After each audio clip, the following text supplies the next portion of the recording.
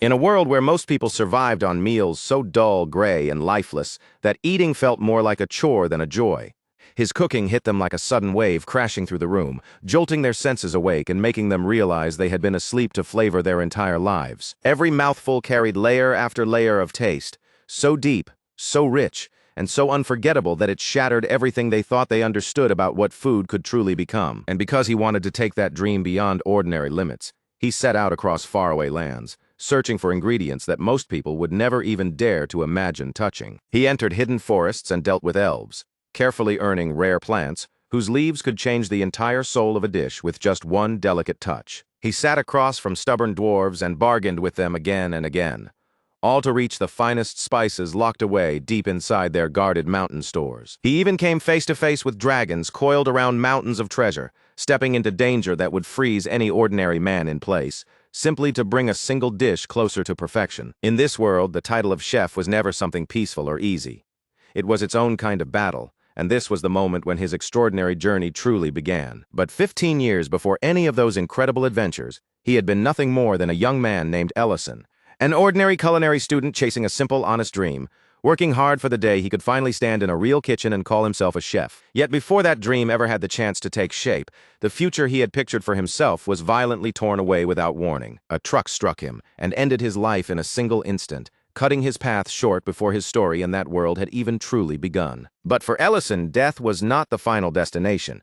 When his eyes opened once more, he found himself far from the world he knew, standing in a completely unfamiliar land that was already being crushed beneath the weight of war. At first, all he could do was stand there in stunned confusion, his mind blank, his body frozen, unable to make sense of what had happened to him.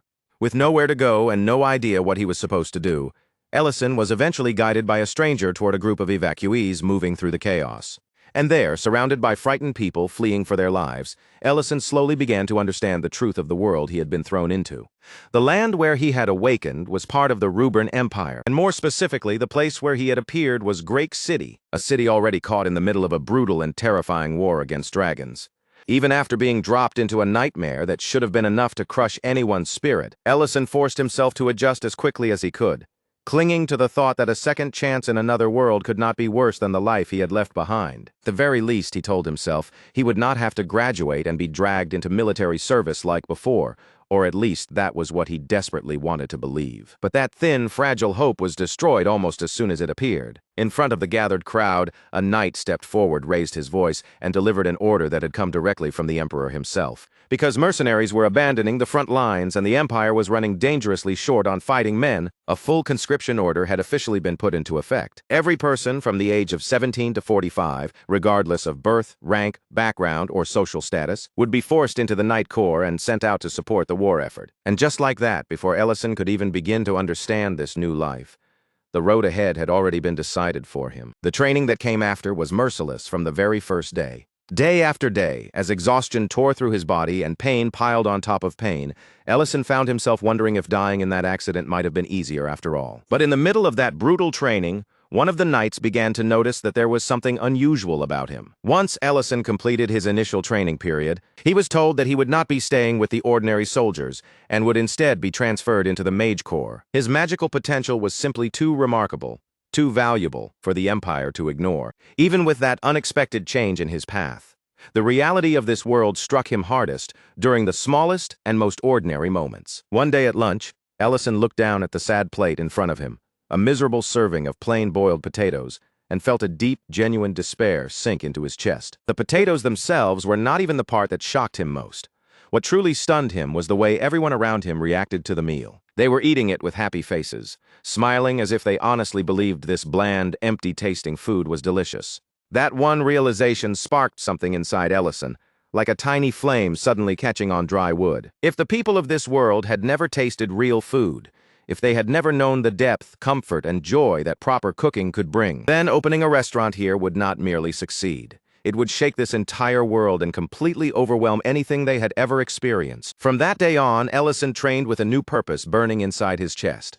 No matter how cruel the days became, he would survive, endure the war, and someday build his dream in this world. All he believed he needed to do was hold out for 2 years until the war finally came to an end.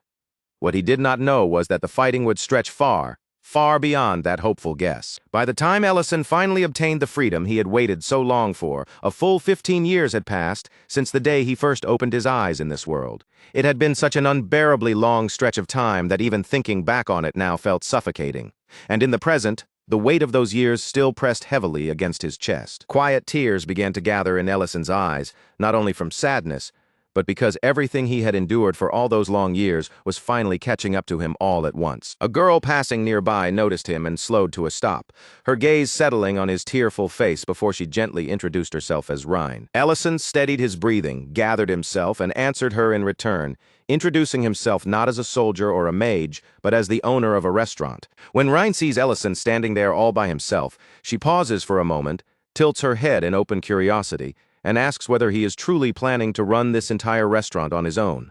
Ellison answers in an easy, almost casual tone, saying there is someone he could probably call family, but knowing her usual habits, she is most likely still sleeping without a care in the world and will not even bother opening her eyes until evening comes around. That little piece of information immediately draws Rhine's attention, and almost as if she has found the perfect excuse to lend him a hand, she mentions a useful connection. Her husband owns a butcher shop near the town entrance, and he can provide the meat Ellison needs. Ellison accepts the offer without hesitation and says he will visit the shop, but before he can get too comfortable with the idea, Rhine gives him a slightly troubled warning, admitting that her husband is not exactly the most pleasant man to deal with. Even so, Ellison does not look shaken in the slightest. After living through war, magic, and 15 brutal years inside the military, a single bad-tempered butcher hardly seems like something worth fearing. But the moment Ellison actually stands face-to-face with the butcher for the first time, even his steady confidence falters just a little. The man's harsh face alone is enough to make the space between them feel tense and heavy. And when Ellison politely explains that he is looking for meat to use in his restaurant, the response he receives is cold, blunt, and completely unfriendly. The butcher immediately scans Ellison from head to toe, judging him with a sharp glare, and assumes he must be just another greedy reseller trying to buy meat cheaply and flip it for profit. Before the conversation has the chance to slide any further into hostility, Rhine appears with almost terrifying timing, swinging a frying pan straight into her husband and cutting him off by force before ordering him to stop arguing and go bring out some Beloran meat. Her husband grumbles loudly, complaining that people like Ellison are exactly why he has so many headaches in the first place, but Rhine refuses to back down even a little, pushing him to do as she says before turning toward Ellison and apologizing for his behavior. Once the sharp tension in the room begins to ease, Rhine quietly explains why her husband reacts so aggressively whenever restaurant owners are involved. In the past, he once chose to trust a restaurant owner, only for that very person to betray him in the end. Since that painful experience,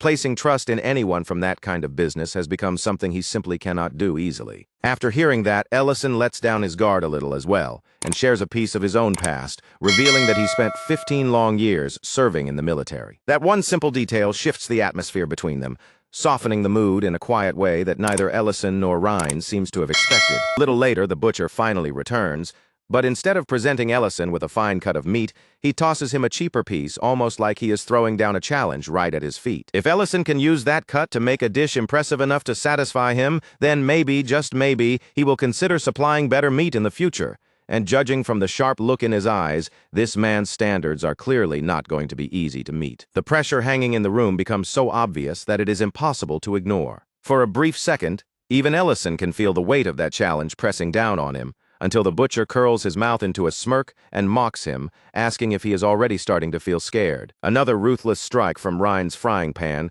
crashes down and instantly silences that arrogant attitude. Ellison quickly brushes off the insult, letting his confidence settle back into place, and calmly invites both Rhine and her husband to come to his restaurant for dinner that very evening. Rhine hesitates at first, her gaze drifting toward the cut of meat in Ellison's hands, and her expression makes it clear that she is worried about exactly what her husband has given him. But Ellison answers her concern with steady confidence, reassuring her that this amount is more than enough for the dish he already has in mind. Even after Ellison leaves, Rhine's worry still does not disappear, especially because she knows exactly what that cut really is: Yuba belly fat, a piece of meat most people in this world would never even consider using. But when Ellison looks at that very same cut, he sees something completely different from what everyone else sees. The livestock in this world may have strange, unfamiliar names that still sound unusual to him, but the moment Ellison studies the meat in front of him, he recognizes it right away as pork belly, and not just any pork belly, but a surprisingly beautiful, high-quality piece. The reason the butcher handed it over is simple.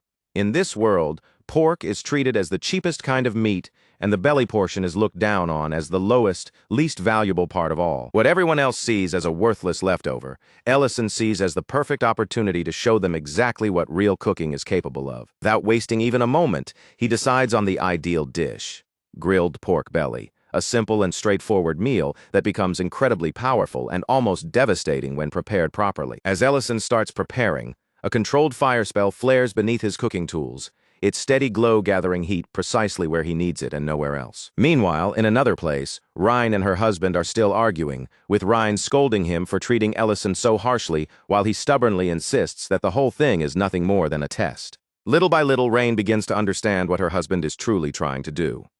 He has not fully rejected Ellison yet, but is carefully watching to decide whether this man is actually worthy of trust.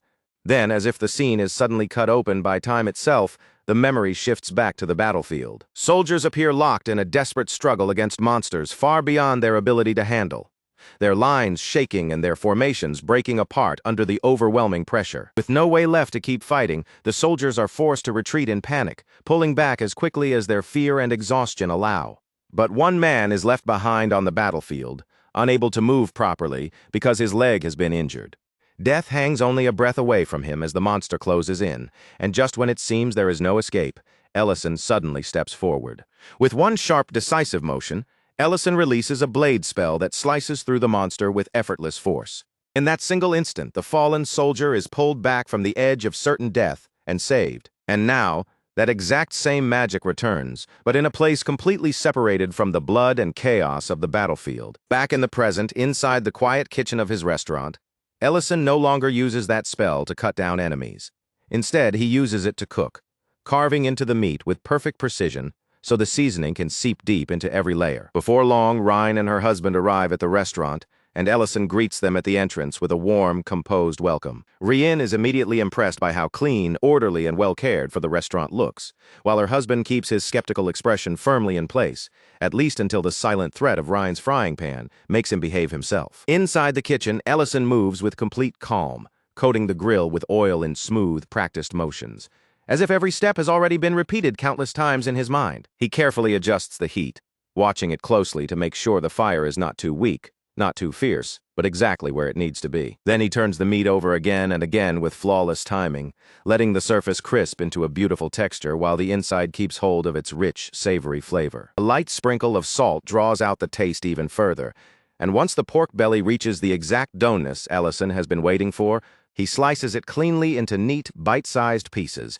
each one easy to eat, yet still glistening with heat, juices, and the promise of deep flavor. He arranges the sizzling pieces onto the plate beside a fresh salad, placing the crisp greens right next to the golden, richly cooked meat so the colors, textures, and flavors can stand against each other perfectly. For a brief moment, Ellison thinks about adding more elements and building the dish into something more complex. But after considering the people who are about to eat it, he decides that a clean, straightforward flavor will leave a much stronger impression than anything overly fancy. When the finished plate is finally set down in front of them, their reaction begins almost instantly, the very moment the warm aroma rises from the pork and reaches their faces. Rien takes the first bite, and the second the flavor spreads over her tongue, her eyes open wide in clear surprise. There is no question about it. What she is tasting is definitely pork. And yet, somehow, this pork is completely different from the kind she has eaten and known for her entire life. The taste is full and rich without becoming greasy or overwhelming, and the freshness of the salad balances it so well that every bite makes the meat feel even more satisfying. But while Rhine is still caught in that stunned silence, Ellison hears something even more important coming from the other side of the table. The butcher gruffly announces that he will supply Ellison after all, and when Ellison looks over, he notices the man's plate has already been cleared completely, even though he is still pretending to complain that there is no pork left. When Ellison asks him directly whether the dish was enough to satisfy him, the butcher answers in his usual rough, stubborn voice that it was not, because what he actually wants is another serving. Rien immediately cuts in, refusing to let her husband hide behind his bad attitude and pushes him to give Ellison a proper, honest answer. And this time, the butcher finally stops trying to dodge the truth. He admits it plainly, even if the words come out awkward and reluctant. This is the best pork he has ever tasted in his entire life.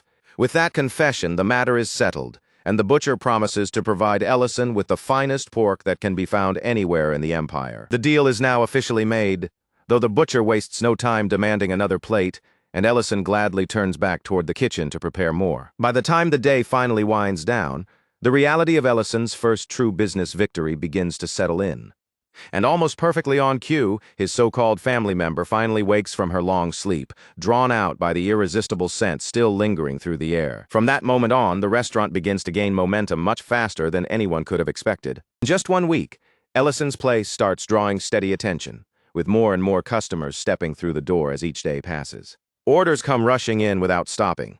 And out of everything on the menu, the pork belly becomes the dish people keep calling for again and again. Every customer seems to leave in the same state, with their plates scraped so clean that not even a trace of food remains. Their faces are filled with deep satisfaction, like they have just discovered a flavor they never realized their lives had been missing. At the end of another busy day, Ellison begins wondering whether it might be time to close the restaurant for now. But as he checks through his remaining supplies, one problem suddenly becomes impossible to ignore. His spices are almost completely used up, and even worse, the pepper has run out entirely. In an old world where trade routes are slow, uncertain, and often unreliable, spices are treated like precious treasures, and even when he can get them, their quality still falls far short of what Ellison remembers from modern times. Then a familiar idea comes to him, and Ellison pulls a coin from his pocket, turning once again to the strange method that always feels a little absurd, but somehow works exactly when he needs it. He summons ingredients directly from the modern world. This unusual magic is something Ellison first discovered while desperately searching for any possible way to return to his original home. The spell comes with strict limits on both size and weight, so he cannot bring over anything too large or heavy, but even with those restrictions, Ellison still sees it as an incredibly rare blessing. Out of guilt, he sends gold coins back every time he uses it, because even if the items are crossing between worlds, taking something without paying has never sat right with him. As Ellison refills the spice jars one by one, his thoughts drift again to the most frustrating weakness of this magic. He cannot bring over proper fresh ingredients, no meat, no eggs, nothing that spoils quickly, because whenever he tries, the food arrives already ruined and completely unusable. And, as if that limitation were not troublesome enough, casting the spell itself drains far more of his energy than he likes to admit. After finishing the restocking, Ellison decides he has earned himself a drink and heads over to grab the beer he had summoned earlier. The instant he opens the fridge, he finds nothing waiting for him inside, not a single bottle left behind. That empty sight alone tells him everything he needs to know about exactly who is responsible. He marches straight toward the dragon girl and immediately starts scolding her, not even bothering to hold back his irritation. And it is not just because she drank every last bit of his beer. She also left the entire mess sitting there afterward, clearly expecting someone else to clean it all up. Rurin fires back without even the slightest hint of shame in her voice. She boldly declares that it was revenge, all because Ellison failed to leave her anything decent to eat. Then she proudly lifts herself up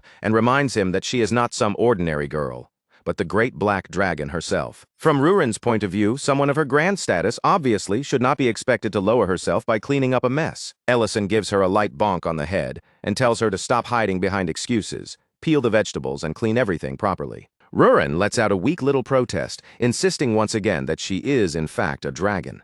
But as Ellison looks at her, he cannot help thinking back to how she was left all alone after her mother died during the Dragon War, swept into that chaos with no one left beside her. That was the reason that once she took on a human form, Ellison chose to keep her close and look after her himself. Even though Rurin is already 100 years old, by dragon standards, she is still practically a child, young, reckless, stubborn, and nowhere near grown up. So Ellison uses the most effective motivation he has, promising to make Salisbury steak if she finishes the work. And just like that, her entire mood brightens in an instant. Not long after that, Creston arrives at the restaurant and asks for something to drink along with his meal. Ellison checks the fridge that Rurin has already raided completely, and after peering inside for a moment, he somehow manages to find one last bottle he had secretly kept aside. To avoid anyone asking awkward questions about where such an unfamiliar drink came from, he quietly transfers it into a different container before carrying it out to the table. Creston looks down at the clear liquid with a confused expression, turning the container slightly in his hand as he guesses that it might be nothing more than plain water. Ellison calmly explains that the drink is called soju, and with a relaxed smile, tells Creston that it pairs especially well with the meat he is eating. The reaction comes right away. Creston takes a bite, follows it with a drink, and his expression slowly melts into deep satisfaction as he praises Ellison openly, amazed that one simple cup can change the taste of the meat so dramatically. Before much time passes, Creston asks for another round, and Ellison serves him again without making a big deal out of it. But as the drinking keeps going, Ellison begins to sense that something feels off. because Creston's mood is much heavier and darker than usual. One glass after another disappears in front of him, until Ellison finally steps in and tries to slow him down, warning him that soju is far stronger than it looks. Even with that warning, Creston keeps demanding more. So Ellison finally looks at him with a serious gaze and asks what happened to make him act this way. That is when Creston finally reveals the worry that has been gnawing at him. He believes Rhine may be secretly meeting another man behind his back. According to Creston, every month, always around a certain time, Rhine dresses herself up and leaves the house. One day, unable to ignore the suspicion building inside him, he followed after her and saw her meeting one of his old mercenary comrades, a man who had once been close to him. Creston slams the table in frustration, furious that this man never visits him openly, yet somehow has the nerve to meet with his wife in secret. And what makes the bitterness even harder for him to bear is the fact that Rhine is supposed to meet that same man again today. Ellison tries to calm him, telling him that drowning himself in alcohol will not solve anything, but Creston, already overwhelmed, asks in a broken voice what else he is supposed to do. Then the anger finally cracks apart and Creston begins crying over Rhine, because underneath all the jealousy, hurt, and frustration, he loves her that much. Seeing Creston fall apart like that, Ellison quietly tells him that he wants to help. After all, Ellison simply cannot bring himself to believe that Rhine is the kind of woman who would betray her husband. With that decision made, Ellison walks over to Rurin, already putting together a plan in his head. He asks whether she wants to come with him, and then adds the one condition he knows will immediately grab her attention. If she agrees, she can stop peeling vegetables. Rurin accepts without even a second of hesitation, practically jumping at the chance to escape the miserable pile of work sitting in front of her. A little while later, the two of them are crouched low on a rooftop, keeping themselves hidden while they quietly watch Rhine from above. From their concealed position, Ellison spots Rhine sitting inside a restaurant across from a man who can only be the old mercenary Creston was talking about. Ellison immediately sets his plan in motion and asks Rurin to listen in on their conversation, telling her to report exactly what the two of them are saying. Of course, Rurin has no intention of doing the job for free, so she starts bargaining at once, demanding steak in exchange and freedom from peeling onions as well. Ellison agrees to her terms, and Rurin finally begins listening as Rhine tells the man that Creston has become suspicious, mostly because his old comrade never comes around to visit openly. The man admits that he is worried Creston would become furious if he ever found out what he had helped him with in the past. For Ellison, that single exchange is enough to make it clear that this is not the kind of secret Creston thinks it is. Deciding there is no reason to keep waiting, Ellison moves at once and drops straight down from the rooftop, while Rain is still trying to explain the misunderstanding to the man sitting in front of her. Ellison steps into the conversation with calm timing and asks if he can join them. Then he explains the situation plainly, telling both of them that Creston has completely misunderstood the nature of their relationship. Before long, Rhine and the old mercenary are brought directly in front of Creston, who is now so drunk that he can barely keep himself composed. The moment Creston sees the two of them together, bitterness rises in his face, and he throws out a sarcastic comment about how good they look standing side by side. Rien and the old mercenary immediately try to explain what is really happening. But before either of them can properly get the words out, Creston loses control and lunges straight at his former comrade. His fist, however, never makes it to its target. Ellison reacts in an instant, raising a protective shield between them and stopping the blow before it can land. Once the situation is finally under control, Ellison pushes them to stop hesitating and clear up the entire misunderstanding properly. At last, the truth comes out. The man had once helped Creston financially so he could open the butcher shop in the first place. That revelation leaves Creston completely stunned, his anger draining away all at once and leaving only speechless confusion behind. Holding a basket packed with meat and vegetables, Ellison walks past them and tells them to settle the mess between themselves, because while they do that, he is going to make dinner. Since Creston is already drunk, Ellison decides to prepare something warm, gentle, and easy on the stomach, a comforting meal built around soup. Rien has brought him high-quality Baloran meat, so Ellison chooses the perfect dish for the situation, shabu shabu. He starts by preparing the soy sauce dipping sauce, and once the broth reaches a rolling boil, he strains out the solids before pouring the clear, fragrant liquid into the pot as the meal begins coming together. Outside, Rain finally begins telling Creston everything she had been keeping from him. Truth is that his old comrade had given her his life savings so that she and Creston could open the butcher shop, and now that their income has become stable, she has been secretly paying him back little by little each month. Creston had always believed the money came from some lord as a reward for catching a thief, but Rhine admits that the story was a lie, because if he had known the truth, he never would have accepted money from another man. After hearing Rain's confession, the old comrade apologizes as well, both for missing the butcher shop's opening and for letting such a painful misunderstanding grow between them. Creston, now looking crushed and completely lost, asks why anyone would hand over their life savings to someone like him, especially money that could have supported the man after he retired from mercenary work. Before the heavy atmosphere can settle any deeper over the group, Ellison returns with the steaming pot in his hands, sets it down right between them, and tells everyone to eat while the vegetables still have their bite, before they soften too much in the broth. When Creston notices just how incredibly thin the slices of meat are, and points it out in surprise, Ellison explains that he cut them that way on purpose, so they would only need a moment in the hot broth before being ready to eat. The two men begin adding food to their bowls, and with the first warm sip, their tense expressions slowly ease into comfort and satisfaction, especially Ment, who is experiencing Ellison's cooking for the very first time. As the heat of the broth spreads through them from the inside, the quiet comfort of the meal pulls both men back into memories of the war. To the moment when Creston once took a sword strike meant for Ment. Back in those days, their supplies had almost completely run out, leaving them with only miserable rations as they fought, starved, and struggled just to keep themselves alive. During that desperate time, Ment had somehow managed to hunt down a Baloran and turn its tough, foul-smelling meat into a soup that, against all odds, became the best meal they had tasted in a very long time. Then Ment quietly admits that he never really had some grand dream waiting for him after retirement anyway, because helping his friend had always mattered more to him than anything else. Hearing those honest words finally breaks through the old bitterness between them, and at last both men lower their pride and apologize to each other. Right after that gentle moment, Rurin suddenly ruins the mood in her own way, pointing an accusing finger at Ellison and reminding him that he still broke his promise to make her steak. Ellison tries to wiggle out of it by saying the evening is not technically over yet, so he still has time to keep his promise, but Rurin grumbles back that night has already arrived. Rather than let himself get dragged further into that argument, Ellison turns away from Rurin's complaint and asks Ment what he thought of the meal. Ment praises the food without the slightest hesitation, then asks if he and the rest of his mercenary group, who are about to leave on an escort mission, could come to the restaurant for a meal before they set out. Ellison falls quiet for a moment, because making food for 1 or 2 people is simple enough, but feeding an entire mercenary group is a completely different challenge. After turning it over in his mind, he seems to decide that chicken will be the main dish for the feast. The problem is, catching chicken in this world turns out to be an exhausting nightmare, far worse than anything Ellison had imagined. At one point, the chase becomes so ridiculous and frustrating that he even starts wondering whether burning down the whole forest would make catching one easier. Now, standing deep in the middle of that frustration, Ellison fully regrets ever declaring with confidence that he would prepare chicken for the mercenaries' dinner. In a flashback, Ellison first goes to Creston and demands that he supply chicken for the upcoming meal. But Creston immediately shuts that idea down, telling him that getting one is close to impossible because that kind of livestock is incredibly rare. When Ellison refuses to let the matter drop and keeps pressing him for any possible answer, Creston finally mentions that he once heard some had been spotted inside Lemon Forest. That is how Ellison ends up there, worn out and deeply irritated, eventually asking Rurin for help.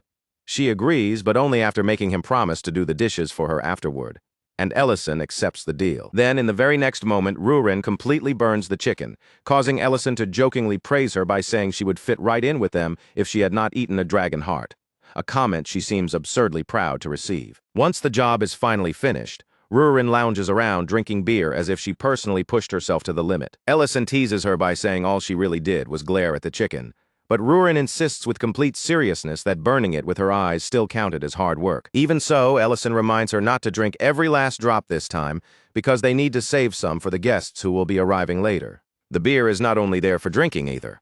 Ellison has planned it as the perfect pairing for the dish he is preparing that evening. By the time night falls, the restaurant is packed from wall to wall with mercenaries. The whole place is loud, crowded, and buzzing with hungry soldiers, though not everyone is convinced yet.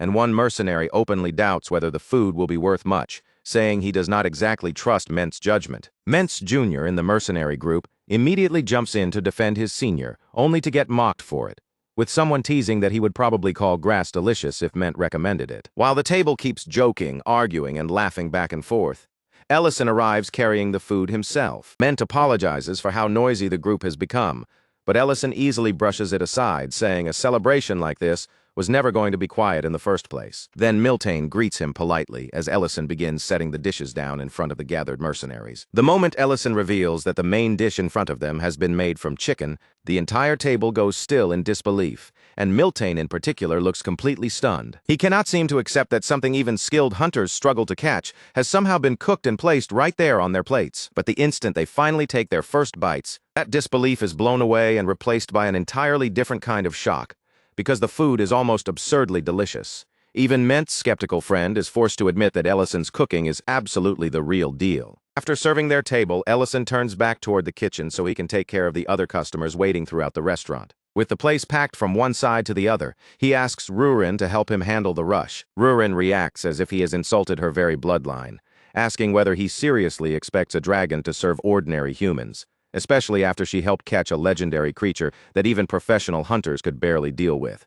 Ellison immediately realizes that she must have heard every word the mercenaries said earlier with that ridiculous dragon hearing of hers. So instead of fighting her head-on, he takes a softer approach and reminds her that opening a restaurant after the war was something they had planned together from the very beginning. Then he adds that if she truly does not want to help, he will somehow handle the entire rush by himself. That single line hits exactly where Ellison needs it to. After some nervous resistance and obvious hesitation, Rurin finally gives in. A little while later, Rurin is actually serving customers inside the restaurant. He runs back and forth between the crowded tables, carrying food through the noisy room until the rush finally reaches its end. And the moment the last wave of work is finally over, Rurin collapses across the tables, completely drained from sheer exhaustion. Ellison quietly reached for the special reward he had been saving for this moment, bringing it out as if it were something meant only for the two of them.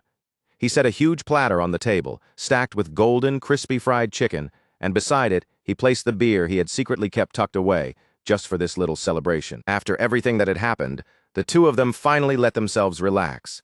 They dug into the food with tired but genuine happiness, eating the hot fried chicken and drinking together like people who had barely survived another storm, and had finally earned one quiet breath of peace side by side. That was when Ellison began to notice something more. Earlier, Rurin had not only helped him deal with the customers, but after the rush was over, she had even moved around the restaurant cleaning things up on her own, quietly taking care of the place without bragging or making a big fuss about it. When Ellison saw all of that, a soft smile tugged at his face. Looking at Rurin, who was sitting there completely drained from working so hard, he gently told her that she really had grown up quite a bit. Rurin was far too exhausted to keep up her usual proud, stubborn attitude. Instead, she slowly leaned her head against Ellison's shoulder, her voice soft as she murmured that she had only helped because this was no longer just his restaurant. To her, it had become their restaurant. Ellison allowed that warm little moment to sit between them for only a brief second. Then, just like always, he shifted back into that familiar teasing tone of his, casually telling her that if she cared about the restaurant that much, then maybe their small dishwashing agreement could simply disappear from now on. After all, if she was already helping out so responsibly, then surely washing the dishes did not need to be treated as a separate deal anymore. The instant she heard that, Rurin came back to life like she had been struck by lightning. She immediately rejected the idea without even a heartbeat of hesitation, making it perfectly clear that helping with the restaurant and washing dishes were completely different matters. But that quiet, peaceful little exchange between them was not allowed to last for very long. The calm atmosphere inside the restaurant shattered all at once when the Black Dragon Elder Medidana appeared. His very presence seemed to press down on the room, instantly changing the air around Ellison and Rurin. As soon as he arrived, Medidana swept his eyes over the surroundings with obvious disgust. He sneered at the human city, complaining about how unpleasant and unbearable it was, as though just being forced to stand there offended every part of him. When Ellison said his name aloud, Medidana's face twisted even more. His eyes narrowed sharply, as if hearing that name spoken so calmly by a human was already an insult he could barely tolerate. He let out a cold scoff, looking down on Ellison as though a mere human had no right to address him directly in the first place, much less say his name with such steady confidence. Ellison did not shrink back from him. He simply held his ground and asked why Medidana had come, but the elder did not offer a direct answer right away. Instead, Medidana turned his gaze around the cramped restaurant, taking in the small human space with a dismissive look. Then he remarked almost casually that Ellison had somehow managed to live in a place like this while keeping a dragon at his side. Rurin reacted the moment those words landed. Almost instinctively, she slipped behind Ellison, hiding herself behind his back, and using his body like a shield so she would not have to stand directly in Medidana's line of sight. Ellison noticed her movement immediately. Without stepping away, he planted himself firmly in place and pointed out that if Mididana had come here because of Rurin, then he had no right to suddenly act as though something was wrong now. After all, when Rurin was first entrusted to Ellison, no one had stepped forward to object to it. Mididana did not try to deny the reason for his visit. Without so much as a pause, he admitted it plainly. Yes, he had come all the way here because of Rurin. From behind Ellison, Rurin immediately raised her voice. Her words were filled with resistance as she insisted that she wanted to stay with Ellison, and then she accused Mididana of abandoning her all this time. Mididana snapped back at her sharply, correcting her accusation at once. According to him, he had not abandoned her at all. He had only arrived late. But before that excuse could settle into the room, Ellison cut in. He reminded Mididana that Rurin had already been promised to him, and dragons were not supposed to take back their word once they had given it. Mididana accepted that the promise had indeed been made, but his voice remained firm and unmoved. He explained that there were rules far older than that agreement, rules that stood above any personal promise. Seeing that Ellison and Rurin did not yet understand what he meant, Mididana stated the matter plainly. Among black dragons, reaching the age of 800 was the point where adulthood began, and for any dragon who reached that age without having a lair of their own, the rule was absolute. They would become a ward and would have no choice but to leave for the sacred land. Rurin had been relying on her mother's lair until now, but that lair had been destroyed in the previous war, leaving her with no true lair of her own. Because of that, when she turned 800 next year, she would be forced to depart for the sacred land. And if she refused to obey that rule, Mididana said it bluntly, the result could become war. Ellison listened to the entire explanation without showing even the slightest hint of panic. To him, the problem did not seem nearly as hopeless as Mididana made it sound. Without flinching at all, he simply said that if a lair was the issue, then they should just build one for Rurin. That single answer fell into the room like a stone. Both dragons went silent, and for a moment Rurin and Mididana could only stare at Ellison in complete disbelief. Mididana's stunned expression quickly hardened into anger. He exploded at Ellison's boldness, furious that a human would speak so lightly about such a serious matter, as though Ellison still did not understand the true weight of a black dragon's power, even after consuming the Lord's heart. As the tension in the restaurant began to sharpen, Rurin quickly moved between them. She stepped in before the atmosphere could grow any more dangerous, trying to stop the situation from turning into a direct confrontation. She turned her eyes toward Ellison and gently reassured him that she was fine. It was her way of calming him down before his quiet confidence could harden into open defiance against Mididana. With that small but important interruption, Rurin managed to keep the moment from boiling over. She held back the dangerous clash that had started forming between Ellison and the Black Dragon Elder. Ellison then explained himself again, still speaking in that same calm, steady tone. He made it clear that he was not talking about reckless rebellion or chasing some impossible fantasy. He meant exactly what he had said. They would build Rurin a lair. That clarification only left Rurin and Mididana stunned all over again. But Ellison kept speaking as if the plan were completely reasonable, laying out his thinking without the slightest trace of hesitation. They still had a full year before the deadline arrived, and on top of that, they already had enough treasure on hand to at least begin the process of building what Rurin needed. Mididana still looked deeply doubtful, his expression making it obvious that he did not truly believe a human could pull off something so absurd. Even so, in the end, he granted Ellison 1 year and then turned away, leaving the restaurant behind. And with that, Ellison found himself stepping into an outrageous new mission. From that moment forward, he had taken on a task that sounded impossible from the very beginning, building a dragon's lair for Rurin. Of course, the biggest problem was obvious right away. Creating a lair worthy of a dragon would require a ridiculous amount of money, rare materials, and time, far more than any ordinary person could easily gather. Then, almost as if luck had decided to throw him a helping hand, rumors began spreading through the city. People started talking about Ellison's restaurant serving rare palinque meat. Once that rumor spread, customers flooded in non-stop. The restaurant became so packed that Ellison could barely move through the place, let alone find any spare time to focus on Rurin's lair. Even with help from the people around him, the endless rush of customers quickly became suffocating. Ellison realized that if things continued at this pace, he would be crushed by the workload before he made any progress. So he decided he had to deal with the problem at its source. So the next day, Ellison brought Creston along with him into the forest. Together, they headed straight toward the area where the Palanquias were known to roam. Creston was confused right from the beginning and asked Ellison what he was actually planning to do. Ellison answered him plainly, explaining that Creston was about to become the only supplier of palenque meat in the entire empire. If that plan worked, Creston's butcher shop would be overflowing with customers. People from all over would come searching for him, all hoping to get their hands on that rare and valuable meat. Creston immediately looked suspicious and doubtful, his face making it clear that he could not accept such an outrageous plan so easily. He pointed out the obvious problem. Even skilled hunters had a hard time catching palenques, so turning them into a stable business supply was something much easier to say than actually do. But Ellison calmly told him there was no need to worry about that part. The hardest step had already been handled, and since an entire mercenary group had already tasted the meat, Ellison would personally provide the palenques to Creston directly. Still, Ellison made one thing clear from the very start. This was not charity, and once the money began coming in, the profits would be split evenly between the two of them. Creston was obviously irritated by those conditions, and he did not look thrilled about being pulled into Ellison's scheme. But after weighing the opportunity in front of him, he reluctantly agreed to go along with the plan. Then Ellison raised his magic and cast a massive barrier across the forest. By sealing the area under his control, he took the first real step toward turning the palenque supply into an actual business. The spell Ellison unleashed was on a completely different scale.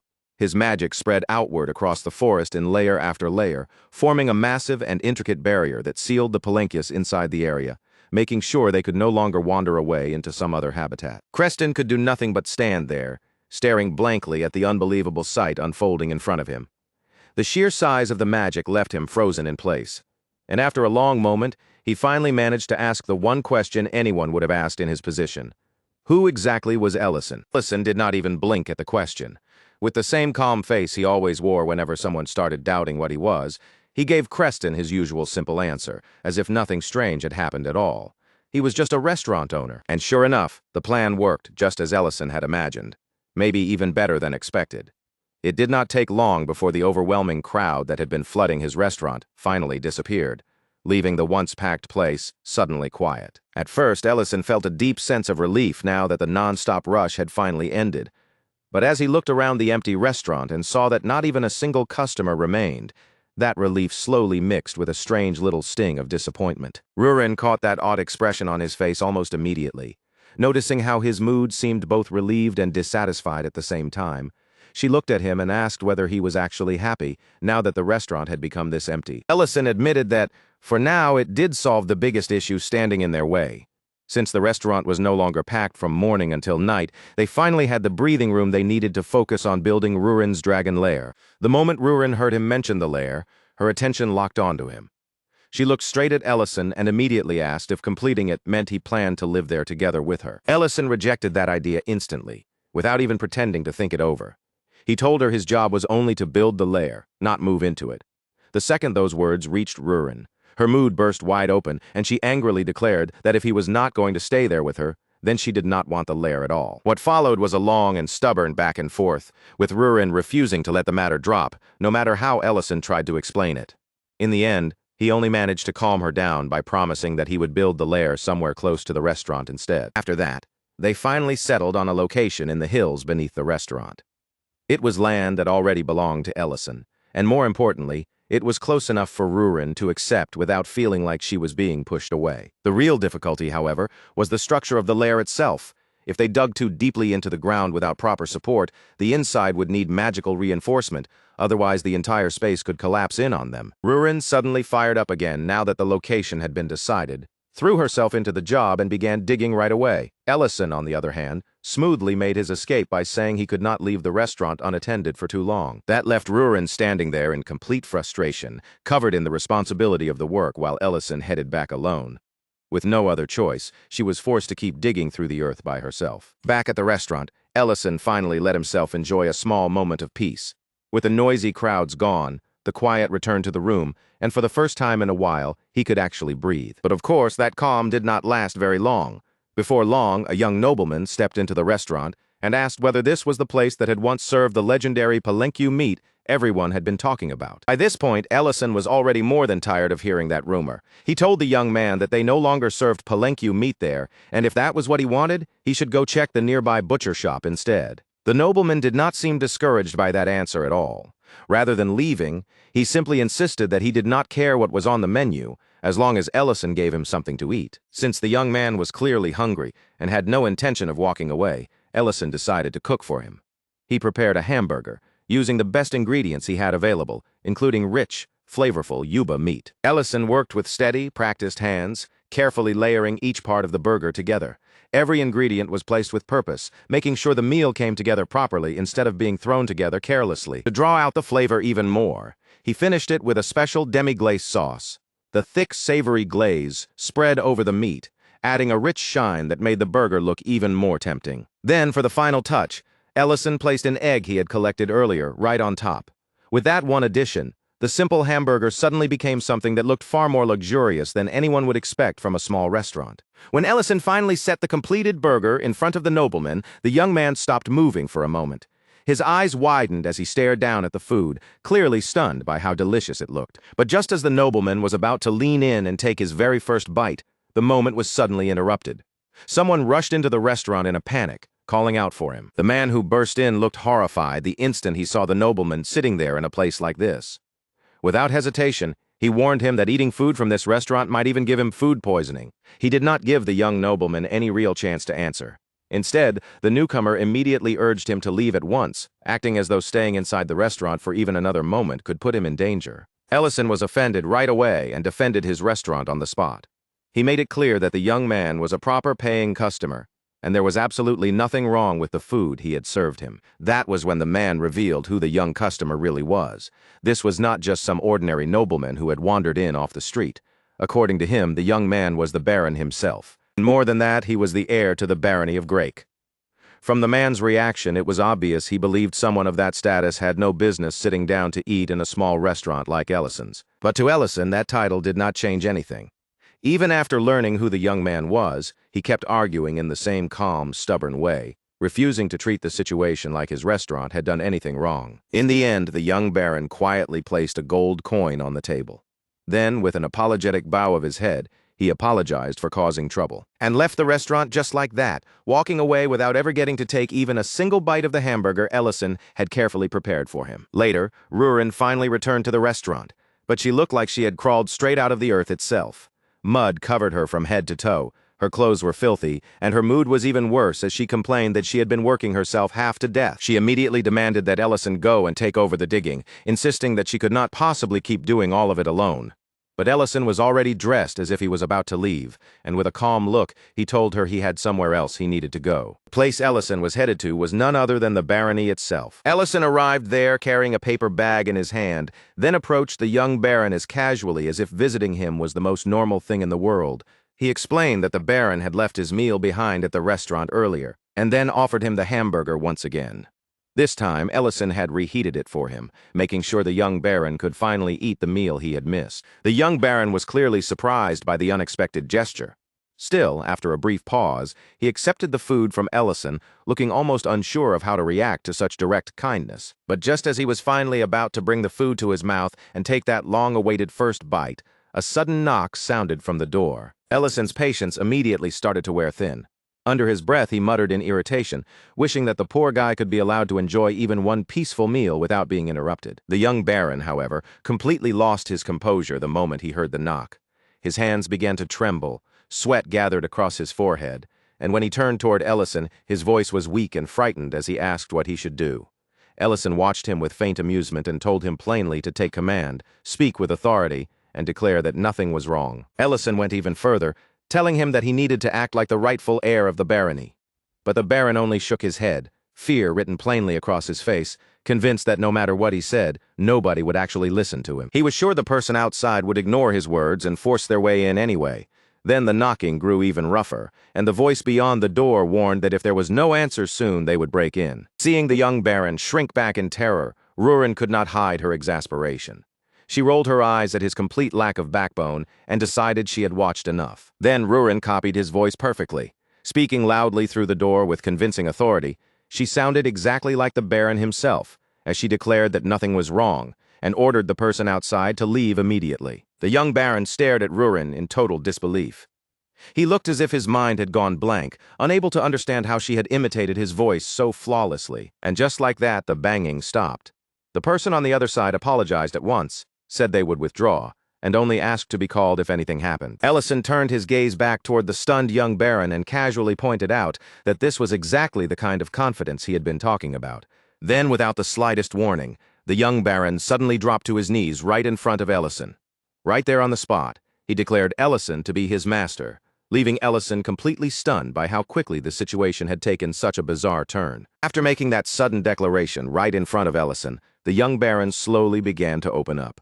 With his head lowered and his voice still unsteady, he started explaining how he had ended up becoming the timid, cornered person Ellison was seeing now. His mother had passed away while giving birth to him, and not long after that loss, his father remarried. From then on, his stepmother became the one constantly watching over him. She was strict, always warning him to be careful, always reminding him that he had to carry himself properly as the son of a lord, and yet even under that cold and severe discipline, he could not bring himself to hate her. In fact, those days somehow remained the warmest and happiest memories he had. But that delicate happiness did not last. Everything began to fall apart when his father was struck down by a serious illness, leaving him bedridden and unable to stand at the head of the household the way he once had. The young baron confessed that once he had truly dreamed of becoming a great lord just like his father. But under his stepmother's shadow, he felt completely powerless. The servants still treated him like a helpless child, restricting his movements, ignoring the authority he should have possessed, and never allowing him to make decisions by his own judgment. With no one nearby that he could honestly confide in, the boy became more and more isolated. Little by little, he began to believe that even if he inherited the title someday, nothing about his life would truly change. But after what had happened earlier, after seeing even the smallest glimpse of what it meant to speak with real authority, a tiny spark of hope finally appeared inside him. Clinging to that feeling, he lowered himself before Ellison once again and begged him to guide him. Ellison listened to the boy's confession without interrupting, quietly taking in every word. Still, from the look on his face, it was obvious he thought the answer the young baron had arrived at was more than a little ridiculous. He pointed out plainly that asking a restaurant owner to mentor a noble was definitely not something normal people would do. But even though the request itself was strange, Ellison quickly understood where the true problem was coming from. Boy had almost no confidence of his own because, for years, the people around him had slowly crushed every opportunity he had to grow into himself. Ellison told him directly that he had been raised in a way that stopped him from thinking with his own mind, acting on his own will, or ever properly standing up and declaring who he was as a person. So, instead of giving him some grand lecture about noble blood, politics, or leadership, Ellison offered him advice that was much simpler, much more direct, and far more important than it first sounded. He told the young baron that when he spoke to people, he needed to look them straight in the eye and take responsibility for his own words and actions. A proper lord, Ellison explained, was not someone who blindly followed others, but someone who listened carefully, thought things through, and then chose the path he truly believed was right. If that choice brought about a good result, then he could call it the correct decision. And if it failed, then he still had to accept the outcome, learn from the mistake, and keep walking forward instead of letting fear stop him. Before Ellison could say anything more, he suddenly stood up, as if the heavy atmosphere had already lasted long enough. Then, in his usual casual way, he pointed out that the hamburger was getting cold, and with that simple reminder left hanging in the room, the young baron sat there in silence, staring down at the meal in front of him as he slowly turned every one of Ellison's words over in his mind again and again. Then at last he picked up the hamburger, brought it to his mouth and took a bite, and in that small, quiet moment, something inside him began to shift. Meanwhile, Ellison and Rurin had already teleported outside the city. Still curious about everything that had just happened, Rurin looked over at him and asked why he had gone so far out of his way to help the young baron. Ellison simply took out the gold coin the boy had left at the restaurant and showed it to her. He explained that what he had done was not charity at all, but business. That one coin was worth 100,000 runes, far beyond the price of any normal hamburger, and Rurin stared at it in total disbelief, unable to understand how anyone could spend that much money on a single meal. Ellison only shrugged, saying that with payment that generous, offering proper service was only natural. He even added that he hoped the young baron would become a regular customer, but Rurin immediately disliked the idea, grumbling that if he kept coming back, there would be fewer hamburgers left for her. Elsewhere, away from the restaurant and closer to the outskirts of the city, the elf doctor Elena quietly began sharing what had been weighing on her heart with Rhine, who stayed beside her the entire time, listening patiently like someone Elena could truly trust. Elena explained that she had left her homeland because she genuinely wanted to help people beyond the forest. As a doctor, she wanted to use her skills for those who were sick, injured, or simply in need of someone who could treat them. But instead of finding only gratitude, she kept running into prejudice, uncomfortable attention, and the strange obsessions that humans often carried toward elves. Many of the patients who came to her clinic were not truly focused on being healed. Rather than seeing her as a doctor, they seemed more interested in staring at an elf up close. Some people even spread ugly rumors about her, accusing her of seducing others. Others treated her like a rare attraction to be admired, instead of a person who had come there with the sincere intention of healing the sick. Those experiences slowly wore Elena down. No matter how honest her intentions were, she began to feel as though there was nowhere she could truly belong. Ian quietly listened until Elena had finally said everything she needed to say. Then, with a gentle voice, she asked the one question that mattered most. Despite all of that pain, did Elena still enjoy the work itself? Elena admitted that she did, even with all the burdens, misunderstandings, and hurt surrounding it. Helping people still mattered to her. Rian told her to hold on to that feeling tightly. She wanted Elena to remember the part of the work she still loved, instead of allowing the cruelty around her to swallow every good thing along with it. Then Ryan suggested that Elena visit the restaurant on the hillside. According to Rain, that little restaurant might help Elena look at her situation from a different angle, and perhaps even remind her that despite all the unpleasant things she had endured, there were still parts of life worth appreciating. At that same time, Ellison was still tied up with work on Rurin's lair, and Creston had brought his nephew along with him to make an introduction. While they were there, Creston also let Ellison know that Elena had arrived at the restaurant. But when Ellison finally made it back, he stepped straight into a scene of complete chaos. Elena was kneeling on the floor in front of Rurin, and Rurin, wearing a smug little smile that made the situation look even worse, was declaring that if Elena wanted forgiveness, she would have to serve her like a subordinate. For a brief second, Ellison froze where he stood. Then irritation flashed across his face, and his fist tightened as he took in what was happening. The next moment, he snapped at Rurin without hesitation, demanding to know what she thought she was doing to someone who had come all the way to the restaurant as a customer. A few minutes before Ellison returned, Rurin had been sprawled lazily across one of the restaurant tables, relaxing without a care when the door suddenly opened. Elena stepped inside carefully, her eyes moving around the quiet room as she politely asked whether anyone was there. Rurin got up to greet her and mentioned that the owner was not around at the moment, but almost immediately, her focus shifted away from the visit itself and locked onto something else entirely. Elena was an elf. Rurin openly looked her over from head to toe, studying her without trying to hide it, then remarked that elves really were beautiful, and that all the praise people gave them had not been exaggerated. Feeling awkward beneath Rurin's direct stare, Elena answered as politely as she could. She said that Rurin was beautiful too, and added that Rurin looked much younger than she had expected. The instant those words reached Rurin, the air around her changed. She kept a smile on her face, but it was no longer a friendly one, and she asked Elena whether she was trying to say that she looked young. Then Rurin's tone turned cold as she explained that while she might still be considered young among dragons, she was still far older than Elena. With that prideful pressure bearing down on the room, she demanded to know who had given Elena permission to speak to her so casually. In that one instant, the entire mood inside the restaurant sank into something almost unbearable. Rurin's presence pressed down on the room like invisible weight, making the air feel heavy and suffocating, and Elena, standing right in the middle of it, simply could not withstand that terrifying pressure. The force bearing down on Elena overwhelmed her completely.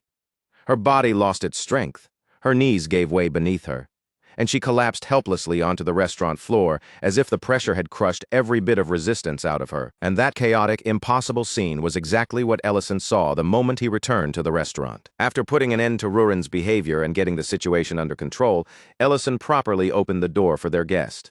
He apologized for all the trouble with as much politeness as he could manage and welcomed Elena into the restaurant again, trying to repair the disaster she had just walked into. Rurin, meanwhile, had been made to sit off to the side, now sporting a fresh bump on her head after being thoroughly scolded.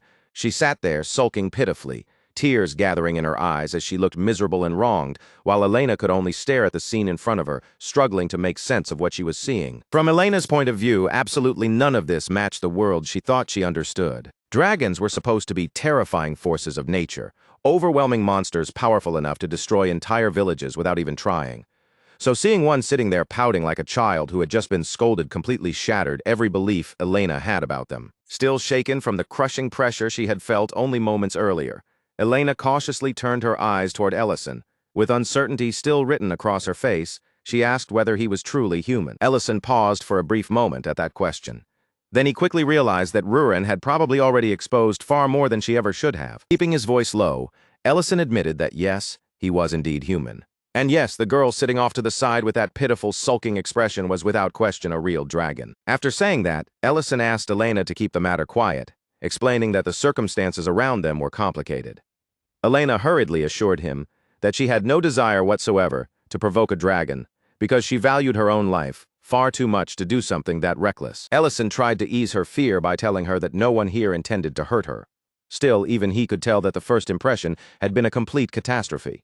Hoping to steer the conversation somewhere more normal, he asked whether she was the elf council member Rhine had recommended. Elena confirmed that she was indeed that person, which only made Ellison feel even more awkward.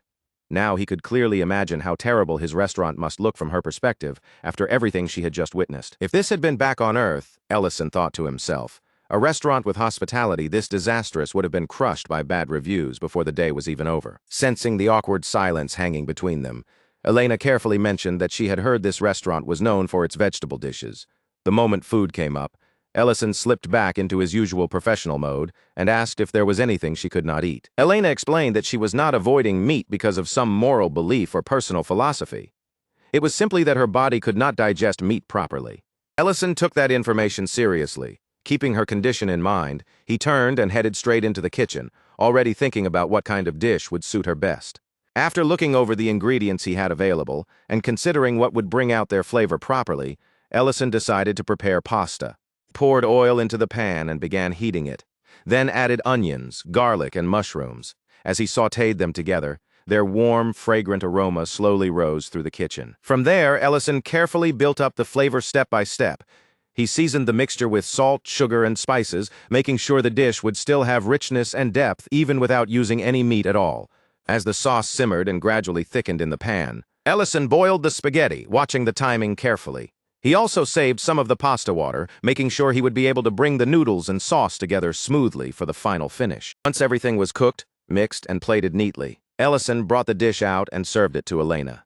Before she ate, he made sure to tell her clearly that there was absolutely no meat in the pasta. The moment Elena took her very first bite, her expression changed in an instant. The flavor was so different from anything she had ever tasted that she froze right there, stunned by the warmth, richness, and comfort spreading across her tongue. Up until that point, most of the meals Elena had eaten had been little more than plain raw vegetables, so this single plate of pasta completely overturned what she believed a meatless meal could be, showing her a kind of flavor she had never imagined. The pasta was so delicious that Elena quickly lost track of herself. Before she even realized how fast she was eating, the plate was already nearly finished. She enjoyed every bite without holding back, completely absorbed in the taste and unable to pull her attention away from the meal in front of her. Ellison noticed just how deeply she had fallen into the food. With a light, easy comment, he approached her and pointed out that she seemed to be enjoying it quite a lot. Embarrassed by how obvious she had been, Elena quickly covered her face.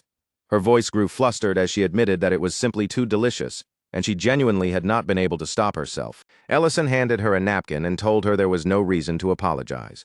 As far as he was concerned, he was just glad that she liked the food. Elena then explained that she almost never visited restaurants in the city. Her appearance attracted far too much attention, and on top of that, most places did not bother making proper vegetarian meals for someone like her. And even on the rare occasions when a restaurant did offer something without meat, the food was usually bland, dull, and completely lifeless. Her expression brightened as she admitted that eating here had changed the way she saw things. She thanked Rain for recommending the restaurant and said that this was one of the most delicious meals she had ever eaten. Hearing those words, Ellison finally felt a bit of relief settle in his chest. At the very least, in Elena's eyes, the restaurant had somehow managed to recover from that disastrous first impression. But that calm and pleasant atmosphere was shattered almost immediately when Creston suddenly shot up from his seat. His angry voice rang through the restaurant as he demanded to know exactly what Nolan had just said. Nolan repeated himself, his expression tense as he revealed that he had found out he was not actually related to his mother by blood. The air in the room tightened at once. Nolan went on to explain how deeply that discovery had shaken him, leaving him confused, hurt, and unable to sort out what he was feeling. Creston tried to knock some sense into him, reminding Nolan that his mother had worked tirelessly to raise him even after losing her husband. He told him that caring so devotedly for a child who was not even hers by blood was an incredibly noble thing. Nolan's voice trembled as guilt finally spilled out of him, and he admitted just how badly he had messed everything up. Earlier, overwhelmed by anger, confusion, and hurt, he had refused to eat the lunch his mother had prepared for him. Worse than that, he had lashed out at her with cruel insults he now clearly regretted. The instant Creston heard what Nolan had done, he exploded with fury. He grabbed Nolan by the collar and scolded him harshly, telling him that no matter how upset a person was, there were still lines they should never cross. The situation grew so heated that Ellison had to step in and stop it before Creston's anger pushed the confrontation even further out of control. And just as the room was finally starting to settle down, Rhine suddenly burst inside, her face pale and her voice filled with panic. She announced that the mine had collapsed and Nolan's mother was trapped inside. Nolan immediately asked what had happened to her, his fear rising at once. Rhine, still visibly shaken, admitted that she was not completely sure, but she believed Nolan's mother had entered the mine while searching for him. That single piece of news struck Nolan harder than anything else could have. The shock that had been holding him frozen finally cracked apart, and the moment he understood his mother was trapped, nothing around him seemed to matter anymore. Crushed by fear and drowning in guilt, Nolan moved before anyone had the chance to stop him. He rushed straight toward the mine with only one desperate thought filling his mind. No matter what it took, he had to get to his mother and save her. Ellison and Elena ran after him without hesitation, both hoping there was still something they could do. But by the time they arrived at the mine, the whole area had already fallen into complete chaos, with frightened voices and panicked movement everywhere. Several people were clinging to Nolan with all their strength, desperately trying to hold him back. The second he broke loose, it was obvious he would throw himself into the collapsed tunnel without even stopping to think about whether he could make it out alive. The people around him kept shouting for him to calm down, warning him again and again that the mine could collapse a second time at any moment. But Nolan was too consumed by panic to listen, his mind fixed only on the person still trapped inside. That was when Ellison and Elena arrived. Ellison immediately stepped forward, cutting through the panic as he told everyone to stop losing their heads. Then he declared that he and Elena were going into the mine to bring Nolan's mother back. The people outside protested at once, insisting that entering the mine now was practically the same as throwing their lives away. Another collapse could happen without warning and bury even more people inside. But Ellison refused to step back. He made it clear that this was an emergency, and since Elena was a healer, there might still be injured workers trapped inside who could not escape on their own and needed treatment immediately. After a fierce round of objections, with fear and urgency clashing in every voice, the crowd finally gave in. Reluctantly, they allowed Ellison and Elena to enter the mine. As the two of them moved deeper into the dark tunnel, with the air growing colder and heavier around them, Elena quietly thanked Ellison for choosing to risk himself for people who were not even his responsibility. She understood exactly how dangerous the situation was. With worry showing clearly on her face, she told him that he did not have to put himself in danger like this. Before Ellison could give her a proper answer, the mine suddenly trembled around them. The walls shook, dust spilled through the darkness, and loose stones began crashing down from overhead. Ellison reacted instantly, without the slightest hint of fear in his expression. He raised a barrier at once, spreading protective magic over both of them and stopping the falling rubble before it could so much as touch them. As they continued deeper into the tunnel, Ellison explained in an almost casual tone that when he was younger, he had apparently been a fairly successful magician. He said it as if that dangerous, impressive part of his life belonged to some distant past. Then Ellison turned the question back toward Elena. He asked why she had chosen to walk into a collapsing mine and risk her own life when she could have stayed safely back at her clinic in Great City. Elena hesitated, her expression showing that she was not quite sure how to put her answer into words, but before she could explain herself properly, the tunnel ahead split into two separate paths. There was no time for them to slowly search one route and then come back to check the other. Every second mattered, and choosing wrong could cost someone their life. So Ellison lowered his voice and began chanting softly under his breath. And in the darkness of the mine, light spirits began to appear. Their gentle glows spread through the cramped tunnel like small floating lanterns, pushing back the shadows around them. The spirits then separated into two groups, drifting forward through both tunnels at the same time so they could search the paths ahead far faster than Ellison and Elena could on their own. Elena watched in amazement as the glowing spirits moved through the darkness and guided them deeper into the mine. Before long, those lights led them directly toward a group of injured workers. One of the trapped workers noticed the soft lights approaching through the dark tunnel, and for a moment he looked as if he thought his mind was playing tricks on him. But when Ellison and Elena stepped into view behind the floating lights, the workers finally understood that what they were seeing was real.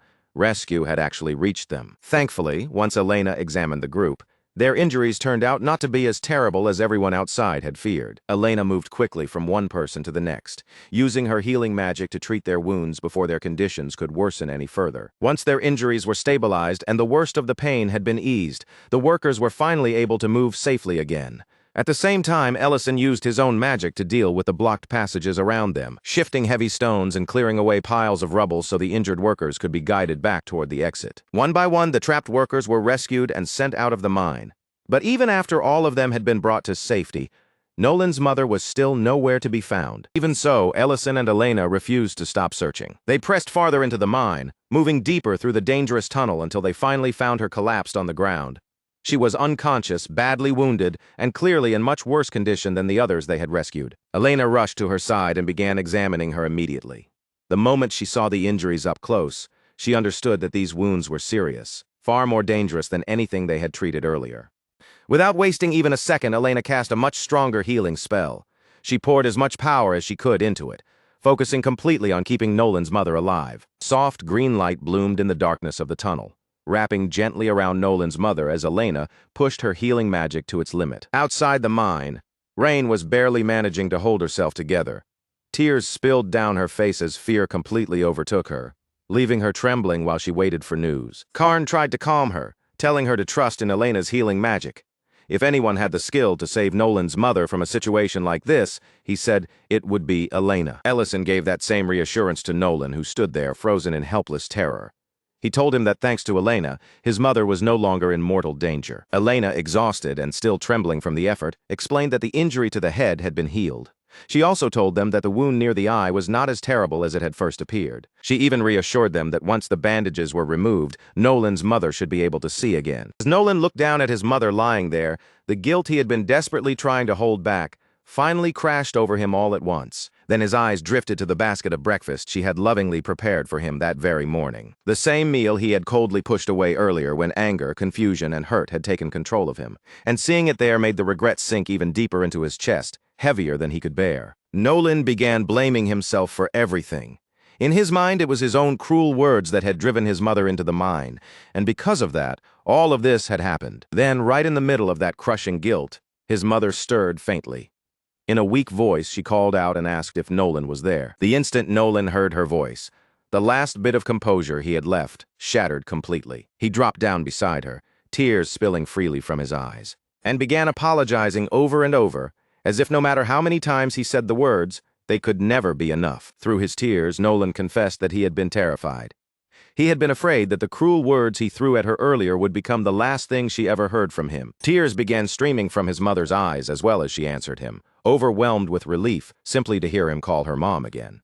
She told him that as long as he was safe, nothing else mattered. As Elena watched that emotional reunion unfold in front of her, she quietly found herself thinking back on everything that had brought her to this moment. In a quiet, vulnerable moment, Elena opens up to Ellison and admits something she has been carrying alone for quite some time. She tells him that she had seriously considered shutting down the clinic she worked so hard to create, leaving this city behind completely, and returning to the hometown she once knew. After everything Elena had endured, all those repeated disappointments had slowly chipped away at her spirit. The way people around her kept doubting her, refusing to place their trust in her, made the entire city feel colder, heavier, and more painful to keep living in. But then Ryan had offered her another way to see things. Instead of letting her bitterness swallow everything, Ryan encouraged her not to abandon this place so easily, and to look carefully for even the smallest reasons that might still make it worth caring about. Elena then speaks with the calm perspective of someone who has lived far longer than any ordinary human, saying that when compared to the long lives of elves, a human life passes by, almost like a brief spark in the wind. And yet, even in that short stretch of time, humans throw their feelings out with such fierce, unprotected intensity. Their joy, pain, anger, hope, and stubborn passion can be genuinely moving to witness, while at the same time, it can feel almost unbearably exhausting. Even though Elena once carried many doubts about them, she has gradually come to respect that raw honesty and passion. She admits that those very human qualities were what moved her in the first place, pushing her to open her clinic and keep staying in this city despite everything. Then Elena's expression softens and a small, weary smile appears on her face as she adds that lately, she has discovered one more reason to like humans: their unbelievable ability to make delicious food. But before she can say much more, the exhaustion she has been forcing down finally catches up with her, and her body begins to lose strength. Ellison reacts before she can hit the ground. Moving in quickly, he catches Elena firmly at the last possible moment, holding her steady and preventing her weakened body from collapsing onto the floor. For a moment, the atmosphere turns a little awkward as Ellison supports her in his arms. Without making a fuss, He begins sending his own magical energy into her body, carefully guiding it through her so he can help restore the strength she has lost. The instant that power begins flowing into her, Elena's body stiffens in clear surprise. The sensation is far too familiar because it feels unmistakably close to a technique that should normally come from elven magic. When Elena questions him about how he knows such a technique, Ellison quickly tries to make the matter sound casual. He brushes it off as though it is nothing special, saying he simply learned it from an old friend named Bayon. But the moment Elena hears that name, she is left completely stunned. Bayon is not some ordinary elf that anyone could casually call a friend. Among the elves, that name belongs to a legendary hero. Elena immediately presses him, asking how Ellison could possibly know someone on that level. Ellison, however, avoids stepping into the complicated truth, and only gives a vague answer, saying that in his prime, he was once a magician with a name that was fairly well known. Meanwhile, back at the restaurant, Rurin is down inside her lair, digging into the earth with a visibly irritated mood. Every movement carries her annoyance, and as she works, she keeps muttering complaints under her breath. She grumbles about how unfair it is for Ellison to leave her behind with all this dirty, troublesome work. What makes it even worse is that she cannot freely use her magic, since there is always the chance that other people might see something they should not. Just as Rurin's complaining reaches its most dramatic and irritated peak, the ground suddenly erupts. A powerful burst of water shoots upward from below, exploding out of the earth and spraying directly over her. In the blink of an eye, Rurin is soaked from head to toe. She stands there completely drenched, water dripping off her body, stunned into silence by the sudden blast that came out of nowhere. Later, when Ellison finally returns, the sight waiting for him is absolute chaos. The entire cave has been thrown into disorder, mud is splattered everywhere, and the torn-up floor looks less like a construction site and more like the aftermath of a battle. Standing right in the middle of that disastrous scene is Rurin herself. She is covered from head to toe in dirt, yet somehow, despite the destruction surrounding her, she looks strangely pleased with what she has done. When Ellison demands to know what in the world happened, Rurin answers as if the explanation should be completely obvious. She tells him that water suddenly started shooting up from beneath the ground. So, according to Rurin's way of thinking, there was only one reasonable thing to do after that. She decided to dig even deeper, all so she could find out exactly where that water was coming from. Ellison looks over the ruined cave with clear frustration, his anger practically visible as he takes in the mess.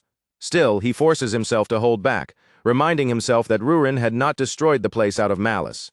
After examining the area more carefully, Ellison quickly pieces together what happened. Rurin must have accidentally broken into an underground water vein while digging. He points out that even with magic, tracing water hidden beneath the earth is not easy, and somehow she had managed to dig much deeper than he ever expected. Ellison then reminds her that they had already discussed how important it was to reinforce the cave walls properly. Without strong support, the entire space could become unstable and eventually collapse right on top of them. Rurin, however, does not seem worried in the slightest. She says she remembers that perfectly well, then proudly announces that the cave is still standing because she has already been setting up barriers around it. Even with Rurin's barriers holding things together for the moment, Ellison can tell with a single look that the cave is still far too unstable. The structure needs much stronger, more reliable support before it can truly be considered safe. So Ellison begins drawing a heavier amount of magic around himself. The air seems to thicken as he prepares a large-scale spell meant to properly stabilize the cave and strengthen the walls from within. The moment Rurin notices just how much magic is gathering around him, she quickly warns him to be careful. In a sharp, urgent voice, she tells him that if he overdoes it even a little, he might accidentally blow up the entire mountain. And this time, Ellison does not brush off her warning or act careless about it. Instead, he carefully pulls the spell back under control, narrowing and refining the flow of magic. Rather than forcing power through recklessly, he adjusts it so the cave walls are reinforced safely without putting the whole mountain in danger. Rurin joins in as well, adding her own magic alongside Ellison's. Her power layers over his, creating extra support within the walls and helping the cave become sturdier from the inside out. At last, the reinforcement work is finished, and the cave begins to settle into a much steadier, more secure shape. But just as the space seems to calm down, a deep sudden sound echoes through the hollow chamber, rumbling heavily against the stone walls. Then the water bursts out again. This time it erupts upward with even greater force than before, surging from the ground in a powerful rush. Ellison watches the rising water closely, studying the flow and the heat coming from it. After a careful look, he confirms that Rurin really had discovered something by accident. It truly is an underground water vein, but not an ordinary one. The water rising from below is warm, naturally heated deep beneath the earth, which means they have found a genuine hot spring. Before Ellison can stop her or even give a proper warning, Rurin immediately throws herself straight into the water. After being soaked, chilled, and covered in mud, she is clearly desperate to warm herself up. But almost the moment she enters, her excitement turns into panic. Rurin starts flailing around in the steaming water, shouting that it is far too hot and yelling as if she is about to be boiled alive. Ellison watches her thrash around in the hot spring and immediately scolds her. He tells her off for always charging into things head first without stopping to think for even a single second. Then, instead of standing there and only complaining about her recklessness, Ellison decides to properly fix the hot spring. He lowers himself slightly toward the ground and places one hand firmly against the earth beneath him. From that position, Ellison sends magic flowing into the soil and stone. Carefully and deliberately, he begins reshaping the ground beneath the spring and around its edges. Rough stone slowly shifts under his control, moving into place piece by piece. Before long, it starts forming a smoother basin where the hot spring water can gather naturally. Little by little, the pool takes shape, and clear, warm water fills the newly formed space as the flow becomes calmer and more stable. Once the spring is properly settled, Ellison removes the upper section of the barrier so the water can circulate more freely. Then, without giving Rurin even the slightest warning, Ellison grabs her and tosses her straight back into the newly formed hot spring pool. The instant Rurin splashes into the water, she lets out a furious shriek, her anger echoing through the cave. As her body sinks beneath the surface, that angry reaction begins to shift almost immediately. This time, the temperature is just right.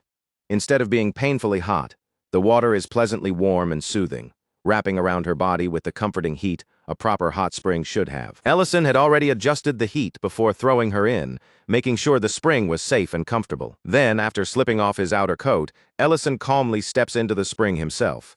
He joins Rurin in the warm water with a composed expression, acting as though this relaxing soak had been part of his plan from the very beginning. While the two of them sit together in the soft, soothing heat of the spring, the quiet finally gives Rurin enough room to start wondering.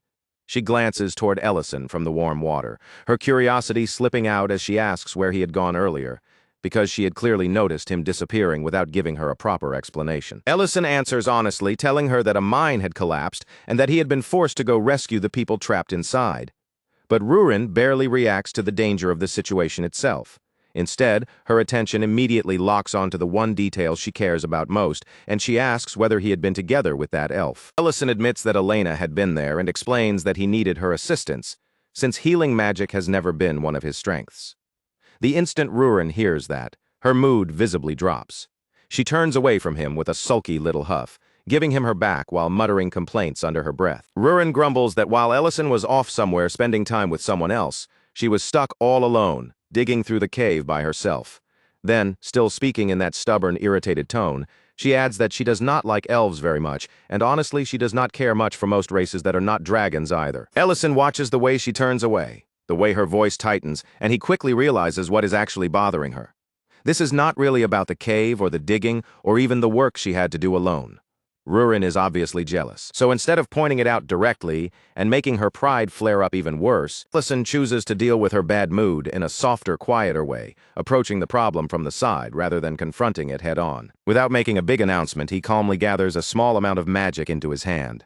And with one smooth motion, he prepares a warm cup of hot cocoa right there beside the steaming spring. Then he holds the cup out toward Rurin, letting the rich, sweet scent drift through the warm air between them before he says anything else. Rurin is still trying very hard to look upset, but once the cocoa is in her hands, her resistance does not last long. She takes a sip, and almost immediately the tightness in her face begins to loosen as the warmth and sweetness soften her mood. Seeing how quickly her irritation begins to fade, Ellison quietly prepares another cup for himself as well, as if this peaceful little moment had been exactly what he was aiming for. With both of them sitting side by side in the hot spring, steam rising around them as they sip their cocoa, Ellison starts telling Rurin where that comforting drink actually comes from. He explains that cocoa powder is made from cacao beans, and although the drink in their hands seems simple, reaching that final form takes a surprising amount of effort. The beans have to be harvested, dried, roasted, and ground down, with every step requiring patience, skill, and careful handling. Ellison points out that even one small cup of cocoa contains the work of many different people, each one doing their part before it ever reaches someone's hands.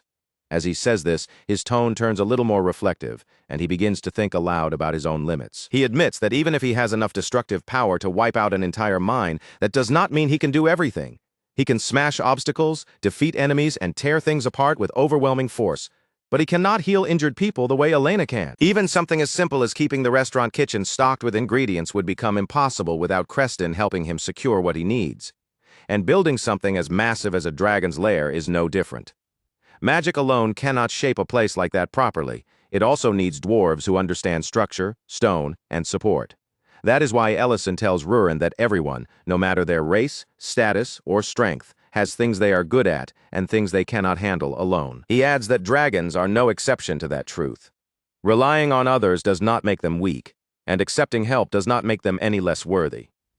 Rurin listens in silence, still wearing her stubborn expression, but this time Ellison's words seem to reach her in a way she cannot simply brush aside. After a quiet pause, Rurin finally responds in the most Rurin-like way possible, saying that even if everything he said is true, Ellison is still different to her. In her eyes, he is special, and no one else can ever stand beside him in quite the same way. Far away from that gentle warmth and the quiet moment they are sharing, another situation is already beginning to turn dangerous. A mercenary group traveling on an escort mission is suddenly struck by bandits.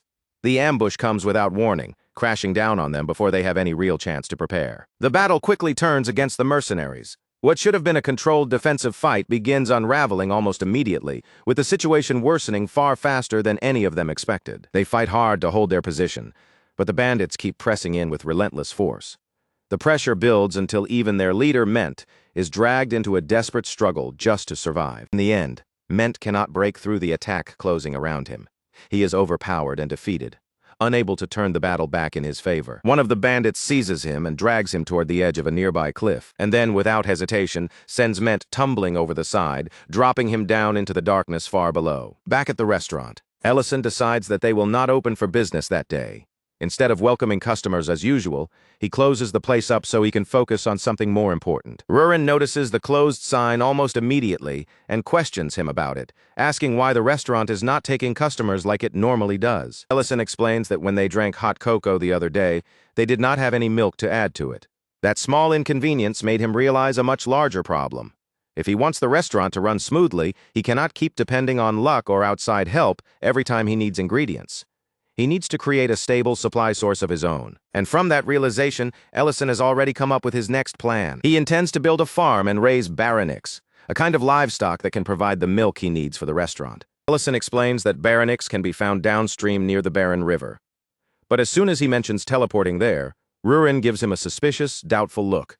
Because unlike Ellison, she cannot accurately teleport to a place she has never personally visited before. She reminds him that the last time she pulled off something similar, it only worked because she followed the scent of his cooking all the way to the Lord's castle.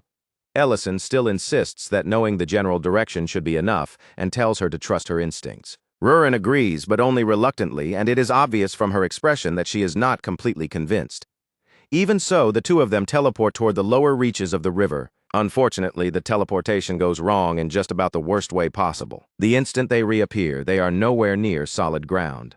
Instead, both of them are already high up in the air, suddenly falling with empty space beneath their feet. And somehow, even while plummeting through the sky, the two of them still find the time to start arguing with each other. Ellison shouts at Rurin, asking how a dragon can possibly be scared of falling, and tells her to hurry up and use her wings before they hit the ground. Rurin, completely panicked, clings around his neck with all her strength, and screams that she absolutely refuses to transform into her dragon form, even if falling like this means she dies. For reasons she does not explain, Rurin stubbornly refuses to rely on her dragon abilities, no matter how dangerous their situation becomes. Ellison realizes there is no point in forcing the issue right now.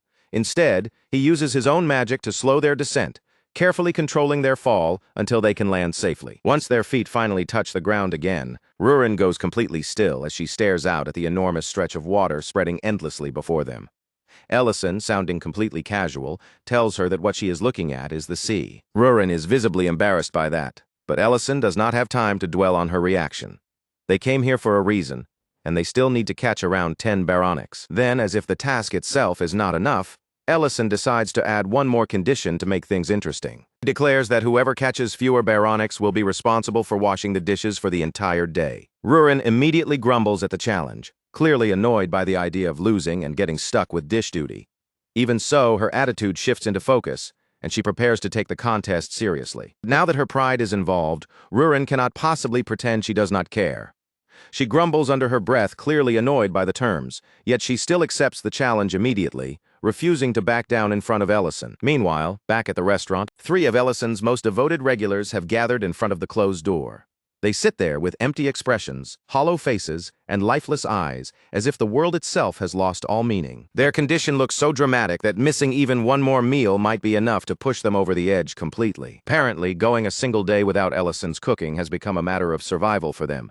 As they wait outside the restaurant, the 3 customers begin commiserating with each other, sharing their hunger like a tragic burden, and complaining about how unbearably long it has been since they last tasted a proper meal. Down by the shore, Ellison and Rurin finally find what they came for. Near the water, a group of baronics are grazing peacefully, completely unaware that they are about to be recruited into Ellison's brand new farm plan, thanks to the instincts, presence, and power that come naturally from Rurin's dragon blood. She uses mind manipulation to guide the baronics toward a temporary fence. The whole process looks almost unfairly easy, with the animals moving along as if they have no idea they are being calmly herded into place. Ellison looks over the makeshift enclosure and decides that it should be good enough for now. Still, he is already thinking ahead, noting that he will need to build the baronics a proper sleeping area later. Once the baronics are safely contained and there is nothing more to do there for the moment, Ellison decides they have stayed long enough and starts preparing to head back. But when Ellison and Rurin return to the restaurant, Ellison stops cold. To his shock, the same 3 customers are still waiting outside the closed entrance, as if they have been abandoned there for days. By this point, their hunger has become almost painfully visible. They look so weak and desperate that they seem ready to collapse right there on the street. Luckily, Ellison comes back just in time, stopping their ridiculously dramatic starvation crisis before it can somehow turn into a real disaster. Without wasting time, he heads straight into the kitchen and begins preparing each of their favorite dishes. Soon, the familiar aroma they had been longing for fills the restaurant, bringing life back into the air. As the 3 of them finally sit down and eat, Creston casually jokes that if Ellison had not returned that day, they probably would have needed to dig 3 graves beside the restaurant, with starvation listed as the cause of death. Ellison can only stare at Creston in silence, his expression stuck somewhere between disbelief, exhaustion, and the very real question of how his restaurant had somehow turned into something this dramatic. At the same time, Rurin is paying the price for losing the earlier bet. With a sour, irritated look on her face, she is stuck in the kitchen, washing dish after dish without any way to escape. While Rurin grumbles through her punishment, Creston notices Ellison's plan to raise baronics and brings up the most obvious concern, looking at him with genuine curiosity. If Ellison is already short on helping hands, then how exactly does he plan to manage both livestock and an entire meadow on top of everything else? Ellison admits that he has already been thinking about that very problem, and after turning it over in his mind, he has reached a simple conclusion. He needs to hire proper employees. Since both the meadow and the baronics will need steady, reliable care, Ellison knows he cannot leave that responsibility to just anyone.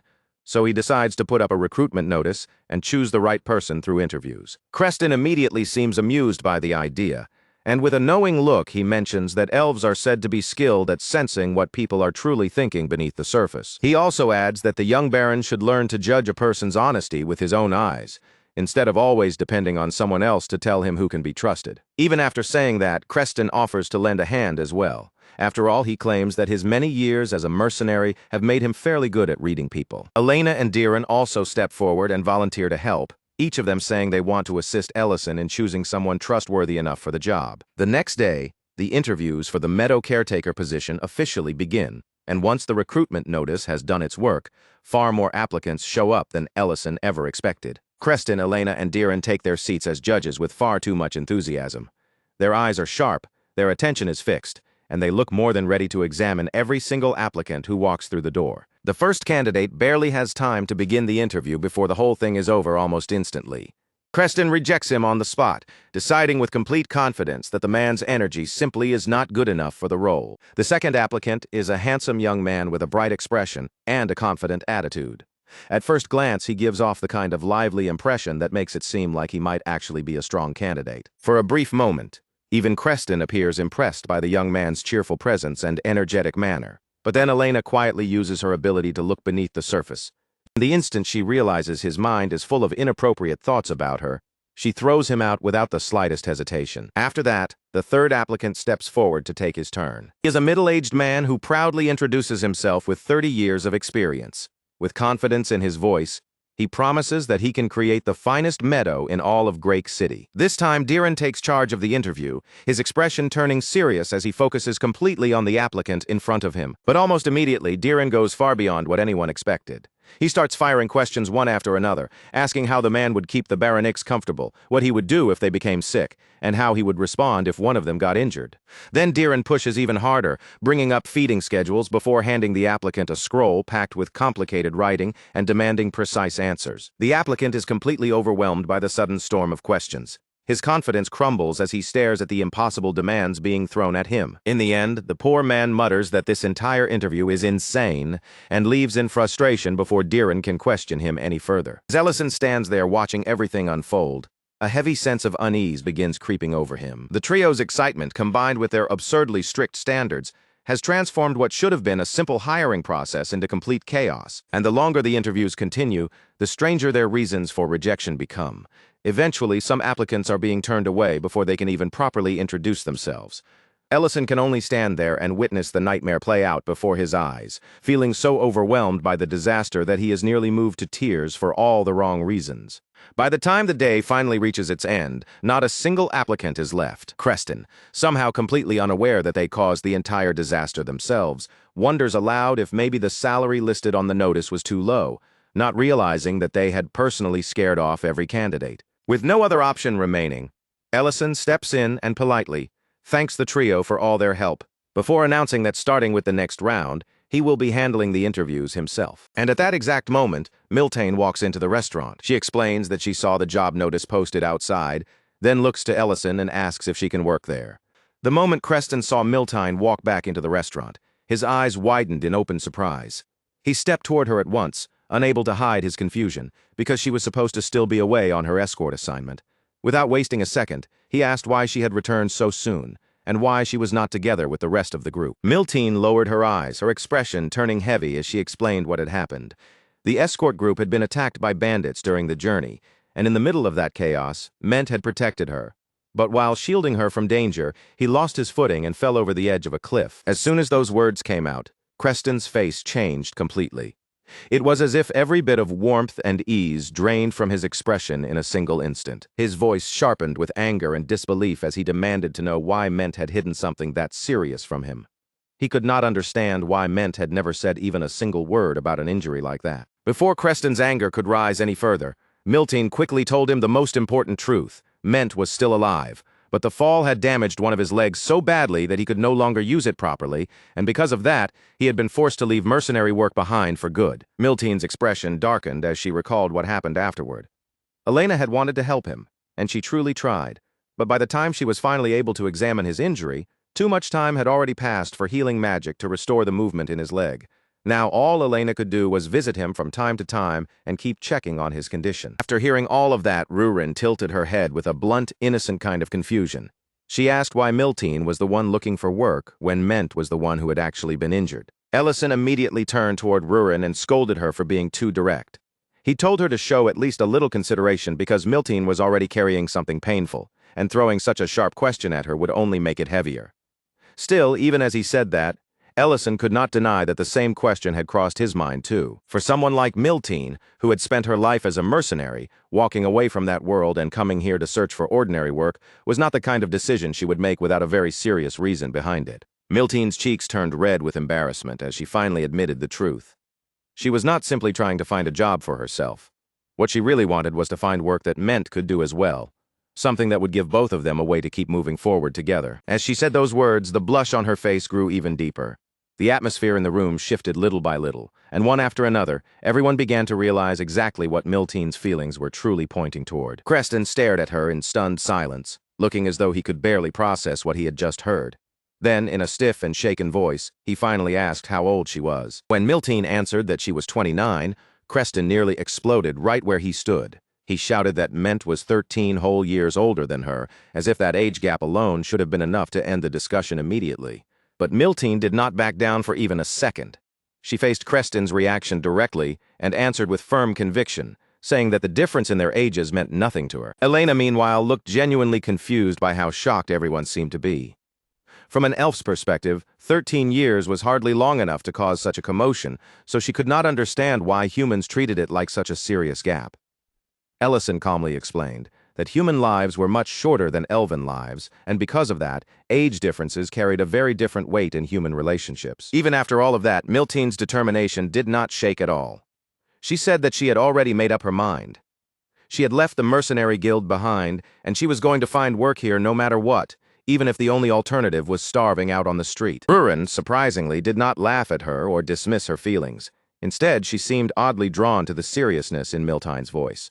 After watching her for a moment, Rurin quietly said that age really did not matter after all. And because those words came from Rurin, who looked young on the outside but had actually lived far longer than her appearance suggested, that simple statement carried a strangely convincing weight. Ellison accepted Miltine's resolve, and he could honestly respect how strongly she wanted to stay by Ment's side. But he still pointed out the most important thing they could not ignore. None of them had actually heard what Ment himself thought about this plan yet. Miltine immediately blushed all over again and admitted that she had not told Ment anything yet. Her plan had been to secure the job first, and only afterward explain everything to him. She went on to explain that Ment was the person who had taught her almost everything she knew, from the proper way to grip a sword to how to maintain and care for her weapons. Now, she wanted to prove that she could handle ranch work too, that she could stand on her own feet and support him as they entered this new stage of life. Elena was deeply touched by Miltine's determination and openly admired how strongly she wanted to remain beside Ment.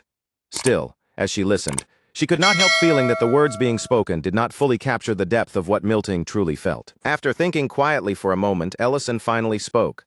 He told Miltine that once she managed to collect her first bucket of milk from the ranch, he already had the perfect dish in mind for her to share with Ment. With that decision made, Ellison officially welcomed Miltine to the ranch. His expression showed not just acceptance, but genuine anticipation for what she might be able to accomplish. The very next morning, Miltine arrived bright and early, ready for her first real day on the job. She stood there with a serious expression, clearly determined to prove herself from the start. Her first task sounded simple enough. All she had to do was lead the baronerics out from behind the fence and let them graze freely in the open area. As Miltine slowly approached the first baroneric, she found herself surprised by how gentle the animals appeared.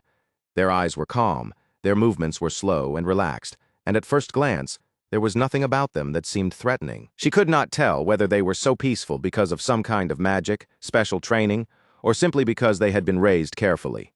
But after observing them for a little while, Miltine decided that this work might actually be something she could manage without too much difficulty. That confidence disappeared almost instantly. The moment one of the baronerics gave her even the smallest shove, Miltine lost her balance and went tumbling straight down onto the ground. Still, she refused to give up after one failure. She got back on her feet and tried again, changing her approach, adjusting her stance, and experimenting with different ways to guide the animals, but nothing seemed to go the way she wanted. Again and again, the baronerics pushed her over as if she weighed nothing at all, knocking her down with almost effortless stubbornness. As the day dragged on, Miltine's earlier confidence slowly disappeared. By then, she was no longer moving like someone who believed the job would be easy. She was simply struggling with everything she had just to keep up with the animals. When evening finally arrived, the frustration she had been trying to hold back all day began to show clearly on her tired face. Even as she prepared dry hay for the baronerics, her hands moved heavily, weighed down by the exhaustion of someone who had been worn out from morning until night. Instead of following the direction she tried to guide them in, the baronerics gathered stubbornly around her in a small crowd. They completely ignored the fresh grass she was pointing toward, acting as though her instructions meant absolutely nothing to them. At last, Miltine's strength finally gave out. She sank down right where she was, too drained to force herself back onto her feet again. Sitting there in the middle of the ranch, she muttered to herself about how completely exhausted she felt, her voice carrying both frustration and defeat. But worse than the physical exhaustion was the fear beginning to creep into her heart.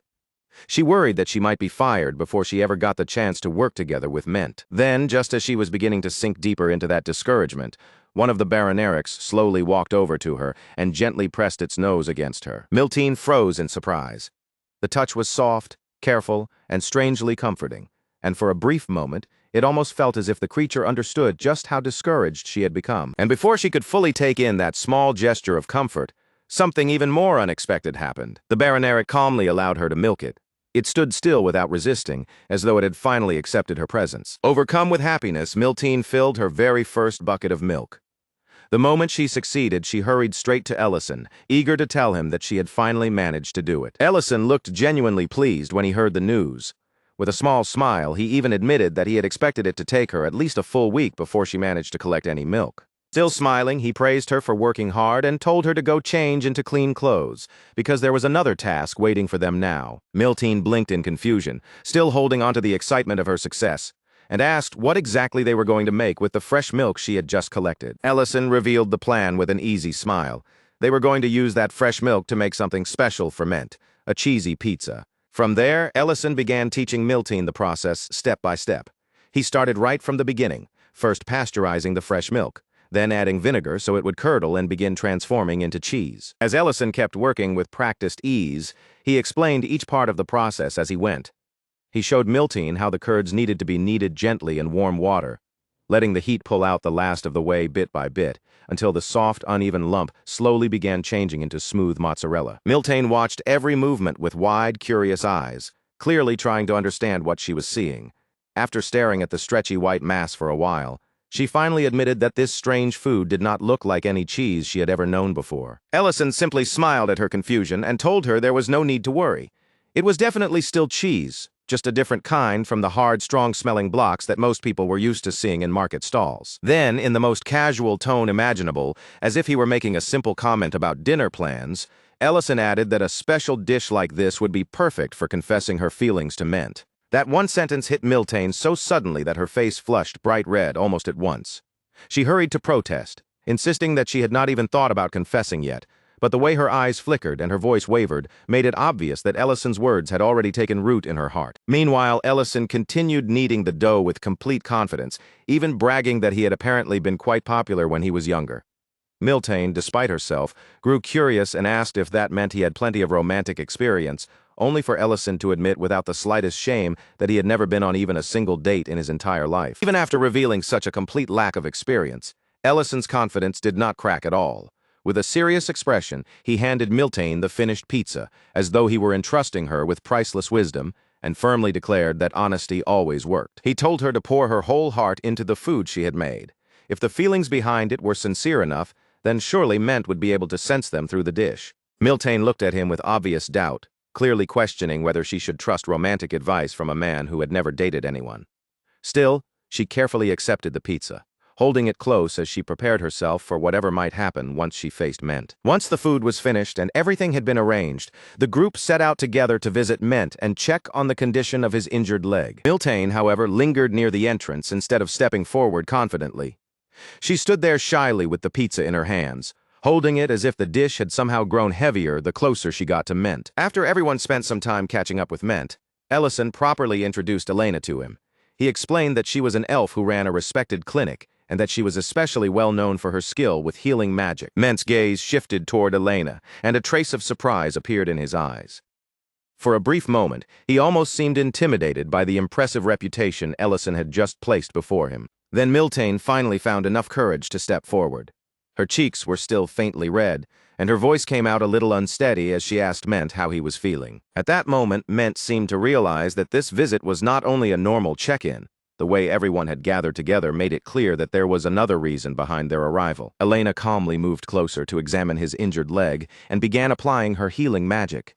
But the wound was too old and the damage had gone too deep, so even her power could not completely restore what had already been lost. Even so, her treatment was far from useless. Her magic could still help support his rehabilitation, reduce some of the strain on his body, and make the difficult road ahead a little easier for him to endure. Once Elena finished the treatment, Ment turned his attention back to Miltine. With a calm, patient look, he reminded her that she seemed like she had something important she wanted to say. The way Ment spoke made it clear that he was not trying to pressure her or rush her.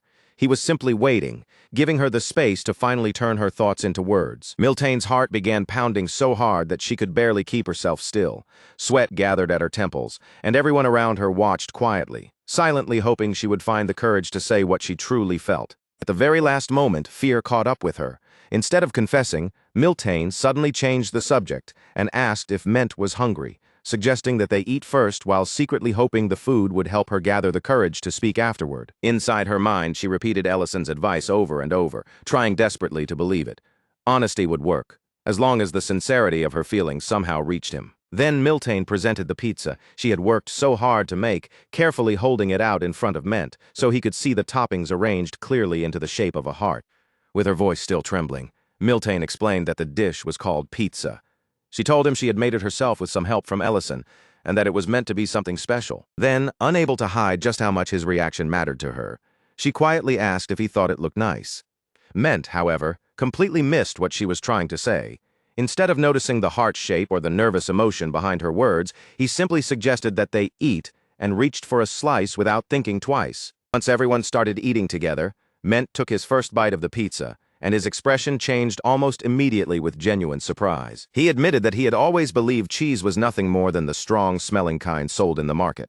But the cheese on this pizza tasted entirely different, and much better than he had expected. The soft texture, rich flavor, and warmth of the melted cheese won him over right away.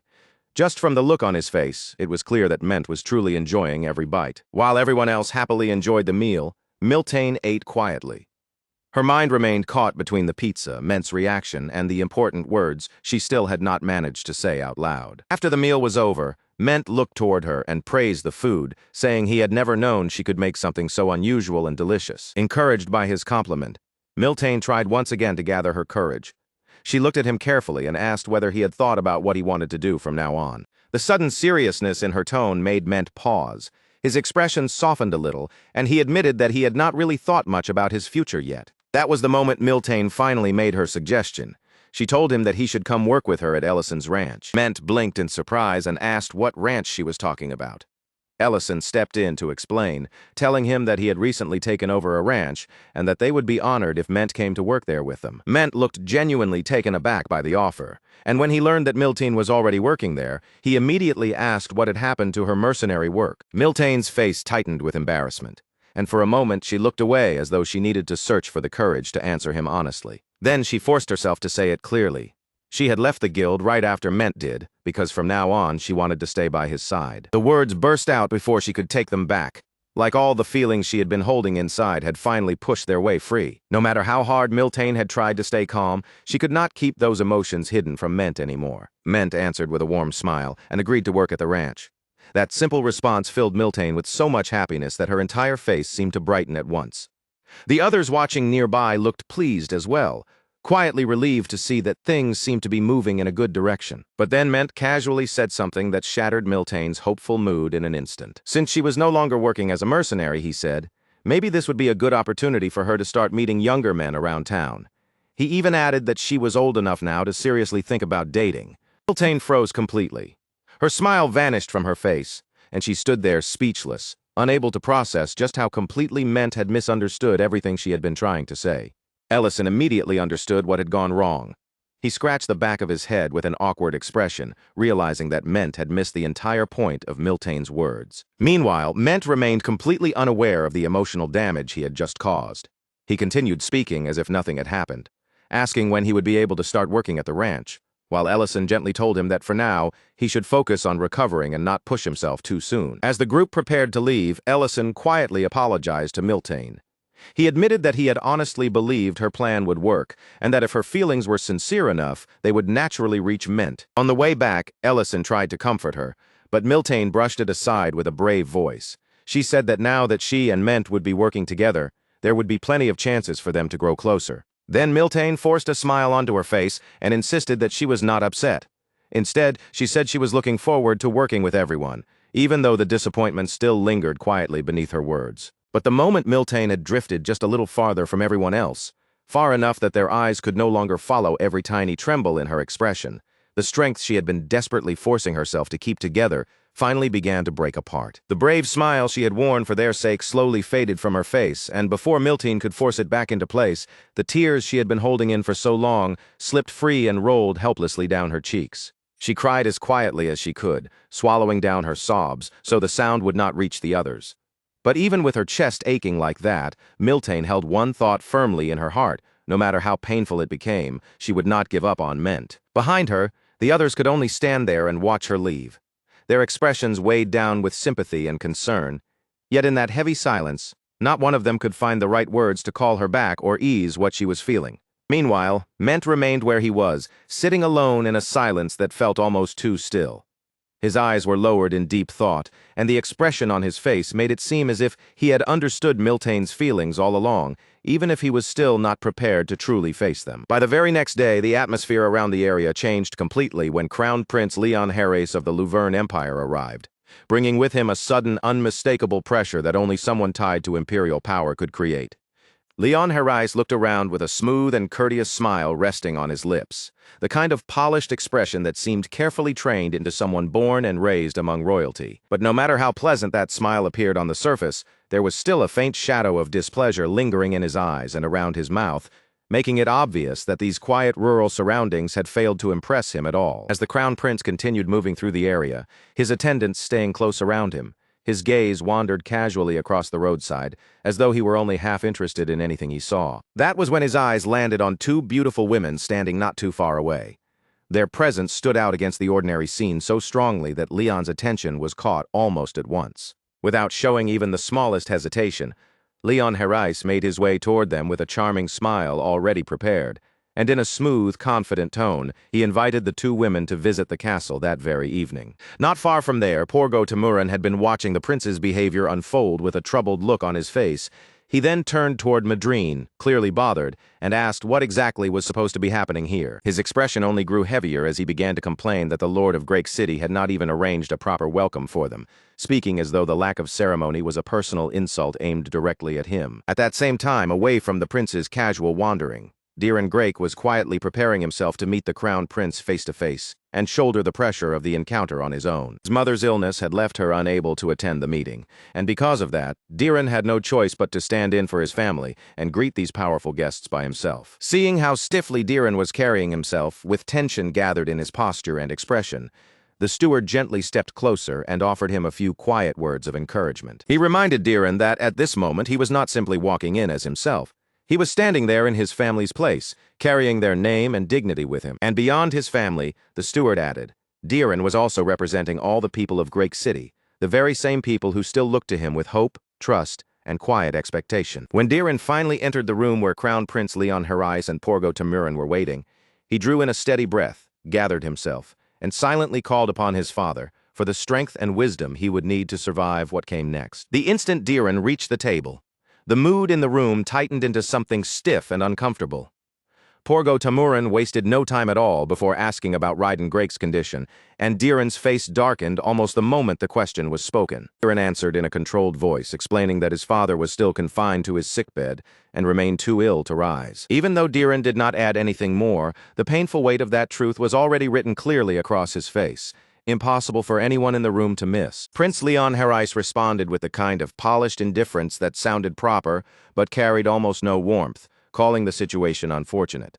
Then, as if he were merely bringing up a minor detail, he mentioned that Raiden Grake had once served under Duke Saren, and Diren answered with extreme care, saying that there had not been any meaningful contact between them for a long time. Leon Harris continued by adding that he had also heard rumors about Duke Saren's declining health.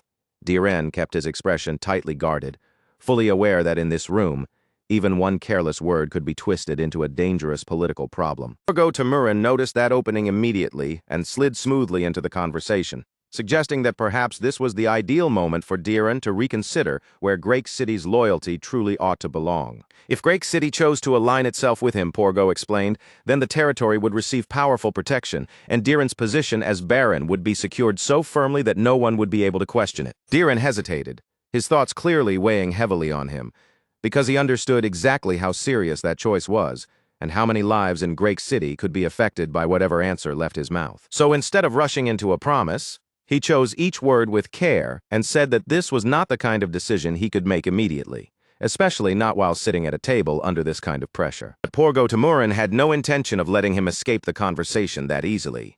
He brought up the civil war taking place in the neighboring kingdom, along with a massive irrigation project currently underway, warning that both issues would inevitably push heavier taxes onto border territories, such as Great City. That information hit Diren with enough force to make him react at once, and he immediately asked whether this was an official order that had come directly from the central royal government. Porgo answered him with a slippery smile that revealed absolutely nothing, his expression remaining smooth and unreadable as he casually brushed the question aside. He claimed that the real issue was simply that managing the territory fell under the Count's responsibility.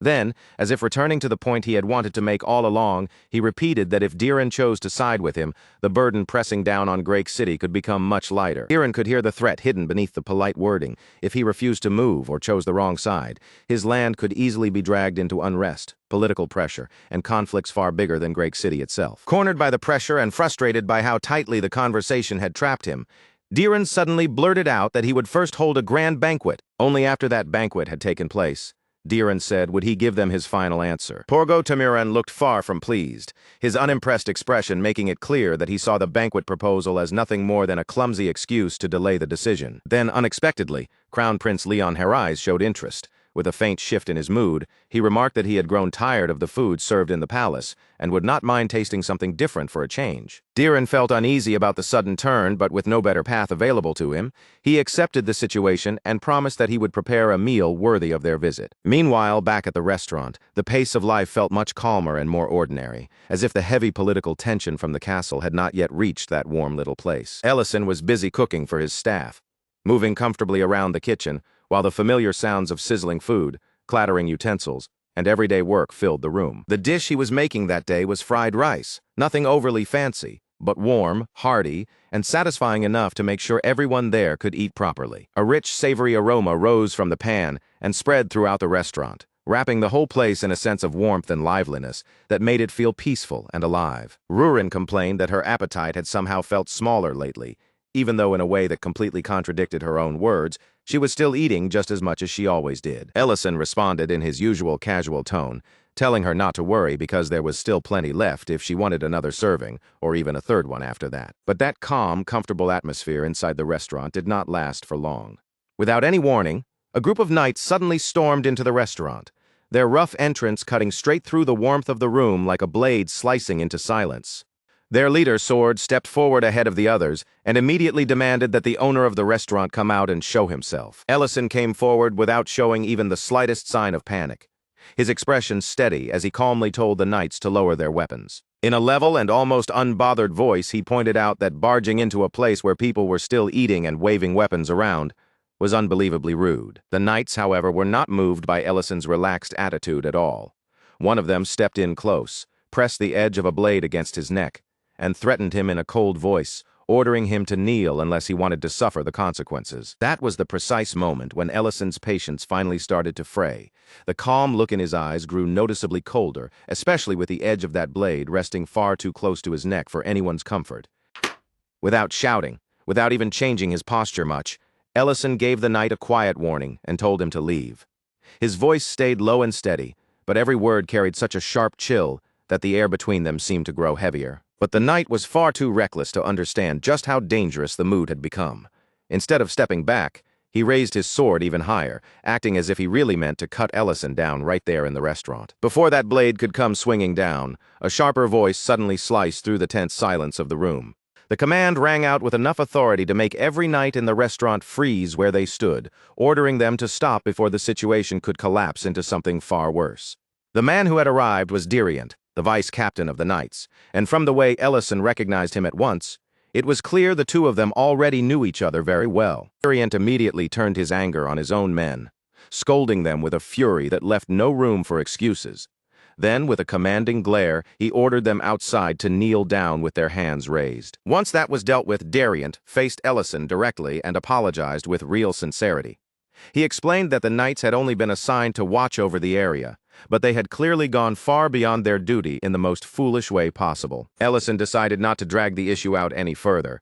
He accepted that their loyalty may have come from an honest place, but he still told Diriant plainly to make sure this kind of reckless stupidity never happened again. From there, the heavy tension in the restaurant slowly softened into something more nostalgic, as Diriant's mind drifted back to the battlefield where Ellison had once saved his entire battalion from complete destruction. He remembered how Ellison had charged through the enemy line all on his own, ripping open a path forward when hope was almost gone, and turning what should have been a losing battle into a chance for everyone to survive. But even after hearing that kind of praise, Ellison did not let those words settle on him for long. Instead, he calmly pushed the credit away, saying the battalion's discipline and Diriant's leadership were the real reasons they survived. treating his own role as though it had been nothing special at all. Then Diriant's voice took on a heavier tone, and the faint warmth in their conversation faded as he shifted towards something much more personal. He admitted that during the war he had been so blinded by honor and pride that he left his wife behind to suffer through poverty.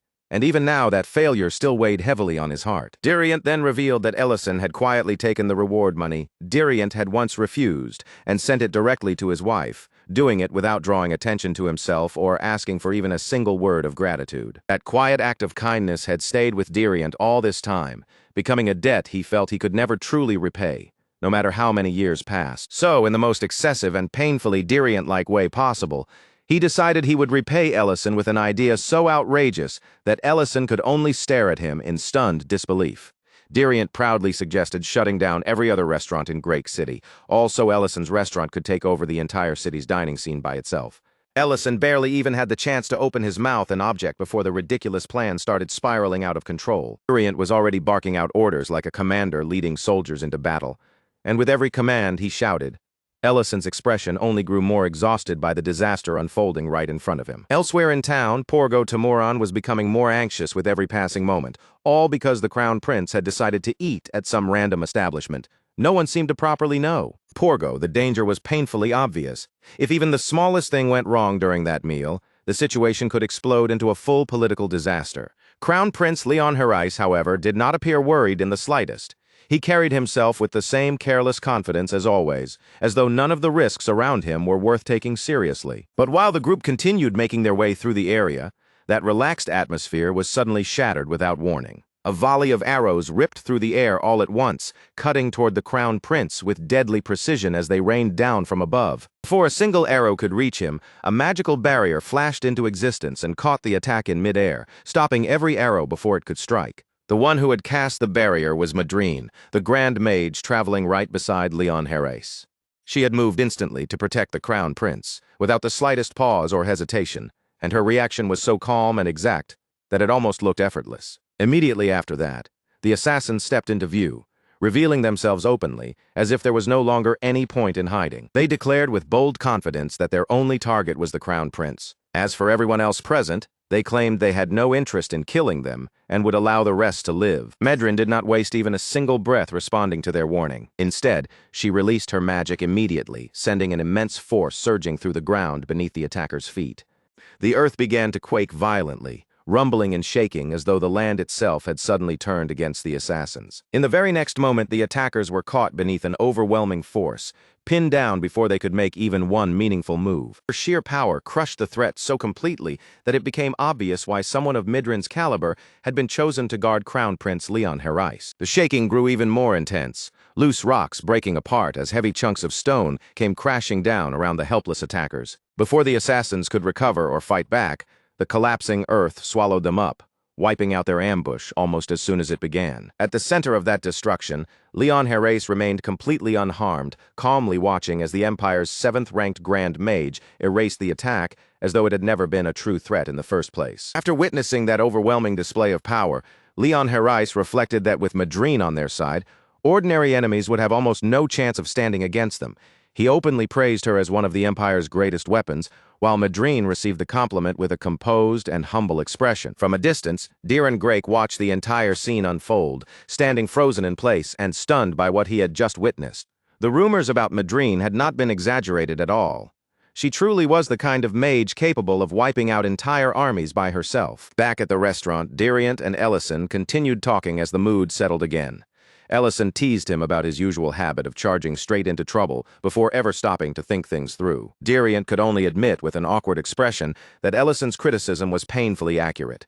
Then, standing a little stiffly, he promised that he would start working on that flaw from now on. Ellison laughed at that and reminded him of another time when that same reckless habit had ended up dragging everyone around him into trouble as well. Diriant laughed awkwardly along with him, unable to deny a word of it, and once again promised that he would try to become better in the future. But their conversation suddenly came to a stop when Diriant noticed someone approaching the restaurant. His entire demeanor shifted in an instant. The relaxed air around him disappeared, and he immediately ordered the knights outside, not to move even an inch. With clear urgency in his voice, Diriant explained why the atmosphere had changed so suddenly. Crown Prince Leon Herais was on his way. Ellison, however, did not appear rattled in the slightest, As he quietly watched the situation unfold in front of him, the pieces finally began to fit together, and he understood why the First Night Order had been so busy moving through Greek City recently. When Crown Prince Leon Herais finally arrived at the restaurant, Ellison greeted him with the proper respect expected for royalty, lowering his voice and keeping his manners carefully in place. Even so, his gaze remained sharp and cautious, because he could tell right away that this visit was far from ordinary. Among the people accompanying the Crown Prince, though, Ellison's eyes naturally shifted toward Madrine, almost as if her presence had pulled his attention before anyone else could. What drew his gaze was not only Madrine herself, but the old Royal Mage Corps uniform she was wearing, a uniform that carried memories tied closely to Ellison's own past. Leon Herais noticed Ellison's reaction almost immediately, and from that single glance, he seemed to understand the connection. He pointed out that Ellison must have some link to the Royal Mage Corps, but Ellison brushed the comment aside lightly, saying he only still wore the uniform because it was comfortable, even though he had been discharged long ago. That discovery seemed to delight Leon, and with clear enthusiasm, he introduced Madrine as a 7th-rank Grand Mage. The Crown Prince assumed that Ellison, having once served in that world, must have at least heard of someone as famous as Madrine. Then he called her over with obvious pride, almost as if he were showing Ellison one of the Empire's most impressive treasures. But the instant Madrine heard her name, she froze right where she stood, her body stiffening as though the air around her had suddenly turned icy cold. Porgo Tamurin, already irritated by the pause, called Madrine's name again in a sharper tone, and that impatient voice finally snapped her out of the shock that had locked her in place. Madrine slowly climbed down from her horse, carefully removed her helmet, and began walking toward them with measured steps. No matter how hard she tried to control herself, the tension on her face was impossible to hide completely. Leon Herais proudly introduced her to Ellison, completely unaware that the Grand Mage standing beside him was struggling just to keep her nerves from showing through her composed exterior. Madrine forced herself to maintain a calm expression, straightening her posture and standing properly, even as her thoughts raced wildly beneath the surface. She could feel Ellison's presence weighing on her like silent pressure, and she understood all too well that one careless move in front of him could end very badly for her. Then Ellison gave her a calm, almost pleasant smile. But Madrine recognized the meaning behind it instantly, because there was no warmth in that expression at all. It was a quiet warning. So Madrine quickly followed his lead, forcing herself to speak as naturally as possible while nervously claiming that this was their first time meeting. Leon Herais accepted her explanation, though a faint flicker of disappointment still passed across his face. Madrine understood exactly what Ellison was trying to do. By pretending they did not know each other, he was keeping unnecessary trouble from erupting right in front of the Crown Prince. Seizing that chance, Madrine hurriedly shifted the conversation away from anything dangerous and announced that the group would be holding a banquet at the restaurant, formally asking Ellison to prepare a grand meal for them. Once everyone stepped inside the restaurant, the entire atmosphere of the place changed in an instant. Leon Herais slowly looked around the dining room, taking in the surroundings, and remarked that the restaurant was surprisingly clean. Ellison apologized for the lack of grandeur, explaining with polite restraint that he had not been given any real chance to prepare properly for guests of such high rank. Leon casually waved away that concern, saying that in a restaurant, expensive decorations were not what mattered most. The true worth of the place would be judged by the flavor of its food. Then he looked directly at Ellison and challenged him to serve a dish impressive enough to satisfy the Crown Prince himself. And as if that demand alone were not already troublesome enough, Leon suddenly made the entire situation even more absurd. Right there, without any warning, he dragged Diren Grake into a sudden bet, pulling him into the matter before Diren could even prepare himself. Leon declared that if Ellison's food failed to impress him, then Diren Grake would have to march naked through the city as punishment. Diren was visibly shaken by the insane suggestion, his face stiffening in disbelief. But Leon continued pushing the wager with a carefree attitude, treating the whole thing like nothing more than harmless entertainment. Even so, Ellison accepted the challenge. With his restaurant's reputation now placed directly on the line, there was no longer any room for him to back away. For the first course, Ellison brought out a delicate mushroom soup, prepared with care, and set before the guests with quiet confidence. Leon first took in the rising aroma, letting the fragrance reach him before tasting it. After a spoonful, he admitted that the scent was pleasant and that the flavor had a well-balanced quality. But immediately afterward, he dismissed it as nothing particularly surprising, saying he had already eaten countless luxurious soups during his life in the palace. Porgo Tamuran agreed with Leon's judgment, giving a measured nod as he acknowledged that the soup was good, but ultimately still ordinary. Then Ellison shifted his gaze toward Madrine and calmly asked for her opinion as well. Madrine hesitated for just a brief moment before carefully lifting the lid from her own bowl of soup. Floating there inside the broth, she discovered a hidden message ordering her to give the soup an intensely passionate review. The instant she saw it, her heart nearly jumped out of her chest, because she understood at once that there was no time to think it over. She had to react immediately. Medrin picked up her spoon with forced composure and took one careful mouthful of the soup. Then, without the slightest warning, she slammed her hand against the table and shot up from her seat, throwing herself completely into the performance with outrageous enthusiasm. She declared that the soup was absolutely extraordinary, praising its flavor as though it contained the depth, force, and overwhelming brilliance of ninth-level magic itself. Her sudden dramatic outburst left both Crown Prince Leon Herais and Porgo Tamuran staring at her in stunned silence, unable to immediately process what they had just witnessed. It was absurd, shamelessly over the top, and almost impossible to take seriously, and yet somehow that ridiculous performance worked, shifting the mood around the table and easing some of the pressure pressing down on Ellison. Inside, Madrine was practically collapsing from embarrassment, desperately hoping that this level of dramatic praise would be enough to satisfy Ellison. Still trying to recover from her own performance, she hurriedly urged Leon Herais to taste the soup again. She continued insisting that the soup was truly exceptional, and Leon, half impressed and half amused by Madrine's unexpected intensity, finally agreed to give it another try. He remarked that if she was praising it with that much passion, then perhaps it deserved a second chance, before teasingly adding that he had never expected her face to become so expressive over food. Deeren Grake, trying to smooth over the strange mood that had settled over the table, admitted that the soup really was delicious. He even said that if this were not such an important occasion, he might have asked for another bowl himself. Even with those supporting comments, however, everyone seated there could sense that Madrine's explosive reaction had less to do with the soup itself, and more to do with something hidden beneath the surface. A royal mage of her status had surely tasted dishes far more extravagant than this, which made her sudden theatrical devotion feel strangely out of place. Leon Herais noticed it, and Porgo Tamuran noticed it as well. Both of them quietly wondered what could possibly make someone of Madrine's rank act so desperately over a simple bowl of mushroom soup. Deeren Grake glanced toward Ellison, and little by little a suspicion began to form in his mind that the restaurant owner himself might be the real reason behind Madrine's strange behavior. Ellison, meanwhile, quietly hid his amusement behind a mischievous smile.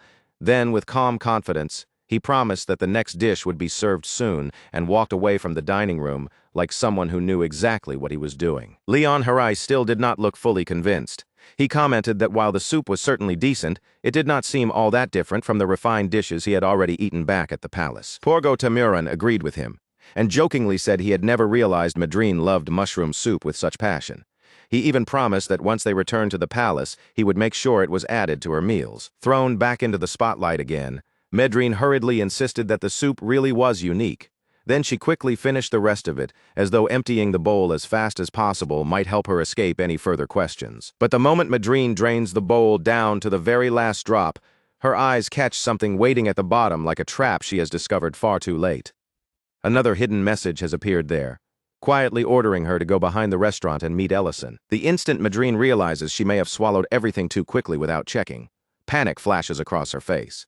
She suddenly jerks forward and spits out the tiny bit still left in her mouth, coughing so violently that Leon's gaze shifts toward her with clear suspicion. Leon lowers his voice and leans slightly toward Porgo Tamuran, keeping his face composed while quietly pointing out that Madrine seems unusually unstable today, far more shaken and distracted than the calm Grand Mage he knows. Unable to keep sitting there beneath those sharp, watchful eyes, Madrine forces out a quick excuse and removes herself from the table in a hurry, heading toward the rear of the restaurant as though she is trying to escape the entire room. Behind the restaurant, Ellison is already waiting for her.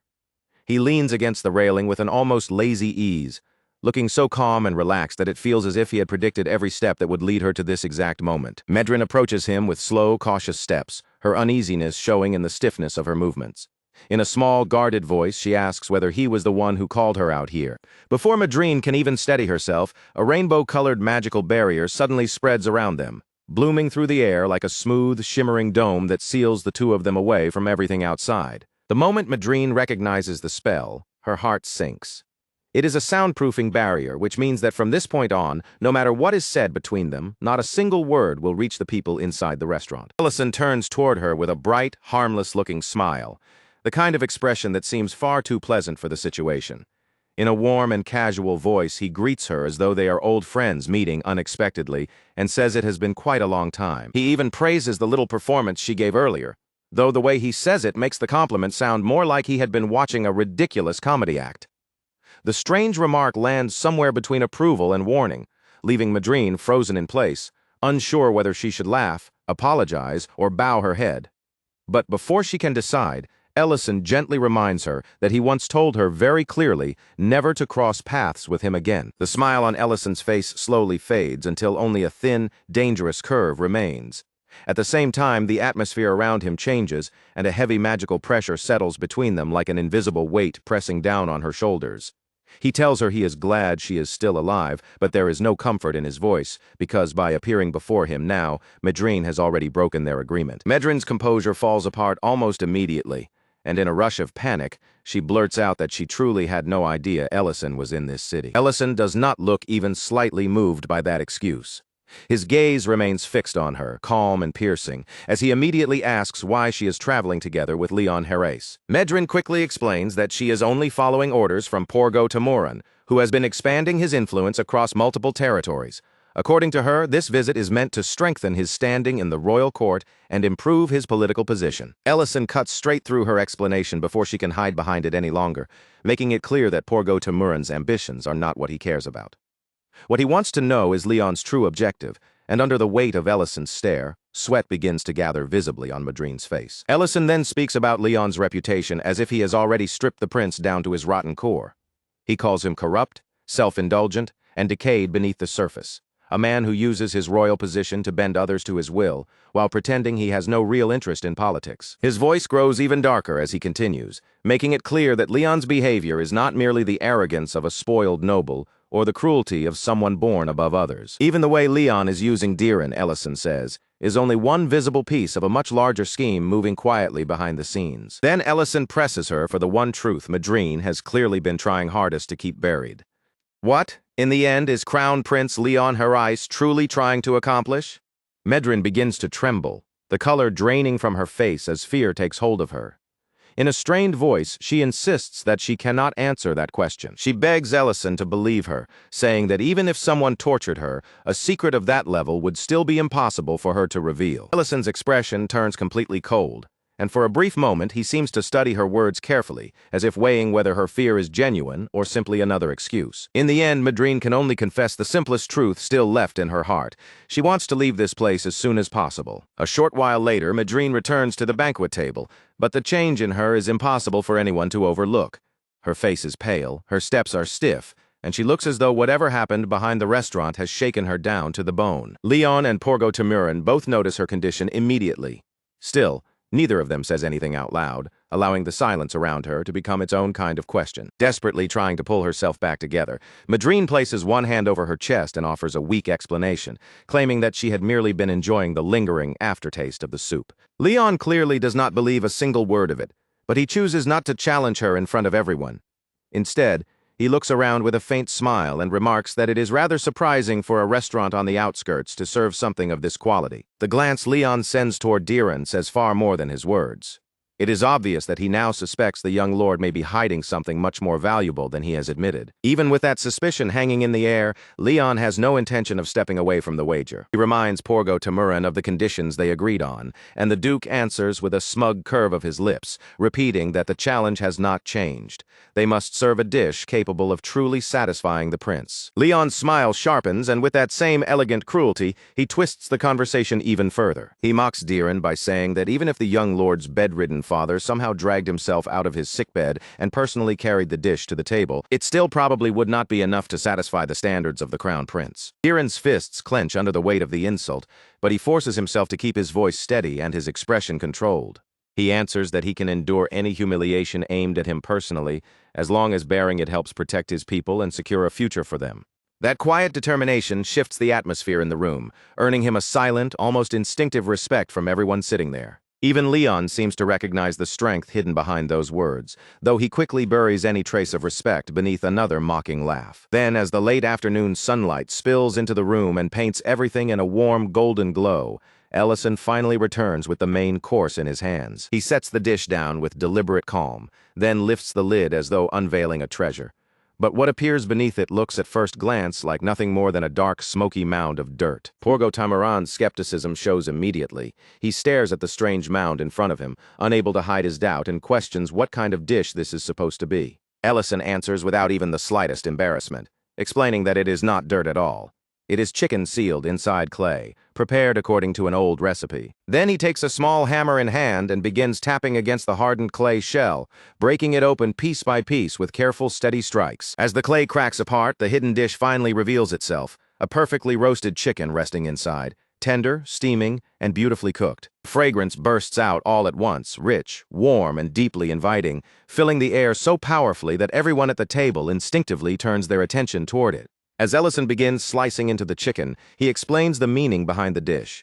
To him, it is like something precious buried beneath a plain and ugly outer shell, a hidden beauty concealed in a place where no one would think to look. But his words are not only about the food. Beneath that calm explanation lies a sharper meaning, as if he is quietly exposing Leon's manipulative nature without ever saying the prince's name directly. For the first time that entire evening, Crown Prince Leon Herres falls silent, unable to answer him right away. Ellison notices the reaction, but his own expression remains perfectly composed. He simply adds one final thought, saying that appearances may fool people for a while, but sooner or later, the truth always finds its way into the light. Those words remain hanging heavily over the table, lingering in the air long after Ellison has finished speaking. From that point forward, the conversation around the table slipped into far more dangerous territory.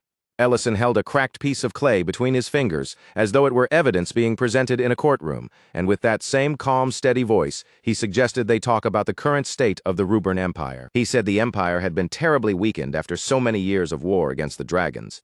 Its power slowly scraped away, little by little, until the scars of that long conflict could no longer be covered up or ignored. Now, with Emperor Remedin Harry's authority fading more and more, the counts had been allowed far too much room to move, expanding their influence as they pleased without anyone strong enough to properly restrain them. As Ellison continued speaking, a tense silence spread through the entire room.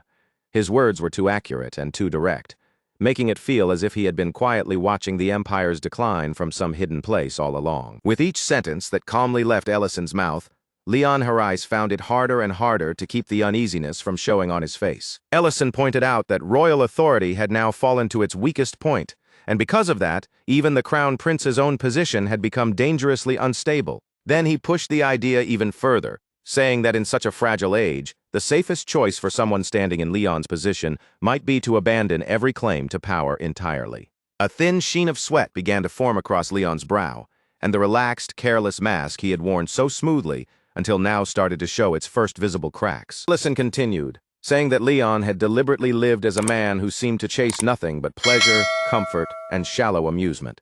In truth, that image of a useless fool had served as a shield, making everyone around him lower their guard and dismiss him as someone who was never worth taking seriously. Porgo Timurin could no longer keep his anger contained.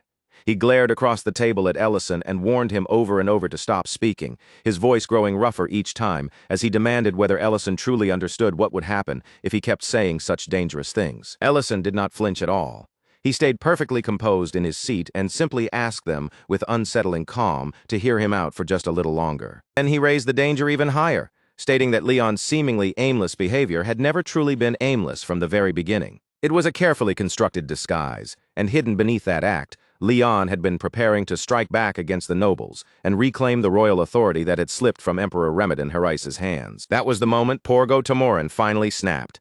His hand slammed down against the table with a sharp crash, and he shouted for Deputy Commander Diriant to come at once. The air in the room tightened the instant Diriant stepped inside.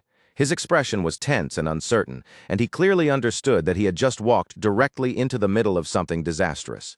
Porgo Timurin fixed a murderous stare on Ellison and warned him in a low, furious voice that he had crossed a line he never should have dared to touch. Ellison, however, did not appear frightened in the least. If anything, the threat seemed to amuse him more than it intimidated him. A quiet chuckle slipped from his lips, calm and completely unbothered, as though all the danger gathering in the room had nothing to do with him at all. He even taunted Porgo Timurin in return, making it clear that removing him from the board would not be nearly as easy as the Duke seemed to imagine. Porgo Timurin's face twisted with rage, and at last he lost all restraint, barking out an order for his men to execute Ellison right there on the spot. But before that command could turn the dining room into a battlefield, Leon Herres suddenly made his move. Without saying a word, Leon lifted his fork, cut into the roasted chicken, and calmly placed a bite into his mouth. Then the deliberately loud sound of him chewing filled the room, slicing through the suffocating tension so sharply that every pair of eyes was forced to turn toward him. A moment later, Leon burst into laughter and brought his hand down on the table with a force that felt almost theatrical. Then, as though nothing strange had happened at all, he told everyone to sit back down and continue eating. The sudden shift was so abrupt that the entire room froze in stunned silence, unable to immediately process how easily Leon had overturned the atmosphere. No one seemed to know exactly how they were supposed to respond, but one by one, they reluctantly followed the prince's lead and began eating again. Even so, as forks moved and plates were touched once more, the tension never truly disappeared. It simply sank beneath the surface, quiet, but still waiting there. Leon, on the other hand, now seemed almost pleased between bites. He casually said that pretending to be a fool had taught him far more than most people would ever understand. Then he turned his gaze toward Porgo Tamuran with a widening smile and made it clear that a truly clever man knows when to play along and when to keep his real cards hidden. That sudden shift struck Porgo Tamuran completely off guard. For the first time, anger was no longer the only emotion written across his face. Instead, a clear trace of uncertainty crept into his expression. A moment later, Leon declared that the matter was settled and announced that Diren had won the bet, leaving the young lord staring at him in genuine shock. Then the prince rose smoothly from his seat and adjusted his cloak over his shoulders, carrying himself as though the entire meal had ended in the most ordinary way possible. He thanked Ellison for the food in an almost carefree tone, acting as if the threat of violence from only moments earlier had never existed at all. With a casual wave of his hand, Leon ordered his knights to prepare for the journey back to the capital. Only after Leon, Porgo Tamuran, Madrine, Dariant, and the rest of the group finally left did the crushing pressure inside the restaurant begin to loosen. Ellison kept his calm mask in place until the door had closed behind them. Only then did he let out a quiet breath and wipe the sweat from his forehead. Diren remained where he was, still trying to make sense of the strange and dangerous dinner he had somehow managed to survive. At last, he turned his eyes toward Ellison and asked how he had managed to guide the situation so cleanly from beginning to end. Ellison only answered with a small smile, telling him that not every move on the board needs to be fully understood by everyone watching. Sometimes, he said, the real trick lies in knowing the exact moment when you must act. And just as importantly, it lies in knowing when to step back and let events continue unfolding on their own. The journey back to the capital was wrapped in an unusually heavy silence. Porgo Tamuran and Madrine walked without saying a single word, both keeping their heads lowered as each of them remained trapped inside private thoughts they could not easily speak aloud. Dariant, still unable to fully understand what had happened during that banquet, stared straight ahead with a stiff expression, as though his mind was still struggling to catch up to everything he had witnessed. Eventually, Leon broke the silence and turned toward Madrine, asking her about Ellison. He reminded her that she had spoken of him before, and now he wanted the truth from her without anything being held back. Madrine hesitated for a moment, her expression tightening as if the answer itself was difficult to say. But in the end, she admitted it, yes, Ellison was the very man she had once warned them about. The moment Porgo Tamuran heard that, he scoffed in disbelief, unable to accept that someone who merely ran a restaurant could truly be dangerous enough to inspire that kind of fear. Leon Herres, however, is no longer looking at Ellison as some minor nuisance he can brush aside with a laugh. If anything, the prince now seems strangely amused by him, with a faint glimmer of admiration hiding beneath that relaxed, entertained look in his eyes. Because to Leon, Ellison's refusal to lower his head, back away, or even show the slightest tremor of fear only proves one thing even more clearly. This restaurant owner is far more powerful than anyone present had ever imagined. As the road home stretches out in front of him, Leon quietly begins turning over the past in his mind, thinking about how he and those around him have gathered influence and strength up until now. Their way has always been simple and ruthless. Use fear, apply pressure, corner the nobles, and force them to bend their knees through intimidation rather than earning any real loyalty. But after standing face to face with Ellison, Leon finds himself questioning that path for the very first time, wondering if trust might actually cut deeper and last longer than fear ever could. Meanwhile, the scene returns to the restaurant, where things are much quieter for the moment. Outside the building, Ellison stands in front of a small barn, carefully looking over the structure he had put together with his own two hands.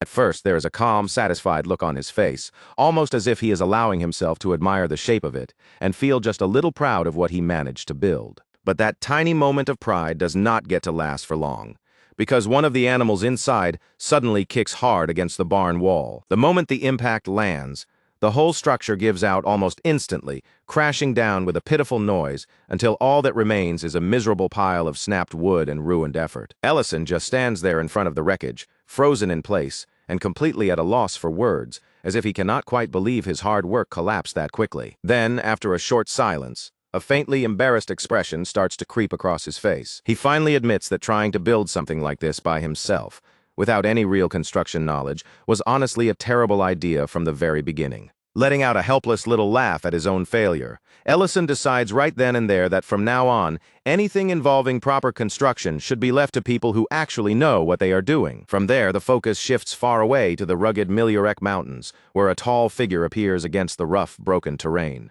She is a powerful, muscular woman with blazing red hair, and her sheer presence is fierce enough to seize attention before she even opens her mouth. This woman is Serena, the Scarlet Dragon Guardian, and she steps into view with a dangerous grin on her face, clearly ready to confront whoever was foolish enough to enter her territory. At first, Serena carries herself like an overwhelming threat, radiating heat, confidence, and a heavy menace that makes the air around her feel tense and dangerous. But right in the middle of that intimidating entrance, she accidentally kicks a golden crown lying on the ground, and its sharp edge slams directly into her shin. Serena instantly yelps in pain, grabs at her injured leg, and starts hopping around on one foot, completely destroying the terrifying image she had just been trying so hard to create. Her confidence wobbles on the spot as she fights through the sting, left wondering how she is supposed to punish intruders when she can barely keep herself from falling apart over one painful hit. On the other side of the mountain, Rurin walks alongside Ellison while grumbling about how much she hates mountains, and Ellison tries to calm her down by telling her they are already close to where they need to go. Then Rurin raises a question that honestly sounds completely reasonable. She asks why they did not just hire human architects instead of dragging themselves all the way out to this remote place and putting themselves through so much trouble. Ellison explains that the place he wants built has to satisfy very specific standards, and when the work requires that level of precision and craftsmanship, no one can compare to the dwarves. After hearing that, Rurin starts picturing the dwarf village as some breathtaking masterpiece of engineering.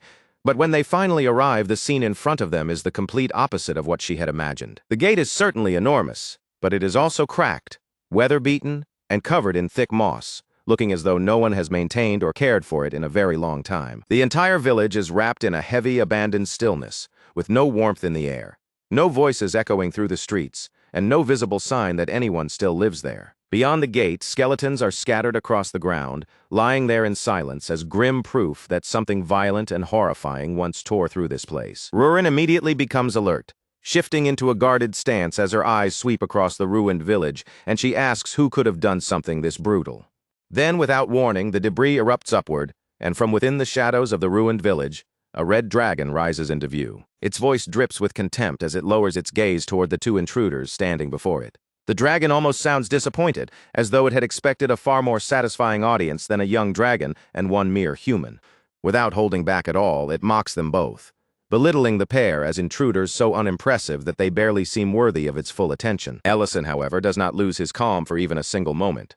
He simply lets his bag fall from his hand, and the quiet thud as it hits the ground makes it perfectly clear that if the dragon wants a fight, he is ready to give it one. That reaction alone catches the red dragon off guard, because it is clearly not used to seeing a human stand in front of it, without trembling, fleeing, or showing even the smallest sign of fear. Irritated by Ellison's boldness, the dragon gathers its power, preparing to unleash the roar of a scarlet dragon. It is a devastating blaze, the kind of overwhelming attack meant to wipe out everything in its path in one merciless burst. A violent torrent of flame explodes from the dragon's mouth. But at the exact moment that blazing attack rushes straight toward them, Ellison responds with magic of his own. Lightning bursts from his hands, racing forward in bright, fierce streams that crackle through the air. His spell slams directly into the inferno and crushes the roaring flames down until there is almost nothing left of the dragon's attack. The red dragon is left stunned, unable to make sense of how its powerful flames could be wiped away so easily by a human standing right in front of it. Then Ellison immediately fires back with another spell, scorching across the dragon's scales and forcing the creature to recoil in pain. The dragon begins to stammer in disbelief, its earlier arrogance cracking apart with every broken word. At this point, it can no longer even tell whether the figure standing before it is truly human at all. And in that very moment, Serena's confidence finally shatters completely. In an instant, every bit of that smug, dangerous aura Serena had been forcing around herself disappears like it was never there at all. What replaces it is pure, unfiltered panic, flashing across her face so quickly that she does not even have time to pretend she is still calm or in control.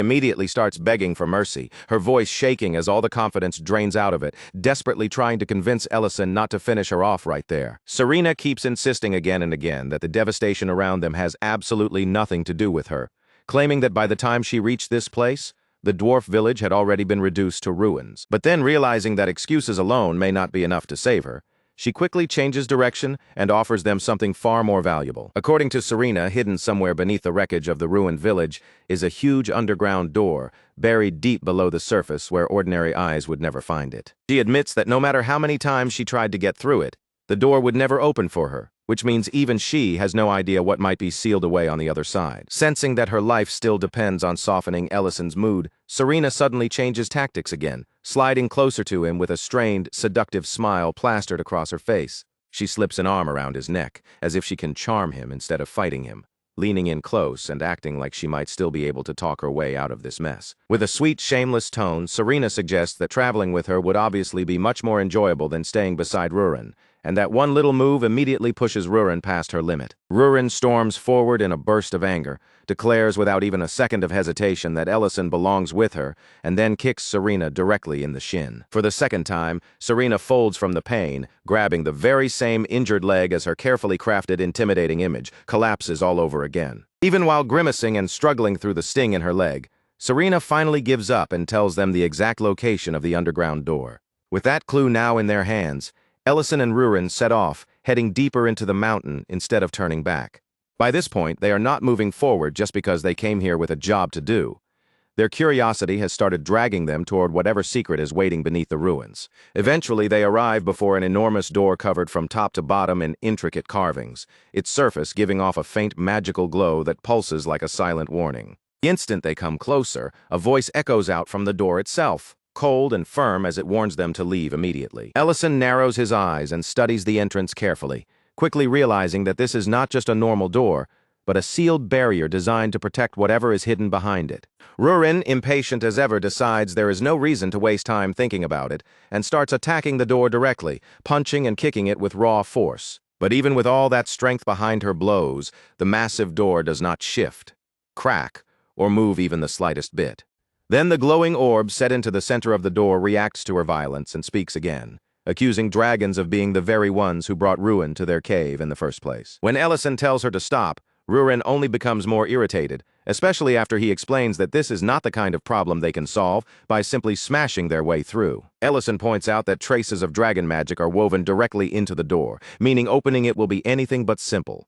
Meanwhile, Rurin, still hot-headed, immediately suggests finding another red dragon and crushing its head until the issue somehow gets resolved. Ellison calmly tells her that he has a much more peaceful method in mind, although it will take a little patience, and instead of forcing the entrance open, he begins by asking the door a question. He asks the voice beyond the barrier how long they have been sealed inside, and the answer comes back clearly from behind the door, roughly 1 full year. The moment Ellison hears that, he notes that being trapped underground for an entire year would naturally cause serious problems, especially when it comes to finding enough food. But the voice behind the door remains deeply wary, asking why they should trust him at all, and questioning whether he might actually be one of the Red Dragon's servants. That accusation immediately sets Rurin off, and she snaps back angrily, loudly protesting that they are absolutely nothing like that dragon's servants. Before Rurin can make the situation even worse, Ellison quickly covers her mouth, tells her to calm down, and then speaks to the voice again with respect, saying he understands their suspicion and only came here because he wanted to help. When the door still refuses to open,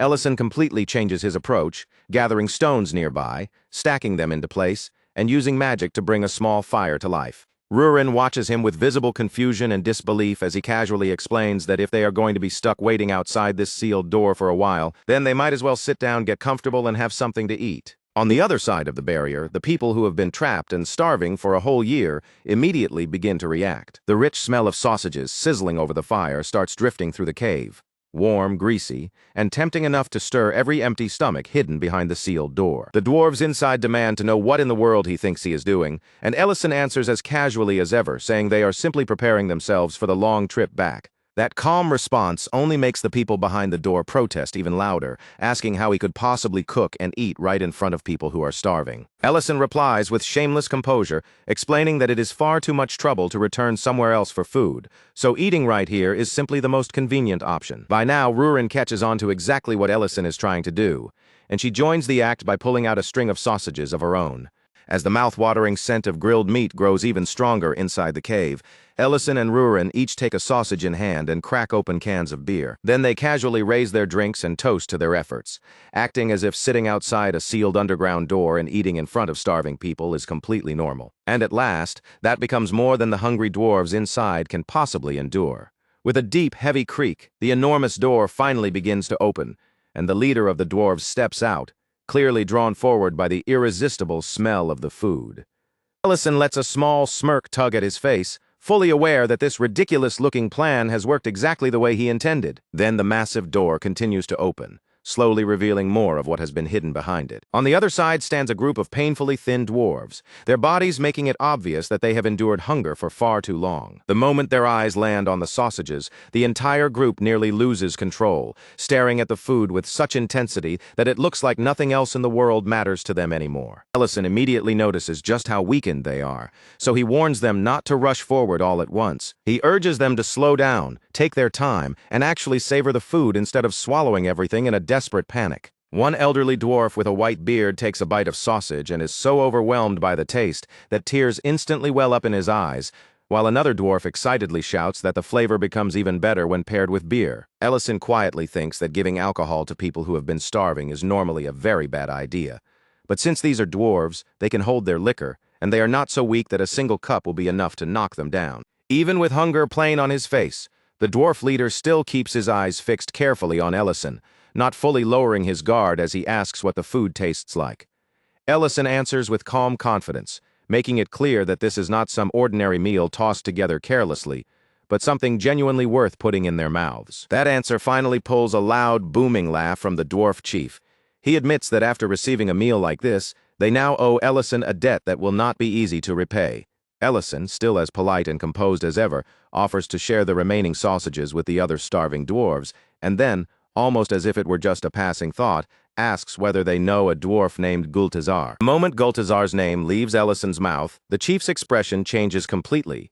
His eyes sharpen, and he immediately asks how Ellison could possibly know that name. Ellison explains that he has met Gultazar before, and that the very reason he came all this way is because he needs to speak with him. Once the chief understands that Ellison is not merely a random traveler passing through the ruins, but someone connected to a truly important figure among the dwarves, his attitude begins to soften. After a short pause, he agrees to take Ellison to Gultazar himself. From there, the group begins making their way down into the underground mine. Beneath the destroyed village lies a dark, winding maze of tunnels, and deep within that shadowed place, the last remains of the dwarf settlement have been forced to hide. There are only around 20 or 30 survivors left down there, barely enough people to still call it a village, and as Ellison moves through the dim underground paths, he cannot stop himself from wondering how a proud clan that once thrived throughout these mountains could have fallen so far, ending up in such a broken and miserable condition. After leading them through the underground settlement, the chief finally stops in front of one particular tent, tucked away inside the mine. He calls out toward the inside, announcing that Ellison has arrived and that he has personally brought him here to meet Gultazar. Inside the tent sits Gultazar, an elderly dwarf with silver hair, a long beard, and an aged presence that still carries a quiet, unmistakable strength. The instant his eyes land on Ellison, recognition crosses his face, and he welcomes him warmly, almost like greeting an old acquaintance who has finally returned after far too much time apart. Even in the middle of hardship, hunger, and loss, Gultazar holds himself with the calm dignity of a true dwarf leader, steady in his posture, wise in his eyes, and not yet broken by everything his people have endured. He apologizes that their reunion has to happen in such bleak circumstances, but then his sharp gaze shifts toward Rurin, and almost immediately he senses that the girl beside Ellison is no ordinary person. Gultazar asks if she is the Almighty One, and the title clearly pleases Rurin, who responds with her usual proud, self-satisfied attitude, as if the name suits her perfectly. Ellison, however, does not spend much time lingering on greetings or polite conversation. He moves straight to the heart of the matter, asking what exactly happened to the dwarves and how their once thriving mine could have ended up buried beneath fear, ruin, and silence. Gultazar hesitates for a moment, the old pain of the memory showing faintly across his face. But after forcing himself to speak, he gives Ellison the answer. It was the red dragons. The dwarves had fought with everything they had, refusing to surrender their home without resistance, but against enemies like dragons. Even their courage and determination were not enough to change the result. In the end, only a small number of them survived, retreating into the depths beneath the mountain to protect the last remaining thing their clan still had. Ellison can tell from Gultazar's words that there is something more behind the story, so he presses further and asks exactly how many dragons took part in the attack. Gultazar then reveals that the village was not attacked by just one dragon, but by an entire group of them moving together. That answer immediately confirms what Ellison had begun to suspect. The traces left behind on the sealed door were not the result of some random attack, but evidence of a coordinated assault, which makes the whole situation far more serious. Because if dragons are gathering and acting together like that, then the real question becomes much more frightening. What kind of larger threat could be driving them to move as one? While Ellison is still silently turning that troubling possibility over in his mind, Gultazar reaches down beneath the table. Hidden from view, his hand finds and presses a concealed switch. With a low rumbling sound, a bookshelf slides aside, revealing a secret passage behind it, and Gultazar leads them deeper into a hidden chamber within the mine.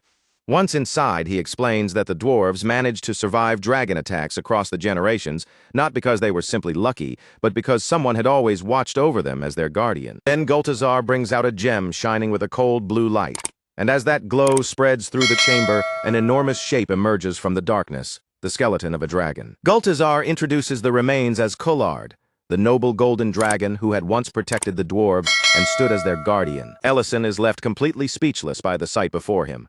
Judging from the sheer size and presence of the bones alone, he can tell Collard must have lived for at least 500 years, and the weight of that long life and sacrifice settles heavily over the room. Gultazar quickly explains that the dwarves never worshipped Collard through offerings, tribute, or anything like that. Collard protected them simply because of his own kindness.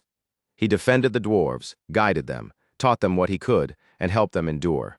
But even a dragon as magnificent as him could not escape the passage of time forever. Ellison and Rurin stand there in stunned silence, taking in the sight.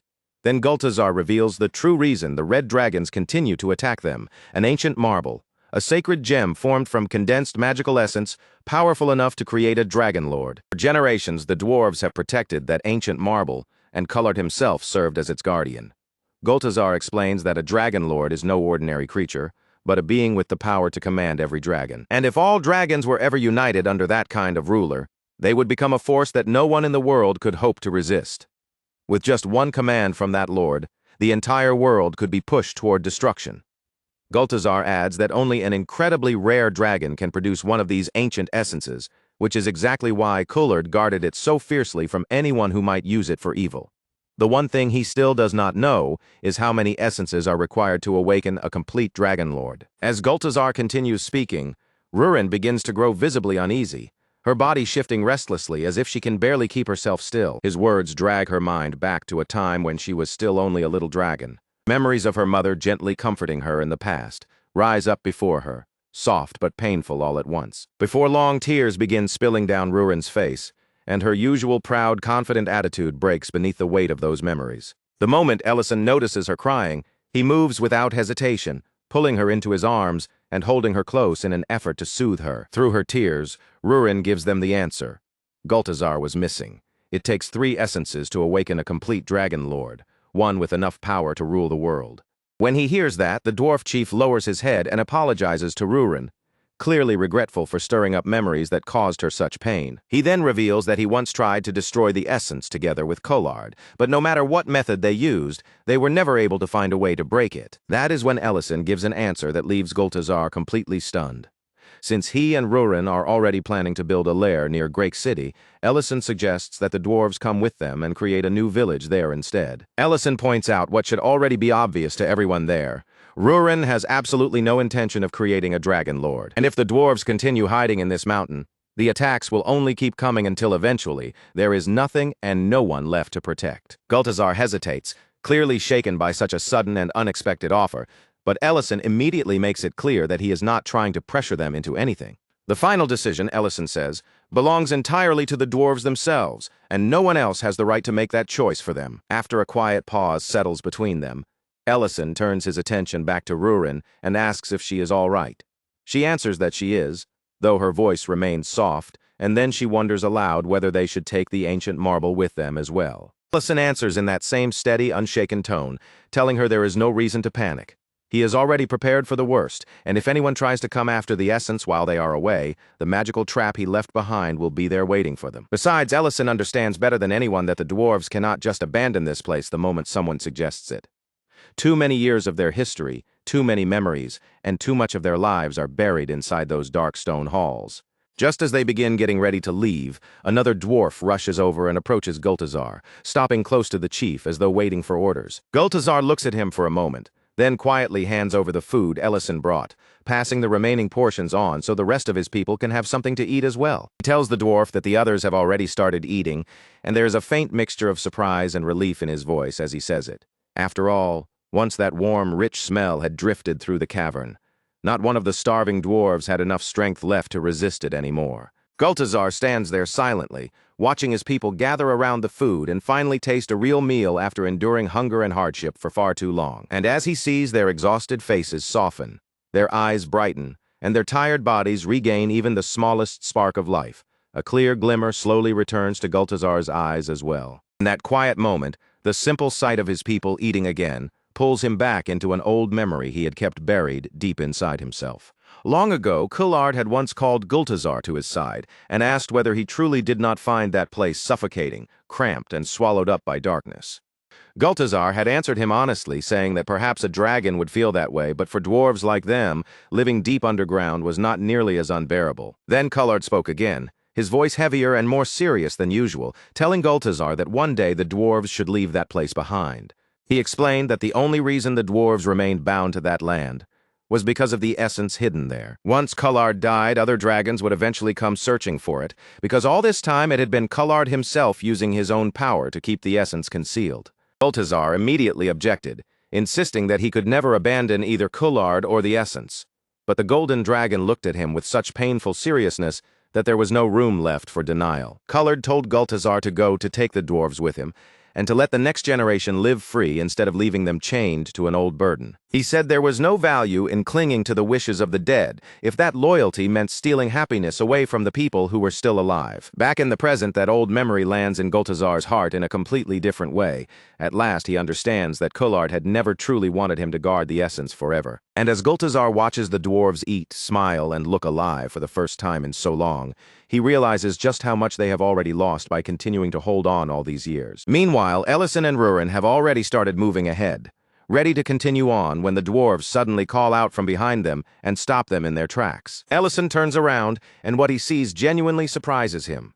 The dwarves have already gathered their belongings, packed up what little they need, and prepared themselves to leave the mountain. Without hesitation, they agree to lend their strength to Rurin and help build the lair she has been waiting for. Once that decision is made, everyone sets out together toward Great City, and before long, the long-awaited construction work finally begins. As Ellison watches the dwarves moving around the work site, he cannot help feeling worried, wondering if they are truly healthy enough to start working again so soon after everything they have endured. But Gultazar brushes off Ellison's concern as though it is hardly worth mentioning, firmly assuring him that his people are more than capable of handling the work. Then, with priorities that could only belong to a dwarf, Gultazar immediately asks Ellison whether he can bring them more sausages. Ellison smiles at that and agrees without the slightest hesitation, clearly relieved and happy to see the dwarves showing that kind of appetite again. A little later, Gultazar steps forward and places the ancient essence into Ellison's care, entrusting it to him with a solemn, determined expression. What he gives Ellison is not just a shining gem or some old relic that had been hidden away in the depths of the mine. In that moment, Gultazar is placing the future of the dwarves themselves into Ellison's hands, along with all the danger, history, and responsibility that the essence represents. Rurin immediately tells Ellison that he should simply absorb it, saying it so casually that Ellison can only stare at her like he is trying to figure out whether she is being serious. Instead of doing anything reckless, Ellison decides to keep the essence safely with him for the time being, though Rurin's expression makes it very clear that she is not exactly thrilled with that choice. Rurin reminds him that no matter what happens, they absolutely cannot allow a new Dragon Lord to be born, and Ellison nods, answering that he already has a few ideas for preventing that. The focus then shifts back to Serena, the red-haired dragon, who is still sitting there in tears after being completely overwhelmed by Ellison and Rurin. While she is crying miserably to herself, Serena suddenly senses someone approaching, and her head lifts in alarm. For one brief moment, she thinks the presence might belong to Gerd, and uncertain hope flickers across her face. The figures who appear in front of her are not Gerd at all. Instead, it is Ellison and Rurin, returning to her once again. Ellison greets her with an easy smile, then casually points out how impressive it is that she seems to have such a treasure, especially when she keeps insisting she never accepted tribute from anyone. Then he brings out the essence and lets Serena see it clearly, using that moment to ask her about another matter he still needs to confirm. The instant Serena realizes where this conversation is heading, panic floods her face, and she desperately insists that she has already told them everything she knows. Ellison then asks about this Gerd person, wondering aloud whether he was supposed to be Serena's companion, since it is obvious she had not been attacking the dwarves together with him. Serena hesitates, looking awkward and embarrassed, but after a moment she admits that Ellison's guess is basically right. She explains that she had actually been dating that dragon, and that was exactly why, when Ellison first appeared, she mistook him for Gerd. Serena then quickly adds that she never personally saw any group of dragons causing trouble in the area, because she had only settled there about half a year ago. When Ellison presses her again about the so-called treasure in her territory, Serena tearfully repeats that she truly never accepted tribute from anyone. Then, in the very next moment, Serena releases the spell that had been covering the surrounding area. As the magic fades away, the truth is finally revealed. The treasure everyone believed existed there had never been real at all. From the very beginning, it was nothing more than an illusion. Serena breaks down crying all over again, telling them they can take whatever they want, as if she has completely given up on resisting them anymore. Seeing the truth laid bare like this, Ellison finally realizes that Serena has been blamed for far more than she actually did. After that, the story shifts once again back to Ellison's restaurant, where ordinary daily life in Great City begins to come into view. Back at Ellison's restaurant, the mood shifts once more as two familiar faces step through the door. Elena and Ment their arrival, bringing a fresh burst of movement into the already lively dining room. The moment Ellison spots Ment leaning on his crutches, his eyes naturally drop toward the injured leg, and he asks how the recovery has been coming along. Ment answers with gratitude written clearly across his face, saying that if his leg has healed this much, then it is entirely thanks to Elena and all the care she has put into helping him. But Elena quickly shakes her head, refusing to accept that praise for herself, and insists that Ment's own determination, patience, and steady effort are what truly pushed his rehabilitation this far. So Ellison turns the compliment back toward Elena anyway, acknowledging just how much progress Ment has made under her care, and the moment he praises her, Rurin's mood beside him visibly turns sour. After that, Ellison shifts the conversation and asks Elena how things have been going at her clinic, speaking casually but with clear interest in whether she has been managing without trouble. Elena answers that the clinic has been operating smoothly so far, with no major problems causing trouble for her. Hearing that, Ellison quietly wonders if Ryan has been working behind the scenes again, probably pulling a few helpful strings without drawing attention to himself. Before Ellison can think too deeply about that possibility, Gultazar suddenly cuts into the conversation and asks whether there happens to be any of that stew left from the one Ellison made before. Elena freezes the moment she realizes an actual dwarf is standing right there in the restaurant, then turns sharply toward Ellison and asks if he seriously let dwarves start digging underneath his own land. That single question instantly sets off a noisy exchange, and before the restaurant has any chance to settle down again, Creston walks in as well. Creston steps inside with a demanding look on his face, immediately asking why the restaurant was closed the day before, clearly expecting Ellison to explain himself. With a dwarf, an elf, and Creston all throwing their voices into the confusion at once, Ellison arrives at the simplest possible solution. Since this place is a restaurant, the best way to calm everyone down is to feed them. So Ellison heads straight into the kitchen, and before long, steaming dishes are carried out and placed across the tables, naturally drawing everyone into their seats. The atmosphere softens almost immediately once the food is served, and Ment looks especially delighted, clearly having missed Ellison's pizza far more than he is willing to admit out loud. As everyone settles into the meal, the table gradually grows quieter, and the earlier tension melts away into the warm, familiar sounds of eating and casual conversation. Ellison glances around the room, checking the plates one by one, and casually asks if anyone would like another serving. Then, through the window of the restaurant, something outside suddenly catches his attention. Beyond the glass, he sees Diren Grake standing there, calling out to him with an urgency that is impossible to ignore. A moment later, Ellison opens the door and steps outside to meet him, asking what has happened. Diren looks visibly shaken, his face tight with worry, and he asks Ellison one simple question that carries far more weight than it first seems. He asks if Ellison can make a dessert that might help his mother smile again. Ellison accepts the request without making Diren plead or explain any further, giving him the answer he had been hoping to hear. By the next morning, that request has already been put into motion. Ellison now stands inside the grand kitchen of Deer and Grake's home, surrounded by polished counters, fine cooking tools, and shelves stocked with all kinds of ingredients.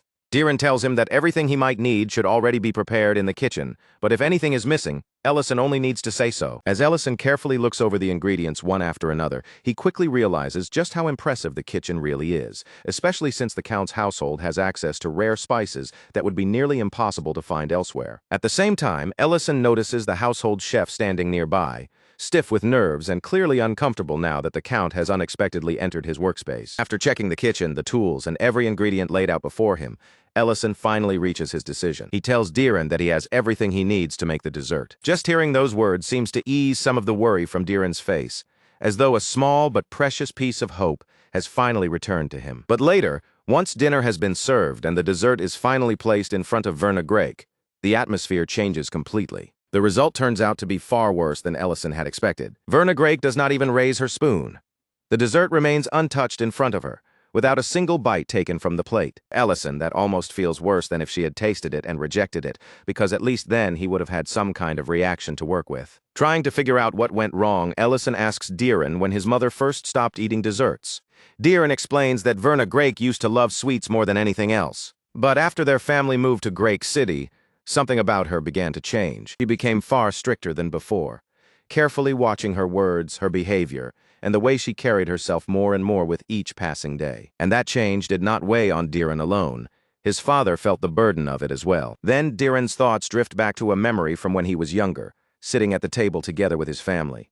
Back then, Ryden Grake had gently asked Verna Grake not to be so hard on their son, but she answered that she was only trying to teach him the manners expected of a noble. Hearing that, young Deeren looked at his mother and asked whether that was also why she had stopped smiling. He told her that ever since they came there, she no longer spoke honestly about the things she liked or disliked, and he asked her to feel at home because that place was now her home too. As Ryden Grake continued speaking to her in that gentle tone, the quiet moment around the table slowly began to change. Verna Grake suddenly realized that, without even noticing it, she had eaten every last bit of the dessert sitting in front of her. Seeing that, Ryden Grake warmly promised her that even during the war, and even if sugar became difficult to obtain, he would always make sure she had dessert. Deeren finishes the memory by telling Ellison that this was the moment he first understood just how deeply his mother loved sweets, and from that day on, his father kept preparing desserts for her, simply because he wanted to see her smile. And eventually, those efforts really did begin to reach her heart. Little by little, Verna Grake started smiling openly again,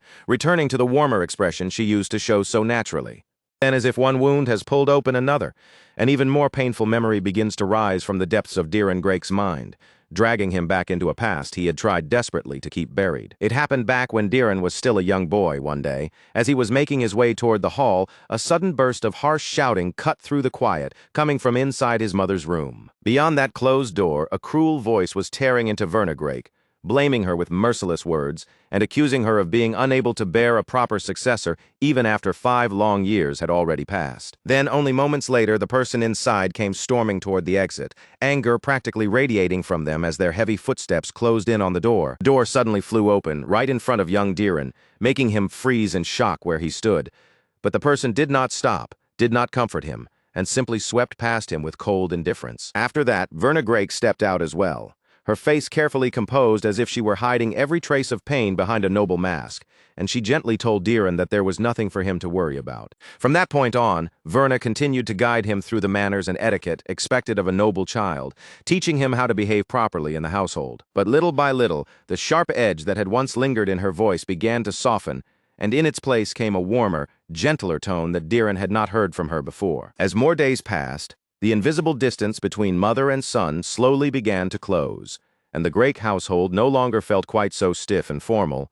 For the first time, it started to feel like an actual family. A large part of that change came from Verna Grake herself, because she had begun smiling again, and that single smile seemed to bring a quiet warmth back into every room around them. On another day, Deeren and Verna Grake stood together in the kitchen, side by side, both of them trying their best to make dessert as if sharing an ordinary family moment. Somehow, Deeren managed to bake his bread properly, his attempt turning out surprisingly well.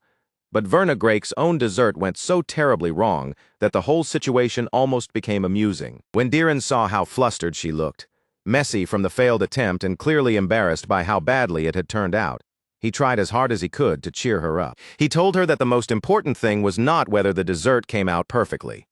What mattered more was that she had put in the effort to make it with her own hands. But that brief, peaceful warmth was shattered in an instant when servants rushed into the room carrying devastating news.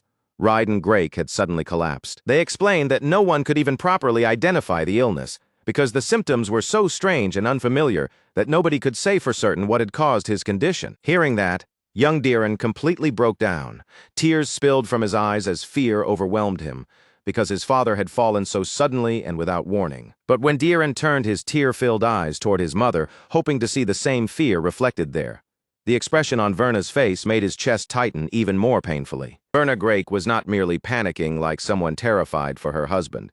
What struck Diren most was the heavy, crushing disappointment written across her face, as if something inside her had collapsed too. After that day, Verna Grake stopped eating dessert entirely, as though sweets had become connected to something unbearable, and she could no longer bring herself to touch them. Worse still, she began controlling Diren's life from afar, no longer speaking to him directly, and instead sending orders and instructions through the servants, like there was now a wall between them. And that was the true reason Diren had run all the way to Ellison's restaurant. He had been desperate for help, because it was help he could no longer ask for inside his own home. At last, with everything he had been holding back, finally becoming too much to bear, Diren can no longer keep himself together and breaks down completely. Through his tears, he admits that the only thing he truly wants is something painfully simple. He just wants to laugh with his family again, sit with them, and share a meal together like before, even though that wish now feels impossibly far away. After leaving Diren Grake's home, Ellison walks back toward the restaurant with a grave expression on his face, silently turning every piece of Diren's story over and over in his mind. On the surface, Verna Grake's behavior simply does not add up, no matter how Ellison tries to look at it. She keeps Diren's daily life under suffocating control, watching over him through orders and restrictions, yet at the same time she pushes him away with a cold distance that clearly hurts him. And if the only issue was that Diren was not her biological son, then Ellison cannot understand why she once opened her heart to him so warmly in the first place. Then Ellison suddenly stops in his tracks, as if the missing piece has snapped into place all at once. The answer is guilt.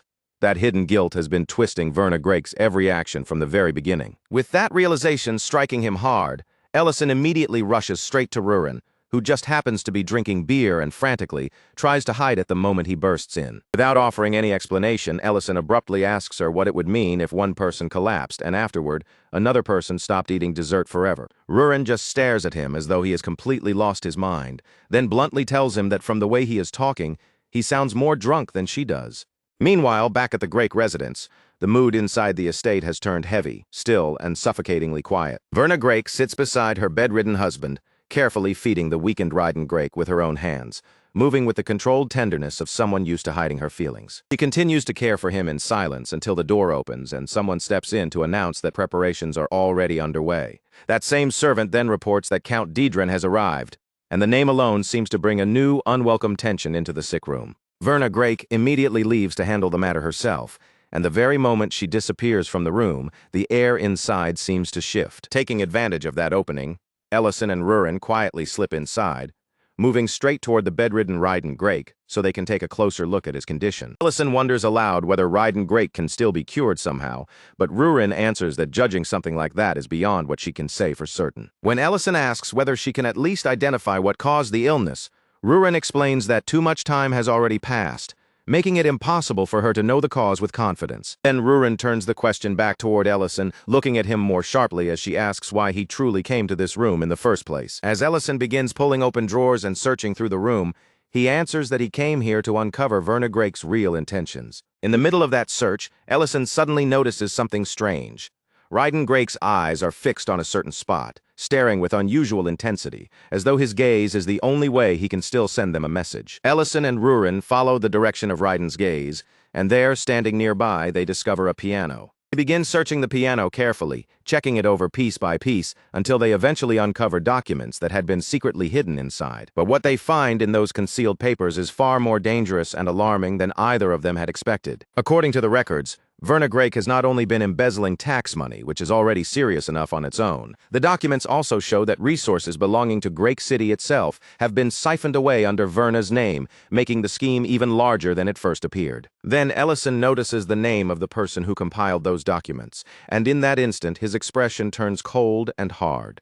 Without wasting even a second, Ellison turns to Rurin and tells her to head to the imperial capital immediately and bring someone back with her. Meanwhile, in another part of the estate, Verna Drake steps into a separate room, only to find her father already waiting there for her.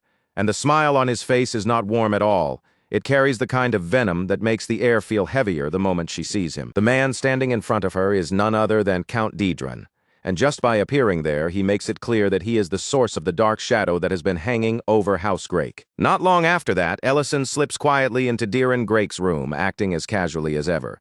With his usual strange timing, he jokes that he has come all this way to deliver a hamburger. But the thing Ellison places into Diran's hands is not food at all. Instead, it is the bundle of hidden documents he and Rurin uncovered earlier, the papers that had been concealed inside the piano. As Diran Drake reads through the contents, his eyes slowly widen in disbelief. The records reveal that Drake City's taxes have not simply gone missing. They have been secretly flowing straight into Count Didran's hands. Ellison immediately warns Diran to lower his voice, reminding him that the very man named in those dangerous records is inside the mansion at that exact moment. That warning makes Diran's whole body tense up.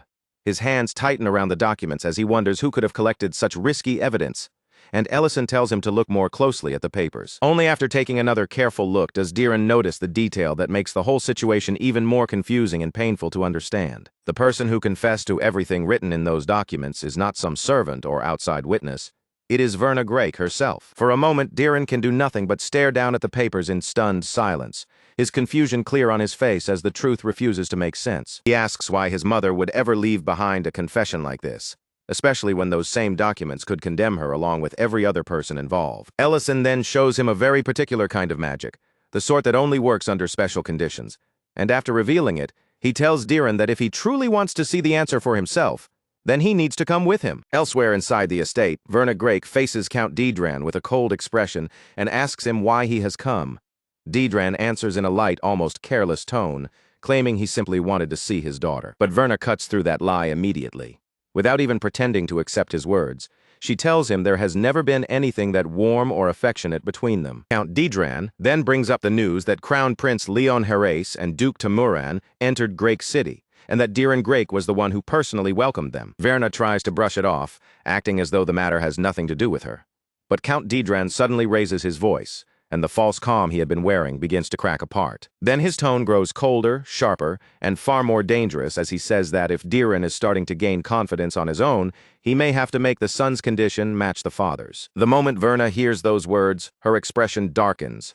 It is as if the room itself freezes around her, every bit of warmth draining from the air. She demands that he say it again, her voice low and tense, as though she needs him to repeat that threat clearly and expose the truth from his own mouth. Verna then shouts at him in furious disbelief.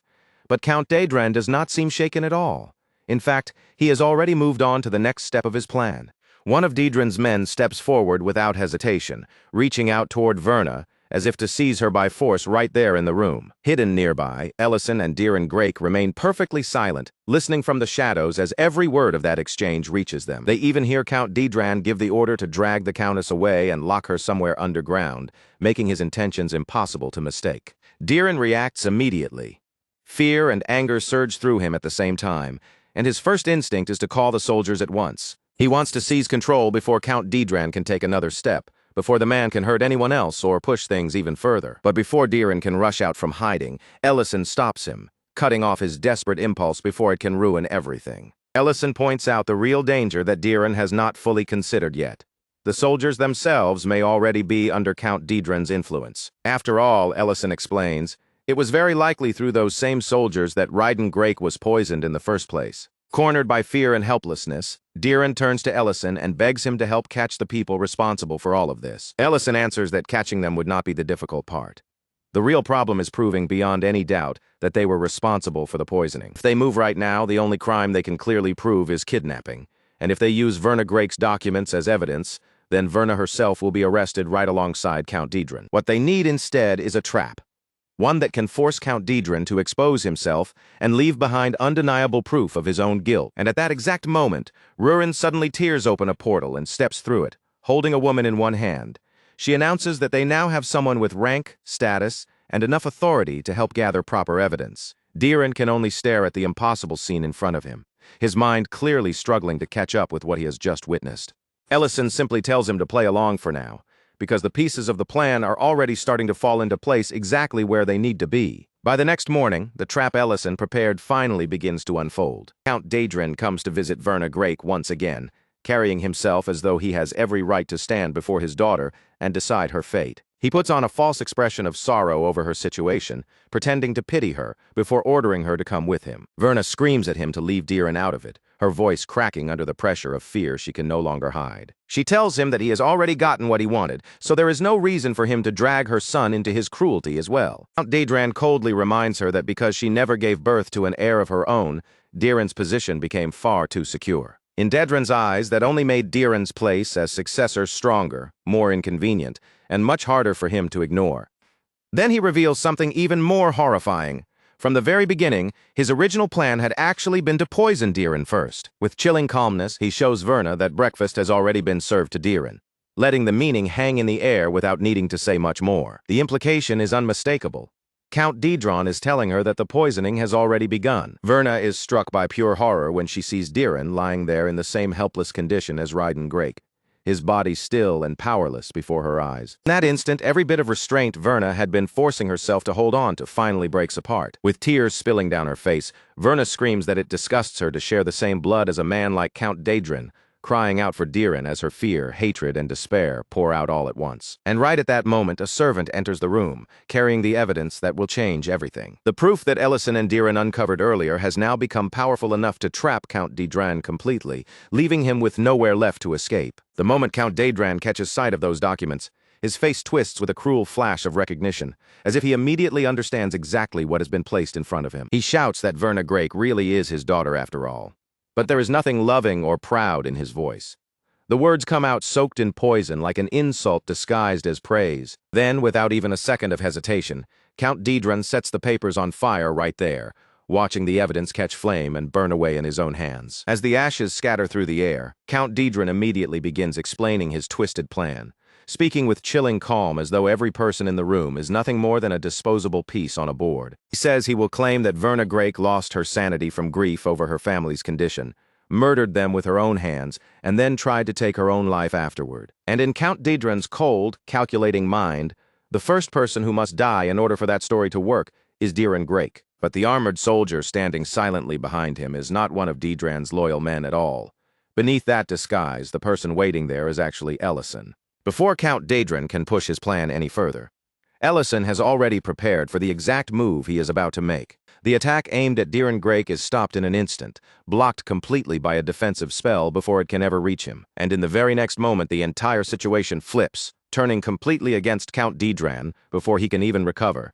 Chief Magician Madrine steps forward and openly accuses Count Daedrin of attempted murder, her voice cutting through the room with enough force to silence everyone there. Then Diren Drake drops the act as well, revealing that he is perfectly aware of what is happening and declaring that everything is already over. Verna Drake is so overwhelmed by the sight of her son alive in front of her that for a moment she can barely even draw a breath. Seeing Diren unharmed, she can only keep thanking the heavens again and again, her trembling words spilling out with pure relief. Count Daedrin, on the other hand, is shaken to his core as he realizes far too late that the trap has closed around him instead. Medrin orders him to surrender quietly to the Imperial Order, leaving him with no space to pretend that he is still the one controlling the room. But Count Daedrin immediately tries to twist the situation back in his favor, grasping for any excuse that might save him. He claims that the dagger in his hand was only there for self-defense, insisting that it merely slipped out while he was walking, and that he never had any intention of killing anyone. Medrin looks at him with a cold, unwavering gaze,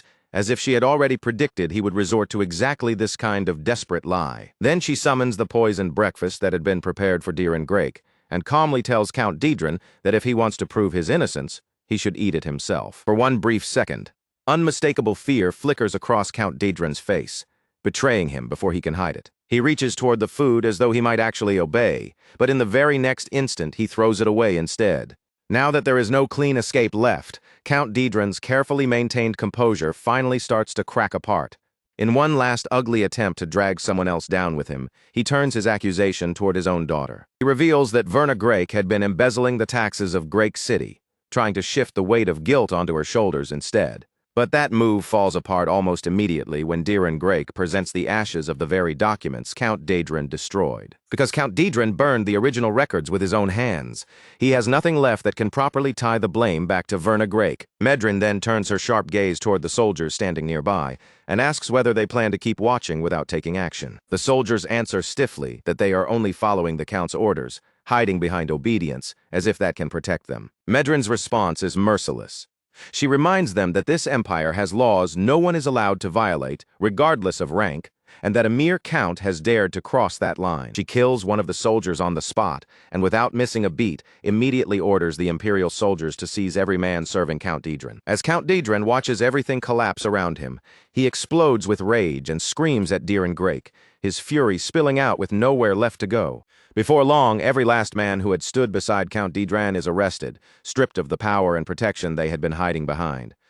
Once the immediate danger is finally contained and the chaos in the room begins to settle, Ellison moves without hesitation. He turns toward Verna Grake and frees her from the restraint that had been keeping her trapped in place. Still shaken by everything that has happened, Verna Grake begins to ask who Ellison really is. Before that question can go any further, Diren Grake cuts through the moment and draws her attention back to what matters most. For Verna Grake, the only thing she truly needs to know now is whether her son has been hurt. Diren gently reassures her that he is all right, giving her the one answer her frightened heart needed more than anything else. Then he sits down beside her and finally asks the question he has carried quietly inside him for so long, why she could never bring herself to look him in the eyes. With nowhere left to run and nothing left to hide behind, Verna Grake finally confesses the truth, allowing the crushing guilt she has carried alone to spill out. She talks about the misery that spread through their family because of her choices, and the shame that made her believe she had no right to ask anyone for forgiveness. Diren Grake answers her with a calm clarity that seems to catch even Verna off guard. He tells her that she has no reason to beg for forgiveness, because none of this was truly her fault. The one who deserves the blame is Count Daedrin. Then for once, Diren lets his anger show openly as he tells her that instead of hiding the evidence and trying to shoulder everything by herself, she should have trusted them enough to tell the truth out loud. If she had done that, he tells her, they would have stood beside her, supported her and faced the situation together. Those words finally reach Verna's heart, breaking through the wall that had stood between mother and son for so many painful years. Verna Grake pulls Diren tightly into her arms, and through her tears promises him that she will never try to handle things that way again. Elsewhere, Count Daedrin is still screaming furiously at the soldiers, his rage echoing as they drag him away under arrest. Count Daedrin continues raging from inside his confinement, spitting threats through his fury. He snarls that these people clearly have no idea who they are dealing with, and swears that the instant he gets free, he will slaughter every last one of them. But before his anger can carry him any further, Ellison quietly steps into his path, placing himself directly in front of Count Daedrin without the slightest sign of fear. Count Daedrin glares at Ellison with pure hatred and demands to know who he is, asking if he is some palace mage sent from the capital to destroy him. Ellison does not answer him with rage or shouting. Instead, his voice lowers into something colder and sharper than ice. He reminds Count Daedrin that he already had an enormous territory under his control, land and authority so vast that most nobles could only dream of possessing that much power. And yet, even with all of that in his hands, Count Daedrin still was not satisfied. His greed reached even further, stretching toward Grake City as if nothing would ever be enough for him. So Ellison decides that a man like him deserves a punishment he will never be able to forget. And with overwhelming magic surging around him, he begins tearing down the castle that Count Daedrin had built around his pride. Count Daedrin is left helpless, forced to stand there and watch with his own eyes as everything he had constructed with his own hands crumbles apart and vanishes before him. At that very same time, outside the estate, a completely different kind of scene is beginning to unfold beneath the open sky. Diren has gathered his friends together, and with their help, he has prepared a beautiful dessert bouquet filled with colorful sweets arranged like a celebration. The moment everyone sees it, they stop in amazement, their eyes fixed on the dazzling display of treats gathered together in one place. But the cheerful atmosphere suddenly shifts when Medrin looks into the distance and raises her hand, pointing toward Count Daedrin's territory. Everyone follows the direction of her finger and looks up, only to see Count Daedrin's castle floating high in the air, suspended there for one impossible moment before Ellison reduces it to nothing. Count Daedrin screams in absolute horror as his home disappears right in front of him, while Ellison calmly tells him that he is simply giving him some fireworks to enjoy, since he will not be seeing such brilliant lights again for a very long time. Meanwhile, Diren turns gently toward Lady Verna and asks what she thinks of the fireworks lighting up the distance. With tears of happiness shining in her eyes, Lady Verna continues eating her dessert, her expression soft and overwhelmed as she answers him. She tells him with a trembling smile that this is the most wonderful banquet she has ever experienced in her entire life. Around them, everyone else enjoys the sweets as well, sharing in the warmth of the moment as the estate finally feels lighter than it has in a long time. A night finally settles over the estate. Lady Verna sits alone in her room with a calm, peaceful expression, quietly admitting that it has been far too long since she allowed herself to truly enjoy dessert. She also confesses that for so many years this castle had felt less like a home and more like a prison surrounding her. But now, at long last, that prison has finally begun to break apart. Then she carefully feeds her husband, speaking to him in a gentle voice about Diren, as she comforts him, and promises that she will no longer keep herself hidden away. That promise seems to reach him, and for the first time in a very long while, a small smile appears on his face. After a quiet pause, Lady Verna looks at him softly and tells him that there is something she should have said much earlier. Taking his hand carefully between both of hers, she finally lets the words she had buried for so long come out, confessing that she loves him. Outside the room, Diren hears every word of that long-awaited confession, and a soft, relieved smile slowly rises onto his face as well. Far away from that warmth, Count Didran has fallen into misery and humiliation, being pelted with stones by the very people he once ruled over. He has no choice but to look upon the ruin of both his land and his pride, stripped of the power he once flaunted so arrogantly. At the same time, Diriant reports to Ellison that they captured as many spies as they were able to find, though he warns that this still does not mean they can afford to lower their guard. Ellison thanks him for handling the work, then casually apologizes for dragging Medrine away in the middle of the night as part of the plan. Diriant explains that Duke Tamurin had been shocked at first, but once he realized that everything was unfolding according to Ellison's design, he went completely silent. He adds that perhaps Duke Tamurin now wants to come in person and see with his own eyes how the situation will continue from here. As Diriant sinks into thought, he finds himself struck all over again by Ellison's power, realizing that Ellison has become even stronger than the man he once knew. Ellison, completely unaware of the quiet admiration directed at him, simply says that he has done everything he can for now, and he hopes Drake City can finally enjoy a little peace. But when the next day arrives, that peace comes in the form of a steady rain falling over the city. Rurin immediately starts complaining, clearly upset because she had only just finished hanging the laundry outside when the rain began coming down. Miltane's work is disrupted by the downpour as well, with the sudden weather throwing all of the outdoor tasks completely off schedule. Ellison listens to their grumbling for a while, letting them complain as the rain continues pattering down around the restaurant. Then he finally cuts through the entire argument and firmly tells them not to keep working outside in weather like this. Of course, they immediately protest, unwilling to simply stop in the middle of the tasks they had already started. So Ellison redirects them instead, telling them that if they still want to make themselves useful, they can help with work inside the restaurant. After that, Ellison helps dry Rurin off himself, carefully making sure she does not stay soaked long enough to catch a cold. Nearby, Miltane and Ment stand there holding towels, looking completely confused and awkward as they watch Ellison fuss over Rurin like this is the most natural thing in the world. That strange little moment is soon interrupted when Venan steps into the restaurant. He says that the gloomy weather has made him crave something warm, filling, and comforting. Ellison answers that craving with a steaming bowl of knife-cut noodle soup, rich with chicken and perfectly suited for a cold, rainy day. Venan reminds him that he once said he had stopped serving chicken, and Ellison explains that since so many customers are now getting their chicken from Creston, he decided it was time to bring chicken dishes back to the menu. Then Ellison asks how Venan's orchard is holding up under all this rain. Venan jokes that Ellison would probably be delighted if the orchard failed, since Ellison had once offered to buy it for a price far higher than what it was actually worth. Ellison admits with a smile that he would actually be disappointed if Venan gave up that easily, and the two of them share a relaxed laugh over the exchange. Venan then says that staying at the orchard all day would not stop the rain anyway, before taking his first sip of the soup. The moment he tastes it, he hums with satisfaction and declares that this bowl alone made the trip completely worth it. Rurin pouts in obvious annoyance, her damp hair still sticking to her cheeks as she grumbles at Ellison for stopping halfway through drying her off. Ellison simply tells her, as calmly as ever, that a customer has arrived. Then he turns back toward Venan and sets a drink in front of him, acting as naturally as if nothing strange had just happened.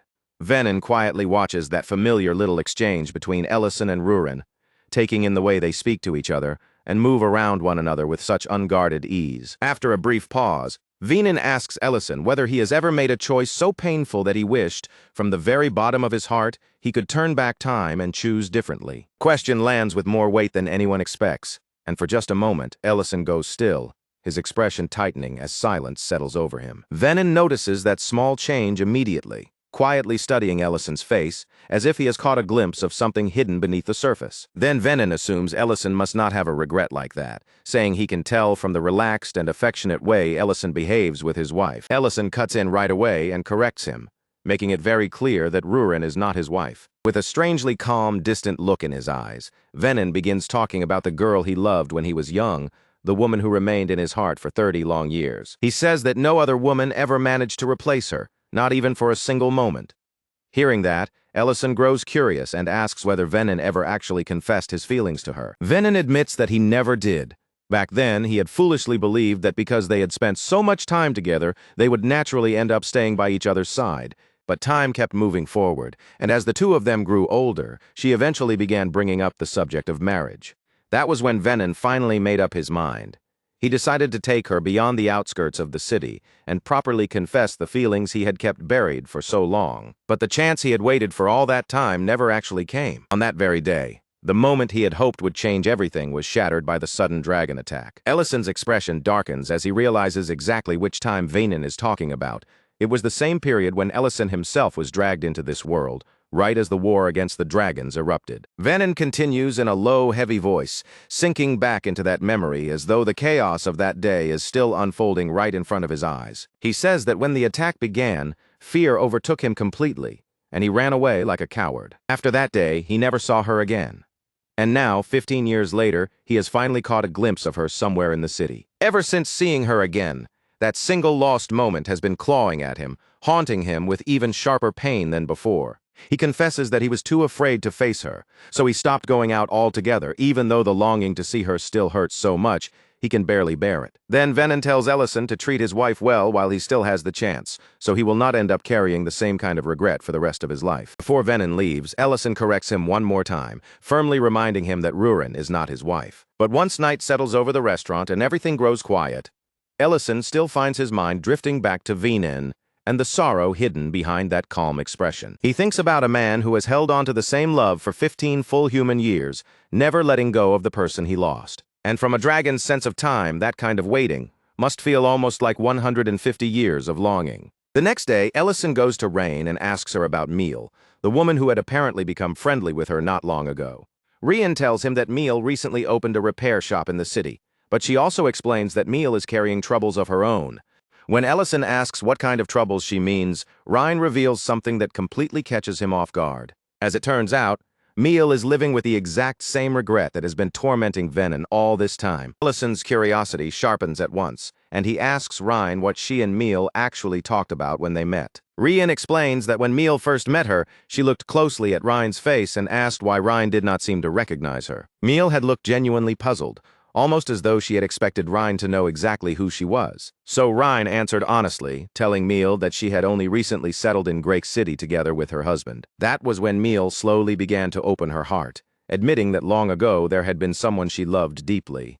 And when the time finally came for her to confess those feelings, she lost her courage too and ran away like a coward. Later she heard that 15 years ago the man she loved had gone to meet her while carrying a bouquet of flowers. Back in the present, Ellison's expression turns grim as the truth becomes clear, and he reveals that the man Meal loved was Venin. He tells Ryan everything. Venin confessed to him the night before, and as the pieces fall into place, they both realize just how cruel the misunderstanding had been. Venin and Meal had both gone to the promised meeting place on that same day. Both of them were swept up in the terror of the dragon attack, and both of them ran away in fear, each believing the other had abandoned them. For 15 long years, they had carried the exact same wound in silence, and that realization leaves both Ellison and Ryan weighed down with sadness. Rian adds that after that day, Meal even rejected every arranged marriage proposal that came her way. Ellison listens quietly, then speaks in a calm, certain voice, saying that he has a plan and asking Rain to deliver a message to Meal for him. Later, Ellison visits Venin at his orchard and hands him a magnifying lens, explaining that Meal's eyesight has grown weak. He even tells Venin that if the lens puts too much strain on her eyes, he can adjust it for her properly. Venin is completely thrown off by how oddly specific Ellison's words are, staring at him with confusion as if he cannot quite understand what is happening. But before Venin can fully process it, Ellison tells him to go outside Great City, to the exact place where he was supposed to meet her 15 years ago. Because this time, Meal will be there waiting for him. Confused and shaken, Venin asks what Ellison means. Ellison gives him a simple answer. Making one mistake is human, but clinging to that same mistake for 15 years is something else entirely, and deep down, Venin already knows that. That evening, even with his thoughts twisting themselves into knots, Venin still makes his way to the promised meeting place. Every step feels heavy, and his mind keeps throwing fear, doubt, and 100 reasons to turn back in front of him. But beneath all that panic, beneath the urge to run away again, one feeling refuses to disappear. He still wants to see Meal one more time. And then, near the old tree standing quietly in the fading light, Venin finally spots her. Meal is there, waiting in that familiar place, her figure still and clear against the evening scenery. Meal slowly turns her head toward him, and as soon as her gaze settles on Venin, recognition flashes across her face. There is no confusion, no pause, not even the smallest hint of doubt. She knows exactly who he is. For a brief stretch of time, neither of them can bring themselves to speak. They simply stand there facing one another, separated by the quiet evening air and all the words they have held back for so many years. That silence is not empty at all. It presses down between them like a weight, filled with 15 long years of regret, distance, and moments they can never return to. In the end, Meal is the one who gently breaks through it. Her voice is soft as she tells Venin that ever since that day, there has been something she has always wanted to say to him. Venin answers with his voice lowered and trembling as if the words are barely holding together. He tells her that he has been carrying that very same feeling inside him all these years too. Then, almost as if their hearts move at the exact same time, they both confess the truth they have been hiding. 15 years ago, when everything collapsed around them, each of them believed they were the one who ran away. The instant they hear the same confession coming from the other person, both of them freeze. For one stunned heartbeat, they can only stare at each other, slowly realizing just how painfully wrong they had both been. But after that first shock settles, the air around them begins to change. Bit by bit, the suffocating tension loosens, and the pain hanging between them softens into something gentler. And then, almost in the same breath, both Venin and Meal begin to laugh. It starts quietly, but the laughter carries all the relief, disbelief, and release they had been holding in for 15 years. From a hill overlooking the meeting place, Rhine and Ellison stand side by side in silence. Below them, they watch Venin and Meal from a distance, careful not to disturb the moment finally unfolding. A quiet sense of relief settles over both of them as they see the misunderstanding that had trapped Venin and Meal for so many years finally begin to fall apart. Rien then asks Ellison why he did not just tell them the truth from the very start. Ellison answers calmly that some tangled knots cannot be pulled loose by outsiders. They have to be untied by the very people caught inside them. Even so, that relief does not erase everything. A faint sadness still lingers over Rhine and Ellison because they both understand that Venin and Meal had carried this ache for 15 years. And the cruelest part is that all of that suffering came from something so small and tragic, the same mistaken belief held by both of them at once. Now, at long last, Venin and Meal walk back toward Great City together. Their hands are joined as they move forward side by side, finally leaving the painful shadow of the past behind them. After that quiet reunion beneath the evening sky, several days pass, and life slowly begins to move forward again. Then Venin comes to the restaurant and gives Ellison his answer.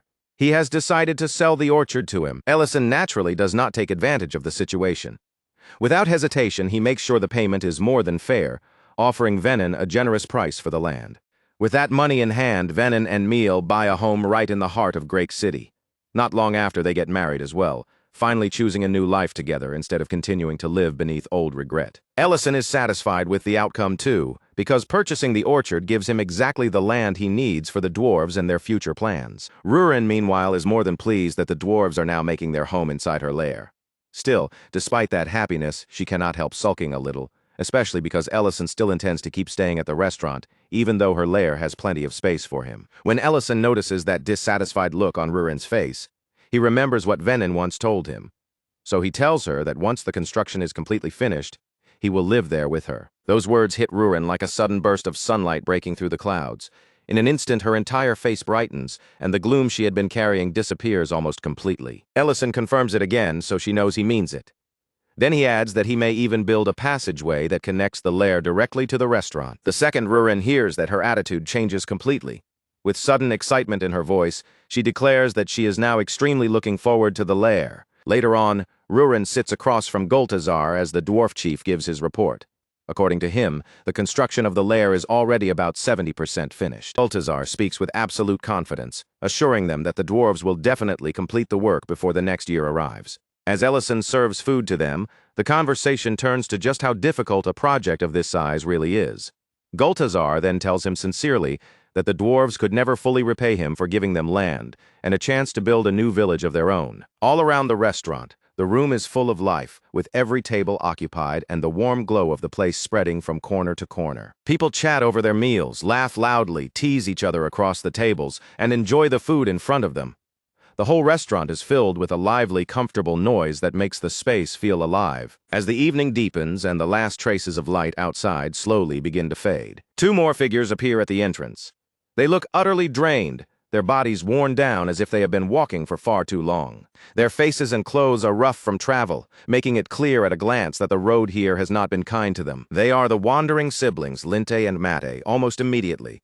The rich, delicious aroma drifting out from the restaurant catches them and pulls them closer to the door. A moment later, they gather their courage and knock. With nervous voices, they ask whether there might be any work available for them. They explain that they had seen a flyer saying staff were needed at the ranch, and that flyer is the reason they came all the way here. Ellison answers rather bluntly, telling them that he actually threw that flyer away not too long ago. The moment those words reach them, Linte and Mate's faces fall. The little bit of hope they had been clinging to seems to vanish all at once, replaced by clear dread and panic. Seeing how frightened they are, Ellison lets his tone soften a little. He tells them that having some extra help probably would not be a problem after all, then invites them to sit down, eat something first, and talk while they fill their stomachs. Because the weather outside is cold, Ellison decides to prepare something warm for the exhausted siblings. He begins by taking out pork, choosing a dish that will properly heat them from the inside. In a separate pot, he carefully starts building a proper stew, adding in all the ingredients needed to make it hearty and flavorful. To finish the taste, he even adds a touch of MSG, deepening the richness of the broth. After simmering for a while, the pork stew is finally done. Steam rises from the pot, carrying a rich, savory fragrance that fills the air around them. When the meat is placed in front of Linte and Mate, the two siblings hesitate. Their eyes linger on the food, but their bodies stay tense, as if they are not sure they are really allowed to accept something this good. Ellison gently puts their worries to rest by telling them that there are plenty of leftovers, so they do not need to hold back. That simple reassurance is enough to loosen their hesitation. At last, Linte and Mate pick up their food and begin to eat. The instant the stew touches their tongues, both of them are visibly stunned. The pork is tender, the broth is deep and rich, and the warmth spreads through their tired bodies like comfort they had almost forgotten. For the first time in what feels like a very long while, Linte and Mate look genuinely happy, their faces softening as they eat the warm meal in front of them. With sincere gratitude filling their voices, Linte and Mate thank Ellison from the bottom of their hearts. They tell him that this is the best meal they have ever eaten. Ellison quietly watches Linte and Mate tear into the meal in front of them, eating so desperately that it is almost painful to see. He warns them not to rush and to slow down before they choke, but from the way they are devouring every bite, he can already tell they must have been right on the edge of starvation long before they ever reached his restaurant. Only after the two brothers finally manage to calm their pace, a little does Ellison study them more closely. His eyes move over their exhausted faces and worn clothes, and then he asks why they came all the way here looking for work at the ranch in the first place. Mate answers him without trying to dress it up. He says that both he and Linte genuinely love animals, and while they may not have much experience with ranch work yet, they are the kind of people who will keep trying, keep learning, and keep working until they can finally do the job properly. After listening to that answer, Ellison turns his gaze toward Elena with a noticeably more serious expression. Without saying much out loud, he is clearly asking her to judge the two brothers and figure out what kind of people they really are. Elena looks them over carefully, taking in their attitude, their eyes, and the way they carry themselves. Then she says that, at the very least, they do seem like the persistent type. People with enough determination to keep pushing forward. But the moment after that, her expression grows sharper. Elena adds that even though they may be determined, there is no doubt about one thing. They are hiding something from everyone sitting in that room. As soon as those words reach Ellison, the air around him changes. His tone turns firm and cutting, and he tells the brothers to show him their wrists. With no easy way to deny it anymore, Linte and Mate fall silent. Slowly, and with visible hesitation, the two brothers reveal their wrists. The moment their sleeves shift enough for the old marks to appear, the truth becomes impossible to hide. The scars left behind by shackles sit clearly on their skin, and at once, the lively mood inside the restaurant drops into something heavy. Around them, every expression turns serious. Mate quickly raises his voice before anyone can misunderstand too much.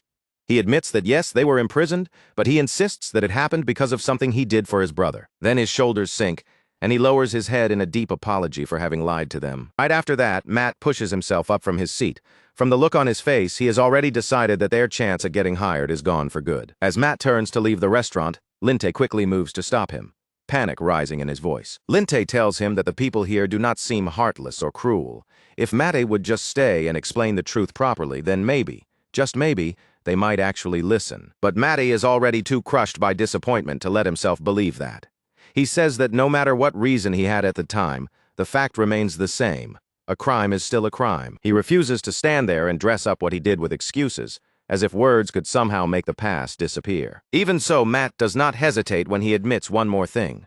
Whatever anyone thinks of him, he does not regret the choice he made. He is just about to walk out for good when Linte's voice suddenly stops him.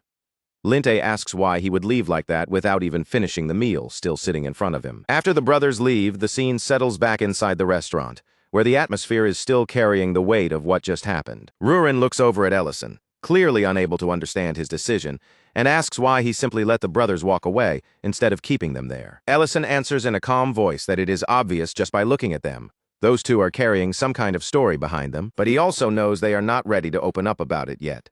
If he forced the truth out of them now while their wounds are still fresh, it would only push them further away and make everything worse. After that matter passes, Ellison checks over the restaurant's spice supply and notices that they are starting to run low. Since business has been getting busier lately, he decides there is no helping it and prepares to use summoning magic again. But the instant Ellison activates the spell, the strain hits him far harder than expected. The burden shows clearly on his face, and Rurin reacts immediately, protesting in alarm as worry flashes through her eyes. Ellison admits that he had never truly thought this issue through before. It was only after taking in the Lord's heart that he began to realize something was wrong. Now, instead of gradually settling down, the effects are only growing worse with time. For some unknown reason, Ellison suddenly finds it difficult to gather mana the way he used to. The power that once flowed through him so naturally now feels unstable, almost as if it is slipping just beyond his reach. Then, without warning, the magic completely tears itself out of his control. Before Ellison can steady his breathing, regain his balance, or force the spell back into place, his body finally gives out. He collapses onto the floor, and as his consciousness begins to fade, only one thought remains inside his mind. Even after everything has gone this far, even with his strength slipping away, what he wants most is still to have Rurin by his side. When Ellison opens his eyes again, the first thing he sees is Rurin right next to him. Tears are in her eyes as she cries out, demanding to know if he is truly all right. Trying not to frighten her any more than he already has, Ellison plays it off as lightly as he can. He tells her that he simply used up too much mana, but that answer only makes Rurin even more confused. After all, Ellison is supposed to be a 9th Circle Archmage, someone so powerful that running out of mana from something like this should not be possible. Ellison gently reassures her once again, softening his voice as he tells her not to worry because he is fine. Even then, Rurin cannot shake her concern. She leans in and asks if there is anything at all she can do for him. Her voice is full of desperate sincerity as she promises that whatever he needs, no matter what kind of request it is, she will do it for him. But when Ellison finally tells her what he wants, Rurin immediately shouts in outrage. Of all the things he could have asked for, his request is for her to cook something for him. And Rurin, more than anyone else, knows the problem with that request. She has absolutely no idea how cooking is supposed to work. Meanwhile, the story shifts back to the two brothers after their painful departure from the restaurant. Out in the freezing night, Linte and Mate wander through the cold streets with their bodies trembling from the chill. Even while shivering, they keep searching for any place that might possibly be willing to hire them. Because of the criminal past hanging over them, every door closes in their faces. No one wants to take in two former prisoners. One of them mutters bitterly under his breath that, at the very least, prison had been warmer than this freezing street. Later, the brothers fall so low that they are reduced to eating stolen scraps. Nearby, a cat lets out a low growl, guarding what little food there is. That tiny growl says everything. There is barely enough here for even one starving creature, let alone two exhausted brothers and a hungry stray. With no other choice, Matt turns toward a nearby trash bin and begins searching through it, hoping that somewhere inside, there might still be something edible left behind. That is when a sinister-looking man appears with one of his subordinates at his side and spots them. The moment he hears that the brothers have only just been released from prison, Linte and Mate recognize him immediately. It is Supervisor Rotunda, and even after everything, he is still chasing after them. The sight of Rotunda makes Mate's anger flare up in an instant. His face hardens, his body tenses, and he openly admits that he made a mistake. looking like he wants nothing more than to beat Rotunda down right there on the street. But before Mate can throw himself at Rotunda, Linte grabs hold of him and forces him to stop. His voice is tense as he warns Mate that if he lets his anger take over right here, they could end up walking straight back into the same nightmare that destroyed their lives 2 years ago. Those words hit Matt hard, and in an instant, the memory of that terrible day comes flooding back as clearly as if it had never ended. Back then, it had not started with anything dramatic. Everything began at what looked like a completely ordinary construction site, surrounded by workers, tools, dust, and half-finished structures. At that time, Rotunda was serving as the construction supervisor, and he was using that authority in the ugliest way possible. He cornered and harassed a poor woman who had no real power, no protection, and almost no way to resist him. What made it even worse was that her husband worked directly under Rotunda. Because of that, every threat Rotunda made carried more weight, leaving the woman even more trapped and vulnerable. Then, all at once, Lint and Mate rushed onto the scene with urgent news. Breathless and alarmed, they reported that the support structure in Section 3 had suddenly collapsed. And the situation was even worse than a simple structural failure, because someone had been injured in the accident. The moment the woman heard that, terror flashed across her face. She immediately broke away and ran outside, desperate to find out whether her husband had been the one hurt. Rotunda, enraged that the woman he had been cornering had managed to slip out of his grasp, instantly redirected that anger toward the workers.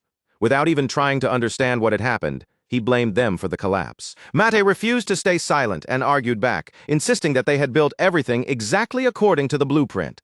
Then he and Linte took an even greater risk, openly pointing the blame at Rotunda himself by saying the accident happened because he had supplied defective materials. That accusation was enough to set Rotunda off completely. He attacked the brothers without mercy, beating them while spitting cruel reminders that he was the one who had hired orphans like them in the first place, as if that gave him the right to treat them however he wanted. Then, right there in front of everyone, Rotunda fired them on the spot. He declared that the cost of the damage would be taken out of their wages and sneered that once their wages were used up, they would not be employees anymore. They would be debtors owing him money. Lint tried to plead with him, lowering himself in desperation and begging for mercy. But Rotunda only twisted that helplessness into something vile, suggesting that if Lint needed money so badly, he could always earn it by ending up in some noble's bed. That was the exact moment Mate's restraint shattered completely. Blinded by rage, Mat lunged straight at Rotunda. Even when Rotunda's lackeys rushed in and tried to seize him, drag him away, and force him down, Mate broke through them with pure fury and beat Rotunda so brutally that he nearly killed him then and there. Back in the present, Linty keeps trying to cool Mat's rage before it boils over again. He tells him that Matty is always ready to pick a fight. But right now, fighting is not what matters. Their first priority has to be finding somewhere safe to hide. Rotunda, meanwhile, is still burning with anger of his own.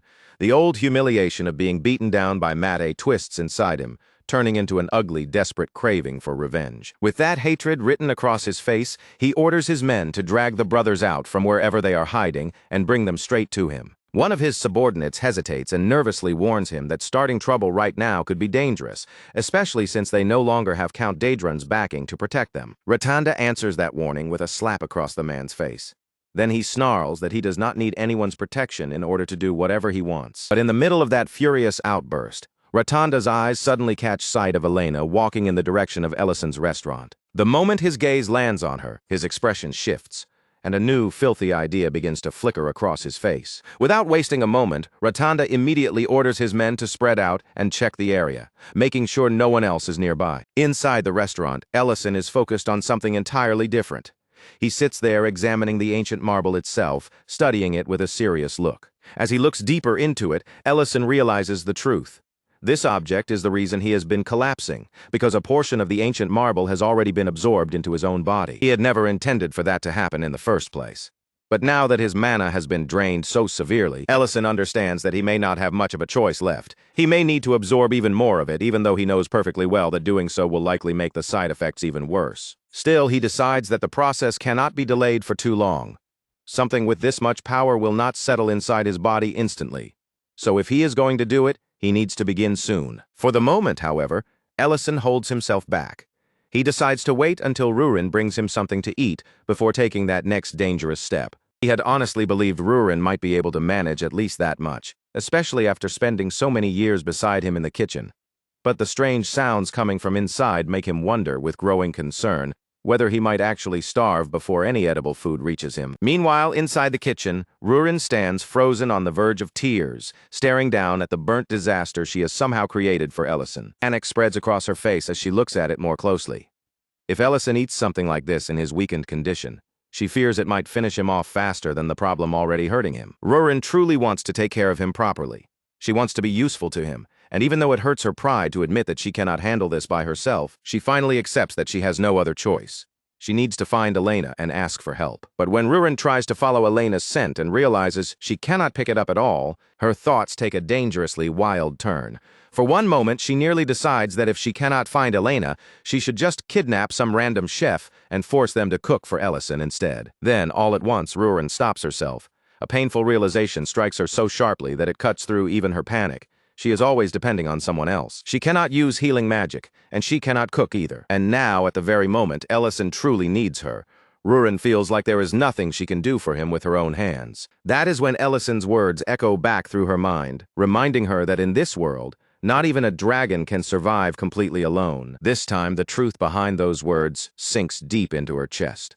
It feels cold, heavy, and painfully personal in a way she can no longer ignore. At that exact same time, outside the restaurant, Elena is suddenly grabbed by one of Rotanda's men. The man looks at her with open, disgusting desire in his eyes, lingering on the fact that she is an elf. With a smug expression, he even claims that he has visited her clinic many times before. Then his voice turns threatening as he demands to know where Linty and Mate are.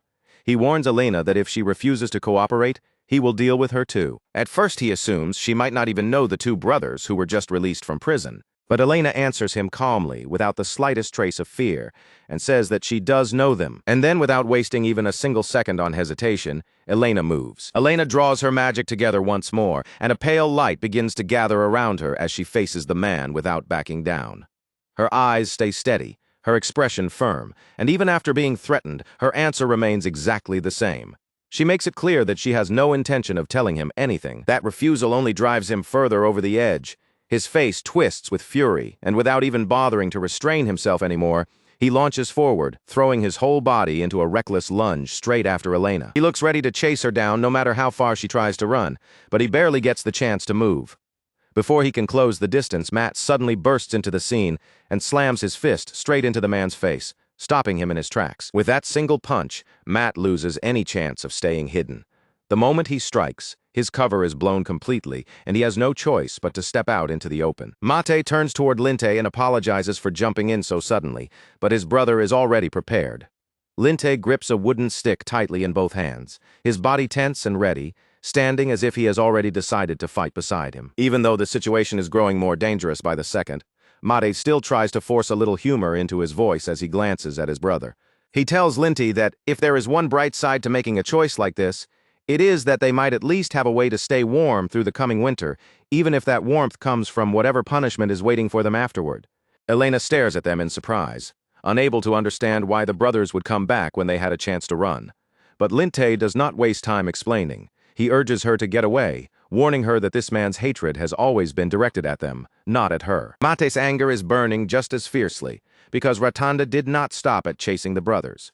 He went after Elena, someone who had nothing to do with their grudge, dragging an innocent person into a fight that should never have touched her at all. Ratanda, however, does not look frightened or shaken in the slightest. His expression stays disturbingly calm as he says it, hardly matters anymore, because when everything is over, every last one of them will be dead anyway. The reason behind Ratanda's confidence soon becomes obvious. He has already brought in Roman, a ruthless gang leader from Great City, hiring him specifically to deal with Linty and Mate. Roman has not been called here for negotiation or warnings. He has been brought in to crush the brothers himself and beat the lesson into them with his own hands. Meanwhile, in another part of the city, Ryan hears someone knocking at his door. When he opens it, Rurin is standing outside, urgent and restless, asking him where Elena's clinic is. Back outside, Matt has already thrown himself into battle against Roman. He pushes his body with everything he has, driving himself forward as if sheer force alone might be enough. But no matter how desperately Matt swings, and no matter how much strength he pours into each attack, the gap between them is painfully clear. Roman is simply on a different level, and bit by bit, Matt is being overwhelmed. Seeing Matt get beaten back again and again, Linte cannot just stand there and watch. He rushes forward, trying to force his way into the fight and help his brother. But Roman shuts him down almost immediately. With almost no effort at all, he catches Linte by the throat, clamps down hard, and leaves him struggling helplessly in his grip. The sight of Linte hanging there, unable to resist, instantly breaks through Mate's rage and turns it into fear. Cornered and desperate, Mate begs Roman to show mercy and let his brother go. Rotunda watches the whole scene with a smug, satisfied look, clearly enjoying Roman's overwhelming strength. He praises him, saying that someone with so many years of battlefield experience was never going to be easy for the brothers to handle. Roman, still completely in control of the situation, looks back toward Rotunda and calmly asks whether he should keep beating them down. Rotunda answers by telling him to keep the younger brother alive, but he also reminds Roman not to lose track of where the elf ran off to. That order makes Matt's anger flare up all over again. Even after being crushed by Roman's strength, he somehow forces his battered body to move and tries to lunge at him one more time. At the same time, Elena is elsewhere treating an injured wrist, carefully channeling healing magic into the wound. But while she focuses on the injury in front of her, Matt's thoughts continue sinking deeper into a dark spiral. Mate understands himself too well. He knows he is not the kind of person who can simply stand by, watch cruelty happen in front of him, and pretend he saw nothing. And yet against Roman's overwhelming power, he is forced to face the bitter truth of how powerless he really is. A painful thought crosses his mind. Maybe things would have been different if 2 years ago he had swallowed his anger, endured the pain, and stayed silent instead of fighting back. Then, just as the situation is sinking toward complete hopelessness, Rurin appears. She has followed Elena's scent all the way there, and the moment she arrives, she urgently asks Elena for help. Elena, already exhausted, and clearly in no proper condition to act, tells Rurin that she cannot do anything right now. But the instant Roman senses Rurin's presence, his instincts tell him something is wrong. He realizes at once that she is nothing like an ordinary girl. Without hesitating for even a second, Roman backs away. In that single moment, he abandons both brothers where they are and chooses distance over whatever reward Rotunda promised him. With Roman no longer attacking them, Elena immediately moves to Linte and Mate's side. She kneels beside the injured brothers and begins using healing magic on their wounds. Rotunda is completely thrown by the sudden shift. Panicking, he orders his men to seize Rurin, but instead of rushing forward, they lose their nerve and scatter in fear. With his men refusing to move, Rotunda tries to handle it himself. He grabs Rurin with his own hands, clearly intending to capture her and sell her off for profit. But in the very next instant, Rurin vanishes from his grasp as if she had never been there at all. Before Rotunda can even understand what happened, she tears his arm clean off. For a brief moment, the entire area falls into frozen silence. No one can move. No one can speak, and everyone is left stunned by the brutal speed of what just happened. Rurin does not waste even a second caring about their shock. She goes straight to Elena, desperation clear in her voice as she begs for help, because Ellison's condition is far too serious for her to handle alone. A little later, Elena is beside Ellison, pouring healing magic into him with everything she has left. The strain is written across her face, and every moment of treatment drains more mana from her body. When Ellison is finally able to speak again, he thanks both Elena and Rurin for getting help to him before it was too late. Rurin stays pressed tightly against him the entire time, clinging to him as if letting go for even 1 second might make him disappear from her sight again. By the time Elena finishes healing him, she has nearly exhausted all of her mana. Ellison's condition had been so severe that treating him pushed her almost to her absolute limit. After everything finally settles down, Rurin turns toward Elena. Even though the danger has passed, the jealousy on her face is still plain enough to see. This time, that sharp feeling fades before it can turn into anger. Instead of snapping at Elena, Rurin lowers her guard and actually thanks her. Both Ellison and Elena freeze the moment they hear it. The honest words catch them completely off guard, as if neither of them ever expected Rurin to say something like that so directly. Rurin immediately becomes flustered and pushes back, insisting that she only said it because she was swept up in the moment.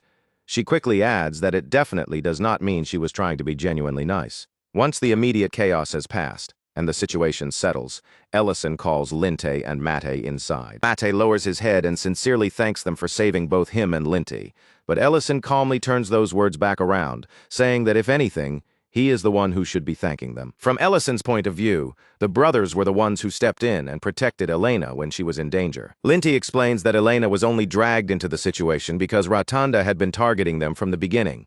She had simply been caught in the middle of the trouble the brothers brought with them. Ellison tells them not to carry guilt for Rotunda's cruelty. The evil choices Rotunda made belong to Rotunda alone, not to the people who were hurt because of them. Then Ellison's expression turns more serious as he looks at the brothers and asks why they did not tell him the full truth from the very beginning. Mate answers in a quiet voice, admitting that deep down he had wanted to atone for what he had done. Ellison stays quiet for a moment, looking over the two brothers, as if weighing everything they have just been through. Then, in a calm voice, he asks them a very simple question: whether they even have anywhere to sleep tonight. Lint and Mate do not answer right away, but their faces say enough. Their eyes drop awkwardly, and the silence between them makes the truth painfully obvious. Seeing that Ellison simply lifts a single gold coin between his fingers, enough money to cover a full month at an inn without any struggle. Mate stares at the coin like he cannot understand what he is seeing, then asks why Ellison would give them that much money. Ellison answers as if there is nothing strange about it at all, telling them plainly that it is because they are going to start working at the ranch tomorrow. Mate quickly tries to push back, reminding him that they are still criminals. But Ellison does not let him drown himself in that guilt. He cuts him off and says that, as far as he is concerned, the brothers have already paid for what they did, and now he can clearly see who the real sinner was. The brothers are so moved that their voices almost crack, and they begin calling Ellison their elder brother with trembling gratitude.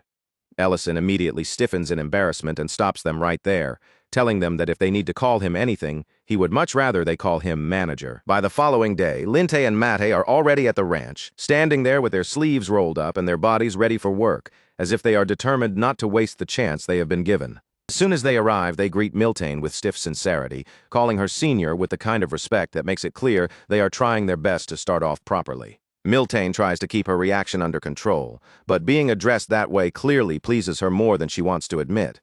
She welcomes them with surprising warmth, while Ment, standing nearby, looks far less relaxed about the whole situation. The first thing Ment notices is not how polite they are or how ready they seem to work. His eyes go straight to the dark bruises around their wrists, the painful marks left behind where shackles had once dug into their skin.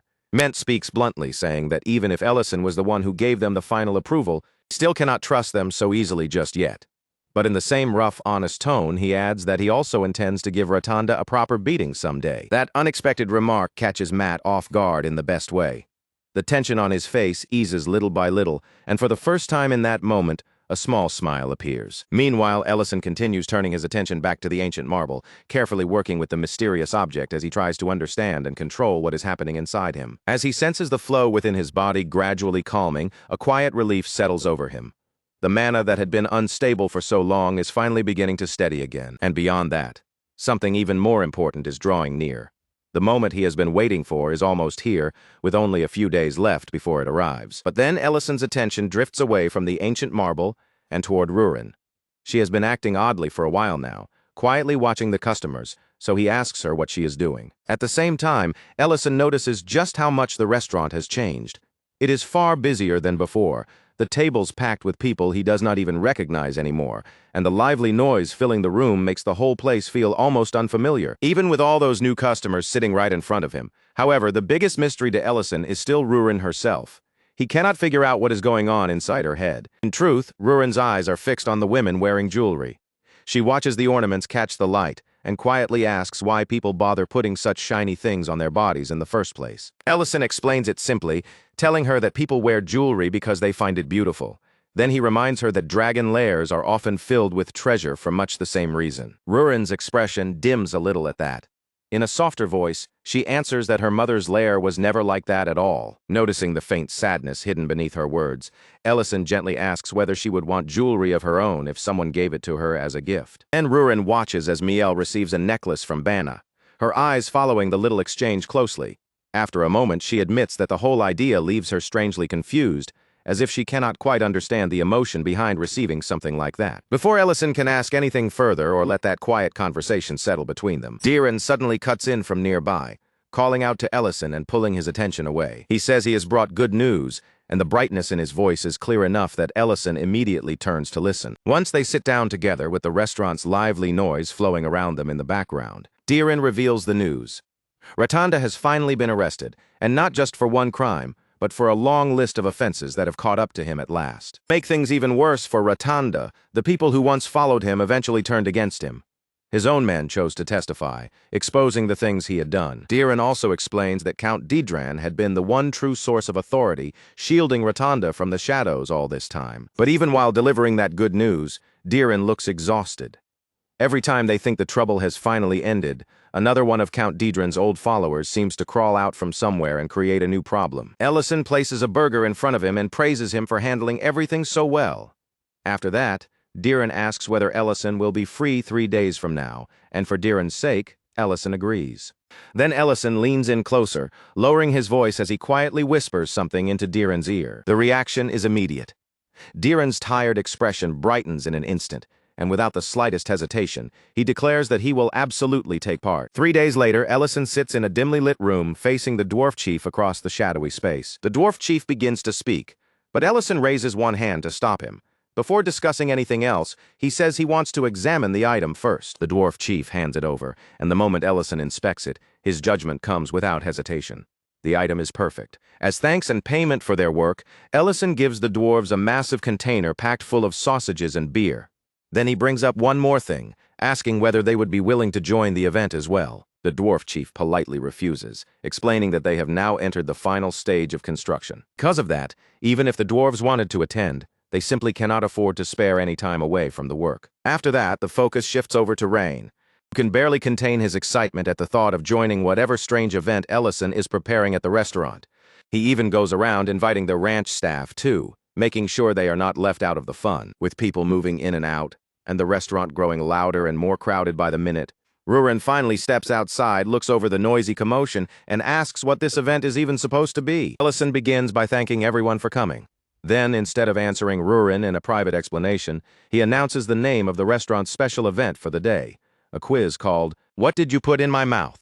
The rules are simple enough for everyone to follow. Each contestant will be blindfolded, and then they will be fed some mysterious dish or ingredient without knowing what it is beforehand. And the person who manages to guess the mystery food correctly will win the grand prize waiting at the end of the event. Without wasting even a second, Ment lifts his hand and points directly at Miltine, choosing her as the very first contestant.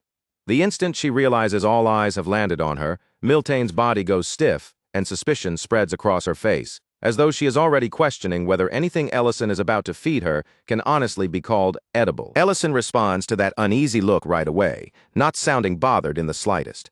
With complete confidence, he insists that whatever he prepares will, at the very least, technically be something a human being is capable of eating. But then he casually adds the important catch. Whether anyone would actually describe it as proper food depends entirely on the taste, courage, and open-mindedness of the person unlucky enough to put it in their mouth. Miltane still looks far from reassured, but Ellison goes ahead and gently covers her eyes with a blindfold. Then, after letting the tension build for a beat, he carefully places something warm, soft, and oddly squishy between her lips. The strange texture hits Miltane so suddenly that her whole body seems to lock up on the spot. Rather than keep chewing and try to identify it, she gives up almost immediately, clearly deciding she has no desire to explore whatever mysterious thing is currently in her mouth. When the answer is finally announced, everyone learns that the suspicious mystery item was not dangerous at all. It was simply a marshmallow. Ellison then explains that the fluffy sweet is a treat from somewhere far, far away, the kind of unfamiliar snack that most of the people here would probably never have seen before in their lives. Miltane admits that once she gets past the shock, the taste itself is actually quite nice.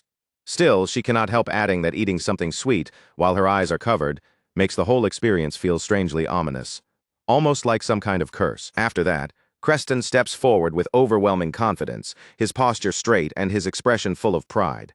He carries himself as if a simple tasting challenge could not possibly be enough to defeat him. But that proud confidence falls apart almost instantly. He completely fails to recognize that the thing he has just eaten is red chili peppers, and before he can even properly recover from the burning shock, he is already knocked out of the game. By this point, Ellison is obviously having the time of his life.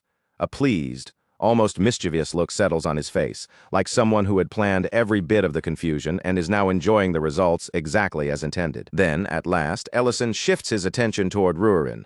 He steps closer and carefully places the blindfold over her eyes, bringing her into the center of the little game. Before he gives her anything to taste, however, Ellison makes one rule very clear. He warns her in advance that using magic to cheat is completely forbidden. Once the mystery item is placed in her mouth, Ruren immediately begins working through the taste and texture. Her face tightens into a displeased little frown, and she looks visibly grumpy as she tries to figure out what she has been fed. After taking a short moment to think it through, Ruren gives her answer without any hesitation. With full confidence in her own judgment, she declares that the item is cake. The moment the blindfold comes off, the entire restaurant erupts around her. Cheers burst out from every side, filling the room with sudden noise and celebration. Ellison looks at Rurin with an expression much softer than usual.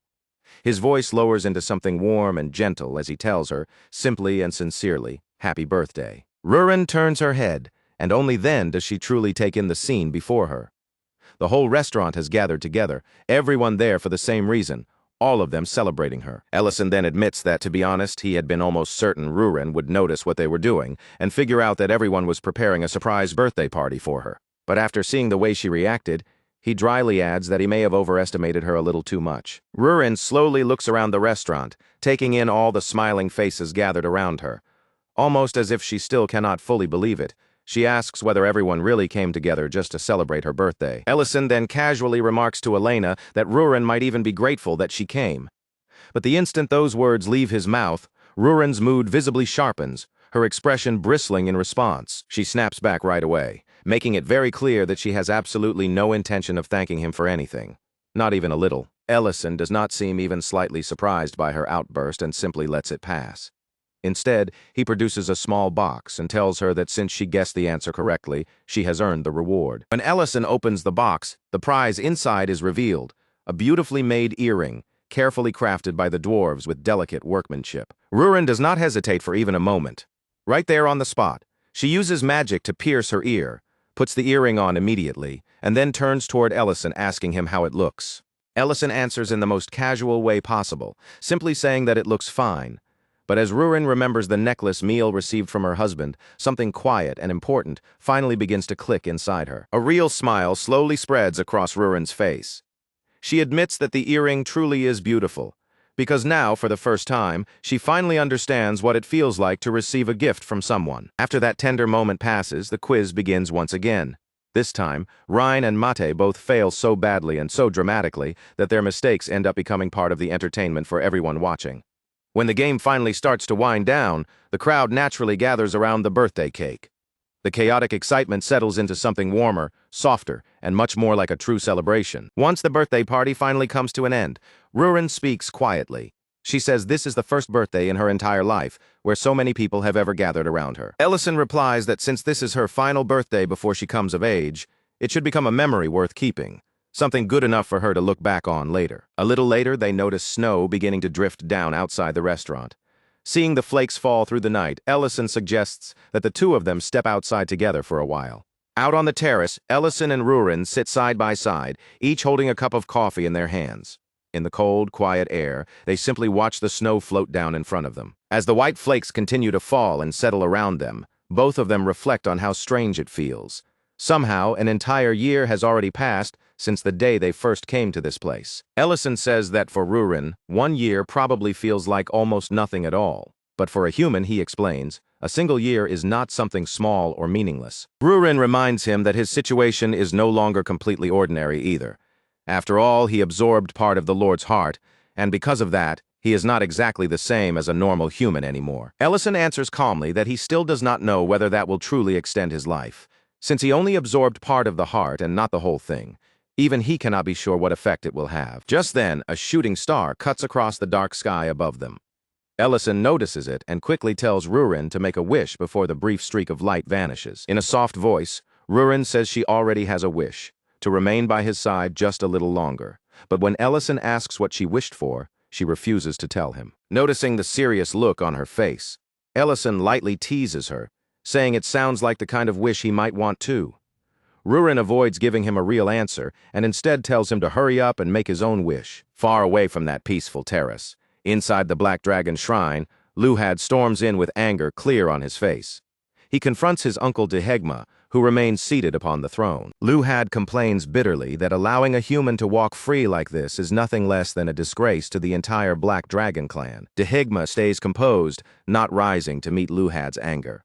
Instead, he calmly asks whether this outrage of his is really because Rurin managed to strike the mark. Luhad falters for a brief moment before admitting that it is. Dehegma immediately rebukes him, saying that if he truly cared about the girl, then he should have treated her with kindness instead of bullying her. Luhad quickly tries to defend himself, insisting that the matter is not only about his own personal feelings toward Rurin. He argues that the clan lost many young females during the last battle, and that peace may not last forever.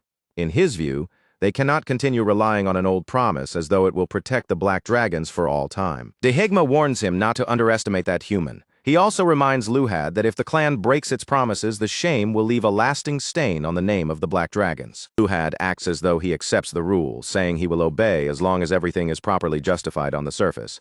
But as he turns to leave with a sharp grin, it is obvious that he already believes he has discovered a way around it. Later, in the bitter cold of the Arctic mountains, Rurin is wrapped in so many thick layers against the freezing air that almost her entire face disappears beneath the heavy winter clothing. Rurin squints out from under the mountain of thick winter clothing wrapped around her, only a small part of her face visible through the layers.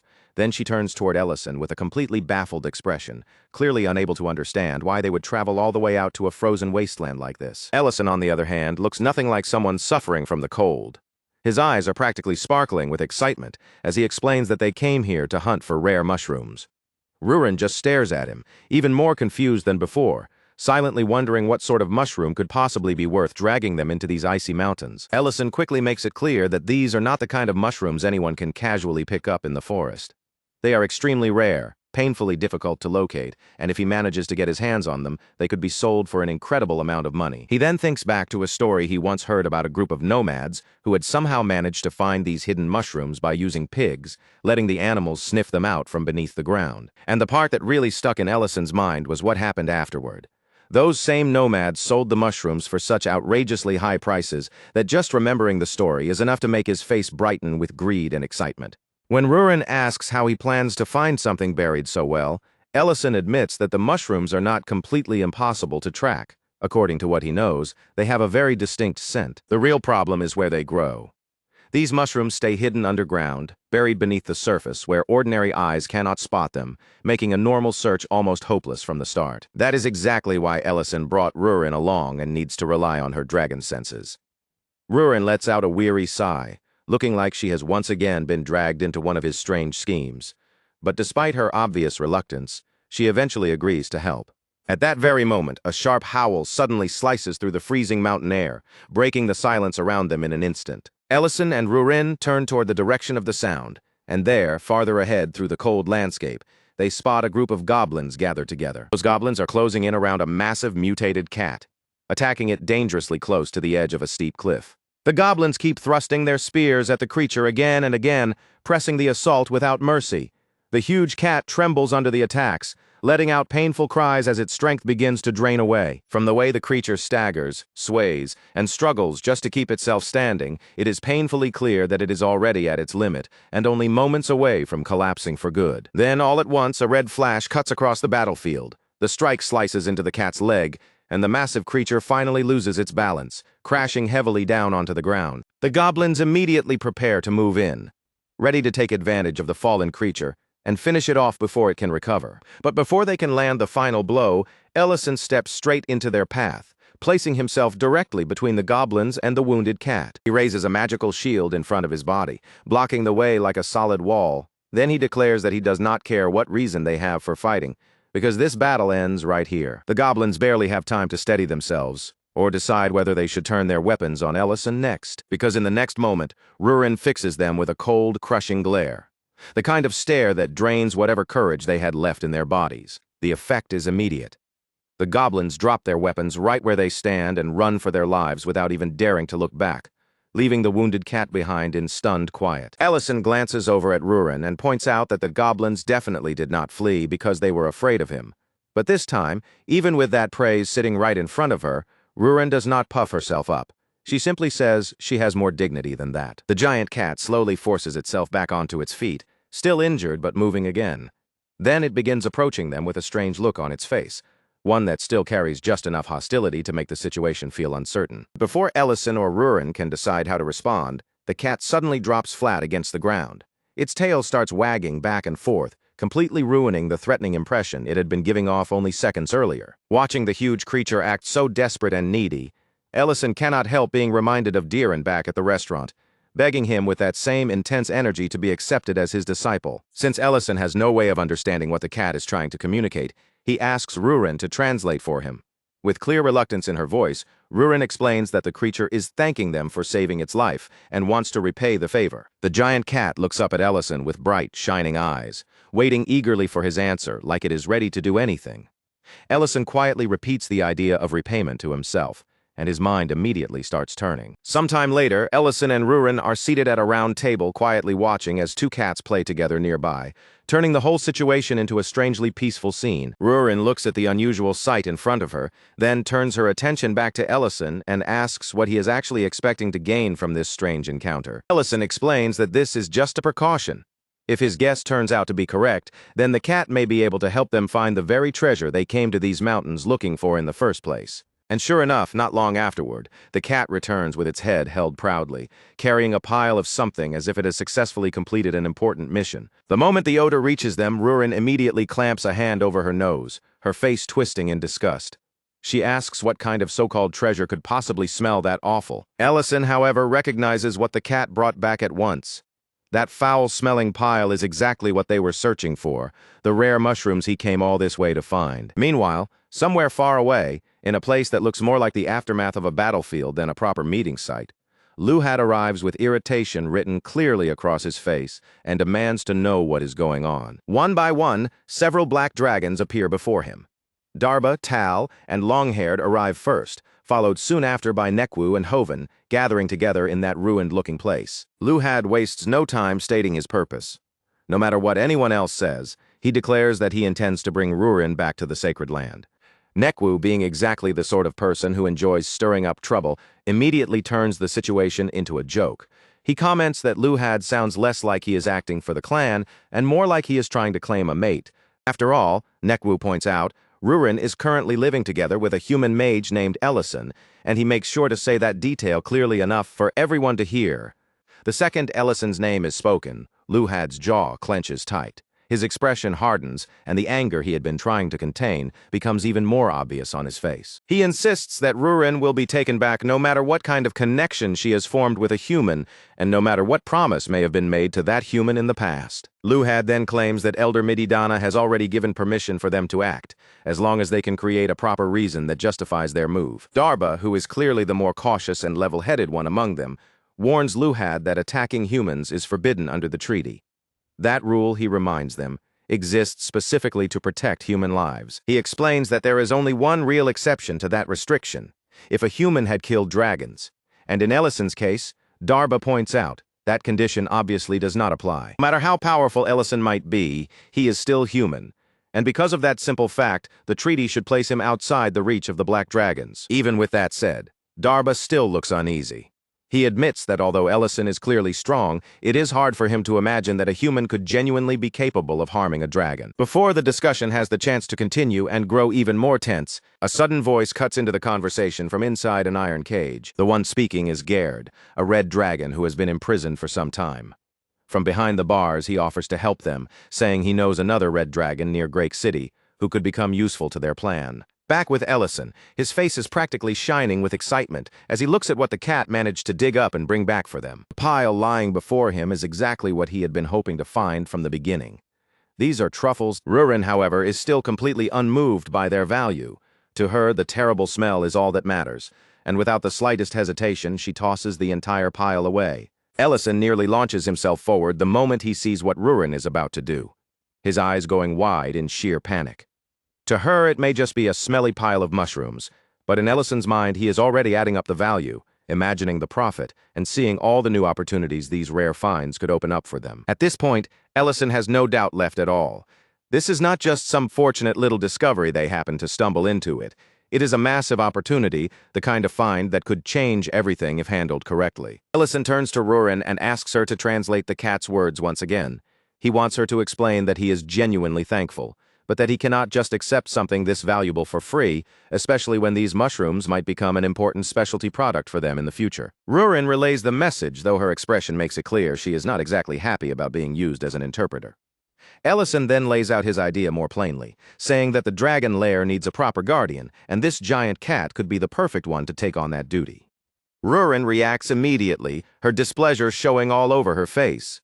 In her mind, that lair was meant to be a private place for only her and Ellison, not somewhere they would casually bring in some random pet to live with them. The cat, however, looks overjoyed by the offer. Without the slightest hesitation, it lowers its huge body and gives a deep, respectful bow, accepting the role with an unexpectedly serious sense of duty. Elsewhere, Serena sits alone in her empty village, surrounded by silence and irritation. Her thoughts drift back to the day Ellison and Rurin accidentally wandered straight into the treasure hoard she had tried so hard to conceal. No matter how much time passes, Serena still cannot shake off the humiliation of having her illusion exposed right in front of them, leaving her pride completely wounded. She remembers Ellison awkwardly trying to apologize for ruining the illusion, his expression stiff and uncomfortable as he realized what they had uncovered. And beside him, Rurin had shown no mercy at all, bluntly mocking how miserable and pathetic Serena's lair looked once the illusion was gone. That single cruel remark still stings Serena far more deeply than she wants to admit, lingering in her mind like a fresh insult. With boredom weighing on her, irritation simmering under her skin, and absolutely nothing around to distract her from those unpleasant memories, Serena decides that she might as well go bother a few humans for entertainment, if only to find something amusing enough to break the dull silence. But just as that thought crosses her mind, she suddenly senses someone approaching her territory, and her attention snaps toward the presence. For a brief moment, Serena assumes it must be Ellison and Rurin coming back again, as if fate has decided to annoy her twice. But the one who appears before her is not Ellison or Rurin at all. It is Gerd, and the sight of him standing there is so unexpected that Serena is genuinely shocked. That shock lasts only a heartbeat. In the very next instant, Serena's expression twists, and her anger flares up with violent force. Gerd nervously stumbles over his words, trying to confess his feelings. He claims that he has finally realized Serena is the only one who truly loves him, and that he wants to remain by her side for the rest of his life as her partner. But that desperate confession does not reach Serena's heart at all. Not a single word of it softens her expression. If anything, hearing him say it only pours more fuel onto her anger, making her fury burn even hotter than before. In the blink of an eye, Serena transforms into her red dragon form, towering over him with a terrifying glare.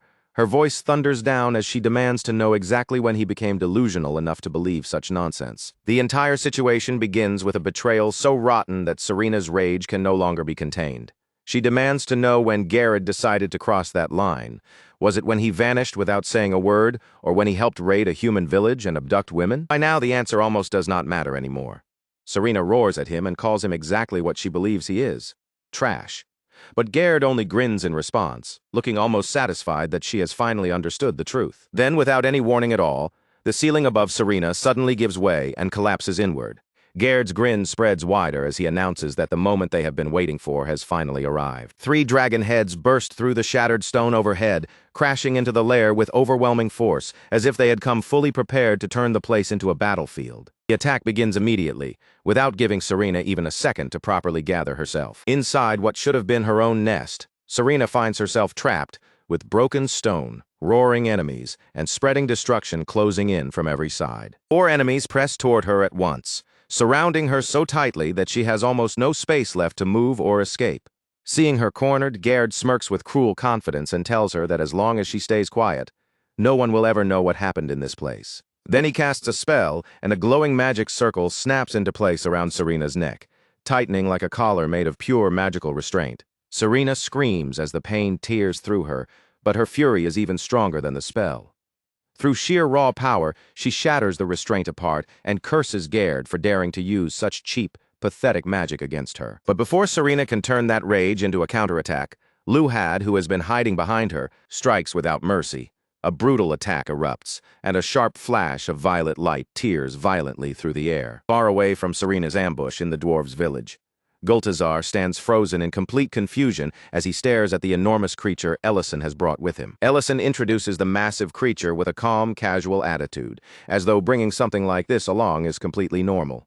Then he immediately shifts into discussing the practical arrangements. He explains that they will need to lower the room temperature, because these cats originally come from cold regions and will be much more comfortable in a chilly environment. Rurin, of course, sees right through him, and immediately accuses Ellison of bringing the creature along only because of those rare truffles. Ellison does not even try to deny it. Instead, his face lights up, as he enthusiastically begins explaining just how special truffles are.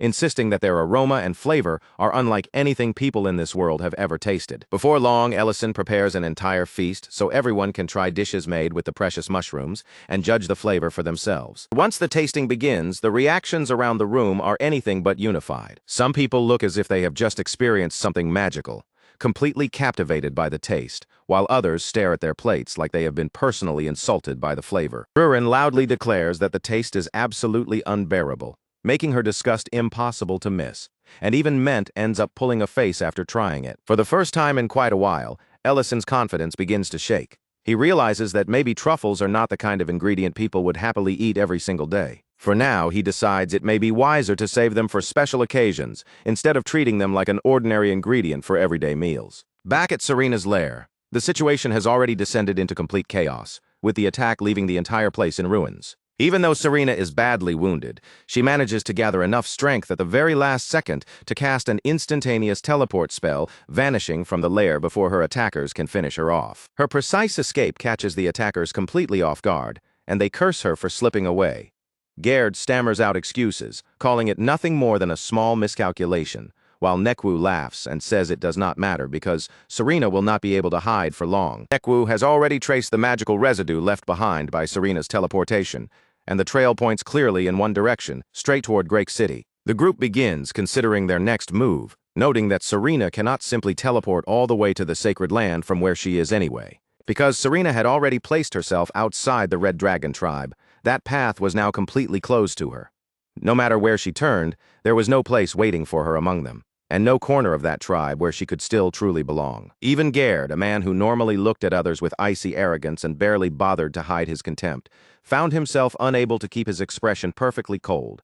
When he understood just how alone Serena had become, a faint trace of pity flickered through his eyes. Nekwu had no interest in standing around feeling sorry for her.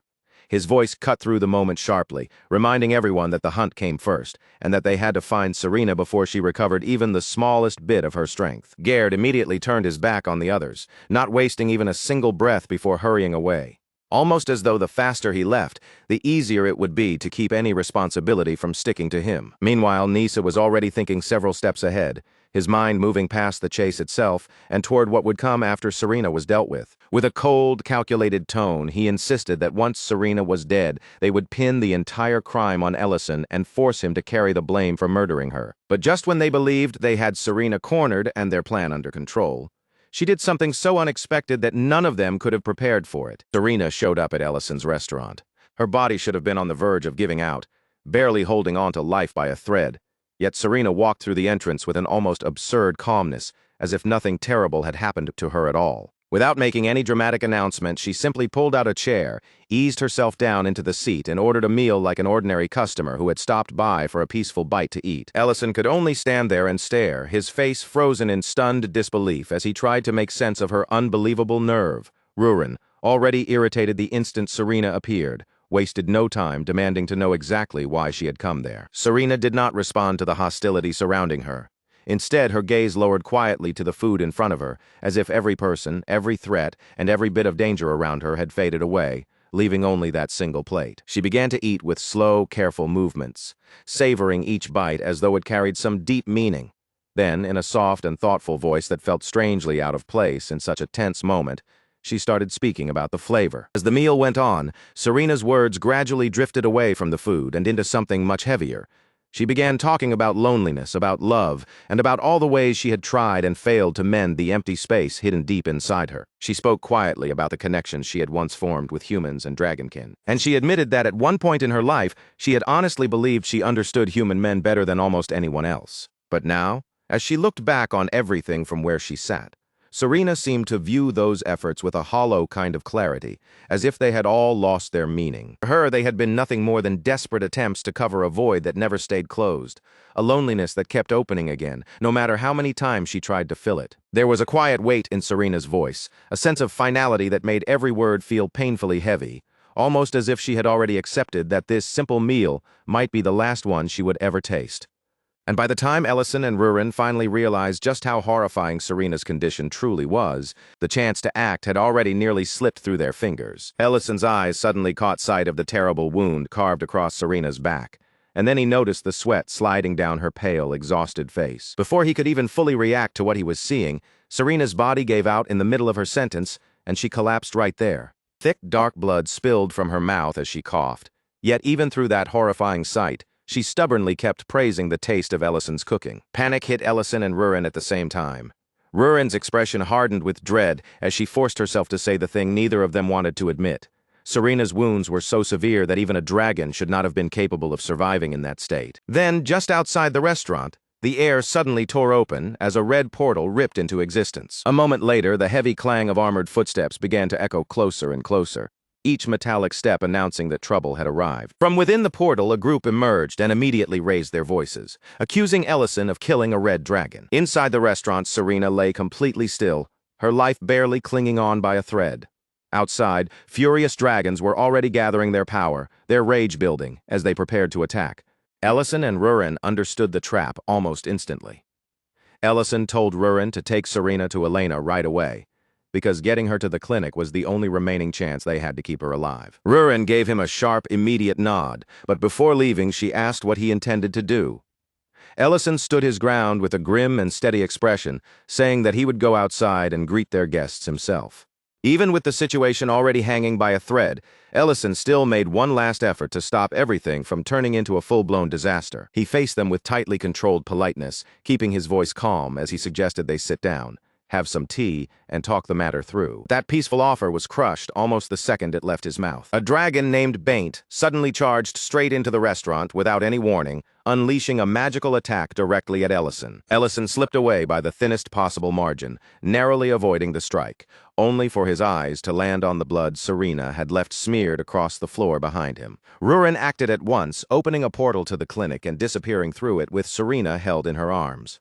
Left alone to face the intruders, Ellison answered their accusations with sharp sarcasm and open defiance, but the red dragons were far too enraged to listen to reason. All across the restaurant, magic circles flared into existence, their light burning fiercely as spell after spell began firing in rapid succession. Ellison turned his full attention toward the attackers, his military cloak shifting behind him as his expression hardened into something cold and dangerous. The look of a man who had finally stopped treating this as a simple disturbance and was now ready to answer seriously. Somewhere else, hidden away from the restaurant, Niza and his group laughed from the shadows as they sensed the magical chaos erupting in the distance. Smug and completely satisfied, Niza remarked that everything was unfolding exactly as planned, and that the red dragons had been pulled perfectly into the turmoil. One of his companions watched the scheme play out and wondered aloud who could have guided the red dragons so cleanly into such a well-prepared trap.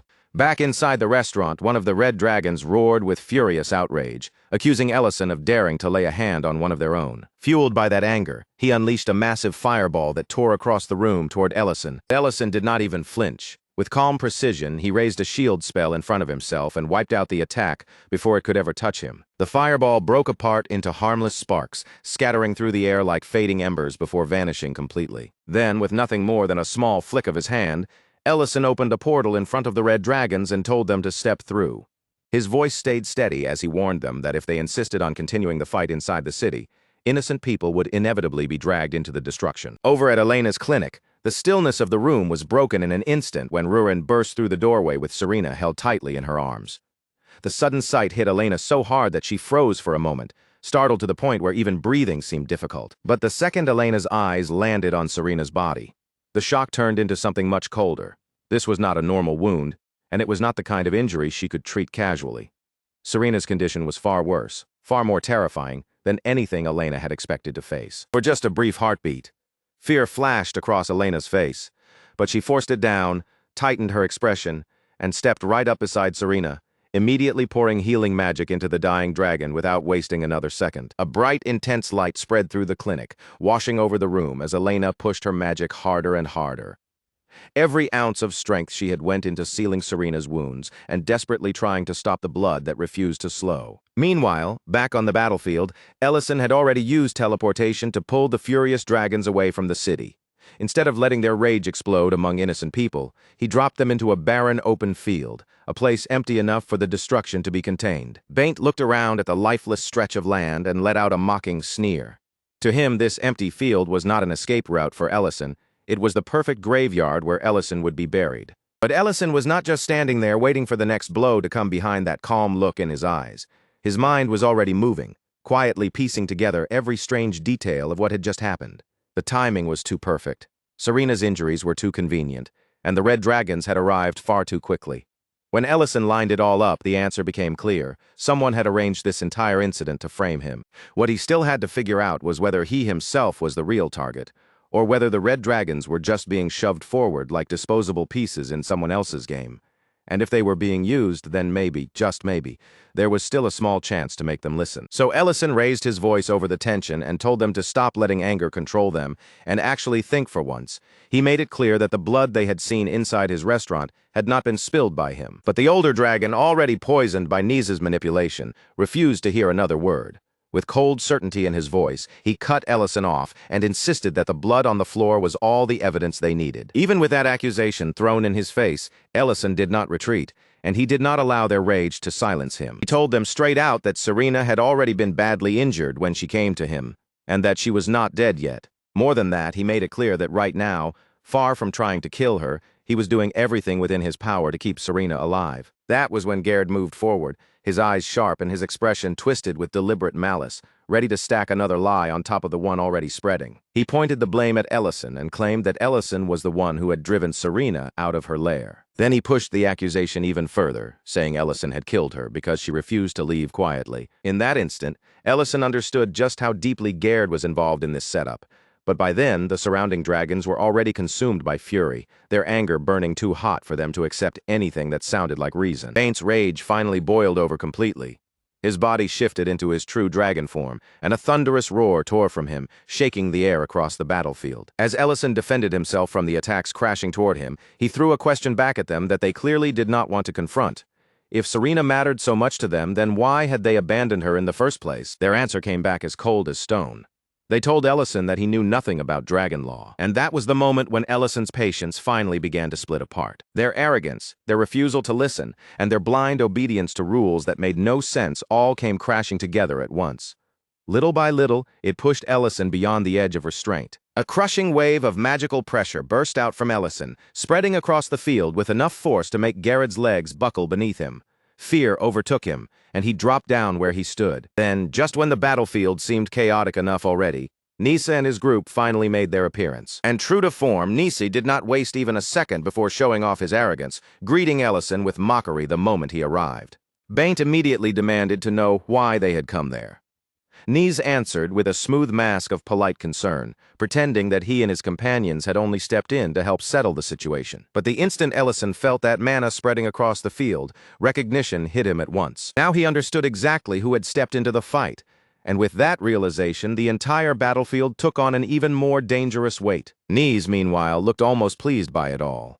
His expression carried the eagerness of someone who had been waiting for the perfect chance to crush Ellison and force him to remember his place. Back inside the healing room, Elena was being driven closer and closer to the edge of what she could endure. No matter how much healing magic she poured into Serena's body, the bleeding refused to stop. Blood continued to drip down and spread across the floor beneath them. Elena's strength was draining away at a frightening speed, and before long, even her voice began to tremble. Quiet apologies slipped from her lips as the pressure of failure started to crush her. She was beginning to believe that even after giving Serena everything she had, it still would not be enough to save her. But Rurin refused to accept that this was where Serena's life would end. Without the slightest hesitation, Rurin forced her own mana into Elena and told her to keep healing. No stopping, no giving up, she had to keep going, no matter what. Elena stared at her in stunned disbelief, because once Rurin's mana began flowing into her, the situation changed. The problem was no longer that she lacked enough power. Outside, however, the fight was only turning more vicious with every passing moment. Black dragons joined the assault as well, adding their own relentless attacks to the barrage, all of them trying to pin Ellison down and wear away his defenses. Ellison continued blocking the attacks that came at him, but even someone as powerful as him could feel the pressure building. The weight of so many enemies pressing in at once was beginning to settle heavily on his shoulders. Golden magic started to rise around him, shining upward as Ellison lifted the very ground beneath his feet. With the earth raised beneath him, he braced himself for the next wave of attacks, preparing to meet the full force that was about to come crashing down. Then Nisa gave the order for his companions to support him. Another coordinated attack began to form, its power gathering so intensely that even Ellison's expression sharpened, tension cutting across his face. But just before that attack could descend, a voice rang out across the battlefield, sharp, commanding, and absolute, ordering every single one of them to stop. Then the sky itself seemed to split open.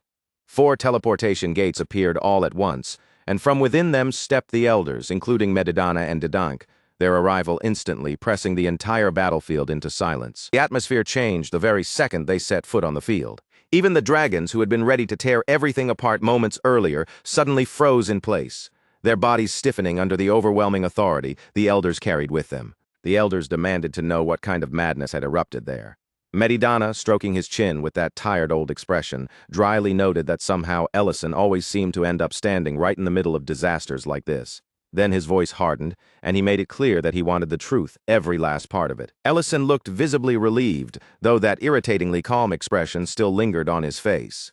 He lowered his hood and greeted the elders with his usual mix of sarcasm and respect. Meanwhile, Nisi was already convinced that the board had finally arranged itself exactly the way he wanted.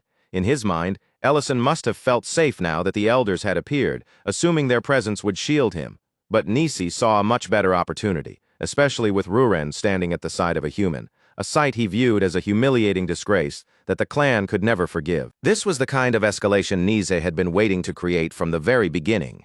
If the chaos could be pushed just a little further, it would become the sort of disaster no one could simply smooth over or quietly take back. He was certain that once he convinced the elders Ellison had murdered Serena, a red dragon, everything would fall into place. Killing Ellison in front of everyone would no longer look like revenge or cruelty. It would seem perfectly reasonable, even righteous. Inside Nisa's mind, every piece of the plan appeared to be sliding into its proper position, one after another, as though the outcome had already been decided and victory was only waiting to be announced. But what Nise completely failed to realize was that Ellison had already seen through the performance from the very start. Even as Nise sank deeper into his own arrogance and confidence, Ellison was quietly holding on to one hope.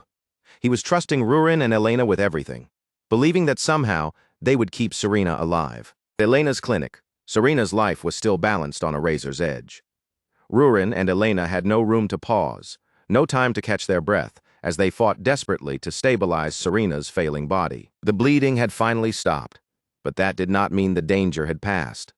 All it meant was that, for one more fragile moment, they had managed to hold death back from taking Serena away. Then Ruren began preparing Elena for something far more dangerous than ordinary healing magic. She brought up a similar moment from the past, using it as a warning before telling Elena that what they were about to attempt now was on a completely different level. If they truly wanted to save Serena, then Ruren and Elena would have to match themselves to each other perfectly, with no hesitation and no gap between them. Elena's body would have to serve as a channel for power on the level of a dragon, and if she could not withstand that force, the very magic meant to save Serena might tear Elena apart from the inside. For the first time, Elena faltered. Fear tightened in her chest and made her hesitate, but Ruren pushed her even harder, telling her with merciless honesty that Serena's life, and maybe even Ellison's life too, depended on the choice Elena made right then and there. Elena's body was trembling, and exhaustion had already worn her down badly, but even so she clenched what little resolve she had left and agreed to do it. The synchronization began, and the power that surged into Elena was not just strong, it was monstrous. It slammed through her body with such violent force that she was driven down to the floor, making her feel painfully small beneath the overwhelming scale of true dragon magic. For a brief moment, Elena could barely hold herself together, and she begged Ruren to lower the synchronization.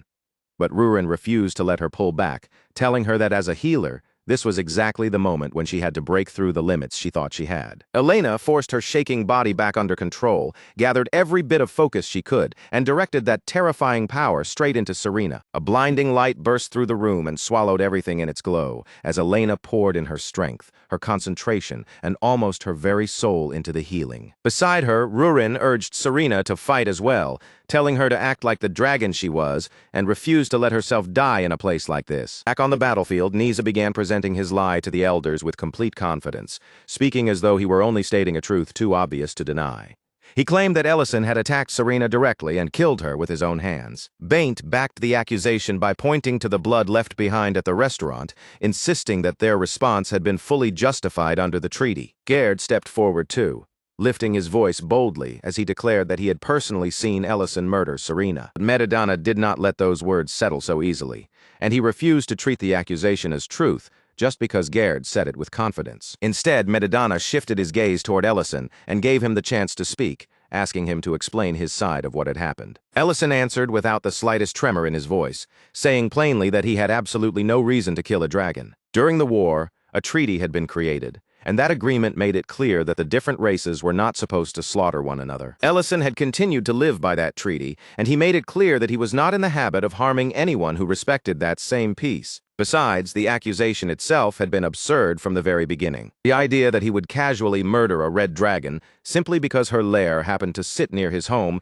did not hold together at all. Then Ellison turned their attention to the part of the story that truly did not make sense. The black dragons had appeared far too quickly after the supposed attack. Their arrival had been so perfectly timed that it almost looked as if they had already been waiting nearby for the exact moment the incident began. Ellison then accused them directly, making it clear that he believed this entire trap had been arranged from the start. The elders exchanged quiet looks among themselves, and little by little, the weight of suspicion began to shift away from Ellison and toward the ones accusing him. Dedank narrowed his eyes, his expression sharpening, and asked whether Ellison could actually prove what he was claiming. Ellison remained completely steady and answered that he could. Then he opened a portal before them, and when Serena stepped through alive, the entire field went dead silent in shock. In that instant, every trace of color drained from Nisa's face. Ellison made sure Elena received full credit for saving Serena's life, while Rurin explained that the synchronization between the two of them was what had made that miracle possible. Even then, Ellison did not let Elena's own skill get overlooked. He praised her healing ability directly, acknowledging that her talent had played an essential role in keeping Serena alive. Then Serena spoke with her own voice and confirmed the truth. Nizet and his accomplices had attacked her inside her own lair, and Ellison, together with the people standing beside him, had been the ones who saved her life. That revelation tore through the gathered dragons like a shockwave, leaving the entire group shaken by the truth. Baint immediately lowered his head before Ellison and apologized, saying he would accept whatever punishment he deserved. But Ellison chose to let him go instead. The black dragons, however, were not going to walk away from this so easily. Even the elders looked visibly shaken by the healing method Elena and Rurin had managed to use, though Elena herself was far too exhausted to feel any comfort from their astonishment. Medidana then turned his attention toward Nisa, and his voice dropped into something cold, heavy, and severe. He declared that Nisa had violated the treaty and endangered the fragile peace between dragons and humans. By all rights, that should have been enough to bring the entire matter to a close. But Nisi was burning with fury. Ellison was not only a terrifyingly powerful mage, but he also had Rurin standing beside him, and that fact alone pushed Nisi to move anyway. At that point, Nis had completely stopped caring about whether he would survive what came next. Consequences no longer mattered to him at all. The only thing still burning inside him was pure revenge. In the very next instant, he transformed into his dragon form and launched himself forward from behind, choosing the one moment when everyone's guard had dropped and no one was prepared for a strike. Blood splashed across the ground as Ellison reacted almost faster than the eye could follow, throwing himself into motion and shoving Rurin out of the attack's path before she could even understand what was happening. So the full force of Nias's ambush slammed into Ellison's body instead. The impact hit with a brutal, bone-crushing weight, and Ellison was knocked down hard, his back torn open by the attack as his body crashed toward the ground. Dark, heavy blood began spreading beneath him, soaking into the earth around his fallen body in a widening pool. For one horrifying moment, Ellison lay there without moving at all. Rurin could only stare down at him, her eyes wide and strangely hollow, as if her mind was desperately refusing to accept the sight in front of her. Then her voice finally shattered. She asked why he had pushed her away, why there was so much blood, and before long all she could do was sob Ellison's name again and again, as if calling to him might somehow drag him back. Baint exploded with rage, roaring out a furious demand to know what kind of shameless coward would attack from behind in such a disgraceful ambush. Nis only laughed at the accusation, his voice twisted with pride, as though he believed he had done something noble instead of something vile. He even called himself a hero. In the depths of his warped arrogance, he declared himself the savior of dragonkind, the one who had protected their future with his own hands. Then he questioned why the dragons should continue honoring any pact at all when someone like Ellison was allowed to exist. To Nisa, Ellison was not just a human. He was a threat so dangerous that letting him remain alive was the true danger to their world. While Nisi continued his rant, Elena had already dropped to her knees beside Ellison. Her hands trembled as healing light gathered around them, and she poured everything she had into him. Yet no matter how much magic she used, it would not seem to take hold. Desperate, Elena begged Rurin to synchronize with her again, just like they had done when Serena had been on the edge of death. Rurin remained frozen where she was, staring down at her own hands now covered in blood. while tears kept streaming down her face without stopping. Knees sneered at their desperation, mocking them as if their panic was nothing more than entertainment, and said that none of their efforts would change the outcome. According to him, Ellison's condition was completely different from Serena's, and this time there would be no miracle waiting to save him. Then Serena, who had been watching from the side, suddenly let out a sharp and bitter laugh that cut cleanly through the panic surrounding them. She called Nisa a coward, her words cold and cutting, and said this was not even the first time he had chosen to act like a backstabber. Then Serena snapped at Rurin, telling her to stop crying and actually look at what was happening. And when Rurin finally forced herself to turn her eyes back to Ellison, she saw it. His wound was no longer spreading. Injury was closing, and it was healing quickly. His life force was not slipping away at all. If anything, it was growing stronger, and Serena's words finally jolted Rurin out of her frozen shock. A faint spark of hope returned to Rurin's tear-filled eyes. Ellison stirred, then slowly raised one hand toward her face and gently wiped away her tears, softly telling her not to cry. In the very next moment, the whole battlefield was swallowed by a vast flood of blue light. That radiance burst out from Ellison's body with blinding intensity, forcing everyone nearby to throw up their arms and shield their eyes. Above him, the ancient marble began to shine brilliantly, releasing wave after wave of power that spread outward across the battlefield in every direction. Madamada watched the scene with a grave, focused expression, recognizing the nature of that energy almost the instant it appeared. When the overwhelming glow finally faded, Ellison was standing on his feet once more, and behind him, luminous wings had unfolded like a sacred light given physical form. He turned his gaze toward Nice without rushing at all, his voice calm as he explained exactly what had happened. The ancient essence had absorbed the power of Nice's attack, taking the full force of the blow in Ellison's place and preventing him from dying. Nice, now completely consumed by rage, let out a furious roar and transformed fully, his massive body swelling larger, his scales flashing as his power gathered for one final strike. This time, he meant to erase Ellison completely, leaving no chance, no body, and nothing behind. But Ellison did not flinch in the slightest. He simply lifted one hand and stopped the incoming attack, as casually as if it weighed nothing at all. Then, with a calm and measured voice, Ellison reminded Nisa of the treaty. It was the agreement that forbade dragons from killing or attacking humans and the other races. After saying that, Ellison let the faintest trace of a smirk touch his face and invited Nisa to explain himself. And then the sky seemed to answer in Nisa's place. Flaming meteors began falling from above, raining down like a storm of fire and turning the entire battlefield into a blazing hellscape. The ground shook violently with every impact, and Nisi could only stare up in disbelief, his voice trembling as he asked how a human could possibly wield power on this level. Then the flames swallowed him completely. When the fire finally burned out and the smoke began to clear, nothing of Nise remained except scattered ash. His followers stood frozen in stunned silence, regret finally pressing down on them, now that the situation had gone far beyond anything they could ever undo. Ellison then turned back toward Rurin, and the hard, merciless edge in his expression quietly faded. He gently took her hand in his own and told her in a softer voice that it was time for them to go home. Still trembling from the fear and relief crashing through her all at once, Rurin threw herself into Ellison's arms and clung to him tightly, crying without trying to hold anything back.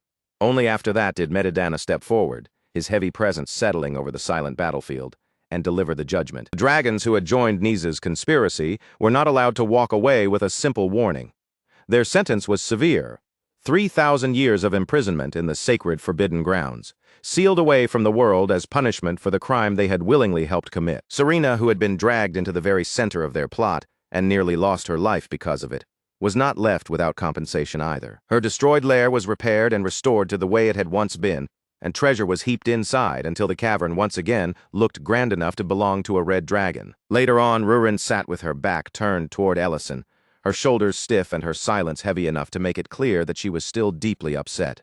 Ellison approached her with careful steps, his eyes lingering on the tension in her posture, and asked softly what was bothering her. Rurin did not even turn around to face him. In a tight voice, she accused him of being reckless, saying he had taken such a stupid risk that it had nearly ripped her heart apart. Ellison did not try to defend himself right away.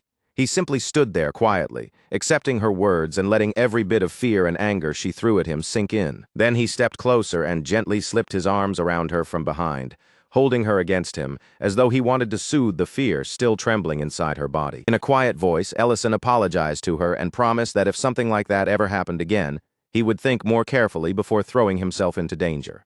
It should have remained a soft, private moment, shared only between the two of them, But then Medidana appeared out of nowhere and completely shattered the atmosphere. Both Ellison and Rurin jolted in surprise, caught so completely off guard that neither of them had even a second to respond calmly. Before Rurin could think the situation through, her body reacted on pure instinct, and her fist flew straight into the elder's face.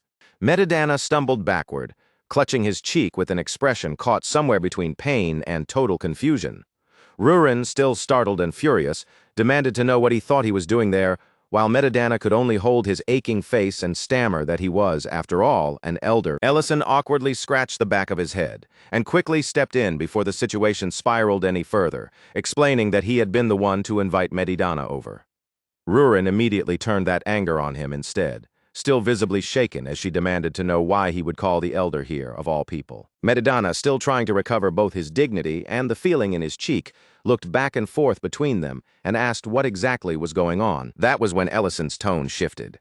The light teasing faded from his expression, and he began explaining the real reason Medidana had been summoned, the awakening he had most likely sensed, and how it was directly connected to the ancient marble. Even though they were now discussing something serious enough to affect the balance between dragons and humans, Ellison somehow slipped right back into his familiar role as the restaurant owner, calmly offering Medidana a drink as if they were just ordinary guests at the counter. Medidana accepted the glass, brought it to his lips, and after just a single sip, his expression changed with clear interest. He commented on the depth of the whiskey, noting how rich and refined it tasted, with the kind of aged flavor that suggested decades of maturity, perhaps 60 or even 70 years. Ellison smiled faintly, looking quietly pleased that Medidana had been able to judge the drink so accurately from only one taste. Rurin watched their exchange for a moment, and before long, curiosity got the better of her. She reached out toward the bottle, clearly wanting to try it for herself. But Ellison immediately smacked her hand away and warned her that this was not beer, and that even a single sip would probably knock her flat. Rurin protested at once, complaining that he never let her have anything stronger than beer. Medidana watched the two of them bicker with obvious amusement, the corner of his mouth lifting as he remarked that they really were an unusual pair. He even pointed out that Ellison sometimes seemed to forget he was dealing with dragons at all. Ellison only gave a casual shrug, as if the distinction hardly bothered him, and asked whether that really mattered in the end. Then the mood settled back into seriousness. Medidana brought up the principles that had been established after the last war, and openly acknowledged that Ellison had acted properly, especially when it came to handling Nisa. Rurin might still have been upset with Ellison, but she defended him without even a moment of hesitation, saying that if Ellison had not dealt with it, she would have handled Nise herself. Ellison fell quiet for a short moment, his eyes growing distant as the memory of what had happened returned to him, reminding him just how close he had come to death. From there, Medidana began explaining the ancient marbles in much greater detail, making it clear just how heavy and dangerous the power Ellison had become connected to truly was. He explained that the stones were far more dangerous than they appeared. A single one could grant dominion over dragons, 2 could control purebloods, and 3, at least in theory, could allow someone to rule over all dragonkind. Then Medidana pointed out the strangest part of all. If Ellison had been a dragon, absorbing all 3 ancient marbles would have essentially made him a dragon lord. Ellison then asked what would happen if another ancient marble appeared after all 3 had already been absorbed. Medidana answered that any additional one should simply disappear, almost as if the world itself would refuse to let it continue existing. That answer led Ellison toward a darker possibility. Maybe someone was trying to resurrect the Dragon King itself, and maybe the repeated appearance of these gems was not coincidence at all, but part of a much larger design. Medidana's face tightened with alarm as he listened, while Ellison continued to lay out the theory piece by piece, each detail making the possibility harder to ignore. Ellison brought up the coordinated dragon attacks that had happened around places connected to the gems, including the mine and the dwarf settlement. The more Ellison spoke, the more obvious the pattern became, and it was far too organized to be brushed aside as a chain of accidents. Recognizing how serious the situation might be, Medidana agreed to investigate the place where Ellison had discovered the last ancient marble. Then, almost as if he were simply thinking out loud, Medidana suggested that Ellison himself could be used as bait. Before he could properly finish that idea, Rurin sharply cut him off and told him to stop being so dramatic. Even Medidana looked slightly amused by how boldly she spoke to him, but he let the comment pass and began preparing for the investigation. The next morning, Elena was deep in the forest gathering herbs, carefully rebuilding her medical supplies, while muttering to herself that the amount she had collected should keep her stocked for a while. Then Serena suddenly appeared right behind her without any warning, startling Elena so badly that she nearly dropped the basket she was holding. Serena immediately teased her for being so easy to scare, then casually announced, as though the decision had already been made, that she planned to stay around for a little while longer. Elena, still trying to recover from Serena's sudden appearance, reminded her that her lair had already been repaired. Serena brushed that off without concern, saying the place was far too big and that quiet recovery had never really suited her. Then Serena playfully accused Elena of being cold-hearted for trying to send her away so quickly, which only made Elena look even more flustered. After that, Serena smoothly shifted the topic and suggested that Elena teach her how to transfer magical power, saying that if she learned how to do it, she could help Elena with healing in return. Elena's face turned red almost immediately, and she stumbled over her words, awkwardly trying to dodge the subject by bringing up vegetarian food instead. Their strange little exchange did not go unnoticed. Nearby, someone stood quietly at the doorway, silently watching the two of them from the side. Somewhere else, Gerd was sprinting desperately through the woods when a mocking voice suddenly rang out, stopping him cold in his tracks. A woman stood directly in Gerd's path, her expression frighteningly calm, as if panic and anger were beneath her. She didn't need to shout or even hurry. With slow, deliberate steps, she closed the distance around him, cutting off every direction he might run, until Gerd was trapped as naturally as prey cornered in a cage. Gerd finally froze in place, his breath coming out rough and uneven, desperation written all over his face. The woman simply looked him up and down with cold, pitiless eyes. Then, without changing her tone, she began listing his failures one by one, each quiet accusation landing on him heavier than the last. She reminded him that he had failed to slip into the human village, making it clear just how pathetic that failure was. And as if that weren't enough, even the Black Dragons had managed to humiliate him so thoroughly that his disgrace could no longer be ignored. Terror took over Gerd completely, and he rushed to speak before she could go any further. He insisted, almost pleading, that the situation could still be saved. If they managed to capture Ellison, then everything might still be reversed because Ellison had already absorbed 3 ancient marbles. For just a short moment, the woman said nothing. Her eyes lingered on him, as though she were actually considering whether his desperate suggestion had any value. But that pause disappeared almost instantly, and her face hardened with open contempt as she threw the idea away, like it was not even worth discussing. Then, in the very next breath, the air itself seemed to sharpen. A violent gust sliced through the space between them and swept cleanly across Gerd's neck like an invisible blade. Gerd's frantic begging ended right there. The words that had been tumbling from his mouth were cut off completely, leaving only a sudden, heavy silence behind. The woman showed no trace of regret, no flicker of emotion in her voice. She merely murmured that, from the beginning, there had never been any real reason to allow someone like him to keep living. Meanwhile, back at the restaurant, the mood could not have been more different. After the morning rush finally died down, the place settled into a peaceful, ordinary warmth, with the tension of battle feeling worlds away. Ellison and Rurin were moving around the restaurant, tidying tables and clearing away the last signs of the busy morning. As they worked, Rurin glanced over at him and asked whether they truly had to keep the restaurant open for the rest of the day. For once, there didn't seem to be some emergency waiting to pull Ellison away.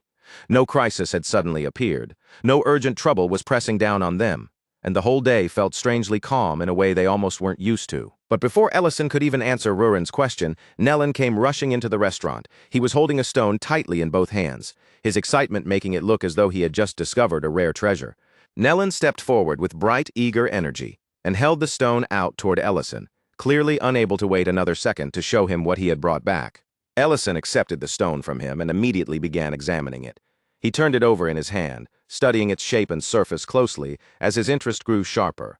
Rurin, guided by the most dangerous kind of curiosity, leaned in far too close and decided the best way to understand the rock was to taste it herself. The moment her tongue touched the surface, she jerked back with a disgusted grimace and loudly complained that it was so salty it felt like it had attacked her mouth. Ellison quickly realized what it was: rock salt. The sight of it instantly pulled an old memory to the surface. He remarked that stones like this had once helped him survive the worst part of his earliest days in the military, then let out a small chuckle at Rurin's over-the-top reaction as his mind drifted back to the beginning of it all. He remembered just how frightening those first days in this unfamiliar world had been.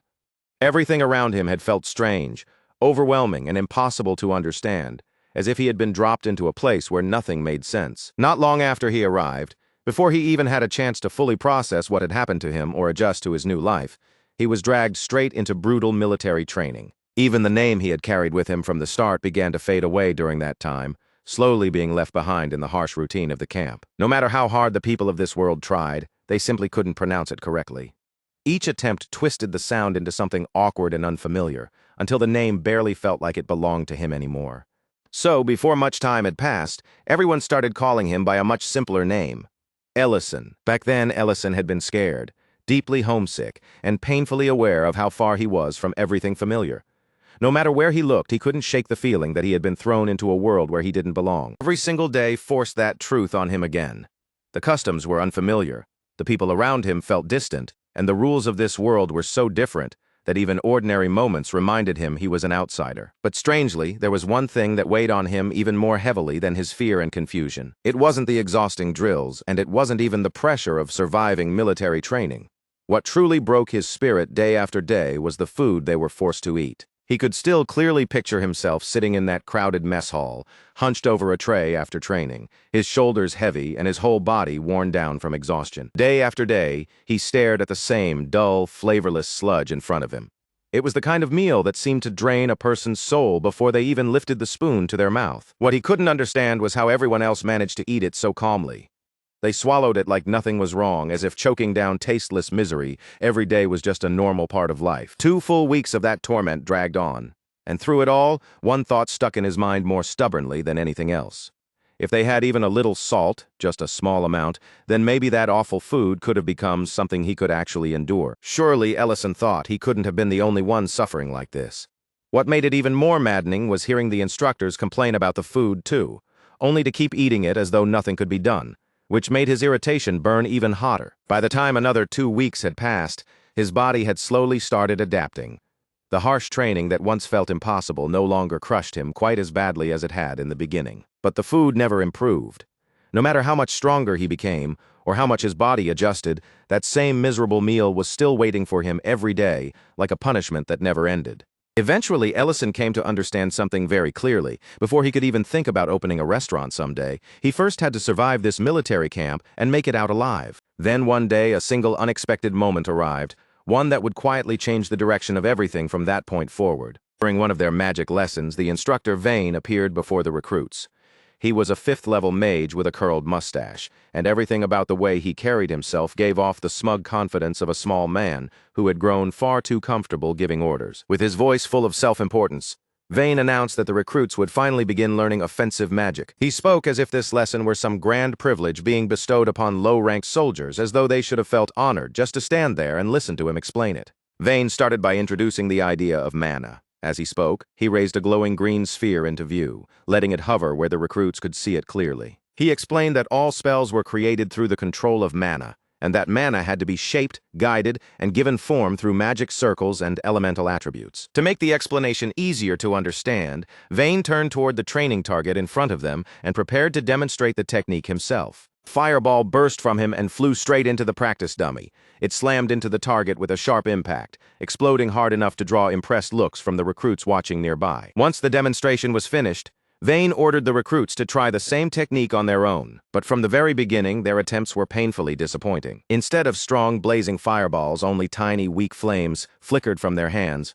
wavering pitifully in the air. Most of those small flames sputtered out almost immediately, disappearing long before they could even get close to hitting the target. Vane's patience snapped, and his temper exploded across the training field. He shouted at the recruits without holding back, mocking their lack of talent, their lack of discipline, and every other failure he could think to throw in their faces. At the same time, inside his own head, Vane was bitterly complaining that the war had become so desperate that the military now had no choice but to gather recruits this hopeless. And then, without the slightest warning, something happened that no one there expected. A gigantic fireball, so massive it looked almost like a small house, tore across the training field at terrifying speed. It swallowed the practice dummy in a single instant, erasing it completely. But the blast didn't stop there. The force kept driving forward, crashing beyond the target and ripping apart a section of the cliff behind it as well. For several long, breathless seconds, the entire training ground fell into total silence. The recruits stood frozen in place, unable to move. The instructors looked as if they had forgotten how to breathe. Even Ellison himself stared at the ruined target and shattered cliff in complete disbelief, just as stunned as everyone around him, while one by one every gaze on the field slowly turned in his direction. Vane's face went pale almost instantly. The confidence he had been wearing moments earlier vanished as he hurried straight toward Ellison, clearly shaken by the impossible scene he had just witnessed. Grabbing Ellison firmly by both shoulders, he leaned in close and demanded to know what kind of spell Ellison had unleashed to cause that level of destruction. Ellison only stared back at him with a blank, confused look, as though he genuinely had no idea why everyone was reacting so dramatically. In the most innocent tone possible, he explained that he had simply gathered the mana together and cast the fireball exactly the way Vane had told them to do it. When Vane pushed him harder, questioning him with even more intensity, Ellison still didn't sound nervous or proud. He answered as casually as before, adding that he had just followed the tiny wisps of mana he could see drifting through the air around them. That one simple answer sent a chill straight down Vane's spine, and cold sweat began to gather on his back. In that instant, he understood that Ellison wasn't merely talented. Ellison possessed an absurdly rare sensitivity, the kind of gift that allowed him to see mana itself with his own eyes. Sometime after the shocking incident on the training field, Vane brought the matter directly to Theron, the head instructor responsible for the camp. Behind closed doors, the two men began discussing what Ellison's overwhelming display of magic actually meant. Vane could no longer pretend it was nothing. He had to admit it clearly. Ellison's ability was not the sort of ordinary talent a recruit might occasionally show. It was far beyond anything they were used to seeing from someone at his level. But the longer they talked, the more bitterness began to rise inside Vane. He had clawed his way toward magic through painful effort, repeated failure, and relentless practice, while Ellison seemed to have walked straight into genius without even understanding how unfair that was. Theron then suggested that Ellison should not be sent to the front lines right away. Instead, they ought to hold him back and arrange advanced magical training for him, because a recruit with talent like that could not be handled the same way as an ordinary soldier. Just outside the room, Ellison stood quietly and listened to their conversation. For the first time since arriving in this strange world, a small smile began to appear on his face. The thought that he might not be thrown straight onto a battlefield felt like the first real glimmer of hope he had been given. But just as that fragile hope started to settle in his chest, the door suddenly swung open. Vane stepped out and immediately caught Ellison standing there, clearly having heard every word from the other side. Vane's eyes narrowed into a dark, warning glare as he fixed his stare on Ellison.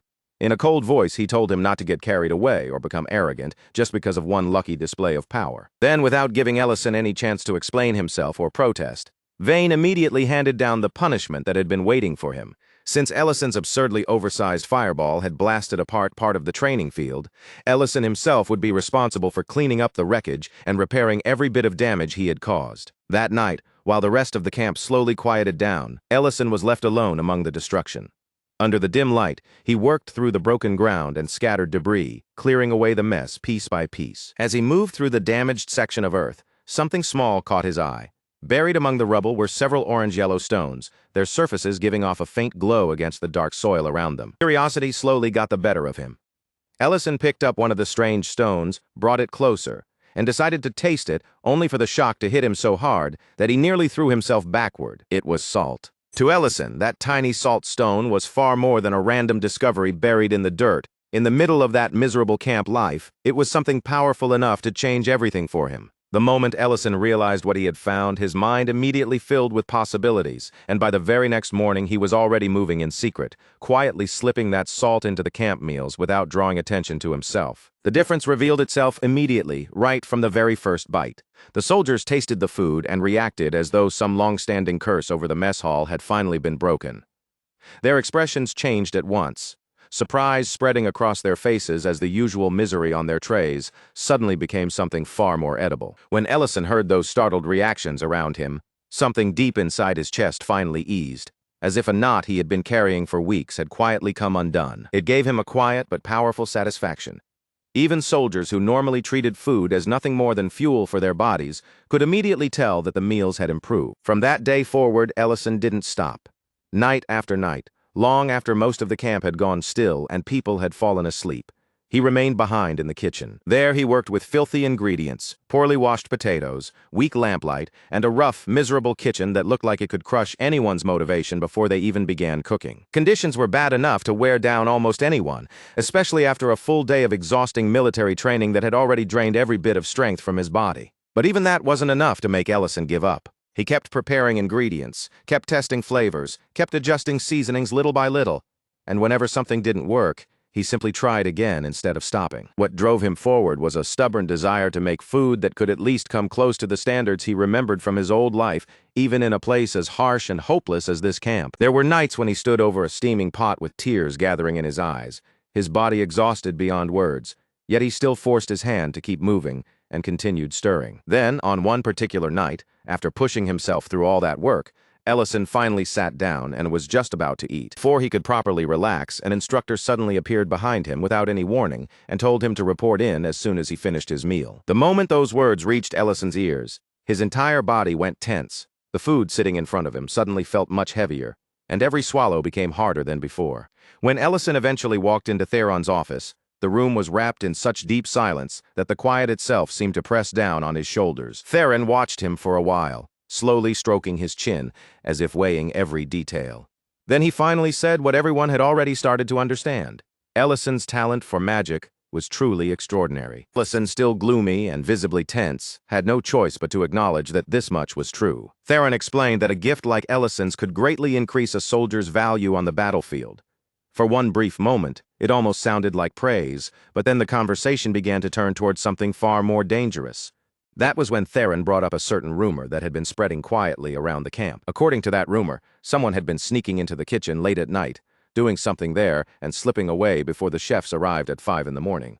Theron mentioned it in an almost casual tone, but he also added that the culprit was difficult to catch, and if they ever were caught, the punishment would be severe. Hearing that, Ellison stiffened from head to toe. The reaction ran through his whole body so clearly that he could not completely hide it. Theron noticed the change right away. But instead of cornering Ellison with more pressure, his expression softened slightly. With a faint smile, he said the real reason he had called Ellison in was to congratulate him on how much progress he had made in magic training. Then Theron handed him a scroll and told him to throw it away on his way out. Almost like it was an afterthought, he added that the scroll was part of a personal investigation report, and that Ellison could use it however he wanted if it happened to be useful. As Ellison took the scroll into his hands, Theron leaned forward just a little and returned to the matter of the kitchen. He emphasized once more that if someone left before 5 in the morning, then catching that person would be practically impossible. In that instant, Ellison understood everything. Theron had known exactly what he had been doing from the very beginning. Later that evening, Ellison sat beside a small campfire out in the forest and unrolled the scroll. As soon as he began reading it, laughter burst out of him before he could hold it back. Theron had absolutely known the truth all along, but instead of punishing him, he had quietly handed him something genuinely useful. The scroll was filled with information about edible mushrooms and spices, almost as if the commander was silently approving Ellison's secret midnight cooking without ever needing to say it directly. From then on, Ellison kept putting the knowledge from that scroll to use. Little by little, through quiet effort and countless small changes, the food at the northern training camp began to transform. The bland, soul-draining meals that everyone had once suffered through slowly became warmer, richer, better seasoned, and genuinely satisfying. Before long, word began to spread, and the camp earned a reputation for having the best food in the entire military. Even after Ellison eventually left the camp behind, the recipes and cooking methods he had introduced did not disappear. They stayed there, passed down from one cook to the next, until the camp's reputation for incredible food became a permanent part of its legacy. Back in the present, with that old memory still fresh in his chest, Ellison found himself wanting to bring that flavor back to life. So he decided to recreate the same simple dish that had once helped him endure those brutal days at the military camp. Just seeing that salt stone again had awakened something deeply nostalgic in him. It carried him back to the taste of those rough meals, the pain of those exhausting days, and the strange comfort that such plain food had given him when everything else felt unbearable. Rurin leaned forward over the pot, her eyes fixed on the bubbling food with obvious curiosity. As the steam rose in front of her face, she asked if this was really the kind of thing Ellison had eaten to survive back at Camp 5. Ellison nodded and told her that it was exactly that sort of dish.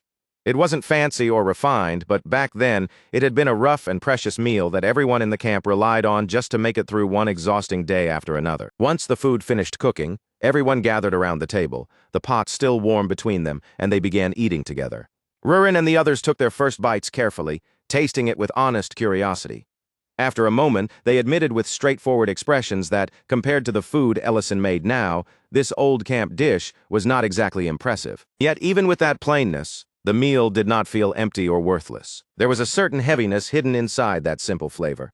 Every bite seemed to carry memories of struggle, filthy kitchens, aching bodies and long days that had been anything but gentle. At the same time, there was also a strange warmth in that humble dish.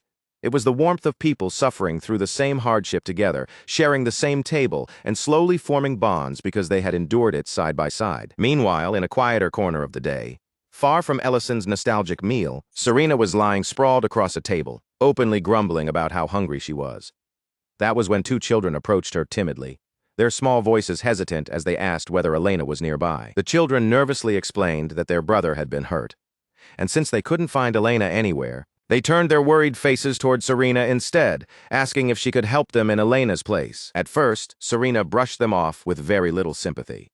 She glanced at the injury and pointed out that a scraped knee was hardly something serious enough to make such a fuss over. The children kept pleading and refused to leave it alone. After enough persistence, Serena finally gave in, though she acted irritated the entire time. With a simple healing spell, she treated the boy's injury while making it seem as if helping them was the most troublesome burden in the world. Later, Elena happened to run into those same children. Their faces lit up when they saw her, and they happily thanked her, telling her how kind Serena had been to them. Elena was clearly confused by what she had just heard, so she went straight to Serena to ask about it. But Serena immediately denied having done anything kind at all, then snapped back by demanding to know why Elena had left her starving for so long. Elena then explained that she had been at the Lord's castle, treating a patient suffering from a strange poison. From what she had seen, the poison did not simply attack the body, it seemed to be damaging the brain itself. So far, every treatment they had tried had failed to work, and the Lord remained unconscious, still trapped deep inside a coma. When Serena heard the details, something seemed to click faintly in her memory. She suddenly remembered that there was a researcher somewhere who might know about symptoms like that. The problem was that her memory stopped there. No matter how hard she tried to think, she couldn't recall the researcher's name, and she had no idea where that person could currently be found. Just then, a messenger bird arrived, carrying a letter that had been sent all the way from Elena's homeland. The moment Elena opened the letter and read the words inside, the color immediately drained from her face. According to the message, the elven forest was now facing destruction at the hands of a dragon. And to stop that disaster from happening, Elena was being expected to offer herself up as the dragon's bride. The news struck Elena so hard that she looked as if all the strength had suddenly been pulled out of her body. She broke down, her voice trembling as she said that marriage was supposed to come from love, trust, and truly knowing the person beside you. It was not supposed to be born from fear, threats, and someone forcing her into it against her will. Serena only scoffed at the whole situation, dismissing the dragon's threat as nothing more than intimidation and empty bluffing. But no matter how confidently Serena said it, Elena could not simply push away the fear tightening in her chest. Even so, Serena stood there with her usual fearless confidence, looking completely unshaken, and told Elena that she would protect her. Meanwhile, back in the elf village, the elder Nerea received word that the letter had successfully reached Elena. One of the elves nearby looked uneasy and asked whether Elena would really come back after learning just how serious the situation had become. Nerea answered that she believed Elena would return, because Elena had always been the kind of person willing to sacrifice herself for the sake of others. But even as she said it, Nerea could not say with certainty whether Elena's return would truly be enough to solve the crisis. Later, when Elena brought the situation to Ellison and Ruren, Serena immediately scolded them for standing around and hesitating. In her eyes, this was not the time to freeze up. They should have been preparing for every possible outcome. As the group kept discussing what they should do, the uncertainty in the room only grew heavier. Serena's irritation rose with it, her patience wearing thinner the longer everyone debated without a clear answer. In the end, however, Serena agreed to go with them to the elven forest. Ellison, trying to lighten the tense mood a little, teased Elena by saying that since things had already gone this far, they might as well go meet this so-called husband candidate. And with that decision finally made, the group began preparing themselves to face the dragon waiting for them. Far away, deep within the forest, a massive dragon let out a terrifying roar. The sound thundered through the trees, shaking the surroundings and spreading fear through everything nearby. Back with Ellison's group, they came to a stop at the edge of the forest, where the path ahead already felt heavy and suffocating. Ellison noted that teleportation would be useless here and wondered how long the trip might take, while Serena casually suggested that they could make things easier by simply flying. Elena explained that the elven forest was protected by a magical system specifically designed to shut down teleportation completely. Because of that barrier, any shortcut relying on teleportation would be useless. Before they could fully think through their next move, a sharp voice suddenly cut through the tense air. An elf named Lilinia appeared with her bow already drawn, the arrow aimed and ready as she warned them not to move unless they wanted to be shot. At the same time, a full squad of armed elves stepped out around them, tense and prepared for battle, while Lilinea demanded to know why they had come there. Realizing how quickly the situation could turn dangerous, Elena hurried forward and identified herself. She explained that the others had come with her, trying to assure Lilinea that they were not enemies. Even after hearing Elena's words, Lilinea did not lower her guard. Her bow remained ready as she said their identities still needed to be confirmed before she could trust them. Then Lilinea shifted her attention to Ellison and questioned him directly, asking what race he belonged to and what purpose had brought him into the elven forest. Ellison grimaced slightly at the bluntness of the interrogation, but he answered honestly. He told her that he was human and that he had come here to help Elena. As Lilinea studied him, she caught a brief and unusual flash in his eyes. It was something strange, something rare, a trait connected to thought treating that should normally have belonged only to elves. When Lilinea turned to question Serena next, Ellison casually cut in before Serena could answer.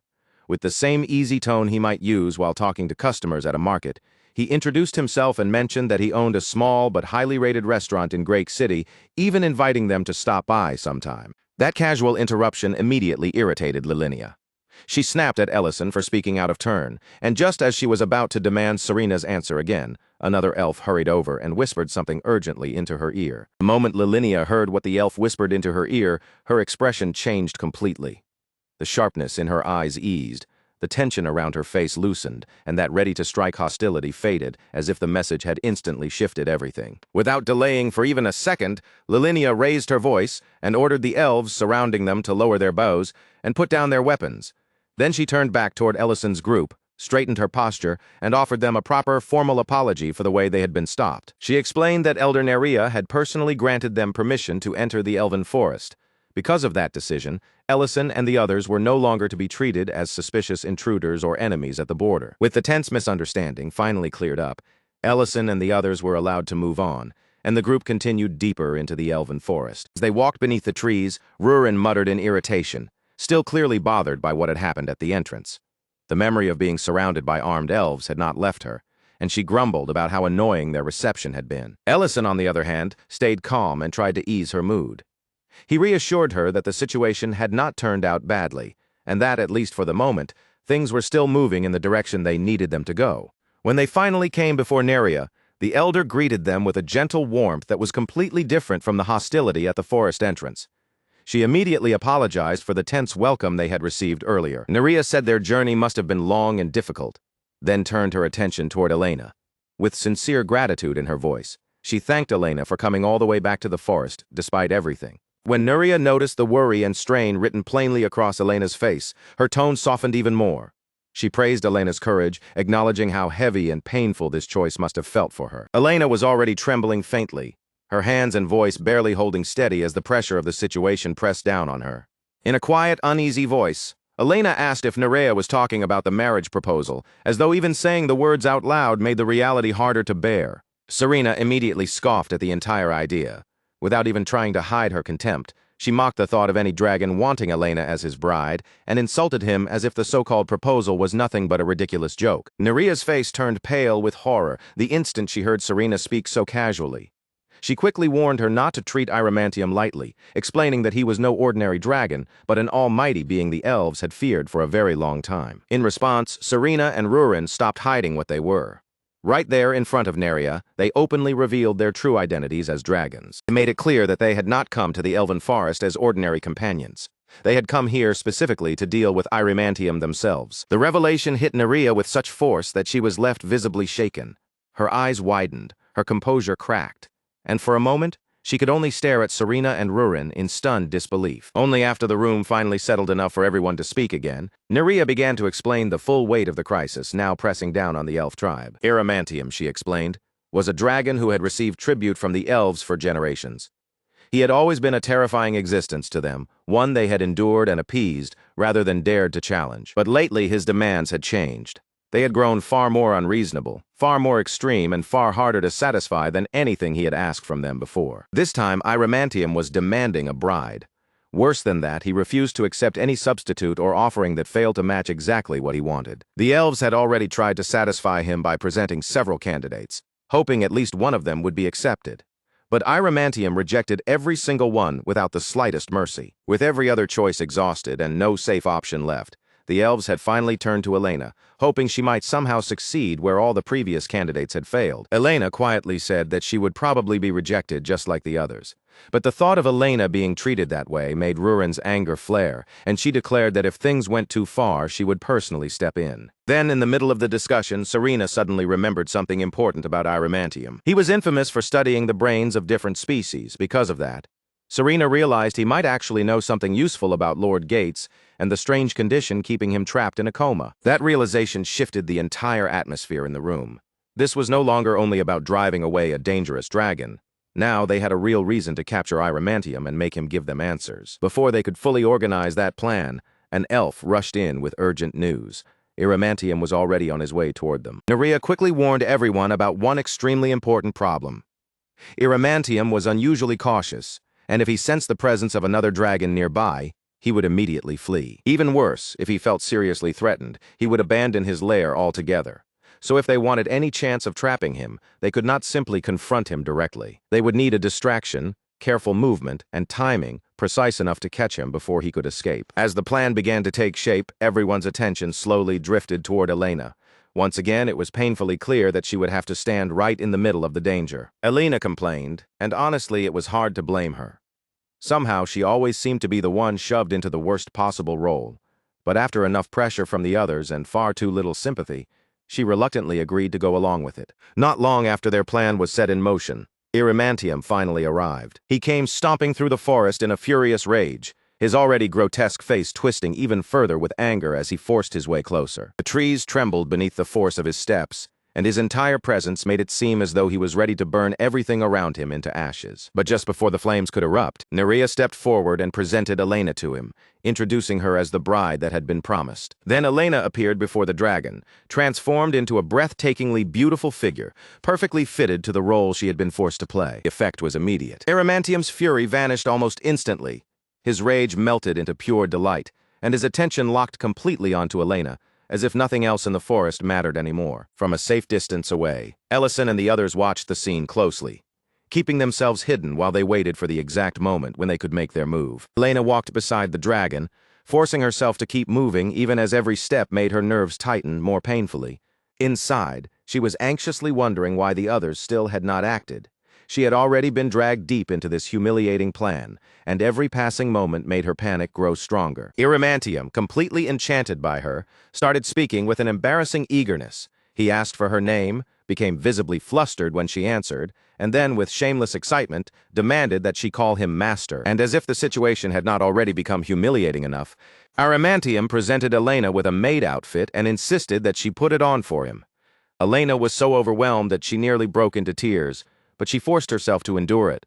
She clung desperately to the hope that her friends would act before this unbearable situation went any further. Now dressed in the outfit he had given her, Elena nervously smoothed down the fabric and tried her best to keep up the act. Even though Irimantium had told her not to follow him into that part of the lair, she said she had come anyway because she wanted to help him. The inside of the lair was an absolute disaster, and Elena used that mess as her opening.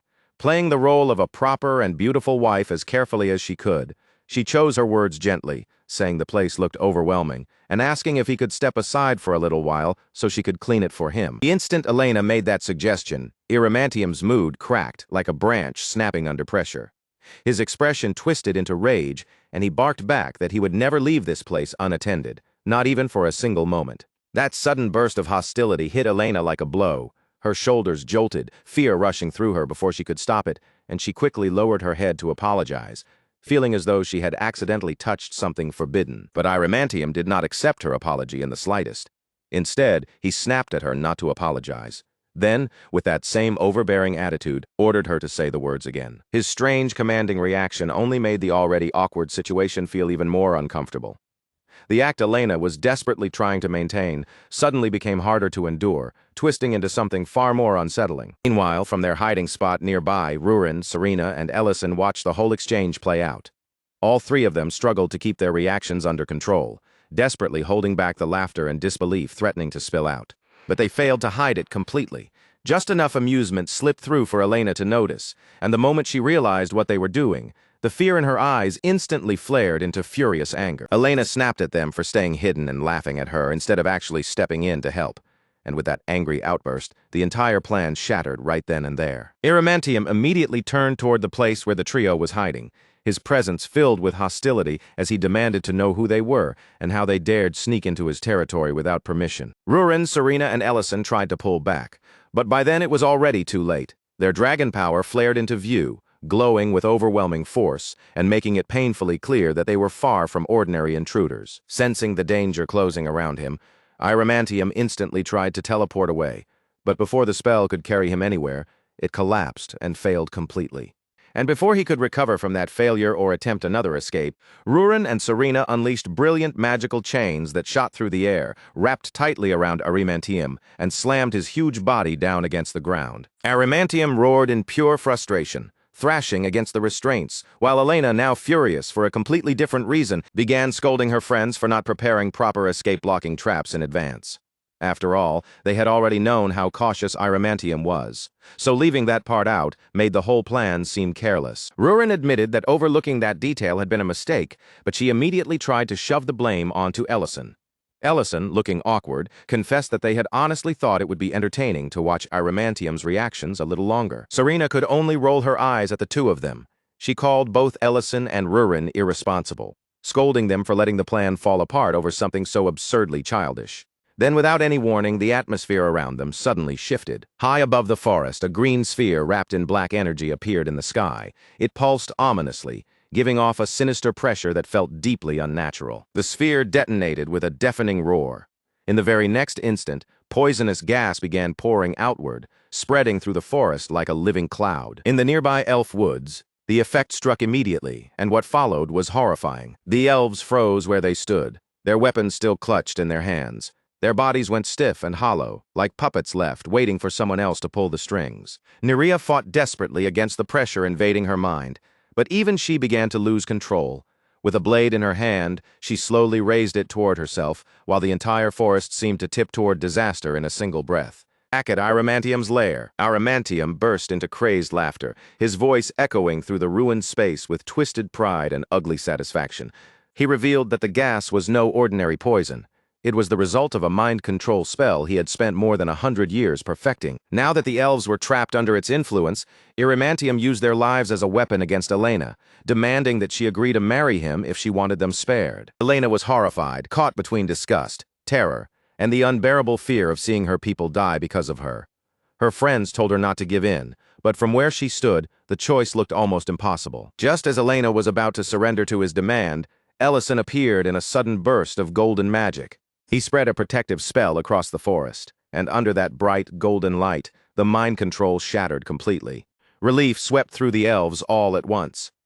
Their bodies returned to their control, their weapons lowered, and the empty fear in their eyes gave way to stunned awareness. Nerea collapsed to her knees, overwhelmed by what had just happened. With her voice filled with gratitude, she thanked Ellison for saving her people from the spell. Elena could no longer hold back her tears. She clung tightly to Nerea, letting the fear, relief, and tension she had been holding inside finally pour out. Adamantium completely lost control. He could not understand how the spell he had spent a century perfecting had been broken, and that disbelief quickly spiraled into furious panic. By then, Ellison, Rurin, and Serena had decided he had already been given more than enough chances.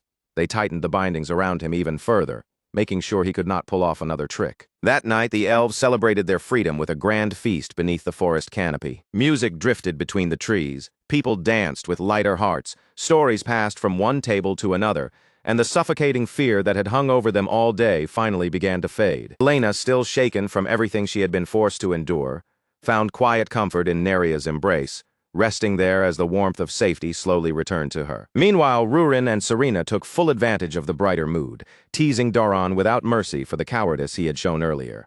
In the middle of the lively celebration, Rurin discovered a sauce Elena had brought along. The moment it touched the vegetable dishes, the entire meal seemed to change, as if the flavor had suddenly awakened. Serena immediately complained that Rurin should have revealed such a treasure much sooner instead of keeping it hidden.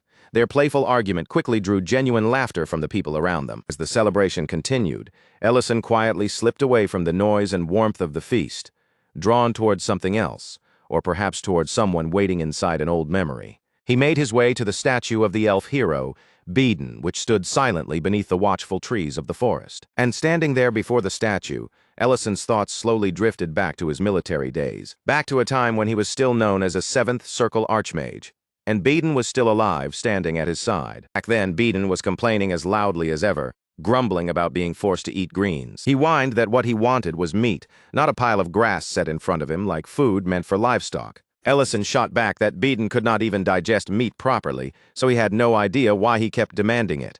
Beeden, not missing a beat, argued that if Ellison was supposedly such an amazing cook, then he should figure out how to make meat digestible. Darren, forced to listen to their endless bickering, told Beeden that an elf like him would look much better fighting than whining about food. Ellison immediately cut both of them off, telling them to shut up and focus.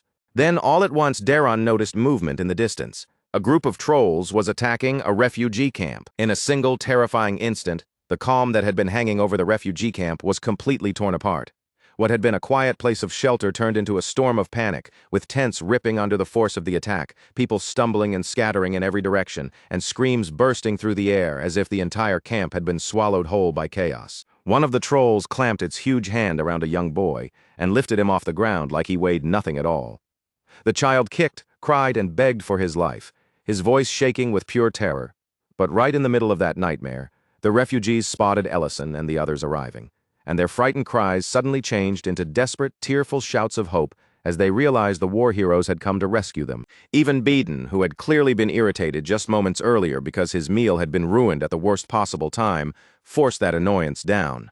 His expression hardened, his posture shifted, and without wasting another second, he prepared himself to fight. Back in the present, Ellison sat quietly in front of the food that had been placed before him, unmoving and lost in thought. His gaze remained lowered toward the meal, but his mind had already drifted far beyond the table in front of him. Deep inside, he found himself wondering whether the person he had once made a promise to had finally found peace after everything that had happened. It was at that quiet moment that Nerea approached him, stepping over gently as if she understood the weight of the silence around him. Ellison raised his eyes only slightly, not quite meeting her fully at first, and asked in a low voice whether anyone still hated him for what had happened back then, or blamed him for the pain they had all been forced to endure. Nerea responded softly, her voice carrying a calm warmth as she brought up that day 2 years ago, the day Ellison had returned to them with Beeden's body held in his arms. Speaking with quiet sincerity, she thanked him for honoring Beeden's promise all the way to the very end. Then, without hesitation or doubt, she told him clearly that not one elf among them carried resentment toward him. And after that, Nerea thanked him again, this time for what he had done on that very day, protecting the elves, standing between them and danger, and saving their lives when they needed him most. But Ellison did not allow that praise to rest on him for long. Almost as soon as he heard it, he gently pushed those words away from himself. He told her that the person who had truly saved them was Beeden. It was Beeden's strength, Beeden's courage, and the actions he had left behind that had carried everyone forward when it mattered most. For a while, the two of them simply remained there, standing quietly in front of Beeden's statue as the weight of the past settled around them. All around them, the other elves lowered their heads with deep respect. One after another, they offered their gratitude to Ellison and the rest of his companions, thanking them repeatedly for protecting them and allowing them to survive. A short distance away, however, the mood was far less solemn because the captured Eremantium was still grumbling without pause, loudly whining and demanding to know where they were dragging him off to. Serena glanced over at him with obvious amusement in her eyes. Instead of giving him a proper answer, she teased him with a mocking tone, telling him he would find out soon enough once they reached their destination. Meanwhile, Rurin turned her attention toward Ellison and began needling him instead, playfully teasing him about how late he had stayed up the night before, talking with Nerea for such a long time. Ellison looked at her and asked whether she had really overheard all of it. Rurin answered as casually as if the answer should have been obvious, saying of course she had. Then, in that same offhand tone, she added that Ellison had indeed eaten the Lord's heart. Serena and Elena happened to catch that part of the conversation, and the moment those words reached their ears, both of them immediately stepped into the discussion. Without even needing to think it over, Serena and Elena both agreed that Ellison's power was honestly absurd. To them, his strength was the kind of ridiculous force that simply did not fit within the bounds of normal common sense.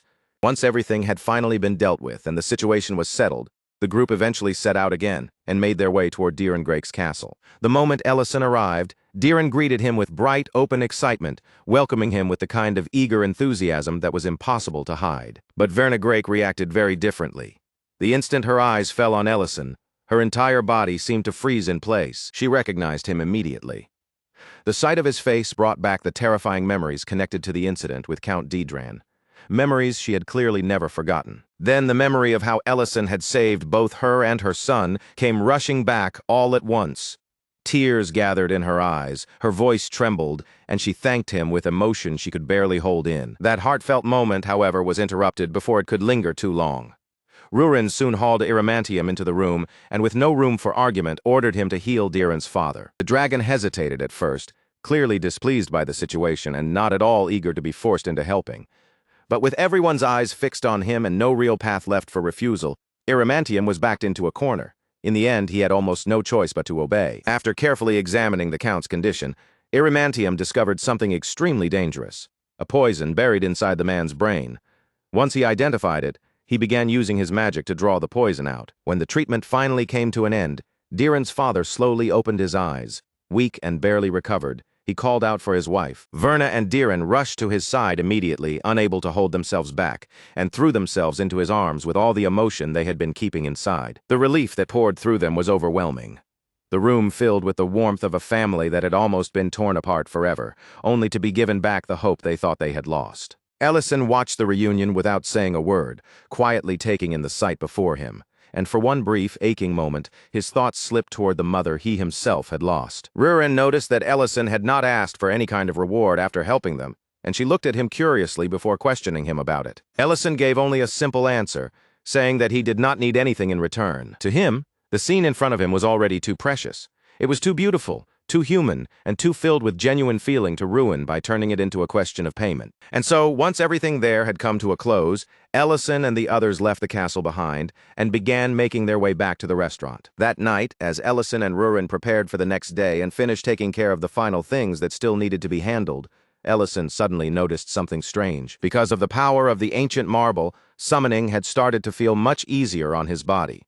The strain was noticeably lighter now, as if the process no longer drained him as heavily as it once had. But when Ellison focused more closely on that sensation, he realized there was something even stranger happening. An unfamiliar energy had begun gathering around him, something he could not immediately identify. Before he could properly understand what that mysterious force was, the energy suddenly closed in around him, wrapping over him and taking hold before he had any chance to react. In the very next instant, Ellison was thrown backward through time, and when his awareness finally returned, he found himself waking up inside his own past. Still groggy and deeply confused, Ellison wandered through the streets of his hometown. The roads were familiar, yet everything felt eerily empty, as if he were the only person awake in the entire place at that hour. Even in the middle of that bizarre and impossible situation, his thoughts somehow drifted back to ingredients, cooking, and possible recipe ideas, almost automatically, as if his habits had taken over before his mind could catch up. Then, all at once, he spotted a girl.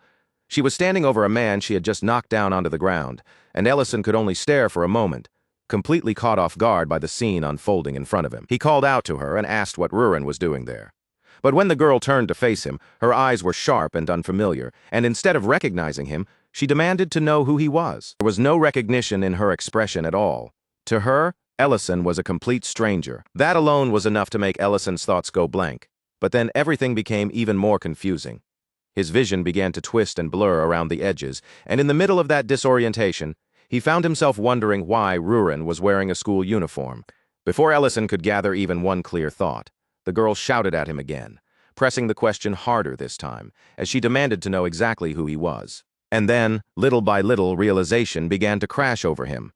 This place, this street, even the strange feeling in the air around him, Ellison knew all of it far too well. This was the world Ellison had once belonged to, the place he had known before his life was ripped away from him, and everything he understood was changed forever. His thoughts started spinning so violently that he could barely hold on to even one clear idea. And right as his mind was drowning in confusion, a truck suddenly came thundering straight toward him. Then Rurin's voice cut sharply through the fog in his head. Her shout was urgent and panicked as she yelled at him to move, telling him to get up before it was too late. She looked just as lost as Ellison felt. Her eyes swept wildly over their surroundings, and with visible confusion on her face, she demanded to know what had just happened and where they had been thrown. That was the moment the truth finally sank all the way into Ellison's chest. This was no strange dream, no illusion playing tricks on him. Somehow he had truly returned to his original world. A woman nearby rushed toward them in alarm, clearly startled by what she had just seen. She bent closer with concern in her voice, asking if they were hurt and saying they should probably call 119. Rurin had no idea what 119 was supposed to mean, so she immediately turned toward Ellison, expecting him to explain. But before she could properly ask, Ellison quickly stepped in and told the woman they were all right, insisting that neither of them had been injured. Right after that, Ellison and Rurin hurried away from the scene as fast as they could. The woman was left behind, staring after them in complete confusion while muttering to herself about how strange Ellison's clothing looked. A little while later, Rurin was completely stunned when Ellison explained that this unfamiliar, overwhelming place was actually the hometown he had come from. As they moved through the streets, Rurin kept reacting to everything around her. She pointed at the metal carriages rushing along the roads, stared at the endless stream of cars, looked up at the tall buildings towering overhead, and treated every strange piece of the city like something impossible. Ellison was visibly shaken as well, but even through that confusion, a faint smile slowly appeared on his face. In a quiet voice, he admitted that it had been a very long time since he had last seen this place, and if anything, the city before his eyes seemed even brighter now. The lights, the streets, and the scenery all felt more polished and beautiful than the version that had remained inside his memories. Rurin pointed out that if this really was his hometown, then Ellison should at least have some idea where they were. She asked where they were supposed to go next, but Ellison was still silently trying to figure out how many years had passed since he disappeared. Thinking back to the phone he had seen earlier, Ellison began to suspect that time had continued moving at the same speed in both worlds. And if that guess was right, then more than 15 full years had already gone by since the day he vanished from this world. Even though the buildings, stores, and signs around him had changed so much that they were almost unrecognizable.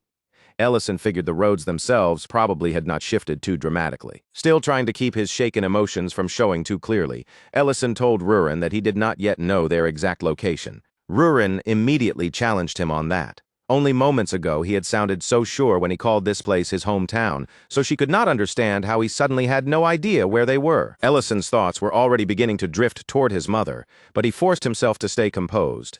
He told Rurin not to worry, saying he knew where they needed to go, and added that money would not be a problem. Then he lifted a gold coin in his hand, holding it up with quiet confidence, as if that single shining piece of metal would be enough to solve everything in this modern world. Meanwhile, back in Greek City, morning light had already begun to settle around the restaurant. Lint greeted everyone cheerfully with a bright good morning, while Ment glanced around in surprise and remarked that everyone had shown up much earlier than usual. When the barn doors opened, Miltine shivered from the cold air that swept in and commented on how bitter the morning felt. Even so, she admitted that if the dwarves had not rebuilt the barn for them, they would have been in real trouble trying to endure a morning this cold without proper shelter. Lint then noticed that the restaurant itself was still dark inside. Looking at the quiet windows and the lack of movement, he guessed they probably were not going to open early that day. Ment was genuinely surprised by that. Ellison had never struck him as the kind of person who would oversleep, start late, or leave the restaurant sitting unopened without a reason. At the same time, Rurin took a closer look at Ellison and noticed that the clothes he was wearing now clearly belonged to this world. Ellison explained that if he had kept walking around in his old outfit, he would have drawn far too much attention in a place like this, where everything looked and worked so differently. Even with that practical explanation, he could not fully hide the disappointment crossing his face once the topic of money came up. He had expected the gold coin to be worth far more than it was, but the man he traded with had only offered him 4 million won, and Ellison realized that if he had been able to present proper identification, he likely could have received the full amount in cash. Rurin tilted her head in confusion and asked what an ID was even supposed to be. The vendor, clearly baffled that Ellison did not even have any won on him, eventually offered a compromise. In the end, Ellison accepted only half of the coin's value, on the condition that the man stop asking questions about identification altogether. After that, Rurin asked whether he was hungry. Ellison suggested they find a decent restaurant nearby, and the instant his eyes landed on a Chinese restaurant, his expression suddenly lit up. He told Rurin that jjajangmyeon was the kind of food people always found themselves craving again, no matter how much time had passed. Rurin's curiosity and excitement immediately sparked as she asked what they were going to eat, and Ellison eagerly decided they should start with that. The moment Rurin tasted it, her eyes brightened with delight. She happily said it was delicious, then quickly urged Ellison to eat some too. But as soon as Ellison looked down and saw the prices written on the menu, the excitement on his face nearly cracked apart right there. Everything cost far more than he remembered. In the time he came from, a single bowl of jjajangmyeon had only been around 4,000 won. Rurin instantly teased him without holding back, calling him an ancient dragon. because he sounded so completely disconnected from modern prices. Ellison pushed her teasing aside and insisted that this was not about him being cheap. To him, it was about appreciating the food properly and enjoying the experience the right way. Then he suggested they try jajambong as well. Rurin warned him not to regret ordering so much, but the moment she tasted the spicy dish, she immediately reacted as if flames were about to burst from her mouth and said it felt like she was breathing fire. Ellison, clearly enjoying every second of this strange little return to his old world, told her to grab something cold to cool herself down. From there, the two of them kept ordering and tasting dish after dish, fully throwing themselves into the ridiculous, unexpected joy of that moment together. Back at the restaurant, however, Serena was absolutely furious. She demanded to know where Ellison and the others had disappeared to, especially since their day off was supposed to have ended the day before. One customer complained that he was going to starve to death if he kept waiting much longer, and Elena, who was also hungry, looked just as irritated by the situation. Noel turned to Ment and asked if he had heard anything about where they had gone, pointing out that Ellison and the others were not the type to vanish without saying a word. Ment could only shake his head and admit that he was just as confused as everyone else. Eventually, two annoyed men gave up and walked away from the restaurant. One grumbled that he had come all that way for nothing, while the other complained that he still did not even know whether the place truly deserved all the praise it had received. Ment immediately realized this was becoming a serious issue. If customers kept turning around and leaving like this, then the restaurant's reputation would be the thing that suffered. Miltine nervously wondered out loud whether something bad might have happened to Ellison and the others, but Ment doubted that was the case. After all, even the Baron himself gave way to them, so it was difficult to imagine any ordinary danger stopping them. Then Linte offered a practical suggestion, saying that until Ellison came back, they should simply run the restaurant themselves. After all, every single dish they had eaten at that restaurant had always been made by Ellison's own hands, so they knew better than anyone what the food was supposed to taste like when it was done properly. The ingredients were already stocked and waiting in the kitchen as well. Ment and Miltine were both completely caught off guard by Linte's sudden suggestion, but after exchanging a surprised look with each other, they eventually nodded and decided they might as well try. Elsewhere, Ellison and Rurin were seated side by side on a train, with the scenery of the city streaming past the window in long, shifting lines. Ellison finally leaned back in his seat and admitted, with a tired little sigh, that he could not possibly force down another bite. Rurin, who had somehow managed to sample almost everything that had caught her attention, said she was full as well, though the pleased look on her face made it obvious she had enjoyed every single mouthful. Ellison smiled softly as he looked at her, clearly relieved that Rurin had taken such a liking to the food from his old world. Then Rurin pointed toward the huge iron carriage moving beyond the window and asked what exactly it was. Ellison explained that it was called a train, and since the place they needed to reach was much too far away, they had to travel like this instead of using teleportation. After all, if they suddenly used teleportation magic in the middle of this world, it would cause a level of chaos no one here could possibly understand. After a short stretch of quiet passed between them, Rurin hesitated slightly. Then, in an awkward but careful voice, she asked if they were heading there because Ellison wanted to meet his mother. Ellison turned to her with visible surprise in his eyes, as though he had not expected her to notice that so quickly or put the pieces together on her own. Rurin told him it had not been hard to figure out. Ever since they arrived in this world, the excitement on Ellison's face had been far too obvious to hide. Then she shifted her gaze back toward the window, watching the unfamiliar scenery race by, and quietly added that she actually liked looking at his hometown. Ellison looked a little embarrassed after hearing that, but he still asked her a serious question. What would she say, he wondered, if he told her he wanted to remain in this place forever and never go back to the other world? Rurin stared at him for a moment without answering. The question had clearly caught her off guard, and for once she seemed unsure what kind of response Ellison was hoping for. Ellison went on, admitting that the thought had been lingering in his mind ever since they came here. The ancient marble did not seem to exist in this world anymore, and the danger of a dragon lord being born was gone here as well. Because of that, he could not help wondering what Rurin would think if they left everything behind and started a completely new life in this place. But he immediately softened his tone and added that she did not have to give him an answer right away. She could take all the time she needed, think it through slowly, and decide for herself. Then Rurin, still looking awkward but speaking with total seriousness, asked him the one thing that mattered most to her. If she said no, would he truly give up on living in this world and return with her?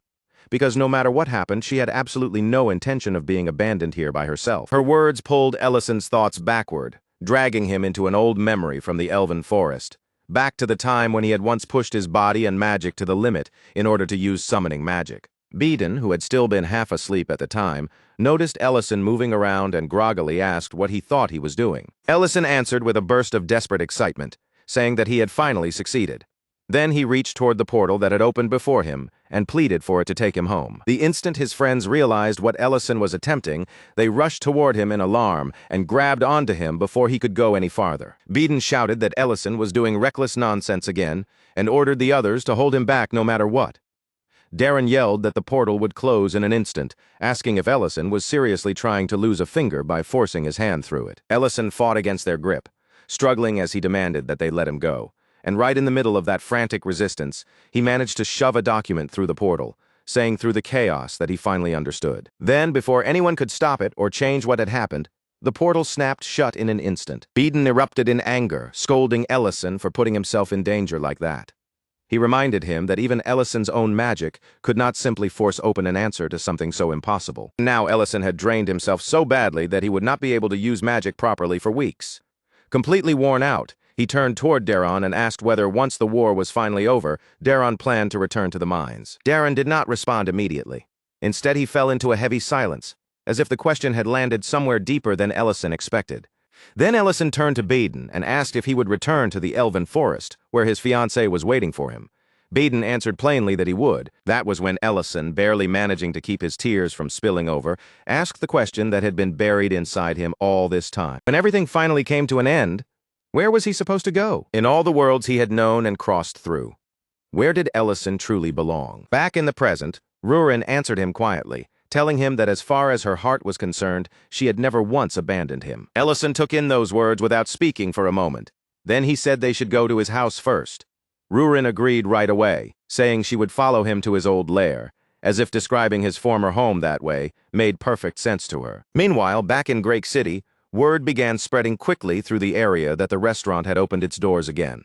People started glancing toward the building, turning their heads with curiosity, and suggesting that since it seemed open, they might as well go inside and check it out for themselves. Inside the restaurant, Linty was already working hard, cutting meat with focused determination, while Creston checked the amount they had prepared and asked if it would be enough. Lint, completely fired up and determined to make this temporary plan succeed, said the amount was just right.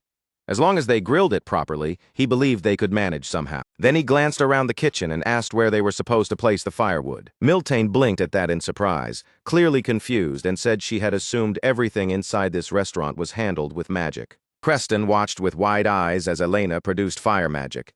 But Linty immediately noticed the problem and pointed out that the flame was far too weak for the kind of cooking they needed to do. Elena, sounding a little defensive, explained that she had only learned enough fire magic to make use of it while camping, not enough to run a proper kitchen. At last, Serena told everyone to get out of the way. She stepped forward with confidence and unleashed her own fire magic. With the flames now roaring under her control, Serena told them there was no need to worry about the fire anymore.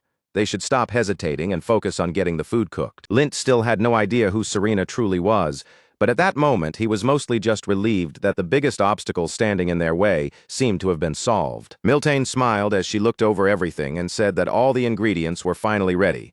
With that, they could begin for real and officially open the restaurant. The very moment the food began reaching the customers, the entire operation started falling apart almost immediately. One miner stared down at the dish that had been placed in front of him, his expression twisting in disbelief. He complained that it looked exactly like charcoal and asked why they would serve him something that resembled the rocks he had to stare at all day underground. Mate immediately apologized and promised that they would remake the dish right away. But the miner kept glaring at the plate, grumbling that just because he worked in a mine did not mean the restaurant had to serve him actual coal. Meanwhile, Creston was trying to throw together a salad as quickly as possible, but halfway through, he paused and wondered aloud whether adding one more ingredient might make it taste better. Miltane asked him what exactly he was putting into the bowl, but the answer arrived before Creston could explain. The customer took a single bite, immediately spat it back out, and complained that the entire thing was unbearably salty. Mate, already beginning to panic from the growing mess around them, whipped around toward Creston and demanded to know if he had used salt. Creston answered casually that he had thought it was sugar. That was all the customer needed to hear. He spat out the rest without hesitation and demanded his money back on the spot. Lint looked as if he was seconds away from completely losing his mind, convinced that the restaurant was going to collapse into bankruptcy before Ellison even had the chance to return. His first thought was to deal with the fire problem, because if the flames stayed at that level, every piece of meat they served would keep turning into a blackened lump. But the moment he looked over at Serena, it became painfully clear that she had absolutely no intention of lowering those flames for anyone. Lint could only stare at the flames roaring in front of him, his face frozen in complete disbelief. With that much heat blasting up like a furnace, he had no idea how anyone was supposed to cook meat properly without turning every single piece into black, smoking charcoal. With no better option left, he hurriedly splashed water over the fire, desperately trying anything that might bring the flames under control. Then his gaze landed on a pot sitting nearby, and in that instant a frantic idea crossed his mind.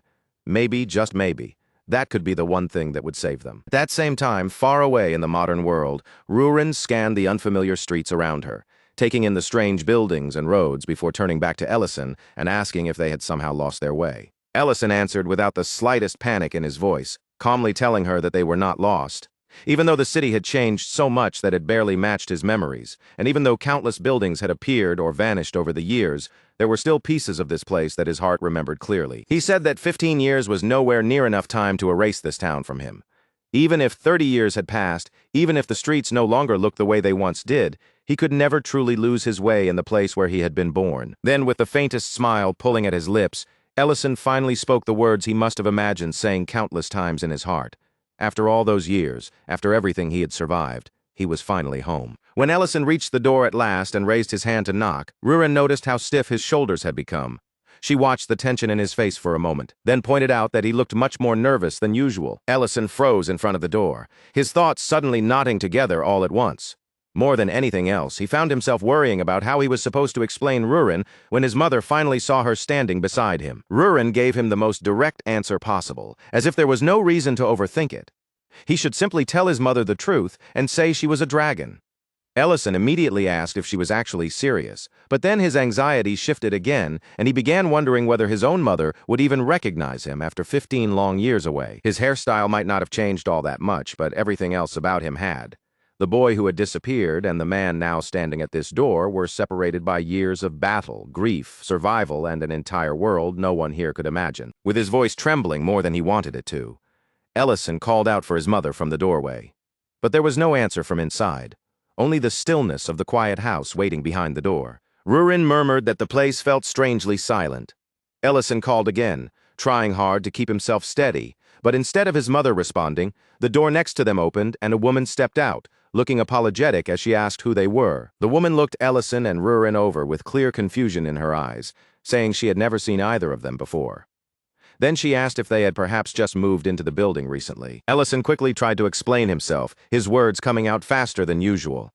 He told her that he had come here because he was looking for the woman who used to live in apartment 604. The neighbor's expression shifted the moment she heard those words.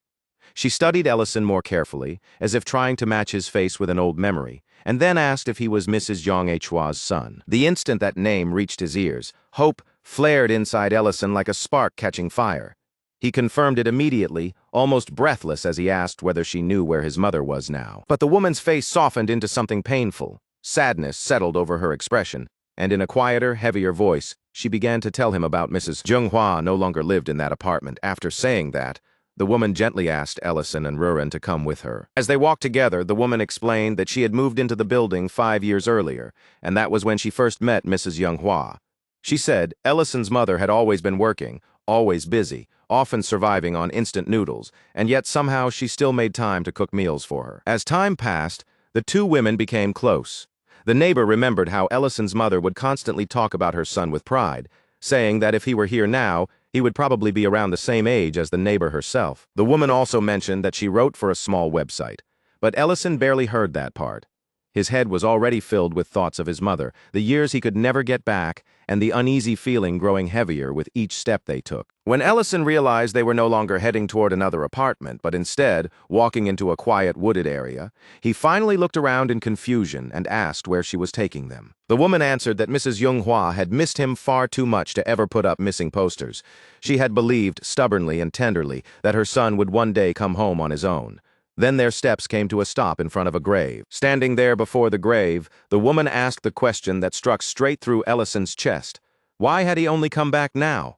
Why could he not have returned even 2 years earlier? Ellison could not move at all. His body went completely rigid, and for a moment it felt as though the entire world had stopped moving around him. The woman quietly explained that his mother had spent years fighting stomach cancer, enduring the illness far longer and far more painfully than anyone should have had to. Even after undergoing a gastrectomy, Mrs. Zhenghua had still found happiness in cooking for other people.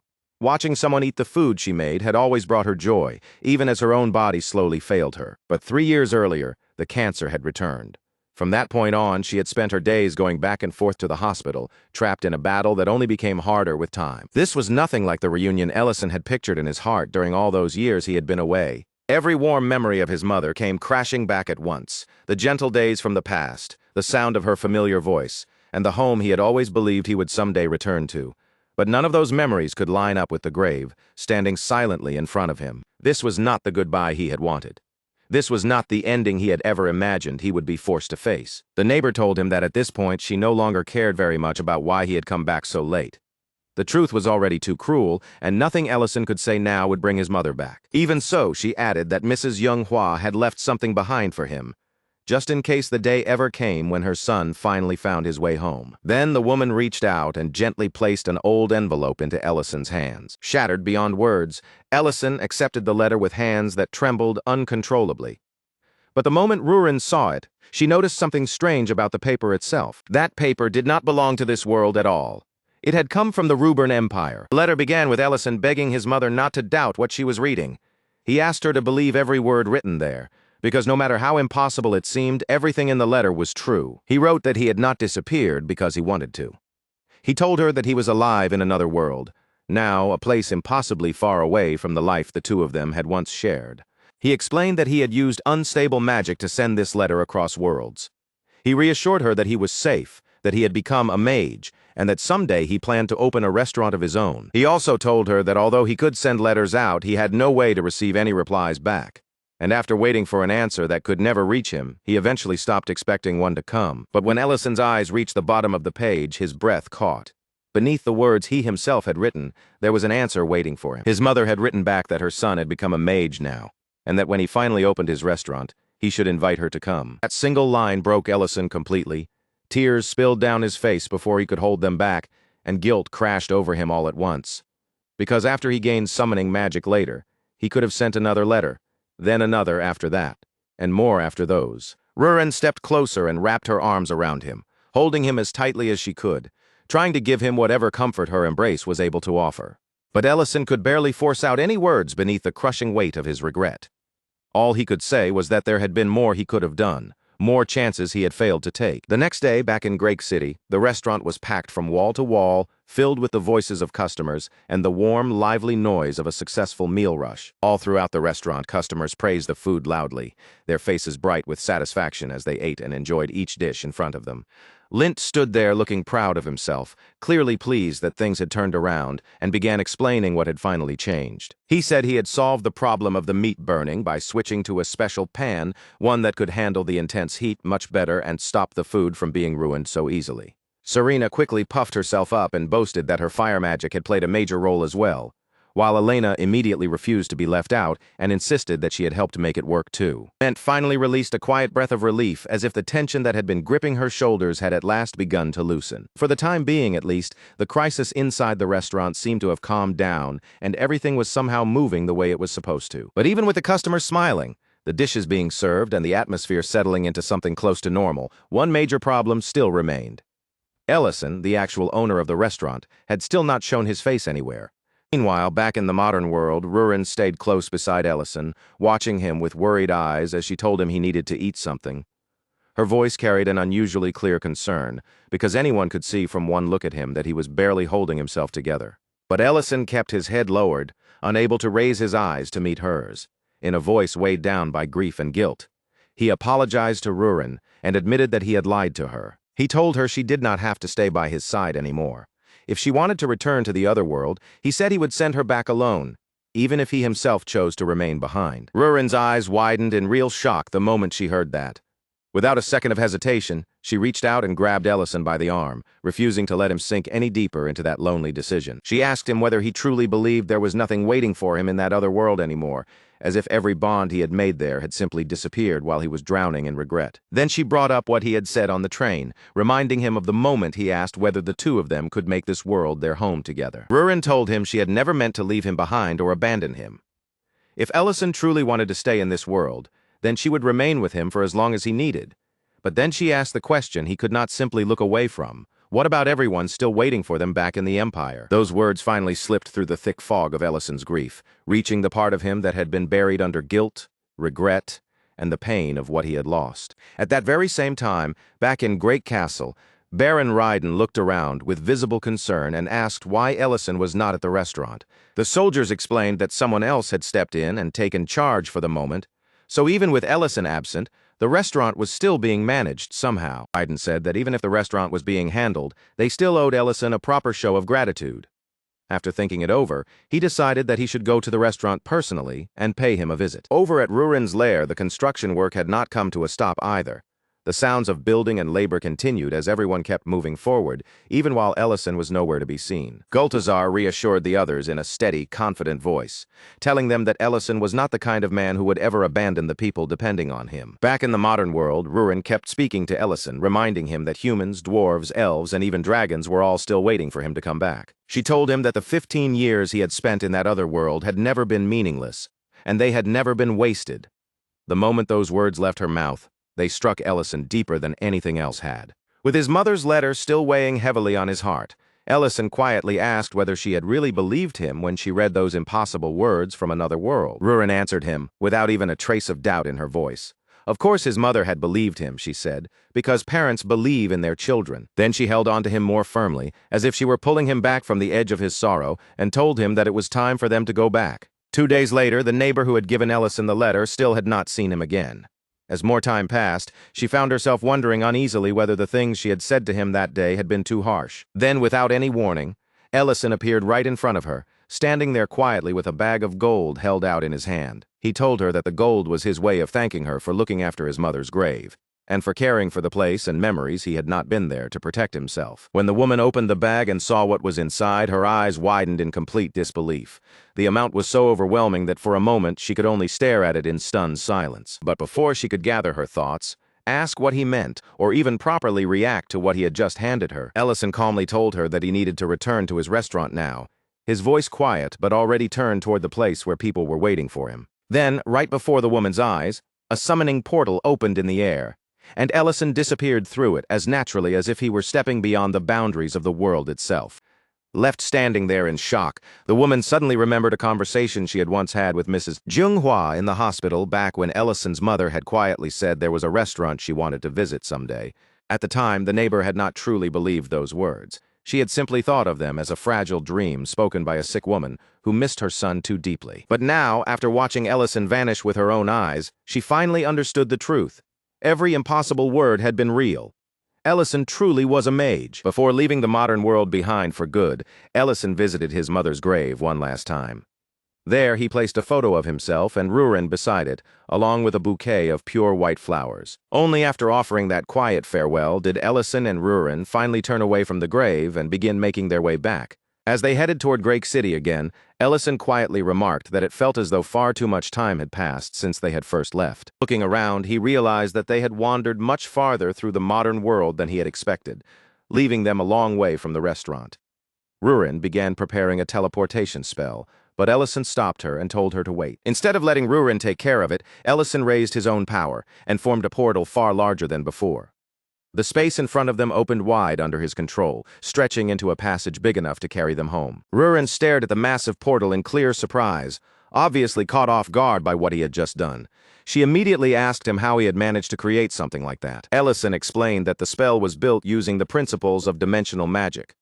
But as they stepped through the portal together, Rurin suddenly asked him to teach her levitation magic. Ellison reminded her that she once said she did not need it because she already had wings, and Rurin quickly snapped back that all the other dragons knew how to use it anyway. Once they crossed back through, Ellison immediately began worrying out loud. He said the restaurant customers must have been anxious. and the ranch workers had probably been terrified after he vanished without giving anyone any explanation. Rurin answered in a dry voice that she seriously doubted the restaurant would still have customers for a while after all the confusion they had caused. Then her eyes landed on something up ahead, and she suddenly stopped walking in place. The restaurant was packed full of people, crowded from one side to the other with customers, and standing proudly outside the building, as impossible to ignore as anything could be, was a statue of Ellison. Ellison's face tightened with pure embarrassment as he asked whether they had somehow returned to the wrong place. Rurin, just as stunned, stared at the crowded scene and asked what in the world was going on. As they moved closer, Linte's loud voice rang out over the excited crowd. He asked everyone if they knew who had saved Count Ryden Grake, then immediately answered his own question with overflowing pride, declaring that it was none other than the owner of this very restaurant, Mr. Ellison. A man in the crowd shouted that he was incredible, while a woman, visibly touched by the story, told her husband that she could hardly believe such an amazing person had been the one making their food, holding up a dish for everyone to see.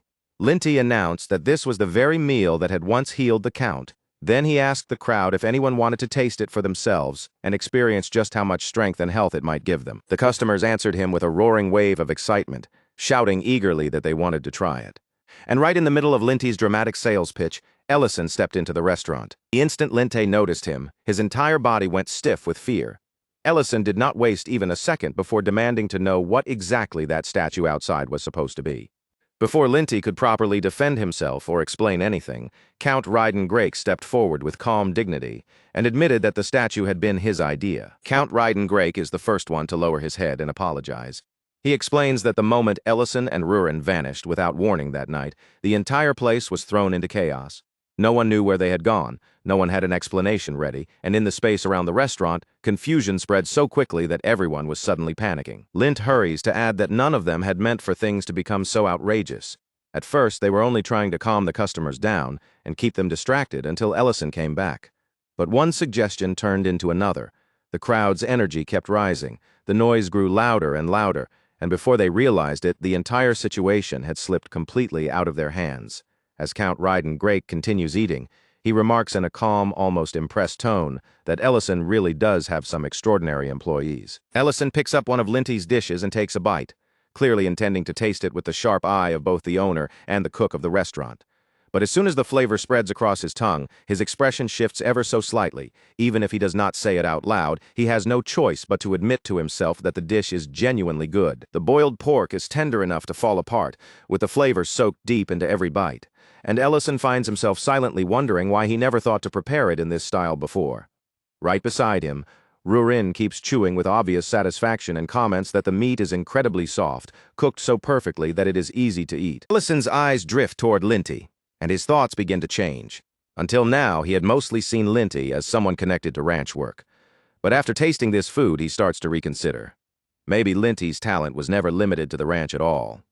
Maybe the kitchen is exactly where he is meant to be. After looking over everything that happened and hearing their explanation, Ellison decides not to push the blame onto anyone else. Since his own sudden disappearance was what set off the chain of confusion in the first place, he tells them plainly that he will accept responsibility and that he is not going to scold them for it. But then Ellison's gaze slides right back toward the statue standing outside, and the uncomfortable look on his face returns immediately. He points straight at it and asks again, unable to hide how bothered he is, what that thing is even supposed to be. Count Ryden Grake turns toward the statue with unmistakable pride in his eyes. He explains that it was created to celebrate Ellison's achievements and make sure people remembered what he had done. Then, as if trying to ease Ellison's concerns, he adds that the Count's castle will personally take responsibility for keeping it maintained in proper condition. Ellison shifts in place, looking more awkward than reassured, and makes it clear that the upkeep is not what he is worried about. The real problem is something else entirely. He wants to know what Count Ryden Grake means by achievements in the first place. Count Ryden Grake begins explaining that, during the war against the dragons, a strange rumor spread throughout the army.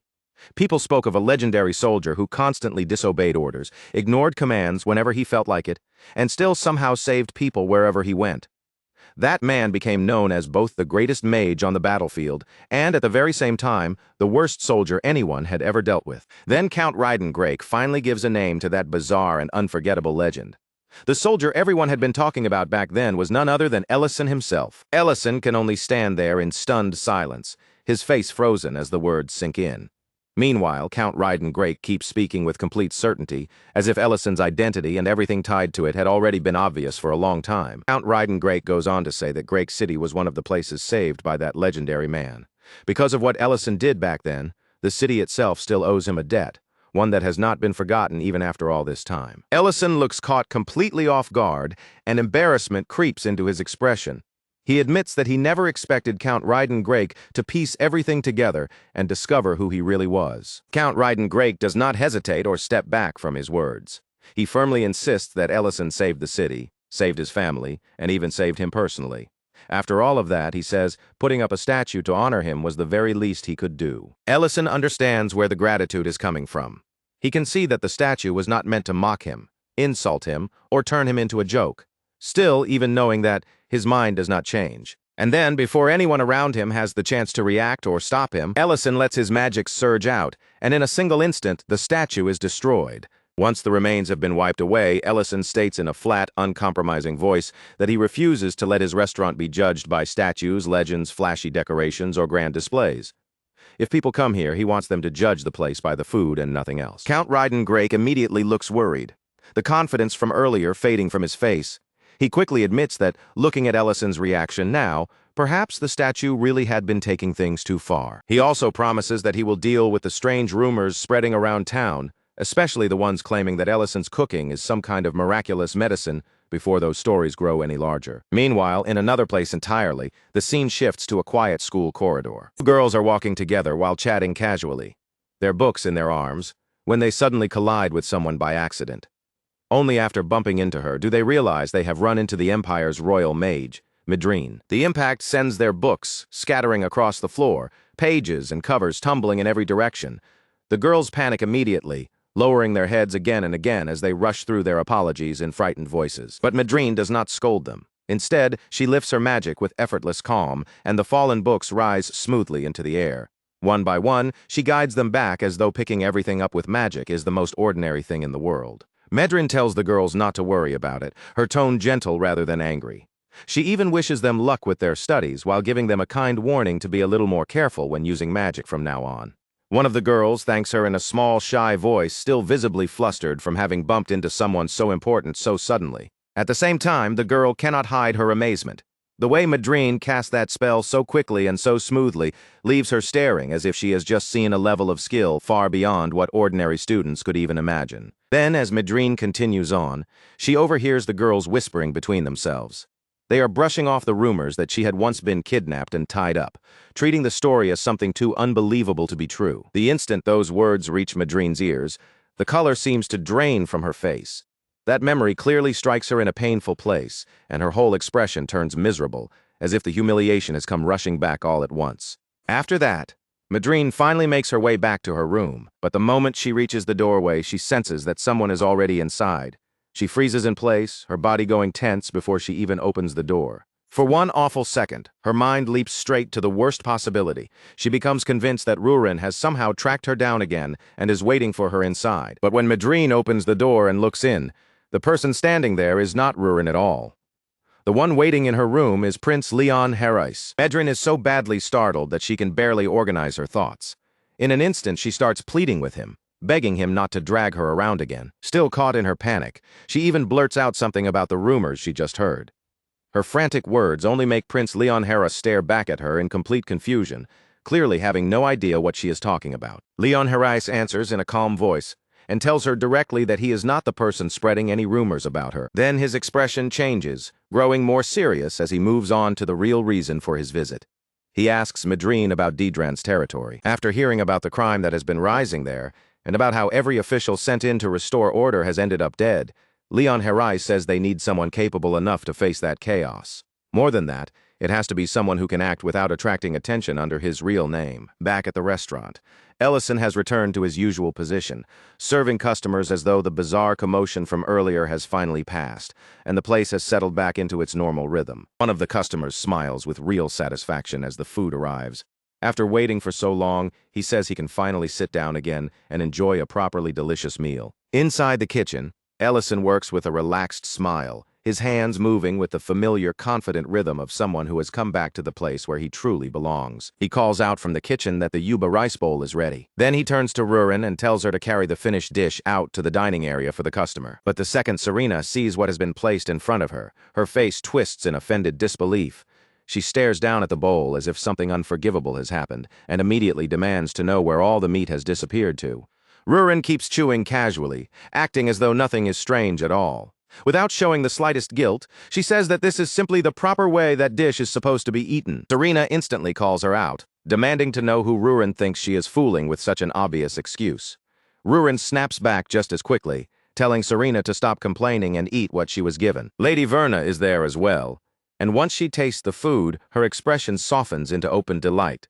With genuine warmth in her voice, she says that she truly does love this restaurant. Then Verna asks whether Diren has really been coming here alone that often. Ellison answers that by this point, Diren probably deserves to be called one of the restaurant's regulars. Looking a little uncomfortable, Verna admits that she had actually been against the idea of placing a statue at the restaurant. Ellison tells her there is no need to apologize every single time she comes by, because Lord Ryden has already explained the whole situation to him. Verna then eases the conversation in a softer direction, gently asking what dessert the restaurant is serving today. But almost at that exact same moment, the front of the restaurant shifts as two customers no one recognizes step inside, both clearly dressed in disguise, and begin asking about what is on the menu. The woman hidden beneath that disguise is actually Madrine. After letting her eyes move across the available dishes, she turns toward Ellison and, keeping up the act as best she can, asks him to prepare 2 servings of the restaurant's special dish. Ellison gives a quiet sigh, the kind that makes it obvious he has already noticed this visit is not nearly as casual as they want it to look. Even so, he does not expose them right away. He simply says he will handle the order and tells the 2 of them to wait. After some time passes, Ellison comes back carrying both portions himself.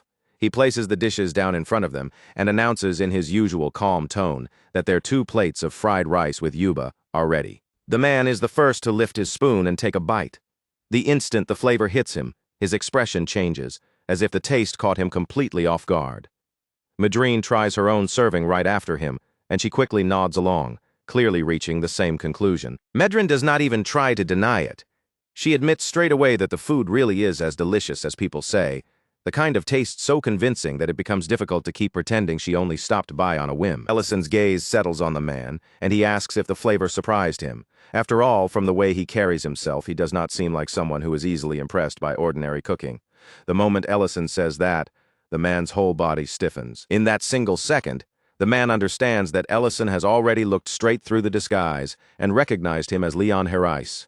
Madrine is startled as well, her eyes widening as she mutters under her breath that Ellison's perception is just as sharp as ever. Ellison then questions how either of them could have thought this counted as a perfect disguise in the first place. Leon Herais answers that. Strangely enough, the lady sitting right there had not seemed to notice anything suspicious about it at all. Ellison looks from one of them to the other, his expression making it clear he is not buying their act for even a second. Then he asks what reason they could possibly have for coming all the way to his restaurant while hiding behind disguises. Leon Herais explains that the first reason is simple enough. He wanted to taste Ellison's cooking again, but for the second reason, his tone shifts. He pulls out a small vial and shows it to Ellison, asking whether he recognizes the substance inside. Ellison studies the vial closely, his eyes narrowing, and asks what exactly he is looking at. Leon Herais tells him plainly that it is poison, and this is not some common, easy-to-identify poison either. It is a highly dangerous and very specific kind, one capable of destroying a person's brain. Then Leon Herais reveals the part that makes the air around them go still. This is the very same poison that kept Count Rydengrake bedridden for years. The moment Ellison hears that, he freezes in place. Leon Herais continues explaining that this poison has now started to spread slowly through Dedran City. Count Rydengrake's recovery was practically a miracle, but there is no way they can rely on that kind of miracle happening again for every new victim. What makes it even worse is that the poison leaves no trace inside the body, which makes gathering solid evidence nearly impossible. Before Leon Herais can go any deeper into the explanation, the restaurant doors suddenly burst open. 2 thieves storm inside, voices loud and aggressive, barking at everyone in the room not to move. They start demanding every coin in the restaurant and every scrap of food they can get their hands on, shouting as if the entire place already belongs to them. Verna immediately stiffens in fear, her face draining pale at the sudden violence. One of the thieves snarls at the room, warning that anyone who wants to keep breathing should shut their mouth, stay still, and obey without causing trouble. Rurin and Serena, who had been arguing only moments earlier, fall silent at once. Both of them turn toward the intruders, and the cold glares they send across the room are so vicious that any normal person would have felt their soul trying to escape. Medrin also lets a faint trace of her aura slip out, just enough to make the thieves instinctively understand something horrifying. Without realizing it, they may have charged straight into the worst possible nightmare. A short while later, the scene has moved outside the restaurant. One thief is already groaning miserably on the ground, while Medrin coolly remarks that these men came from Daedran City. She is sitting on one of them as though he is nothing more than a chair, while her foot grinds the other into the dirt, and she warns them not to even think about trying anything clever. The thieves, now completely stripped of their earlier confidence, start apologizing again and again in desperate voices. They call Medrin Chief Mage as they beg for mercy, and that title alone seems to brighten her mood almost instantly. A wicked little grin spreads across Medrin's face as she confirms that yes, she is indeed the Chief Mage. Then, looking down at them with open satisfaction, she asks if they finally understand exactly who they were stupid enough to pick a fight with. Back inside the restaurant, Ellison is still holding the small vial, his attention fixed on the poison inside. He asks Leon Harris if the real reason he came here was to put Ellison in charge of investigating Daedran City and tracking down whoever is producing it. Leon Harris explains that no matter how fiercely they questioned Count Daedran, he never gave them anything useful. And it was not just that. Every general sent to bring order back to the city ended up dead, which has left the entire territory in its most dangerous condition yet. Outside, Medrin continues tormenting the captured thieves without the slightest hesitation. Meanwhile, Leon Harris adds that he is convinced one organization is behind all of it, spreading through Daedran City like rot, creeping under the streets. Ellison asks why the Crown Prince would hand such a serious matter to someone who is, at least on the surface, nothing more than a restaurant owner. Leon Harris answers by reminding him that not so long ago, Daedran itself was thrown into chaos by someone using magic in a way that could only be called absurd. Then Leon Harris smiles, and that smile says far more than his words need to. He asks Ellison whether he feels even the slightest bit responsible for all the disorder that followed. Ellison looks uncomfortable and asks who exactly told him about that incident. Leon Harris immediately says he cannot reveal the source because that person must remain an absolute secret. Ellison dryly points out that there is only one person who could have told him something like that, the Empire's 7th-rank mage. The instant Ellison says those words, Medrin's face turns pale. Panic flashes across her expression, and she rushes toward Leon Harris in pure horror. Leon Harris, still calm despite everything, says he will leave the matter in Ellison's hands. If Ellison needs anything, he only has to ask. Then he adds that this time, he intends to move forward properly with his own plan, before telling Medrin to come see him later. At night, the scene moves to the outskirts of Daedran City, and from the very first glance, the situation there looks just as ugly as every report had claimed. The entire city feels as if it is slowly falling apart. Robberies are happening all over the place, and fear clings to the dark streets like a foul stench, pressing down on everyone who still has to live there. Ellison quietly comments that the situation is even worse than he had imagined. Rurin looks over and asks why they came all the way to a place like this, and Ellison answers that they are here to catch the people responsible for the poison used on Count Ryden Great. Rurin asks whether that poison is the reason the whole city has fallen into such ruin. Ellison says there may be a connection, but what troubles him even more is the fact that the generals sent here were poisoned as well. He goes quiet for a moment, his expression turning thoughtful as he weighs their next move. Whatever they do, they need to avoid ruining the investigation before it even begins. If he uses too much force and sweeps up everyone at once, the real people pulling the strings might disappear before he can reach them. But at the same time, he cannot exactly walk through the streets and casually ask where the criminal guild making brain-destroying poison is hiding. After thinking it over, Ellison turns toward Rurin and tells her he has an idea. But even as he says it, he warns her that she probably is not going to like this plan very much. Rurin only smiles back at him, completely calm and unbothered. She reminds him that he always worries too much. She tells him that she already said she would do anything for him, so there is no reason for him to hesitate now. All he needs to do is explain what he wants her to do.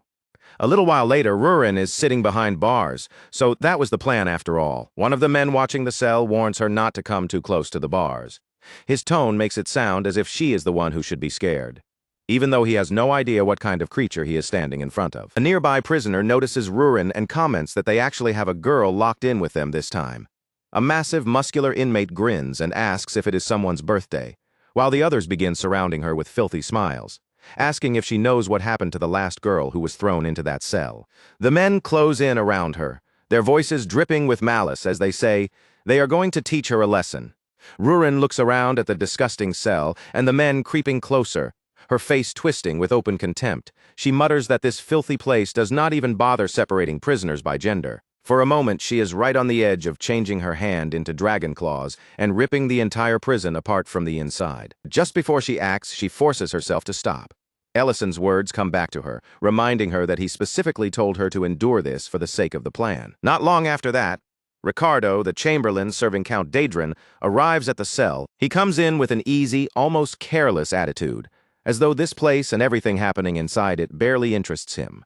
Then he remarks that he heard they brought in a useful new item today. One of the men immediately points toward Rurin and explains that she was arrested after assaulting civilians out on the street. Ricardo's eyes move slowly over Rurin from head to toe, his gaze sharp, cold, and calculating, like he is judging merchandise instead of looking at a person. After a moment, he remarks that the rebellious ones are usually more valuable because people are willing to pay a higher price for something harder to break. Sometime later, inside the castle, Ricardo finds himself standing face to face with a man dressed in the refined clothing and dignified appearance of a count. The moment Ricardo sees him, he immediately lowers his head in a practiced bow and offers an apology, saying he is sorry for making such an important guest wait. But the nobleman before him is actually Ellison in disguise. Keeping his expression calm and unreadable, Ellison introduces himself as Count Rivolk, then declares that from this point forward, he will be the one overseeing the management of Daedrin City. Ricardo bows again, even more carefully than before, and apologizes a second time. He asks whether Count Rivolk truly came directly from the Imperial Palace, clearly trying to measure the situation. Ellison keeps his performance smooth and controlled, answering only with a polite greeting that fits his borrowed noble identity. Trying to recover his composure, Ricardo explains that he had been dealing with matters related to the prisoners just before this. Then, with a strained politeness, he adds that the Lord's castle has been thrown into ridiculous confusion lately, with everyone unsure of what to do, so he hopes the newly arrived Count will understand the disorder. Count Rivolk replies that he has already heard more than enough about the mess in Daedrin. His gaze then drifts down to the seal stamped on the document, and he comments that it is, without question, the Imperial Palace's seal. Almost casually, he asks Ricardo whether he had been suspecting it might be fake. Ricardo quickly denies any such suspicion, though he carefully admits that the document arrived much sooner than he expected. He then explains that, for reasons no one has been able to properly explain, the last 3 officials sent into this territory all ended up dead, so he naturally assumed no noble would willingly step foot in Daedrin. Clearly, that assumption had just been proven wrong. Ellison immediately catches the warning hidden beneath Ricardo's polite words. With a faintly sarcastic tone, he asks if Ricardo is telling him to watch his back, unless he wants to become the 4th official to die in Daedrin. Ricardo lets out an uneasy laugh, his expression stiffening for a moment, and hurriedly insists that he would never dare speak to a count in such a disrespectful way. At the word disrespectful, Ellison's lips curl into the faintest smile. Then, without warning or hesitation, he takes the document and tears it cleanly in half, saying that if Ricardo wants an example of disrespect, this should be much closer to it. Ricardo's face contorts in horror the instant the paper rips apart. He demands to know what Count Rivolk thinks he is doing, unable to understand how anyone could casually tear up a letter sent under His Majesty's authority. Count Rivolk answers with complete indifference, as if the torn letter is not worth even a second of concern. He says the contents were so obvious and predictable that they were not even amusing to read. Even if the letter had come directly from the Crown Prince himself, he says he could recite every line without opening his eyes. Restore public order, protect the citizens, clean out Daedrin's corruption, and perform the same tired list of noble duties that officials are always ordered to carry out. Then Ellison leans back with shameless confidence and casually props both feet onto the table. With that one disrespectful gesture, he makes it perfectly clear that none of those official responsibilities interest him in the slightest. What he wants instead, he says, is to make ruling this city a little more entertaining. After all, Ricardo probably does not want to keep watching imperial officials arrive one after another, only for them to quit, disappear, or die before anything in Daedrin truly changes. Ellison then asks whether Ricardo does not think there might be areas where their interests overlap. Especially, he adds, considering the kinds of rumors Count Rivolk had already heard before ever setting foot inside Daedrin. Ricardo is left staring at him, completely thrown by the sudden shift in atmosphere. For a moment, he cannot tell whether this new count is dangerously bold, recklessly corrupt, or simply insane enough to cause trouble. At that same time, Back in the prison, a guard walks toward Rurin's cell and orders her to come out. When the guards arrive to take her away, Rurin asks the obvious question with irritation in her voice. They only just threw her into this cell, so where exactly do they think they are dragging her now? The man answers coldly that she has no need to know.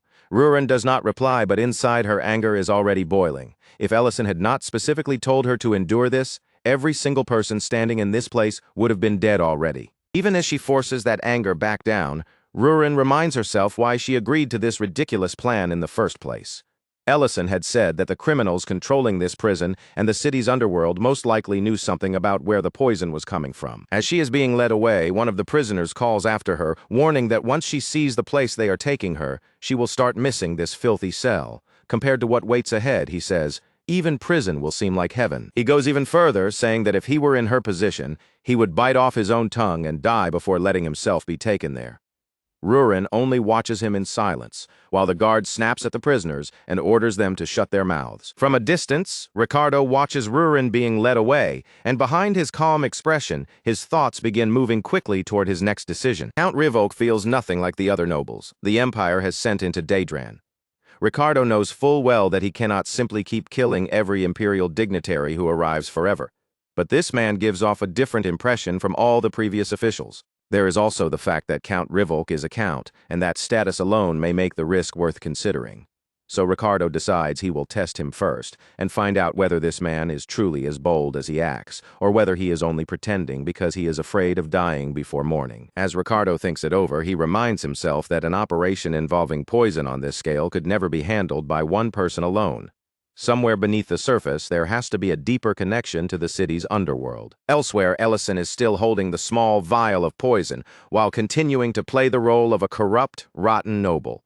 But privately, he begins wondering whether his performance has been a little too obvious. Maybe he is acting like someone who knows far more than he should. If he suddenly shows Ricardo the poison now, the man will obviously deny knowing anything and hide behind innocence. For the moment, Ellison decides that the smartest move is to wait and let the enemy reveal their next step first. Then, in the middle of that silence, a knock comes from the door. From outside, a polite voice asks if they may step inside for just a moment. Ellison gives permission, and a maid enters the room carrying tea with both hands. She explains that she prepared it in case he was thirsty, adding that the head servant personally sent her. Ellison thanks her in Count Rivok's composed manner and tells her to leave it there. The maid lowers her head and apologizes softly. She says the head servant instructed her to remain in the room until she sees him drink it, because doing so would serve as a sign of trust. The instant those words leave her mouth, everything falls into place in Ellison's mind. He can hardly believe how openly they are testing him. They have brought him a cup of tea that may or may not contain poison, and now they are asking him to prove his trust by drinking it in front of the maid with no hesitation. If he refuses and hides behind his authority as a count, Ricardo will simply pull back, cover his tracks, and bury whatever he is really planning even deeper. If the tea is poisoned, then Ellison can stop pretending and use that fact as leverage against them. If it is not poisoned, then he will have no choice but to keep wearing the mask of Count Rivok a little longer. So Ellison lifts the cup without further delay and drinks the entire thing down in one swallow. Whatever happens after this, he decides he will handle it when the moment arrives. Then he pauses, his expression changing just slightly, and comments that the tea is actually excellent. Not just acceptable, but genuinely high quality. The maid smiles softly as she watches his reaction. She says she knew he would enjoy it, speaking with the quiet confidence of someone who had never doubted the result from the very beginning. Ellison glances down at the empty cup and realizes there was no poison in it after all. In other words, this may have been their way of deciding whether he had passed the trust test. Just as the maid begins to leave, she stops and says there is one more matter. She opens the door and another woman steps into the room, a slave. The maid explains that since Count Rivok passed the test of trust, the head servant wanted to present him with this gift as proof of his sincerity. For a moment, Ellison is struck completely silent. He had been prepared for poison, traps, threats, or even a hidden attack waiting behind the next move. But this was not something he had expected at all. He never imagined they would offer him a living human being so casually, as though she were nothing more than an expensive luxury item placed before a noble guest. The maid keeps smiling brightly and says she hopes he enjoys the gift. Then Ellison notices that something about the woman is terribly wrong. Her eyes are unfocused, her movements dull and hollow, and her whole body seems to drift forward, without any will of its own, as if she is trapped in a trance. Ellison studies her carefully, watching for any sign of awareness, and then asks whether she can hear his voice. In the very next heartbeat, Rurin moves with terrifying speed, so fast that her figure is almost impossible to follow with the naked eye. Before he can even understand what is happening, she crashes into him with overwhelming force, slamming him down so hard that his body is driven straight onto the ground. At that same moment, far away from there, on the rough outskirts of Dedran, two robbers sit tied up and completely helpless, trembling as they try to explain themselves in front of a man who feels far more frightening than any ordinary guard or soldier. And surrounding that man are even more grim, sinister faces, all of them staring down at the captured pair with cold eyes, as if the two robbers have already been judged and condemned. According to the robbers, all they had done was break into a house they thought was empty. But then, without any warning, a girl suddenly appeared in front of them and began beating them down while asking why their faces were so ugly. One robber insists that her strength was completely absurd, far beyond anything a normal person should have. The other lowers his voice and mutters that, to be honest, she did not feel human at all. The man listening to them responds in a voice as cold and sharp as a blade, asking if they have already forgotten the instructions they were given.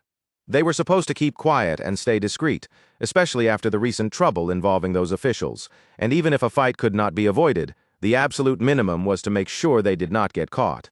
He asks whether even that simple order was too difficult for them to follow. Then, deciding that this arrangement has clearly stopped being useful, he calls for Vernito and orders him to drag both robbers to the cultivation room. The second those words reach their ears, the robbers completely fall apart, their faces twisting with panic as they start begging for just one more chance. They swear desperately, over and over, that they will keep their heads down from now on, move quietly through the city, and never do anything so foolish or noticeable again. But the man only looks down at them with open contempt and says that the fact they are still breathing right now is already the last chance they will ever get. This man is Master Reedon, the true overseer of Dedran's filthiest underground operations, including the hidden human trafficking network running beneath the city's surface. Vernetto then steps forward and gives another report, saying that Ricardo has requested yet another slave. At that, Redan's expression darkens. He remarks that Ricardo truly never seems to grow tired of this kind of thing, then adds that if Dedran wants to avoid drawing the Imperial Palace's attention, it should really keep a little more distance from such dangerous business. After all, Redan has no special desire to kill Ricardo as well. Then, as though another detail has just come back to him, he asks whether Ricardo was not supposed to send over a prisoner today, too. Vernetto confirms that the woman in question was arrested for assault. Hearing that, one of the nearby men immediately wonders aloud whether she could be the same person who beat up their people. They explain that the woman is already waiting in the selection room right now. Meanwhile, Rurin stands quietly in a line among other slaves, while a bespectacled man moves through the prisoners with cold, practiced efficiency, sorting them as if he is checking inventory. 3 prisoners are sent to the cultivation room. 2 are marked for nobles, and 5 are selected for the black market auction. As the next prisoner is called forward, Rurin keeps her face calm, but inwardly she reflects that even if she does not understand every strange rule and custom humans live by, one thing is clear to her: slavery is illegal throughout the entire empire. And yet somehow an operation this large is being carried out right under everyone's nose. Rurin still cannot confirm whether these people are directly connected to the poison, but the scale of what she is seeing has already gone far beyond what she and Ellison expected. Which means Ellison needs to hear about this immediately. Using the coordinates of his room, Rurin quietly opens a tiny portal and calls out to him, asking whether he can hear her. Her voice grows urgent as she tells him that the situation is much worse than they first thought. But the instant she peers through the portal, her expression changes completely. On the other side, Ellison is standing in his room with a woman tied up right in front of him. Ellison reacts immediately, blurting out in alarm that this is absolutely not what it looks like. Rurin stares at him in clear confusion, but that confusion is already beginning to harden into anger. She asks him what exactly she is supposed to think after seeing a scene like this. Then the slave woman, still trapped under whatever control has been forced onto her, begins pleading for her master to give her orders. That single sentence makes the situation look even worse, and Ellison grows more frantic as he insists that whatever Rurin is imagining, this is a complete misunderstanding. Rurin's dragon aura begins leaking out around her as her patience finally starts to crack. With a dangerous edge in her voice, she demands that Ellison explain himself right away. Ellison quickly points to the woman's strange condition and says that this is exactly the problem. The woman is clearly not normal, and he absolutely did not summon her into his room on purpose. Still burning with anger, Rurin tells him to investigate the place called the cultivation room immediately. Then she warns him that they will settle this other issue later, and when that time comes, he had better be ready to answer properly. Just then, someone nearby notices Rurin acting suspiciously and asks what she is doing. Rurin answers instantly, without even the slightest pause, saying that she is doing absolutely nothing. Then, as if it is the most normal thing in the world, she adds that her handcuffs simply broke, so she needs a new pair. The man frowns at her, asking how handcuffs could possibly break on their own. Rurin replies flatly that they must have been defective. Elsewhere, Leon Harris is speaking with one of his men, who asks whether they should question someone directly. Leon immediately refuses. His tone grows serious as he warns them that provoking that individual would be a grave mistake, because whatever they are dealing with is not human. He adds that they still do not fully understand its purpose, and if they handle this carelessly, the entire operation could collapse before they learn anything useful. Leon orders his men to clean up the area, then says he will go meet the creature himself. Next morning, Ricardo comes to visit Count Rivolk and politely asks how his sincerity was received. Ellison answers that it was satisfying enough.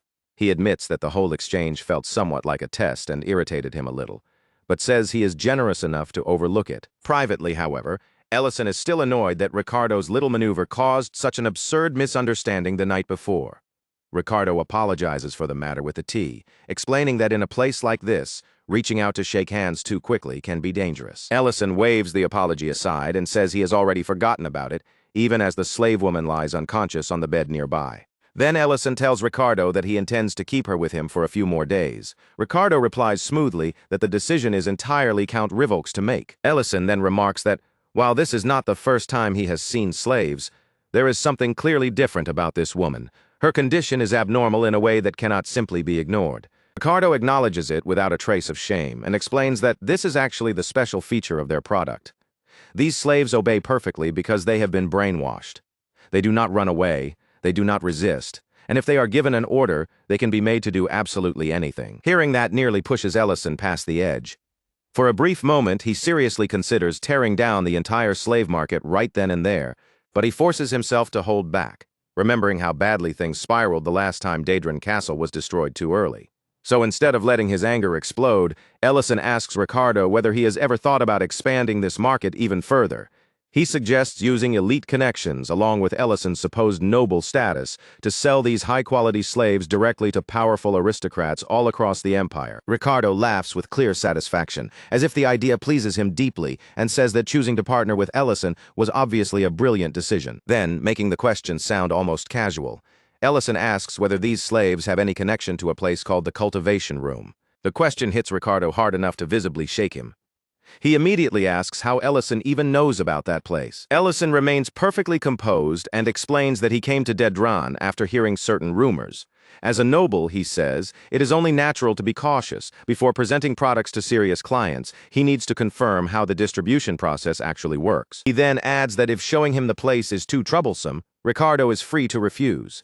Of course, if that happens, it would also limit how far their sales route could realistically spread. Ricardo answers almost at once, saying there is no reason to hide it now that they are partners. In fact, he says, the place is much closer than Ellison probably imagines. At that very same time, Leon Harris stands outside a closed door, his hand raised as he knocks.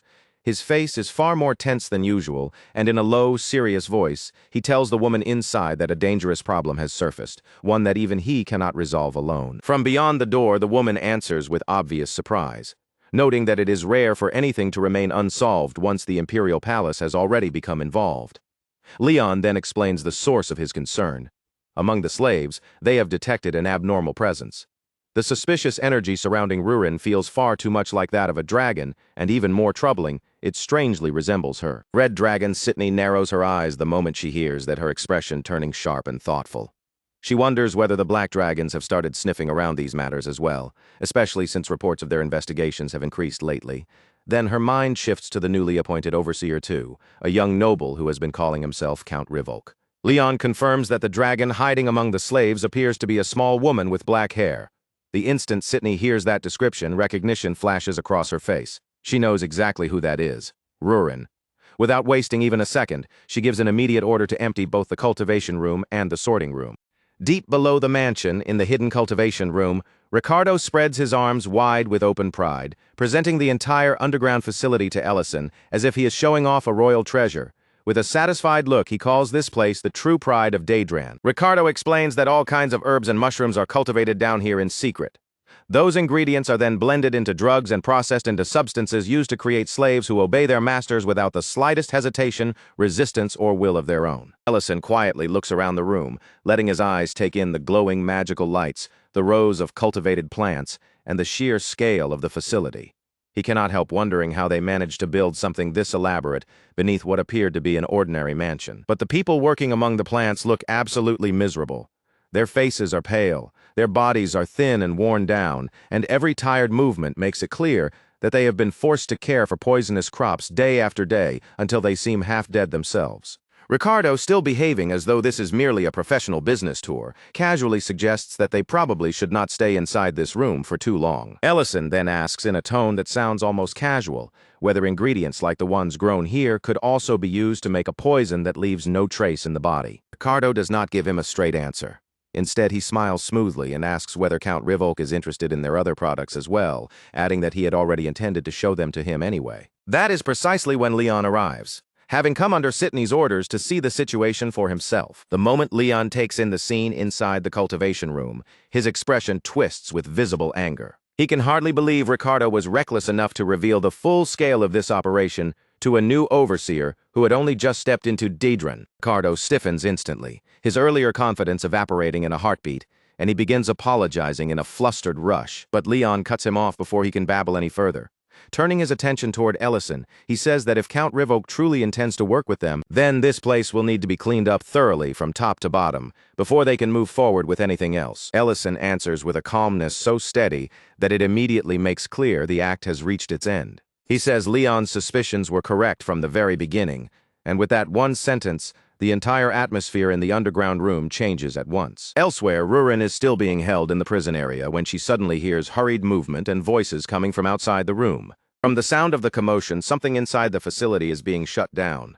Rurin immediately suspects that this must be connected to whatever Ellison has done on his side. Then Sydney appears in front of her, wearing an amused expression as she comments that capturing a dragon slave is quite an impressive prize. Sydney's eyes travel over Rurin from head to toe, and she adds that she never expected to encounter another dragon in a place like this. Rurin glares back at her and demands to know who she is. Sydney answers with smooth confidence, saying that Rurin may not know her, but she knows Rurin very well. And Sydney's smile grows sharper, and she adds that she also knew Rurin's mother. Those words strike Rurin like a blade driven straight into her chest. Rurin's voice drops into something dangerous as she demands to know how Sydney knows her mother's name. Sydney only smirks back and says she remembers far more than just a name. She says she clearly remembers Rurin's mother's final moments, with every detail still fresh in her mind. Then, as if twisting the knife on purpose, she asks whether Rurin wants to hear about them. That single question is enough to snap the last thin thread of restraint Rurin had been holding onto. Rurin launches forward with all her strength, fury pouring out of her as she swears she will tear Sydney apart and silence that mouth forever. Sydney only grins, saying she already tested that mouth, and it works perfectly well. Then she keeps provoking Rurin, throwing out even more words about her mother until Rurin attacks again, desperate to shut her up completely. People nearby immediately descend into panic. Someone shouts that there is a dragon, and in the next instant, everyone starts scrambling over one another to get away. Sydney savors the chaos around her, then transforms into a massive red dragon. Looking down at Rurin, she mocks her for being far too rebellious to ever pass as an obedient slave. She sneers that Rurin could have avoided all this if she had simply stayed quiet and kept playing house with the humans she brought along. To Sydney, this whole situation is no different from a bug buzzing around inside a restaurant. Loud, irritating, and eventually something that has to be caught and crushed. She asks why Rurin could not have just stayed still, kept her head down, and continued living that peaceful little life without causing trouble. At that same moment, back in the cultivation room, flames suddenly burst out, and the workers begin shouting in panic for someone to put the fire out. Leon does not indulge their panic. Instead, he sharply orders everyone to evacuate immediately. Ellison says he will make sure the evidence is not lost or burned away in the flames. Leon watches him closely and remarks that Ellison is obviously no ordinary Imperial official. He is a magician, and that explains why he has been acting differently from the very start. Ellison answers that Leon is hardly one to criticize someone else for unusual behavior, especially when his swordsmanship and barrier techniques are just as strange. As Ellison watches Leon's movements more carefully, something about his footwork strikes him as familiar. In the next moment, recognition clicks into place. It is the sword style used by the First Knight Order. Now, genuinely curious, Ellison asks whether Leon has some connection to the Imperial Palace. Leon admits that the more he sees of Ellison, the more interested he becomes. But at the same time, he says Ellison is far too dangerous to simply leave unchecked. Then, without giving any further warning, Leon launches straight into an attack. Ellison blocks the strike with magic and calmly explains that once someone understands the flow of energy, binding magic becomes far easier to avoid. He even jokes that if given enough time, even a chicken could eventually figure out techniques like that. Leon responds that large-scale attack magic is an entirely different matter.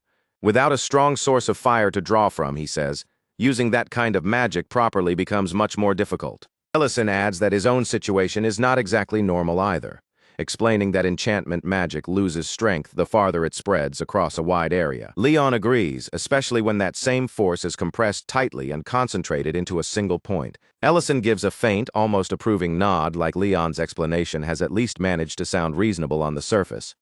But his calm expression does not soften at all. And in the next breath, he quietly asks Leon whether he understands the proper way a magician is supposed to be killed. Leon's gaze slips sideways for just a heartbeat, flicking toward the barrier as if to confirm whether it is still standing. In that tiny pause, he is clearly checking how much protection remains, how much space he can still use, and whether he has any room left to maneuver. But Ellison has no intention of letting him recover. Before Leon can fully catch his breath or regain his footing, Ellison moves in without hesitation, driving a heavy counterattack straight toward him with overwhelming force. Even after taking that blow directly, Leon refuses to stay down. His body reacts almost unnaturally fast, as if survival itself has been carved into his muscles, and he forces himself back into motion almost the instant he hits the ground. Ellison watches Leon push himself up again, his eyes narrowing slightly at the speed of the recovery. He points out that Leon bounced back far too quickly, remarking that his body is tougher than any normal person's body has any right to be. Then, as Leon's damaged clothes hang torn around him and reveal more of the state of his body, Ellison's attention sharpens even further. His voice turns more pressing as he demands once again to know exactly who Leon really is. Meanwhile, the scene shifts back to Ellison's restaurant, where things have taken on a very different kind of tension. Dronzer arrives just as he was told to, stepping in and reporting that he came exactly according to the instructions he received. But the uneasy look on his face makes it clear that he already has a bad feeling, as though he suspects their hidden position has probably been exposed. Inside, Leon Harris, Verna Grake, and Medrin are all seated together in the middle of lunch. The moment Dronzer notices the Crown Prince sitting there, he nearly locks up in disbelief. Leon, however, stays perfectly composed, only saying that being discovered after a few days was something they could not avoid forever. Then he turns his attention toward Verna and calmly assures her that he has no intention of placing her under arrest. Leon states openly that Verna was never the real culprit behind Count Dedrin's crimes in the first place. Once those words reach her, the tight tension in Verna's body finally begins to ease, and with visible relief on her face, she quietly thanks him for granting her that mercy. Dronzer then looks around and asks how the restaurant is even managing to run while Ellison is away. As Verna politely excuses herself from the table and takes her leave, Leon explains that someone unexpectedly capable has stepped in and has been handling the kitchen in Ellison's absence. From there, Leon lets the conversation shift naturally, guiding it away from the restaurant and back toward the matter of Dronzer. He points out that Count Dronzer has remained strangely silent ever since his castle was destroyed. In Leon's view, the shock of losing everything so violently must have shattered him so completely that he has not been able to make another move. Then Leon asks a question so direct and unsettling that both Medrin and Dronzer visibly tense where they sit. If Ellison were to fight the two of them at the same time, he asks, who would be the one to win? Dronzer looks genuinely disturbed that Leon would even bring up such a question, his face tightening with disbelief. But Leon does not back away from it, and instead keeps pressing him, making it clear that he wants an answer. For a moment, Dronzer says nothing. The silence hangs heavily between them before he finally gives in and reluctantly admits the truth. Even if he joined forces with Medrin and the two of them fought Ellison together, they still would not be able to win. According to Dronzer, Ellison has already stepped far beyond the limits of ordinary common sense. At this point, he is less like a normal man and far closer to something monstrous. Dronzer says there was only one other person he had ever known who gave off anything close to that same feeling. It was a man he once served under directly in the infantry, a commander named Adrian Pierce. Adrian Pierce was the swordsman who completed and perfected the fighting style of the First Knight Order. To Diriant, even after all this time, he still remained the strongest blade he had ever personally witnessed. Diriant adds with a bitter kind of honesty that serving under a monster like that was exactly the reason he could never rise any higher than vice commander. When someone like Adrian stood above him, there was simply no higher place left for him to reach. Leon asks whether anyone on that level is still alive today, but Diriant can only say that he does not know for certain. Adrian Pierce vanished during the war while defending the Imperial Palace, and ever since then, no one has truly known what happened to him. Back in the middle of the battle, Leon continues to push Ellison for an answer, demanding that he finally tell him his name. The instant Leon hears that name, his expression shifts. Recognition flashes across his face, and without wasting a second, he calls Ellison a deserter. Ellison does not react with shock or anger. He simply remains steady and tells Leon that once Leon is locked away in prison later, there are quite a few questions he plans to ask him. Leon dismisses the threat as if it barely matters. He says there is still someone he has to serve, and for that reason, this confrontation will have to continue some other time. Then, instead of directing his next attack at Ellison himself, Leon suddenly redirects his power upward and strikes the ceiling above them. Leon knows exactly what that move will force Ellison to face. It creates a choice: either chase after him immediately, or stay behind to protect the innocent slaves and preserve the evidence before the collapsing structure can destroy everything. And just before Leon vanishes from sight, there is a trace of real regret in his voice. He says he wishes someone like Ellison had been there in his own past. Elsewhere, Rurin and Sydney's battle is still raging through the prison, their clashes tearing apart the surroundings and smashing the area to pieces with every violent impact. Sydney keeps needling her with cruel, cutting words, almost sounding proud of how deeply she is able to wound her. Rurin, meanwhile, refuses to let the subject go and keeps demanding answers about her mother. Then Sydney releases the truth like poison. She tells Rurin that her mother was the one who created the ancient marble, and because of that, she was imprisoned, abandoned, and left to die miserably without anyone ever coming to rescue her. Sydney goes on to say that some secrets can never remain buried forever, no matter how desperately people struggle to hide them from the world. Rurin is overtaken by rage, her voice shaking under the weight of a murderous fury she can barely contain. She says that if this secret ever spreads beyond this place, then she will kill every single person who knows anything about it. After some time, the immediate danger finally begins to subside, and the chaos around them starts to lose its force. The collapse comes to a stop. The violent shaking fades away, and the terrified survivors slowly begin to calm down as the truth sinks in that they are still alive. The survivors gather around Ellison, pouring out their gratitude and thanking him for saving them. But Ellison brushes their praise aside and tells them not to waste precious time thanking him when there are still injured people who need help right away. Among the bodies sprawled across the ground, Ricardo is lying there as well. As soon as the survivors recognize him, their fear twists into fury. They crowd around Ricardo's fallen body and begin stomping on him, cursing him bitterly for everything he put them through. One person tries to rein the crowd back in, reminding them that they are doing this right in front of the very man who actually saved all of them. Ellison stares at the scene with dry disbelief, then asks whether he is supposed to step on Ricardo too, just so he can fit in with everyone else. Elsewhere in the castle, one of the maids is wondering what could have happened down in the basement and whether Lord Ricardo is still there. Just then, a fully covered man suddenly appears in front of her. The maid jolts at his sudden arrival, clearly startled by the unexpected figure, and quickly asks who he is. The man answers in a calm, even voice, saying that he heard there was a patient here. Still confused and unsure how to respond, the maid immediately apologizes and explains that she was never informed about any visitor. Because of that, she tells him he will have to leave. But before she can even finish getting the words out, her eyelids begin to lower.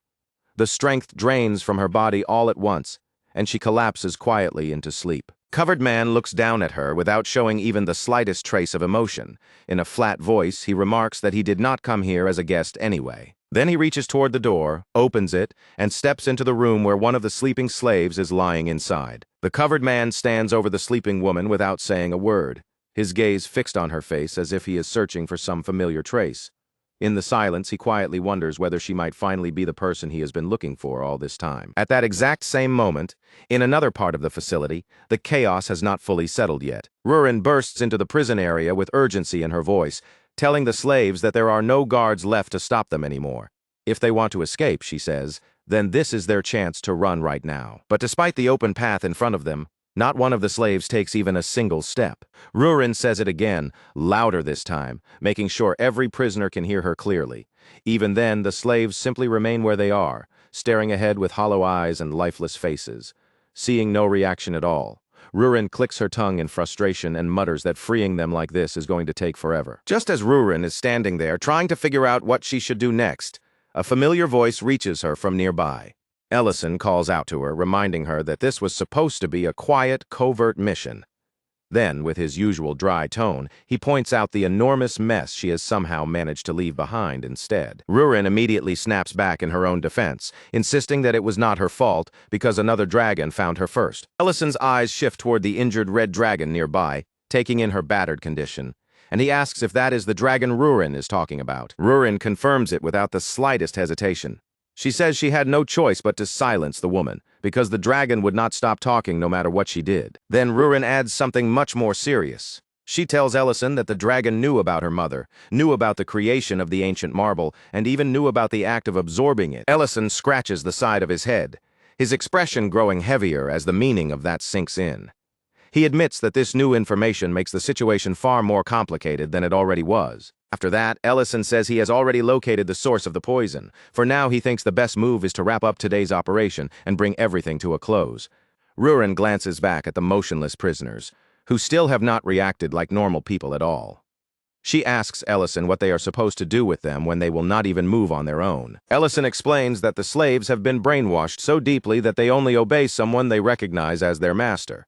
Then he adds that he has already called in someone capable of solving that exact problem. A man steps forward then, revealing himself as Aramantium, the gold dragon. His voice is firm and reluctant, as he states that this will be the last time he helps them. Using his power, Aramantium begins to unravel the brainwashing that has been binding the prisoners' minds and forcing their bodies into obedience. One by one, the unseen chains wrapped around their minds begin to break apart, as if something invisible is finally releasing its grip on them. The instant the freed slaves realize what has been done to them, their expressions collapse all at once. Some of them start laughing in disbelief, others break down crying, and a few cling tightly to one another as the reality slowly hits them. After everything they endured, they are finally free. Once things settle, Ellison gathers the newly freed slaves together and has them form a line in front of him. Then he announces that he is going to give every single one of them something to eat. Rurin immediately leans in with curiosity, asking what he is planning to serve them. Ellison answers with quiet confidence, saying it is instant noodles from another world, basically the greatest emergency food ever created. Since the slaves are clearly starving, Ellison wastes no time. He quickly opens the noodle packs and pours hot water into them one after another, moving as fast as he can. After that, he tells everyone to wait 3 minutes before they start eating. When the time is finally up, and they take their first bites, the reaction is immediate. The hot broth, the soft noodles, and that simple, comforting flavor all reach them at once. For people who had almost forgotten what it felt like to be treated as human beings, even this simple meal feels like something unbelievably precious. They thank Ellison again and again between bites, still eating as they timidly ask whether they might be allowed to have more. Rurin, not wanting to be left out of the meal, asks for a bowl too. Ellison answers as if it was obvious, telling her that, of course, he had already prepared one for her as well. Nearby, Aramantium stands quietly apart from the others, watching the freed slaves eat. As he takes in the scene before him, his mind slowly begins to drift back into old memories. He remembers the way someone once looked at him with open disgust, and how a girl rejected him for no reason other than the way he appeared. Then another memory rises over that painful one, completely different in feeling. He remembers the overwhelming gratitude of a count he had once healed. He even recalls the ridiculous offer that followed, when the count suggested honoring him by building a statue in his name. Another former slave had once cried in front of him too, thanking him through tears while confessing that she had already accepted slavery as a fate she would never escape. Now, Aramantium simply lowers his gaze to his own hand, caught between those old memories and the sight of the people in front of him, finally tasting freedom. Later, Ellison, Rurin, and the others make their way back to the dining hall. Ellison is still quietly amazed by how easily Aramantium removed the brainwashing, and he says so out loud. At the same time, they confirm that the woman who had been sent to Rurin's room has already received treatment. Rurin thinks back to the unpleasant misunderstanding from earlier, and with a softer expression, she admits that she is relieved everything has finally been cleared up. Then, without any warning, Rurin turns toward Ellison and asks if he is ready to face the consequences of what he did. Ellison stiffens slightly and begins awkwardly trying to explain himself, saying that what he did could not really be helped under the circumstances. But Rurin cuts straight through his excuse by suddenly pulling him into a tight, fierce hug. Holding him there, she declares that this is his punishment. Ellison is completely thrown off and starts to protest, clearly not understanding what kind of punishment this is supposed to be. But Rurin does not budge, insisting that this is exactly what he deserves. Then she tells him to stop struggling against it and quietly accept his punishment like he is supposed to. Ellison gives in and apologizes, promising her that something like this will not happen again. Then, trying to lighten the mood, he teases her a little and says that if punishment feels like this, he might actually be able to endure a few more rounds of it. But just as the mood begins to soften, the atmosphere around them suddenly shifts. Ellison casually asks Rurin whether she cleaned up the dragon corpse so that the crown prince would not end up seeing it. Rurin's face immediately turns embarrassed, and she denies having done anything at all. She says she simply assumed Ellison had already handled that part himself. The moment Ellison realizes neither of them took care of it, his expression turns grim. With a dark look, he says, "This is an extremely bad mistake." Elsewhere, the injured red dragon Sitney is speaking with Adrian Pierce, the captain of the First Night Order. Sitney admits her own limitations with bitter honesty. Even though she only had half of her mana left, she had still hoped she could at least put up a decent fight. But in the end, she failed. Sitney lowers her eyes, frustration settling heavily across her face, as she wonders whether she was never truly fit for this role from the start. After swallowing that bitter thought, she turns the matter back toward Adrian Pierce and asks how things ended on his side.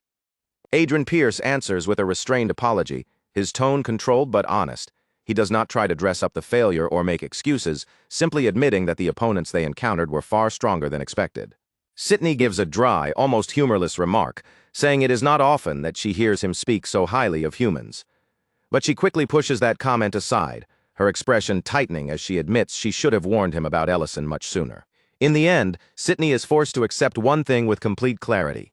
Their plan can no longer continue in its current form, and from this point on, everything will have to be rebuilt and changed from the very foundation. Meanwhile, Leon Herreis openly acknowledges Ellison's work, praising how cleanly he managed to bring the disaster under control. Even so, Leon cannot help admitting that the situation itself had been almost absurd from beginning to end. Leon thinks back over everything they managed to uncover, and the more he considers it, the more grotesque the case seems. The culprits had not only used poison, but had also created an entire hidden structure built on slavery, brainwashing, and drugs. If someone had described such a twisted operation to him beforehand, it would have sounded far too ridiculous to believe.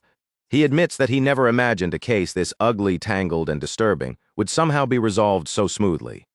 Ellison then asks Leon whether he still has any unfinished business left in Great City. Leon replies that there is one final matter he needs to settle, and he confesses that he still finds it hard to believe the main culprit behind everything was actually a dragon. Leon adds that the dragon was not working alone either. There was also a human accomplice involved, someone trained in the swordsmanship of the First Night Order. The second Dariant hears that, his expression turns sharp, and he says he wants to personally face the man who dared disgrace the Order's name. Ellison, however, is clearly more annoyed by the fact that the dragon's body disappeared, leaving the incident without a clean conclusion. He suspects the dragon may still be alive somewhere, and he warns Leon not to make any careless moves when the matter involves dragons. Leon assures Ellison that he has no intention of acting recklessly.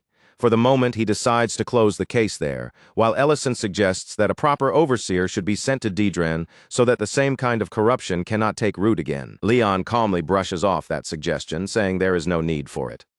Then he takes out a letter, making it clear that the solution has already been prepared inside. Ellison reads through the letter carefully, but the moment he grasps what it actually says, his eyes widen, and his surprise shows openly on his face. He immediately questions Leon about what he is really trying to accomplish, already sensing that the Crown Prince may have been planning this exact outcome from the very beginning. Leon remains calm as he points out that a decision like this could easily provoke resentment among the other nobles, especially once they start asking why they were not given the same kind of treatment. At the Count's castle, Ryden Grake is down on his knees, his posture lowered completely as he pleads for forgiveness. Ryden takes responsibility for everything that has happened and desperately insists that Verna Grake had no guilt in the matter. Verna herself is already crying, saying she is prepared to accept punishment as well, but the Crown Prince cuts through their fear and tells them that this is not why he came. Then Leon hands the letter over to them and tells them to read its contents with their own eyes. Ryden begins reading the letter aloud, and as the words settle over him, he slowly realizes that this is not a sentence of punishment at all. It is a pardon, and more than that, it is a new order from the Empire. The letter begins by praising the remarkable improvements Great City achieved under their management. Poverty had been reduced, public order had grown stable, and the territory had started recovering so clearly that even the central government could no longer ignore the results. Because of those achievements, the central government has decided to place both Great City and Dedran under unified rule, with the Lord of Great City overseeing them together. Verna is so overwhelmed by what she is hearing that she can barely process it. Her expression wavers between disbelief, shock, and the fragile relief of someone who never expected mercy like this. Leon congratulates Raiden on the expansion of his domain, but then Raiden surprises everyone by refusing the position.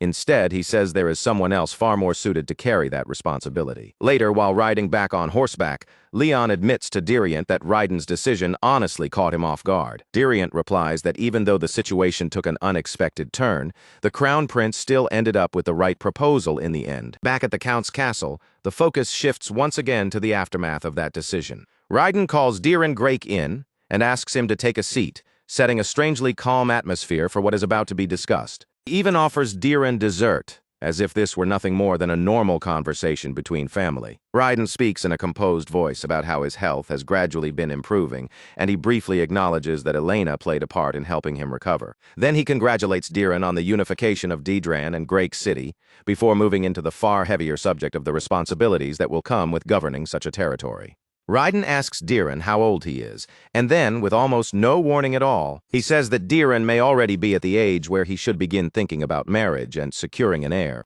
Diren is completely caught off guard by the sudden turn in the conversation, staring back in confusion as he asks why they are suddenly discussing something like that. That is when Raiden finally reveals the true reason he called Diren there in the first place. He has already informed the palace that he intends to transfer the management of Dedran to Diren. Raiden explains that he has listened closely to the things Diren says, and he has seen for himself how sincerely Diren worries about the people. Those concerns are not empty ideals. They are practical, grounded, and focused on what the territory truly needs. And to Raiden, that is more than enough proof of Diren's worth. He names Diren as the rightful lord of Dedran, saying with steady confidence that he believes Diren has the ability to govern the territory properly.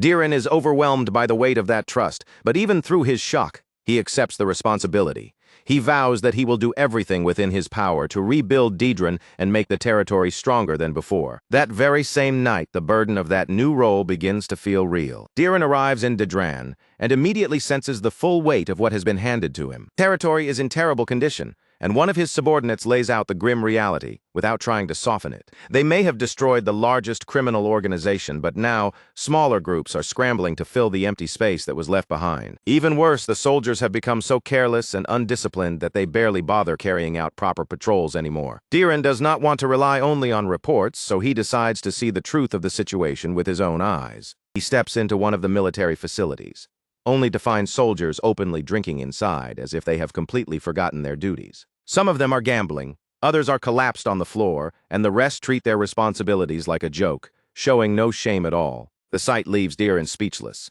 The corruption, laziness, and neglect run so deep that for a moment he cannot even tell where he is supposed to begin fixing it. Back at Ellison's restaurant, Linty is carefully working on a dish, focused on every detail as he prepares it. Once it is ready, he asks Ellison to taste it and give him honest feedback. Ellison studies the completed dish with a satisfied look, clearly recognizing how much care Linty has put into it. Still, he does not stop at simple praise.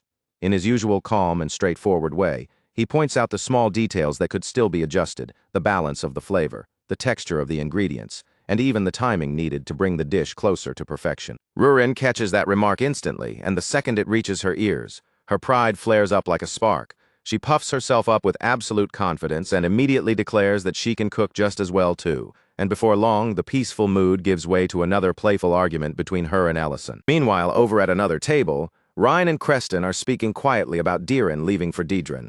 Ryan's face grows tense with worry as she admits that she cannot simply relax, because the territory Diren has gone to take charge of is still in complete disorder. Creston nods uneasily in agreement. He says Diren's name may be spreading, and his reputation may be growing stronger by the day, but the problems waiting for him in Dedran are expanding just as quickly, maybe even faster than his fame. Then, without the slightest warning, the door suddenly swings open, and Diren himself staggers into the room. Sweat is pouring down his face, his breathing is rough and uneven, and before anyone can even ask what happened to him, he weakly demands a hamburger. For a short moment, the entire restaurant falls completely silent, Every person in the room turns toward Diren at once, staring in stunned disbelief at the sight of him standing there half-collapsed and utterly exhausted. Rurin is the first one to break through the awkward silence. Without missing a beat, she starts teasing him, saying that he looks far less like a noble lord and much more like a corpse that somehow dragged itself through the door. Diren does not even have enough energy left to argue with her. The moment the hamburger is placed in front of him, he bites into it with desperate speed, eating so frantically that the people around him only grow more worried as they watch. Ellison observes him carefully, noticing the unhealthy paleness of his face, the drained look in his body, and the way he seems to be forcing himself forward through sheer willpower. His tone turns serious as he asks whether Diren is really all right, even offering to step in and help if the burden has become too much. Diren goes still for a second, caught between his exhaustion and his pride. From the way he hesitates, it is obvious that he does not want to depend on Ellison again, especially after having leaned on him so many times already. That fragile composure finally gives way. Unable to keep pretending, Diren blurts out that he feels like he is going to die, and that this time, he truly does need help. Ellison narrows his eyes slightly, studying Diren with a sharper look. He asks whether things have really become that terrible, bad enough that Diren would describe himself as being on the edge of death. The moment Ellison says that, Diren seems to realize exactly what slipped out of his mouth. He jolts back into denial almost immediately, hurriedly insisting that it was only a joke and that he is perfectly fine. Then, as if trying to run away before anyone can press him any further, Diren tosses a coin onto the table. He mutters that he is busy, turns around in a rush, and leaves the restaurant just as abruptly as he came in. After his sudden exit, the room remains quiet for a while. Everyone is left staring toward the door, confused and unsettled, unsure what they are supposed to make of that strange and frantic visit. After a brief pause, Ellison turns to Rurin and asks whether she still has the item they made earlier.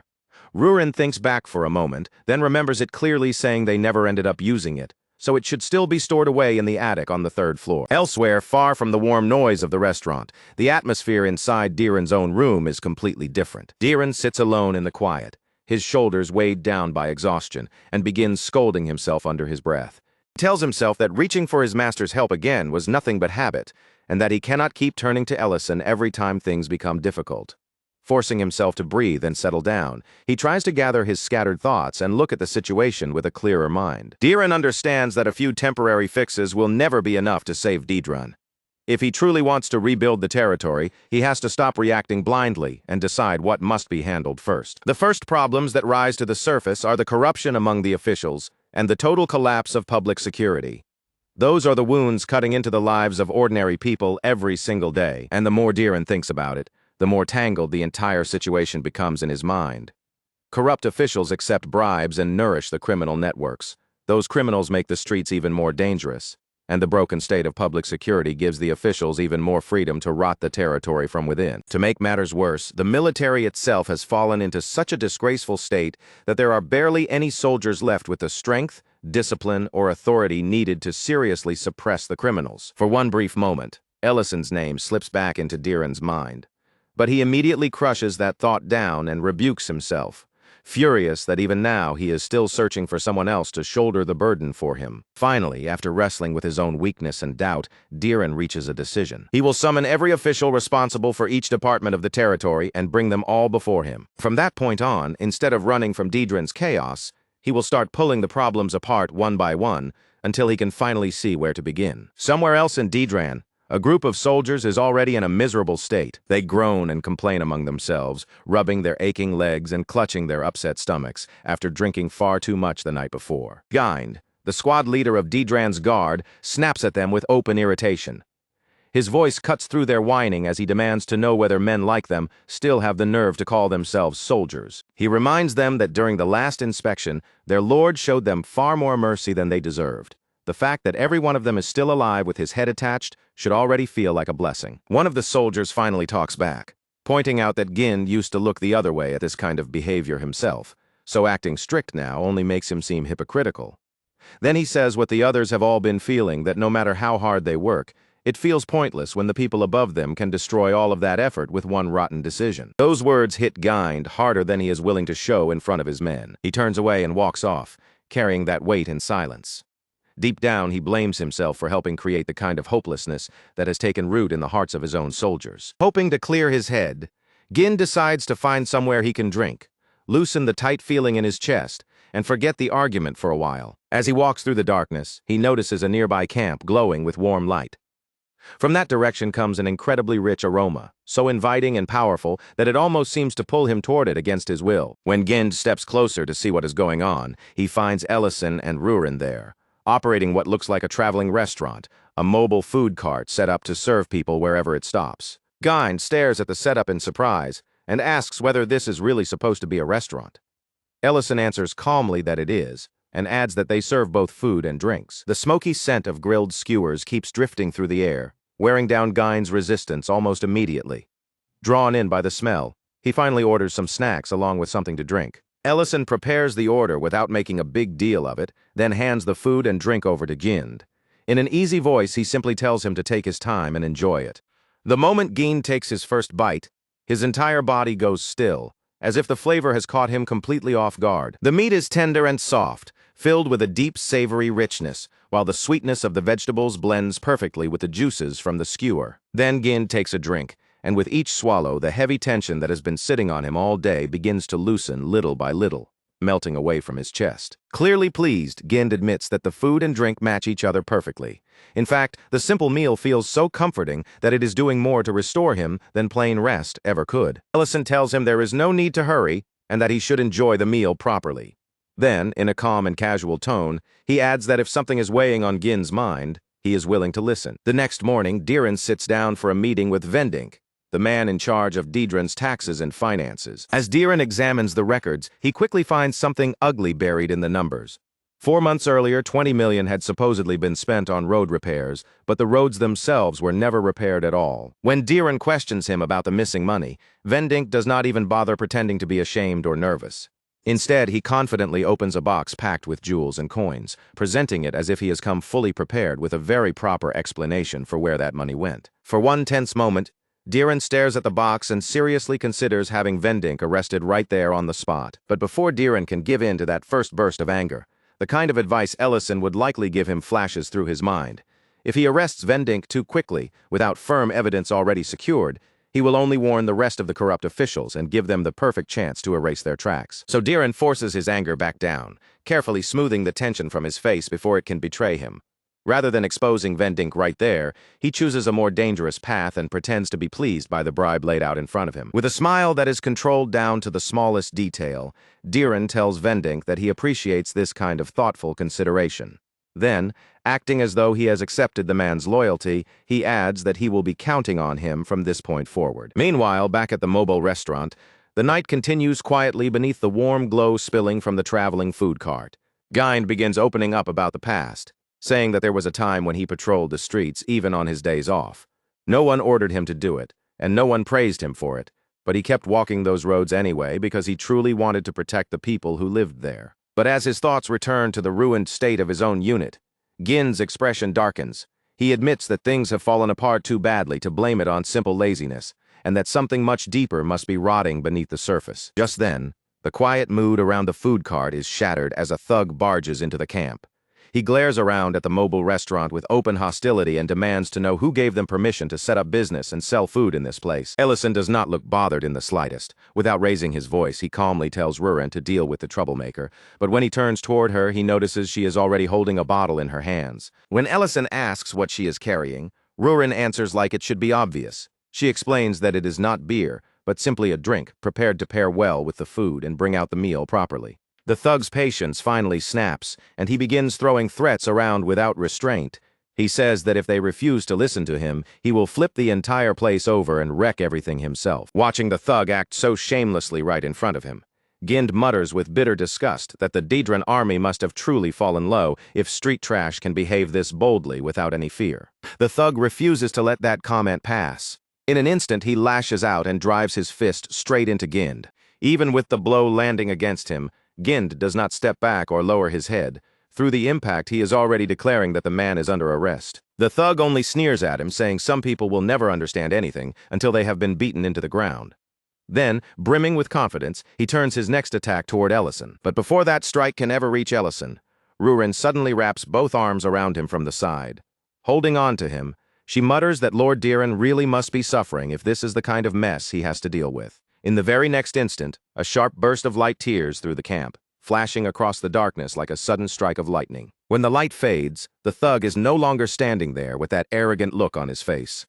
He has been reduced to a miserable state, beaten down so badly that every trace of his earlier confidence has vanished. Ellison looks over the result and comments that he has no intention of destroying the man's entire organization just yet. More importantly, Ellison understands that he cannot interfere too openly. This is supposed to be a trial Diren overcomes through his own judgment and strength, not a problem Ellison secretly solves for him from behind the scenes. Still, when Ellison sees Gin slumped forward with his head resting heavily against the table, he decides that giving a little support would not be going too far. Under all that exhaustion and bitterness, Gin still seems to have a decent heart, and that might be enough to earn him one more chance. While Gind remains unconscious, his mind drifts back to the earliest days after he first joined the security team. Back then, Gabon, the captain, had been sprawled around lazily as if the job barely mattered at all. He told Gind there was no proper instructor for weapons or arrests, and if Gind wanted to learn, he could simply figure it out by himself. Then Gabon added, as casually as someone asking not to be disturbed during a nap, that Gind should only wake him if someone from the castle arrived. Gind had stood there stunned, anger rising in his chest at how rotten the place already was. Unable to accept that kind of neglect, Gind immediately turned to the other guards and reminded them that robbers were openly looting people in the streets while they stood around doing nothing. He argued that even without proper training, they could still make up for it with numbers, and after hesitating, the others reluctantly agreed to follow him. Together, they actually managed to catch one of the robbers. But instead of trembling or begging, the criminal laughed right in their faces and asked if they seriously believed the Lord would support what they were doing. Not long after that, the Lord himself appeared and scolded them for acting beyond their authority. Rather than praising them for catching a criminal, he ordered them to release the robber immediately. That order crushed Gind and the others far more deeply than any physical punishment could have. When Gind tried to gather the guards again and push them to keep going, the others refused. They said they were already underpaid, constantly criticized, and left without proper supplies, and that taking on extra patrols would only make their lives even harder. In the end, the others gave up on trying to do the job properly. Gind was left standing alone, still stubbornly clinging to the belief that the streets could be protected. When Gind finally opens his eyes again, the first thing he hears is Ellison's voice. In that calm, casual tone of his, Ellison tells Gind that he has left a gift behind for him. That so-called gift turns out to be the thug from earlier, now tied tightly with ropes and left completely unable to move. Ellison tells Gind to take the man to jail on his way back. The moment Gind recognizes the thug, his eyes widen in surprise, and he asks whether Ellison was the one who caught him. Instead of boasting about it, Ellison speaks to him with unusual seriousness. He acknowledges how hard Gind has tried to protect the streets, then asks him directly whether he still believes in that goal. For a brief moment, Gind looks confused, as if the question has struck something buried deep inside him. Then his expression steadies, and with complete sincerity, he answers that he has never once abandoned that dream. At that moment, another man steps forward and tells Gind that if he still feels that way, then he should seize the chance standing right in front of him. The man who says this is Dirient. Gind is stunned to see the vice commander of the First Night Order standing before him. Dirient introduces himself plainly and explains that he has been assigned to teach and guide Gind in swordsmanship. Back at Diren's castle, however, a very different kind of ugliness is beginning to unfold. One after another, people continue arriving before Diren, each one carrying gifts and wearing carefully polished smiles. One man brings up Treasurer Vendink's name, as if that alone proves he understands proper etiquette, then presents Diren with a pouch filled with jewels. Another man appears dragging an even larger box, urging Diren to accept it without hesitation, as though bribery is simply part of the normal order of things. Then even more people come forward, each trying to outdo the last with offerings that are larger, shinier, and more shameless than the ones before. As the pile of wealth grows higher and more absurd, one of Diren's subordinates begins to look increasingly uneasy, unable to hide the discomfort spreading across his face. Diren outwardly reassures him, keeping his expression composed and steady. But inside, he understands the danger very clearly. If he arrests these officials too quickly, the backlash will be enormous. Then a short-haired woman wearing glasses steps forward, presenting herself with a composed posture as she introduces herself as Mohen. She explains that she is the official responsible for land administration within the territory. Diren looks at her closely and asks whether she has brought a gift for him as well. Mohen lowers herself apologetically and admits that she has no wealth, no valuables, and no resources of any kind that she can offer him. To Mohen's complete confusion, Diren reacts with immediate approval. Rather than being insulted, he tells her that she is exactly the kind of person he has been waiting for. Then Diren takes her hand with sudden determination and declares that the two of them are going to tear corruption out by the roots together. Moen is left frozen in place, completely overwhelmed by how sudden and intense Diren's declaration has become. His hand is still gripping hers, and as she stares at him in stunned silence, a nervous thought creeps into her mind. This new lord might not be completely sane. For one brief panicked moment, she even starts wondering if the smartest thing to do would be to pull away and run. Meanwhile, Gind has already thrown himself into his training with everything he has. After swinging his sword again and again under Dirient's sharp, watchful gaze, he finally asks for an evaluation, but Dirient does not soften the truth at all. He tells Gind bluntly that his problems start from the very foundation, and before talking about technique or strength, he needs to relearn something as basic as how to properly hold a sword. Gind does not try to argue back, and he does not waste time making excuses for himself. He simply takes in Dirient's words with a tense, serious expression, lowering his eyes toward the weapon in his hands, as though he is trying to carve that criticism directly into his body and remember it forever. Ellison watches the scene from nearby, his expression calm as he reassures Gind that there is no need to panic, not when Dirient is the one personally guiding him.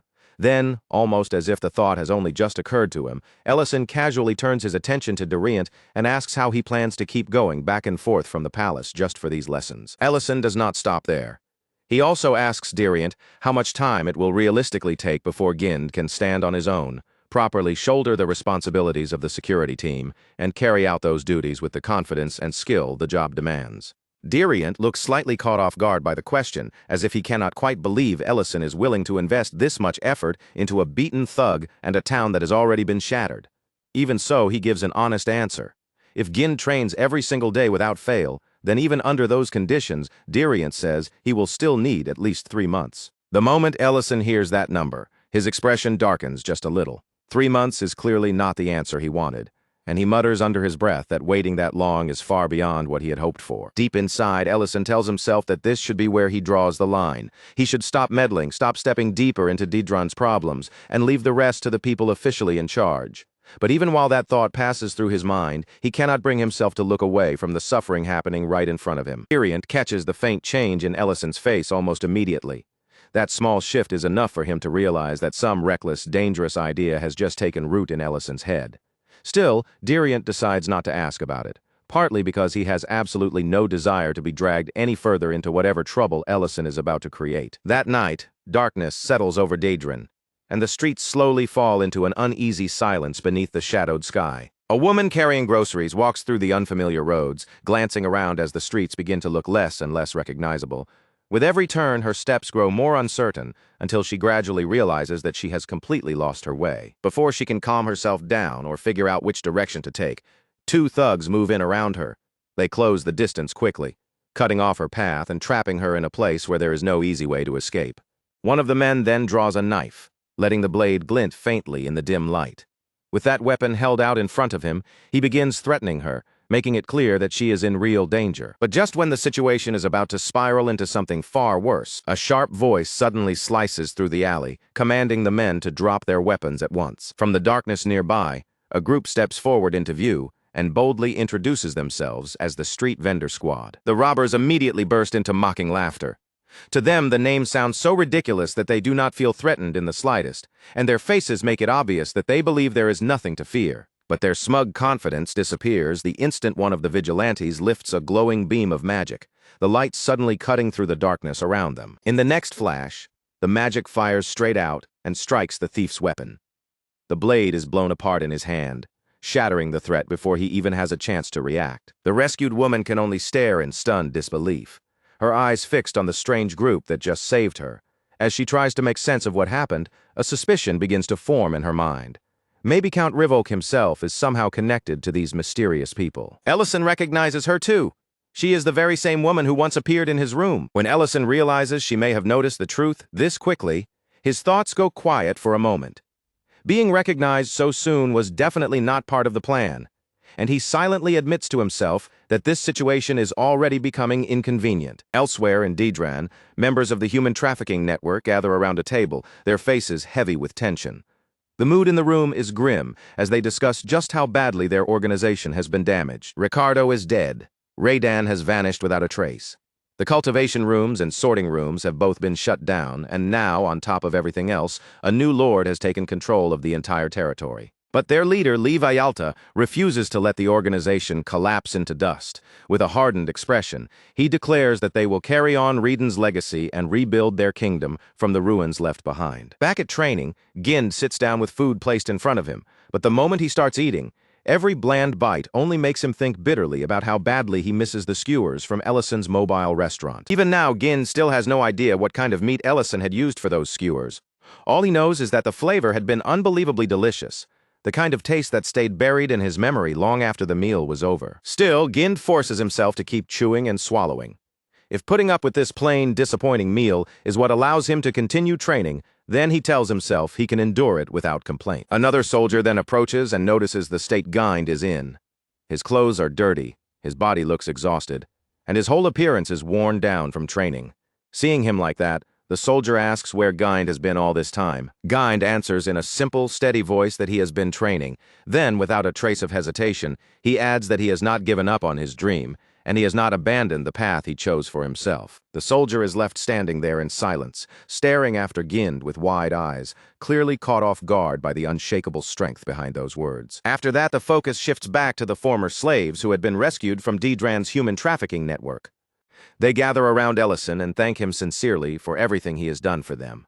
Among them is the woman who had once been sent to his room, and she is completely shocked when Ellison removes his disguise and reveals that Count Rivolk had actually been him all along. Ellison also confirms that he was the one behind the food cart group. Hearing this, the former slave explains that the new lord has arranged temporary housing for everyone who was rescued, and once the investigation is fully complete, all of them will be sent back to their original homes. Ellison quietly absorbs that information, and he cannot help feeling genuinely impressed by how carefully Dran is trying to handle everything after the rescue. Then one of the freed slaves suddenly complains that the rations they are being given are so tasteless they could drive a person mad. He explains that this is exactly why some of them tried sneaking out to buy bread in the first place. When Ellison hears that, his gaze shifts across the gathered former slaves, and his tone becomes much sharper. After everything they were forced to suffer through, he asks them whether they truly have no desire for revenge at all. The woman looks visibly confused by the sudden question, unsure why Ellison would bring up something so heavy out of nowhere. But Ellison does not let the subject fade. He pushes the question further, asking whether it really does not burn inside them to simply avoid the people who destroyed their lives and keep moving forward as if nothing ever happened. Then Ellison gathers the ones still carrying that same bitterness in their hearts and speaks to them directly. If that anger is still alive inside them, then they should follow him, because he knows someone who can teach them how to fight the right way. Not long after that, Dran is once again putting Gind through weapon practice, drilling him through the basics with the same strict intensity as before. Dran tells Gind to stop swinging like he is trying to beat the air into submission. The swordsmanship of the First Knight Order, he explains, is not about flailing your arms with brute force. It is built on precision, control, and clean movement, and if a sword is handled poorly, then it is no better than an expensive club. To make his point impossible to ignore, Dran moves with crisp, controlled precision, in a single instant, before Gind can properly react. His weapon is struck and knocked completely out of his hand. It happens so fast that Gind does not even understand what Dran has done until the sword is already gone from his grip and the emptiness in his hand tells him he has lost. But instead of shrinking back or letting the failure discourage him, Gind immediately asks for more training. His eyes show no resentment, only a fierce hunger to absorb every correction Dran is willing to give him. Dran, however, warns him that continuing with private lessons like this is no longer realistic. By that point, other people have already started arriving one after another. Each of them steps forward, making it clear that they also want to join the training. They want to learn. They want to become stronger, and more than anything, they want the power to stand against the same kind of people who once crushed them and stole their freedom. At first, Gind can only stare in complete shock, stunned by the sight of so many people asking to train and fight alongside him. But the crowd keeps pressing forward, their desperation written clearly across their faces and carried in their voices. One after another, they practically beg for the chance to be taught, clinging to the hope that this training might finally give them the strength they need. Dran can only scratch the back of his head, his face showing just how overwhelmed he is by the crowd forming in front of him. With a weary mutter, he says he was under the impression that he had been brought here to train one single man, not to build an entire army from nothing. Ellison, however, answers in that dry, calm tone of his that this is only the first wave. Once more victims realize there is a path that lets them move forward instead of staying broken, even more of them will inevitably gather here. Diriant lets out a long, heavy sigh, the kind of sigh that makes it clear he has already accepted that he has been pulled into something much bigger than he expected. At this rate, making it back to the capital on schedule is going to be impossible, especially if these new recruits end up following him there as well. Meanwhile, in another corner of Daedran, the reform effort is already beginning to move quietly inside the guard barracks. Moen stands with a letter in her hands, her eyes moving carefully across each line as she remembers what she first thought of Diran's order. In the beginning, she had honestly believed he was using her to collect bribes as part of some dirty political scheme hidden behind noble words. But when Diran explained what he was truly trying to do, the meaning was completely different. He told her that not every official who handed over money could be condemned in the same way, because some of them may have only paid because the old, rotten system had left them with no real choice. That was exactly why Mohen's role was so important. She had to follow the trail behind every payment, uncover where the money had truly come from, and separate a reluctant offering from stolen public funds, or worse, money squeezed directly out of the people through open extortion. When Mohen asked why Diran would trust her with such a dangerous and sensitive task, he did not point to rank, influence, or experience. Instead, he told her it was because she still had something that too many people in Daedran had already thrown away: honesty. Even after hearing those words, Mohen still could not fully silence the doubt inside her. A place as rotten as Daedran had been for so long. Could something like that really be changed just because someone wanted it badly enough? Then, while she walks away from the barracks with those heavy thoughts still turning over in her mind, she suddenly overhears Gabon giving instructions to the guards, ordering them to move workers out of the sorting rooms and cultivation rooms. What makes it even worse is how casually he adds another order, reminding one of his subordinates to make sure his reward is delivered afterward. He says it with the easy confidence of a man who is far too used to being paid in secret. The moment those words reach Mohen's ears, her expression tightens.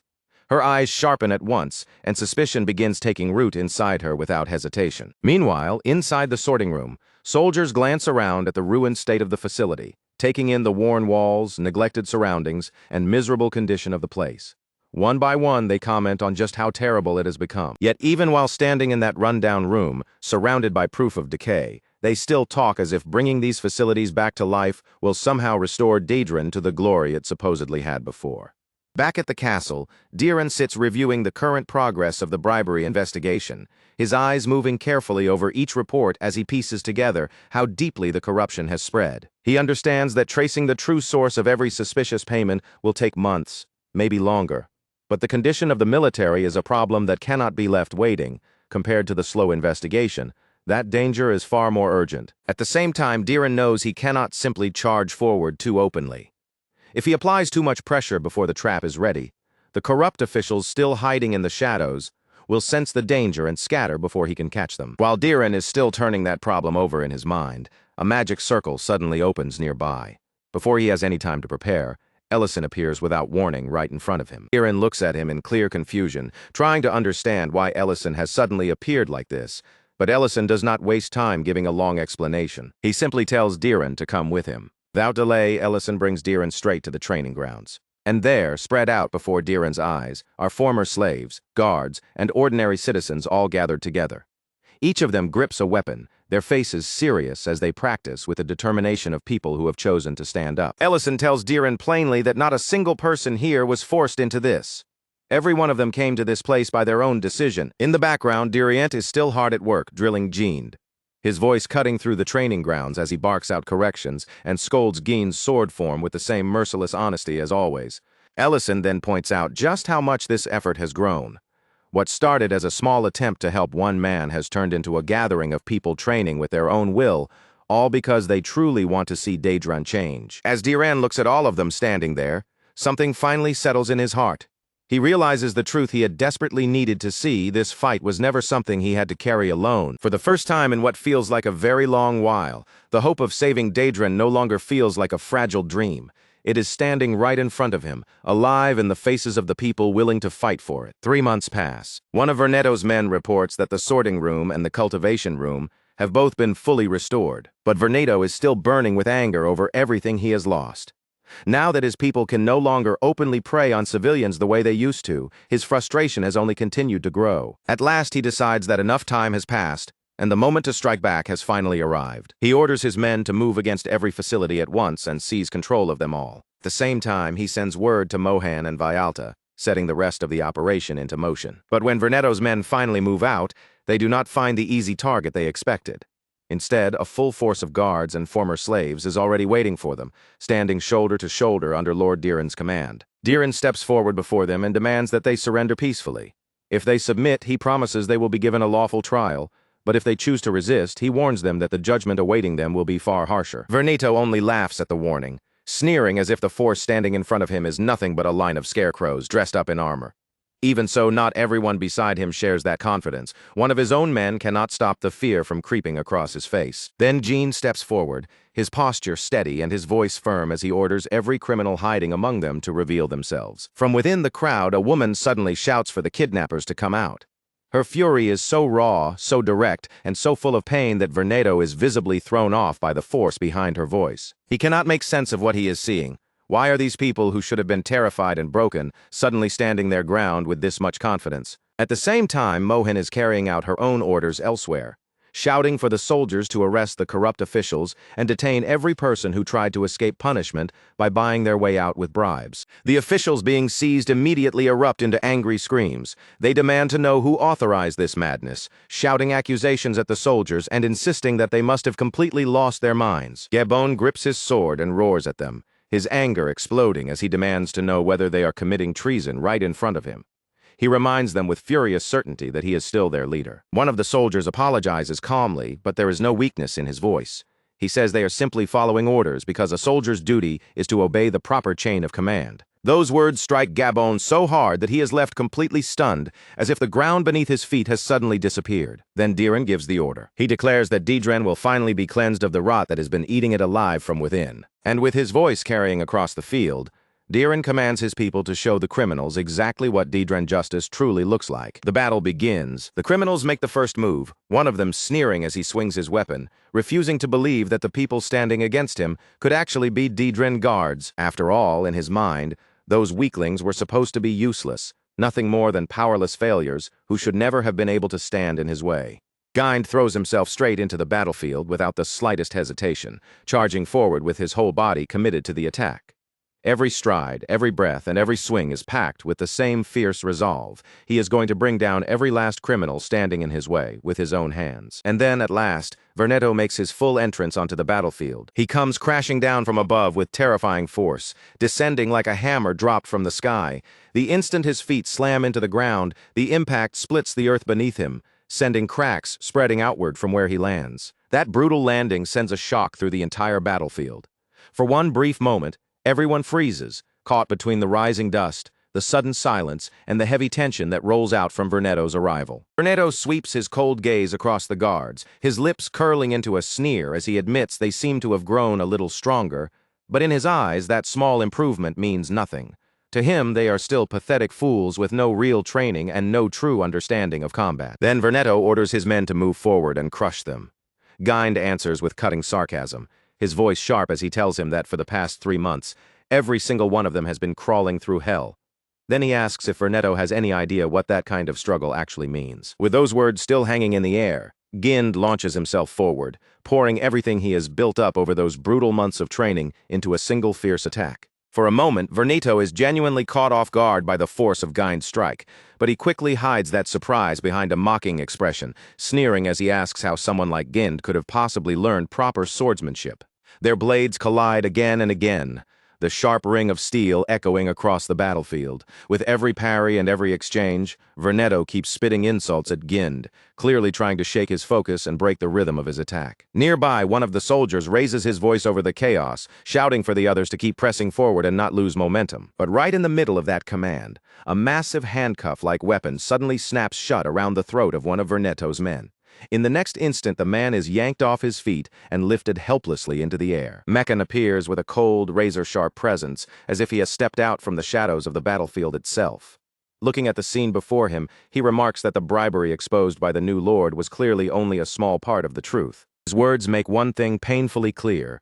Beneath everything already uncovered, there is still even more corruption, hidden crime, and filth buried deep under Daedren's surface. The guards react at once, snapping their weapons up and shouting for Meccan to be arrested immediately, refusing to let him move freely for even another second. Mekan simply looks over their stances, movements, and techniques with open contempt, as if what they are showing him barely even qualifies as fighting. He comments coldly that their skills are still painfully crude, their bodies too stiff, their movements too rough, and every action far too easy to read. Then Mekan says that if he is really expected to fight people like them, he may as well lower himself to their level and deal with them in the only kind of way they are capable of understanding. Watching the situation unfold from a distance, Diriant finally steps onto the battlefield himself. And the moment his eyes settle on that man, recognition flashes across his face. This is Mekan, the leader of the assassination group that once went after the Crown Prince. For the first time since appearing, Mekan's confidence visibly cracks.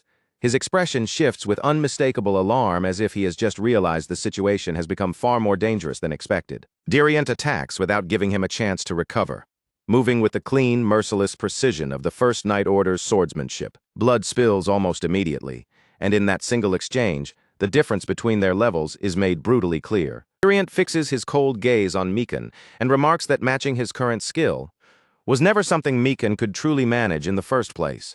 Then Diriant turns his attention away from Mekan and looks back across the rest of the battlefield. After judging the flow of the battle, he concludes that the guards should be able to handle the remaining fight on their own, although the margin is still narrow enough that the outcome could become dangerously close. Elsewhere, amid the chaos, Volta realizes that the people standing against him are actually the former slaves he once treated as nothing more than property. The sight of them resisting him, fighting back with their own hands, irritates him more than anything else. He growls that they have no right to look down on him, his anger twisting across his face. Then he raises his weapon with all the strength he has, preparing to crush them before they can defy him any further. Before Volta can bring that weapon down, a woman rushes in and captures him. With firm, unshaken resolve, she declares him a criminal and places him under arrest right there on the battlefield. After some time passes, reports begin coming in from different parts of the battlefield. Their side is secure, and every criminal in that section has been successfully captured. Even with those victories spreading around them, Gind is still locked in a fierce, exhausting battle against Vernetto. As the fight stretches on, Vernetto starts noticing something strange. Magic circles keep appearing at the perfect moments, cutting in between his attacks and weakening their force before they can fully strike Gind down. At last, frustration overtakes him. Instead of continuing to force his way through the fight, Vernetto turns away and chooses to retreat. As he flees, he shouts back that no matter how many attempts it takes, he will rebuild their kingdom again, no matter what stands in his way. But while Vernetto is running, he suddenly finds himself face to face with Rurin. She is sitting casually on top of one of the captured criminals, looking so relaxed that it seems like the entire battlefield barely interests her at all. Rurin looks at Vernetto and asks if he is a criminal too, then tells him to go back where he came from. The moment Vernetto realizes what she really is, a dragon, the color drains completely from his face. Without even the slightest hesitation, Rurin threatens to burn the whole place down, as casually as if she were talking about clearing trash from the road.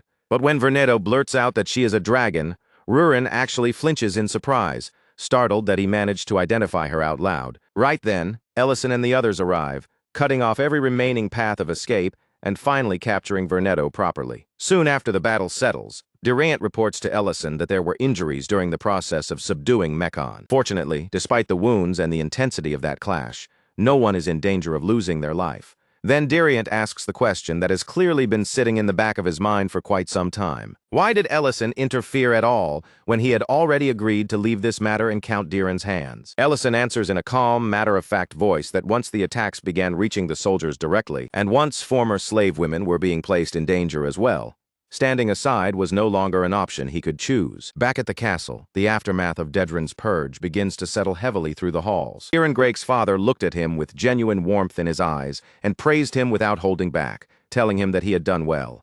After all, Diran had not only brought down the criminal network poisoning Dedrin from the shadows, but had also dragged the corrupt officials hiding behind that network into the light. But Diran Grake only stood there with a drink in one hand, unable to accept those words so easily. With a small, bitter wave of his hand, he brushed the praise aside and muttered that he was never suited to be a lord in the first place. In fact, from the way he saw it, he might as well be officially recognized as complete trash. His father stared at him in clear confusion, completely unable to understand where that sudden burst of self-loathing had come from. After a moment, he could only ask what in the world Diran was talking about. Meanwhile, in another place, Ellison was standing near the campfire, carefully cooking barbecue as the rich smell of grilled meat drifted through the camp. While the flames flickered beside him, Loren looked over and asked whether he had truly come all this way just to protect the soldiers. Ellison did not try to dodge the question or dress it up with excuses. He simply confirmed that, yes, that was exactly why he had come. Still, he added that the young count was probably not very happy with how things had ended up. Loren tilted her head, honestly unable to understand why that would be a problem. From where she stood, everyone had survived, everyone had been saved, and to her, that should have been the only result that truly mattered. Ellison's expression softened a little as he thought about it. Then he quietly said that he could understand very well why Diren Grake would feel so bitter about the situation, and he only hoped the young lord would not be too hard on himself because of it. That same concern seemed to echo back in Diren Grake's study, where his father continued speaking about Deidren's success. But even as he praised the outcome, his eyes could already see what was weighing on his son, that too much of the victory had depended on Ellison's help. Diren Grake did not try to deny it. With a heavy look on his face and guilt sitting clearly in his eyes, he admitted that his father was right. At first, Diren Grake had wanted to prove something through his own strength. As a lord, he had wanted to believe he could change his territory with his own judgment, his own resolve, and his own ability to act. Once he saw with his own eyes what his people had truly been forced to endure, he realized how shallow his confidence had been. He had been eager to move forward without fully understanding the weight of each decision, the dangers behind every choice, and the consequences a lord had to carry when other people's lives depended on him. Then Diren Grake lowered his head, his voice heavy with shame as he apologized. He confessed that perhaps he simply did not have the qualities necessary to become a true lord after all. His father did not immediately scold him or dismiss those feelings. Instead, he looked at his son with a calm expression and suggested that the two of them step outside and take a walk. He told Diren that there were a few very important misunderstandings about what it meant to be a good lord, and those mistaken ideas needed to be cleared away properly. A little while later, father and son walked side by side, leaving the tense air of the study behind them as the surroundings grew quieter and the weight between them began to shift. As they continued walking, his father gently turned the question back toward him and asked how Diren Grake truly saw him as a lord. Diren Grake answered honestly, saying that every story he had ever heard painted his father as the man who had lifted Grake City back onto its feet and restored its glory after the terrible destruction left behind by the Dragon War. His father understood immediately what those stories had done to him. They had placed him on a pedestal in Diren's mind, making him believe that a proper lord was someone who solved every crisis through personal strength alone. But then his father told him the truth. The very first thing he had done after becoming lord was ask someone else for help. Back then, Grake City had been in such a desperate condition that pride would have been useless. If he had stubbornly tried to carry everything alone, his people would have starved long before his dignity could save a single life. So instead of pretending to be strong, he went to a neighboring lord, lowered his head, and asked for shelter and enough supplies to keep the people of Grake City alive. That, he told his son, was what a lord had to value most.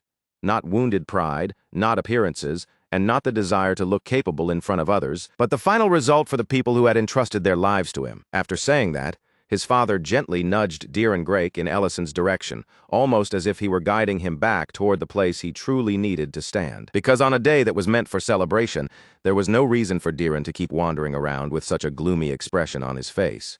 At first, Diren Grake was completely caught off guard by the sudden push, unable to understand why his father had urged him forward so abruptly. But then he lifted his eyes and finally saw them, his soldiers, his people, and Ellison as well, all gathered together in the same place. They were celebrating side by side, laughing, sharing the moment, and welcoming him in without even the slightest hesitation. The sight reached Diren before any words could.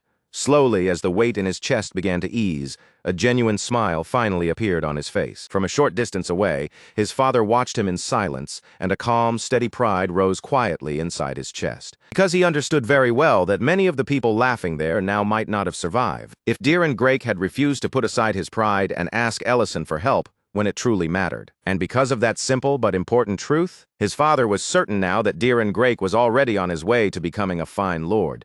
By the time the next morning arrived, almost everyone in the camp had been completely defeated by the celebration itself, left sprawled out and exhausted after drinking, laughing, and making noise deep into the night. Ellison looked over the messy aftermath with a dry expression, taking in the scattered signs of the previous night's chaos, and remarked that even he had not expected the celebration to get that wildly out of hand. Then he turned toward Loren and asked if she wanted to come along with him, assuming she was not too sleepy to move. Loren blinked at him, still trying to catch up, and immediately asked where he was planning to go. As Ellison began activating his magic, he answered in his usual vague way. There was something he needed to ask, he said, and also someone he wanted to show something to. In the next moment, the focus shifted away from the camp and moved toward the royal palace. There, Leon Herais approached the chief mage with a question that had clearly been sitting in his mind for quite some time. Medrin looked at him with curiosity and asked why he had suddenly come to see her. Leon Herais explained that there was one particular piece of history he had recently grown curious about.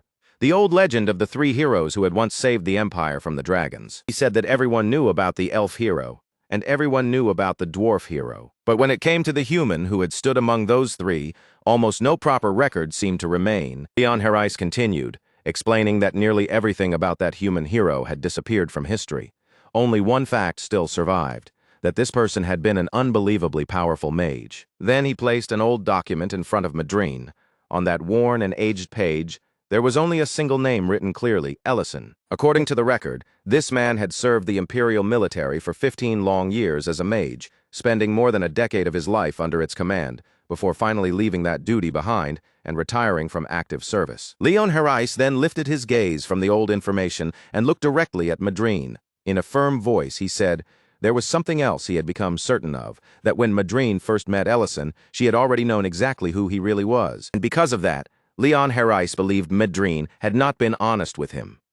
When she acted as though that meeting with Ellison had been their very first encounter, he was now convinced she had been hiding the truth. Madrine answered in a quiet voice that the truth was not the way Leon was imagining it.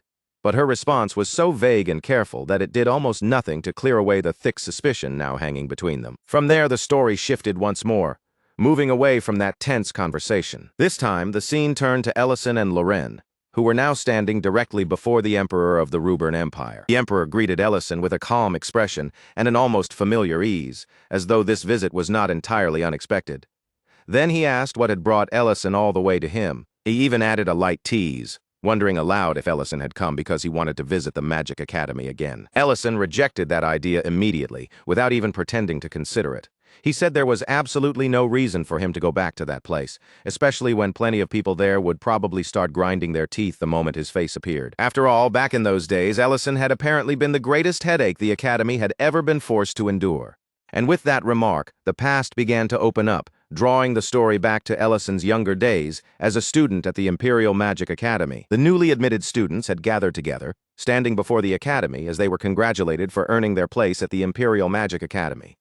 They were reminded that none of them had been chosen by accident. Their responsibility was to polish their magical power, sharpen their abilities, and help strengthen the Empire's magic at a time when the pressure of war was already weighing heavily over everyone. And yet, right in the middle of all those proud expectations, there was Ellison, somehow looking as if every single class, test, and lesson placed in front of him had defeated him completely. The principal was already at the very limit of his patience, furious that after all this time, Ellison still had not managed to graduate from the academy. Meanwhile, Ellison kept rambling with that carefree attitude of his, saying that life should be taken one tiny step at a time.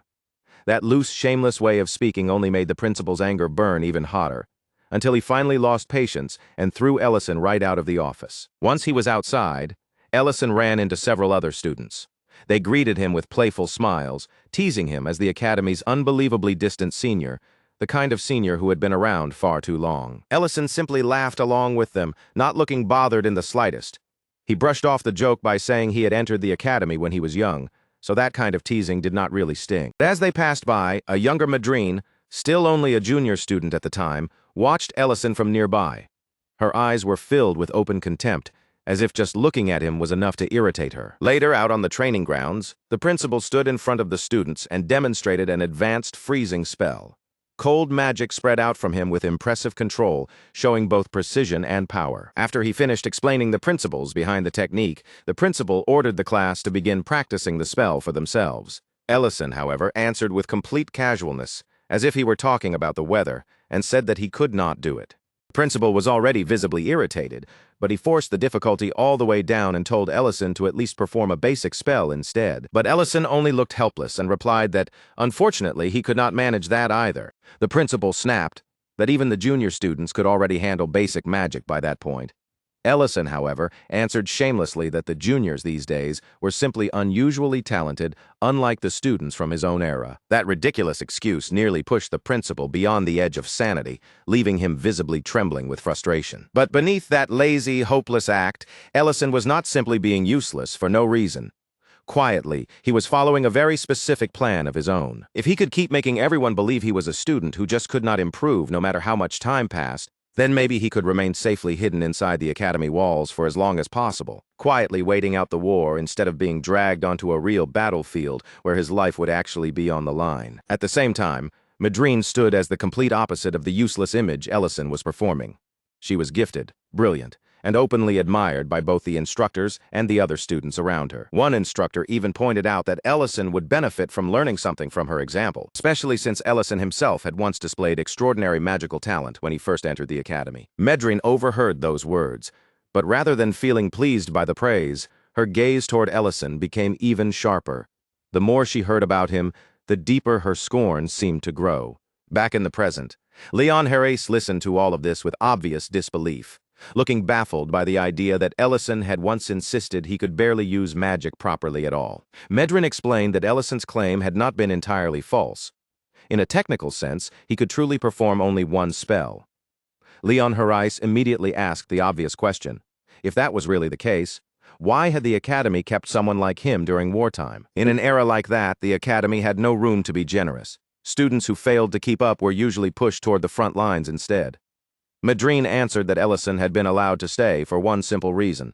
The one spell he could use was absurdly, almost unbelievably powerful. Back in the past, the entire academy seemed to buzz constantly with admiration for Madrine and her dazzling talent. Everywhere she went, people praised her brilliance. Before long, she became so absorbed in her own gifts that she started to believe she was the academy's future itself, a genius no one else could possibly stand beside. But that bright little fantasy was crushed, without warning, the moment she saw Ellison cast a fireball. The students around her explained that while Ellison could barely manage anything else, his ability to create fireballs was terrifyingly beyond the level of ordinary talent. That was exactly why the professors refused to let him leave the academy without learning anything beyond that single overwhelming spell. They could not simply throw away someone with power that extreme. When Madrine witnessed the sheer destruction Ellison caused with nothing more than a fireball, the sight hit her hard enough to leave her genuinely shaken. Until that moment, she had been completely convinced that she would stand as the undisputed future of the academy. But now, right in front of her, someone she had dismissed as utterly inadequate was casually surpassing her in the one area where raw power mattered most. Right then and there, Madrine made up her mind. She would never allow herself to lose to someone like him. From that day forward, she threw herself even harder into training her fireball magic too, pushing her own magic with renewed frustration and determination. For a mage of Madrine's level, her version of the spell was already impressively refined, controlled, and more than worthy of praise. But when her fireball was compared to Ellison's, it still looked painfully small. That humiliating difference only made Madrine's frustration burn even hotter, driving the rivalry deeper into her heart. From that day forward, Madrine found herself paying much closer attention to Ellison. Even when she tried to act casual, her gaze kept drifting back toward him, quietly following his movements whenever she thought no one around her was watching. Then one day, she happened to notice Ellison walking out of the canteen with several of his friends. Judging by their expressions and the way they moved together, it was obvious none of them could bring themselves to endure another meal from the academy kitchen. As Madrine stood there watching Ellison leave, a few girls nearby immediately picked up on where her eyes had gone. They leaned in with teasing smiles, asking her why she always seemed to be staring in Ellison's direction. Madrine quickly snapped back at them, clearly annoyed, and trying to cut off their teasing before it could go any further. But instead of making her dismiss Ellison, the next thing those girls said only pulled her curiosity toward him even deeper. They told her that Ellison was in almost every way the complete opposite of her. And more than that, he had once openly declared that he had absolutely no desire to become a mage at all. The second Madrine heard those words, her face shifted with surprise and suspicion. She immediately turned toward them and demanded that they explain exactly what they meant by that. The scene then moved over to Ellison himself, who was seated comfortably among his friends. Unlike the gloomy students stuck with cafeteria food, they were smiling brightly as they enjoyed the meal Ellison had personally cooked for them. One of his friends took a bite, then froze in genuine surprise. He could hardly believe that meat, which had looked so tough before cooking, could become this soft, juicy, and tender once it reached the plate. Ellison explained the method in an easy, relaxed tone. He had rubbed the meat with several kinds of spices first, then cooked it slowly over a gentle flame, letting the juices stay sealed inside, so the meat would not dry out or become overcooked. After that, Ellison looked over the side dishes and calmly announced that everything was ready. His friends also noticed the pot bubbling over a flame controlled by automatic magic, and Ellison casually added that most of the spells being used there were actually ones he had designed himself. The entire group immediately burst into laughter at how ridiculous the situation was. After all, this was the same Ellison who had somehow managed to convince the professors that he could barely use magic in the first place. But after the laughter settled down, one of his friends grew a little more serious. Looking at Ellison directly, he asked whether Ellison had finally changed his mind about graduating after all. Ellison answered without trying to hide how he truly felt. He still did not know what he was supposed to fight for, because the future he wanted was not to stand as a magician, but to become a chef. In his eyes, magic was simply a useful tool for cooking and living, nothing beyond that. His friends could understand why he felt that way. Ellison had not even been born in this country, so it made sense that he would not carry the same deep obligation to defend a homeland he had never fully felt belonged to him. Ellison then said that if he failed a few more times, the academy would probably run out of patience with him eventually. And when that happened, they would likely throw him straight onto the front lines whether he wanted it or not. One of his friends tried to lighten the mood by joking that, by the time that day came, they would already have been promoted enough to look after him. Ellison smiled at that, admitting that being protected by them honestly did not sound so bad. Nearby, hidden out of sight, Madrine silently listened to the entire conversation. For the first time, she saw past Ellison's lazy performance and glimpsed the real person underneath, leaving her tense, unsettled, and unable to look away. And then, before anyone could stop the days from moving forward, graduation day finally arrived at the academy. One after another, Ellison's classmates stepped forward and received their emblems. Around them, the air was filled with celebration, relief, and the feeling that they were finally leaving their academy days behind. Ellison, however, remained slightly apart from the main crowd. From the side, he quietly watched the ceremony unfold, standing there as everyone else moved toward the next stage of their lives. Once the graduation ceremony finally came to an end, Madrine headed directly to the principal without delay. There was something about Ellison that she could no longer ignore, and she needed to speak with him about it. All throughout the academy, conversations were centered on the graduating students and the assignments they were about to receive. But among all those names, there was one very obvious exception: Ellison. His friends, now officially graduates, told him that they were being sent far away to northern Delian City.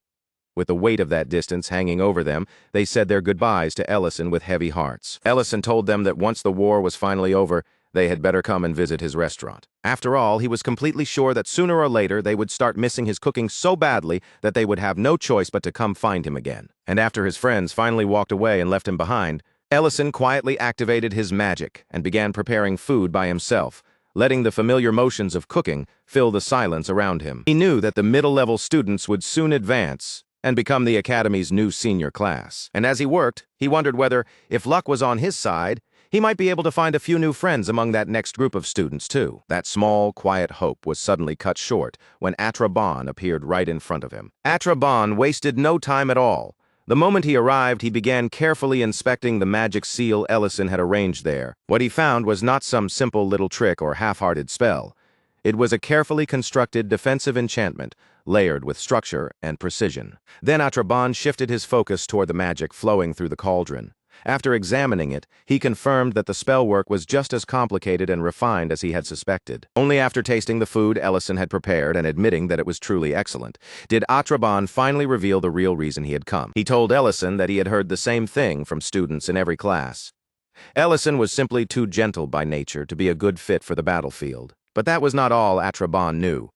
He had also figured out that Ellison's constant act of being unable to learn even basic magic had been nothing more than a performance he had maintained on purpose. In truth, Ellison was already highly skilled. Once Atraban made that clear, he placed two possible choices in front of him. First choice was for Ellison to graduate properly and go to war alongside his friends, taking his place as a first-class wizard. If Ellison chose that path, Atraban would simply pretend he had never noticed the deception at all. The second choice was for Ellison to stay behind at the academy and work there as its cook. However, that position would not involve cooking alone. It also came with another duty. Ellison would have to handle and organize the lists as well. Back in the present, Ellison told Emperor Remedin Herase that, of course, he chose the cook position immediately, without even needing to think twice. Then his expression grew dark with unmistakable dread as he added that the job had only been enjoyable up until the moment the list work began. Returning once more to the past, 3 months had passed since Ellison officially became the Academy's cook. And despite everything that had led him there, Ellison was actually doing surprisingly well in that role. He had even learned how to use scorching magic techniques to make cooking on a large scale much smoother, faster, and more efficient. Before long, he was making delicious yuba in enormous batches, producing enough to feed a large number of students at once. And alongside that, he prepared stir-fried vegetables with enough skill and flavor to satisfy crowds of hungry people all at the same time. Medrin and her friends cheerfully ate the meal Ellison had made for them, their faces lighting up with every bite as the warm aroma spread through the room and made the entire place feel far more comforting than anyone expected. At least on the surface, Medrin felt completely satisfied with how things had turned out. In her eyes, she had risen to become the Academy's undeniable top student, while Ellison had fallen into the role of little more than an overpraised member of the kitchen staff. That proud, smug feeling of victory did not remain with her for long. One day, after regular academy hours had ended and the once busy corridors had grown quiet, Ellison was summoned once again to Atraban's office. Atraban welcomed him with words of praise, telling him that students and staff all across the academy had been talking about his cooking and about how impressive his meals had become. Then, with the same casual air as if he were handing over an ordinary chore, Atraban gave Ellison a sheet of paper and told him to arrange the names from a 200-person batch in chronological order. The moment Ellison lowered his eyes to the paper and realized what sort of list he was holding, his expression stiffened and his eyes slowly widened in silent shock. Atraban quietly told him there was no need to hurry and that he could take his time with it, because another list just like that one would be delivered again in 3 months. When Ellison could no longer hold back and asked him directly what the list actually meant, Atraban did not try to hide the truth or soften the answer. He confirmed plainly that every single name written on that paper belonged to someone who had died out on the battlefield. Later, Ellison sat alone at his desk, the room around him painfully still as he worked through the list in silence, finally being forced to face the reality he had spent so long trying to keep at a distance. He had once told himself that the war would probably end within 2 years, or maybe even sooner than that, and that all he needed to do was wait it out safely behind the Academy's walls. He had believed he could live quietly, keep cooking his meals, avoid the battlefield entirely, and convince himself that staying away from the fighting was enough to keep him untouched by it. But now, with the names of the dead laid out in front of him one after another,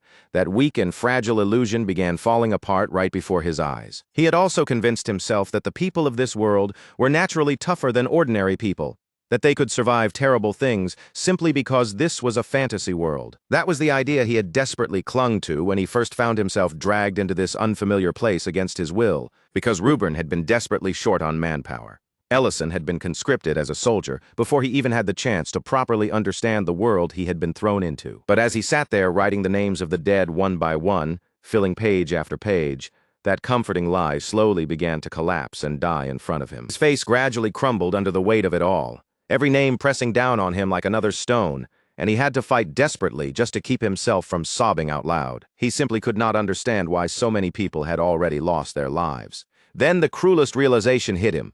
Mixed among all those names were his own classmates, the very friends who had only recently graduated from the academy and gone off to the front lines. The next day, Ellison stood in the kitchen and cooked for the academy students almost like a machine. His hands still moved through the same familiar steps, preparing each dish the way he always had. But his mind seemed far away, as if he could no longer fully feel the motions he was making. A few of the older girls thanked him warmly for the food, smiling as they told him they were going to miss his cooking once they were deployed. The instant those words reached Ellison, Atraban's warning rang through his mind again. Another list would arrive in 3 months, and Ellison nearly fell apart on the spot. That night, unable to keep carrying that crushing feeling by himself, Ellison made his way to Atraban's office. Atraban appeared to understand exactly why Ellison had come. Without showing any surprise, he simply asked whether Ellison finally had something he wanted to say. Then Ellison left him stunned by saying that he wanted to be sent to the battlefield. As Ellison placed his graduation robe down in front of him, the heaviness of that decision seemed to settle silently between the two of them. Atraban then told him to show his fireball one more time. What Ellison released after that was something no one there truly saw with their own eyes, but the sheer force of that magic ripped through the area with such terrifying power that the entire academy trembled from the impact. To everyone inside the grounds, it felt as though a sudden earthquake had struck beneath their feet without warning. The following day, Atraban calmly explained the disturbance away, telling everyone it had been nothing more than an accident caused by magic. Meanwhile, among the students, only a strange rumor began to spread that a first-class wizard, someone who had somehow never been officially promoted, had quietly left the academy without making a scene. Back in the present, Madrine told Leon Herais that Ellison disappeared from the academy the very next day after that so-called accident. Leon Herais immediately connected the dots, realizing that the enormous crater left behind at the academy had to have been created by Ellison himself. Madrine did not deny his conclusion, but the memory clearly gave her no relief or comfort. Even after Ellison vanished from the academy, stories about him continued to make their way back to her. Although he had never officially graduated, Ellison had gone directly from the academy to the front lines of the war. After leaving the academy behind, Ellison was taken before 2nd Company Commander Dagos, who looked him over carefully and remarked that luck must have truly chosen to work against him. After all, even during wartime, receiving a magic student like Ellison right in the middle of an active battlefield was far from normal. Dagos explained the situation to him in a blunt, no-nonsense tone. Their operational zone was positioned directly in the heart of the war, where the monsters roaming the land were every bit as dangerous as the dragons they were supposed to be fighting. The dragons attacked villages, stole whatever they wanted, and left ruin behind them, but it was the monsters that truly turned the battlefield into a place of endless slaughter. Dagos advised Ellison to stay back for the time being, unpack his belongings, and wait until proper orders were given, because stepping into combat immediately would be no different from throwing his life away. Ellison completely ignored that warning, and as soon as he walked off, Dagos and the men under him began talking among themselves about how little time the new arrival was probably going to survive. Some of the soldiers objected, saying it was absurd and far too reckless to send fresh recruits straight into battle like that. But Dagos answered with firm certainty, pointing out that Ellison was not just any ordinary student, not when a first-class batch emblem was sitting right there on his chest. Before Dagos and his men could sink any deeper into that bleak conversation, a soldier suddenly came rushing in, breath ragged and urgency written all over his face. He barely wasted a second before telling them they had to come outside right away. His voice so tense and sharp that everyone immediately understood something completely impossible had just happened. When they stepped out into the open, the sight waiting for them was beyond anything they had expected. A massive section of the battlefield had been erased clean, as if some overwhelming power had swept straight through the carnage and carved out an enormous empty clearing. For a brief moment, no one there could even find their voice. Every soldier simply stood rooted in place, staring in stunned silence at the unbelievable destruction spread out before them. Then Dagos slowly turned his head, and that was when he saw Ellison standing nearby. His body was battered and wounded, but he was still upright, and the only thing he asked for was painfully simple. Ellison told them to send him to the next operational zone immediately, before even more people were forced to die. Back in the present, Emperor Remedin Herais looked steadily at Ellison and asked whether, after everything that happened, he still held any resentment toward Atra Bon for pushing him into that choice. Ellison answered that he did not. In his eyes, Atra Bon had not betrayed him at all. He had only placed that list directly in front of him and forced him to stop turning away from the truth. Later on, Ellison learned that Atra Bon himself had also been sent to the battlefield, where he continued fighting dragons until he eventually lost his life there. So in the end, Ellison said the only ones he truly hated were himself, and the enemies who had made those lists of dead students necessary to begin with. Ellison then said that Emperor Remedin Herais already knew what happened after that point, and the Emperor quietly confirmed that he did.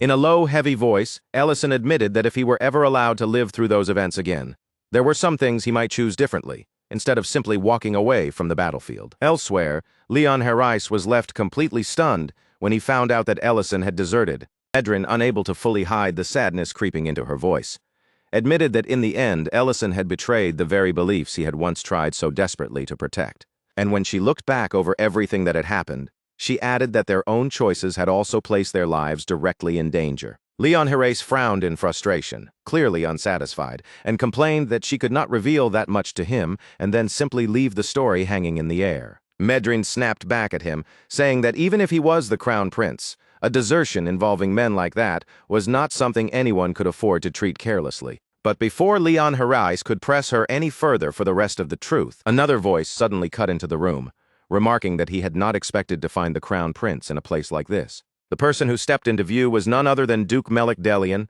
the third Duke of the Empire. Leon Herais immediately flicked his eyes toward Madrine, all while carefully concealing the thoughts moving behind his expression. He understood very clearly that he still did not possess enough power to openly reveal what he was truly after. So instead, Leon slipped smoothly back into the role everyone expected from him, the spoiled, unserious crown prince, and cheerfully declared that he would gladly go anywhere if it meant spending time with such a beautiful woman. Then, with shameless confidence and a performance bold enough to sell the act, Leon Herres took Madrine's hand and pressed a kiss against it. He was clearly hoping that Madrine would understand what he was doing and endure the act just long enough for them to survive the awkward situation in front of the Duke.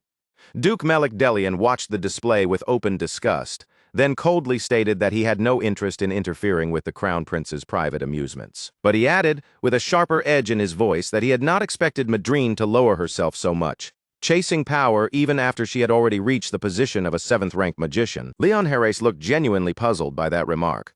So Duke Melek Delian pointed toward the 7 circles marked on Madrine's badge and explained that those circles represented both her rank and her status. Leon simply brushed the explanation aside with a carefree shrug, saying he had never bothered to pay attention to complicated things like that, and insisting that he had summoned Madrine for one simple reason, because she was beautiful. At last, Duke Melek Delian turned away and prepared to leave. But before walking out, he gave Leon Herres one final piece of advice. Keep those sorts of activities away from the records room. The instant the Duke was gone, Leon Herres began apologizing and asked whether Madrine had ever dealt with Duke Melek Delian before.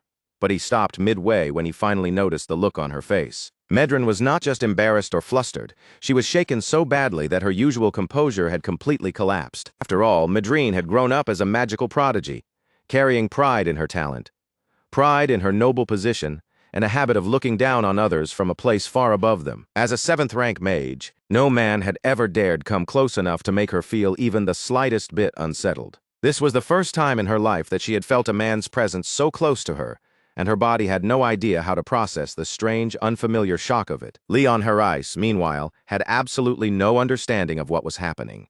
He was just about to ask her about it when Madrine suddenly lost consciousness right in front of him. At another moment, Ellison was carrying the sleeping dragon girl, Rurin, over his shoulder, deciding it would be best to let her rest while he took care of a few messages himself. Then, with timing so absurd that it almost felt intentional, Ellison walked in and found Leon Herres standing in nearly the exact same kind of situation. Only this time, the girl slung over someone's shoulder was Madrine, and the one carrying her was Leon Herres. The two men immediately pointed suspicion at one another, each accusing the other of acting suspicious while carrying a girl over his shoulder. A little while after that awkward encounter, they ended up seated across from one another inside Leon Herres' study, with the strange tension from earlier still faintly lingering in the room. Ellison explained that he had come because he had business with Emperor Remedin Herres, and since Leon Herres would eventually hear about the matter anyway, he wanted to say goodbye first, before the wrong people happened to notice the two of them meeting together. Leon Herres stopped him before Ellison could leave the explanation there. He revealed that Madrine had already told him enough for him to connect several pieces of the story on his own.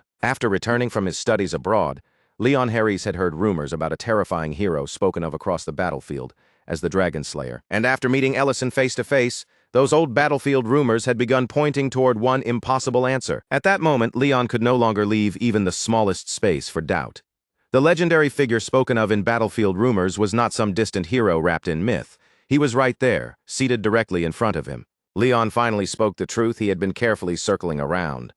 The man before his eyes was Ellison, the same Ellison known as the legendary 9th-class Archmage. He was the only human being in history who had broken past the accepted 7-circle limit, stepping into a magical realm that ordinary mages could not even begin to imagine. And once Leon said it out loud, he no longer bothered pretending caution was necessary. Keeping his gaze locked on Ellison, he asked him directly to lend them that impossible strength. Meanwhile, in another part of the palace, Emperor Remedin Herres sat in silence, with Ellison's earlier words still lingering heavily in his mind. No matter how hard he tried, the Emperor could not stop thinking about the regret Ellison had carried with him after choosing to leave the battlefield behind. And hidden underneath that regret, there had been something even more fragile, a quiet wish that if fate ever gave him another chance, he might choose a different path. It was at that very moment that the third Duke arrived at the Imperial Palace. Duke Delian did not bother softening his voice or offering even the faintest courtesy. The moment he appeared, he asked straight away whether Ellison was somewhere inside the palace. Emperor Remedin Herres did not give Duke Delian the answer he was demanding. Instead, he remained silent and simply refused to respond. That silence clearly struck a nerve. Anger flickered across Duke Delian's face, but rather than letting it spill out through words, he stepped forward with a heavy, intimidating pressure. Under that oppressive presence, the Emperor suddenly seemed smaller than before, as if the Duke's power and influence were pressing him down even inside his own palace. The Emperor's knight moved at once to stop him. But before he could interfere, Duke Delian's own knight reached out and caught his wrist in a firm, unyielding grip. Then Duke Delian turned his cold gaze back toward the Emperor, his expression filled with open contempt. Without the slightest trace of mercy. He reminded the emperor that the glory he had once held was already nothing more than a relic of the past. Before that confrontation could slide any further into open humiliation, Porgo stepped in between them and warned Duke Delian to remember exactly where he was standing. No matter how bold he acted, this was still the imperial palace. And if Ellison truly happened to be nearby, then Duke Delian needed to think far more carefully before deciding what to do next. Duke Delian understood the meaning behind Porgo's warning immediately, so at least for the moment, he chose not to push the confrontation any further. But before leaving, he still made sure to deliver one final insult, telling the emperor that he should properly discipline Medrine for behaving so disgracefully with the crown prince. Only after Duke Delian finally left did Porgo turn back toward Emperor Remedin Heres and ask whether he was all right. The emperor thanked him, but the heaviness in his expression did not fade. He admitted that as a ruler, he felt nothing but shame, and he wondered just how deeply his own son must be ashamed of him as well. From there, the focus shifted once again back to Leon's study. Leon reminded Ellison that the true decline of the imperial family had begun after the First Night Order was divided and scattered. When the war against the dragons broke out, the emperor had tried to protect the people by sending members of the order to different regions, placing them wherever the front lines most desperately needed support. But that decision came with a devastating cost. The palace itself was left dangerously exposed, protected by only the commander and a small number of remaining forces. Bitterness tightened Leon's face as he looked directly at Ellison and asked whether he understood what that situation had truly meant. Ellison answered immediately, without needing to think it over. It meant the empire had lost the strength it needed to keep the nobles under control. Leon agreed, then went on to explain that whenever the palace called upon those nobles for assistance, they either rejected the summons outright or sent soldiers so useless that their presence only dragged the situation into even greater chaos. Rather than helping the Rubrun Empire survive the war, those nobles made the battlefield even more disordered, turning an already desperate situation into something far worse. At last, Leon stopped hiding behind the polished composure expected of royalty. The anger he had been suppressing, the helplessness he had swallowed down, and the desperation weighing on his chest all broke through at once as he begged Ellison to help him. Leon did not stop at words alone. He lowered himself onto one knee before Ellison, bowing his head as he pleaded for the strength only Ellison could provide. The sight of the crown prince kneeling before him left Ellison completely stunned. Ellison immediately told Leon to stand up, saying that someone in the prince's position should not be kneeling before anyone, especially not before a man who was officially nothing more than a restaurant owner. Leon slowly rose back to his feet, and the embarrassment on his face was obvious now that the heat of his desperation had finally caught up with him. For a short moment, Leon admitted that perhaps he had misunderstood Ellison after all, but then his eyes dropped toward the insignia Ellison carried.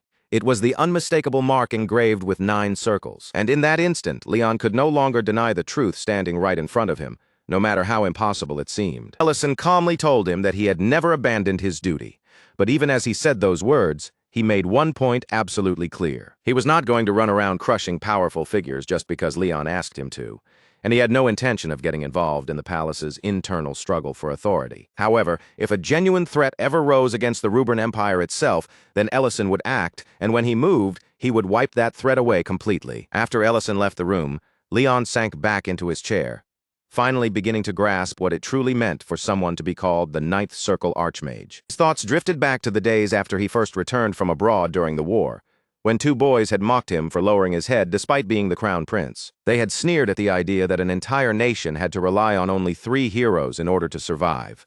Even then, Leon had snapped back at them without holding anything in, because those boys had never understood the kind of weight those heroes were carrying on their shoulders, all for the sake of the empire. Back in the present, Leon could only let out a small, powerless smile. Even if everyone else in the world believed Ellison had disappeared for good, Leon decided to hold on to the hope that someday that man would appear again. Somewhere else, Rurin slowly stirred from her sleep, her eyes opening little by little as she finally began to wake up. And the very first thing waiting in front of her was Medrine, standing there with fear written across her face, so tense that her entire body looked as if it might lock up on the spot. Medrine immediately panicked and rushed to defend herself, desperately insisting that she had not done anything wrong and trying to explain the situation before it got any worse. But Rurin was already burning with anger, and once her temper flared that fiercely, a few frantic excuses were nowhere near enough to cool her down. That was when Ellison finally arrived. He took one look at the scene in front of him and dryly remarked that if he had come even a second later, the whole place probably would have turned into a complete disaster. The instant Ruren spotted him, she launched herself straight toward him and clung to him tightly, loudly complaining that he had abandoned her and left her all alone. Ellison simply told her that it was time to go home, since the matter that had brought him to the palace had already been taken care of. Medrin, still visibly shaken from everything that had just happened, asked him what he had even come to the palace to do in the first place. Ellison answered in his usual casual tone that she would understand soon enough once Dirient arrived. Medrin then hurriedly warned him that Duke Melik Delian was currently inside the palace. But Ellison did not seem concerned in the slightest. He told her there was no reason to panic, because he was planning to leave immediately anyway. Even so, before opening his magic and disappearing, Ellison turned back toward Madrine and asked one last question, whether she was the one who had told Crown Prince Leon who he really was. And on top of that, he asked whether she had also failed to keep quiet about what had happened at Dedren Castle. Under the weight of his questioning, Madrine looked like she might collapse right where she stood. Still, she insisted that she had not revealed everything, and that she had only spoken because Crown Prince Leon had personally ordered her to. Elsewhere in the palace, Leon quietly apologized to Madrine in his heart. Later, when Porgos saw Madrine stepping out of Leon's chamber looking completely drained, he misunderstood the situation in the worst possible way and began wondering whether Duke Melik Delian's ugly suspicions had been correct after all. By the time the next day arrived, Ellison had already returned to the restaurant. As soon as he gathered everyone together, he asked them all to give Linty and Mate a proper round of applause for keeping the kitchen running while he was away. He also praised Ment and Miltine, giving them credit for all the hard work they had put in. Ruren immediately asked what praise she was getting, but Ellison smoothly ignored the question as if he had not heard her at all. Then Lint casually revealed that he had known from the beginning that Ellison was secretly watching over them the entire time, even while pretending to be gone. That unexpected comment actually caught Ellison off guard. Even so, Ellison decided not to linger on that awkward detail. Instead, he announced that everyone would be rewarded with a camping trip. The atmosphere in the room changed at once, excitement quickly spreading among them.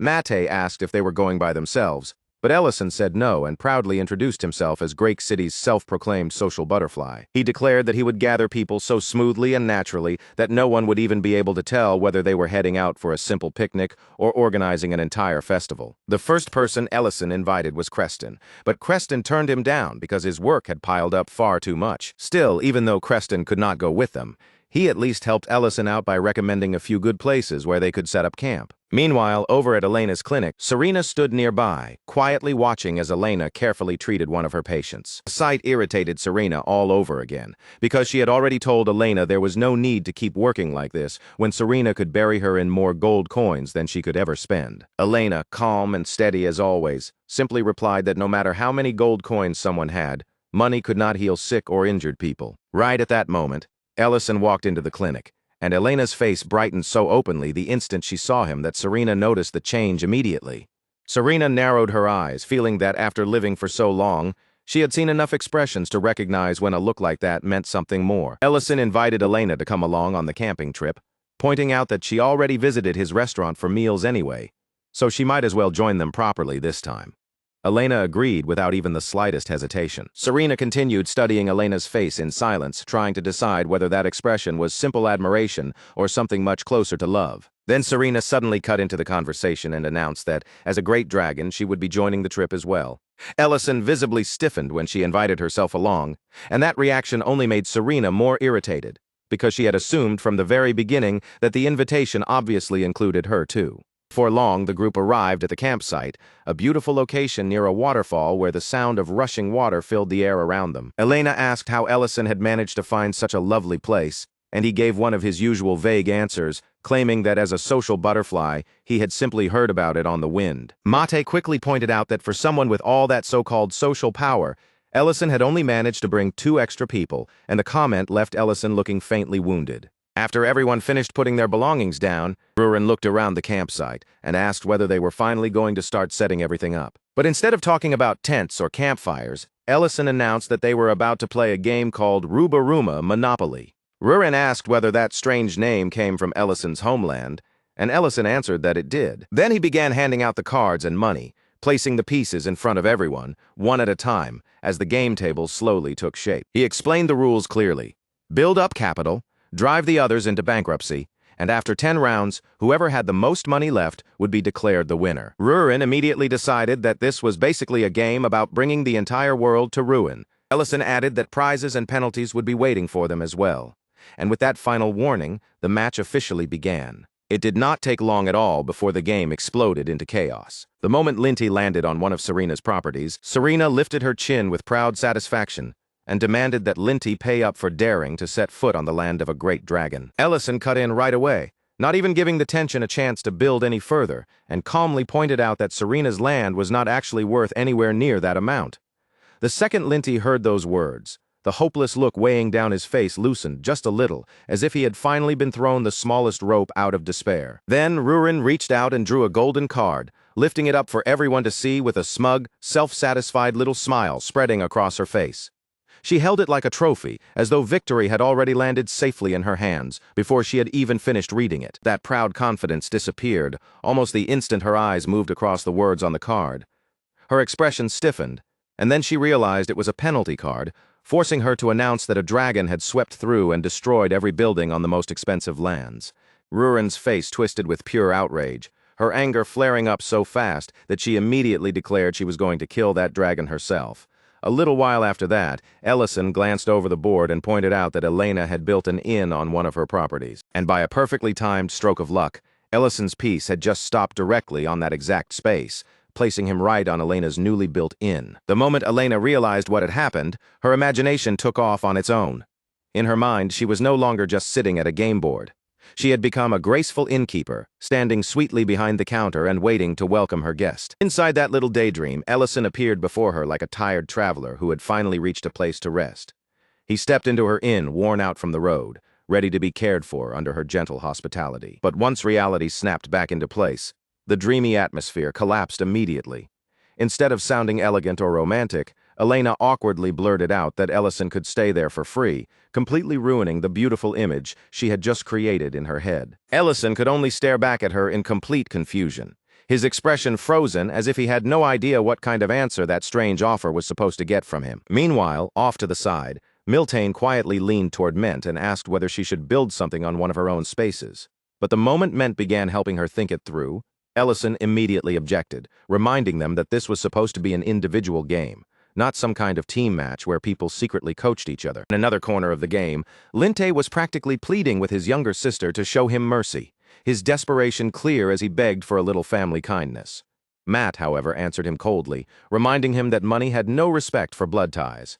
Ellison then had to step in and point out the most obvious part, that all of this money was fake to begin with. Rurin, not wanting to accept her own situation either, tried to argue her way out of being trapped in prison. But Ellison shut down her excuse just as firmly, refusing to let her wiggle out of the rules. Finally, after all the shouting, excuses, arguments, and chaos had run their course, everyone gathered the remaining money together and began counting up the final results. At the very bottom of the rankings were Rurin and Serena, both of them completely bankrupt, with no money left, no clever escape available, and no way to recover from their losses. Ellison, after everything that had happened across the board, ended up placing third, settling into the middle of the final standings. And somehow, despite all the confusion and unexpected twists along the way, Elena managed to rise above everyone else, take first place, and win the entire game. As her reward for winning, Ellison handed Elena a wish ticket. It was a special prize that allowed her to ask him for anything, as long as it was something within his power to give. Elena looked down at the ticket and asked if she was allowed to keep it for later instead of using it right away. Ellison told her there was no deadline attached to it, so she could save that wish and use it whenever she truly wanted. Serena, meanwhile, was watching Elena's face far too closely, studying every little change in her expression. In Serena's mind, a chance like that was far too rare to waste, so Elena had better make very good use of it. After that, Ellison shifted the mood again and moved on to announce the penalty that came with losing the game. Since Rurin and Serena had ended up losing, the two of them were assigned the job of setting up the tents for everyone at the campsite. Of course, the two of them did not exactly work together in peaceful harmony. Instead, the entire setup turned into one long stretch of bickering, clashing, and snapping at each other while the tents were being put up. Later that night, once the campsite had finally grown quiet, and everyone else had crawled into their tents to settle down, Elena was still awake in the darkness, lying there with her eyes open while her thoughts refused to calm down. She gently lifted the wish ticket Ellison had given her, brought it close to her lips, and kissed it softly, treating it like something precious. Then, from the corner of her eye, she noticed Miltine quietly getting up and slipping away from the campsite without drawing attention to herself. That small movement immediately tugged at Elena's curiosity, but there was also a faint touch of concern mixed in, as if she could not simply ignore Miltine wandering off alone at night. So Elena carefully followed after her, keeping her footsteps soft and quiet as she trailed behind Miltine through the night without being noticed. Before long, Elena found Miltine in someone's arms, clinging to him as she confessed that she could no longer bear being separated from him. And the person holding her was none other than Ment. Elena froze where she stood, shocked by the sight of the two of them together. Meanwhile, Miltine and Ment quietly spoke about keeping their relationship hidden for just a little longer. Miltine tried to calm Ment down, gently reassuring him that everyone else was asleep, so there was no need for him to worry about anyone discovering them. Naturally, that reassurance fell apart almost immediately. Rurin and Serena suddenly appeared beside Elena, casually admitting that they had also heard strange noises and had come over to see what was going on. Rurin then made a dry comment, pointing out that they kept calling their relationship a secret, even though nearly everyone could already tell that Miltine and Ment had feelings for each other. Not long after their secret was exposed, the newly revealed couple ended up standing in front of Ellison. He faced them calmly and said he had already heard that the two of them were together. But instead of scolding them or making the situation uncomfortable, Ellison simply congratulated them. He told both Miltine and Ment that there was no reason for either of them to feel guilty about their relationship. Off to the side, Linty and Mate were quietly talking between themselves, both realizing how foolish they had been for somehow failing to notice what had been happening between Miltine and Ment all this time. Ellison then announced that since their relationship was no longer a secret, everyone would hear the full story properly over a good meal. And for that special occasion, he decided he would make curry. He started by slowly sautéing onions, taking his time until they softened, deepened into a rich brown color, and filled the campsite with a warm, savory fragrance. In another pot, he cooked the vegetables and meat together with butter, letting everything sizzle gently as the ingredients softened and began soaking up the flavor. After that, he poured in water and let the ingredients simmer down, allowing the separate parts to come together into one thick, hearty dish. Finally, Ellison added the spices, building the flavor layer by layer until the smell of curry spread through the entire campsite and made the air feel even warmer. The finished meal looked so inviting that just seeing it was enough to brighten everyone's faces, lifting the mood around the camp almost instantly. Ellison had even gone out of his way to prepare a separate vegetarian curry specifically for Elena. That quiet little act of care made Elena blush, her expression softening as she realized that Ellison had remembered her needs without making a big deal out of it. As everyone sat together and ate, Ellison finally asked the question that had clearly been sitting in everyone's mind, between Miltine and Ment, who had confessed first. Miltine answered without hesitation, not trying to hide or dodge the question at all. She openly admitted that she had been the one who confessed first. Ment then admitted that at first he had seriously considered rejecting her because of the age difference between them. But when the moment actually came, he found that he simply could not bring himself to turn her away. He had kept questioning himself, wondering whether it was truly right to push someone away, only because he was afraid of what their future might become. In the end, the answer he reached was simple. The feeling between them was mutual, and that mattered more than his fear. Ellison then casually asked if the two of them were already planning to hold their wedding in Great Plaza. The question hit Ment so suddenly that he immediately protested, insisting that it was much too early to be talking about anything like that. But Ment's flustered reaction only made everyone even more excited. The group burst into louder cheering and teasing, turning their attention fully toward the embarrassed couple with even more playful energy. The teasing only got louder from there, with everyone happily pushing Miltine and Ment toward the kiss they had failed to properly share the night before. After all, every time the mood had finally seemed right, another interruption had come crashing in and ruined the moment. In the end, there was nowhere left for the couple to hide from all that pressure. Miltine finally gave in, leaned toward Ment, and gently closed the distance between them with a kiss. The instant their lips touched, the whole group erupted with joy, cheering as if they had all been waiting for that one moment to finally happen. Well, everyone except Rurin. She watched the kiss from the side with a face that had gone noticeably sour, her displeasure written clearly across her expression. After the meal was over, Linte and Mate were still deeply moved by the taste of the curry. The warmth and flavor reminded them of the stew they had once eaten back at Ellison's restaurant, bringing that earlier memory rushing back. And with that, the night finally softened into the kind of warm, peaceful happiness that only comes after a long stretch of chaos, embarrassment, laughter, and a meal good enough to settle everyone's hearts. The newly revealed couple quietly slipped away together for a short walk, leaving the others behind at camp. Meanwhile, Rurin, still wearing that same unhappy look, asked Ellison to play Monopoly with her again, making him assume she was simply still bitter about losing the previous round. Off to the side, Serena spoke up with clear satisfaction, praising the curry as she savored the lingering taste. Elena answered softly in agreement, saying that it really had been absolutely wonderful. Then Serena leaned a little closer to Elena, lowering her voice as she warned her not to take too long to make up her mind. Even if that wish ticket had no expiration date, Serena reminded her, a good man could still be claimed by someone else before she ever used it. Serena then added that Ellison seemed to have made some kind of decision today. Those few words landed heavily in Elena's chest, stirring up her already tangled emotions and leaving her heart even more confused than before. Around the same time, Ellison and Rurin sat down across from each other once again, starting another round of Monopoly as the campsite settled around them. Almost immediately, Ellison's luck turned against him, and his piece was sent straight back into jail, trapping him there once again. Rurin calmly told him that he was simply unlucky, her tone cool and blunt. Ellison, clearly trying to move the mood somewhere less sharp, carefully guided the conversation toward Ment and Miltine instead. The relationship between Ment and Miltine itself had not exactly shocked anyone, since almost everyone had already noticed the feelings Miltine had been carrying for Ment. What really surprised Ellison was not the relationship, but Rurin's reaction to seeing it unfold right in front of her. Then, without giving him any warning at all, Rurin suddenly blurted out that she liked him. The confession struck Ellison so hard and so suddenly that he actually spat out the coffee he had been drinking. Rurin explained that until now, she had always thought it was enough to be honest about her feelings and say them out loud without hiding anything. But after watching everyone celebrate Ment and Miltine together, after seeing their feelings accepted so openly, so warmly, and with so much happiness, Rurin could no longer ignore how different it felt compared to her own situation. Ellison tried to explain that everyone had simply been celebrating the beginning of something new, the same way they had once celebrated Rurin's birthday. But Rurin immediately pushed back, saying that no one had ever celebrated her feelings for him in that way. Her frustration began spilling out more openly as she said that when she confessed to him, nobody had reacted with cheers or excitement at all.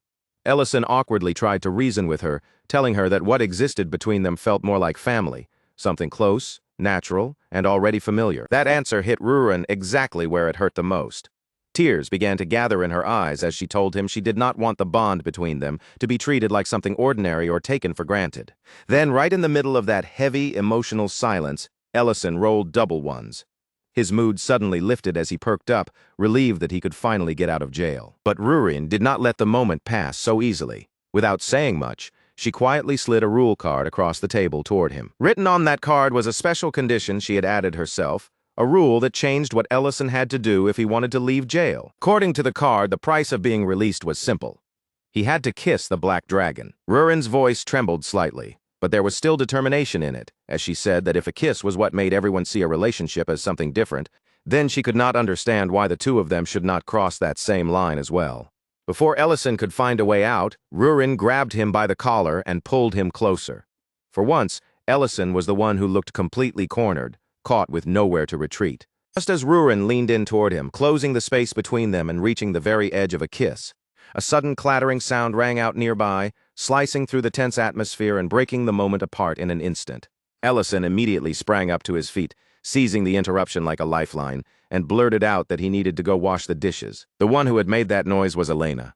She had only come over because she needed clean water for the dishes, with no intention of walking into anything unusual. But instead of simply getting water and leaving, she had stumbled straight into the middle of an intensely awkward scene between Ellison and Rurin. The moment Elena understood exactly what she had just interrupted, she dropped down onto her knees in silent dread, as though every bit of strength had suddenly drained out of her body.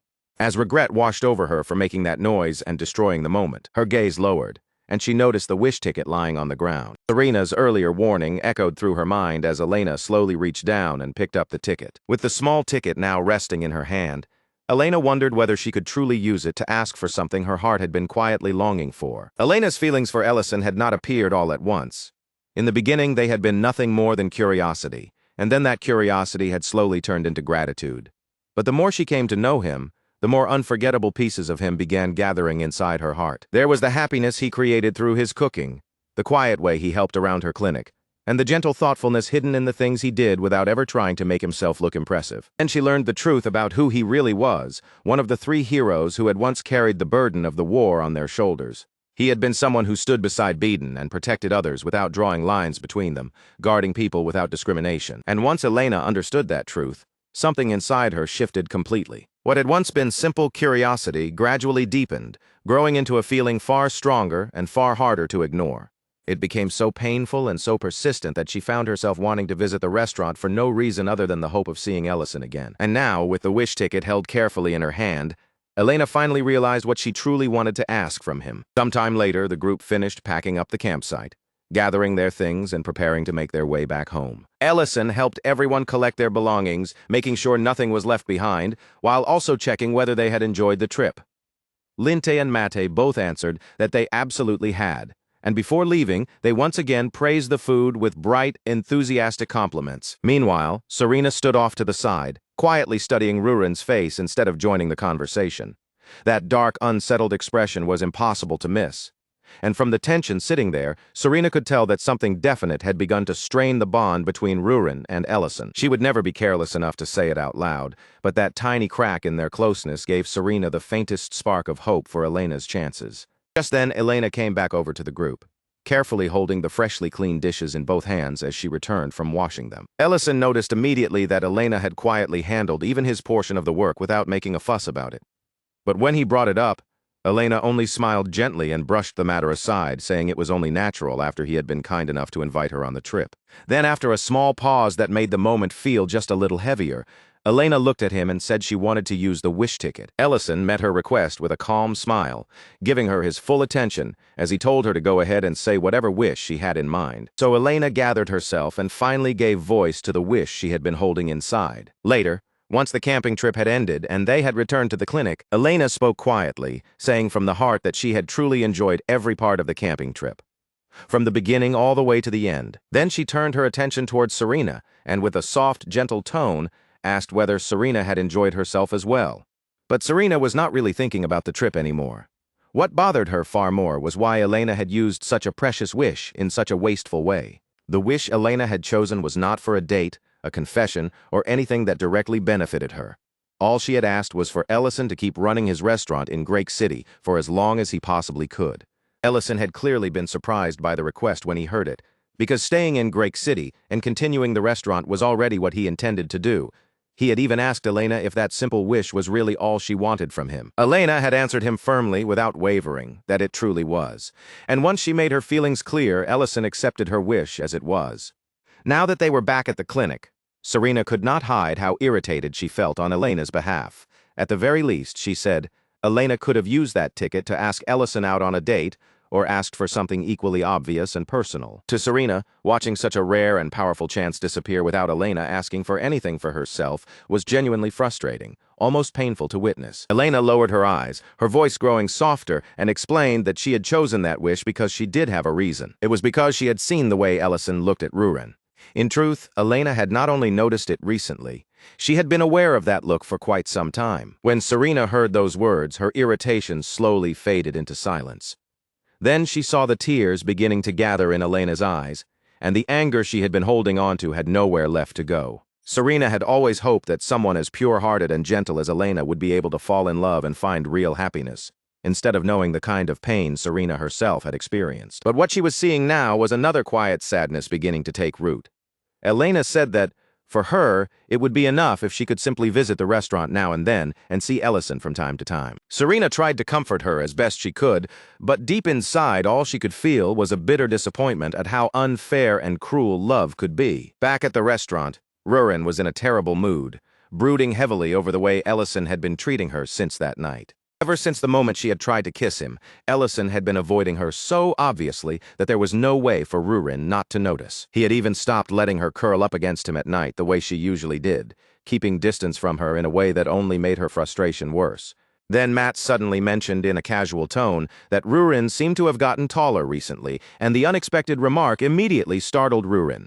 As Rurin thought about it, the realization struck her all at once. Her coming-of-age ceremony had to be drawing close. She turned toward Matt and asked if her height really made that much of a difference. Mate answered that it was not only her height. Lately, Rurin seemed more grown-up and mature in general. At that same time, Ellison was working in the kitchen, but his mind was clearly somewhere else.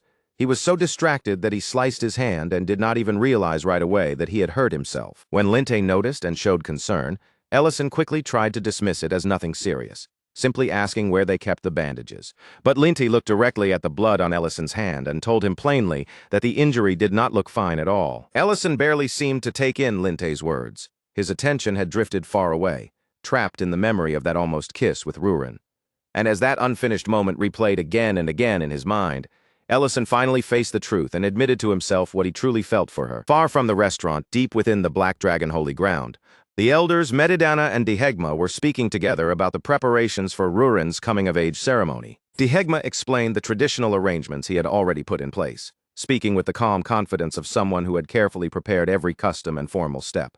And when the topic naturally turned in that direction, he even brought out a list of possible Black Dragon suitors for Rurin. As Medidana looked over the names on the list, he remarked that Niza's name would probably have been included among them as well, if Niza were still alive. Dihegma agreed without any hesitation, accepting that point as though it were obvious. Then Medidana chose his words carefully and asked whether Dihegma still held resentment toward Ellison for killing Niza. Dihegma answered plainly that he did not. Medidana started to bring up Rurin's feelings for Ellison, but Dihegma cut him off before he could continue.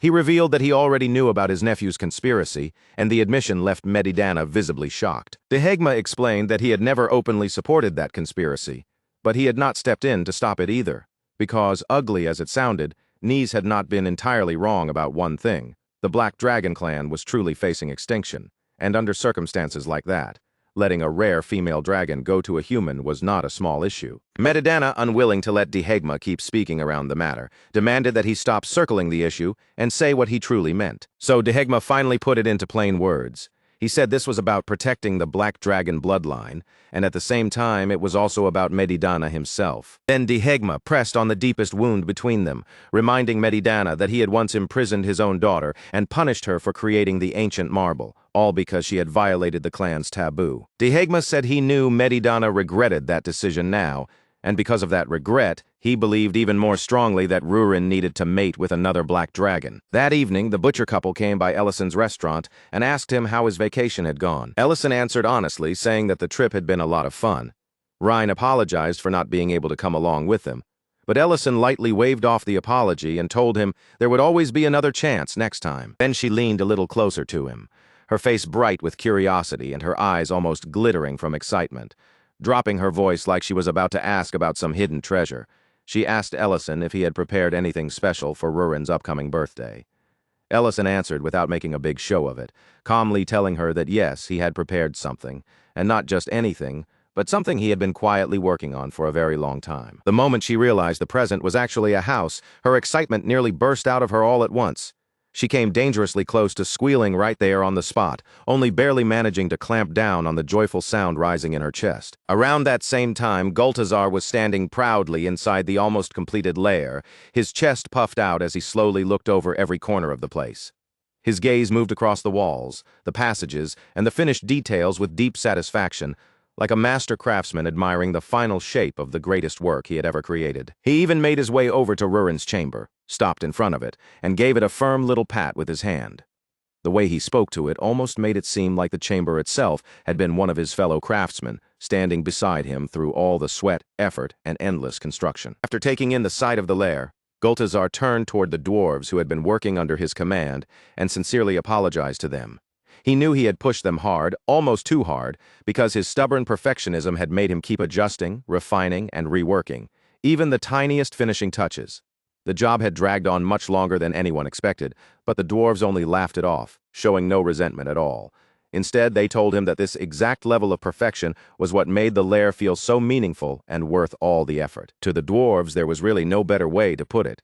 This lair was Gultazar's masterpiece, a creation with enough pride and craftsmanship behind it to be remembered for years to come. And now that the work was finally close to finished, the only thing they wanted was to see everyone's reaction when they stepped inside and witnessed it for the first time. Meanwhile, Rurin was still fast asleep, but her mind had been dragged into a dream that felt far too vivid to be harmless. In that dream, she stood before the elders of her clan, looking small and tense beneath their cold, judging stares, while they repeated her mother's crimes again and again, as if they were pressing every accusation directly onto Rurin's shoulders. They declared that the war had started because her mother had created the ancient marble. Rurin's body began to tremble as she desperately tried to defend herself, forcing out the words that this was not something she could answer for. But Medidana did not soften or even seem to listen. His face remained unmoved, his gaze fixed, and from the look in his eyes, his judgment had already been decided long before she spoke. Without giving Rurin even the smallest chance to continue pleading her case, Medidana pronounced her punishment in a hard, merciless voice. His verdict was final. She would be exiled from the sanctuary. Rurin suddenly shot awake in pure terror, her body jerking upright as if the sentence had chased her straight out of the dream. Even after opening her eyes, the panic from the nightmare still clung to her, leaving her breath unsteady and her body tense. Only after that first wave of fear passed did she notice something else. The place beside her was empty, and when she looked around, Ellison was nowhere to be found. Still shaken from the nightmare and unable to calm herself, Rurin hurried outside to look for him. Before long, her search led her to Ellison, who was standing together with Gultazar. As soon as Rurin appeared, both Ellison and Gultazar noticed her almost at the same moment. The two of them turned toward her together, their attention immediately shifting in her direction. Rurin stared back and forth between the two of them, confusion plain on her face. Not understanding why they were standing there together or what was happening, she asked them exactly what was going on. Ellison cleared his throat, suddenly looking just a little awkward under her gaze. He told her there was something he had wanted to say, something he had originally planned to keep hidden until her birthday. But now that she was standing there in front of him, he felt that maybe this moment was right after all. Instead of trying to explain everything with a long speech, Ellison decided it would be better for Rurin to see it with her own eyes. So he gently guided her forward, leading her first toward the entrance of the lair. The moment Rurin reached the entrance and stepped across the threshold into the lair, her gaze naturally lifted upward and she stopped in place. Above her stretched an enormous ceiling so high and open that the sheer size of the space left her frozen in surprise. Near the entrance stood Rurin's chamber, positioned solidly at the front of the lair like a protective watchpost guarding the whole place. Gultazar introduced it with obvious pride, calling it the guard compound as satisfaction filled his voice. From there, they began showing Rurin through the rest of the lair. They led her through the wine cellar, then into the pantry that connected neatly to the dining hall, before moving on to the bedroom and finally the carefully prepared vault. Every room had its own clear purpose, and each space felt like another piece of a long-kept promise finally taking real shape before her eyes. Once that part of the tour was finished, Gultazar guided them even deeper inside the lair. His steps seemed to grow more confident the farther they went, as though they were approaching the section he had been most eager to reveal. And there, right at the heart of the lair, Gultazar proudly showed them an enormous bathing area. It was wide, grand, and impressive enough to feel like one of the true centerpieces of the entire home. As soon as Rurin saw it, her whole face changed. Her eyes widened, her expression brightened, and excitement spread across her features as she immediately asked whether the bath was connected to the underground aquifer. Gultazar confirmed it proudly, explaining that he remembered how much she loved the hot spring, so he had gone out of his way to build one especially for her. Watching that joy bloom across Rurin's face, Ellison felt a quiet wave of relief settle over him. He understood that the strange distance he had been keeping had hurt her, even if he had never managed to properly put it into words. But right now, at least in this moment, Rurin looked genuinely happy. Seeing her smile so openly only made the feeling inside him stronger, the feeling that he could not keep avoiding his own emotions forever. Rurin immediately turned toward Ellison and demanded cocoa, then said in the most casual tone possible that they should bathe together, as if that were the most natural thing in the world. Ellison nearly locked up on the spot, his mind going completely blank before he could even put together a proper response. Before Ellison could manage to answer her, Rurin had already stepped straight into the water without the slightest hesitation.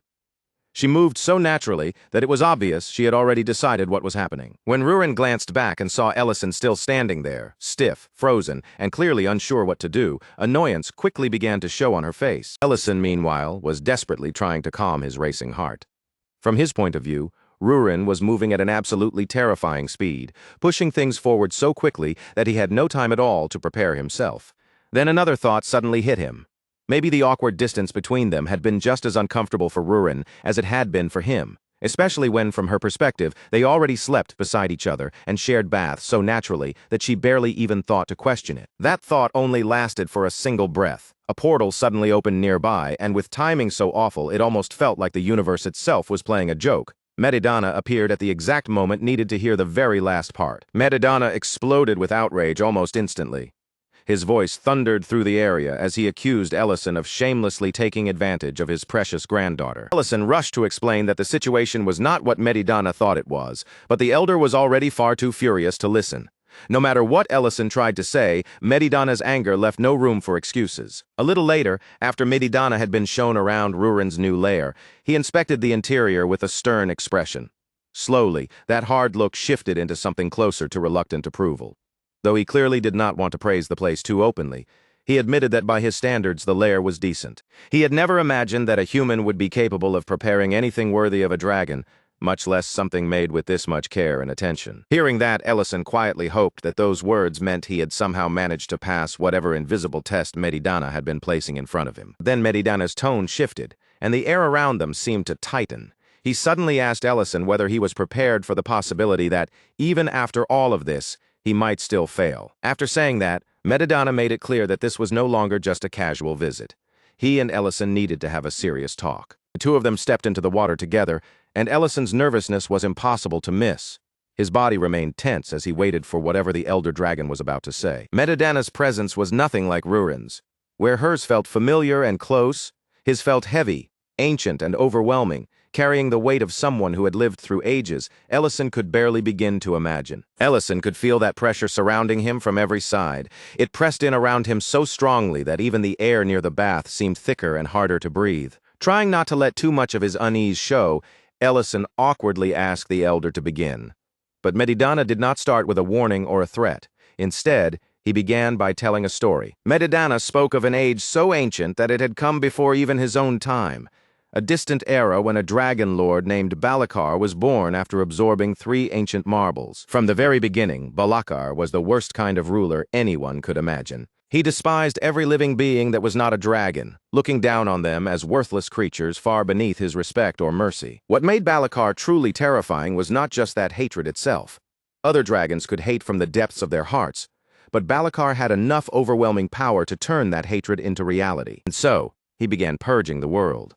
One race after another, one creature after another.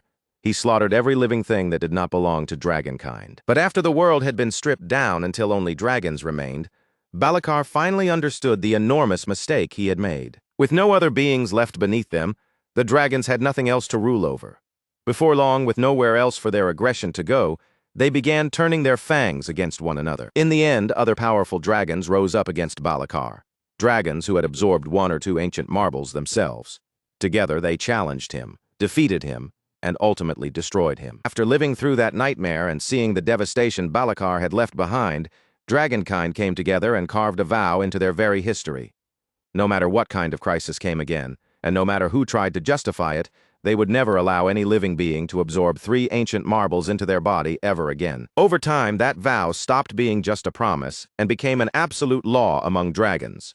From that point forward, even creating an ancient marble was treated as the greatest taboo of their kind, a forbidden act so dangerous that no dragon was ever supposed to lay a hand on it again. Then Medidana's voice sank lower, carrying a heavier weight than before.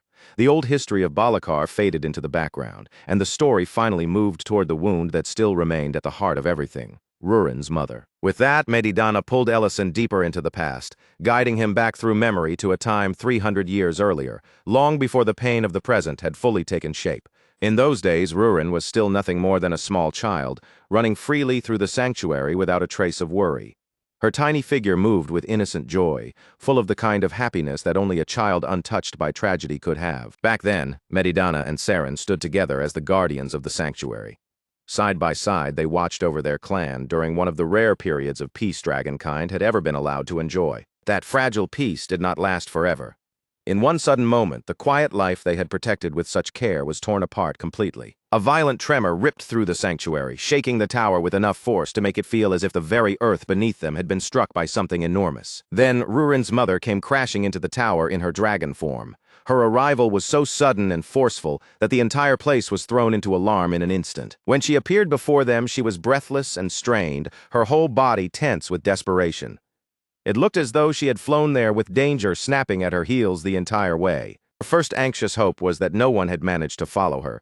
Then, with that fear still hanging over her, she revealed the forbidden thing she had brought back with her, an ancient marble. Without giving them even a moment to process it, she urgently begged them to hide it at once. The way she spoke made it clear that every second of hesitation felt like it could bring disaster straight to the sanctuary's door. The moment Saren and Medidana saw it, their expressions sharpened with suspicion and alarm. Saren immediately demanded to know where she had gotten something so strictly forbidden, but Rurin's mother responded in a way that almost made the situation feel even more maddening. With a strangely casual tone, she said she had more or less smuggled it out from somewhere. Her father's anger flared up at once, his patience snapping under the weight of what she had admitted. Before his fury could completely boil over, Rurin's mother hurried to calm him, trying to keep the situation from exploding any further. When they pressed her for more answers, she explained that the situation was not fully complete yet. But soon, she warned them, a new Dragon Lord was going to be born. She told them that she had once seen certain people attempting to gather all 3 ancient marbles in one place. Even though she did not completely understand every detail of what they were planning, her instincts screamed that something terrible was about to happen. So she acted first and stole one of the marbles herself. In fact, she even admitted something even more reckless. For a brief moment, she had considered stealing all 3 ancient marbles on her own, and she said it with so much bold confidence that it almost sounded like bragging in her mind. Even if she had taken all 3, no one would have been able to catch her anyway. Saren, however, did not allow that confidence to stand unchallenged. Her voice turned serious as she reminded her that an ancient marble was not the kind of thing anyone could keep hidden forever. The power radiating from it would eventually expose its location, and once that happened, the laws and traditions of dragonkind would inevitably close in around her. Surprisingly, Rurin's mother did not argue against that warning.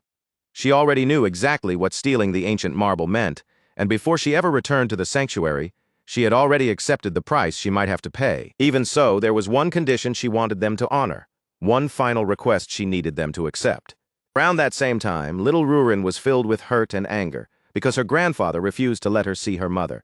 To her young heart, that rejection felt cruel and impossible to understand. Then, from the place where she was secretly hiding nearby, Rurin caught sight of her mother standing there, surrounded by other dragons. Medidana stood directly in front of his own daughter, his expression stern and unyielding, and demanded that she confess to what she had done. In a hard voice, he asked whether she admitted to creating the ancient marble. Rurin's mother did not try to run from the accusation or dress up her answer with excuses.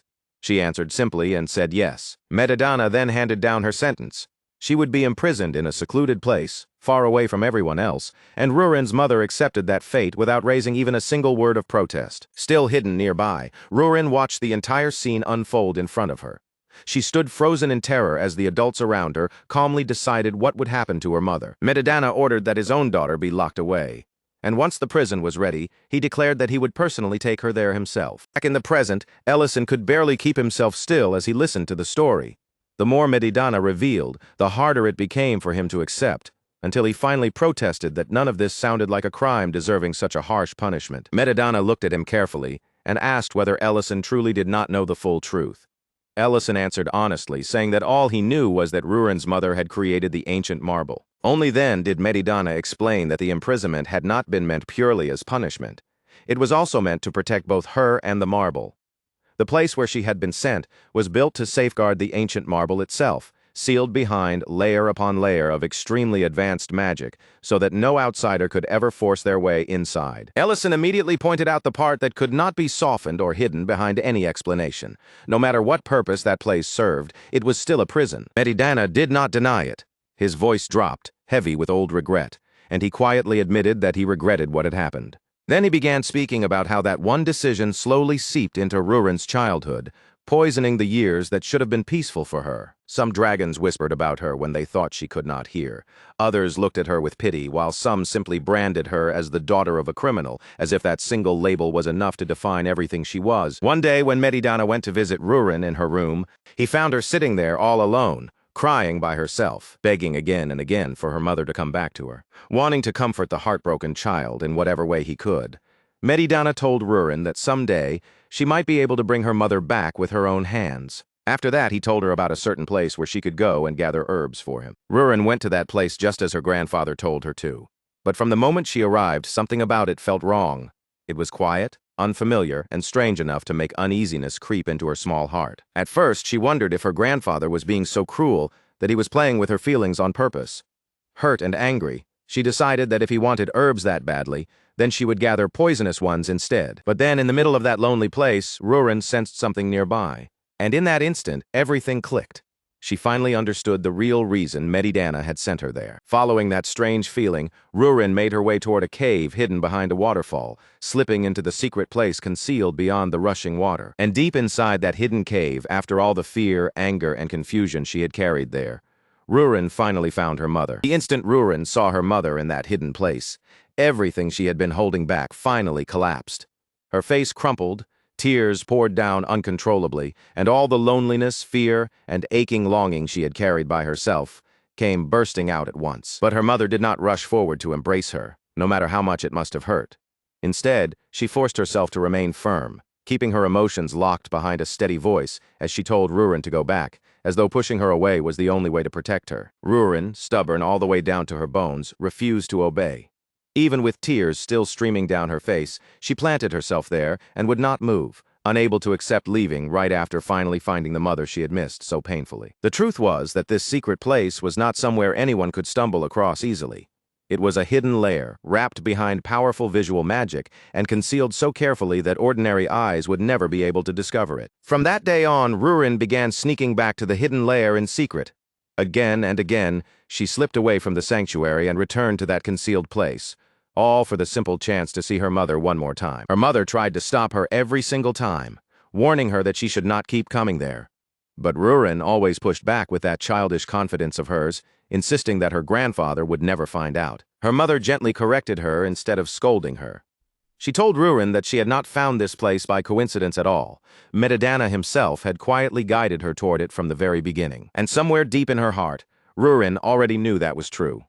The path had not simply opened for her by luck, and the secret lair had not revealed itself by chance. In the present, Medidana admits that Rurin had always been such a rebellious child that no one paid much attention whenever she disappeared for a while. Her wandering off was treated almost like part of who she was. Because of that, Rurin never received the same proper magic education that the other dragons were given.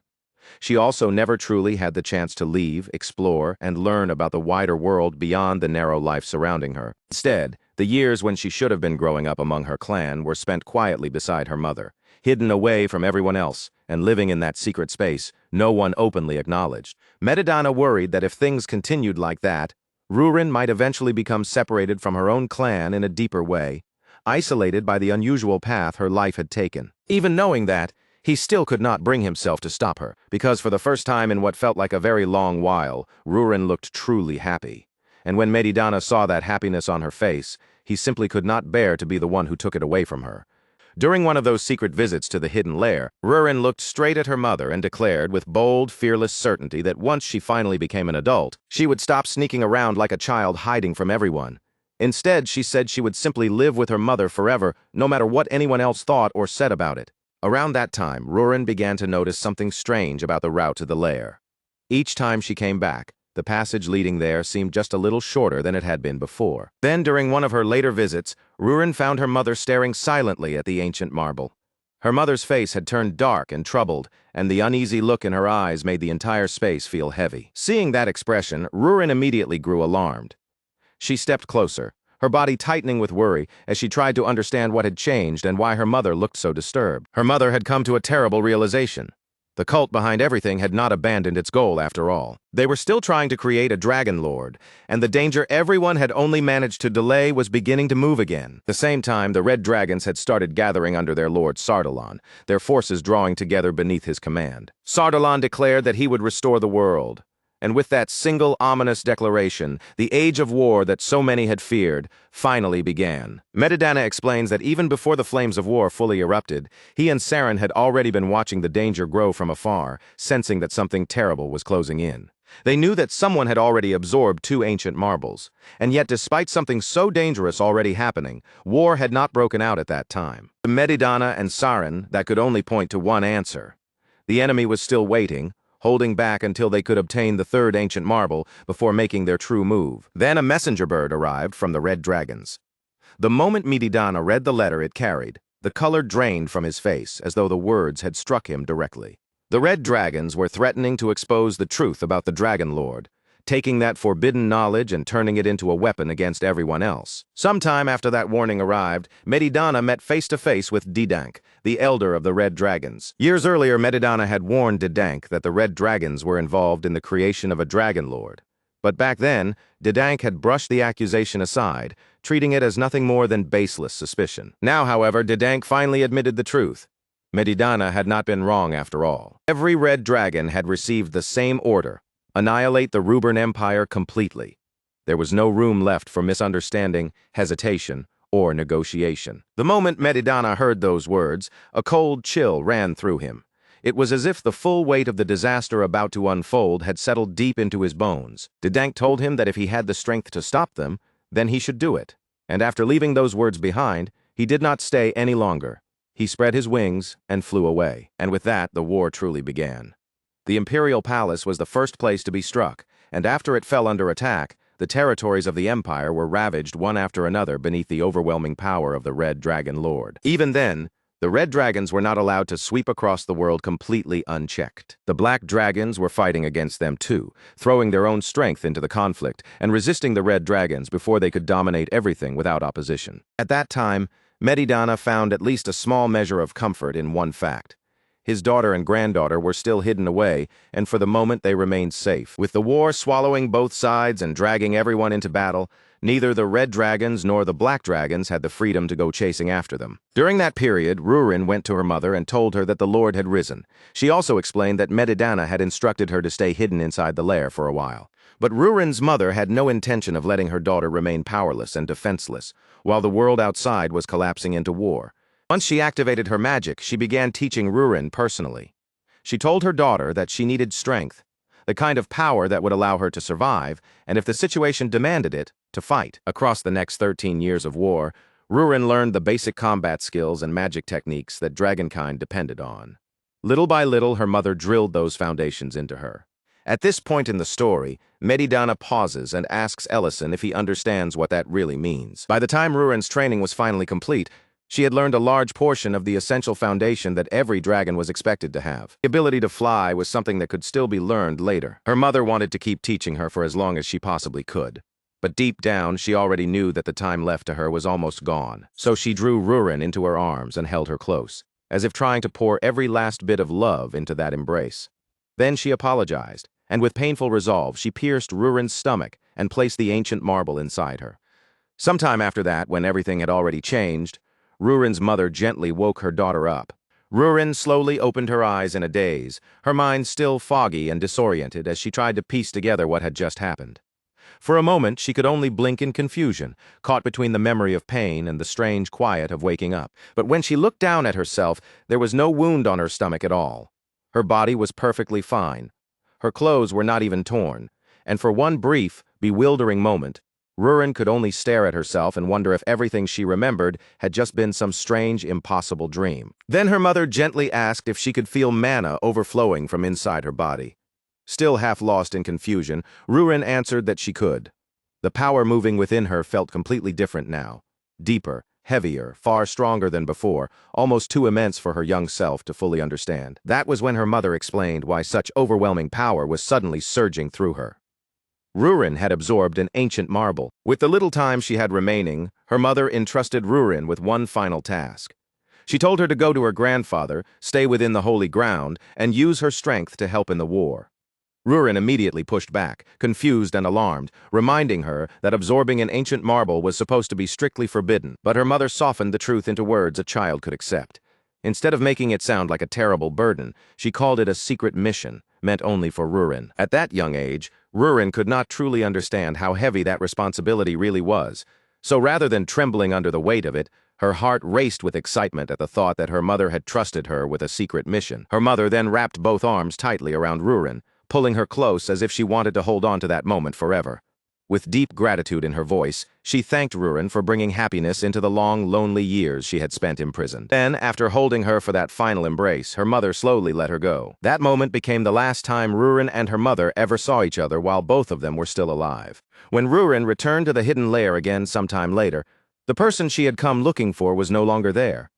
Her mother was already gone. Medidana reminded Ellison that he had been there when Rurin saw what had been left behind. when the truth of Varen's death came crashing down on her and broke apart the last fragile pieces of her innocence. Ellison already knew how the war had ended after that. The Dragon Lord was defeated. The fighting finally came to a close, and yet even when everything was over, Rurin still could not return to the holy ground. He understood that she had been exiled, but what he wanted to know now more than anything was why that judgment had been placed on her in the first place. That was when Medidana revealed the final condition Varen had demanded before accepting her own punishment. No matter what happened to her, Rurin must never be treated as the child of a criminal. Whatever judgment fell upon Varen herself, Rurin was still to be acknowledged properly and respected as a rightful member of the Black Dragon clan. Medidana continued, explaining that Rurin had still been only a fledgling back then, far too young to handle everything that had been forced upon her. She did not yet have the strength to fully suppress the aura of the ancient marble inside her body, so that power would sometimes leak out in sudden, uncontrollable bursts. And at the same time, everyone believed Varen was dead, and that the ancient marble had vanished along with her. At last, Ellison fully understood why Medidana had entrusted Rurin to him in the first place. Because Ellison had absorbed the Dragon Lord's heart. He was the one person who could suppress her aura better than anyone else. Then once Rurin became an adult, Medidana had planned to bring her back under their laws. If she did not have a lair of her own, she would have no choice but to return to the clan. Medidana confirmed that this had been his intention from the very beginning. Ellison's anger finally rose to the surface. His expression tightened as he demanded to know how Medidana could decide Rurin's future like that without ever truly thinking about what Rurin herself wanted. He was ready to keep going, his frustration still burning in his chest. But then he saw tears gathering in the old dragon's eyes, and that single sight stopped Ellison cold. Medidana quietly asked what he was supposed to do now, after everything that had happened, if he wanted to make any of it right. He said the opening he had left behind so Rurin could secretly visit her mother had become the very path that led to Varen's death.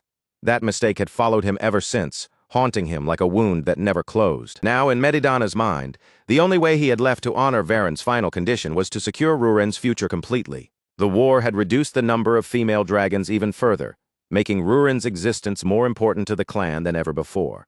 That meant Rurin could finally be fully accepted by her own kind. So Medidana asked Ellison to give up the lair, not for Medidana's benefit and not out of pride, but for the sake of Rurin's future. Outside the gate, Rurin stood completely still, silently listening to every word being spoken inside. Ellison's face darkened as he stared at the old dragon. Then he asked the question that cut straight to the heart of it. Was Medidana telling him to give up on Rurin entirely? Medidana answered with the harshest truth he could offer.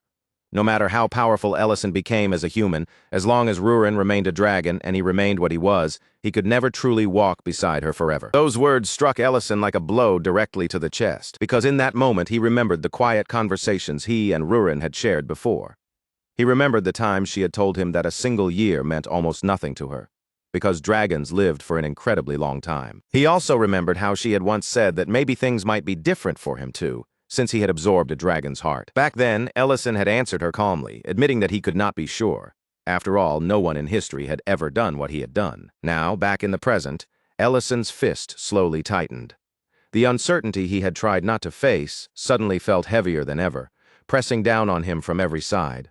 Then Medidana called out toward the door, addressing Rurin directly and telling her in a plain voice that he already knew she was there. After that, he announced his decision without any hesitation. He would take Rurin back for her coming-of-age ceremony, and once that ceremony was finished, she would choose a mate. The words hit Rurin so hard that for a moment, she could not even respond.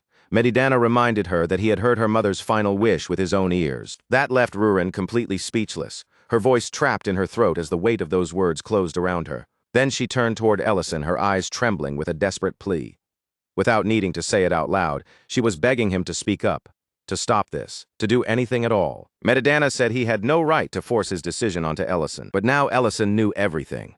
The difference between them as species, the gap in their lifespans, the laws of the clan, and the burden Rurin carried inside her body. If, after hearing all of that, Ellison still could not accept Medidana's decision, then he was free to stop him. Medidana said that whatever answer Ellison chose, he would accept it. But when Ellison finally spoke, his voice came out low, heavy, and dark. He apologized to Rurin, then told her that he could not allow himself to be selfish. Rurin started crying immediately. Unable to understand why he would say something like that or what his words truly meant, she pleaded with him through her tears, but Ellison could not bring himself to answer her cries. And so in the end, Rurin was taken back to the holy ground. Her grandfather prepared a room for her, and told her she had to remain there until the ceremony. He even said that he had reorganized her old place for her, and if she needed anything at all, she only had to tell him. Then he warned her not to involve herself in any fighting because she still could not properly hide the aura of the ancient marbles sealed within her. Rurin answered in a quiet, subdued voice that she would not. Then, without looking for comfort from him, she told him to leave her alone. After Medidana left, Dehegma appeared at the doorway. Looking at the situation with clear surprise, he remarked that he had not expected Medidana to bring her back so easily. Dehegma brought up the conversation he and Medidana had shared earlier, calmly reminding him of the words they had left unfinished. The moment he said it, that unresolved discussion seemed to settle back into the room, heavy enough that neither of them could pretend it was no longer there. Medidana looked worn down, the exhaustion and strain plain across his face as he told Dehegma to keep the ceremony moving forward according to plan for the time being. He still had not made his final decision. Dehegma answered without hesitation, saying that everything was already proceeding smoothly and exactly as arranged. Back at the restaurant, Creston was eating with his usual huge appetite, happily digging into his meal as if nothing in the world could disturb him. But while he was completely absorbed in the food in front of him, his wife suddenly scolded him from the side. And almost immediately after that warning, Creston's face twisted in horror. He nearly spat the entire mouthful right back out, because the taste was so terrible that even someone as hungry and carefree as him could not force himself to pretend it was fine. Serena's plate was no better either. One taste was enough to make it painfully clear that something had gone seriously wrong in the kitchen. Elena, still trying to be polite despite everything, forced herself to chew and weakly said that it was technically edible. But Serena immediately stopped her, refusing to let her suffer through it just to spare someone's feelings, and told her there was no need to torture herself like that. After that, both of them demanded to see Ellison right away. This was not some ordinary kitchen mistake, and they both knew it. Ellison would never normally let food this bad leave his hands. When they finally found Ellison, the sight of him stopped them in their tracks. He looked completely devastated, as if something inside him had been scooped out and left hollow, and that alone was enough to make everyone immediately worry. Lint explained that Ellison had been acting strangely since morning. He had somehow replaced every seasoning with sugar, and then, in the middle of cooking, he would abandon dishes halfway through as if his thoughts had suddenly disappeared and he had forgotten what he was even doing. The moment Serena noticed that Rurin was nowhere to be seen, her expression sharpened with realization. She instantly understood that the real problem was not the food at all. The next morning, Vanen, the former orchard owner, arrived at the restaurant with a pottery craftsman he had brought along as repayment for the meals Ellison had once given him. Vanen confidently ordered 2 bowls of noodle soup, but the instant he saw Ellison's face, all that confidence faded because he could tell at once that something was badly wrong. Ellison apologized quietly and told them he could not make what they had asked for today. Instead, he offered to have Linte prepare something else for them, his voice carrying none of its usual steadiness. Venen's companion quickly waved it off, saying that was perfectly fine and that they could eat anything. But Venen himself did not look satisfied, and he clearly had no intention of letting the matter pass that easily. He studied Ellison closely, looking past the surface excuse, and asked what had really happened. To him, this was obviously not just a matter of being tired or too distracted to cook. Ellison went silent for a while, as if searching for the right words. Then he suddenly remembered the time he had told Venen to hold tightly onto meal no matter what happened. He remembered how Venen's love had once been surrounded by obstacles from every side, and how the difference in their backgrounds had made their future seem almost impossible to reach. So, instead of openly talking about his own situation, Ellison began speaking as though he were telling Venen about another couple entirely. He described a couple where the girl was expected to marry someone else, and where the two of them came from such different worlds that everyone around them insisted they could never truly belong together. In that story, every voice around them kept saying they were incompatible, as if the distance between them mattered more than their feelings, their bond, or anything they had built together. Then, with his voice lowered and uncertainty weighing down every word, Ellison asked what someone was supposed to do when trapped in a situation like that. Venen answered in the only way someone like him could. He said a person should live as though tomorrow might never come, because at the very end, the one thing no one should leave behind is regret. Then Venen narrowed his eyes and asked Ellison if he was sick, or maybe even dying, because only someone standing near the edge of something frightening would ask a question like that. Ellison immediately denied it. Venen nodded, almost as if he had expected that answer from the start. He said he knew it, because the story Ellison was telling sounded far too familiar to be about some random couple. Then Venen decided that if Ellison could not make the choice on his own, he would help him face it properly. He reached into his bag and took out 2 plates, one whole and beautifully crafted, the other clearly cracked and imperfect. At the same time, Medidana sat elsewhere in silence, replaying his last conversation with Dehegma again and again inside his mind. Dehegma had understood Medidana's true intention completely. What Medidana truly wanted was for Ellison to choose Rurin with his own will, and that was exactly why Dehegma had told him to reveal the entire truth honestly.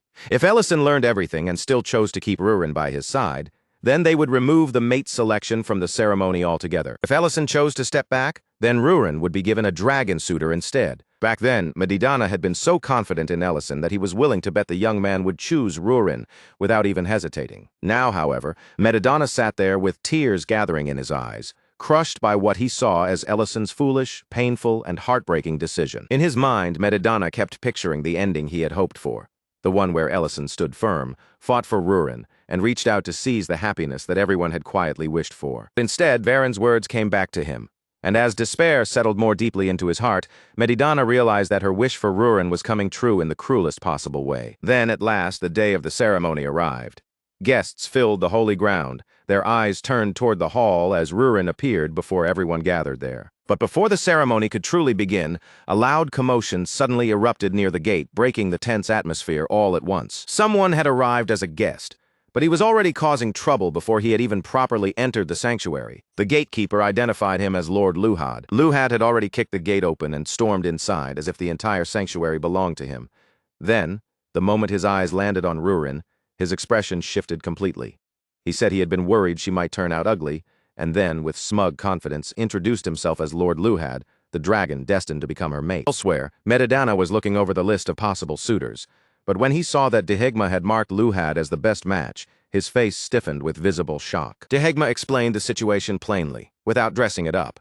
The war had reduced the number of male dragons as well, which meant the remaining choices were ugly in their own way. Their options were either weak males who had survived only by avoiding the worst parts of the war, or powerful males who had been brutal enough to live through it. And since Luhad was recognized as a war hero, he naturally stood out as the most obvious candidate among the remaining choices. But Medidana knew far more than what the title war hero suggested. He knew the truth behind Luhad's reputation, that this dragon had fought his way through the war without showing the slightest concern for human life. Back in the hall, Luhad looked openly pleased after seeing Rurin up close. Now that he had confirmed she was beautiful, his expression filled with crude satisfaction. He ordered the servants to leave the two of them alone, then stepped toward Rurin with the arrogant confidence of someone reaching for a prize he already believed belonged to him. Luhad bragged that he already possessed everything a dragon could desire: glory, women, honor, and power, and now, with that same greedy confidence, he declared that he intended to claim Rurin as well. The only flaw he even bothered to mention was the stain left behind by her mother's reputation. But the instant Luhad laid a hand on her, Rurin moved. She seized his wrist and stopped him cold, her voice sharp as she told him that there was only one person in the entire world who had the right to touch her. For the first time, Luhad was genuinely startled. The murderous pressure pouring out of Rurin was far beyond what he expected, and for someone so young, the sheer force of her bloodlust was monstrous. Instead of recoiling like any normal person would when faced with that kind of danger, Luhad's thoughts slide in a far more disturbing direction.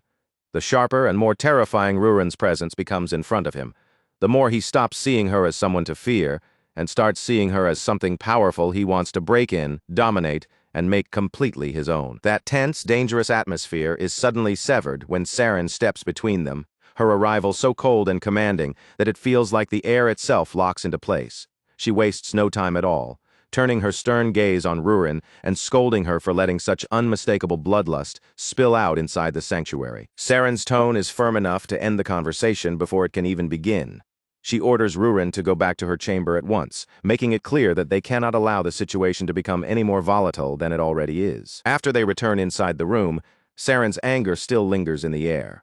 She sharply reprimands Rurin for allowing her feelings to burst out so openly, warning her that a surge of killing intent that intense might have caused the aura of the ancient marble to leak out. Saren then points out just how lucky they were this time. The only reason nothing worse happened was because Luhad was too dull, too insensitive, and too oblivious to recognize what was unfolding right in front of his eyes. Rurin lowers her head slightly and answers in a quiet voice, offering a soft apology without any of her usual defiance. That small, honest display of remorse reaches Saren, and the hard edge in her expression slowly begins to loosen. Then Saren's eyes move over Rurin's ceremonial attire, taking in the way the clothing rests on her. For just a moment, her voice grows gentler, and she tells Rurin that dressed like this, She truly looks beautiful. After a brief silence, Saren quietly says that Varen would have wanted to see her daughter standing there in those ceremonial clothes. Even now, Rurin cannot make peace with it. She still does not understand why her mother has to carry the name of a criminal when the war is already over, and Varen was not even the one who personally created the ancient marble with her own hands. Saren's answer comes without warmth, but also without hesitation. She explains that if they choose not to punish Varen, then from now on, every dragon who makes an ancient marble will simply claim they discovered it somewhere or insist that they stole it from another place. Rurin tries to push back, her emotions rising again as she opens her mouth to argue. But Saren does not allow the discussion to twist away from the truth. Her voice stays steady and unyielding as she continues, refusing to soften the reality before them. The dragon law is mercilessly clear. Any dragon who creates an ancient marble must be imprisoned inside a special lair, and the dragon who absorbs that marble is supposed to be put to death. The instant Rurin hears those words, the blood seems to drain from her face. She stands completely still, stunned into silence, as if the weight of that law has struck her hard enough to steal the breath from her chest. Saren then reveals the reason Rurin is still alive in this very room. Because of Vurin's sacrifice, Rurin alone became the only exception to that fatal rule. In Saren's eyes, Varen must have understood that condition before anyone else, and she must have chosen her actions knowing exactly what that future would mean. Once, Saren tells Rurin to gather herself and see the coming-of-age ceremony through to the end. She leaves the room behind, and when the door closes, Rurin is left standing alone with the crushing weight of everything she has just learned. Somewhere else, Hone finally gives a proper introduction of himself, explaining that he is an artisan who makes and repairs vessels. The 2 plates he brought with him are not just random pieces from his craft, but part of the wedding gift he once prepared for his daughter, Tana. When Tina came of age, 2 different men stepped forward seeking her hand. Each one stood before her future in a completely different way, offering 2 paths that could not have been more unlike each other. The first was Gedroa, the eldest son of a great workshop in Meli. He had wealth, status, and highborn blood behind him, making him appear, at least on the surface, like the kind of ideal match any parent would be expected to welcome. The second was Piner, Tina's childhood friend, someone who had always remained close to her heart. But unlike Gedroa, he had nothing impressive to present to the world. He was poor, orphaned when he was young, without noble standing, a powerful family, or money to support him. Hone admits that choosing between those 2 men left him deeply conflicted. Then, one ordinary day, a vessel slipped from his hands, fell, and shattered right there in front of him. Almost without thinking too deeply about it, Hone decided to ask both young men to repair the broken vessel. At the time, it seemed like nothing more than a small test of their skill and the care in their hands. Back then, Hone treated the request as something casual, almost accidental. But when he looks back on it now, that simple task ended up giving him the answer he had been struggling to find. Then he shows Ellison what each young man left behind. Gedroa's repair is stunning at first sight.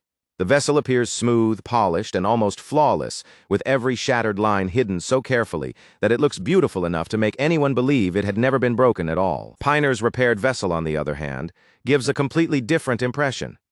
Even after being put back together, a large crack still runs across the surface, plain and visible, impossible for anyone to miss. Hone asks Ellison which vessel seems better, and just as he expected, Ellison naturally chooses Gedroa's.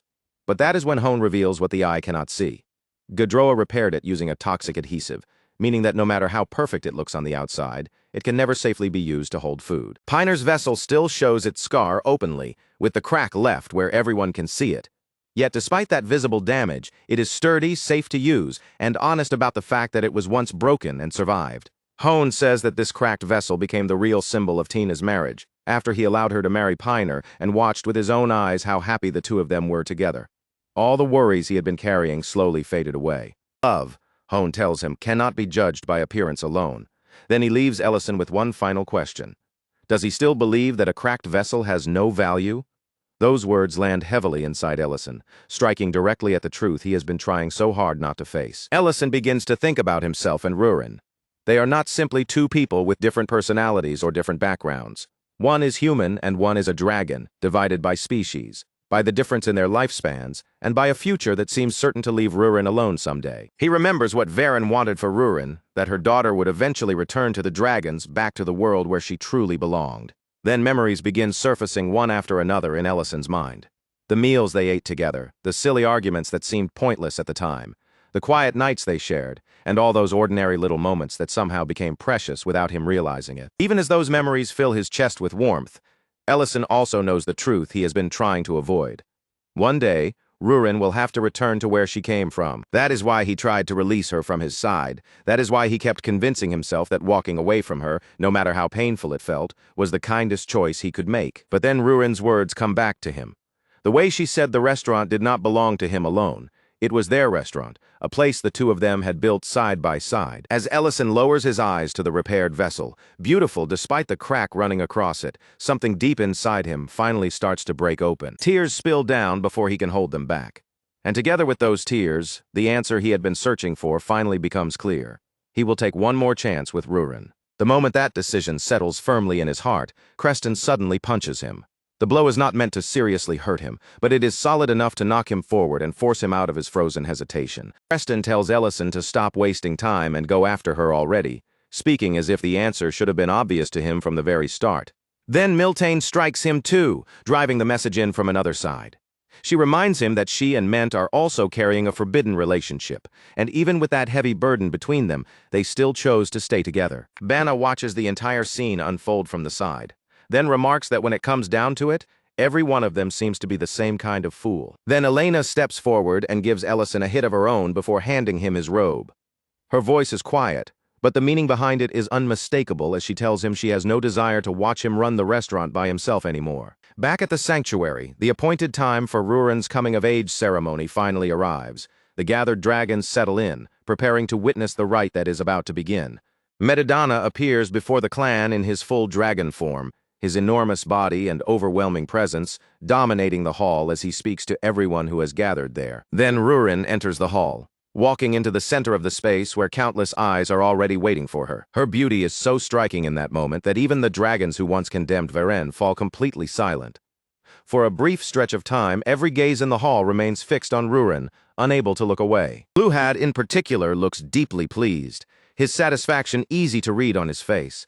And with knees no longer present to block him or stand as a rival, his confidence only seems to grow stronger. Medidana instructs Rurin to assume her dragon form for the ceremony, but Rurin refuses him outright, standing her ground without showing any sign of yielding. A low wave of murmurs immediately moves through the hall. The dragons begin whispering among themselves, saying that this must be what happens when someone spends far too long living beside a human. Medidana cuts them off at once. His command slices through the rising whispers, silencing the hall before those voices can spread any further. Then Medidana calls Luhad forward and formally declares that Luhad will stand at Rurin's side as her designated mate during the rite. Luhad accepts immediately, stepping forward with clear eagerness. From the look on his face, it is as if this is the exact moment he has been waiting for all along. For all the dragons gathered in the sanctuary, Medidana explains the rule waiting for Rurin at midnight. The moment that hour arrives, she will officially step into adulthood as a dragon, and from then on she will be expected to remain inside the sanctuary. If she ever wishes to leave after that, it will only be allowed under strict conditions by establishing her own lair, bearing offspring, or earning the right to stand on her own as an independent dragon. Until that day of independence comes, Medidana continues, Rurin must complete the ritual bond with the mate selected for her before this ceremony comes to an end. Rurin hears the words clearly, but her eyes look empty and distant, as though the sound is reaching her ears while her heart remains somewhere far away. As the ceremony continues moving around her, Rurin's mind drifts away from the hall and slips back into the past, returning to the day she first crossed paths with Ellison. At that time, Nian Hoburn had been tormenting her openly, using both his strength and his standing to bully her without restraint. He mocked the supposed crime of her mother with cruel delight, laughing right in front of her, as he told her that it did not matter how the war ended. In his eyes, Rurin would never be able to restore the honor of her family, no matter how long she waited or how badly she wished for it. After beating her down, they simply walked away and left her there. Even as they departed, their sneers remained, as if Rurin's pain was nothing more than a little amusement to enjoy before moving on. That was the moment Ellison appeared in front of her. Instead of offering pity, he asked her one blunt and simple question. If she was obviously strong enough to fight back, then why had she just stood there and allowed them to do that to her? Still burning with anger, shame, and humiliation, Rurin immediately snapped back at him. Her pride would not let her accept concern from a stranger, so she sharply told him to stay out of it and mind his own business. Ellison replied in that calm, casual way of his, saying he had fully intended to ignore it until he noticed how hungry she looked. And once he realized that, he figured he might as well make her something to eat. While he began preparing the food, moving around as if cooking in the middle of this strange situation was perfectly normal, Ellison brought the same question back again. His hands kept working, but his curiosity had not disappeared. Rurin eventually shifted into her human form, though irritation still clung to her face because of how persistent he was being. But after holding back for a while, she finally gave in and told him the truth behind why she had not fought back. Her mother, Varen, had entrusted the ancient marble to her. And because Rurin was still young, inexperienced, and not yet able to control everything inside her, she could not completely suppress the aura leaking from it by herself. Grandfather had placed barriers around her to help keep that aura contained. But if she truly fought other dragons with serious intent, those barriers would not be enough to hide it, and the others would sense the ancient marble's aura immediately. Ellison quietly listened until she finished, then looked at her with a completely serious expression and asked if she wanted him to beat them up for her instead. That response was so unexpected that Rurin could not help but laugh. To her, the thought of a mere human beating down dragons sounded so ridiculous, so impossible, that she could only assume he was joking. But Ellison's expression never changed. He did not grin, laugh, or take it back. He remained perfectly calm, as if the words he had just spoken were something he genuinely meant. Rurin brushed the offer aside and told him that none of it mattered anymore. The war was already over, and once her grandfather cleared Varen's name and restored her honor, everything that had gone wrong would finally be corrected. To Rurin, the beatings themselves were not the deepest wound. What she wanted more than anything was for her mother's name to be cleared, so Varen would no longer be remembered as a criminal. Around that same period, away from Rurin's eyes, Medidana and Saren were having a private conversation about what needed to happen now that the war had finally come to an end. Saren's concern was focused on Rurin. She stated plainly that the child could not continue like this forever and needed an independent lair of her own. Medidana wanted to restore Varen's honor now that the fighting had ended, especially since everyone believed the ancient marble itself had already vanished from the world. But Saren rejected that idea immediately, without allowing even a moment of hesitation to enter her voice. Varen, she declared, would remain marked as a criminal. Medidana tried to object, unwilling to accept that decision so easily, but Saren cut him off sharply before he could continue pressing the issue. She reminded him that they had already twisted the rules twice. The first time was when Medidana left a secret path open so Rurin could reach Varen, and the second was when they allowed Rurin, a child carrying an ancient marble, to continue living. Saren's message was unmistakable. No matter how painful it became, and no matter whose heart it wounded, there would not be a third exception. Back then, Rurin had spent each day counting down with desperate hope, waiting for the moment when she could return to the sanctuary and finally watch everything be made right. When that long-awaited day finally came and she prepared to leave Ellison behind, he did not hide how he felt. He admitted honestly that watching her go made him feel sad. Rurin scolded him at once, telling him he was being far too casual when speaking to a dragon and that he was not showing nearly enough respect. Ellison answered by putting on the most exaggerated, obviously mocking display of respect he could manage. Then, half teasing and half serious, Rurin told him that since his cooking was at least decent, he could come to the sanctuary and work there as a servant if he wanted. Ellison turned her down, saying he had his own plans to follow, and with that simple, almost ordinary exchange, the two of them parted ways. But when Rurin finally returned to the sanctuary, the welcome waiting for her was not warmth, acceptance, or the justice she had imagined. It was a sharp slap across the face. The woman who struck her blamed Varen for starting the war, speaking with grief and rage, because that war had taken her son's life. Rurin stood there in shock, her mind struggling to understand how anyone could still curse her mother after everything that had already happened and everything Varen had already endured. Even then, Rurin turned her gaze toward her grandfather. In that moment, she clung to one final piece of hope, believing Medidana might still set things right. But then Medidana delivered the judgment. Rurin was to be exiled from the sanctuary. In that instant, the truth came crashing down on her all at once. After all the suffering Varen had endured, and after all the pain Rurin herself had swallowed in silence, nothing had changed in the end. Time had moved forward, the war had ended, and the world around them had continued on. But Rurin's life was still trapped in the exact same place, bound by the same shame and the same rejection. With nowhere else left to go, Rurin returned to Ellison. When he saw her standing there again, he could only ask why she had come back. Rurin told him she had been banished, and Ellison was genuinely stunned by the news. As far as he understood, Varen's honor was supposed to have been restored after the war ended. Rurin, hollowed out by fury and despair, said none of it mattered anymore. To the dragons, she had never meant anything from the beginning, and every painful thing she had endured had amounted to absolutely nothing. Ellison tried to comfort her, telling her that he understood how she felt. But hearing that only made the moment hurt worse. Rurin turned her anger on him and accused him of enjoying the sight of her being beaten, as if her suffering had been entertainment to him too. Ellison immediately tried to deny it, but Rurin was too overwhelmed to listen. She would not even let him finish explaining himself. Instead, she transformed into her dragon form and lunged straight at him, turning all of her pain, rejection, and anger into a direct attack. She shouted at him that he could never understand what it felt like to carry that kind of suffering every single day, with no way to escape it, and no place to set it down. Her voice cracked into a scream as she ordered him to leave. She told him he was nothing but a lonely human from another world, someone who could never truly grasp the meaning of the pain she had been forced to live with. Now, standing in the present, Rurin remembers those cruel words and feels the regret sink deep into her chest. After saying something that harsh to Ellison, she believes she has no right to ask him for anything anymore. Meanwhile, the ceremony continues around her as if her heart is not quietly breaking.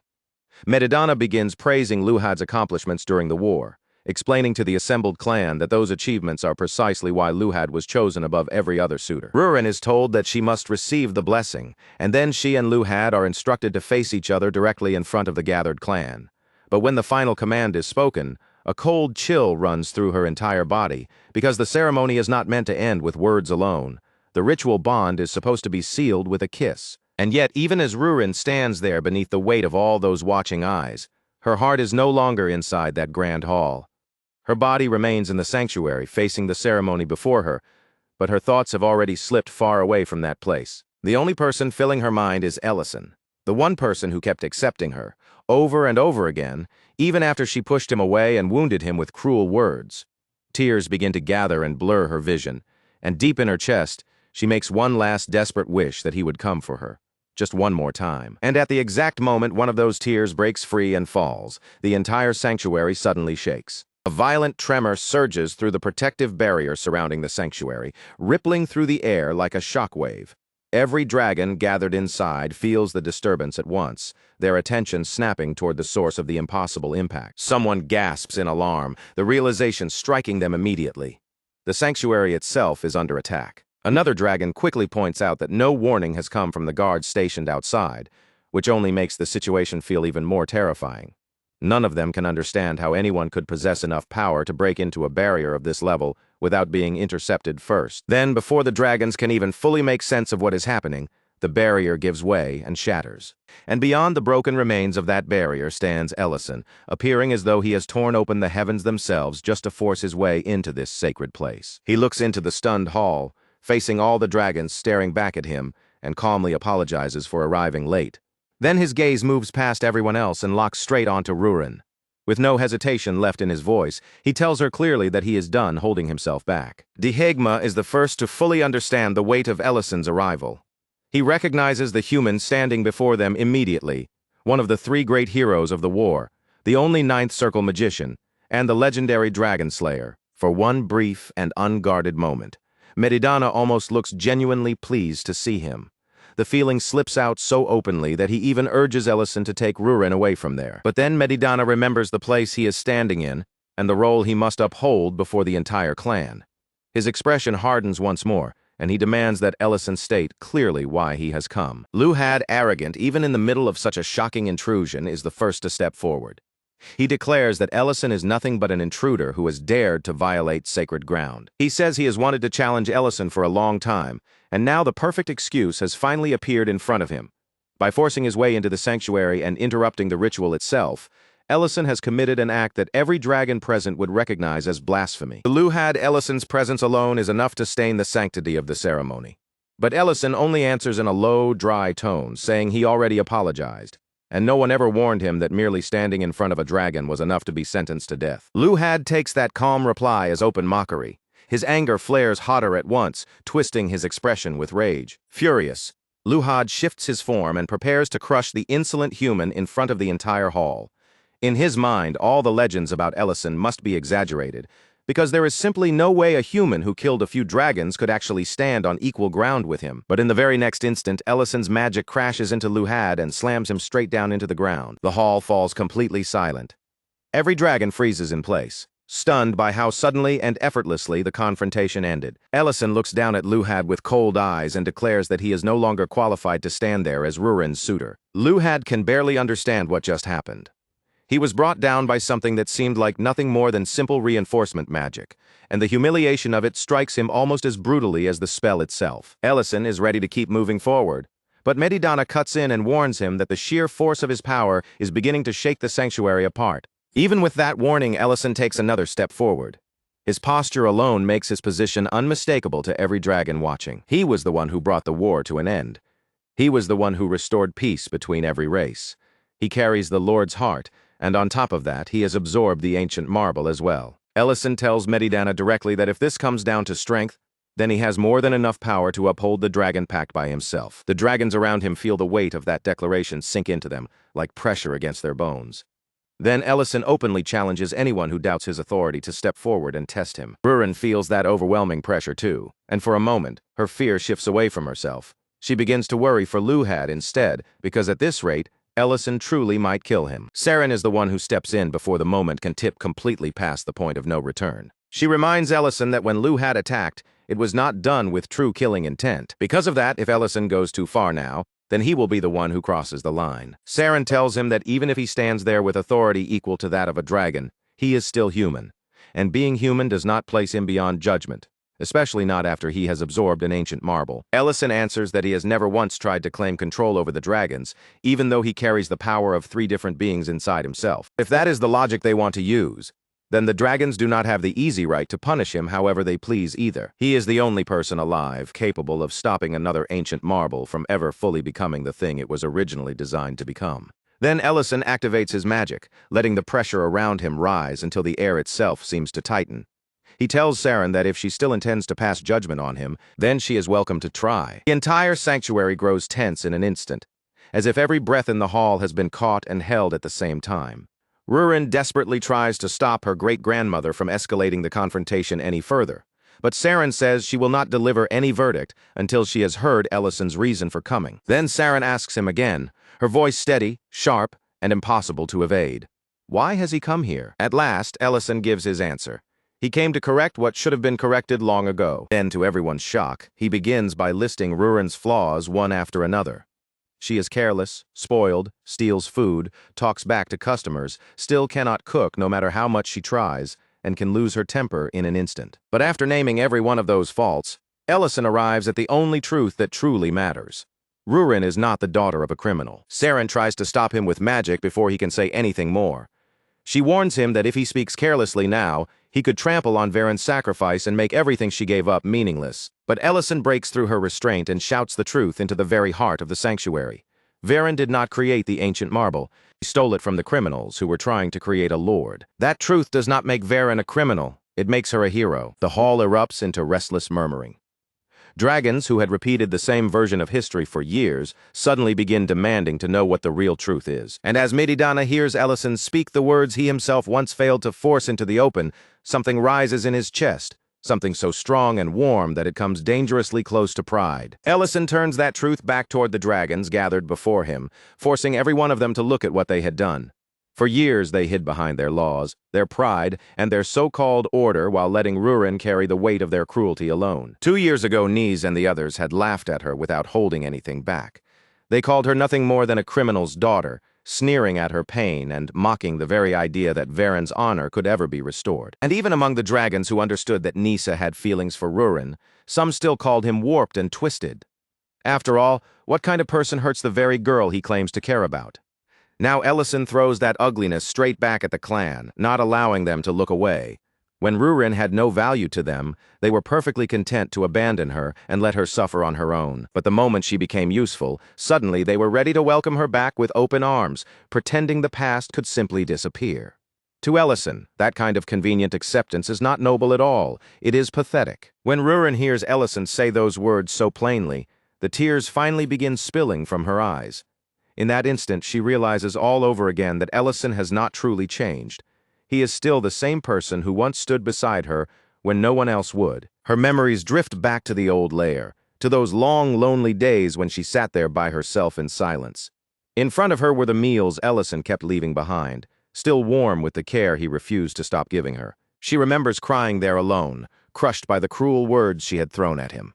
And through that pain, she had finally admitted to herself that she had been wrong when she claimed she was alone. And just as that loneliness felt heavy enough to swallow her whole, she heard his voice again. Ellison had kept the rift open all along because somewhere deep inside, he had suspected that something like this might happen and that Rurin might need a path back. And there he was again, standing before her with a plate of food in his hands. Another hamburger steak had been prepared just for her, and in that simple, familiar way of his, he told her to eat. He explained that he had gone to the sanctuary, but by the time he arrived, Nice was already gone. When Rurin saw how battered Ellison looked, she could not help asking what had happened to him there. Ellison did not explain every detail. Instead, he told her only the part that mattered most. She had not been thrown away, because he had already taken her in. Back at the sanctuary, he had declared it in front of everyone without hesitation. Rurin would be coming with him. Standing before her back then, Ellison said he planned to open a restaurant, and if he was going to do that, he would need her help. Besides, if she came along with him, she could keep eating the food he made. Now, back in the present, Ellison says it again in a stronger way. He took Rurin in once before, and this time, he has absolutely no intention of letting her slip away from him again. This time, he does not stop there. He admits that he will no longer hide his feelings behind the excuse that he needs help running the restaurant. The reason he wants Rurin beside him is much simpler than that. He wants her there because he wants her there. Nothing dressed up, nothing hidden, and nothing more complicated than the truth. Before Ellison can continue, Rurin stops him in the only way that feels honest to her in that moment. She steps closer, closes the distance between them, and kisses him. Then, with her heart finally laid bare, she tells him he is far too late to start asking now. From the very beginning, she has always been his dragon. Madamada watches the two of them for a moment, then slowly lifts his gaze toward the sky above the sanctuary. In a quiet voice, he says that midnight has already passed. And with that, Rurin has now fully crossed the threshold and become an adult dragon. Madamada had already declared that if Rurin reached that moment without a mate, one would be chosen for her. But as he looks at Ellison standing at Rurin's side, Madamada says the answer is already clear to everyone there. Rurin has found someone worthy enough to be her mate. Then, Madamada finally does what should have been done long before this day.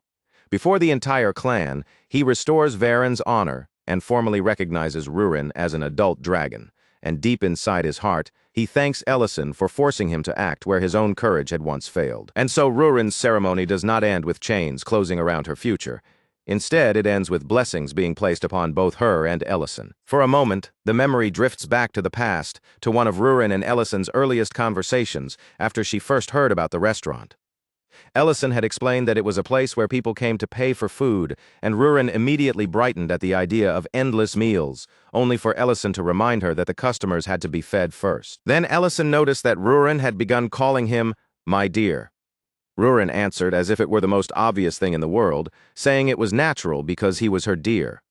He warned her that she could not just transform inside the restaurant whenever she felt like it, and she promised she would not. Even back then, Rurin had already started thinking about all those old stories she knew, stories of dragons who chose to live beside humans, and sometimes even fell in love with them. Back in the present, Rurin asks for something to eat, even though it is already midnight. And of course, the thing she wants most is hamburger steak. Later that night, the two of them share those midnight snacks together, sitting quietly as they eat before finally returning to bed. And for the first time, even though they have slept beside each other countless times before, the atmosphere between them feels completely different from every night that came before. Ellison, suddenly nervous in a way he cannot quite cover up, awkwardly compliments Rurin's dress, as if he is searching for something safe to say. Rurin, just as flustered as he is, brings up how hesitant he became back at the bathhouse. It sounds like teasing, but even that teasing seems to be her way of hiding her own embarrassment. Still, both of them understand the truth without needing to say it directly. Something has shifted between them, and even Rurin's heartbeat feels strangely loud in the quiet room. Then, in a tone that is far too casual to be safe, Rurin says that her dress feels uncomfortable and asks whether Ellison can help her take it off. Ellison has barely started helping her when, without warning, a portal suddenly bursts open in the room, and through that portal comes the strictest, most perfectly timed interruption imaginable. Saren herself. Saren calmly announces that there are still matters she needs to discuss with Ellison. Poor Madamada tries to stop her from barging in any further, but Saren immediately reminds him that she never asked him to come along in the first place. Rurin's face turns bright red with embarrassment, and on pure instinct, she punches her grandfather before she can even think twice. Saren, completely unfazed by the chaos around her, says that this visit was entirely her own decision. Later, despite the absolute disaster that has just landed inside his room, Ellison still commits himself to being a proper host. He gathers himself and serves them whiskey. Ellison notes that Saren almost never leaves the sanctuary, then asks what exactly brought her all the way here. Saren answers that she will decide what to think only after hearing his response. Her assumption is straightforward. If Ellison truly absorbed 3 ancient marbles, then his lifespan should now be equal to that of a dragon. For a brief moment, the room seems to hold its breath around that possibility. That possibility is the only reason Saren is willing to tolerate the chaos Ellison caused, especially after he exposed Varen's truth in front of the entire clan. If he intends to keep Rurin at his side, then he must be capable of living beside her for an entire lifetime, and so Saren asks whether he has truly resolved those questions. Ellison answers honestly, without trying to make the truth sound prettier than it is. He does not know whether his lifespan will actually become equal to a dragon's, and he also does not know whether another ancient marble might appear again somewhere in the future. The instant Saren hears that answer, fury flashes across her face. In Saren's eyes, Ellison has crossed far too many lines. He has broken dragon law, taken away Rurin's chance to be matched properly with a dragon partner, and done all of it while relying on nothing solid, nothing certain, except his own stubborn emotions. But Ellison does not lower his gaze or retreat from her anger. Instead, he stands his ground and tells Saren that even if there are many things he still does not know, there are also things he understands with absolute certainty. In that moment, Banna's words come back to him. Deep down, people often already know the answer they truly want, even before they gather the courage to say it out loud. Then Ellison gives Saren the answer he has found for himself. He cannot accept leaving Rurin buried under the weight of the sacred ground, and he cannot accept letting Varen remain branded as a criminal. To him, those two things are undeniably wrong, and that truth alone is enough for him to act. Saren strikes back immediately, her voice sharp with anger. She tells him he clearly does not understand Varen's sacrifice at all. She explains that under normal circumstances, the owner of an ancient marble cannot absorb it into themselves. That is exactly why such marbles are kept with prisoners, separated from the one who created them. But Varen's case was different. Varen could have taken the ancient marble into herself, and yet she chose not to, all for the sake of the clan. Saren asks Ellison if he truly understands what that decision required. The devotion, the restraint, the endless patience, does he really grasp what kind of resolve Varen had to carry in order to make that choice? Ellison answers with the one question Saren least wants to face. After all that devotion and sacrifice, what did it actually leave behind in the end? Even after Varen gave everything she could, the Dragon Lord still rose. Varen still died without being able to save herself, and in the end, Rurin was forced to absorb the ancient marble with her own body just to stop the Lord from being completed. Saren reminds Ellison that if he truly experienced the war as deeply as he claims, then he should understand that what dragons call punishment was also, in its own harsh way, a form of mercy. Ellison tells her that he does understand, and because he understands, he cannot accept punishing someone for a fate they never chose and for power they never had the ability to control. Those words strike something buried deep inside Saren, pulling her memories far back into the days of her own youth. Long ago, there was a boy named Sardalan, a red dragon who approached her with an irritating little joke, teasing her simply because both of their names began with Sa. Sardalan never seemed to care that Saren was a black dragon while he was a red one. To him, that difference in lineage was never important enough to make him stay away from her. Back in the present, Saren quietly says that it has been a very long time since she last heard someone speak words like Ellison's. Then she reaches up and removes her tiara. The moment Ellison sees it clearly, his eyes sharpen because he immediately notices something familiar about its shape. The tiara looks far too much like the Dragon Lord's necklace for the resemblance to be dismissed as coincidence. Saren reveals the truth with calm, painful simplicity. That tiara was a gift from him. Everyone in the room falls into stunned silence, and with that single revelation hanging in the air, Saren's past begins to unfold before them. Sardalan had been troublesome from the very start.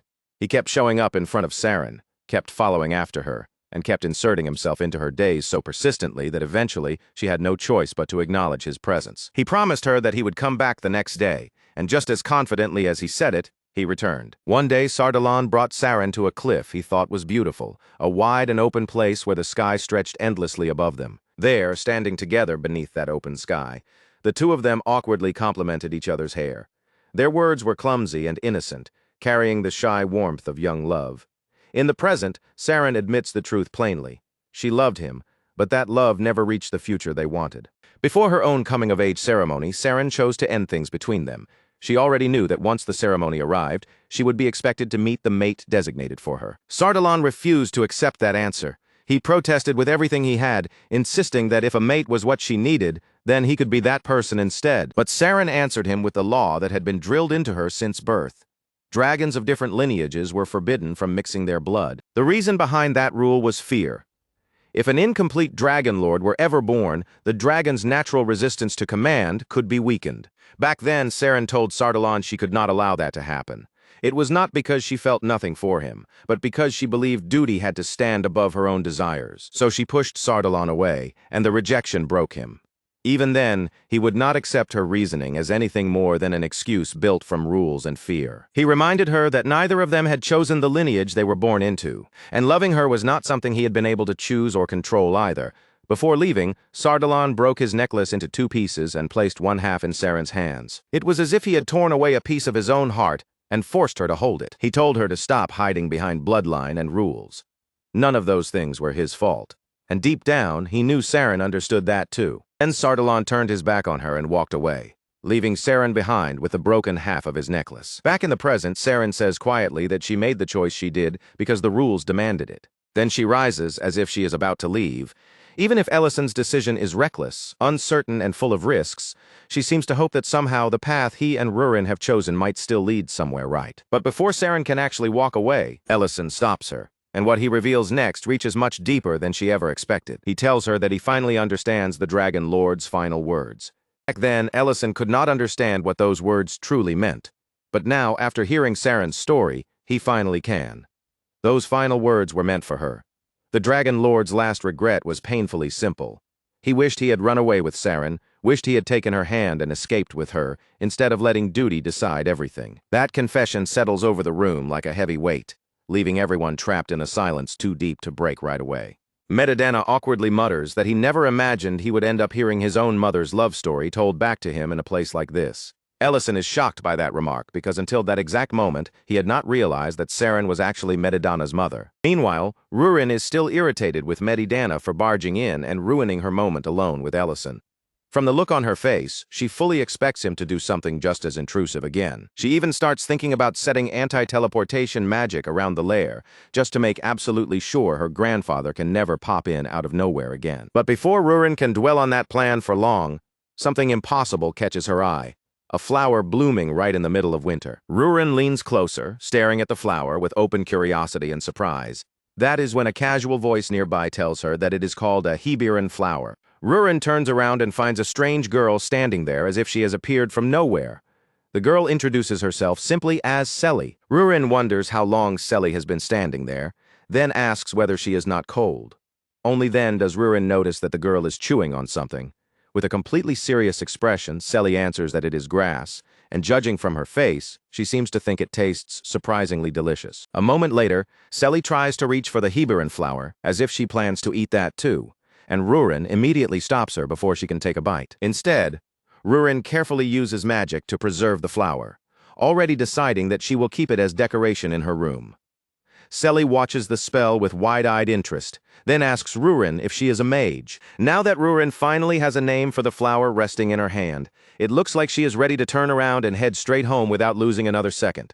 But then Selly says, almost too casually, that she has no home waiting for her at all. The moment those words reach Rurin, her steps slow down, and she stops with a faint uneasiness crossing her face. After a short pause, Rurin speaks as if she is only bringing up something ordinary. She says that, by chance, she is on her way to a warm place, somewhere with plenty of food inside, and if Selly really has nowhere else to go, then there is no need for her to wander around alone. She can simply follow Rurin instead. Selly does not hesitate for even a heartbeat. She follows right after Rurin, staying close behind her, as though the decision had already been made, the instant the offer was given. But when they finally reach the lair, guard cat Rurin reacts, as if a full-scale invasion has just begun, his fur bristling with outrage while he glares at the unfamiliar girl, like her arrival might bring the entire place crashing down. Before the situation can spiral any further, Rurin quickly moves to stop him. In a firm, no-nonsense voice, she tells him to calm down at once, making it clear that Selly is not some suspicious intruder. She is Rurin's guest, and as far as Rurin is concerned, that explanation should be more than enough. Once Rurin finally steps inside the lair, the tension in her shoulders visibly loosens. The place feels much calmer than before, and to her obvious satisfaction, all those troublesome relatives who had been crowding around and making everything noisy are finally gone. Ellison's attention shifts to Rurin almost the moment she appears. Before she even has a chance to fully settle in, his eyes catch on the flower she is carrying, and his gaze stays there for a moment, clearly noticing the unfamiliar bloom in her hand. Rurin lifts the flower with a proud little air, as if it has already become something precious to her, and tells Ellison its name. Then, without sounding the least bit uncertain, she announces that she has decided to grow it on the second floor of the restaurant, speaking as though the plan has already been approved and settled. Only then does Ellison finally notice Selly standing nearby. But before he can properly ask who the girl is or why she is there, Selly steps forward with complete confidence and introduces herself in the most unexpected way possible, boldly claiming that she is Rurin's little sister. Rurin reacts immediately, her expression tightening as she snaps back in protest. She makes it absolutely clear that Selly is not her little sister, not even close. Rurin insists that she is her mother's one and only child, and the only reason she brought Selly along is because the girl had nowhere else to go. Ellison does not scold her or question her decision. Instead, he gives Rurin a gentle smile and reassures her that he is not judging her for bringing Selly back. If anything, he seems genuinely happy, because seeing Rurin look after someone else in her own clumsy way clearly warms his heart. The instant Rurin hears that, her mood shifts like a switch has been flipped.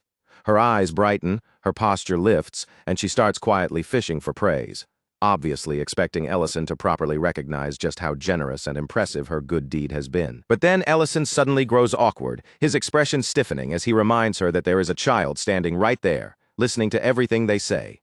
That one simple comment completely knocks Rurin off rhythm, and all of the proud confidence she had just built up drains away in an instant. Rather than teasing her any further, Ellison calmly tells Rurin that Selly can stay with them for the time being. Then, in the same natural tone, as if the decision has already been made, he places the responsibility of watching over Selly directly on Rurin's shoulders, leaving Rurin looking noticeably less than thrilled. By the time the next morning arrives, Crest looks genuinely glad to see Rurin back in the place where she belongs. The relief on his face is impossible to miss, and from the way he reacts, it is clear he is already hoping that Rurin's return will help Ellison finally go back to acting like his usual self again. Serena notices almost right away that Rurin has reached adulthood, and of course, she wastes no time using it as an excuse to tease her. With a sharp little jab, Serena says Rurin should have bonded with someone else by now. Rurin fires back instantly, refusing to let the comment slide, while Elena, already nervous from the sparks flying between them, hurriedly tells them not to start a fight so early in the morning. Even with the tension in the air, Elena cannot quite hide how relieved she is that Ellison managed to reach Rurin before it was too late. Rurin soon realizes that Elena must have played some part in changing Ellison's mind, but Elena only gives a quiet, modest response, brushing it off as though what she did was nothing worth mentioning. After that, Elena turns her attention back to Rurin with careful curiosity in her eyes. In a gentle voice, she asks what actually happened between Rurin and Ellison when they finally saw each other again. The memory of that kiss hits Rurin all at once, so vivid and sudden that heat rises to her face before she can hide it. She turns slightly away in embarrassment, her voice dropping as she mutters that whatever happened between them is a secret. Elena does not push her for details. She simply offers Rurin a soft congratulations, her words kind and sincere.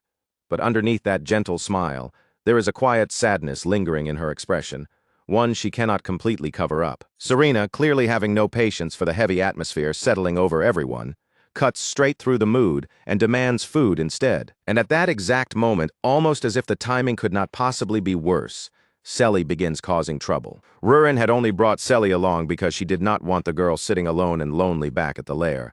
But now, right in the middle of the restaurant, Selly is rapidly becoming a tiny disaster, all on her own, turning the peaceful morning into one problem after another. Rurin warns her in a firm voice not to interfere with the restaurant work. Her tone is sharp enough to make the warning clear, and the look in her eyes says that she fully expects Selly to listen and behave herself. Selly immediately promises that she will be good, nodding with the serious face of someone who seems to understand perfectly. But almost the moment those words leave her mouth, she proves that the promise has no real weight behind it whatsoever. Before much time has passed, Selly is already right back in the center of trouble, first breaking a plate with a crash, then poking around where the beer is kept, and then stumbling straight into one problem after another. It is almost as if chaos is following her from corner to corner of the restaurant. Rurin looks as though she is only one breath away from exploding, her patience being stretched thinner with every fresh mess Selly creates. But just before she finally snaps and starts yelling, something suddenly clicks in her mind. As Rurin watches Selly race around with that reckless, unstoppable energy, she suddenly sees something that feels uncomfortably familiar. The girl's endless chaos reminds her of all the trouble Rurin herself used to cause for Ellison, over and over again. So instead of shouting the way she clearly wants to, Rurin forces herself to hold it in. She clamps down on her frustration, swallows back her anger, and somehow makes herself endure it. Lint senses the strange tension hanging in the air and asks what exactly is going on. Ellison, looking far too amused by the entire situation, cheerfully announces that someone is finally getting struck by karma. Later, after the worst of Selly's chaos has finally settled down, Rurin is left behind cleaning up the mess the girl made. That is when Ellison appears with a plate of pancakes, offering them to Rurin like a small reward for everything she has just been forced to put up with. He tells her that she can share them with Selly, saying it in such a casual tone that it feels like he already knows exactly what lesson this little moment is meant to teach her. Those words land on Rurin much harder than she expects. As she looks down at the pancakes and thinks back over everything that happened, she quietly realizes just how much trouble she herself must have caused Ellison in the past. For the first time, she admits that she finally understands. Ellison points out that Selly managed to make Rurin understand all of that on her very first day there. And when he says it that way, it really is strangely impressive, even if the lesson arrived through broken plates, spilled patience, and pure chaos. After some time passes, Rurin and Selly sit together with the pancakes placed between them. Both of them eat with bright, delighted expressions, completely absorbed in the taste, as if every bite is enough to erase the trouble from earlier. While watching Rurin, Selly quietly admits that she feels envious of her. It is not only because Rurin gets to eat such wonderful food, though that is part of it. From Selly's point of view, Rurin also seems to be liked by everyone around her. Rurin freezes for a moment, caught completely off guard by that remark. The idea that Selly would see her as someone popular or well-liked seems to surprise her so much that she does not quite know how to respond at first. Selly explains her reasoning in the simplest, most straightforward way possible. Everyone talks to Rurin, and everyone pays attention to her. So in Selly's mind, that can only mean one thing: Rurin must be popular. Rurin gives a small shrug, acting as though the whole idea does not matter much to her. She says that she has never really cared about whether she was popular or not in the first place. When Selly tilts her head in confusion and asks why, Rurin answers plainly, without trying to make it sound grand or complicated. Because the one person Rurin truly wanted to find her had already found her. That answer makes Selly fall silent. For a moment, her expression softens, and the air between them grows quieter, as if Rurin's words have touched something deep inside her. Then, in a much smaller and more hesitant voice, Selly asks if someone might find her someday too. Rurin looks at her carefully and asks whether she lost someone important. Selly does not answer that question directly. Instead, she begins to sing, letting the melody come out first, as though the song can explain what her words cannot. When the song finally comes to an end, Selly explains that she remembers nothing else about herself. She does not know her real name, where she came from, what her past was like, or even who her family might have been. The only thing that still remains clearly inside her memory is that song. And that is exactly why Selly wants to find the person connected to it. If there is someone out there who knows the same song, then maybe that person also knows who Selly really is. Maybe it was a song her parents once sang to her long ago. Rurin cannot know for sure, but the possibility settles quietly between them, heavy and gentle at the same time. Then Rurin suggests that if Selly becomes popular and sings that song in front of a crowd, the person who recognizes it might hear her voice one day. And if that happens, maybe that person will come looking for her. When Rurin hears those soft, uncertain words come from Selly, something inside her chest tightens.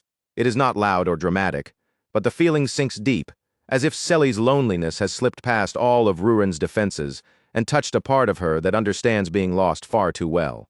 Rurin finds herself thinking back to her own journey with Ellison, remembering how he had found her at the moment when she needed someone more than anything.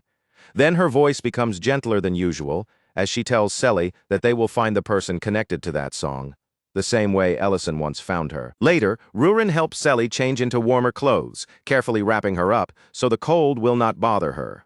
But Selly refuses to stay still, wriggling the entire time, tugging at the sleeves and fabric, while complaining again and again that the clothes feel too tight, too stiff, and far too uncomfortable. Rurin's patience begins wearing thin almost immediately.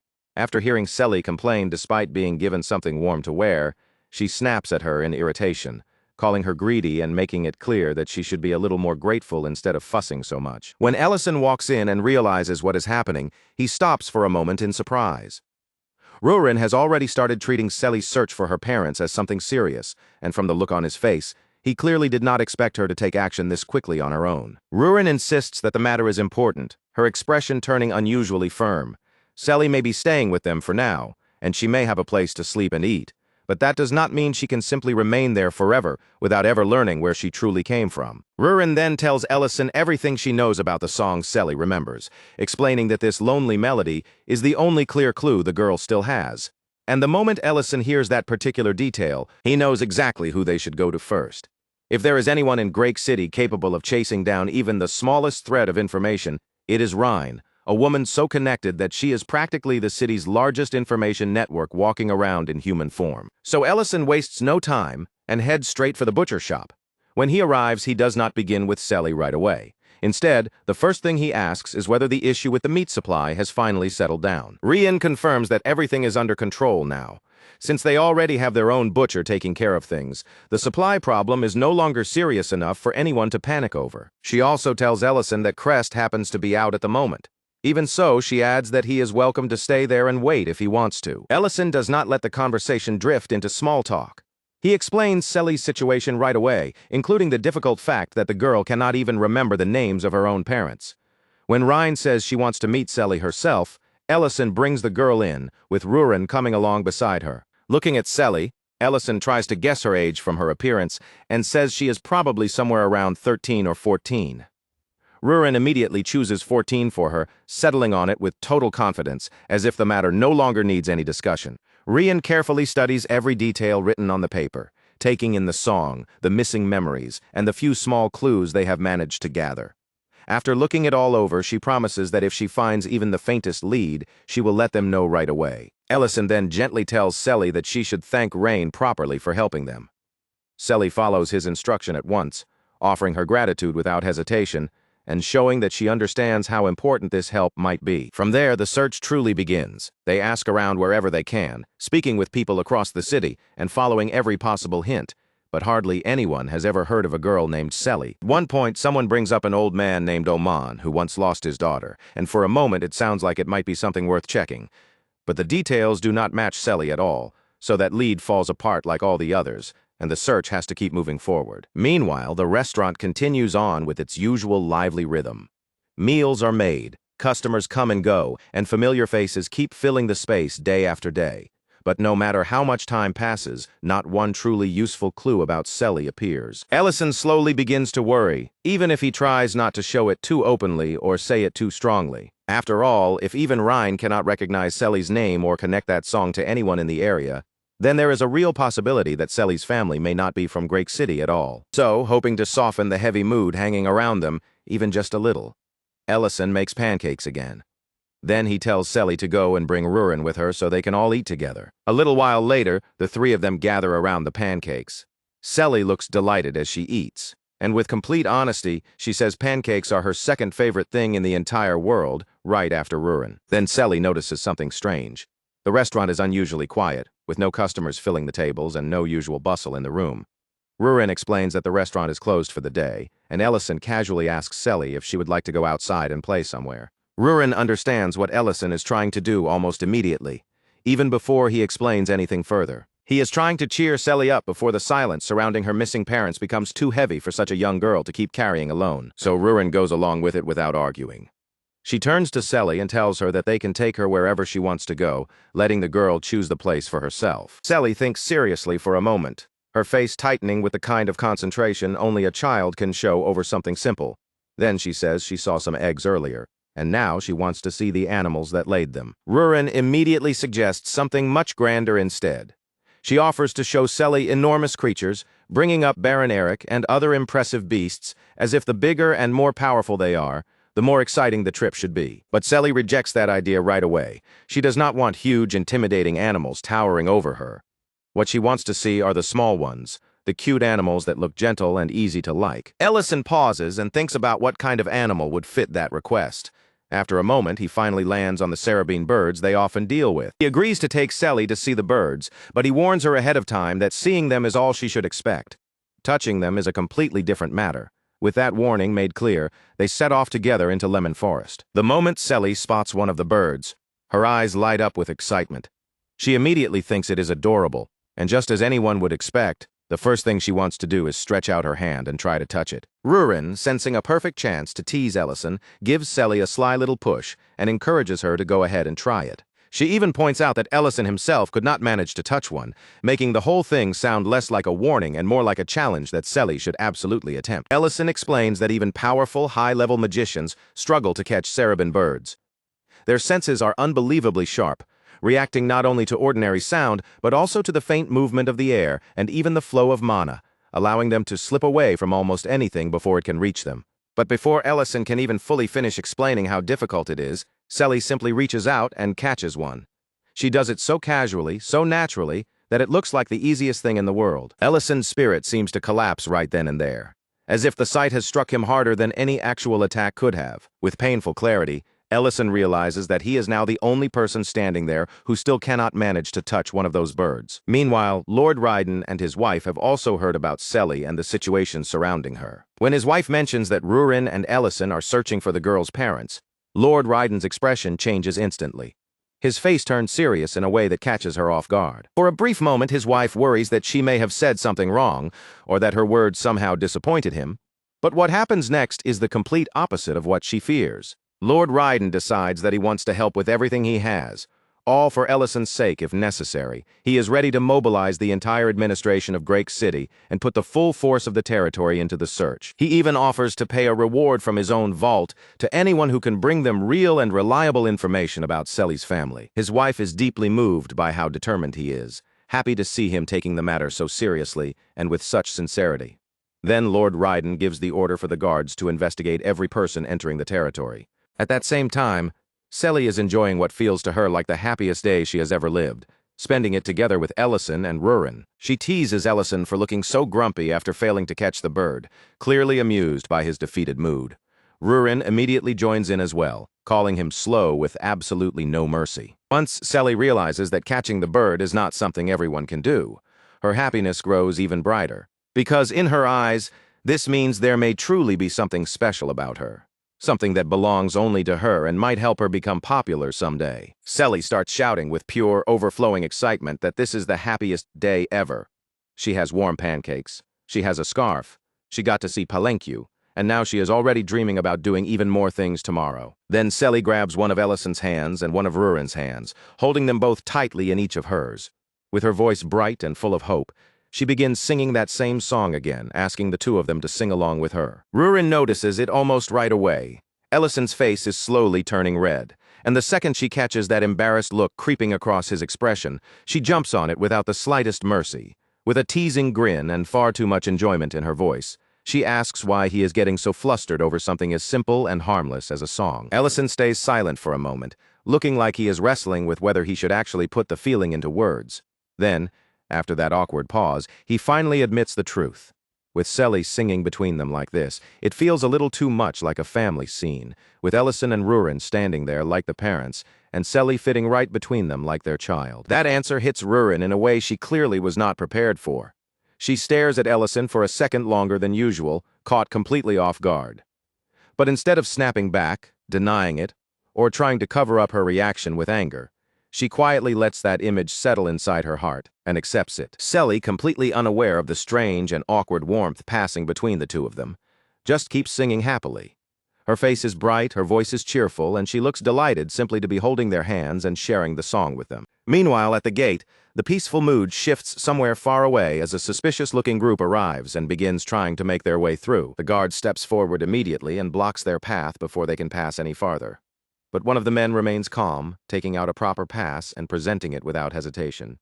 He explains that they are on their way to Giltiman City under the Count's orders. Even after seeing the pass, the guard does not simply step aside and let them through. His eyes narrow with caution as he studies them more carefully. Then he asks what business they have in Giltiman City. The man at the front answers smoothly, without even the faintest shake in his voice.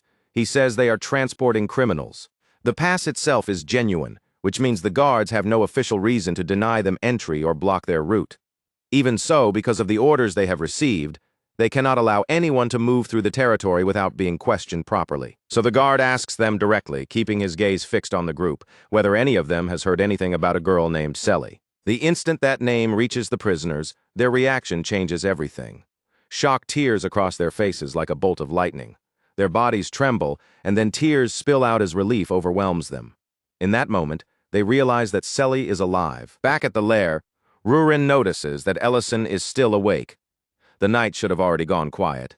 But there he is, sitting alone as if sleep has not come anywhere near him. Ellison asks whether Selly has already fallen asleep. Rurin answers that she probably has, since the girl went off to bed earlier than she usually does. When Ellison hears that, his expression shifts slightly, as if he has decided this is finally the moment to say the difficult thing he has been keeping inside. Then Ellison tells Rurin something painful. There is a real possibility that no matter how hard they keep looking, they may never find Selly's parents. Those words hit Rurin hard. She stops where she is, frozen for a moment, as though the air has suddenly been knocked out of her chest. At the gate, the warden answers the guards in a flat, emotionless voice, saying that none of them has ever heard of anyone named Selly. But the prisoners react immediately. Desperation floods their eyes as they try to speak up, struggling with everything they have to say what they know. Before even one clear word can come out, the mage traveling with them acts first. With magic, he seals their mouths shut, cutting off their voices completely before the truth can escape. Then the mage turns his attention back to the guards and gives them a warning that is subtle but impossible to miss. His meaning is clear. Whatever the prisoners were about to say, the guards would be wise not to dig any deeper. After all, if the guards block their passage or interfere with this transfer, it could create unnecessary trouble with the Lord of Giltiman City. The guard understands the threat hiding beneath those polite words.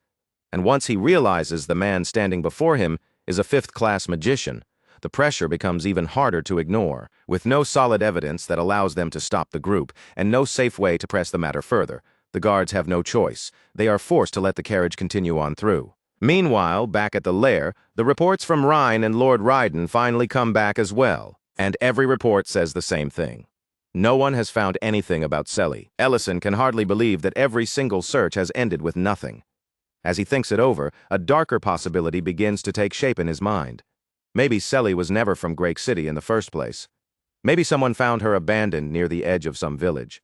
Or maybe her parents were so poor, so desperate, that they could not even feed her and had no choice but to leave her behind. The moment Rurin hears that, her face tightens. She clearly hates even imagining that Selly's story might lead to something so cruel and painful. Ellison quickly adds that it is only a possibility, not something they know for certain. But even if that is true, there is another question they can no longer keep avoiding. If they really never manage to find Selly's family, then what are they supposed to do with her? Should they keep her here with them, or should they send her to an orphanage? Rurin does not answer right away. For a while, she says nothing at all, her expression going still as that heavy question settles between them. The lair was only ever meant for the two of them, and Rurin has not even had time to sort through what she truly feels. But before she can reach any answer, a sudden noise comes from the kitchen. Rurin immediately storms toward the kitchen, moving fast and already bracing herself for whatever new disaster might be waiting there. When she arrives, she finds Selly standing in the middle of the room, surrounded by a messy spread of batter scattered around her.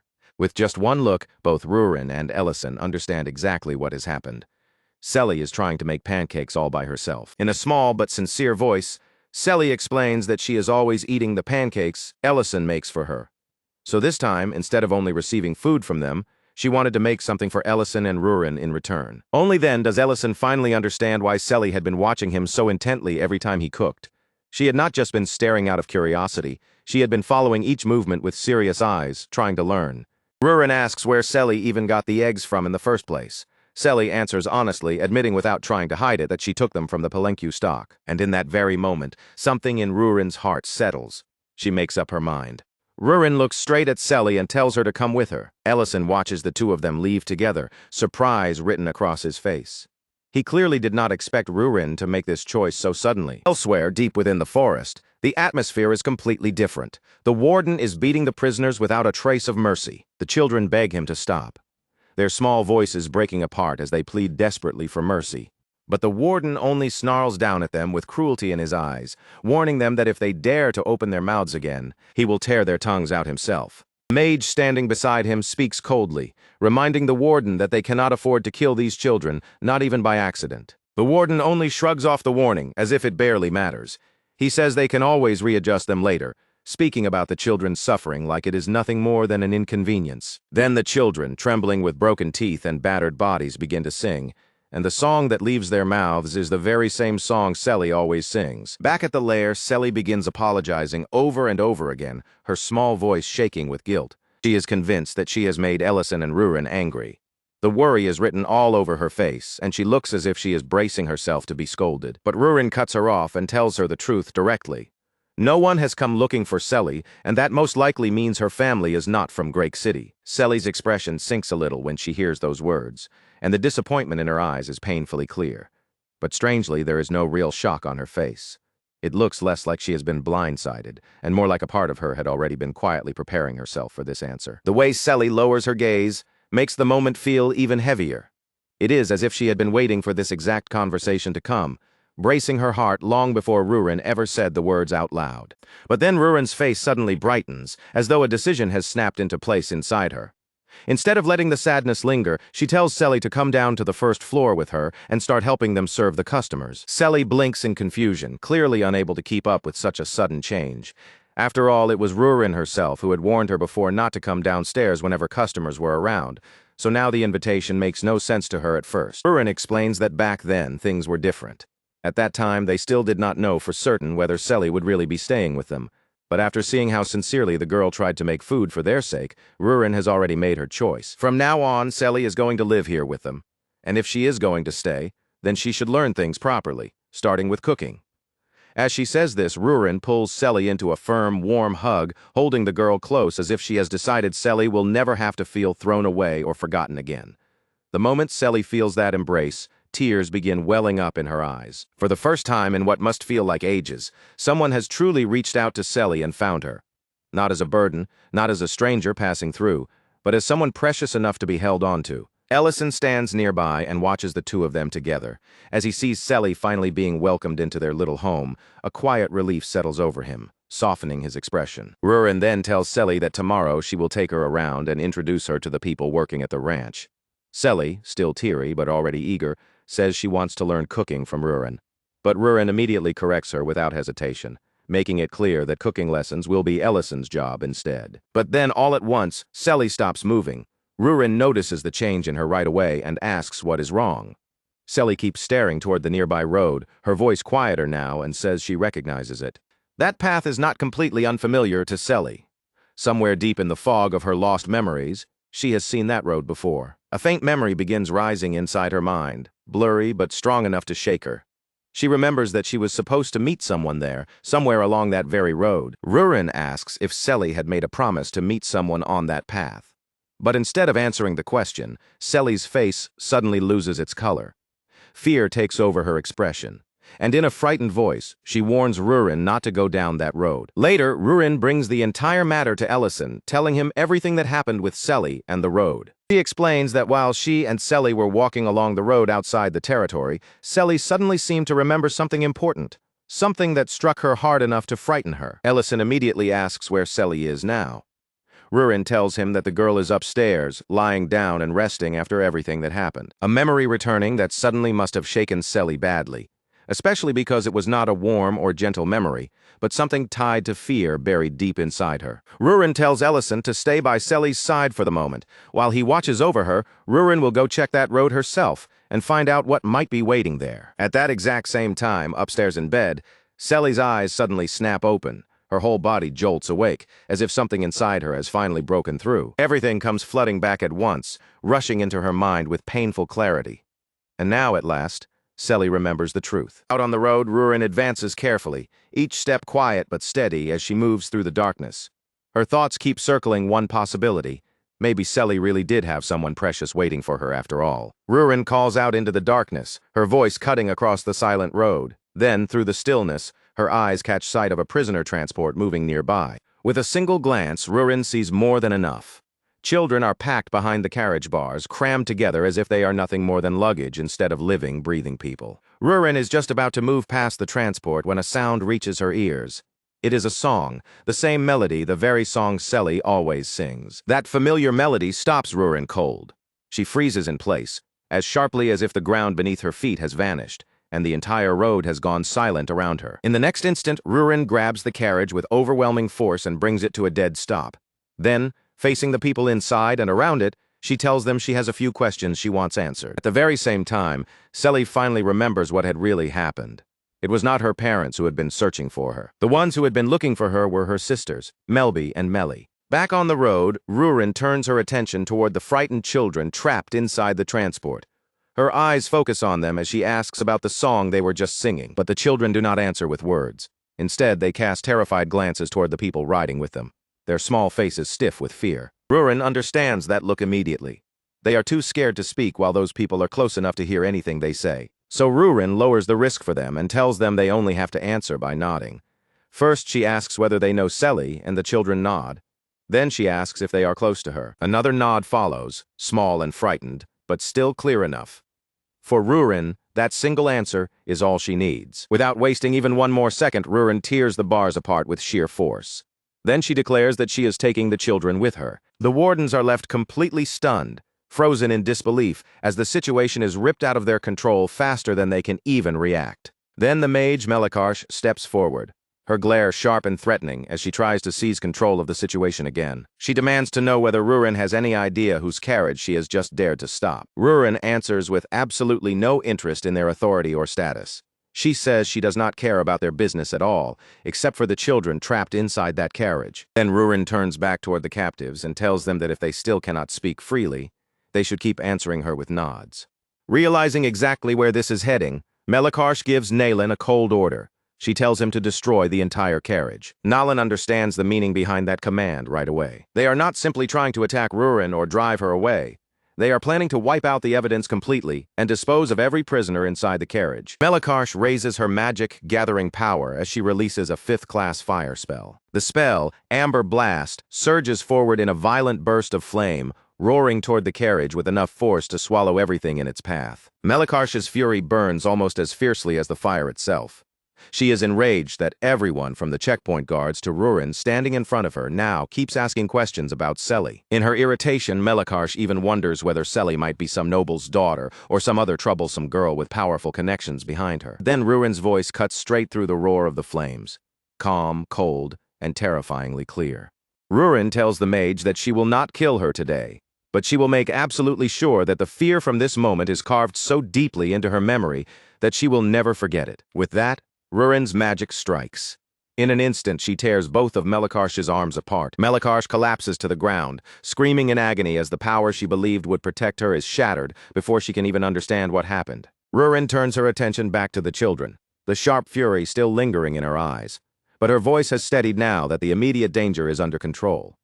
Looking at their battered bodies and frightened faces, she quickly decides that the safest place to bring them first is Elena's clinic. A portal opens beside Rurin, the space bending open as she prepares to move the children somewhere safe. Then, in the simplest and clearest words she can give them, she tells the trembling children who she is.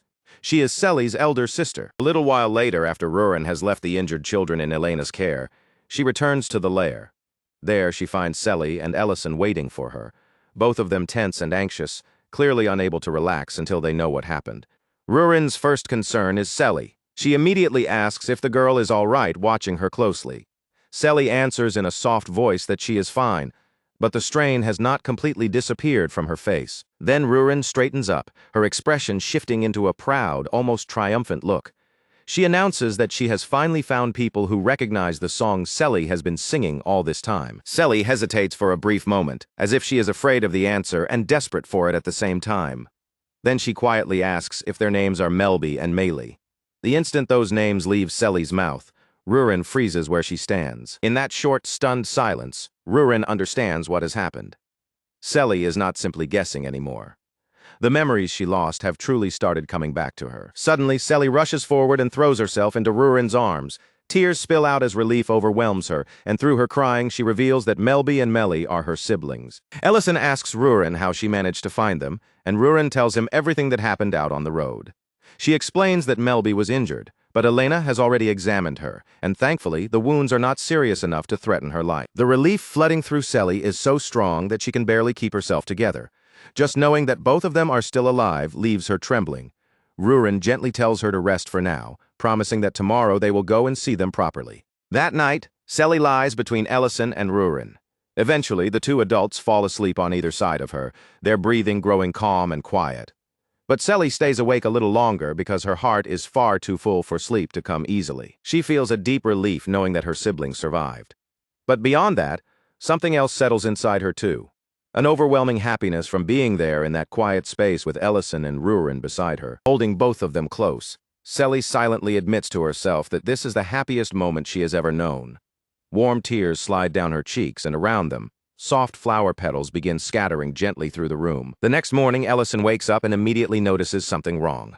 The space beside him is empty, exactly where Selly should have been sleeping. He quickly wakes Rurin, his voice already carrying a hint of unease as he asks where Selly went. Neither Ellison nor Rurin heard Selly get up, and neither of them heard her leave. That quiet absence makes the room feel colder and far more unsettling than it should. At first, Ellison guesses that Selly may have gone to Elena's clinic to see her siblings, but almost immediately he stops himself, realizing that she would not even know the way there on her own. Rurin's face grows deeply uneasy.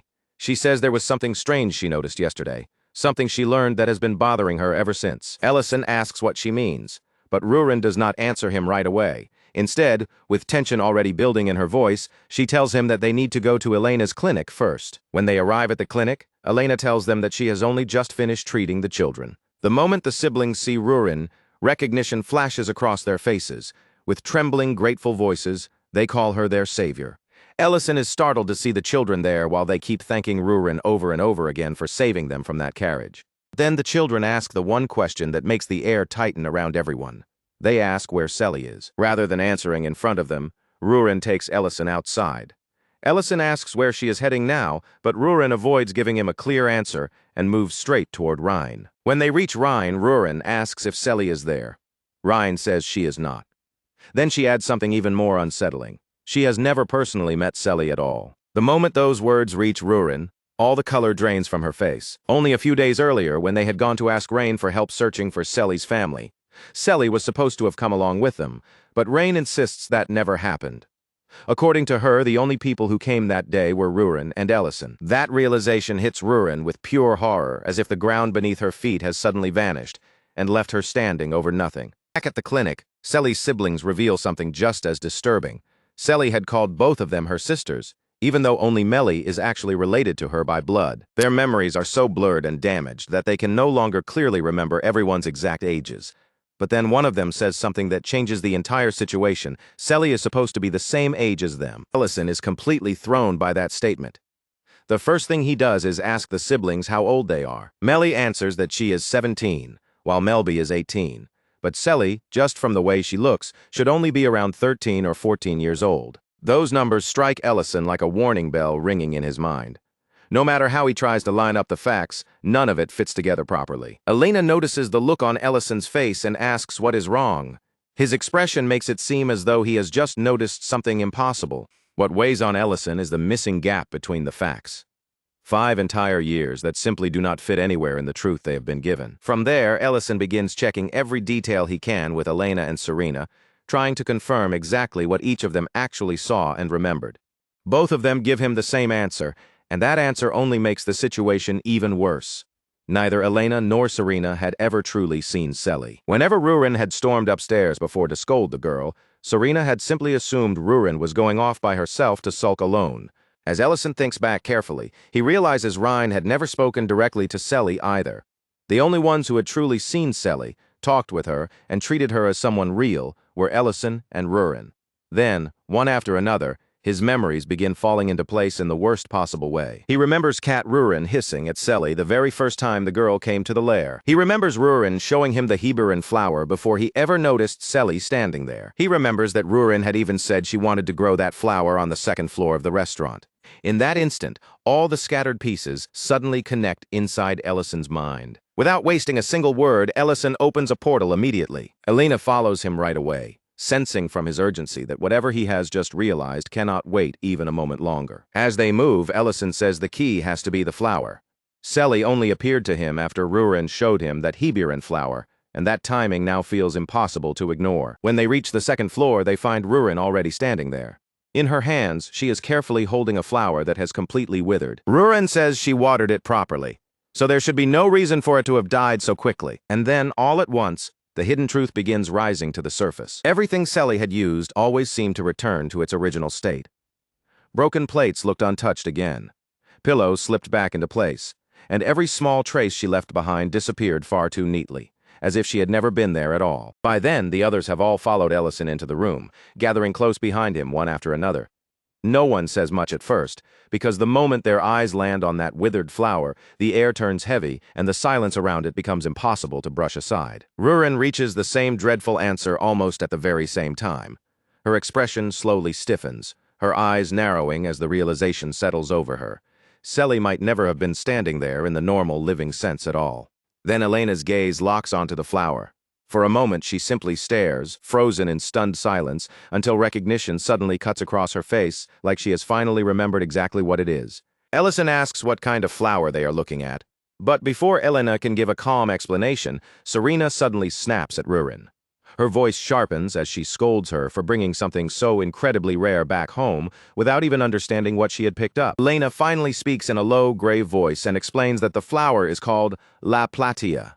It is not just some unusual blossom, but a legendary flower whispered about as the undying flower of the underworld. According to the old legends, La Platia is said to carry what a departed soul leaves behind. It can hold an unfinished wish, final words that were never spoken, and even the desperate yearning of someone who still longs to be born again. And once that message reaches someone among the living, the flower's purpose is fulfilled, and it slowly begins to wither. As Elena's words sink into the room, the blood seems to drain from both Ellison and Rurin's faces. The moment Selly's siblings hear that explanation, panic takes hold of them. Their voices tremble as they urgently demand to know what all of this means for Selly herself. Rurin turns toward them with a tight, serious expression and asks them to tell her everything they can remember. She wants to know where they first met Selly, what happened at that time, and even the smallest detail that still remains in their memories. Melby begins to explain, her voice heavy as she says that when they first met Selly, all of them were slaves. They had been locked away together in the sorting room, treated less like children and more like merchandise waiting to be chosen. Even in that miserable place, Selly had already been singing that exact same song. Her small voice had drifted through the darkness of the room, strangely gentle against the hopelessness surrounding them. Back then, Selly had spoken with bright, fearless confidence. She said that once she finally made it outside, she would sing that song beneath the wide-open sky, where her voice could rise freely. Melly had wanted to play music beside her, and the three of them had even joked and laughed about Melby dancing along with the song. But no matter how warmly they imagined it, Melby herself just could not believe that such a future was truly possible. To Melby, freedom felt like something far beyond their reach. Unless someone bought them, they would never leave, and even if they were bought, it would only mean being carried from one cage into another. But Selly would not let them sink completely into that despair. She told them that no one would want to buy children like them anyway, so instead of waiting helplessly, they should use that time to grow strong enough to smash through their own bars one day. It sounded absurd, the kind of hope only a child could say out loud without hesitation. And yet somehow those reckless words reached them more deeply than any realistic comfort ever could. Then everything fell apart when the two siblings were selected by an old pervert who had far too much money, too much status, and too much influence behind him. No one else in the room dared to bid against him. Even worse, no one seemed willing to challenge him or stand in the way of the power he carried. The siblings were terrified. They could barely move, their bodies frozen stiff as the horror of what was about to happen to them pressed down on them. And that was exactly when Selly stepped forward. She raised her voice boldly enough to pull the old man's attention away from the two of them. In that single moment, she turned his disgusting interest away from her siblings and toward herself instead. Melby and Melly tried to stop her, even trying to offer themselves in her place. But Selly cut them off with a kick before they could ruin her decision. Then she declared that, as their elder sister, protecting them was her responsibility. Before she was dragged away, Selly told them not to forget the song. She said that as long as they kept it in their hearts, they would be able to find her again someday, no matter how far apart they became. Then the final piece of the truth slips out, heavier than anything before it. All of that had happened 5 years ago. The two siblings finally break down completely. Their bodies shake with sobs as they beg to find Selly again, and the grief they had been carrying for years pours out all at once. At that very moment, Ellison notices something changing. The mana inside the flower begins to stir, then flows steadily in one clear direction, as if it is silently pointing the way. Rurin instantly remembers the promise she made to Selly. She turns back toward the siblings, her face tense but determined, and asks whether they still have the strength to keep going. No one refuses. Without hesitation, everyone agrees to continue, ready to follow that faint current of mana wherever it leads them. They step out into the open and begin chasing after the flow of mana, watching it stretch ahead of them like a quiet guide pulling them forward. As they move, Rurin cannot stop the same question from circling through her mind. Why would Selly disappear without saying even a single word? That doubt hurts even more because the flower should have already delivered the wish Selly had been carrying all this time. But Rurin refuses to accept that this is where everything simply ends. She opens one teleportation portal after another, forcing herself forward again and again until the repeated strain finally breaks through her body and sends her collapsing to the ground. From that point on, Ellison takes her place. With Rurin unable to continue leading, he pushes the search onward, refusing to let the trail disappear. Melby and Melly keep searching as well, clinging tightly to every old memory they have of Selly. They remember her casually eating grass, somehow turning even a cruel and miserable world into something strange, absurd, and almost funny. At last, the trail brings them to a lonely tower standing at the very end of the Mana Trail. It rises there in isolation, silent and distant, as if it has been waiting alone for years. They open a portal nearby and hurry straight toward the door. Each of them braces themselves with the same painful mix of hope and fear, wondering whether Selly might truly be waiting inside. But instead of being greeted by her smiling face, they hear her song drifting softly from within. And when they step inside, what waits for them is not relief, but pure horror. Inside the tower is Selly's body, or rather what 5 long years have left behind. A skeleton remains there, still held in place by the chains that never released her. Selly had been dead for 5 years.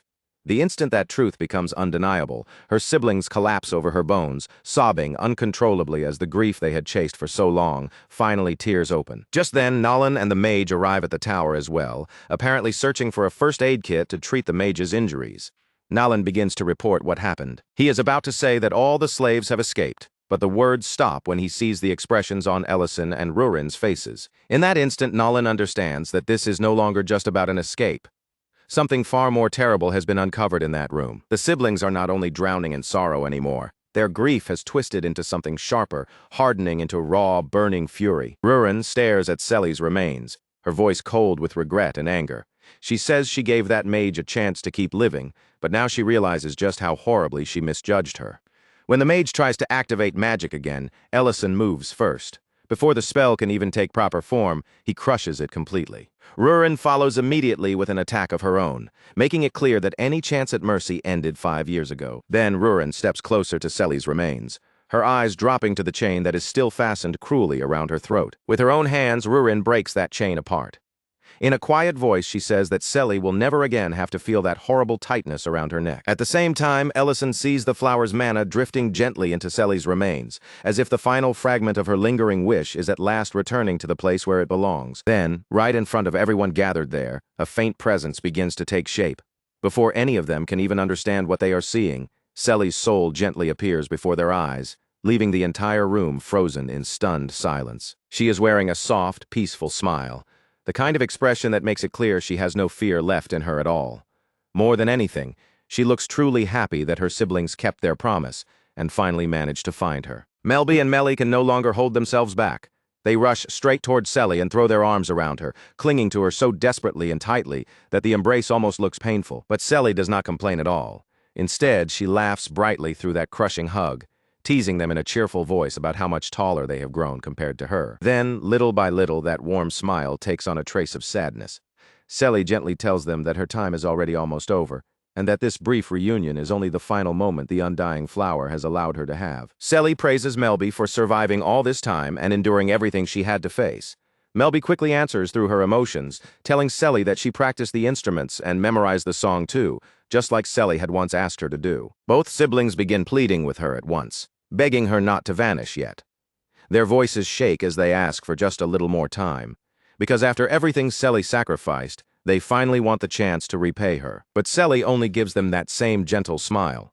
She tells them that this is simply what an elder sister is supposed to do, stand ahead of the younger ones, take the danger first, and protect them. Melby immediately argues back, her words breaking apart through her tears.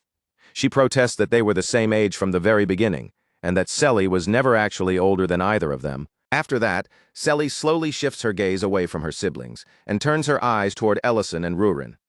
With a tenderness that makes the room feel even heavier, Selly tells them that the days she spent by their side were the happiest moments she had ever experienced in her entire life. Then Selly looks up at Ellison with that quiet, innocent warmth still in her eyes, and softly asks whether, if they meet again someday, he will make pancakes for her one more time. Ellison reaches for her clothes and grips them as though letting go is impossible.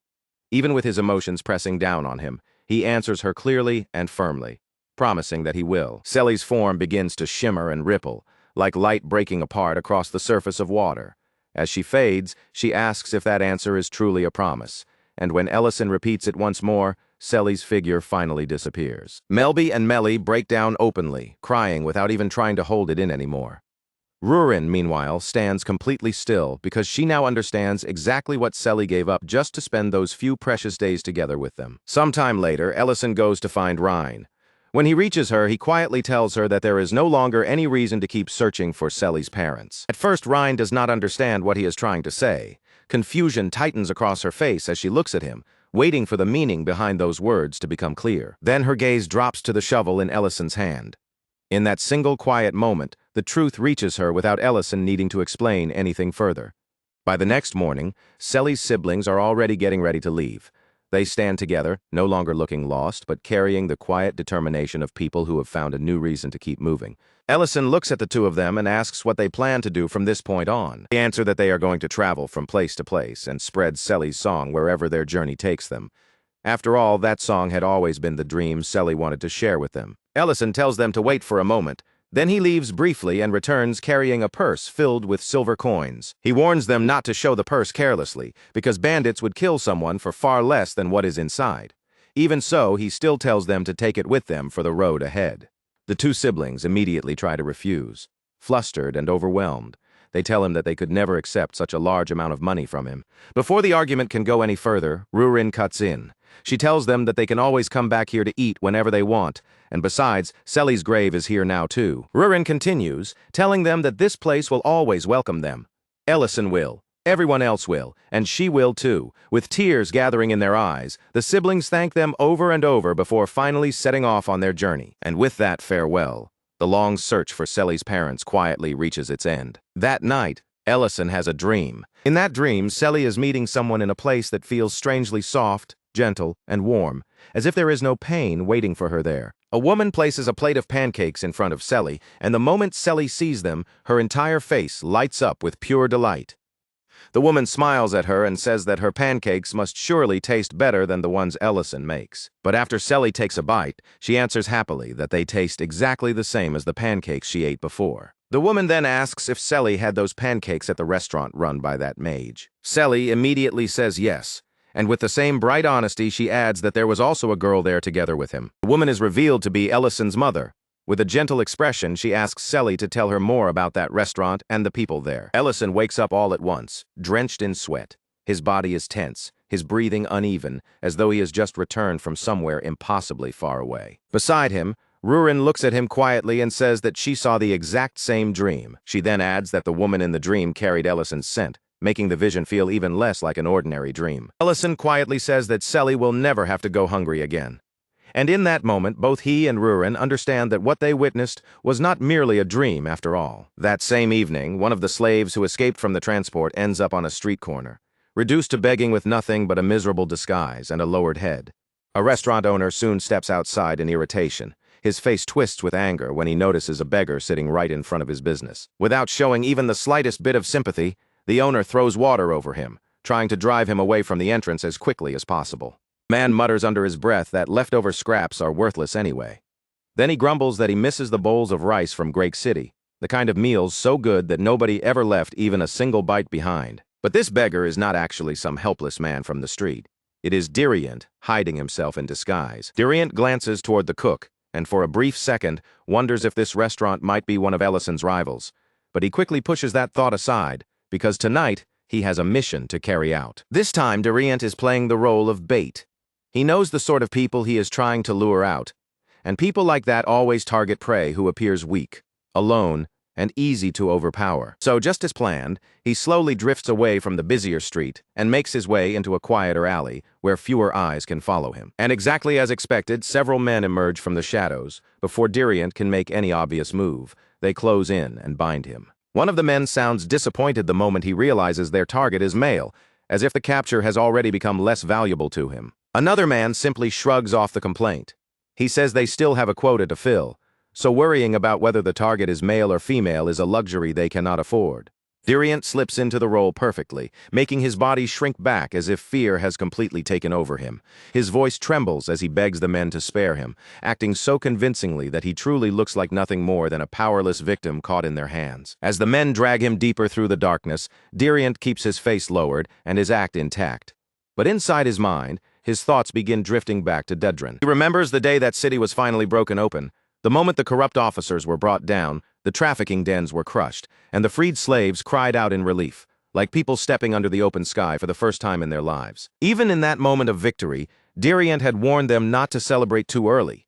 If Ellison had not appeared and acted at exactly the right time, the number of bodies left behind would have been far worse. Their weakness had not been something harmless or easy to overlook, because they had not yet gained the strength to defend themselves. They had lost comrades they could never call back again. And yet Diriant had still praised them from the heart. They had absorbed the basics of self-defense quickly, and when the moment truly mattered, that knowledge had made a real difference. With their fists clenched tight and their voices still trembling from everything they had survived, they swore that from that day forward they would become stronger. Then, just before Diriant departed, several of the freed slaves stopped him.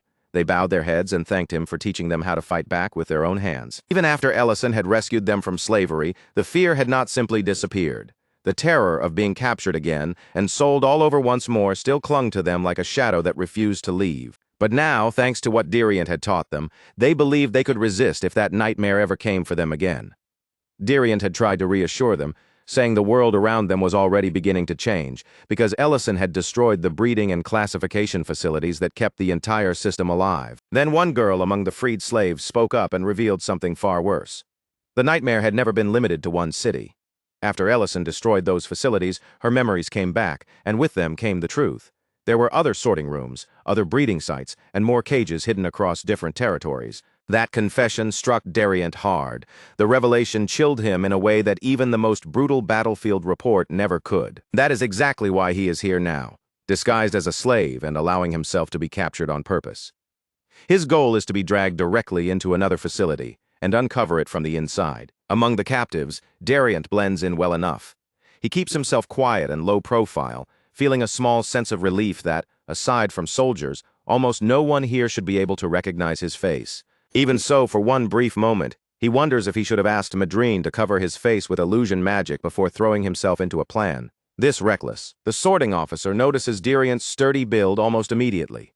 After one look at his frame, the officer decides that a strong man like him should bring in a good price once he is put up for auction. Diriant is thrown into a holding area and ordered to stay there until dawn. But instead of panicking, he calmly begins studying everything around him, the bars, the layout, the spacing between exits, measuring each distance with his eyes, as he prepares the route he will use when it is time to escape and report what he has found. Then his attention shifts to the other slaves nearby. Among them, he notices a girl being punished cruelly right in front of everyone. That sight alone is enough to change everything. Diriant has never been the kind of man who can sit quietly in place and watch someone suffer without doing a thing. With one sharp motion, he snaps his restraints apart.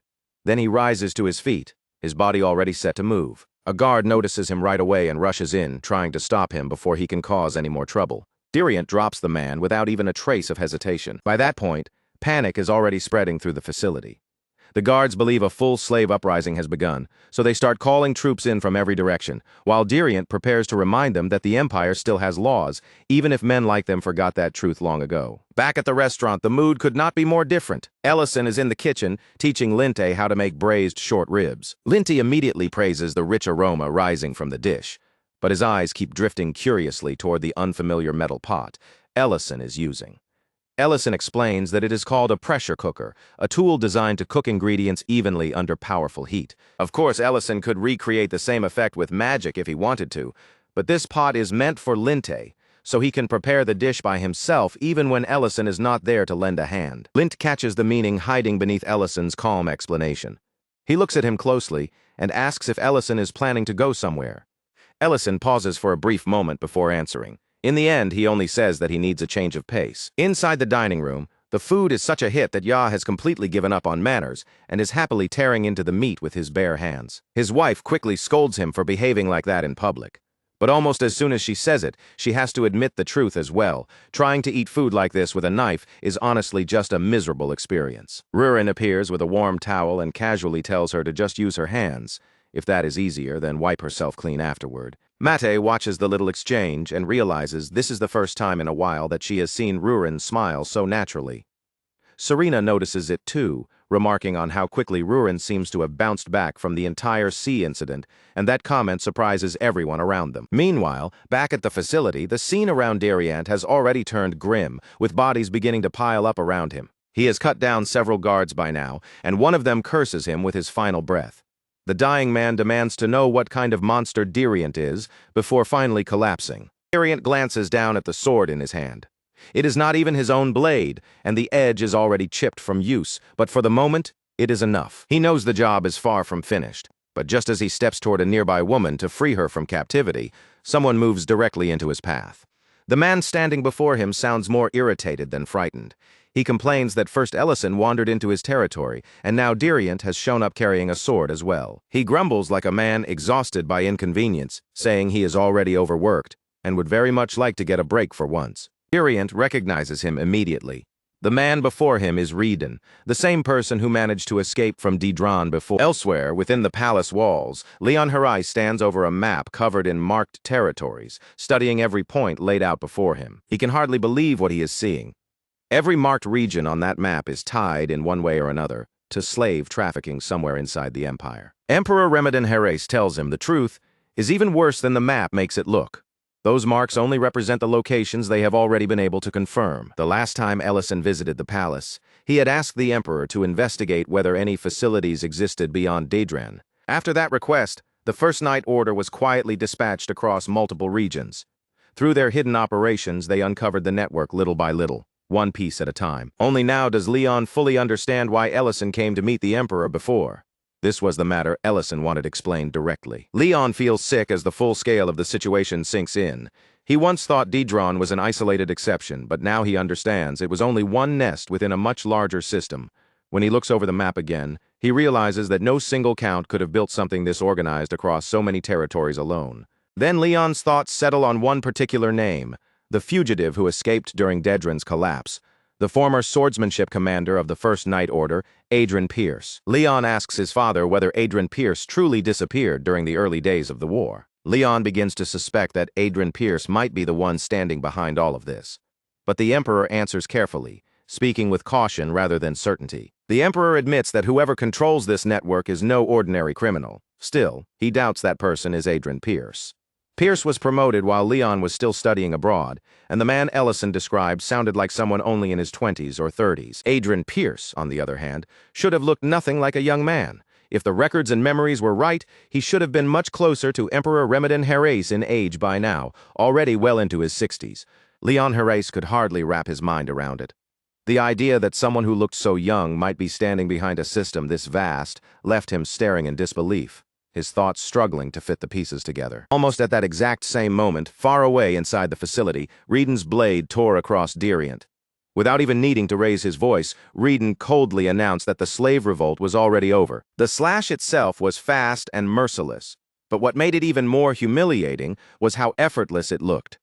Reedon swung as if he were casually brushing Dariant aside with one insulting motion. Meanwhile, back at the restaurant, Ellison and Rurin were already preparing to leave. They gathered their belongings, packed what they needed, and moved with the quiet focus of people ready to step into something serious. As Rurin searched through the luggage, her hands slowed for a moment.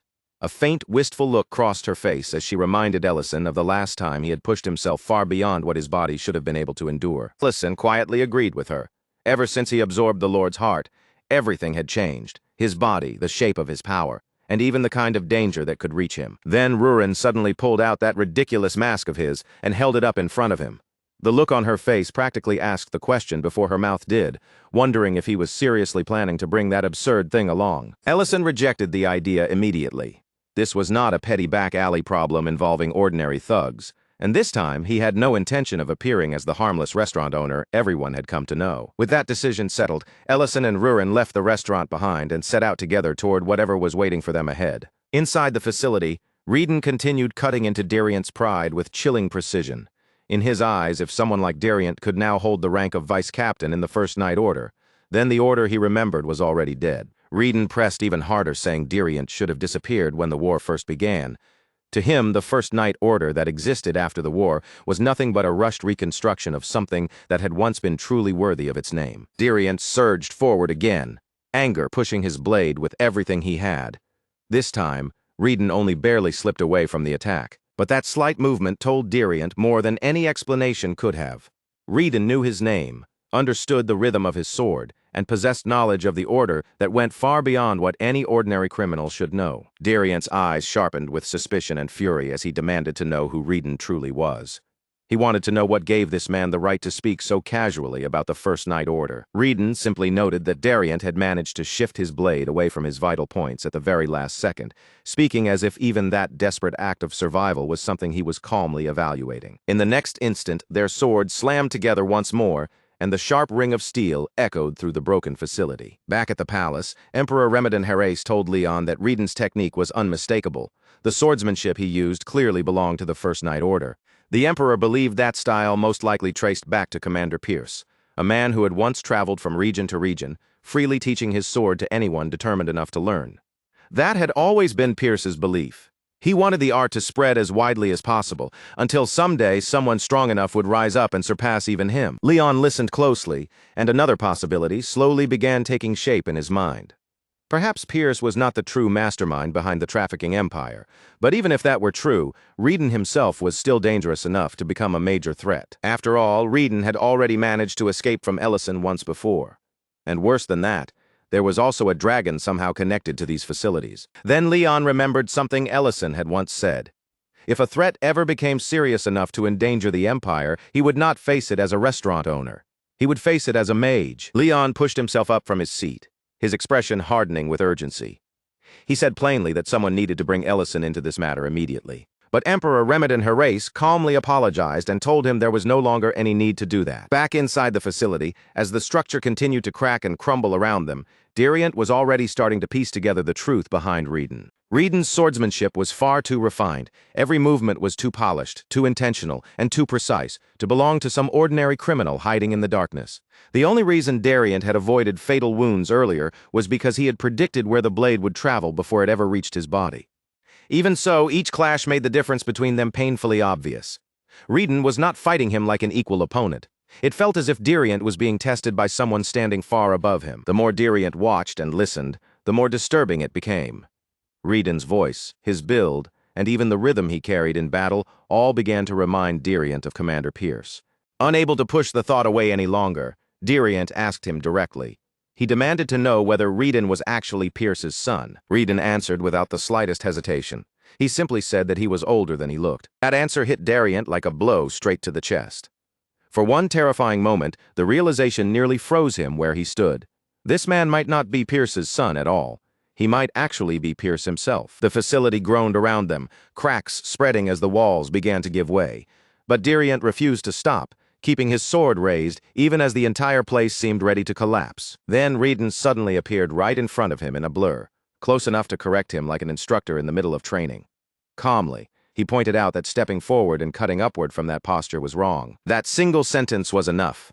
With those words, Reedon confirmed the fear that had been steadily growing inside Diriant. In that instant, Diriant's mind was pulled backward, dragged straight into the memories of his training days. Back then, Commander Pierce had given him that exact same correction.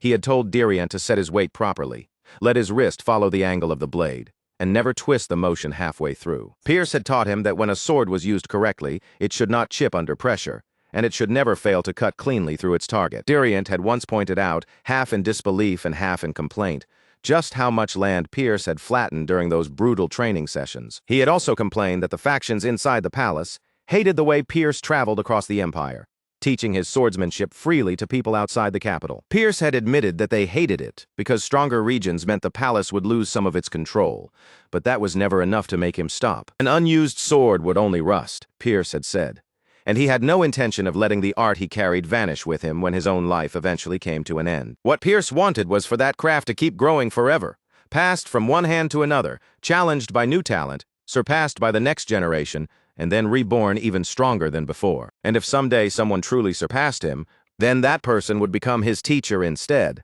Pierce had said he would gladly lower his head and learn from them in return. That was the future Commander Pierce had once dreamed of for his sword. But back in the present, that memory only made Diriant's anger burn hotter. He could not stand seeing Reedon there with his teacher's face, moving with his teacher's technique, and even speaking in that same painfully familiar voice. Diriant shouted that he had trained too hard, bled too much, and climbed too far to become vice-captain, all so he could properly inherit that swordsmanship and honor Commander Pierce's will. And now, in Diriant's eyes, Reedon was trampling that legacy by acting as though it belonged to him alone. But Reedon only watched him with a cold gaze and noted that rage was clouding Diriant's judgment, just as it had before. Diriant launched himself forward with everything he had left in his body. Strength, fury, stubborn pride, and the last pieces of his will all poured into that one desperate strike. The power behind the blow was heavy enough that even Reedon could not simply knock it away like before. For the first time in that battle, he had to properly recognize the force carried in Diriant's blade. Then Reedon laughed, but this time there was no mockery in it. His voice carried real excitement, almost like Diriant's growth had genuinely stirred something inside him. Reedon shifted his stance, settling his body as he prepared to end the fight with the next decisive move. Before that finishing strike could reach Diriant, a shield suddenly drove itself between them and blocked the attack cleanly. It was Arimantium who stepped in, placing himself directly between the two swordsmen. He told them to stop, at least long enough to let the guard speak first. The guard rushed forward and hurriedly reported to Reedon that Ellison had arrived. The fear in his voice said everything. If Reedon had any interest in surviving, then Ellison showing up now was the worst possible timing. At that same time, inside the palace, Leon Harris reminded his father that even if Ellison wished to live quietly, this was exactly the sort of threat he had once described as an exception. Leon said he was ready to go and bring Ellison back himself, but before he could leave, Emperor Ramadan Harris stopped him. Then the Emperor revealed that he had already sent a message several days earlier, and Ellison had already answered that call. Back at the facility, another guard came charging in, his face pale and his breath uneven, carrying news even worse than the report before it. Every single one of their slave sites was under attack. Across the entire region, facility after facility was being struck and destroyed, collapsing one after another like a chain reaction no one had the power to stop. In an instant, fear swept through the guards. None of them had believed such a thing was even possible. No one should have been able to move that quickly, attack that many hidden places, and tear through so many facilities all at once. Then they saw the insignia, and the truth finally struck them. It was the mark of one of the Empire's war heroes, a symbol so famous that even through their panic, they could not mistake it. Ellison stood before them with a cold, unreadable expression and told them not to let a word like hero come out of filthy mouths like theirs. Then, without offering them even the smallest warning, Ellison unleashed 8th class magic, Inferno. The spell detonated with terrifying force. The soldiers abandoned all formation at once, scattering in every direction as a roaring ocean of fire swallowed the area whole. Blinding light burst outward, waves of heat wrapped around the mountains, and the entire region felt as though it were being torn open from somewhere deep beneath the earth. And at the very center of all that destruction, Ellison stood as calm as ever. He simply remarked that the place finally had some proper air circulation. Later, once the worst of the terror had passed, the villagers slowly began to steady themselves. Still trembling, they tried to process the unbelievable truth that they were alive, and more than that, they were finally free. Ellison handed them food and water, then pointed them toward a safe route, where a soldier was already waiting to guide them away from the danger. One woman stared at him through the smoke and lingering shock, realizing she was standing before a true Archmage. She murmured that his face was the kind people would remember for the rest of their lives, while someone nearby whispered that he looked almost frighteningly heroic. The others kept stealing glances at him and muttering among themselves. Some said his features looked strangely delicate. Others wondered if he might actually be a woman, and then one child bluntly called him ugly before his older sister immediately shut him up. A few villagers noticed the scars spread across Ellison's body and guessed that war must have carved those marks into him. At the same time, others pointed out how strangely untouched his face looked despite everything he had clearly survived. After finishing his work there, Ellison returned to the place where Rurin was waiting for him. Rurin asked whether he had completed his side of the job, and Ellison answered that he had. She replied that she had finished hers as well, then immediately asked where they were going next. Elsewhere, Arimantium was using healing magic on Diriant, carefully closing the wounds left across his body. Once the spell was complete, he checked whether Diriant could move properly, and Diriant thanked him with genuine sincerity. Diriant admitted that he had heard stories about Arimantium before, the dragon who had once held Count Ryden Grake captive. He still could not quite believe they had crossed paths in a place like this. The enemy had fled, the slaves had been abandoned, and Iramantium explained that he had never intended to involve himself in the situation at all. The battle had simply spiraled out of control far too quickly, escalating before anyone could properly contain it. Iramantium added that in all that chaos he had nearly died himself. And honestly, he was relieved that once the soldiers heard the full report, they had chosen not to point their weapons at them. Diriant, however, still had the heat of battle running through his veins. He said the situation did not feel settled to him at all, and a part of him even wished they could cross blades one more time. Iramantium shut that idea down immediately, saying Diriant would probably just get crushed. Diriant bristled at once and demanded to know what kind of dragon said something like that about fighting humans. The word human hit Iramantium hard enough for the reaction to show on his face, but he covered it almost instantly and brushed it aside as nothing more than a slip of the tongue. Diriant tried to move past the awkward moment and said they should have escaped together with the people who had been left behind. Iramantium then revealed, as casually as if it were no big deal, that while Diriant had been occupied with fighting, he had already rescued every single one of them. Diriant was left stunned by the answer, and Iramantium simply led him toward his new lair. Inside, Diriant found the rescued people gathered safely together.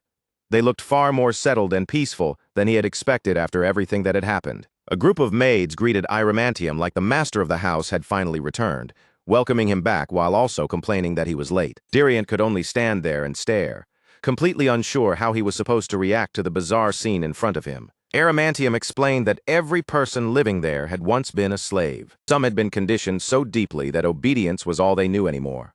Some had no home left to return to, and others had come from among the very people they had just rescued. A few had learned medicine from him and eventually left to build lives elsewhere, while others chose to remain there, work, and survive. Some even regained their memories and returned home. Iramantium admitted that when the entire world turned against him, all he had left was wind magic and a loneliness so desperate that it became twisted. That loneliness had made him want to keep people close, even to force affection where none existed. With bitter self-awareness, he reflected that the heart of life always slips away the moment someone tries to clutch it too tightly. Diriant listened to him, but the more he looked around the lair, the more confused he became.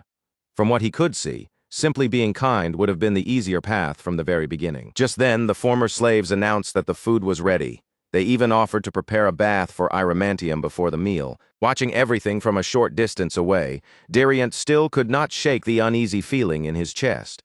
Beneath this strange and peaceful household, Iramantium seemed to still carry that same warped hunger to be needed. Then, without warning, the door slammed open. A girl stormed inside and hurled a pouch onto the floor. The instant Iramantium saw her, he froze as if death itself had walked into the room.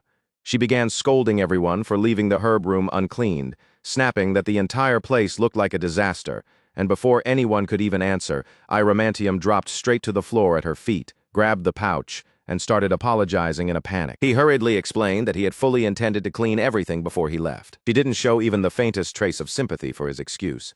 Instead, her lips curled into a cold sneer, and she drove her heel down into his back, like she was crushing something disgusting underfoot. As she spat out that he was filthy, the pressure forced a sharp cry from Iramantium before he had any chance to raise his head or defend himself. Only after making him suffer did her attention finally slide toward the girls standing nearby. Her face tightened with suspicion, and her eyes swept over them as if judging the entire scene at once. Then, in a hardened voice, she questioned whether he had gone out and collected yet another new batch of slaves. The instant Diriant caught sight of her face, every part of him locked up. The shock struck so violently that he didn't even move, as if his entire body had frozen in place before his mind could catch up. It was Lady Madrine, and as soon as her gaze turned back and landed on him, recognition flickered through her eyes as well. She knew Diriant just as clearly as he knew her. For the briefest moment, their eyes met. It lasted barely a heartbeat, but that was more than enough. Madrine's fierce expression cracked, and panic flashed across her face before she could fully bury it again. Meanwhile, somewhere far removed from that tense scene, Ellison and Rurin were taking a short break together. They sat on a blanket spread out beneath them, with Ellison quietly preparing food at her side, while the atmosphere around them settled into a rare moment of calm. Ellison glanced over and told Rurin the food would be ready soon. In an easy, casual tone, he added that meat always tasted best after someone had completely worn themselves out from exhaustion. But Rurin didn't respond with her usual energy. Instead, her voice dropped low, and she quietly apologized, saying that she wasn't hungry. Ellison noticed the shift right away. The moment those words left her mouth, he could sense that something inside Rurin had changed, and that her heart was nowhere near as calm as her voice tried to sound. Not long ago, Rurin would never have been the kind of person to ache this deeply for strangers. She certainly wouldn't have forced herself to suffer over people she barely knew, or pretended their pain belonged to her. But now, instead of staying seated and resting, Rurin pushed herself up to her feet. She refused to pause any longer and insisted that they had to head for the next facility immediately. Ellison didn't need her to explain what was happening. Just from her expression, her voice, and the way she was forcing herself forward, he understood everything. Selly's death was still lodged deep inside Rurin's heart like a wound that refused to close. The guilt continued to press down on her, making her blame herself again and again. She couldn't bear the thought that another child might be suffering somewhere else while she sat there trying to catch her breath. Tears began to gather in Rurin's eyes, trembling there as she stubbornly insisted that they didn't have even a moment to waste. Before she could pull away and rush off, Ellison reached out and caught her hand. Holding her there gently but firmly, he began to tell her about a part of his own past. He explained that 3 years after the war had started, right after he graduated from magic school, he was sent straight into the front lines without any time to ease into the battlefield. From that point on, Ellison was thrown from one battlefield to the next. He kept racing ahead of everyone else, reaching danger before the others could, and cutting down monsters before they had the chance to claim more lives. Before long, rumors began spreading through the soldiers around him. They whispered that Ellison was practically a monster himself, a man who protected people only by slaughtering everything that appeared in his path. Eventually, after all those battles and all those rumors, Ellison was placed with the 8th Infantry Regiment's 2nd Company. The commander there reviewed Ellison's accomplishments carefully. He acknowledged the results, praised what he had done, then handed him food and water before giving him a clear order: rest until morning. Ellison's first reaction wasn't relief. He immediately asked where the next mission zone was, already preparing himself to move out again. The commander, however, shut him down without hesitation. The commander told him plainly that yes, Ellison's actions had reduced the number of casualties. But anyone could see the toll it was taking on his body and mind, and no person could continue pushing forward like that forever. So the order did not change. It remained simple, firm, and impossible to argue with. Before doing anything else, Ellison had to rest. Ellison tried to follow that command. He washed the grime of battle from his body, sat down with a bowl of soup in front of him, and attempted to do what he had been told. But even while the water ran over his skin, and even as he stared down at the food he was supposed to eat, one thought kept boring deeper into his mind. Somewhere out there, people were dying while he sat still and did nothing. And the longer that thought repeated inside his head, the heavier it became, until simply staying there felt unbearable. At last, Ellison rose to his feet with a bitter laugh under his breath. In that moment, he thought that running a cafeteria must seem easy when the people bleeding and dying were always somewhere far away. Then, cutting through the air, the horn suddenly sounded. It wasn't a routine signal. It was an emergency mobilization, a full assembly order calling everyone into action. A dragon had appeared at the forward outpost. For Ellison, that single report changed the weight of everything in an instant. For the first time, he saw a real chance to face the very beings responsible for starting the war. And maybe, just maybe, if he could stand against one of them, he could push the war one step closer to its end. Ellison had encountered a dragon once before, but back then he had been unprepared, inexperienced, and nothing like the person he had become now. This time, instead of shrinking back or hesitating, he charged straight toward it. By the time he arrived, the dragon was already overwhelming the soldiers in its path. Its power crushed them down, while flames spread wildly across the battlefield and swallowed everything around them. Explosions erupted one after another, ripping through the ground and sending tremors beneath everyone's feet as the entire battlefield shook from the force. Then Ellison came crashing down in front of the dragon, landing with such force that the earth beneath him split and cracked under the impact. The dragon slowly turned its gaze toward him, and in that moment, Ellison truly stood before one of them for the first time, not as someone running from disaster, but as someone choosing with his own will to challenge it head-on. When Dagos found out that Ellison had left on his own, his anger erupted all at once. His subordinates quickly explained that the tent had already been empty, and someone had seen Ellison heading out alone. But no one had stopped him, because the truth was painfully obvious. There wasn't a single person there strong enough to hold him back. That realization weighed heavily on Dagos. If Ellison had gone out there, then a direct clash with a dragon had already begun. The thought struck him with fear, but mixed into that fear was an unmistakable feeling of pride. Out on the battlefield, the dragon looked down at Ellison and laughed, treating him like just another reckless human who had rushed forward without understanding that he was running straight toward death. Ellison paid no attention to the insult. Instead, he focused completely, drawing up every last fragment of mana within him and pouring it into the most powerful spell he could release. He intended to finish everything in one decisive strike. Before the dragon could destroy anyone else, Ellison was determined to end the battle with that single blow. Blast that erupted from him shook the entire battlefield. Its overwhelming force swallowed the surrounding noise of war, drowning out the chaos beneath a single devastating impact. Back in the present, Ellison told Rurin that he had always felt different from other people. Mana came naturally to him in ways it never should have. Magical formulas unfolded inside his mind almost on their own, and his spells kept growing stronger as if guided by instinct. After leaving the academy, he finally stopped pretending that he was just ordinary, and once he abandoned that pretense, he truly believed he had reached a level where even killing a dragon might be possible. Even the dragon acknowledged it. Ellison had broken through its barrier and actually wounded it, something far beyond what ordinary magic should have been capable of achieving. That was the moment Ellison finally understood why dragons were called living disasters. Standing before one, he realized they didn't feel like normal enemies at all. They felt more like death itself, given a body and a voice. Then, without warning, the dragon unleashed its breath straight toward him. For one foolish instant, Ellison believed he might be able to block it. But the attack came in far too fast, closing the distance before his body could properly react. And just before the blast could strike him, someone suddenly grabbed Ellison and yanked him out of its path. That was the moment Ellison first met Darren and Beeden. At the time, he had no way of knowing it, but those two men would leave a mark on his life far deeper than any wound from that battlefield. Beeden wasted no time forcing the most important lesson into Ellison's head. Dragon breath was not an attack you faced directly. It was not something to block with pride, strength, or courage. Not even another dragon would take it head-on if it wanted to live. You dodged it, or you died. While Darren noticed Ellison's insignia and stared at it in open surprise, Beeden kept his focus on the battle, firing support arrows one after another, even as he admitted that simply trying to stand against that kind of attack was already an insane act of courage. But the two of them made one thing unmistakably clear. Ellison was not going to die there that day. Still shaken by how suddenly they had pulled him from danger, Ellison could only stare at them in confusion, unable to understand how men like Darren and Beeden had appeared right in the middle of such a deadly operation. Darren didn't stop to explain himself. He didn't even give Ellison a proper answer. Instead, he kicked off the ground and launched himself straight at the dragon, charging into the heart of danger as if hesitation was something he had never learned. Ellison shouted for him to stop, his voice cutting through the chaos. But Beeden didn't lose his calm for even a second.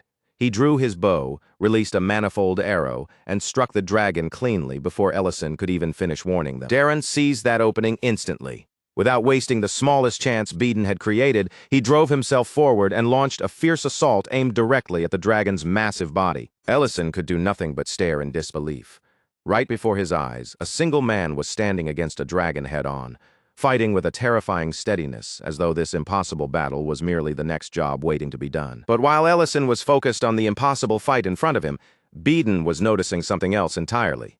Beyond Ellison's overwhelming magic and beyond his rare talent, he saw the exhaustion of a boy who had been trying to shoulder everything by himself. It was written plainly across Ellison's worn-out face, and even in the way his body stood as if weighed down by invisible chains. He looked like someone who believed every death on the battlefield somehow belonged to him personally. Beeden still praised his talent, admitting that he had never seen anyone pierce a dragon's barrier with sheer magic before. But as Darren called out for support and Beeden continued sending arrows into the fight, he gave Ellison the lesson he truly needed to hear.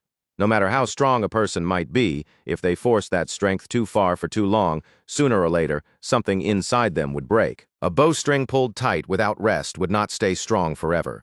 Eventually, no matter how well made it would snap. Ellison's isolation was not noble, and it was not some heroic sacrifice he had to cling to.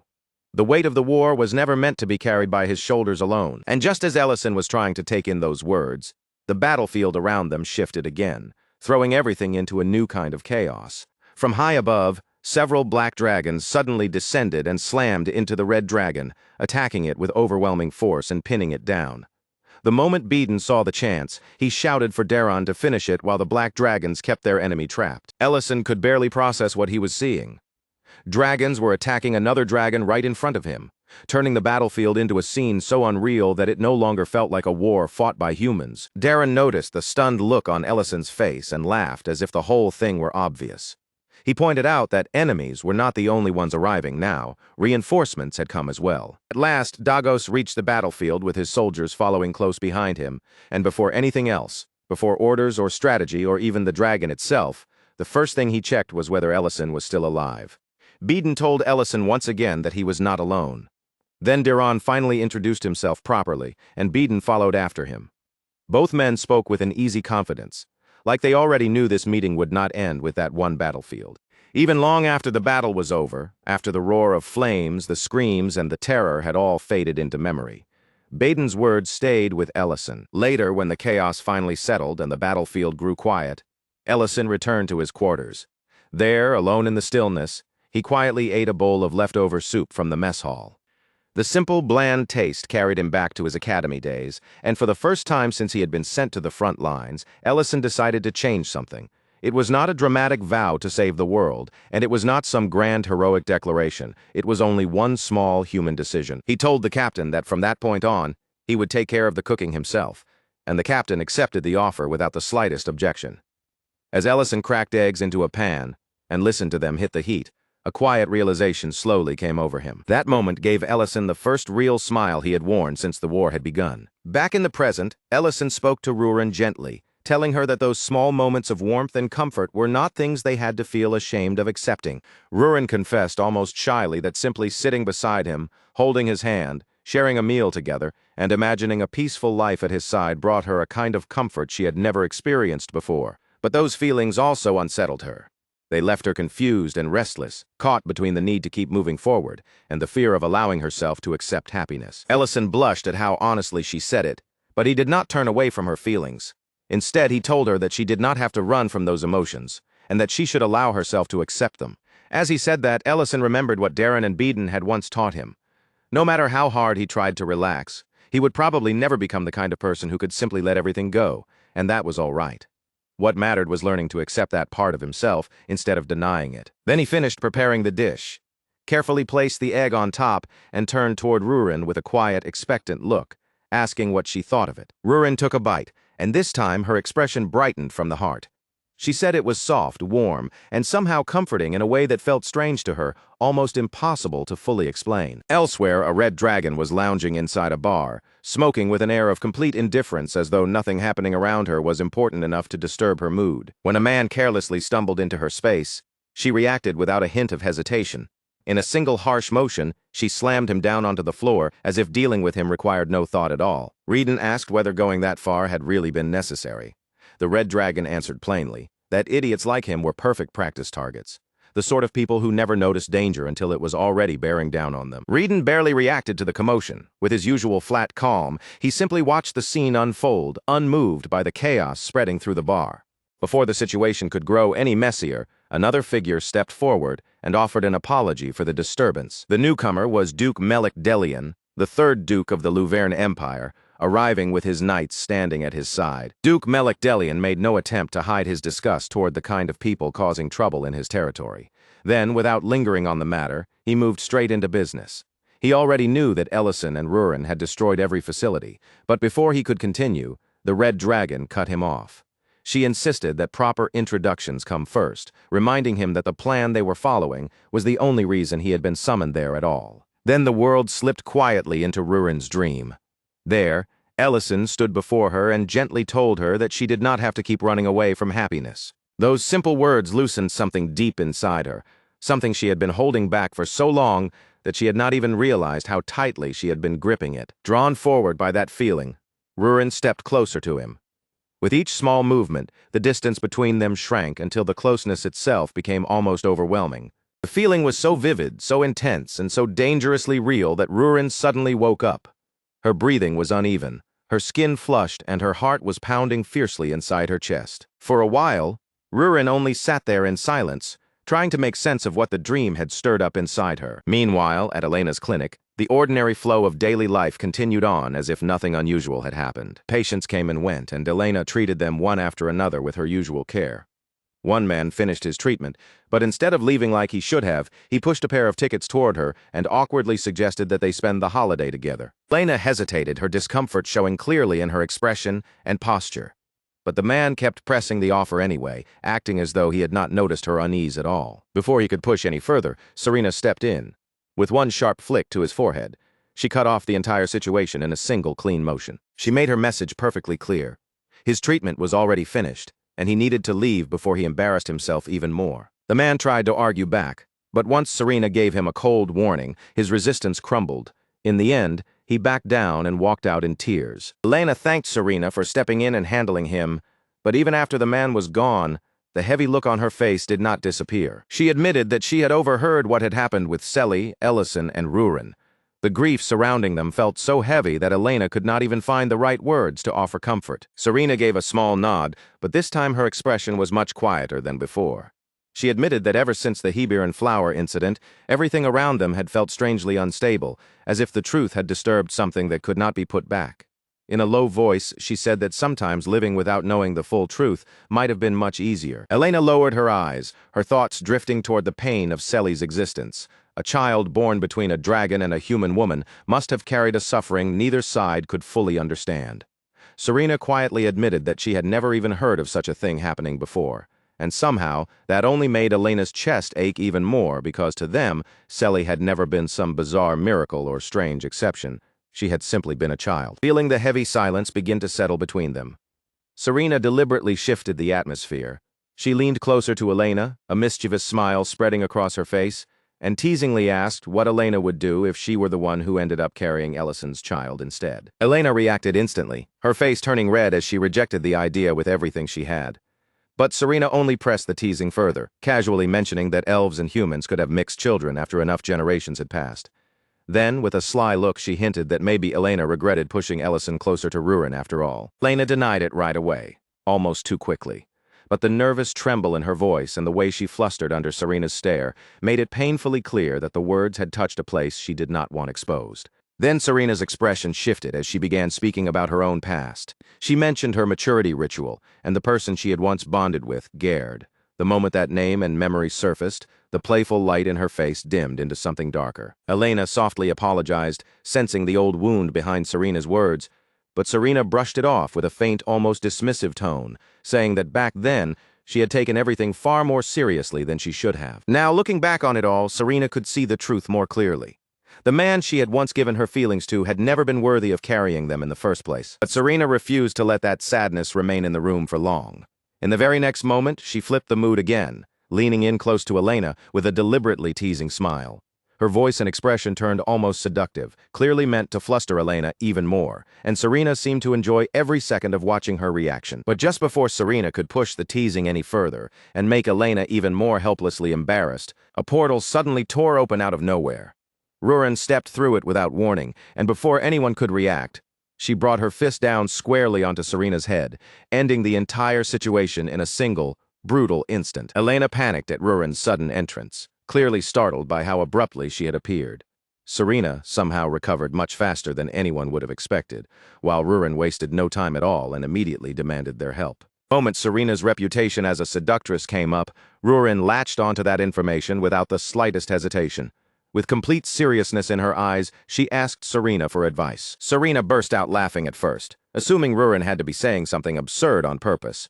But only a moment later, she realized the truth. Ruren was not joking at all. She was asking with total, sincere seriousness. At the same time, outside the dragon sanctuary, two dragons sensed something moving through the boundary that protected their territory. One of the dragons immediately grew cautious, sensing that something had crossed into their domain.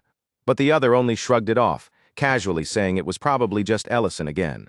They grumbled among themselves about how casually Ellison kept walking into dragon territory, as if the sanctuary were nothing special at all and no different from his own backyard. But once Ellison actually came into view and began approaching them, both dragons fell silent.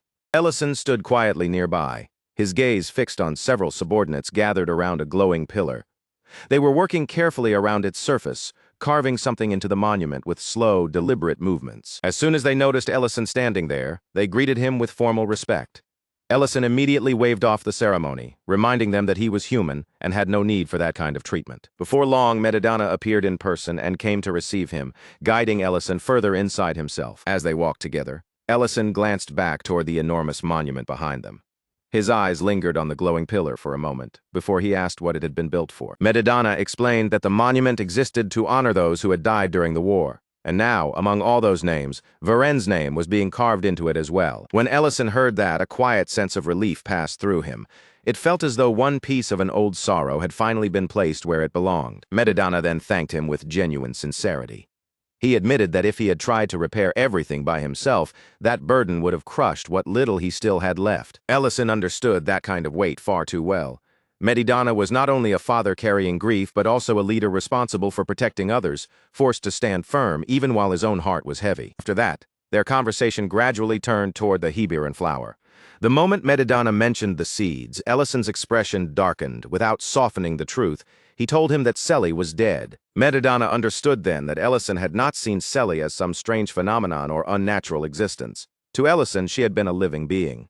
Medidana admitted that, in the end, neither of them had truly understood what she was. He explained that the Hebiran flower attaches itself to a soul standing near death. From there it drifts through the world, continuing its search until it finds a heart strong enough to hold it in place. Ellison listened quietly, his expression calm. He said that he no longer carried regret over what had happened, and that he believed he had finally made peace with it. Then Ellison revealed something Medidana had never expected to hear. He intended to use the seed himself. Medidana reacted with open shock, unable to hide how much the statement startled him, but Ellison confirmed it without a trace of hesitation. The heart inside Ellison was already there, and what he wanted now, more than anything, was to hear the voice of Lord Sardalon. Back at Elena's clinic, Rurin finally admitted the reason she had come. She wanted to become even closer to Ellison. Serena laughed at first, thinking it was just another awkward and innocent confession. But when she noticed the seriousness on Rurin's face, her amusement began to fade. Serena reminded Rurin that, by most people's standards, she and Ellison had already crossed far beyond what anyone would call ordinary boundaries. Elena tried her very best to stay out of the conversation, keeping herself to the side as if she wanted nothing to do with it. But despite her efforts, she could not help listening. When Serena pressed Rurin for more specific details, Rurin finally confessed that up until now, the only thing she and Ellison had truly shared was a single kiss. Serena stared at her in complete disbelief, as if she could not believe that was all beside them. Elena's face turned bright red, and she stayed utterly silent. Serena then began explaining very bluntly what intimacy between two people could look like. Her words overwhelmed Rurin so completely that Rurin could barely follow along. But when Serena realized she had gone too far, her voice softened. That was when Rurin admitted what she truly wanted. It was not something complicated this time. She wanted Ellison to be the one who kissed her first. Serena accepted that answer and shifted into suggesting a gentler approach. Meanwhile, Elena looked so unbearably embarrassed that she seemed like she might collapse right there on the spot. The next day, Ellison returned to the lair and immediately noticed Guardcat sitting there and studying diligently, just like always. Seeing that familiar sight, Ellison casually commented on how hard Guardcat was working. After that, he checked on Rurin and learned that she was still asleep. Only then did Ellison realize that Rurin had barely gotten any proper sleep lately. Worried about her condition, he stepped closer to where she was resting and reached for the blanket, intending to pull it back and wake her. But the moment he did, he froze completely. Rurin was lying there beneath the blanket without any clothes on. Embarrassment slammed into Ellison all at once. His thoughts crashed to a complete stop, and he stood there utterly flustered, unable to process what he had just seen. Ellison turns his face away in an instant, so fast that it looks less like a decision and more like pure reflex.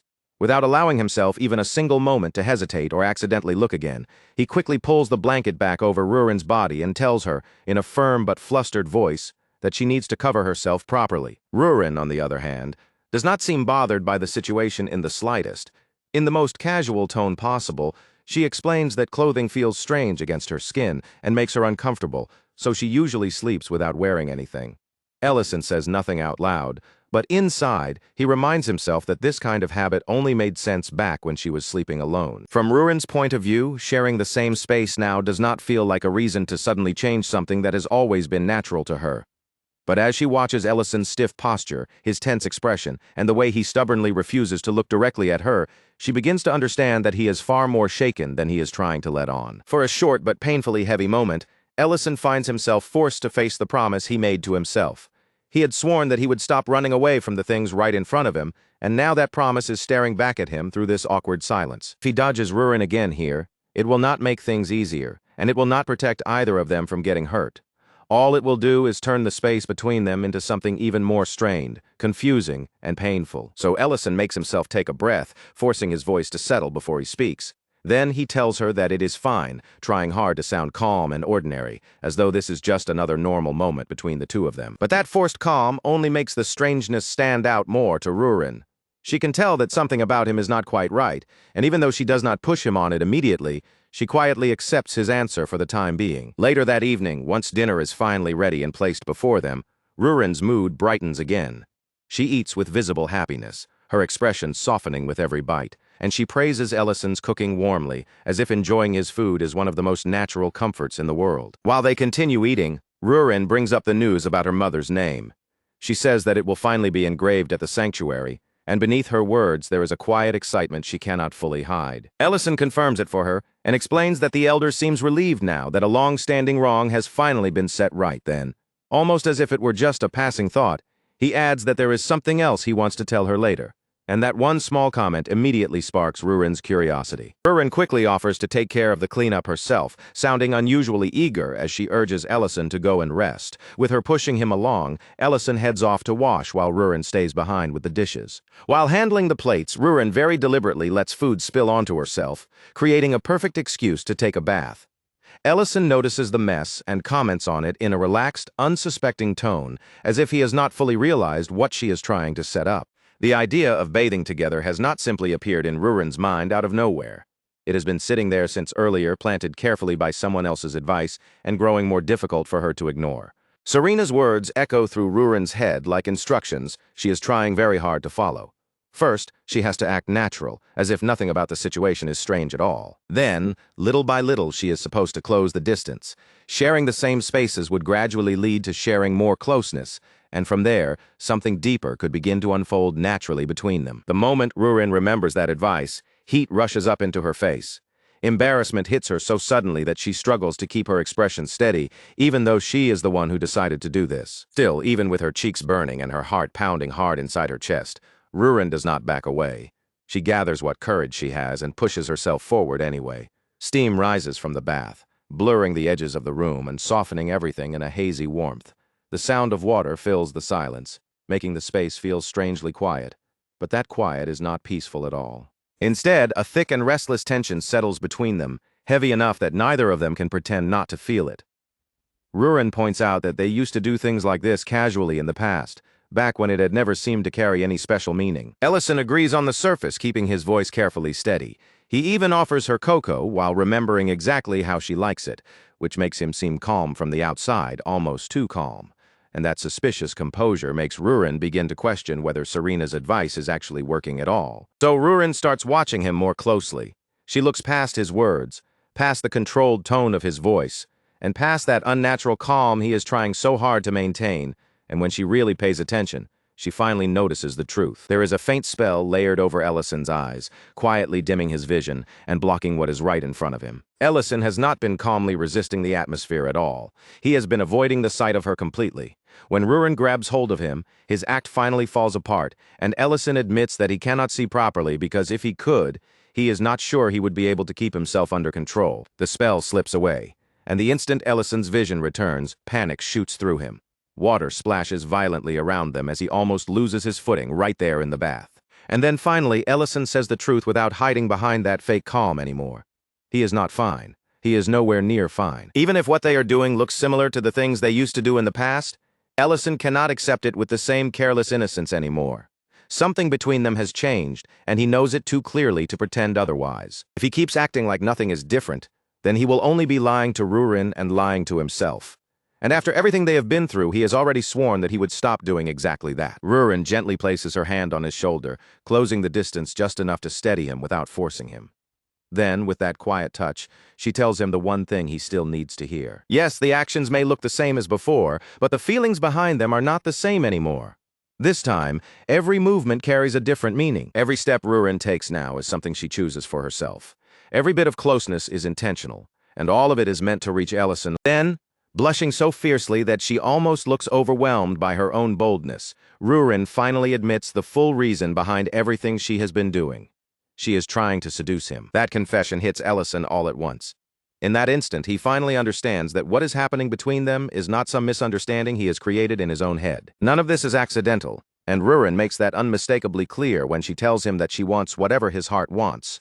The answer seems to shock even her a little, because Ellison moves toward her without even the slightest hesitation. Water spills over the edge of the bath as the final bit of distance between them disappears.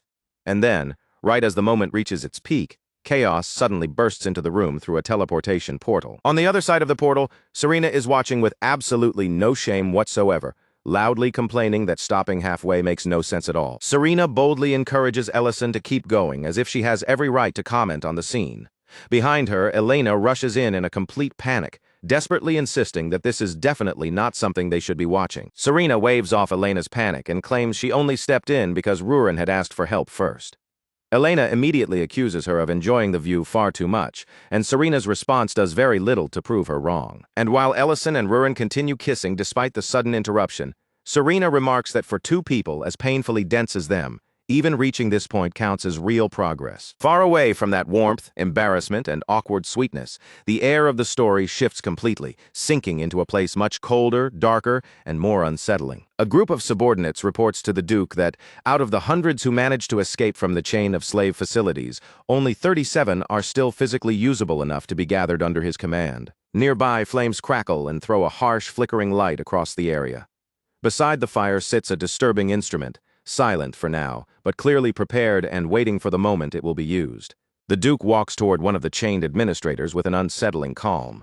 As he approaches, he tells the man there is no need to be afraid, speaking in a smooth voice that only makes the entire situation feel more terrifying. He explains that pain itself is not actually his specialty. That kind of work, he says, belongs to other people who are better suited for it. In the Duke's eyes, every person in the world is assigned a role, and to him, order can only remain intact when each person fulfills that role exactly as they are supposed to. To abandon that role, to run from the duty placed upon you, is the true offense.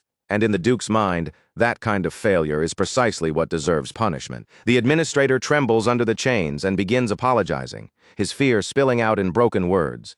But the Duke shows no interest in his terror, his regret, or any excuse he tries to offer. A person whose purpose is to enforce rules cannot simply throw those rules aside and then expect mercy when judgment finally arrives. Then the Duke presses the instrument straight into the man's chest. The administrator's body convulses violently as agony erupts through him, tearing a scream from his throat. With that same eerie calm, the Duke says that ordinary cruelty would have no real meaning. So rather than simply hurting the man, he chooses to give him a new role. A diamond is forced into the burned flesh, embedded directly into the wound. As the man suffers, his agony itself becomes part of the Duke's twisted sense of order. The ritual begins at once, without pause, without hesitation, and without even the smallest sign of mercy.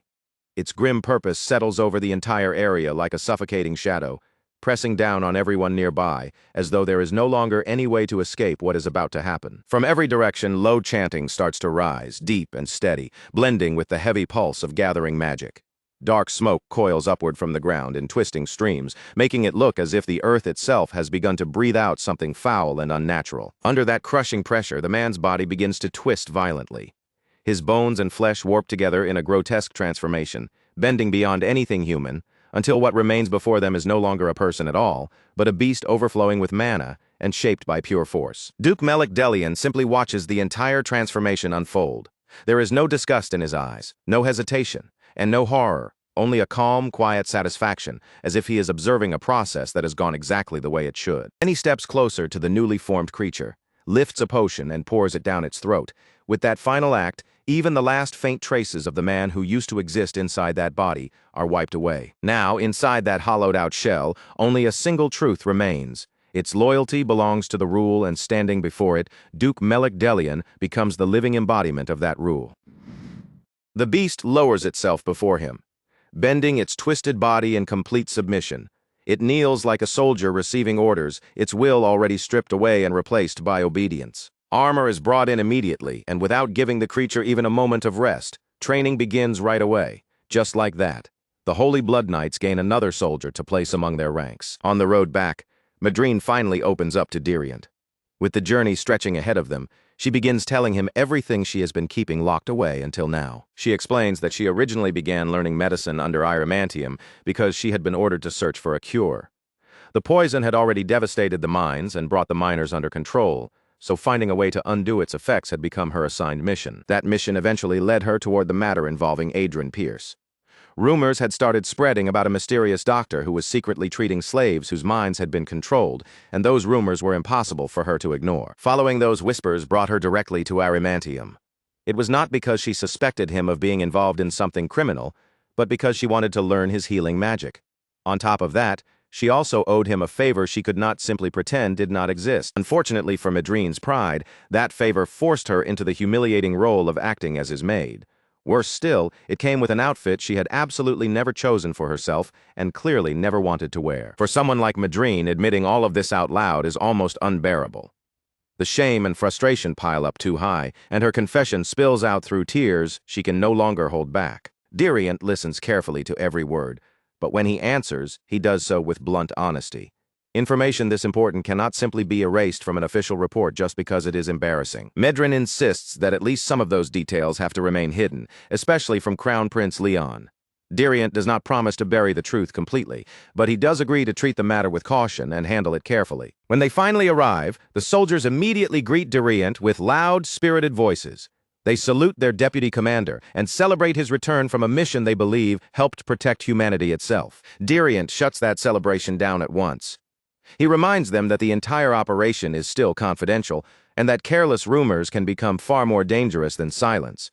He also confirms that the rescued victims are already being given proper care, support, and guidance. Next, the battalion and company commanders step forward to report. They explain that investigations into the victims' hometowns are already moving ahead, and that assistance has been arranged for those who need help rebuilding their lives. Then Raella speaks up, mentioning that she heard Diriant had been placed in serious danger. In the same breath, she brings up the name Adrian Pierce. Diriant identifies Adrian Pierce as an extremely dangerous person, someone who still requires much deeper investigation. His order is firm and unmistakable. If any of them encounter Adrian Pierce, they are to avoid direct engagement, no matter what. After that warning settles over the group, the conversation naturally turns toward Ellison. The commanders react immediately, their memories flashing back to the impossible scene they witnessed. They remember the earth shaking beneath their feet, a massive facility burning until it collapsed into ash, and the dark night suddenly blazing as bright as day for one terrifying instant. One of them remembers Ellison's 9th class barrier magic, while another recalls the slightly shorter woman who had stood beside him. That woman was Rurin, and the power she gave off had felt almost just as frightening. Her name matches what they had been told during the briefing. Carson begins connecting that incident to Valeron's strange behavior at the restaurant.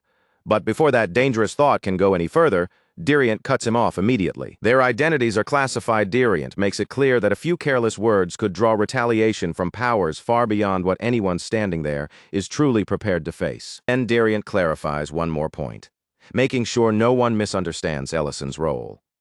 Ellison had not merely assisted with the mission. From the very beginning, he was the one who led it. Afterward, Diriant turns his attention back to Madrine and quietly says that she has changed in a way he never expected. The regrets she carried from the past have shaped her into someone different, someone willing to learn healing magic and endure humiliation without complaint. Medrin cuts him off immediately. Her face tightens, and she tells him to stop right there before he says anything more. Diriant lets the subject go. Instead, he reminds her that official events in the capital are finally resuming after 17 long years, which means they have no choice but to return. Medrin makes one last attempt to convince him to leave certain parts out of the report. But before the conversation can go any deeper, it comes to an end there. Back at the restaurant, the mood is completely different from the heavy tension on the road. Rurin places a perfectly cooked sirloin steak in front of Rhine, and the smile on her face is so bright, open, and obvious that it practically announces her good mood before she says a word. Rian notices it immediately and points it out without any hesitation. Rurin confirms it just as openly, not even trying to pretend she is hiding her happiness. Serena instantly exposes the reason, declaring that Rurin finally got her first kiss from Ellison. Rhine admits she had seen that coming for a long time, then adds that Ellison has always moved at the speed of a dying snail. Rurin agrees without putting up any resistance at all. Meanwhile, Noel, who happens to overhear the exchange from nearby, reacts with complete disbelief. Serena takes the opportunity to tease Elena again, insisting that everything would have moved much faster if Rurin had followed her advice earlier. Elena firmly says that today is not the time for that kind of conversation, and for once, Serena lets the matter pass. Lint overhears the entire conversation, and his face turns bright red in an instant.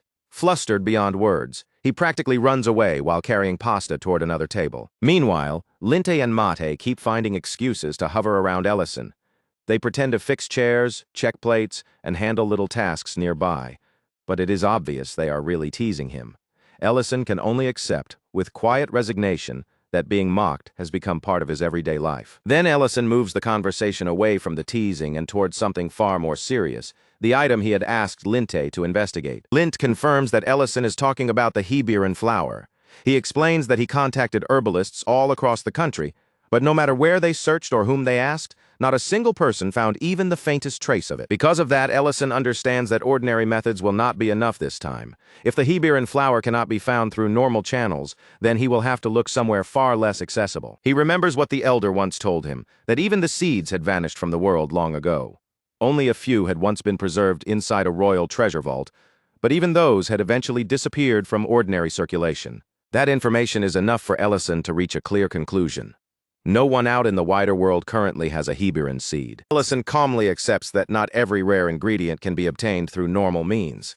Then one final piece of information rises in his mind. There may still be a single seed remaining inside the royal palace treasury in the capital.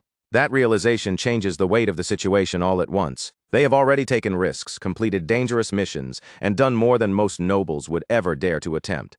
This time, asking for a treasure as a reward might actually be within reach. So Ellison decides that it is finally time to return to the capital. And when he arrives at the palace, Leon Herreys greets him with clear excitement. Leon Herreys praises everything Ellison has accomplished, clearly eager as he asks what has brought him back after so long. He also speaks about the upcoming concert, the first one in 17 years, and how the entire capital is already buzzing with anticipation. Ellison brushes off Leon Herreys' praise as though it has nothing to do with him.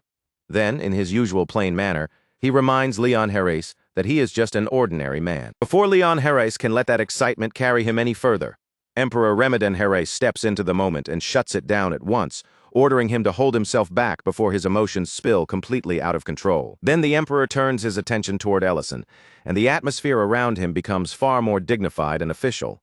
Speaking directly to him, he offers his thanks, acknowledging that Ellison wiped out those vile facilities hidden across the empire, while somehow avoiding needless destruction and keeping innocent people from being dragged into the disaster. Emperor Ramadan Herreys also notes that Leon is already struggling to stay calm, simply because Ellison is standing there before him. But then his expression settles into something more serious as he brings up the matter of reward, admitting that ordinary riches like gold, silver, or any other worldly treasure would be meaningless to someone like Ellison. So there is no point in pretending such things could properly repay him. With that chance placed clearly in front of him, Ellison does not waste even a second pretending to be modest. He answers in a calm, direct voice and says exactly what he wants. The Hebiran flower. The moment Ellison says those words, the mood in the room shifts so sharply it feels as if the very air has been pulled tight around them. Ellison continues without backing down, explaining that he already knows a seed is being stored within the palace treasury. As his reward for completing the mission, he wants that very seed handed over to him. Leon reacts almost the instant he hears the request, clearly trying to steer Ellison away from that particular reward and push him toward asking for something, anything else. But before Leon can speak too much, Emperor Ramadan Herreys cuts him off and stops him in his tracks. The Emperor already understands the weight behind that seed and exactly what it means. And there, within the quiet walls of the palace, a heavy tension begins to gather, little by little, settling over the room with every passing breath. Outside the palace, though, the capital is filled with an entirely different kind of energy. News races through the streets like a spark catching dry grass, and vendors start calling out loudly, waving around a special extra edition for anyone nearby to hear. People quickly crowd around the vendors, their voices piling over one another in excitement, as they talk about the Capitol concert finally returning after 17 long years. Everyone understands that once the first performance begins, the entire city is going to burst into a full celebration. All around the nearby streets, restaurants, shops, and small stalls are already expected to be packed with visitors. Each place is preparing for the flood of people and the festival-like excitement that is about to sweep through the capital from one end to the other. At that exact same time, far deeper inside the palace, a very different scene is unfolding as a formal announcement is delivered before a grand hall filled with gathered nobles. Chamberlain Horbellin stands before the assembled nobles and addresses them with solemn authority. He declares that the empire is now approaching the second anniversary of the war's official end, and with order finally restored to the land, the royal palace has decided to revive the Capitol concert, an event that had remained silent for 17 long years. He stresses that this revival was not chosen casually or as a simple entertainment. To give the returning concert proper meaning, He announces that a treasure will be awarded to the performer who can offer the most moving melody, one powerful enough to soothe old wounds and bring comfort to hearts still burdened by loss. Then Chamberlain Horbellens reveals the treasure that will be placed before them all. La Platilla, the seed of the Heberan flower. A quiet ripple of shock passes through the hall as the nobles take in that name. They recognize it at once, along with the countless legends and rumors surrounding the mysterious power said to rest within it. Horbellens makes it clear that this concert is not simply an evening of elegant music or a pleasant diversion for the nobility.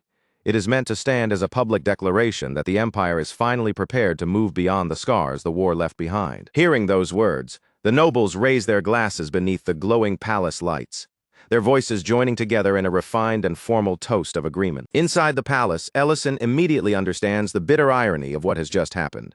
The very same seed he came there to request has now been presented before the entire empire as the grand prize of the capital concert. Leon visibly loses his composure. Memories rise in him of hearing that melody when he was still only a child, of learning through that concert what healing could feel like. After 17 years of silence, its return means far more to him than a political gesture or a royal ceremony. The idea of that reward being taken away from the concert stirs real frustration inside Leon.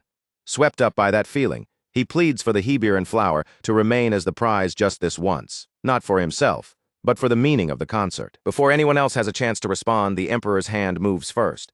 He strikes Leon sharply, then rebukes him for speaking as though the reward is somehow more important than the achievements that made this entire moment possible. Leon tries to argue back, bringing up the expectations of the people who are waiting for the concert. But Emperor Ramadan Haris cuts him off without hesitation, demanding obedience and refusing to allow even one more excuse. As the argument begins edging dangerously close to disaster, Ellison steps in and tries to calm the room before things get worse. He explains that if the Heberan flower is simply handed over to him now, then all the efforts spent reviving the concert will end with no prize to show for it. But the Emperor answers with equal firmness, saying the event's success or failure comes second, if Ellison truly desires that reward, and that any noble who sincerely cares about the concert should still perform without needing treasure dangled before them. Leon finally seems to realize just how narrow his thinking has become, and he admits it. Yet his emotions surge up again before he can fully stop himself, and he blurts out that if there is going to be no prize, then perhaps the concert itself should simply be cancelled. In that moment, it becomes painfully obvious all over again that Leon is still too easily swept away by his own feelings. Then, cutting through the emotional chaos with his usual calm, Ellison simply asks where he can submit an application to participate. Leon stares at him in stunned realization, only now understanding that Ellison intends to enter the concert and win the prize himself. Emperor Ramadan Haris approves immediately, regarding the choice as honorable even after everything Ellison has already accomplished. Ellison, however, brushes past the praise as if it barely matters and simply asks how the application process works. The regana is not some ordinary musical instrument anyone might casually pick up.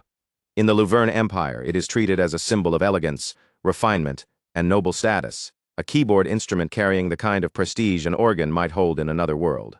Its place in noble culture runs so deep that many nobles honestly believe a person who does not understand the sound of the regana is hardly worth having a proper conversation with. So naturally, the capital concert has always centered around the regana and the powerful emotions its music can pull from everyone listening. Now, Ellison and Rurin are standing before one of those instruments. Rurin looks it over with open curiosity, studying its shape and presence, while Ellison explains that it is a used regana, the same kind of instrument she once saw inside a lord's manor. That reminder makes Ellison realize he still has not properly explained the whole plan to her, so he finally lays everything out, telling her that he wants the Heberan flower seed, and now the only path left to obtain it is to win the concert. He explains that he needs the flower because he wants to hear the Dragon Lord's true voice. That desire comes from a feeling he has carried for a long time, the sense that the Dragon Lord never truly seemed like the kind of being who would start a war for no reason at all. Rurin grasps the situation right away. The real goal is the seed, and the concert has simply become the battlefield standing between them and that prize. But there is one massive obstacle in their way. According to tradition, only women are allowed to perform in the concert. Leon even brings up gender transformation magic as a possible way around the rule, which does absolutely nothing to make Ellison feel better. And as if that were not troublesome enough, Ellison himself cannot play the regana at all. That leaves Ellison with only one real option, placing his trust in Rurin. He tells her that dragons are naturally gifted beings, especially once they have reached adulthood. Their race is said to master art, culture, and refined skills with almost absurd ease. as though talent itself naturally bends in their favor the moment they decide to learn something. If that reputation is actually true, then an instrument like the regana should come naturally to Rurin the very moment her fingers touch it. Rurin accepts his reasoning without the slightest hesitation. She sits down in front of the instrument, places herself before the keys, and immediately proves him right by playing with smooth confidence, steady control, and a natural sense of command. Elsewhere at the barn, Miltine walks up to Ment and very deliberately draws attention to her hair, clearly hoping he will notice the change and give her exactly the kind of reaction she wants. Ment gives her that response, telling her that it suits her well. Miltine complains that he could have just said he wanted to see it in the first place, then adds with obvious reluctance that cutting it already feels like a waste. Since Miltine has already gone out of her way to do something for him, she decides it is only fair that she ask for one small favor in return. When Ment silently signals that he is willing to accept, Miltine finally reveals what she wants from him. She wants to trim his beard. But before that quiet moment between them can continue any further, the Rurons suddenly fall into panic all at once. Loud, chaotic sounds erupt throughout the barn, breaking the calm apart. Then in the very next instant, the sky itself begins crackling with electricity. The atmosphere changes violently, as if danger has flooded straight into the air around them before anyone can even understand what is happening. Back at the restaurant, the mood is much quieter, wrapped in a fragile calm. But that stillness does not last for long. Rurin finishes playing the regana and turns her eyes toward Ellison, silently waiting for him to respond to the performance he has just heard. But instead of praising her playing, Ellison's expression tightens and a sense of something being wrong begins to settle heavily over him. In that instant, a sinking certainty takes hold inside him. His first plan is not going to be enough. Far away from the tension beginning to gather around the concert, the Drake family is spending a quiet evening together around the dinner table. The atmosphere is gentle and warm, carrying the soft peace of a family that has only just started to recover the comfort they once lost. Dieren eats with a little too much carelessness, and both Verna Drake and Ryden Drake gently correct him for it. But even as they scold him, their eyes do not look truly angry, because both of them can see how much better Dieren has been doing lately, and that small improvement makes the whole table feel a little softer. For a short while, their dinner continues in that peaceful rhythm, with the warmth of an ordinary family meal surrounding them. But as the conversation goes on, it eventually drifts toward the newest rumors and announcements spreading through the capital. Dieren brings up the news that the capital concert is finally being reopened, his voice bright and eager as he talks about it. Then he suggests that the three of them should go together and watch the performance as a family. Ryden points out that Verna herself used to be an exceptional regana player, and he adds that he had already heard about the event as well. He turns the question toward her and asks what she thinks. But the second the subject settles on Verna, her body goes rigid, as if those words have pressed directly against a wound she has kept hidden. Verna excuses herself almost right away, saying there is something she needs to take care of after dinner. With only a brief apology left behind, she rises from her seat and steps away from the table before either Ryden or Dieren can say anything to stop her. Even when dessert is later brought out, Verna still does not return to sit with them. Instead, she takes her own portion from the tray and quietly leaves with it, keeping herself away from the conversation and from the subject she clearly cannot face. Dieren quickly tries to explain that he only meant they should attend the concert as spectators, not that Verna needed to go up and perform. But Ryden's mind has already moved somewhere else entirely, returning to the regana locked away in that sealed room. The instrument Verna never allowed even the servants to touch, always insisting she would care for it herself. The more Ryden thinks about that room and that untouched instrument, the heavier the realization becomes. Verna has not played the regana even once since the day he collapsed. That one truth tells Ryden more clearly than any spoken confession ever could. Verna is still carrying the burden of everything by herself, silently refusing to share even a small part of that weight with the family standing right beside her. Then, keeping his voice low so the conversation does not reach beyond the table, Ryden quietly begins to discuss a plan with his son. Meanwhile, Verna shuts herself away inside her room, closing the door behind her as if trying to block out the rest of the world. But once she is alone, the memories she has never truly escaped begin rising around her again. Among all the things her father forced upon her in his obsession with turning her into something perfect, the regana had been the one thing Verna had genuinely loved. It was the single part of his training that had once felt like her own. She can still remember the warmth of her first performance, the sound of her family's applause filling the room, and the bright happiness that bloomed inside her chest the moment her fingers touched the keys. Even now, after everything that happened and everything that was taken from her, Verna cannot completely deny one painful truth. Some part of her is still grateful that he taught her music. But that small, fragile gratitude is stained by another memory, One much darker, much colder, and far more difficult for her to bury. She remembers his words with terrible clarity, the way he told her that no one would suspect her, even if someone collapsed.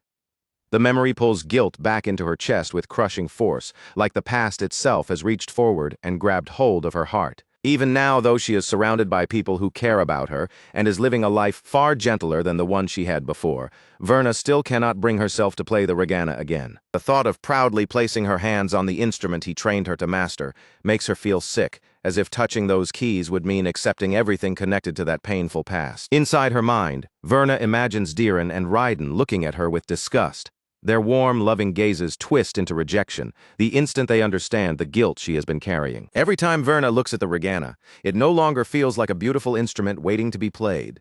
To her, it feels like her own sins are sitting there in silence, staring straight back at her. In her shaken mind, the instrument almost seems to take on a dark and accusing shape, looming over her like a shadow that blames her for abandoning it and leaving it untouched for so long. At last, the pressure becomes more than Verna can bear.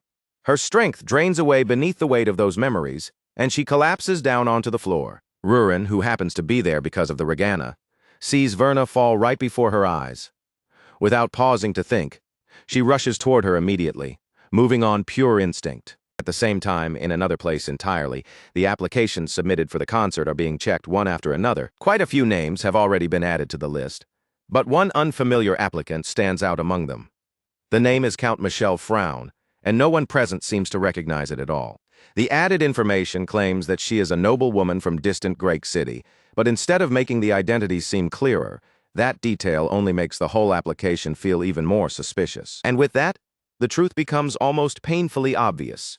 This absurd disguise is apparently the best plan Ellison was able to come up with. Just then, another figure steps into the scene and sweeps aside all of that concern as if it means nothing. She declares with absolute confidence that once everyone hears her performance, they will have no choice but to kneel before her. This woman is Loriana Delian, the niece of Duke Melik Delian. The Duke responds to her confidence with cold composure, reminding her that bold words are meaningless if they are not backed by proper preparation. Back at the estate, Verna slowly opens her eyes and wakes up, still disoriented. As her vision clears, she finds both Rurin and Ellison sitting nearby. Still confused about what happened, Verna notices the swelling on her head and tries to gather the scattered pieces of her memory from before she lost consciousness. They explain that, as strange as it may sound, the real reason they came was to borrow her regana. Rurin is planning to enter the concert, but they still cannot tell whether the biggest problem will be Rurin's own skill or the condition and quality of the instrument itself. So they ask Verna if she can help them judge it. Rurin casually plays a few notes on the regana, but the moment the sound reaches the room, Verna's body visibly tightens. Before that uncomfortable silence can fully settle around them, the door suddenly bursts open, and Raiden rushes inside carrying urgent news. The Delian family has already begun making its move. With the backing of nobles allied to them, they have forced a new restriction onto the concert.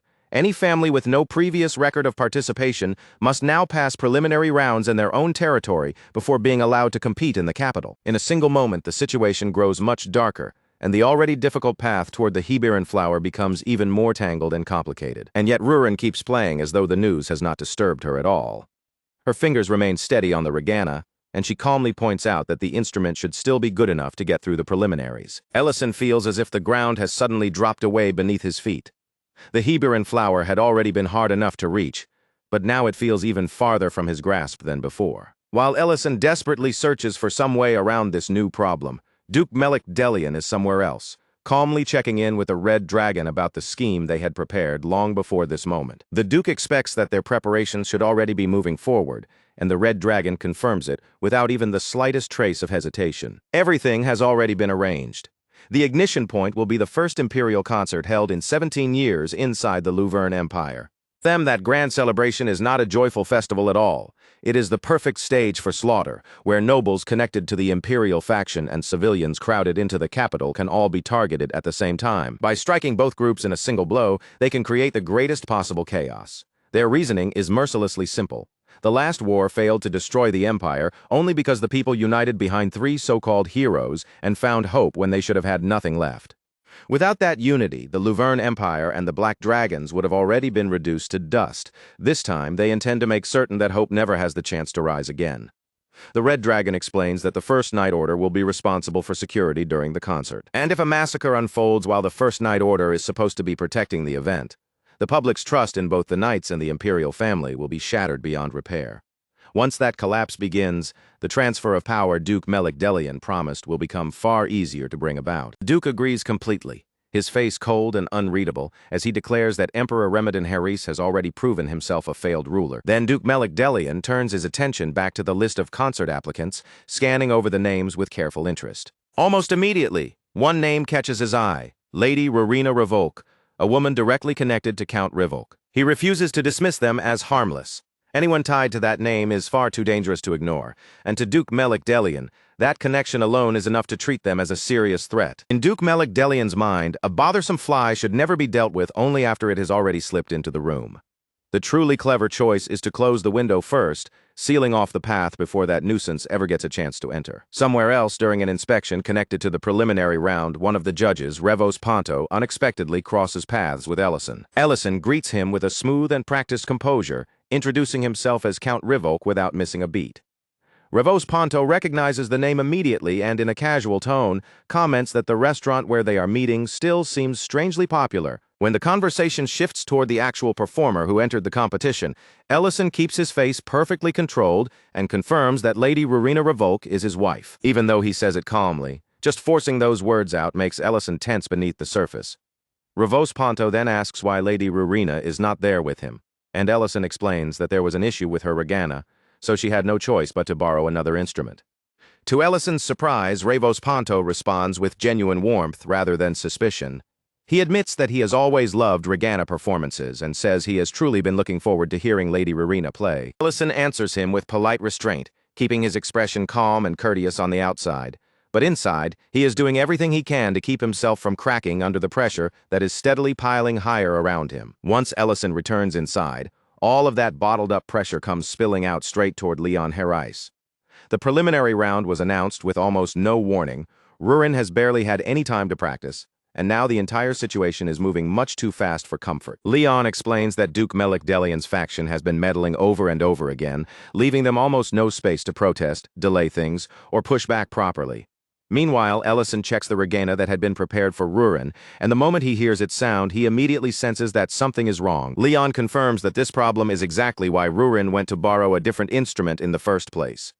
But that only creates another worry, because now they have to wonder whether the replacement can truly be trusted, especially after learning it had been sitting untouched under layers of dust. Before the tension in the room can tighten any further, someone arrives at just the right moment, as if stepping in specifically to address that very concern. The instant Ellison sees who has appeared, his entire body goes still, and he freezes right where he stands. Back at the estate, Verna Grake is carefully working over the borrowed regana, cleaning away the dust with focused attention, while Rurin stands close by and watches her every movement. Rurin notices the dust still clinging to the instrument and bluntly asks how long it has been left abandoned in such a state.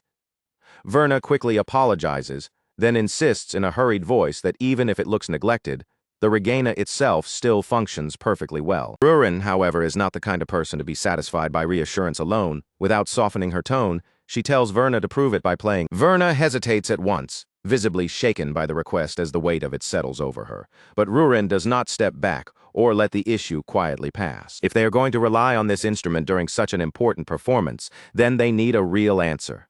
Simple words of comfort are not enough when the entire plan could depend on the sound of that regana. So Verna finally lowers herself in front of the instrument, places her hands above the keys, and after a moment of silent tension, begins to play. Outside, the melody drifts across the estate grounds, soft enough to float through the air, yet beautiful enough to stop the guards in their tracks.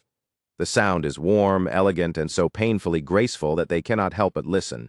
Some of the guards recognize the quality of the performance almost immediately, and in that same instant, they understand exactly who must be seated in front of the regana. Verna's performance is flawless from the first note to the last, every sound flowing with a grace and polish that time has not managed to dull. And when the final note finally fades into silence, Rurin gives her judgment in a calm and steady voice. There is nothing wrong with the regana itself. Then Rurin adds that a melody that beautiful deserved much better than being left buried beneath dust and neglect for so many years. At the palace, the hall for the preliminary judgment is already being prepared, the space taking on the tense atmosphere of an official evaluation. A modest stage waits in the center of the room, set directly beneath the sharp gazes of the judges, who will decide which performers are worthy of moving forward. Revos Ponto notices that another judge has joined them, and his surprise is obvious when he realizes the man standing there is none other than Porgo Tamuran himself. Porgo Tamuran explains that he has no intention of allowing random mediocrities to slip into the Capitol concert. Since he loves the Regana and understands it better than anyone, he decided that this was a matter he needed to oversee personally. Revos Ponto bristles almost immediately, caught between feeling insulted and suddenly wanting to prove that his own judgment is not beneath Porgo Tamuran's. Nearby, Ellison leans slightly toward Leon Herais and whispers in surprise, clearly not having expected Porgo Tamuran to appear at the preliminary hall. Leon answers quietly, admitting that even he had not known about this development beforehand. Behind the stage, Verna is trembling with nerves, her hands tight and uneasy as fear creeps through her, and she worries that everything may still go wrong. Rurin tries to reassure her, though she does it in the strangest and most Rurin-like way possible. He repeats the exact hand movements Verna used earlier on the Regana, showing without hesitation that she has memorized the entire first half of Verna's performance, after watching it only a single time. Rurin explains that, with sharp observation and complete concentration, something like that is perfectly possible for her. Then, carrying that unusual confidence with her, Rurin steps out from backstage and walks onto the stage. The performance begins, and the very first notes slice through the hall in a harsh, jagged sound so rough that everyone nearby freezes in discomfort. The twisted harmony feels so wrong that even the people waiting behind the doors seem to hold their breath. The judges visibly recoil, and Ellison lowers his head, already knowing exactly how dreadful it sounds to anyone listening. Even so, Rurin does not stop, does not flinch, and does not retreat from the instrument. She pours everything she has into the performance, pressing onward through every sharp, broken note until she finally reaches the end and lets the last sound fall away. The instant the music ends, Revos Ponto explodes in outrage.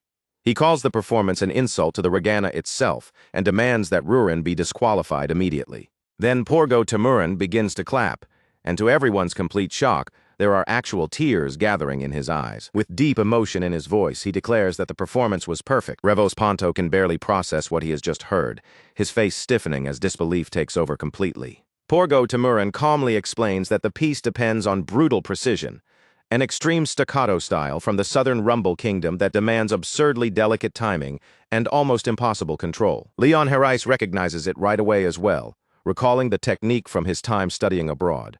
To him, that strange and jagged sound carries the memory of an entire country, while Revos Ponto is left standing there completely lost. Porgo Tamuran turns his disappointment directly toward Revos Ponto, pointing out that someone who claimed to possess such deep expertise in the Regana still failed to recognize a technique so rare, refined, and difficult. Revos Ponto's face flushes red with humiliation as the realization hits him. He is the only one in the room who completely missed the meaning behind the performance. Then Ellison casually adds, as if the explanation is perfectly natural, that his wife happens to come from the Rumble Kingdom. At that point, every part of the story fits together so neatly that no one has any clear way to challenge it. Porgo Tamuran nods with unmistakable approval and praises Rurin's mastery, while Revos Ponto stands cornered in his own embarrassment, desperate to recover even a shred of dignity after his earlier outrage. Revos Ponto hurriedly slammed down his stamp of approval, as though he had supported the decision from the very beginning, forcing the result through, while desperately pretending that everything had gone exactly according to his own judgment. Up on the stage, Rurin simply stood there without moving, her eyes drifting around the hall in total confusion.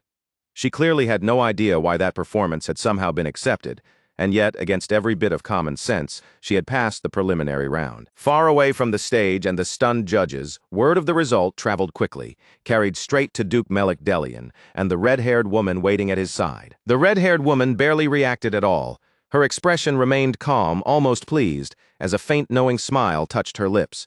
She simply said that the door had finally opened, and now all they needed to do was watch closely to see what move would come next. After the preliminary round finally ended, Ellison turned toward Rurin with disbelief still written across his face.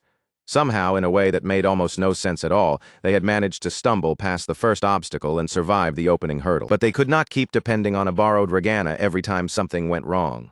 Sooner or later, they had to uncover the real reason the sound had warped so badly in the first place. Porgo Tamuran stepped forward with a grave expression, admitting that he could smooth things over this time, but once they reached the capital, that explanation would no longer be enough.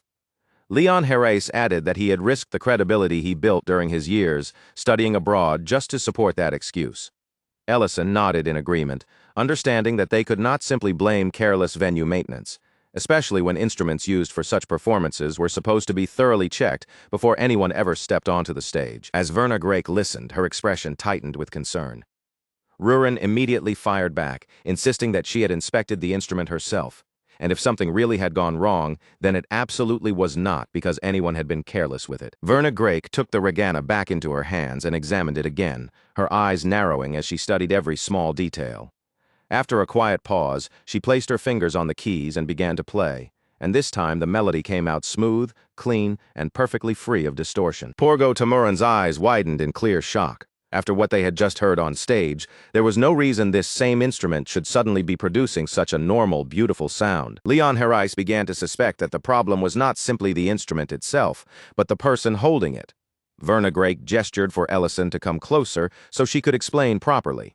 Meanwhile, in the background, Rurin grabbed Leon by the hair and reminded him that being the crown prince did not protect him from annoying her. As Verna Grake continued playing, the clear melody suddenly broke apart. In the next moment, the regana released that same sharp, twisted, scraping sound that Rurin had produced earlier on the stage. That single warped note was all Verna Grake needed to hear. Her suspicion had been confirmed. She opened part of the regana and revealed what was truly happening inside. The internal mana flow formula controlling the air channels was being thrown out of balance, even though the instrument itself showed no visible crack, break, or damage anywhere. The regana had never been physically broken at all. Its body remained perfectly intact. But once the mana moving through its inner structure became unstable, the sound twisted into that ugly, ear-scraping tone. Only then did Ellison finally understand why something had felt faintly wrong earlier when his fingers touched the strings. Verna Grake explained that both Ellison and Rurin released mana so dense that merely standing near the regana was enough to disturb the delicate formula inside it. Ellison's presence alone was already overwhelming, but the fact that Rurin's mana had grown powerful enough to cause the same reaction made the mystery even harder to ignore. Rurin decided she had listened to enough of the complicated explanation and immediately cut straight to the only conclusion that mattered. Verna Grake was coming with them to the capital. Verna looked startled by the sudden decision, but Rurin explained it as though it were perfectly obvious. No one understood the regana's inner structure better than Verna now, which made her the ideal person to help keep the mana flow stable during the trip. On top of that, Rurin still wanted to learn more songs along the way. Verna Grake finally agreed, though she weakly mentioned the meetings and responsibilities she was supposed to handle. Rurin brushed those worries aside without hesitation, saying that walking forward together sounded much better than being dragged along alone. From the doorway, Dion quietly heard the entire exchange. He turned toward Diron Grake and softly told him that his mother was going to the capital. A deep, almost aching sense of relief washed over Diron, because this was a step he had never been able to make her take by himself. Later, in the capital of the Luverne Empire, the great city was already overflowing with noise, movement, and life. Even before the official opening had begun, crowds filled the streets from end to end, while the First Night Order secured every visible road, corner, and passage. Commander Diriant ordered his knights to stay alert and keep their eyes open at all times, leaving no gap in their guard. Yahello answered with calm confidence, ready to carry out his command without hesitation. Not long afterward, the Emperor's arrival was announced, and the attention of the entire crowd immediately shifted toward the approaching imperial procession. Emperor Ramadan Haris greeted the people with warmth, looking across the lively streets with clear satisfaction. Seeing the capital so full of energy, he remarked that bringing the concert back after 17 long years had clearly been the right decision. Even though the official opening ceremony was still several days away, so many visitors had already poured into the city that the capital had been forced to prepare several early festival events. The emperor said he hoped everyone would enjoy the celebration they had waited so long to see, and the crowd answered with cheers loud enough to shake the streets. Serena stood there staring at the packed streets, her eyes widening as she took in the endless stream of people, the colorful stalls, the hanging banners, and the constant roar of excitement all around her. Elena asked Serena if she had ever seen a concert before, and Serena admitted that under normal circumstances, she would not have cared enough about a human event to stay awake for it unless someone had dragged her there. Rain pointed toward the emperor, while Creston muttered something ridiculous about resisting the system, only for his wife to smack him immediately and tell him not to spout nonsense in public. Before long, Elena's attention was caught by the rows of food stalls lining the street, and she suggested they head over together to look around. They stopped in front of one stall selling stir-fried grilled noodles. where hot food sizzled loudly in the pan, and a sign nearby clearly listed the price at 900 runes. Serena took one bite, and her reaction came instantly. Her face brightened with surprise as she praised the flavor without holding back, while Elena laughed and admitted that this one dish alone might have made the entire trip worthwhile. Ken commented that food stalls like these seemed to be growing popular everywhere lately. His wife added that the trend had apparently begun in Dronzer before spreading all the way into the capital. Then Ken pointed toward another stall nearby, one surrounded by a line so long it almost looked absurd. Customers shouted their orders over one another, bought several portions at once, and carried them away as if they were afraid the food might sell out before they returned. That unbelievably busy stall belonged to none other than Ellison. Ellison stood behind the counter, his hands moving quickly and smoothly as he prepared each order with the practiced rhythm of someone who had done this countless times before. He sold Hodiak one after another without slowing down, while repeatedly warning every customer that the syrup inside was still dangerously hot and could burn them if they bit into it carelessly. Rian recognized Ellison's voice almost immediately and pushed his way through the thick crowd. When he finally reached the front of the stall, he stared in disbelief, completely stunned to find Ellison working in the capital like an ordinary street vendor. At that same time, inside the hall, another woman was performing on the regana, but Loriana Delian barely bothered to listen before dismissing the entire performance as dull and not even worth her interest. Duke Melik Delian answered her with no amusement in his voice, reminding her that this was not some casual little stage. Certain people absolutely could not be allowed to reach Eladia through this concert, which made Loriana's victory more important than ever. He ordered Loriana Delian to keep her eyes open and watch carefully for any competitor who looked even remotely worthy of attention. Loriana accepted the task with absolute confidence, fully convinced that no one present could possibly rival her. Duke Melik Delian, however, made it clear that she must not treat this lightly, and Loriana assured him that she was prepared to use whatever methods became necessary. In Loriana Delian's mind, she was not merely one small part of the plan. She was the plan itself, and the trust her father placed in her only sharpened that belief, making her confidence even more unshakable. As far as Loriana Delian was concerned, there was not a single person in the entire empire who could surpass her skill on the regana. Even so, the weight of that pressure suddenly left her craving something sweet. A rich and tempting aroma drifted in from the food stalls outside, warm and sweet enough to pull her attention away from the hall and everything happening inside it. Drawn in by that scent, Loriana Delian headed straight toward the stalls without the slightest hesitation. She looked visibly irritated by the thick crowd pressing around her, yet she still demanded the best dish available with the attitude of someone who expected the entire street to serve her. Her father warned her against eating street food, but Loriana dismissed the warning immediately, insisting that nobles ought to understand common culture as well. Ryan and Creston watched in stunned disbelief as Ellison calmly served her a Hodiak. Loriana Delian studied the Hodiak with open curiosity, admitting that she had never seen anything quite like it before, though the smell was undeniably appealing. Ellison warned her again that the syrup inside was extremely hot. Loriana bit into it anyway, and the instant the molten syrup touched her tongue, she burned herself, her face twisted with outrage as she reacted sharply to the sudden burst of pain. Ellison moved on pure reflex, quickly handing her a cloth and wiping the sticky syrup from her lips before she could make the situation even worse for herself. Ellison quickly explained that the filling inside the Hodiak could stay dangerously hot even after the outer layer had cooled enough to touch. But Loriana Delian only stared at him, her face flushing red almost instantly, before snapping at him for touching her so casually and accusing him of having absolutely terrible manners. Ellison blinked in surprise, completely thrown off by how sharply she reacted. He tried to explain that he had only moved because he wanted to help her, but somehow that harmless defense only made the strange tension between them feel even more awkward. While Ellison hurried away to get her some cold water, Loriana's thoughts spun in a completely different direction. In her imagination, that brief accidental touch had already transformed into something far more dramatic, romantic, and meaningful than anything that had actually happened. When Ellison returned and politely called her ma'am, Loriana immediately snapped back, both flustered and offended by the word. She declared that she was not married, then quickly demanded to know his name instead. Still unsettled by how strangely the conversation had turned, Ellison answered with his fake identity and introduced himself as Count Ursio Revoke. The moment Loriana heard that name, she fell into complete panic. She frantically insisted that none of this meant anything, claimed she only intended to return the handkerchief, and then fled before anyone could even answer her. Her father was left standing there in confusion, while Ryan and Creston stared at Ellison as though they had just watched a disaster being born right in front of them. Ellison weakly tried to defend himself, saying it had only been a cloth and nothing more. Rhine immediately began teasing him for seducing noble ladies now, warning him that Rurin was definitely going to be furious once she heard about it.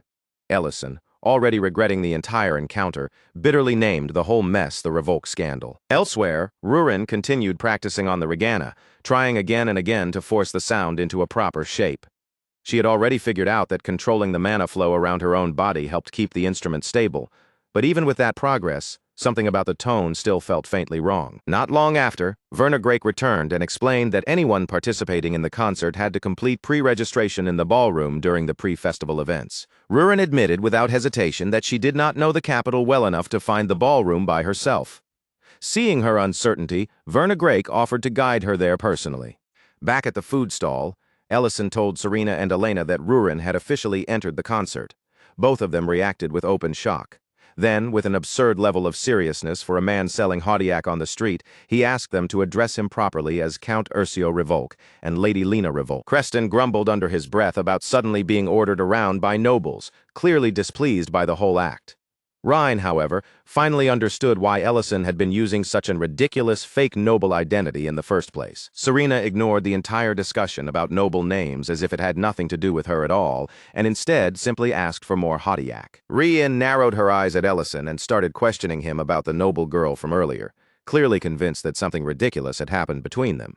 Ellison immediately denied that he had tried to seduce anyone. Elena, sounding a little more cautious than the others, looked between them and asked what exactly Ellison meant when he said competition. Before Ellison could answer, Rhine spoke up and revealed that the girl was Loriana Delian. She explained that Loriana was one of the highest-ranked regana performers alive, famous enough to tour across entire regions, and widely regarded as the best performer in the Empire. Ellison corrected that claim almost immediately, his tone making it clear that Rhine's answer was not entirely accurate. According to Ellison, the last true winner before the war had not been Loriana at all. It had been someone else entirely, Lady Werner Grake. Inside the palace, Loriana Delian spotted Rurin standing beside Werner Grake, and the sight alone was enough to make irritation flash across her face. Memories surged through Loriana's mind all at once. Werner's victory at the last recital, the humiliation she had suffered back in Dedran, and the bitter taste of defeat that still burned inside her even after so many years. Her expression hardened on the spot, and without bothering to confirm anything, Loriana immediately assumed that Werner Grake must have entered the concert as a participant as well. Werner Grake calmly corrected her misunderstanding, explaining that she was not taking part in the competition. Then, without trying to provoke her or stay any longer, Werner turned as if she intended to leave. That should have ended the situation right there. But to Loriana, Werner's calm refusal somehow made the insult feel even sharper. To Loriana, Werner refusing to compete felt even more humiliating than if she had challenged her outright. Her fingers tightened around the stick in her hand until it trembled slightly, because her pride still remembered that old defeat far too vividly. At that moment, Ellison arrived after hearing rumors about an impressive performance. Wanting to check on Rurin, he stepped into the palace without realizing what kind of tense atmosphere had already formed there. He walked straight into the charged scene without the slightest idea of just how bad things had already become between the women standing in front of him. As soon as Rurin noticed him, she called out to him right away. Werner Grake then addressed him formally as Count Revoke, and Loriana caught that noble title the instant it left Werner's mouth. The moment Loriana realized that Ellison was supposedly a noble, something in her gaze changed, as though she had suddenly started seeing him in a completely different light. Ellison recognized her as the Haudiac customer from earlier and casually referred to her that way, as if the whole embarrassing incident meant nothing at all. That reminder only made Loriana's mood turn even worse. Loriana rejected the title immediately, her pride refusing to let him define her by a street food accident. Watching how easily Ellison spoke with Werner Grake and Rurin clearly irritated Loriana. Then Ellison brought up Werner's old recital victory, and Werner quietly replied that she had only been a child at the time. That calm, modest answer made Loriana's jealousy sharpen almost instantly, turning her irritation into something much more intense. Without warning, Loriana tried to force a duel into existence, demanding that Werner Grake enter the recital and face her properly. Then she made the situation even more absurd by staking Ellison on the result, declaring that if Werner lost, she would have to leave him behind. Ellison and Werner both froze at the ridiculous demand, while Rurin's anger exploded on the spot. Rurin looked ready to attack then and there, and Ellison had to stop her immediately, reminding her that causing trouble now could get her removed from the concert entirely. Werner Grake quickly cleared up the misunderstanding, revealing without hesitation that she was already married and properly introducing herself as Werner Grake. The instant Loriana heard that Werner was married, Her emotions flipped in a completely different direction. In her mind, Ellison had suddenly become available, and the entire situation took on a new meaning. Before the madness could spiral any further out of control, Duke Melik Delian arrived and crushed the whole exchange beneath his cold contempt. He mocked Ellison openly, belittling him for abandoning the person he used to be, and treating the life he had now as something unworthy of respect. Then Duke Melik Delian made it brutally clear that a stage like this, with all its authority, prestige, and influence, was far beyond Ellison's reach. After saying that, he took Loriana with him and left, forcefully ending the confrontation before anyone else could drag it out any further. Only after Duke Melik Delian disappeared from view did Verna Drake begin to tremble visibly, finally understanding exactly who she had just been speaking to. Ellison steadied her before fear could completely take hold, and then, refusing to let the chance slip away, urgently asked her to enter the recital. He admitted plainly that he needed her help for something important. Verna Drake hesitated, her eyes wavering as the request sank in, because she remembered all too clearly that she had already walked away from the Regana once before. Rurin, still furious over what had just happened, cut sharply into the conversation and snapped that Loriana had actually dared to treat Verna as if she could simply give up Ellison as part of some wager. Ellison tried to calm Rurin down and explained that the misunderstanding had started because he had wiped syrup from Loriana's lips. Rurin repeated that detail in total disbelief, and hearing it spoken aloud only made her anger flare up all over again. Elsewhere, Loriana finished eating the hadiak she had taken from Ellison's stall. After swallowing the final bite, she quietly admitted to herself that it actually tasted much better once the syrup inside had cooled a little. But even that sweetness was not enough to calm her completely, because her thoughts were still tangled into a restless, confusing mess. The fact that Verna Drake was already married only twisted Loriana's frustration into something even more complicated. Before Loriana could sink any deeper into those chaotic thoughts, her mother suddenly appeared in front of her. Before Loriana Delian could even bring another bite to her mouth, Lucienne Delian suddenly reached in and snatched the food straight from her hands. Without a moment of hesitation, she flung it away like it was something filthy, then turned that sharp anger on Loriana, scolding her harshly for making their family look disgraceful in front of everyone. Lucienne fixed Loriana with a cold, commanding stare that left no room for refusal, ordering her to go back to her Regana practice immediately. Loriana lowered her head and did exactly as she was told, quietly accepting the command without a single word of protest, though the obedience on her face was only something she wore on the outside. Meanwhile, things shifted back to Ellison and Rurin, where Rurin wasted no time pouring all of her bottled-up irritation directly onto him. She jabbed at him for suddenly becoming so strangely popular, then pushed the blame even further, accusing him of being the very reason Verna Drake had ended up dragged into the competition. At that point, Ellison finally stopped trying to argue his way out of it. His shoulders seemed to lose their strength, his expression turning tired and defeated, like a man who already understood he had no chance of winning this conversation. In the end, he promised her that he would never again get mixed up in that kind of situation. Only after Rurin's anger had cooled down enough for her words to come out properly, did she finally reveal what had truly been sitting underneath all that frustration. Beneath the complaints and irritation, there was one thing that mattered to her more than anything else. Rurin had been practicing with everything she had, pushing herself as hard as she possibly could. And even if she still couldn't defeat the others with flawless technique alone, she had discovered a different path, another way to make the Regana respond to her will. This time there was a solid force behind her voice, steady enough to be felt and sharp enough to cut through the air. It was not ordinary confidence either. It carried something fierce, almost dangerous, yet somehow thrilling enough to make anyone listening wonder what she was about to do. Rurin then made her promise clear. Once she stepped onto that stage, she would not simply play a piece and leave quietly. She would give the people in that hall a performance so unforgettable that none of them would ever be able to erase it from their minds. Over at the registration area, the scene was already filled with movement. Participants came and went, officials hurried from one place to another, and the entire space carried the restless energy of people preparing for something important. Verna Drake approached the registration area quietly, keeping her posture calm and composed as she stepped forward. In a restrained voice, she asked how she was supposed to sign up for the recital. One of the attendants calmly explained the registration procedure to her, walking her through what she needed to do. Then the attendant added that performers with sufficient experience were allowed to bypass the preliminary round altogether and move ahead without having to prove themselves there first. As Verna Drake took in those words, a faint tension began to gather across her face. Her hands tightened ever so slightly, as though something from the past had stirred awake inside her and was pressing down on her again. At that exact moment, a woman passing by bumped hard into Verna's shoulder. She tossed out a careless apology that barely sounded sincere, almost like she only said it because she had to. But then she stopped, turned and properly looked at Verna's face. In that single instant, the feeling between the two women shifted completely. What had seemed like a random little collision suddenly became something much heavier. Recognition flashed sharply through the woman's eyes, and it did not stay as simple surprise for long. Almost immediately, that look twisted into open hostility, cold and unmistakable. Without giving Verna Grake any chance to react, the woman struck out at her, knocking her down as she sneered with cruel satisfaction. Then, in front of everyone nearby, she exposed Verna as Count Dedren's daughter. With that one accusation, the past came rushing back into the present like a wound being ripped open.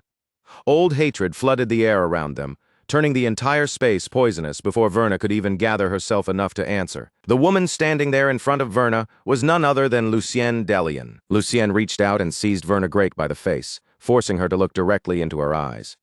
With brutal clarity, she made it known that someone like Verna had no right to stand among the performers or take part in this competition. But before Lucienne could push the humiliation any further, a strong hand suddenly tore her grip away.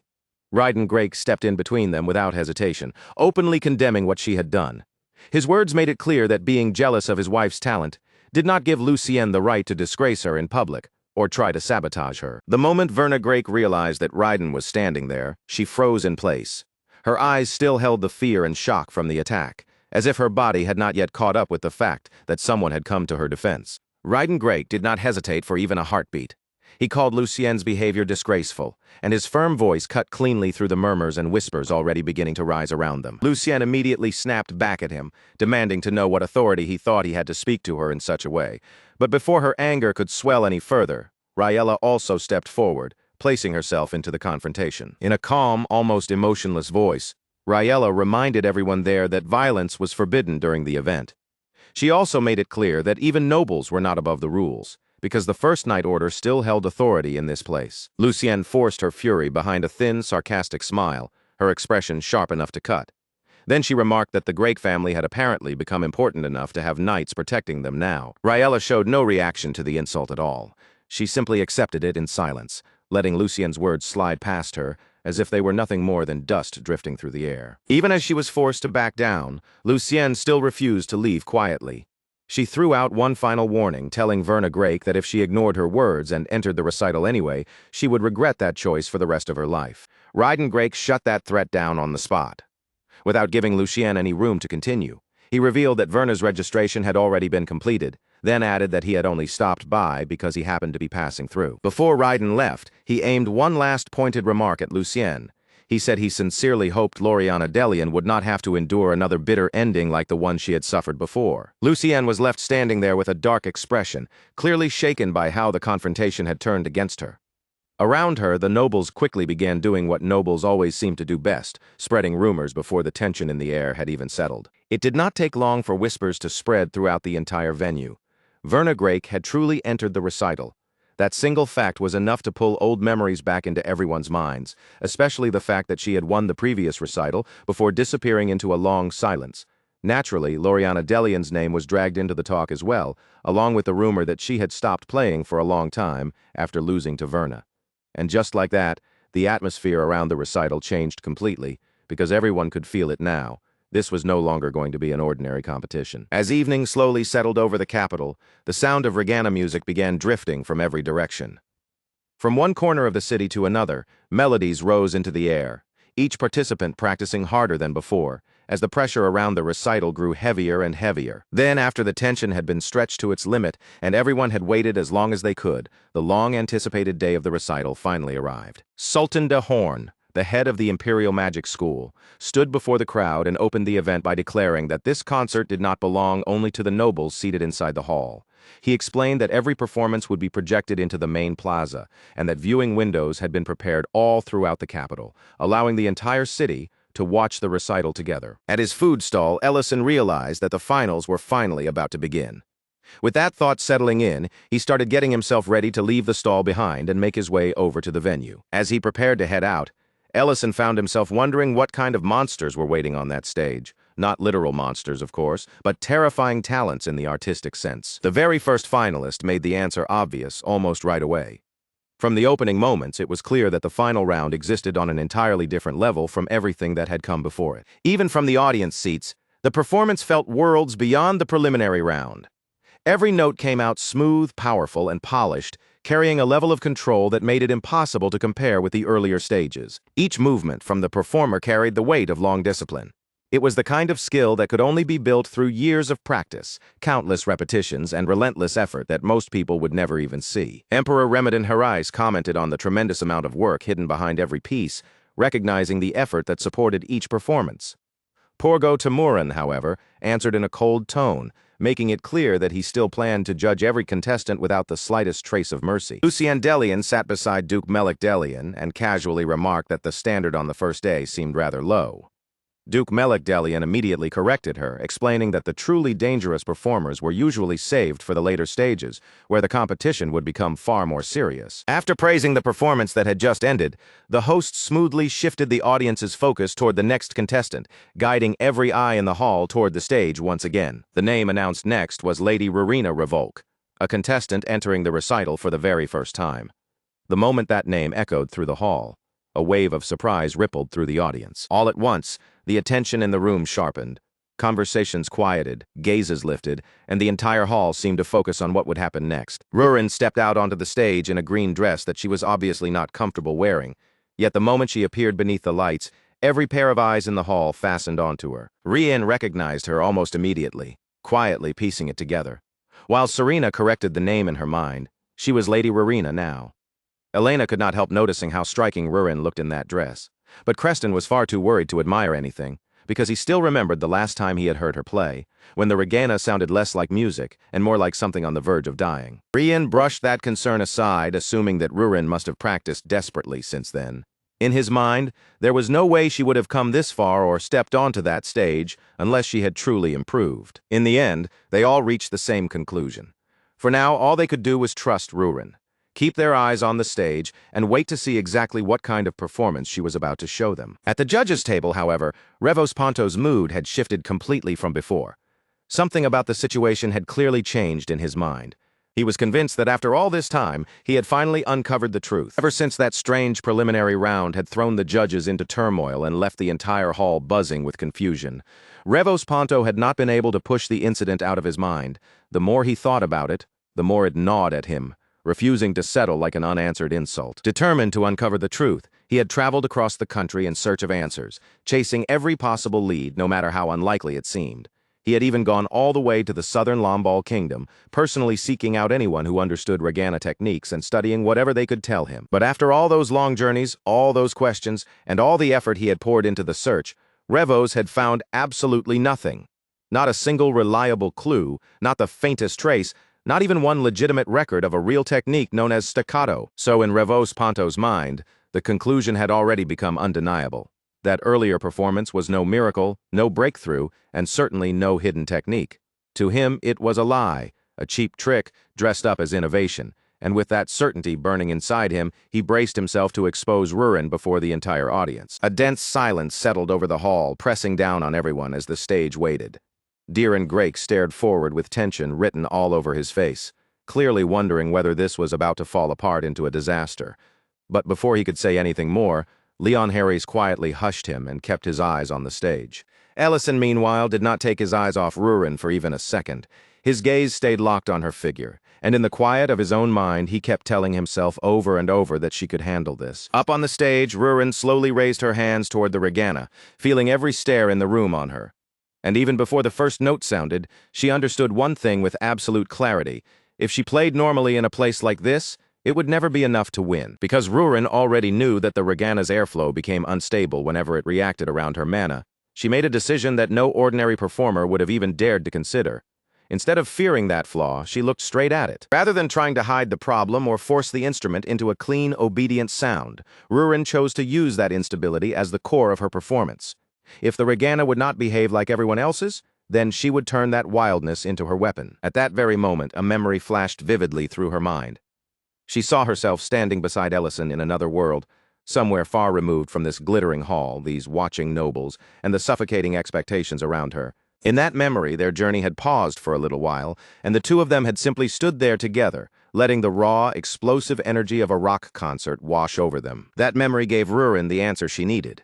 If the people of this world had never heard a sound like that before, then she would be the one to make them hear it for the first time. Her fingers began to move across the regana, and the instrument answered immediately. What came out was not delicate or gentle, it was heavy, fierce, and so commanding that no one in the hall could possibly ignore it. The rhythm that exploded from the instrument was nothing like the elegant court music the nobles were used to hearing. It roared as if a guitar had been dragged through pure mana itself, rough, forceful, and driving hard enough to shake the air with every note. That sound slammed through the hall like a wave of raw power. For one breathless moment, every person inside froze in place, whether they were standing, sitting, whispering, or judging from the front. Ellison knew that sound the instant it reached him. It was music from his old world, reborn in this one through Rurin's hands, and reshaped by the strange voice of the regana. Rien could not even begin to process what she was hearing, her thoughts stalling under the shock of it. Emperor Ramadan Harais, on the other hand, felt the music strike him directly in the chest, as though the sound had gone beyond his ears and hit something far deeper inside him. For one suspended moment, the entire crowd seemed lost. No one knew how to respond to the strange, overwhelming sound pouring from the stage, because it was nothing like anything they had expected from a regana. And then, almost as if the whole hall woke from the same stunned dream at once, the cheers finally began to rise. The rhythm seized everyone before they could even understand it.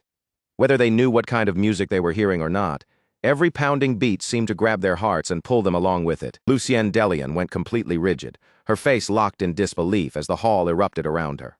Beside her, Duke Melik Delian pressed a hand to his temple, looking as though the entire situation had become a headache he could no longer ignore. Then Ravos Ponto suddenly broke down in tears. The truth, heavy and humiliating, had finally come crashing down on him all at once. The technique he had been so certain was impossible had turned out to be real. Worse than that, Ravos realized that his own understanding of the regana had been painfully narrow and shallow. In that moment, his pride collapsed, and he resolved to throw it aside and begin learning everything again from the very beginning. At last, Rurin brought the explosive performance to its close. Then she turned toward the roaring audience and acknowledged them from the stage, standing there beneath the attention she had earned. Even the host had trouble regaining his composure after what had just unfolded. For a moment, his words seemed to catch in his throat, but eventually he managed to say that it had been an overwhelmingly powerful performance before forcing the event forward and introducing the next contestant. Behind the curtain, Loriana Delian felt the strength slipping out of her legs. The echoes of Rurin's music still seemed to tremble through the hall, and even from backstage, that lingering force was enough to shake her. For the first time, Loriana genuinely wondered how anyone was supposed to walk onto the stage after a performance like that. The thought alone made the path ahead feel almost impossible. All through the palace hallways, excited whispers began spreading from noble to noble. Their voices overlapped as they tried to understand what they had just heard, and none of them could believe that the regana was capable of producing such a fierce, unfamiliar sound. When Rurin came down from the stage with Ellison, several nobles hurried toward them almost immediately. They surrounded her with praise, tossed questions at her from every side, and tried desperately to understand the shocking performance they had just witnessed. Rurin stiffened slightly under the sudden pressure, clearly unsure how to deal with so many people crowding around her at once. Seeing her hesitate, Ellison gave her a small nudge and quietly reminded her that she needed to introduce herself properly. She almost slipped up in the middle of speaking, but caught herself at the last possible moment. Correcting her words, she introduced herself as Lady Lena Revolk. The moment that name was given, even more voices rushed in. Names, titles, compliments, and questions came flying at her from every direction, stacking on top of each other so quickly that there was hardly any room left to breathe. Rurin was clearly overwhelmed by all the attention, her expression giving her away even as she tried to keep up. Ellison noticed it right away. He stepped in smoothly before the nobles could crowd her any further, explaining that she was exhausted after such an intense performance and promising that they would answer questions another time. Then he guided her away, pulling her out before the crowd could swallow her completely. As Ellison led her along, Rurin blushed and quietly confirmed that she was supposed to keep acting as his wife. Ellison told her to continue with that role for now, keeping his voice low as they moved away from the noise. Once they had finally escaped the commotion and found somewhere quieter, Ellison turned to Rurin with a much softer expression. This time he thanked her sincerely.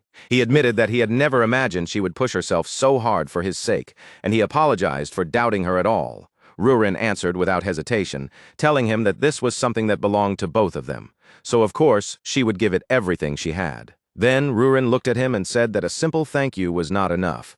But before she could say anything more, Ellison gently placed his hands around her face and kissed her. Rurin froze on the spot.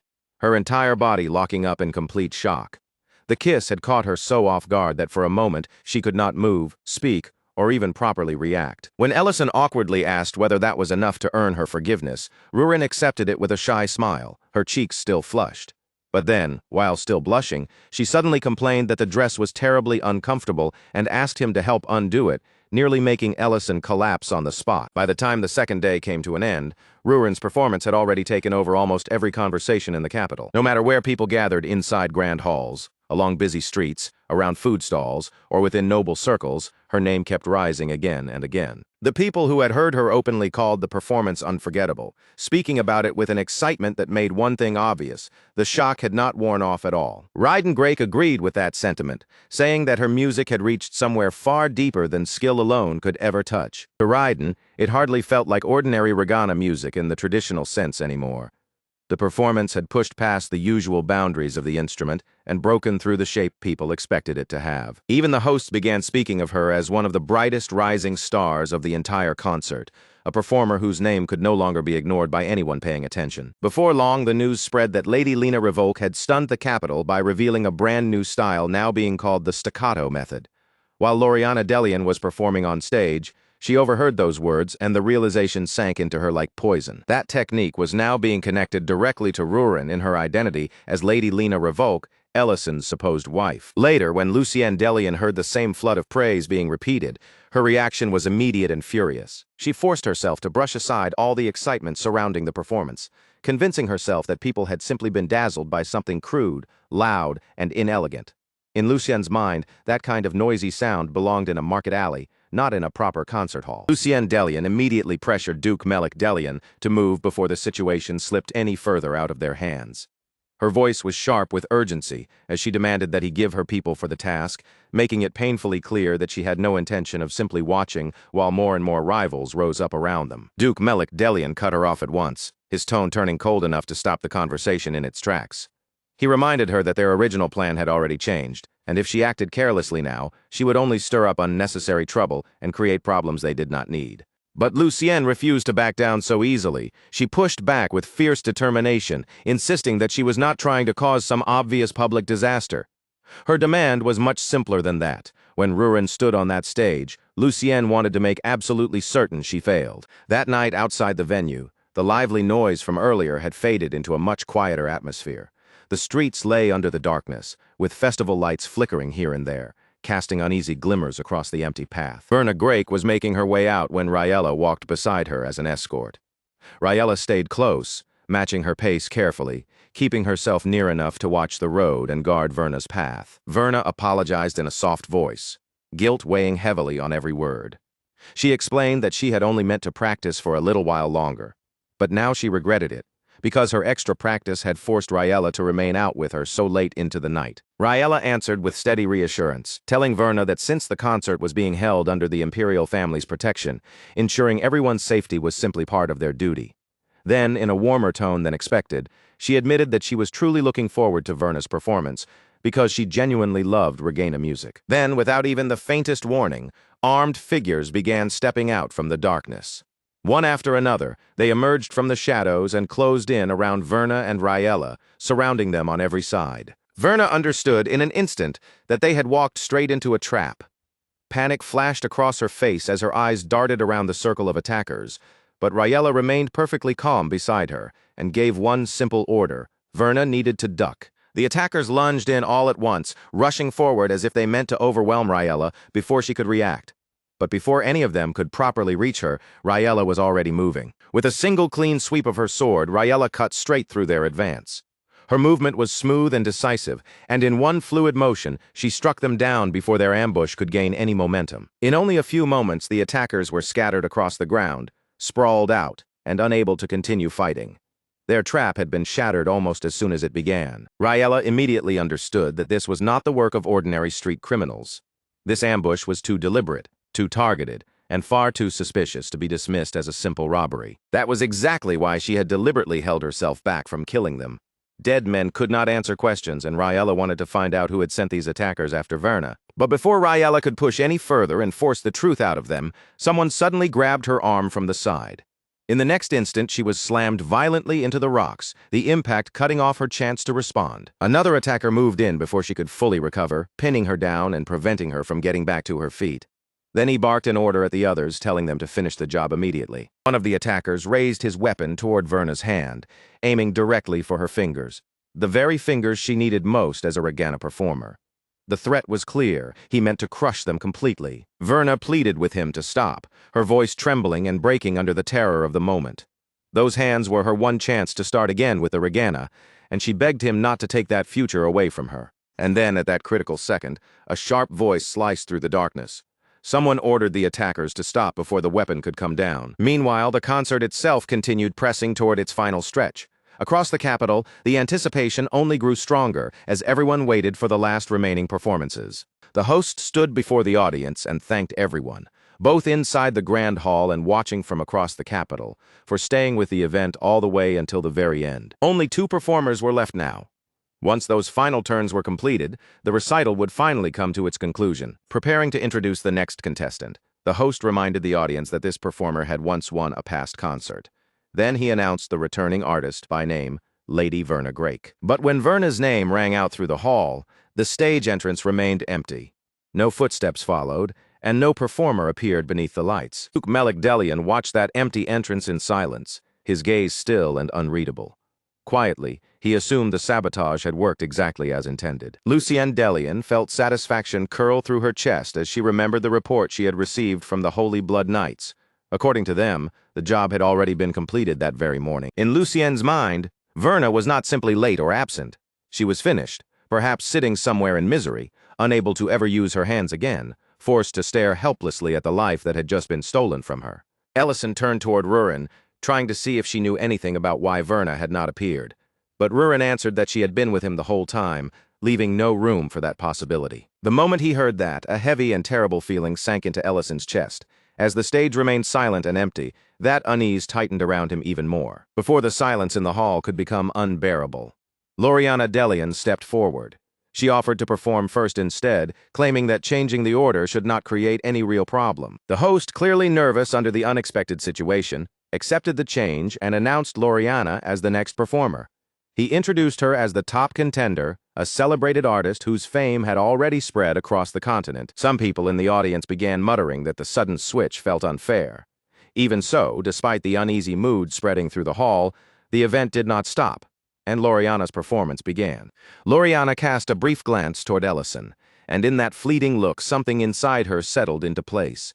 Her resolve hardened completely. In Loriana's mind, trust had no real meaning. Words were just as useless. The only thing capable of proving her worth was the sound of her Regana. To Loriana, the instrument before her was not merely something she played for applause or recognition. It was her entire life, and as she began, she poured every piece of herself into the performance. From the very first strike, the sound that surged through the hall was overwhelming enough to seize everyone's attention at once. Music was aggressive, enormous, and deep. Its low notes rolled outward like an army marching across the hall, advancing with the force to crush anything that dared stand in its path. Even Ellison, who did not understand the Regana on a deeply technical level, could still feel the weight of Loriana's music pressing directly into his chest. That alone showed just how overwhelming her performance truly was, because even without expert knowledge, its force was impossible to miss. Loriana did not loosen her grip on the performance for even a single second. Sweat ran down her face as she pushed the piece harder and harder, driving it relentlessly toward its absolute limit. Then the final note struck and faded. For one brief breath, the entire hall fell completely silent, stunned by what had just passed through it. A heartbeat later, applause erupted across the venue. The sound exploded so violently that it felt as though the whole hall itself was trembling beneath the force of it. The host praised Loriana's performance as grand, overwhelming, and deeply moving. But now that her turn was over, the attention in the room shifted once again toward the contestant who still had not appeared. Whispers spread quickly through the audience. Some wondered whether Verna had broken under the pressure and withdrawn, while others muttered that perhaps the long years away from performing had finally caught up with her. Lucienne, meanwhile, smiled quietly to herself, certain that Verna was somewhere else suffering exactly as planned. But that smug satisfaction vanished in an instant when Verna Grake appeared at the entrance. Elsewhere, over at the hospital, Carson looked at Raella and joked about how she had somehow managed to get herself beaten up by attackers. Raella shot back at him without the slightest delay. saying that just looking at his face made her injuries hurt even worse. Carson laughed and continued teasing her for ending up hospitalized, but Yahello quickly cut through the joking mood. She made it clear that the people who attacked them had not been ordinary thieves. Darian then stepped in, reminding Yahello that she had already been warned to stay especially cautious while the concert was going on. Yahello apologized, then explained what had happened during the ambush. When she tried to fight back after being caught off guard, someone unexpected had intervened and saved Verna Grake. The person who had appeared at that crucial moment was none other than Loriana Delian herself. And from the stunned look still frozen across Yahello's face, it was clear that even now, she had not completely processed what she had just seen with her own eyes. Back inside the venue, Verna Grake was the first one to walk toward Loriana. She stopped directly in front of her, lowered her voice so the words would not scatter into the noise around them, and thanked her sincerely for stepping in when it truly mattered. Loriana's answer came without even a hint of gentleness. She simply made it clear that if she was going to win, she wanted that victory to be earned in the proper way, not handed to her through some petty trick. She had not come all this way just to claim a hollow win in a meaningless little game. After that, Verna quietly settled herself in front of the regana and began to play. As her fingers moved across the instrument with a calm, steady grace, something deep inside her finally seemed to fall into place. The first time in what felt like an eternity, a single clear truth rose up inside Verna's heart. No matter how many people had doubted her, looked down on her, or turned their backs on her, she herself had never fully abandoned the path. That realization became the ground that held her steady, and from there her true performance began. For one brief instant, the dark shadow of her father seemed to wrap itself around the regana, like the old fear of failure trying to crawl back into her hands. But Verna refused to look toward it, refused to be pulled down by it, and continued playing. The first notes bloomed into the hall with a soft, gentle warmth. They were not forced, not aggressive, and yet that very quietness gave the music a strength that could not be ignored. The sound did not rush forward to overwhelm the audience, nor did it demand that they listen. Instead, it reached out slowly and delicately, slipping into their hearts with such natural warmth that the entire hall seemed to settle into the melody and breathe along with it. Rian, Serena, and Elena all listened without saying a word. As Verna's melody filled the space around them, their expressions gradually softened and small, peaceful smiles appeared on their faces. Ellison and Rurin sat side by side, their hands clasped together as the music drifted over them. Neither of them needed to speak, they simply let the gentle sound wash across them like a quiet wave. Darian was visibly shaken by the music, his face full of emotion he could not hide. Turning to his father, he admitted that this was the very sound he had been waiting so long to hear again. Even Loriana listened with complete focus, unable to pull her gaze or her heart away from the performance. And in that moment, a bitter realization struck deep inside her. This was the exact sound she had been chasing all along. Outside the venue, word of the results had already begun spilling into the streets. A newspaper seller shouted loudly through the crowd, announcing that the concert rankings had finally been released. Someone quickly bought a copy of the paper and remarked casually that the concert had truly been worth watching, even if the identity of the winner might not shock anyone too much. Another person agreed right away, already hoping that the event would return again the following year. When the final results became clear, there was no room left for debate. Lady Verna had taken first place. Loriana finished in second, while Rurin came in third, and the moment that ranking fully sank in, Loriana's mother struck her across the face without the slightest hesitation. Her husband immediately tried to step in and calm the situation before it grew worse. But Lucienne Delian exploded with fury. Her expression and voice made it painfully obvious that she had no patience at all for incompetence. And more than failure itself, Lucienne despised those who mistook their shallow little talent for true greatness. Blinded by rage, Lucienne snatched up Loriana's trophy and hurled it down with violent force, smashing it apart against the ground. Then she turned her anger fully on her daughter, accusing Loriana of helping Verna and falsifying the report. With every harsh word and every burning glare, it became painfully clear that whatever patience Lucienne had been clinging to was now completely gone. A short distance away, Ellison was trying to comfort his girl after she had ended up placing third, staying close to her while the noise of the results continued around them. Nearby, the Grake family was already swept up in celebration over Verna's victory. Their joy spilled out openly as they excitedly talked about throwing a grand party in her honor. Loriana, however, remained exactly where she was, her cheek still burning from the slap.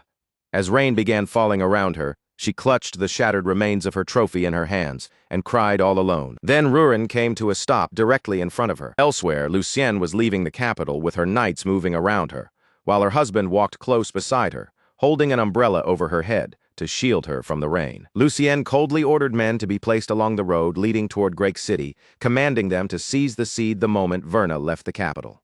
Then she snapped at her husband for failing to take care of something so simple.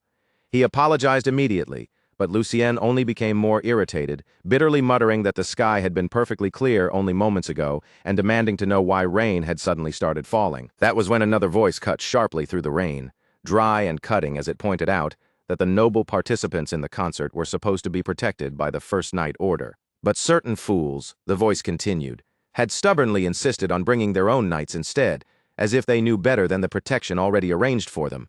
Rurin stepped out through the rain with part of her face hidden from view, her anger simmering beneath every strangely calm word. She declared that from that moment on, Lucien would pay for what had happened, and the blame would belong to Lucien alone. Lucien's face twisted with open annoyance as she looked at Rurin. She brushed her off with cold dismissal, acting as if she were far too tired to waste even a moment on such pointless nonsense. That careless attitude only poured more fuel onto Rurin's anger, making the heat behind her calm expression burn even stronger. Lucien ordered her to leave at once, throwing the command out as if Rurin were nothing more than an irritating obstacle in her path. Rurin did the exact opposite. Instead of stepping back, she moved forward. In the next instant, one soldier was knocked down before he could properly react. Then another fell just as quickly, collapsing before he had any chance to stop her advance. Without breaking her stride, Rurin moved straight toward Lucien. Then, with no hesitation at all, she slapped her hard across the face. Lucien erupted on the spot, her shock and fury bursting out at once. She was outraged that anyone would dare lay a hand on her, as if the very idea was impossible to accept. But before Lucien could gather herself or take control of the situation again, Rurin slapped her a second time without the slightest pause. Lucien's husband lunged forward in anger, ready to intervene. But before he could do anything at all, Rurin released the terror of a dragon. A crushing dark aura flooded the air around them, thick and suffocating enough to steal his movement completely. The force of it froze him in place before he could take another step. Rurin seized Lucien and made the truth brutally clear to her. The only reason Lucien could act so superior was because she was too blind to understand the meaning behind the orders she had been following. Rurin brought up the attempt to steal the seed, making it clear that Lucien was nothing more than a pawn pretending to sit on a queen's throne. Then, with contempt sharpened in every word, she added that Lucien could not even recognize who was standing before her and speaking to her. At that moment, one of the injured soldiers forced himself back onto his feet and charged in from behind, trying to take advantage of the opening. Rurin released Lucien immediately, turned without the slightest delay, and countered the attack in one swift motion. Lightning crashed down from the sky as Rurin struck back, the blinding force turning her warning into something impossible to ignore. Those who failed to understand their place never lasted for long. Elsewhere, Loriana was still sitting alone beneath the falling rain, quietly crying as she held the broken pieces of her trophy in her hands. When someone called her name, Loriana tried to brush it off, pretending there was nothing serious happening. She acted as though she had only stumbled, as if the tears and the shattered trophy meant nothing at all. But the person standing above her with an umbrella was Lady Verna. Looking down at Loriana with calm concern, Verna told her that if she kept sitting out there in the rain like that, she was only going to make herself sick. Back at the restaurant, the main dish finally arrived. Ellison called out to everyone at the table, telling them to make a little space as he proudly brought over the dish they had all been waiting for. The star of the day had finally arrived, an over-roasted uga tenderloin, still piping hot, its rich aroma rising from the plate and spreading through the room. The three winners were gathered together at the same table, seated side by side in the middle of the celebration. One after another, plates were placed before them, and what had started as simple congratulations slowly turned into a warm, lively little feast. Rurin was the first to receive her portion, and the moment the plate landed in front of her, she did not waste a single breath. She leaned forward at once and took a bite, clearly unable to hold herself back. The instant the meat touched Rurin's tongue, her eyes opened wide in surprise. The tender cut practically released its juices all at once, blending with the thick, silky sauce until the rich flavor spread through her entire mouth. Verna tasted her own serving next, then nodded in clear agreement. Even she seemed caught off guard by the texture, quietly remarking that the meat was so soft it was almost hard to believe. Creston laughed warmly and told everyone that since today was a proper celebration, there was no need for anyone to hold back. They should eat as much as they liked. Then he looked toward Rurin, congratulated her properly, and admitted that her performance had completely taken him by surprise. Verna also turned to Rurin and praised her with genuine sincerity, speaking from the heart rather than out of politeness. But Rurin immediately pushed the compliment back, pointing out that Verna was the one who had actually taken first place. Loriana sat quietly at the table, barely saying anything as the others talked around her. Seeing that, Verna gently explained that she had only been able to stand on that stage in the first place because Loriana had reached out and helped her when it mattered. Verna admitted honestly that, in the beginning, she had learned the regana while still under Count Dedrin's influence. Back then, improving at the instrument had been useful because it helped her gather support from the nobles around her. But as time passed, Verna realized that every bit of progress she made had only served Count Dedrin's purposes. That fear stayed wrapped around her for so long that she became trapped right at the starting line of her own path, swallowed by anxiety before she could truly move forward. Then Verna looked directly at Loriana and told her that it was Loriana's help that had finally allowed her to take another step. She went on to say that Loriana had never abandoned the regana, not even while injured, and that choosing to help a rival while still fighting with everything she had showed a devotion so strong that Verna felt ashamed of how narrow her own view had once been. With a quiet, honest look on her face, Verna admitted that one day she wanted to reach that same level of passion and intensity herself. Serena immediately agreed with her, saying there was no question that Verna's performance deserved first place. After all, the music had left a deep mark on everyone who heard it, the kind of impression that did not fade quickly. Verna then turned her attention back to Loriana and shared a small wish of her own. From now on, she hoped the two of them could continue practicing the regana together on a regular basis. Loriana's face flushed bright red at once, and she awkwardly tried to dismiss herself as someone insignificant.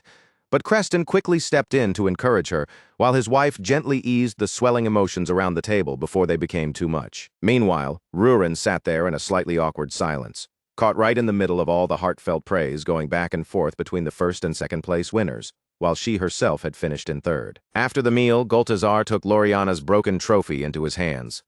With practiced, steady movements, he repaired the damaged pieces and handed it back to her, as if fixing something so important had been no trouble at all. Loriana thanked him sincerely, holding the restored trophy with visible care, but Goltazar only answered in his usual casual way, telling her that if it ever broke again in the future, she could simply bring it back to him. A little later, Loriana quietly asked Verna how she had known about the kinds of hand injuries regana players often suffered.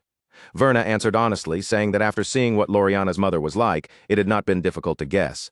Then she casually added that she herself had been hit before as well, and the moment Loriana heard that, she immediately apologized on her mother's behalf. Nearby, Rhine lowered her voice and shared a rumor with her husband. She said that lately, people all across the Empire had begun reporting sightings of the Archmage, one of the three greatest heroes from the war. Creston found that deeply strange, especially since the Archmage had vanished after the war came to an end. Rian continued, adding that every witness seemed to describe the same detail.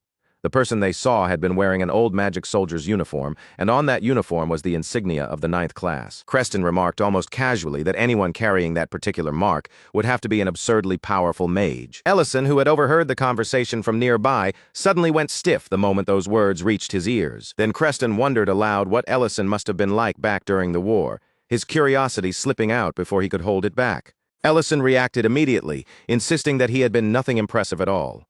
According to him, he was only a low-ranking temporary soldier with no meaningful title, and most of his time had been spent doing kitchen duty. Creston waved it off with a light joke, saying that if Ellison had managed to survive a war, then dealing with a busy crowd like this probably felt easy by comparison.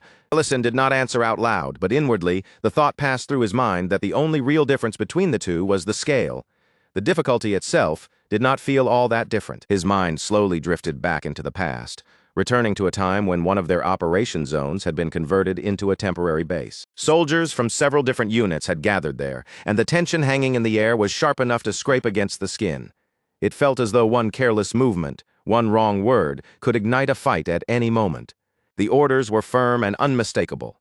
Strict neutrality had to be maintained inside that temporary base, and every unit stationed there was expected to obey without raising complaints. Sometime after that, Ellison volunteered to take charge of preparing meals for the visiting units, stepping into the kitchen work himself. As Ellison worked over the cooking station, another worker asked whether certain parts of the vegetables should just be thrown away.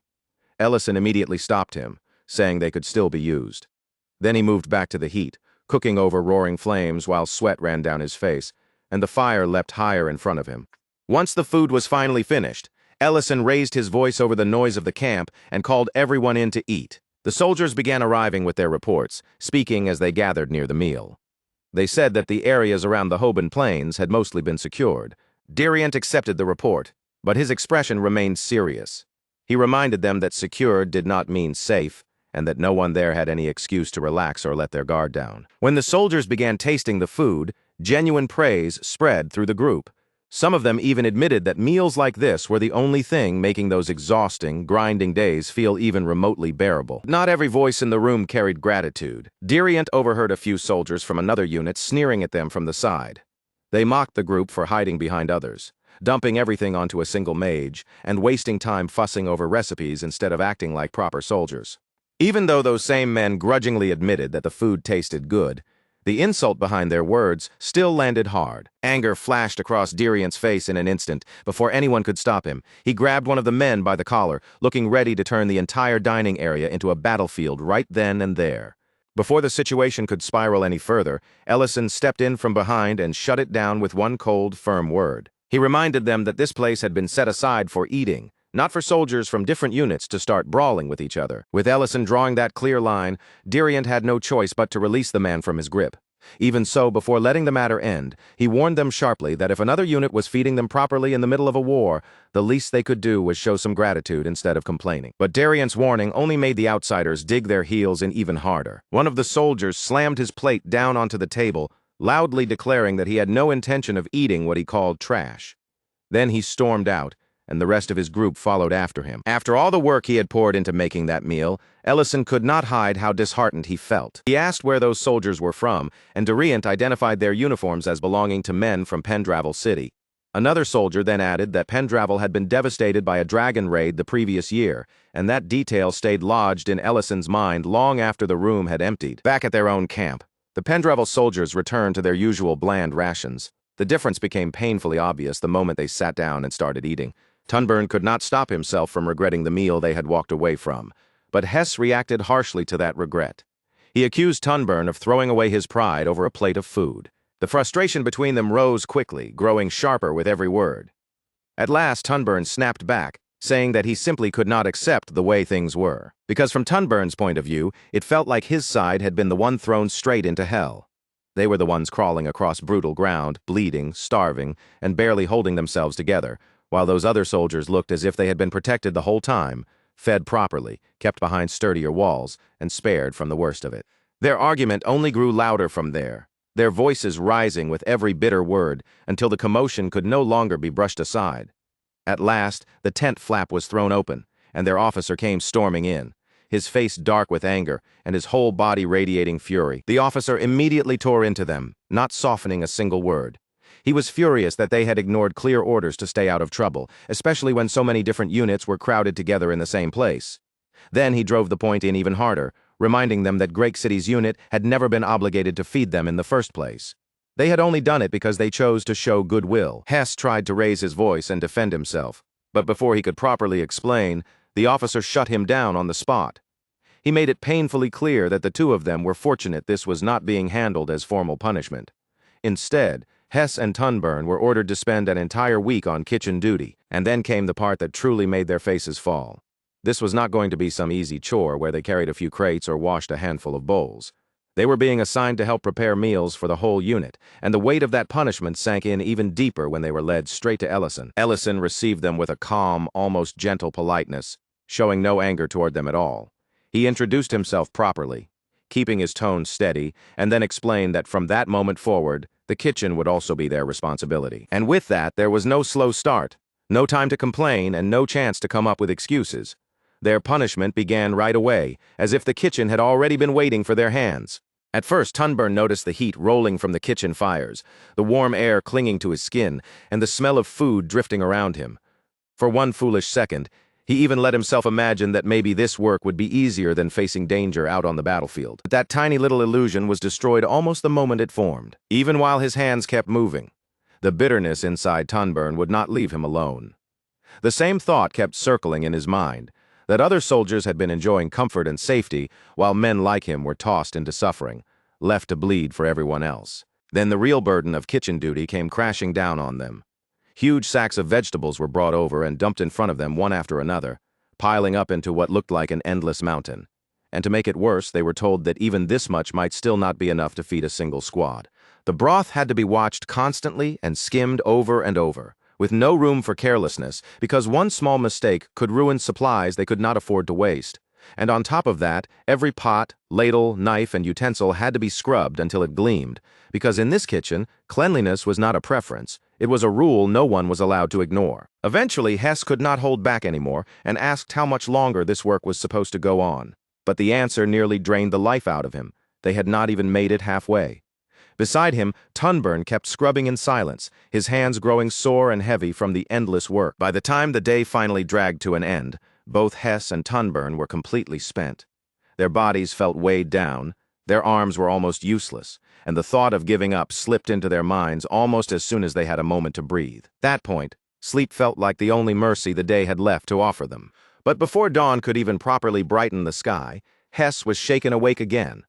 When his eyes opened, Ellison was already there, calmly telling him that breakfast preparations needed to begin immediately. The most painful part came when Hess realized what time it was. It was only 5 in the morning, and that merciless routine continued day after day, pulling them through the same exhausting cycle again and again. Cooking, cleaning, preparing ingredients, serving meals, and then starting all over as if the work never truly ended. Then one morning, Ellison told them they would be changing the routine. Since the available rations were too limited to make the meals truly varied, they would head into the mountains themselves and gather extra ingredients from the wild. He passed them a list of what they needed to search for, speaking as if it were the most ordinary thing in the world. Then, almost casually, he pointed out that compared to standing on the front lines, gathering food in the mountains was still the safer assignment. So the three of them set out together, leaving the noise and order of the camp behind as they stepped into the rough, untamed terrain of the mountains. Once they reached the area, the work began carefully. They searched through the undergrowth, examining leaves, stems, and roots, making sure each plant was actually edible before placing anything into their baskets. Then, somewhere in the middle of that quiet search, a memory from earlier suddenly surfaced in Hess's mind. He remembered the faint glimmer of light he had seen back when Ellison woke him before dawn. That brief flash that had seemed strange at the time. Only now did the pieces finally connect in Hess's head.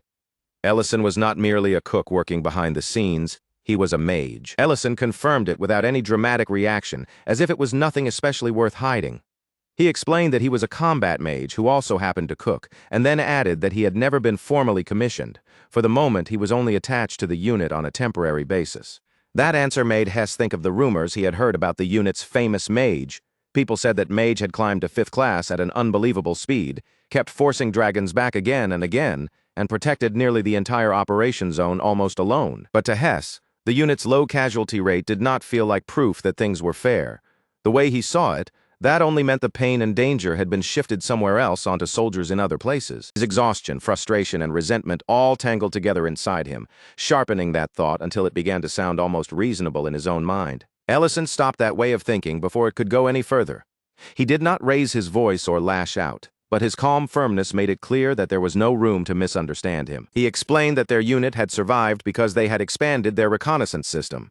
Monsters were being tracked constantly, and because of that, the mage could be sent directly to the place where danger was about to strike. It was not a matter of stealing safety from other soldiers.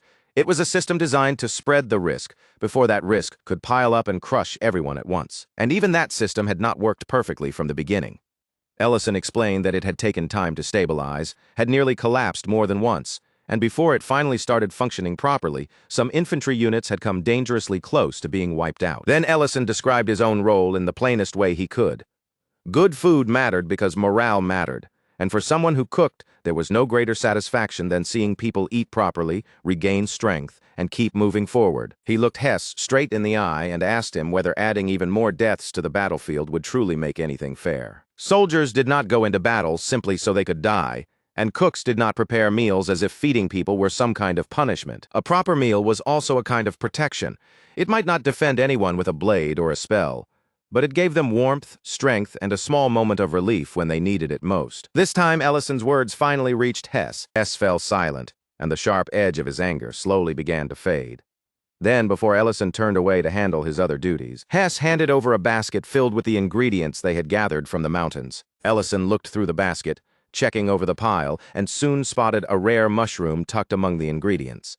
His expression brightened slightly as he said the kitchen would definitely be impressed by a find like this. Back in the kitchen, the cooks took those mundane mushrooms and transformed them into a rich soup, the fragrance growing deeper and warmer as it simmered. The reaction from the soldiers came almost immediately.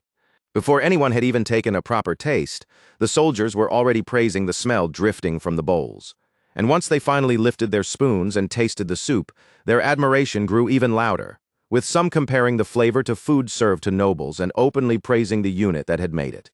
For the first time since their punishment began, Hess and Tunburn felt genuine pride rise in their chests over something their own hands had helped create. But that warm feeling did not last very long, because soon after, one soldier deliberately dumped his soup out in front of everyone and mocked it with open contempt.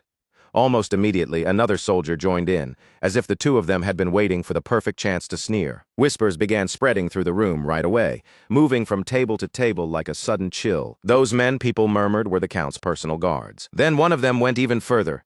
He spat straight into the bowl and arrogantly declared that he had just saved everyone there from eating it. That last filthy insult was the thing that finally snapped whatever patience Hess still had left. His body moved before his mind could catch up, and in the very next instant, his fist flew straight toward the man's face.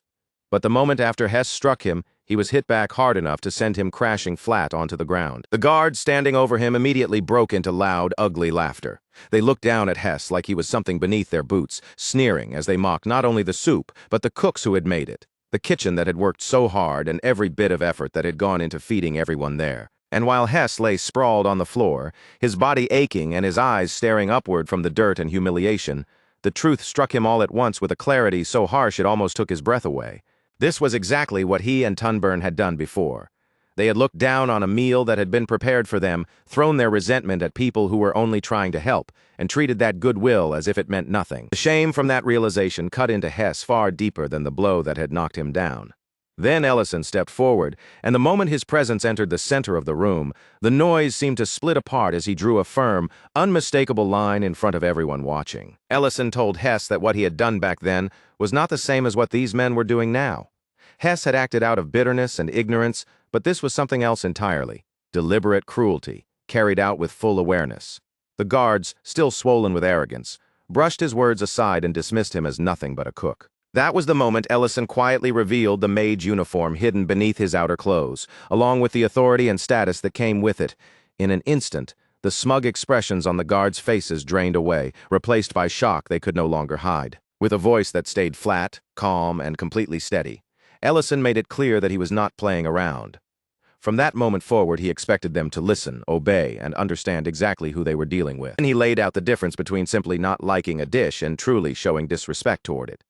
A little spilled food could be wiped away from the floor, but in the middle of a war, once an entire pot had been contaminated, it was not something they could just shrug off and throw away. One of the soldiers hurriedly tried to soften the situation, shifting his tone and subtly making sure Ellison noticed his armor, as if his rank, his position, and the connections behind him would be enough to shield him from consequences. But Ellison crushed that thought before it could even take shape. In the blink of an eye, he formed a magical sphere around them, sealing the space as thick, heavy mana filled the air and pressed down from every direction. Inside that barrier, he made it painfully clear that rank and backing meant absolutely nothing. Since the pot they had ruined could not simply be tossed aside, Ellison decided they would learn the value of food in the most direct way possible. They would drink every last drop of the soup they had defiled, whether they wanted to or not. Before that punishment could fully play out, Dariant returned from an attack mission, still fresh from the field, and almost immediately caught the rich scent of mundane mushroom soup drifting through the air. For one brief moment, Dariant's face lit up with pure excitement, as if the smell alone had pulled him back to life.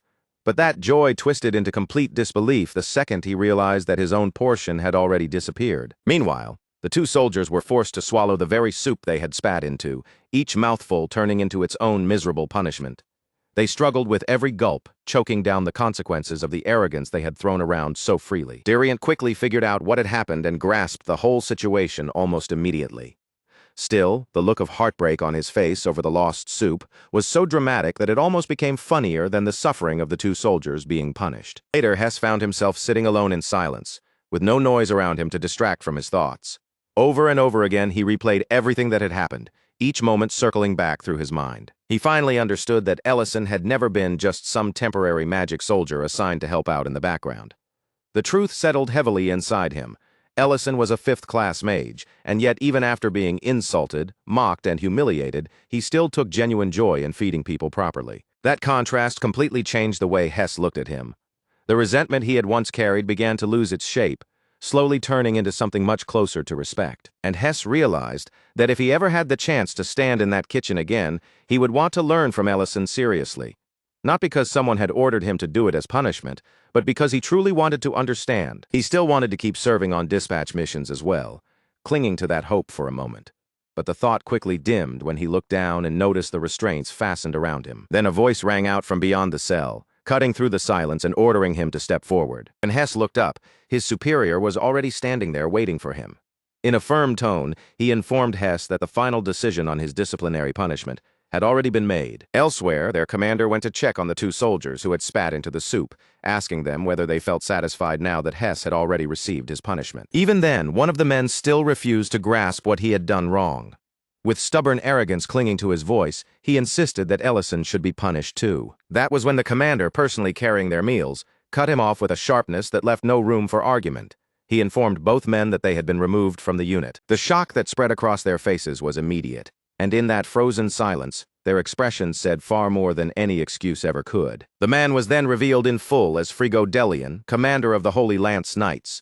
He made his stance perfectly clear. Ability mattered to him, but basic conduct mattered even more, and these two had failed to meet even that lowest standard. A sudden burst of magic erupted from the man standing beside Frigo, striking the two soldiers down on the spot. Their panic exploded into screams as they cried out Frigo's name, but by then it was far too late. Back with Ellison, Dagos confronted him over what had happened, questioning him about stepping in against men who had been serving as direct escorts for a noble. Ellison answered in the same calm tone as always. Those men, he said, had failed to understand just how fortunate they were, so he had simply allowed them to experience the consequences of their own actions. Then Ellison told Dagos to handle the flow of information the way he always did, and make sure his name did not spread around. Dagos accepted the instruction immediately, without a hint of hesitation. After that, Dagos let the rigid formality slip and commented that Ellison's polite way of speaking had not changed at all, even after all this time. Ellison answered awkwardly that such courtesy was only natural when speaking to a fifth-class Archmage, before asking him once again to stop spreading that ridiculous nickname among the soldiers. Then Dagos shifted the conversation and told Ellison that Hess had been transferred out after receiving his disciplinary punishment. For the briefest instant, the news struck Ellison hard enough to make his hand move on instinct. He grabbed at his robe as if he were already preparing to leave and go after Hess himself. But before Ellison could actually move, Dagos added the detail that changed everything. From the staff's perspective, the transfer might actually work in their favor, since Ellison had clearly taken an interest in Hess, and the nearby units were far too short-handed to reject anyone. Right then, Hess himself arrived and gave a formal report, announcing that he had been reassigned to the 3rd Battalion of the Great City Defense Force. Strangely enough, Hess did not look crushed by the reassignment at all. If anything, there was a clear eagerness in his face, as though returning to work under Ellison was not a punishment, but an opportunity he had quietly been hoping for. Ellison could only laugh at how ironic it all was, teasing Hess for being sentenced straight into hard labor. Then, as naturally as if the decision had already been made, he told Hess to grab the baskets and ingredients, adding that punishing people who wasted food was, in its own way, surprisingly satisfying. Back in the present, the moment that part of the story was revealed, the entire room went silent. Everyone seemed to freeze at once, and the atmosphere shifted so suddenly that it felt as if the air itself had tightened around them. Ellison noticed that change right away, and an uncomfortable look slowly crept across his face as he realized how sharply the mood had turned. Then Creston pointed out the enormous flaw in the story. A fifth-class mage and staff officer could never realistically be mistaken for some low-ranking temporary medic, unless every single person involved had somehow been blind, foolish, or both at the same time. That was the exact moment Ellison realized he had said far more than he should have, and that far too much had slipped out of his mouth. Later, as Rhine walked away from the restaurant, the whole conversation kept turning over in her mind. Part of her was already shaping it into a story, wondering what kind of man Ellison really was beneath the cooking, the easy jokes, and that plain, ordinary-looking smile. Her husband told her to leave it alone, reminding her that Ellison himself had brushed the entire thing off as fiction. But Rhine was not convinced at all. Then her husband added one more thought. History had always been full of strange overlaps and unsettling coincidences. One of those strange overlaps was an old rumor claiming that a ninth-class Archmage had once carried a temporary medic badge during the fiercest period of the war. Around the same time, one of the three human heroes vanished from the world. The names never lined up perfectly. The descriptions shifted depending on who told the tale, and old medic uniforms had been common enough back then that it could all be dismissed as coincidence. Even so, the similarities were far too suspicious for either of them to ignore completely. In the end, both of them arrived at the same quiet conclusion. Whatever the truth might be, saying nothing was the smartest and safest choice. Back in his room, Ellison quietly scolded himself for being careless. He knew he had allowed old memories to rise too close to the surface, when they should have remained buried deep in the past where no one could reach them. Rurin admitted that she had misunderstood the situation. She had assumed Ellison was speaking with some deeper intention behind his words, as if every detail had been part of a careful plan. Ellison quietly thanked Rurin for not digging too deeply when he let that careless detail slip. Then he forced himself to pull his thoughts away from the old memories trying to surface and focused instead on the one concrete result he had managed to secure. No matter how messy the situation had become, he had successfully obtained the seed. Even with that success in front of him, his mind would not stay still. Again and again, his thoughts drifted back to Lady Verna, and to the strangely unexpected way she had chosen to return the favor for what he had done for her. Ellison admitted that, honestly, he had expected Lady Verna to resist him or at least make things more troublesome before the end. But what disturbed him most was not her response. It was how naturally he had accepted her gratitude, almost as if a part of him had wanted to receive it. Rurin dismissed that worry as though Ellison was overthinking something painfully obvious. To her, gratitude was simply gratitude, nothing more complicated than that. Then she reminded him that there was no real point in pretending anymore, especially when she already knew exactly who he truly was. In the end, Ellison had no choice but to admit that the mistake had been his and his alone. For a moment, he thought about planting the seed immediately, but he stopped himself before acting on it, knowing it needed to remain close to the heart long enough to absorb what was necessary before it could ever begin to grow properly. There was still time to handle the seed. But Rurin's attention had already turned back toward the past, and now she wanted answers about what came next.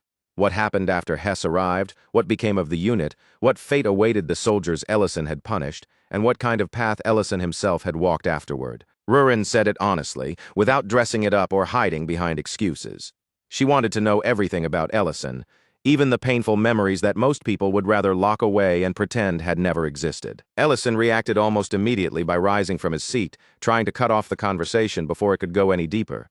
He insisted that nothing important had happened after that. Nothing worth telling her, and certainly nothing interesting enough for Rurin to concern herself with. He told Rurin to go rest, using the excuse that he still had work left to finish.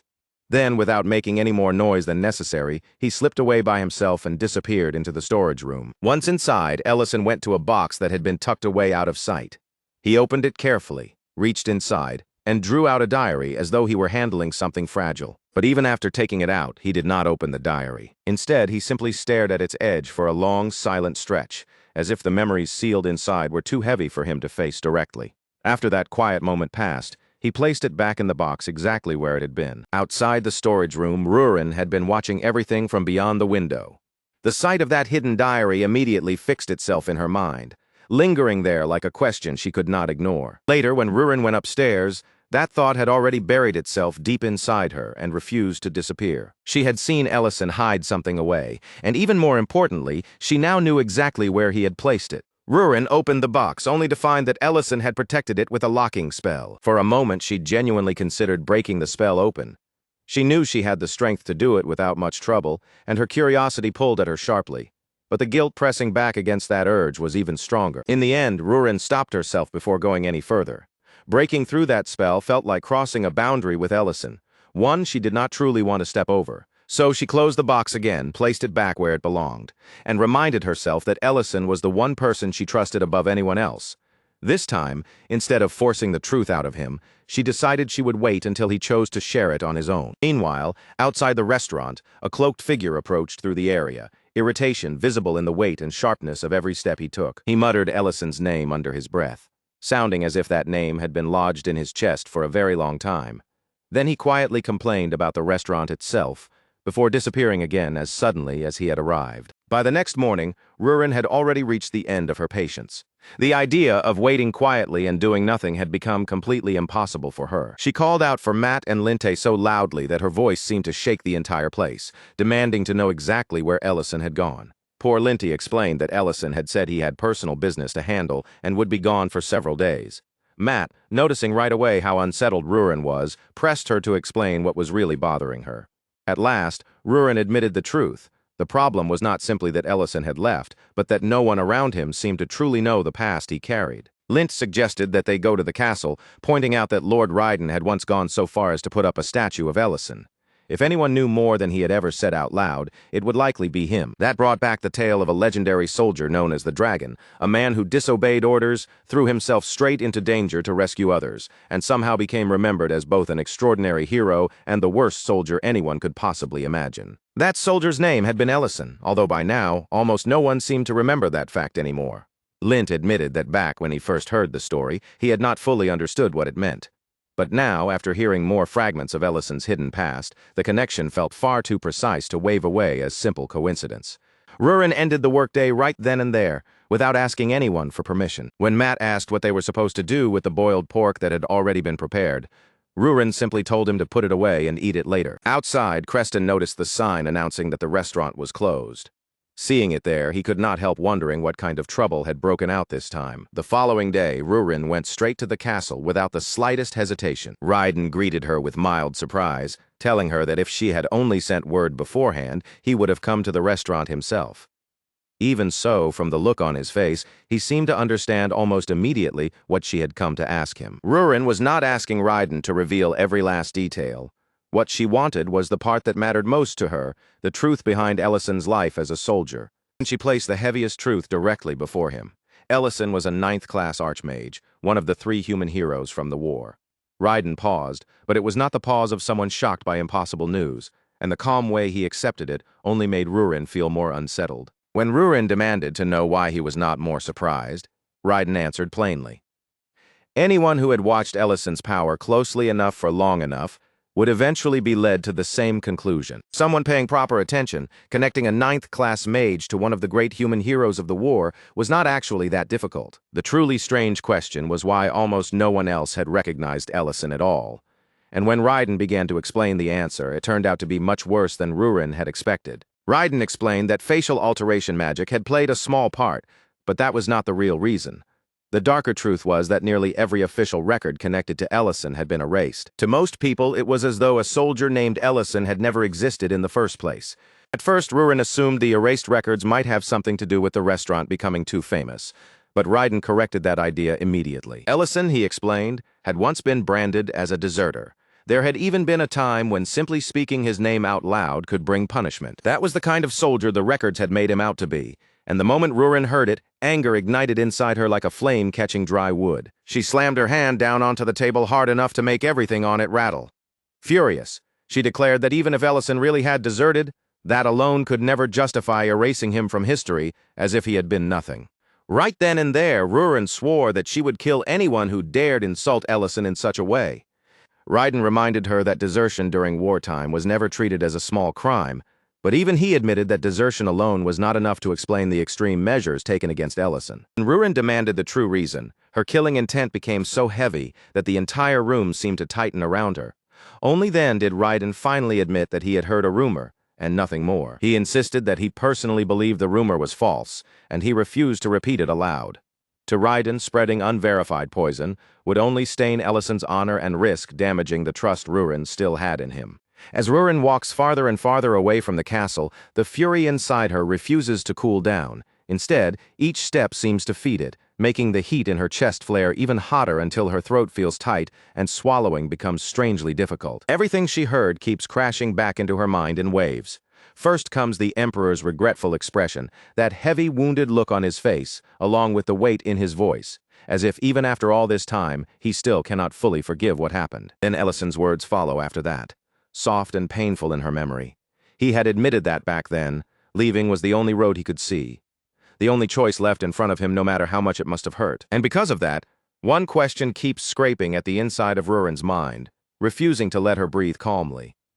What kind of situation could have cornered Ellison so badly that even a person like him had no option but to turn his back and walk away? Still carrying all that frustration in her chest, Rurin suddenly finds herself face to face with the cloaked man from earlier, the same suspicious figure who had been hanging around outside the restaurant before. Rurin does not waste even a second. Her gaze turns sharp immediately, and with all the irritation she has been forcing down until now, she demands to know exactly who he is. The man answers in a tone that sounds almost lazily annoyed, grumbling as though he might have ended up in the wrong place by mistake. But after glancing around and checking his surroundings, he confirms that this really is Ellison's restaurant. When Rurin tells him that she and Ellison run the restaurant together, she presses him harder, asking whether he truly knows Ellison or is only pretending. At that, the man finally lifts his hand and pulls away the covering that had been hiding his face. With his face now exposed, he introduces himself without the slightest shame. In a calm, almost brazen voice, he says his name is Kolsa Bane, a homeless mage, and then drops an unbelievable claim that a long time ago he was Ellison's very first teacher. Those words strike Rurin hard enough to interrupt her anger for a moment. No matter how suspicious he appears, what he just said is far too important to ignore. And in the end, she reluctantly brings him inside the restaurant. Once Kolsa Bane is seated, he immediately digs into the food Rurin gives him with startling enthusiasm. He eats like someone who has been starving for days, shoveling it down while openly praising the flavor without a trace of hesitation. Rurin quickly reminds him that meals in this restaurant are not handed out for free. Her tone sharpens again as she points out that what he just devoured was the late-night meal she had been saving for herself. Kolsa Bane accepts her complaint without putting up any argument at all. In fact, he casually mentions that he even reheated the food by himself, which makes Rurin mutter under her breath that maybe she should have served him burnt meat instead. But Kolsa Bane seems to understand exactly what kind of payment Rurin is truly demanding from him. She is not really after money. What she wants from him is the truth about Ellison. He tells her that he once served in the very same military unit as Ellison, and more than that, he knows the hidden details that official history erased as if they had never existed. Rurin's patience breaks almost at once.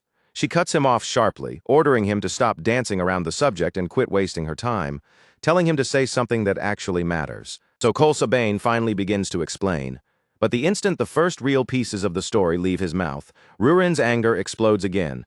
Only this time it burns even more violently than before. She lunges across the distance, seizes him by the collar, and fixes him with a furious glare as she accuses him of insulting her with absurd lies. Kolsa Bane, however, does not shrink back.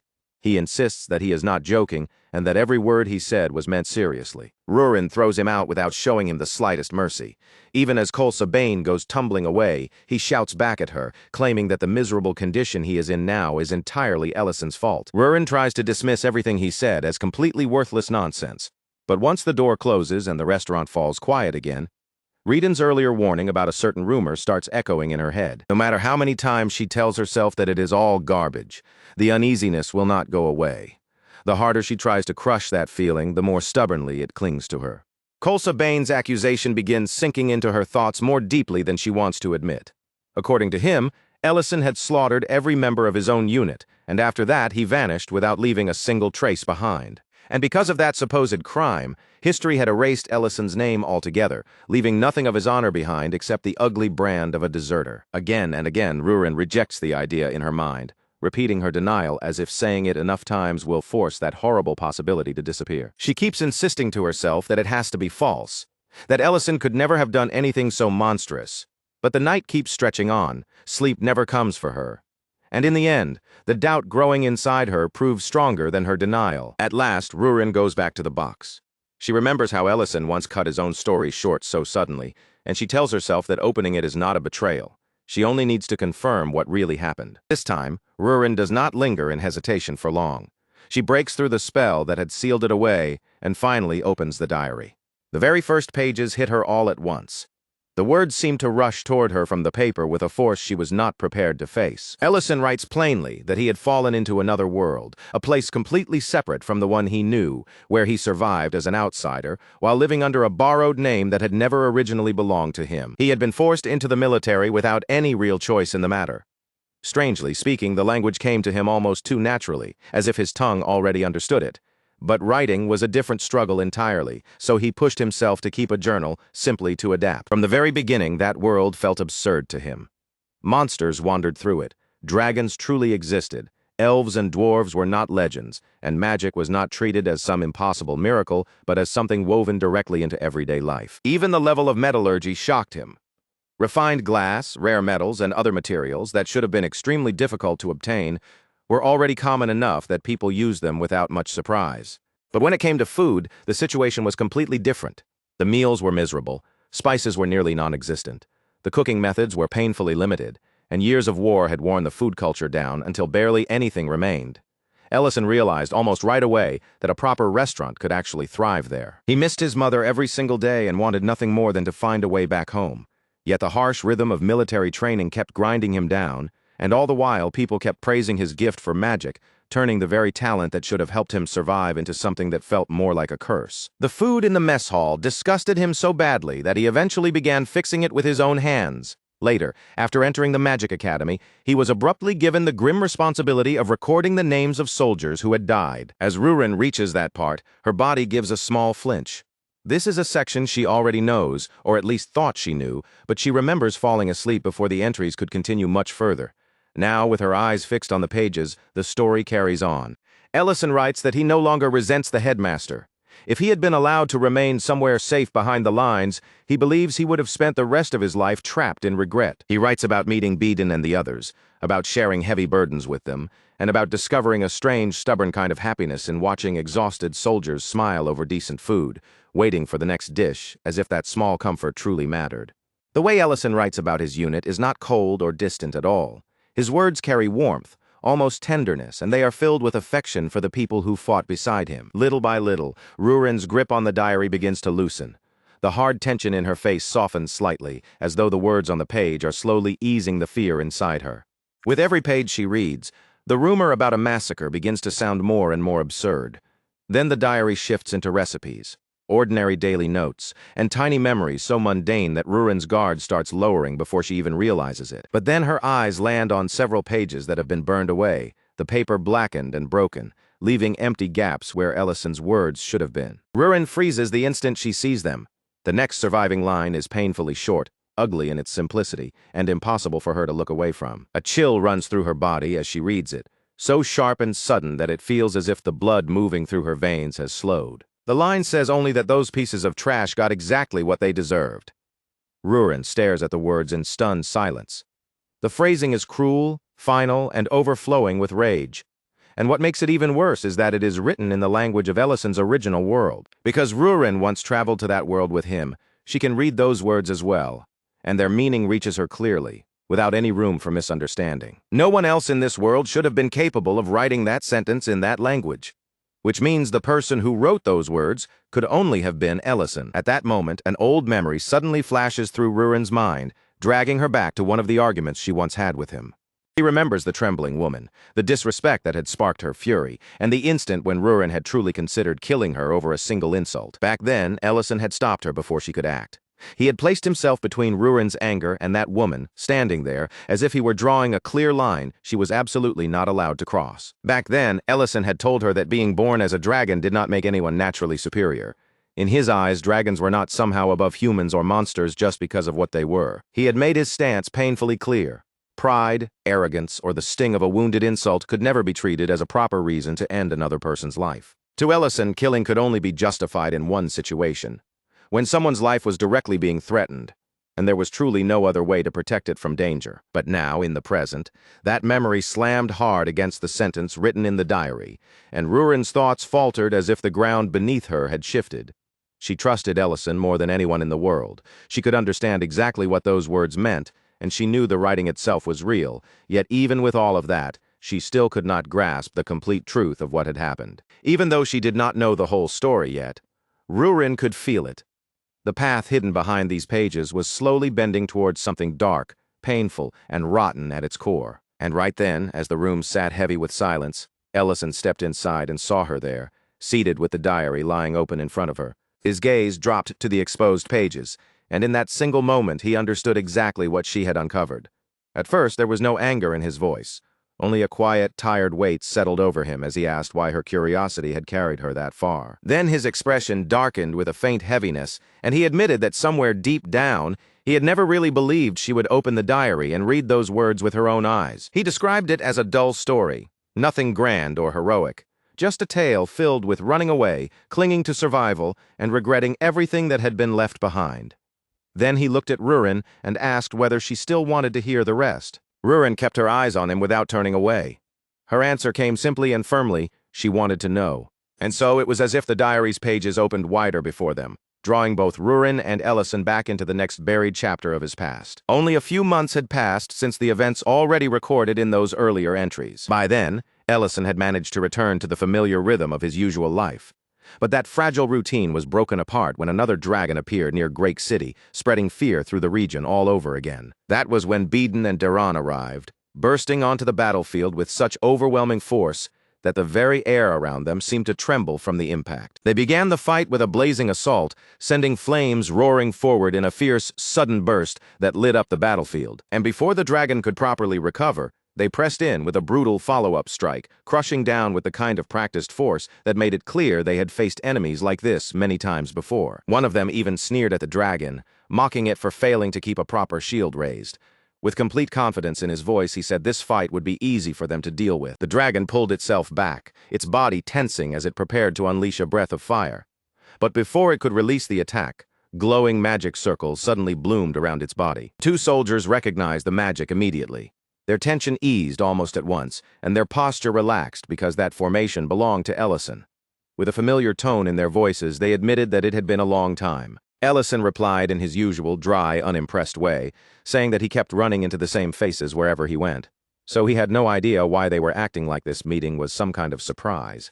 Then Ellison's magic spread across the battlefield, splitting into several shining circles that surrounded the area before unleashing attacks from every possible direction. The dragon was forced backward under that relentless barrage, snarling in rage as it retreated. Even as it pulled away, it spat out a warning, promising that it would return. Beeden and Duran only laughed at the threat, brushing it aside as if it were nothing. Instead, they openly praised the magic display, saying it was exactly what they would expect from a high-class mage. Beeden looked Ellison up and down with a grin, remarking that he was still doing ridiculously well for himself. He added that he had heard Ellison had already risen all the way to 5th class. Ellison dodged the compliment by turning the attention back toward Beeden, bringing up Beeden's own reputation and the heroic stories he had heard from the war. Darren cut in immediately, saying Beeden already bragged about those stories all the time anyway. When they asked what Ellison was doing all the way out there, he answered without hesitation. To him, Great City was still his hometown. Hearing that, Beeden warned him not to keep wearing himself down for their sake. Ellison answered quietly but stubbornly, saying he was only doing as much as he could manage. After thanking them for stepping in to help, Ellison said he needed to return to his own unit. Beeden and Darren had a mission area waiting for them as well, so their paths had to separate there. Nearby, Adrian Pierce had witnessed the entire exchange from beginning to end. He stood there speechless, staring after them as he began to wonder just who Ellison really was. During that period of his life, Ellison's days were split between battlefield missions and cooking, constantly moving between deadly danger and the small, ordinary routines that helped keep him grounded. When Ellison returned to his tent, Hess immediately lowered himself into a deep, respectful bow. But Ellison stopped him right away, telling him not to turn something like that into a formal ritual. Then, as though nothing out of the ordinary had just happened, Ellison casually told Hess to hurry with the food preparations because first thing in the morning they would need to go out and gather ingredients. In the diary, Ellison admitted that this routine was harsh enough to wear anyone down. Even so, it gave him something solid to hold on to. In its own strange way, it gave his days purpose, and Hess was even starting to learn how to cook properly under his guidance. But that brief calm did not last. When Ellison glanced outside the tent, he saw Diriant approaching quickly, with urgency written clearly across his face. The commander was already prepared to move, and the order had come down for everyone to head to the rendezvous point without delay. Since no offensive mission had been scheduled, Ellison immediately demanded an explanation, wanting to know what had suddenly changed. Diriant explained that a noble guard unit had been attacked by trolls at their operation site. Higher command had issued a rescue order, and their unit was being sent in to respond. Ellison demanded to know why no one had informed him sooner. Diriant answered that he himself had only just returned, and that the captain had tried not to burden Ellison again because he believed Ellison was already exhausted. But now, there was no longer any room to keep him out of it. Diriant also warned him directly, saying that lately he had been pushing himself far beyond his limits. Ellison gave the same stubborn answer he always did, insisting that this was his duty and that he had no intention of stopping. By the time they reached the site, the battlefield had already turned into a nightmare. Monsters swarmed everywhere, bodies lay scattered across the ground, Chaos had swallowed the battle lines, and the attackers kept charging forward without slowing down. Soldiers shouted desperately for everyone to hold formation, their voices nearly drowned out by the chaos. Somewhere in the madness, someone screamed that a dragon was involved. Paladins barked sharp orders for the elite troops to advance, their voices cutting through the battlefield as they demanded to know where Beeden was. But before anyone could pull the situation back under control, a beast slammed straight into one of the soldiers and killed him on the spot. Then Ellison dropped from above like a star crashing down from the sky, using a high-speed technique that changed the entire flow of the battlefield in a single breath. He tore through the monsters one after another, eliminating them with terrifying precision as he moved through the chaos without wasting a single motion, and with a voice so cold that even the soldiers he had come to rescue felt a chill run through them. Ellison declared that he would not leave even one threat alive. Then his magic erupted, and a terrifying wave of fire surged outward, sweeping across the battlefield and devouring everything in its path with blazing force. The soldiers could only stand there and stare, frozen where they were, as if they were looking at a monster wearing the shape of a human being. One of them tried to thank him, barely managing to ask which unit he belonged to as he stared at the figure who had just saved them. But before that question could even be finished, Ellison had already disappeared from the battlefield, leaving behind only the fading echo of his voice. Later, after the battle had finally ended and Ellison made his way back toward his tent, someone was already waiting outside in the darkness, standing quietly in the shadows as they watched him return. That person's eyes stayed locked on Ellison, observing every step he took, and in silence they judged that the man in front of them was far more impressive in person than any written report could ever properly describe. Inside the tent, Ellison sat down across from Dronzer. The space between them felt heavy, still carrying the strain of what had happened earlier, as if the tension had followed them all the way back from the battlefield. For a short while, neither of them said anything. Then Ellison finally spoke first, lowering his voice as he apologized for losing control of his emotions earlier. Dronzer dismissed that apology immediately, refusing to let Ellison carry the blame. He shook it off as though Ellison had no reason to apologize at all, and instead tried to place the responsibility on himself. But before their conversation could move any further, someone was suddenly thrown forward with violent force, crashing face first onto the table right between them. Ellison flinched back in shock, his eyes widening at the sudden impact. Staring at the person sprawled across the table, he immediately demanded to know who had just been dumped in front of him. The answer completely caught him off guard. The man was Vane, a fifth-class mage, and he was already trembling in panic, stammering apologies again and again as if begging for mercy. Ellison stared at the shaking man for a moment, genuinely unable to place him. Then, with confusion still on his face, he had to ask who Vane even was. Vane, still visibly shaken, looked almost hurt by the question. In a wounded voice, he said that Ellison was being far too cruel, because he was the very person who had once taught him magic during training. Only after hearing that did realization finally reach Ellison. The trembling man lying in front of him was not a stranger at all, but his old magic instructor. Before that awkward recognition could fully settle in, Frigo Delian stepped into the tent. He admitted that his entrance had been a little rough, but wasted no time before introducing himself properly. Ellison recognized him right away as the commander from the unit that had helped them before. He asked why someone of Frigo's position had come to see him so late at night, but Frigo had clearly not appeared for casual conversation. Frigo announced that he had just been appointed chief mage of the Holy Lance Order. Then, without easing into it at all, he ordered Ellison to pack his belongings and transfer into his unit immediately. After that, Frigo pointed directly at Vane and began tearing into him without a hint of mercy, calling him trash and condemning him for hiding away and backing down the moment the battle became dangerous. What disgusted Frigo most was Vane's arrogance. He could not stand the way Vane walked around proudly wearing the title of a fifth-class mage, only to become useless the instant real combat demanded courage. Then Frigo turned that same overpowering presence toward Ellison. But the moment his attention shifted, his tone changed completely. He began praising Ellison with fierce admiration, speaking about his courage, his selflessness, and the way he had moved forward alone to protect everyone else, while others stood frozen in fear. Frigo openly admired the way Ellison had placed himself at the very front of danger without hesitation. To him, someone with that much strength and resolve deserved to be treated according to the power he possessed. Frigo wanted that strength for himself, for his own unit, and for the Holy Lance Order as a whole. Ellison could only sit there, completely blindsided by the sudden and forceful demand. Ellison reminded him that he already held a secure position as an Imperial mage. Then he asked how a transfer like this could possibly be pushed through overnight, as if it were nothing. Frigo's answer came with absolute confidence, the kind of confidence that made it clear he was not used to being refused. His father was Duke Melik Delian, one of the Empire's 3 great dukes. And for a family with that level of influence, Moving a single person from one unit to another was barely even worth calling a favor. Ellison understood immediately that this was not pressure he could simply push back against head-on.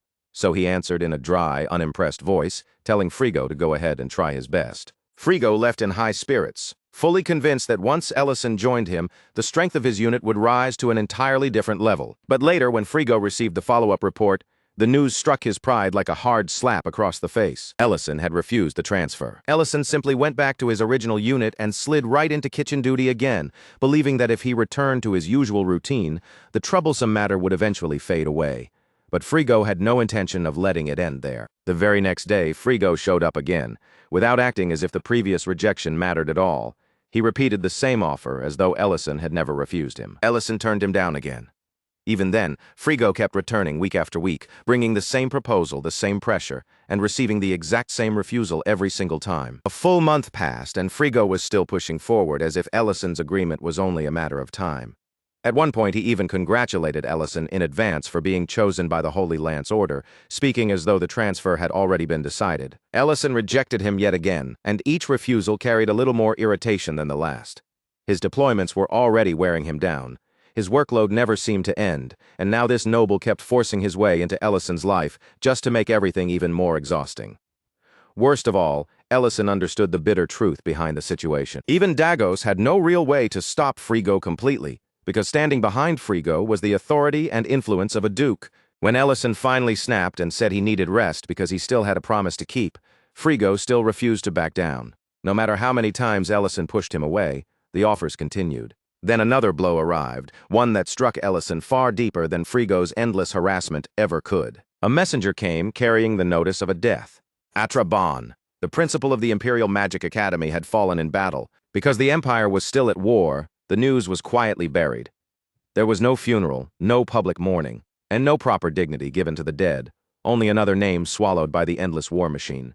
Ellison remembered how Atraban had once asked him what he wanted to do after the war was finally over, and the simple reality that the man was now gone hit him harder than he had expected. Around that same time, Lord Dagos discovered that their unit was being assigned missions far outside the area they were originally responsible for. He demanded to know why orders like that were suddenly being sent down from above, but the soldier could only answer that the commands had come directly from higher headquarters. Ellison made his decision right there. He would take every single mission. Dagos warned him that the burden was far too much, but Ellison cut him off, making it clear that this was not a request or a discussion. He was accepting all of them. By then, Ellison's thoughts had already drifted back to the Imperial Magic Academy, and to the endless list of names connected to the dead. Those names kept appearing one after another, as if the roll of the fallen would never finally come to an end. Ellison realized that the next names written down could belong to the people in his own unit. And once that thought took hold of him, he refused to sit still and wait for it to happen. In the end, Dariant confronted Frigo directly, standing in his way and telling him to stop coming around. Dariant pointed out that Ellison was a graduate of the Imperial Magic Academy, which meant he belonged to an independent system separate from ordinary military command. Even Commander Dagos could not simply order an Imperial mage around however he pleased. The only authority with the power to command Ellison directly was the Imperial Palace itself. Frigo did not accept those words calmly. He exploded in anger, accusing Dariant of exploiting Ellison. He claimed their unit only managed to function because Ellison kept covering for everyone, then spat out that Dariant was arrogant and worthless. But the argument never reached its conclusion before either side could finish. Soldiers suddenly burst in, shouting in alarm that Ellison had collapsed and needed help immediately. Ellison was rushed straight to the infirmary, his body hanging limp and completely unresponsive as the others carried him in. Before long, he was lying unconscious on the cold ground, while everyone around him moved in frantic panic, desperate to understand what had happened. But while his body remained there in silence, unable to move or answer anyone, Ellison's mind drifted somewhere else entirely. In the depths of a dream, the figure of Atraban appeared before him. Inside that dream, Ellison found himself standing before the old headmaster. His voice tightened as he demanded to know why Atraban had ever gone to the front lines himself. Yet even as Ellison asked that question, his own excuses began spilling out one after another. He said he had done everything he could to shorten the list of the dead. He said he had still failed, that no matter how hard he tried, it was never enough. He spoke of meeting Beeden and Deron, of making promise after promise, until the road in front of him grew narrower with every step, leaving him no choice but to keep pushing forward. Ellison tried to wrap those words in logic, calling it responsibility, duty, and something he simply could not avoid. But Atraban looked at him with eyes that pierced through every excuse as if they were nothing. Then, in a low and steady voice, Atraban told Ellison the truth he had been refusing to admit. He was pushing himself far beyond what his body and mind could endure. Ellison tried to reject it immediately. Just like always, he clung to that same stubborn answer, as if repeating it would somehow make it true. But the headmaster did not let him hide behind it. Atraban struck him hard across the face, cutting straight through Ellison's denial with a single merciless word, calling it exactly what it was: a lie. The impact of that slap tore through the dream like a crack-splitting glass, violently dragging Ellison back into the waking world. When Ellison opened his eyes, Hess was right beside him, anxiously asking if he was all right. Diriant quickly reassured him that the mission had already been handled, and in that fragile, hazy moment, Ellison finally understood what Atraban had truly been trying to make him see. The headmaster had never wanted Ellison to carry the entire burden of the war alone, as if every death and every battlefield belonged solely on his back. So Ellison made a quiet decision deep within himself. He would stop trying to shoulder everything alone, and from that point on he would trust the comrades standing beside him a little more. That was when a woman entered the tent, her voice calm and official as she announced that Ellison had been reassigned to the Holy Lance Order. She presented the formal letter to them, then added that the commander responsible for repeatedly sending Ellison into reckless, dangerous missions would face punishment for those actions. Dagos accepted the document with trembling hands, but the moment his eyes fell on the imperial seal stamped upon it, the blood drained from his face. He could hardly believe that the emperor himself would issue such an order. One soldier pointed out that the messenger had not come directly from the palace, and Hess added that the document might still be forged, but none of those doubts could remove the heavy question now pressing down on the tent. Everyone slowly turned their eyes toward Ellison, their faces filled with uncertainty, and they asked him whether he was really going to leave them behind. Ellison gave them no answer. Without explaining himself, he simply turned away from their stares and walked out of the tent. Outside, Diriant caught up with him. His voice was quiet, almost careful, as he asked whether Ellison truly intended to obey the order. Ellison confirmed it plainly. The order was real, and there was no mistake. It had come from the imperial palace. Then, almost as if he were leaving on some ordinary errand, Ellison told Diriant not to overwork himself while he was gone. And more than anything else, he told him not to die. At that moment, Diriant drew his weapon. There was no hostility toward Ellison in the movement, only shame weighing on his chest and a hard resolve burning in his eyes. Diriant admitted that when Frigodelian accused him of failing Ellison, the accusation had not been entirely wrong. He had not protected Ellison the way he should have, even though he had strength of his own. So from that moment forward, he swore he would change, and he would not allow any more soldiers to die under his watch. Dago stepped forward as well, carrying the weight of command on his shoulders, and promised that he would continue leading the unit's strategy properly. Hess also made his own vow. He said he would take charge of the cooking and the daily work that kept everyone fed, moving and able to endure. Then, one after another, the others spoke up too. They thanked Ellison for everything he had done for them, telling him to leave without carrying their worries on his back anymore. That farewell reached Ellison far more deeply than he had expected. Their words settled heavily in his chest, pressing into a place he had not prepared himself to feel. Ellison thanked them in return. Then he turned his back on the unit he had protected for so long and began walking away. Meanwhile, in another unit, word started to spread that Ellison was finally on his way. The moment Frigodelian heard the news, his entire face brightened with excitement. He called it the best news he had received in ages, declared that he had been waiting for this exact moment, and ordered his people to prepare a proper welcome for their guest. Back in the present, Rurin listened to the story and found herself wondering what kind of order could have forced such a sudden transfer. She guessed that perhaps someone had decided Ellison was being worked to death in his old unit, but almost as soon as the thought appeared, she brushed it aside as useless speculation. At that point, Rurin thought all Ellison could really do was accept what had already happened, and maybe search for a way to undo the punishments placed on the unit he had been forced to leave. She also assumed that the noble behind everything must have been some greedy parasite, the kind of person who enjoyed throwing cruel orders around. But Ellison denied that idea before it could settle. When Ellison arrived at the Holy Lance garrison, Frigodelian greeted him with a warm, satisfied welcome, looking as if everything had gone exactly according to plan. And before Ellison could even steady himself in that new place, two women rushed toward him and pressed themselves against him in an overly intimate greeting, making his entire body stiffen with immediate discomfort. Frigodelian watched Ellison's reaction with clear amusement. Then he explained that Ellison's assignment there was extremely simple. he was supposed to rest. According to Frigo Delian, that was the entire purpose of the order that had brought Ellison to the Holy Lance garrison in the first place. Ellison tried to push the women away, insisting that his duty was to protect the unit, not sit around relaxing while other people waited on him. Frigo Delian only laughed at that.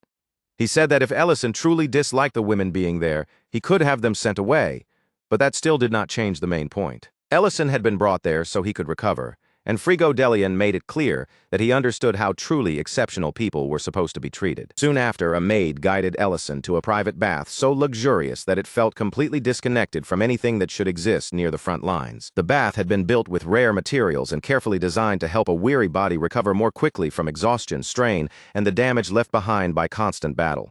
After that, the maid brought him to a private bedroom made from famous artisan wood. Fine fur covered the furnishings, and the room was so comfortable it seemed almost designed to make a person forget that war existed anywhere outside its walls. Then the maid calmly told him that if he needed anything at all, no matter what it was, he only had to call for it. Then came the meal, and it was luxury piled on top of luxury. Aged sirloin, 30-year wine, and dish after dish were served with such smooth perfection that the entire experience felt almost unreal. Standing in the middle of that place, Ellison suddenly found himself staring at a completely different side of the world. Art, culture, refinement, and comfort had all remained there untouched, as if the war raging across the land could not reach this place at all. Frigo Delian explained it almost casually. The last operation they had joined was merely an exception, a rare request, and under normal circumstances there was no real reason for this place to fight. He told Ellison not to worry about anything from then on. All Ellison had to do, according to Frigo, was relax and enjoy his life there. Ellison could only stand there in confusion, unable to understand what someone like him was supposed to do in a place so far removed from the battlefield he had known. The garrison was positioned on the outskirts of Dronzer City, but anyone seeing it from the outside would have struggled to believe it was a military base at all. There was no suffocating smell of mud, no blood-soaked tension, and none of that harsh battlefield atmosphere Ellison knew so well. Instead, the entire place looked calm, polished, and wrapped in a graceful kind of wealth that almost felt unreal. Every piece of equipment there was top quality, and the people moved with an easy, relaxed confidence. Daily life in the garrison seemed less focused on war and more built around theaters, parties, alcohol, and an endless stream of entertainment. Ellison had to force himself to hold on to the memories of where he had come from, the broken beds he had slept on, the bugs crawling through the cracks, the mud stuck to his boots, the cramped kitchens, and those freezing mornings that seemed to bite straight into his bones. He desperately tried not to let all that softness and comfort wash away the lessons that pain had carved into him. And somehow, while he struggled to keep himself from being swallowed by that strange new life, 2 full years passed. Then one day, a soldier came rushing toward him in a hurry, nearly breathless as he reported that Frigo Delian wanted Ellison to come to the central hall immediately. When Ellison arrived, he found a massive cake waiting in the hall, its surface crowded with candles. Frigo greeted him with a wide grin and cheerfully wished him a happy second anniversary of joining the unit. For once, Ellison was truly caught off guard. His usual calm expression slipped for a brief moment as he stared at the unexpected celebration in front of him. He had not even realized that anyone in the unit considered that date important enough to remember, let alone celebrate. Frigo explained with open cheer that the whole unit wanted to celebrate the day Ellison had become one of them, and then invited him to drink together with everyone. The celebration soon began. Cups were lifted, drinks were passed from hand to hand, and in the middle of that warm noise, Frigo admitted that he wished Ellison had come to their unit much sooner. Then his voice turned a little more direct. Looking at Ellison, Frigo asked why, even after all this time, he still refused to fully open his heart to the people around him. Ellison answered with a rare kind of honesty, quietly saying that this place did not truly need someone like him. From Ellison's point of view, the unit already functioned perfectly well without him. His presence was not necessary here, not the way it had been before, but Frigo immediately rejected that way of thinking. Frigo told him that he had watched too many gifted people break down after being used, drained, and ground into dust, and he could not stand the thought of seeing that happen again. To Frigo, talented people deserved recognition and reward, not punishment simply because they were capable.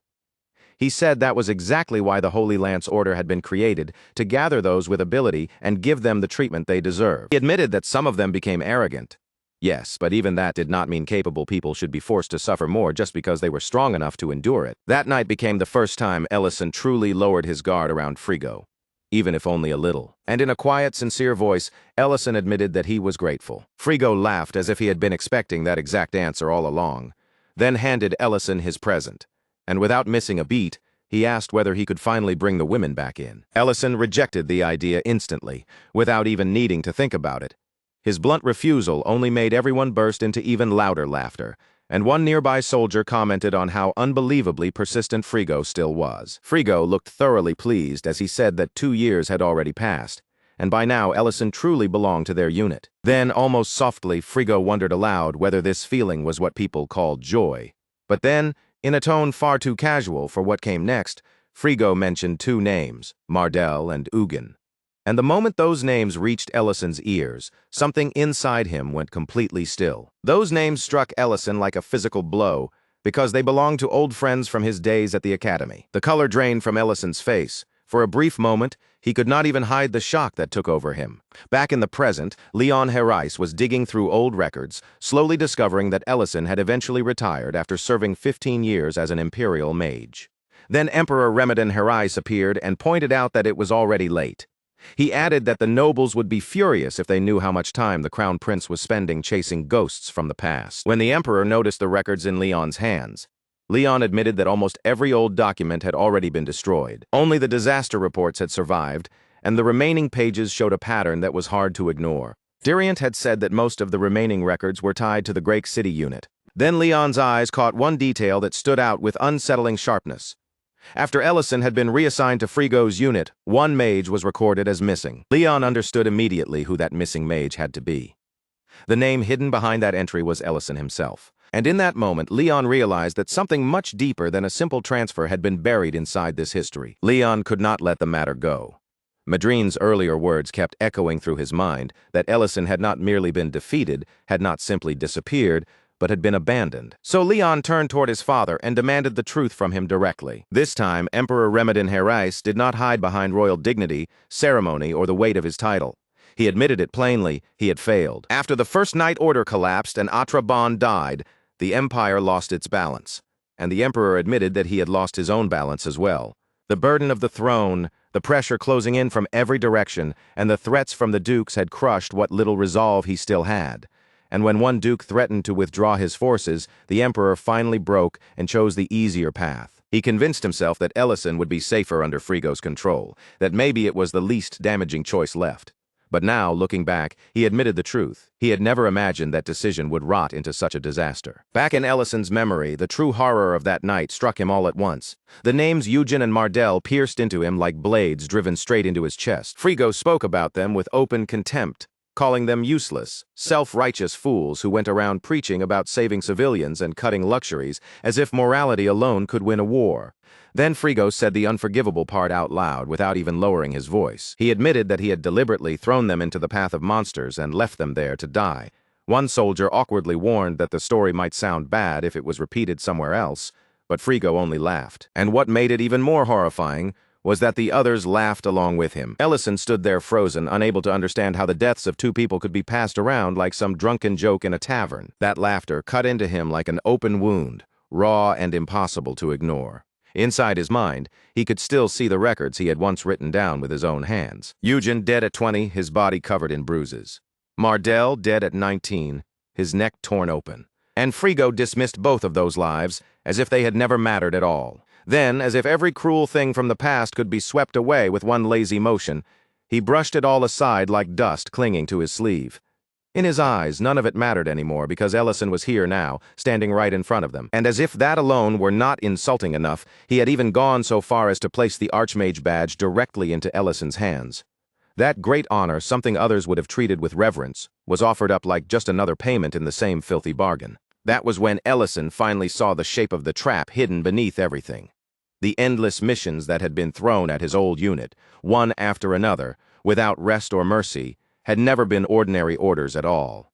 Every single one had been arranged by Frigo, carefully stacked together for one purpose: to drag Ellison all the way to this place. The ugliness of that truth settled over him like ice. The way they could take living, breathing people and use them like disposable tools, without so much as a flicker of hesitation, made something deep inside Ellison turn painfully cold. Then, just when it felt as though the world itself could no longer stay silent, the ceiling high above them suddenly exploded apart with a deafening blast. For one stunned heartbeat, every soldier in the hall froze where they stood.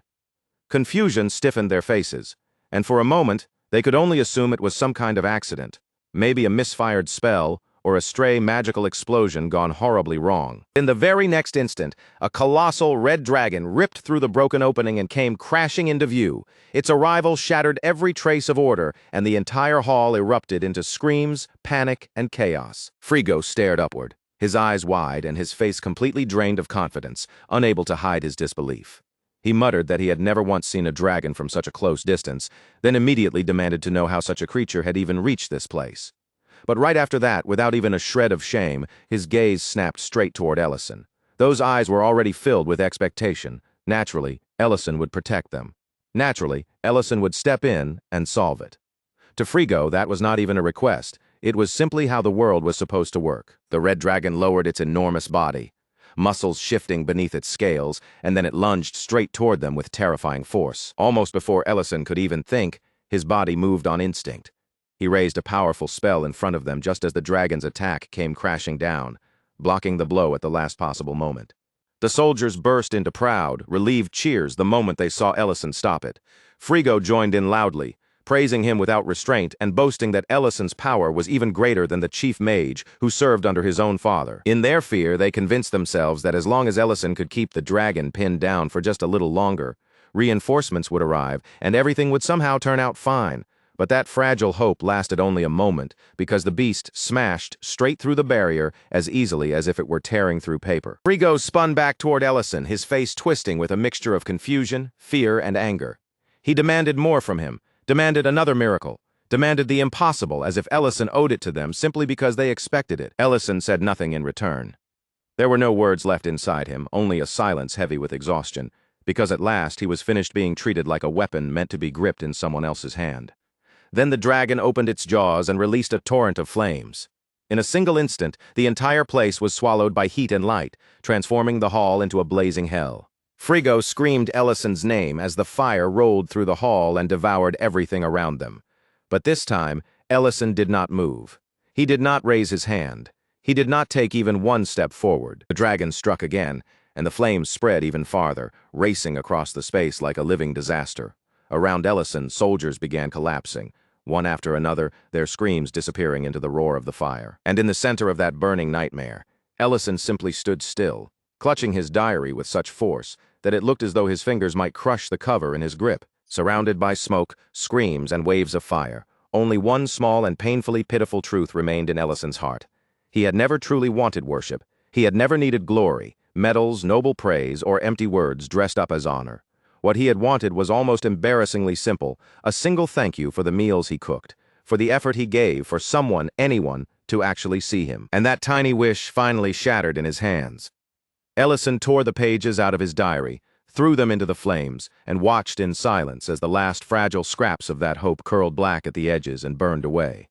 The soldiers turned their fear and rage on him then, cursing his name and shouting that he was a traitor, even as the dragon continued reducing everything around them to ash. But Ellison no longer had the strength to care, or even the desire to hear one more word from any of them.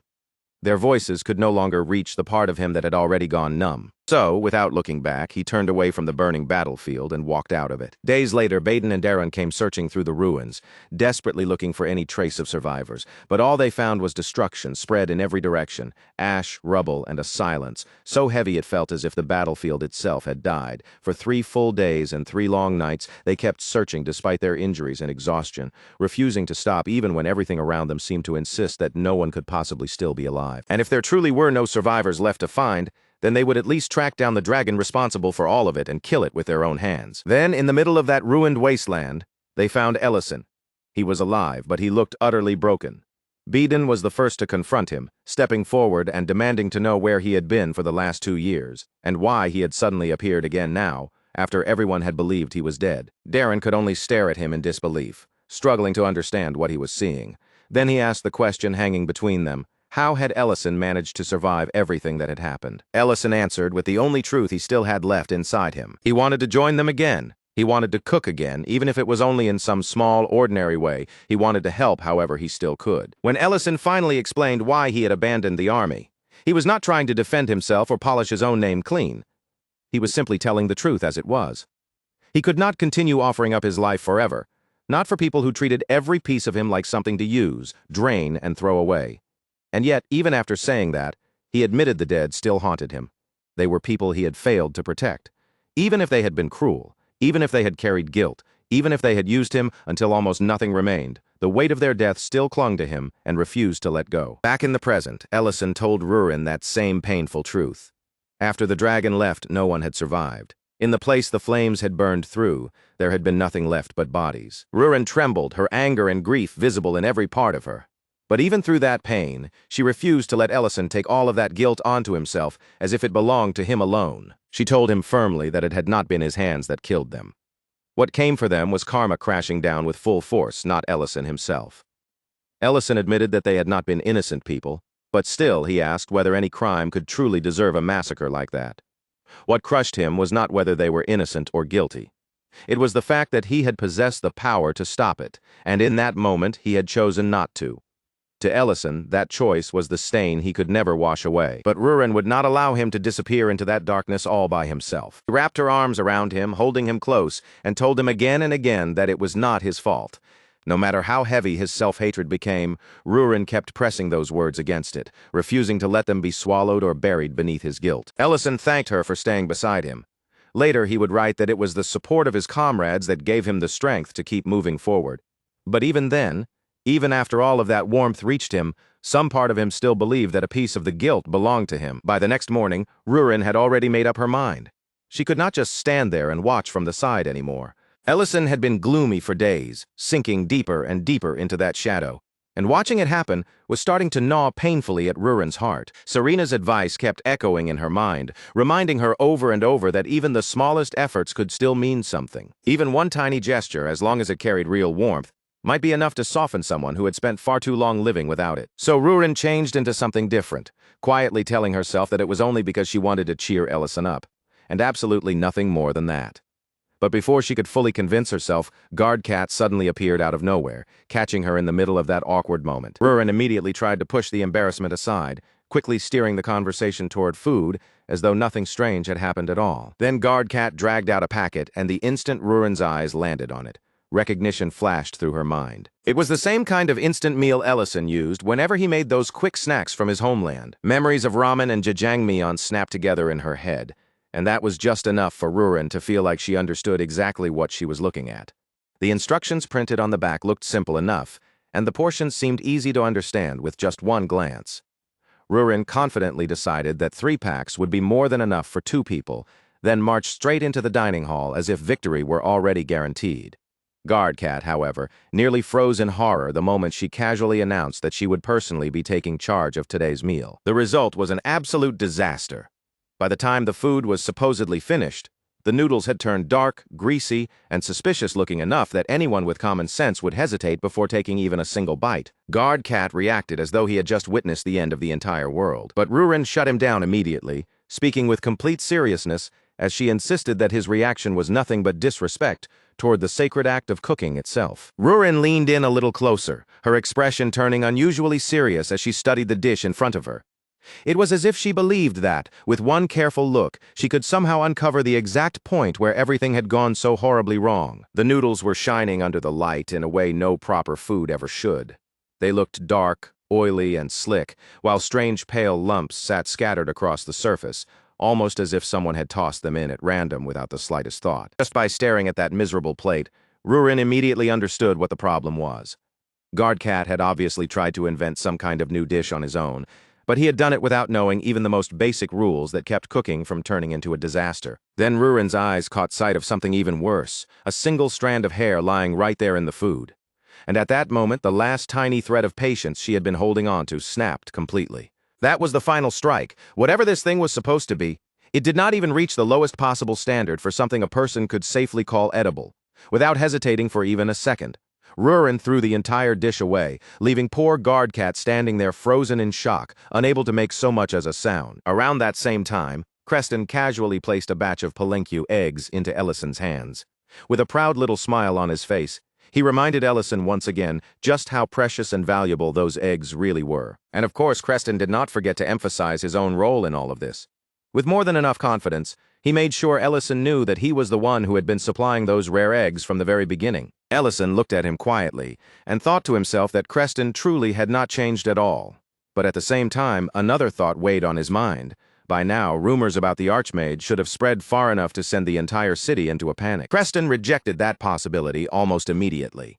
Instead, he shifted the blame straight toward Rhine, insisting without hesitation that if any strange rumors were moving through the city, then they must have started with her. And as if she had been summoned by the accusation itself, Rhine appeared almost right away to deny it in person.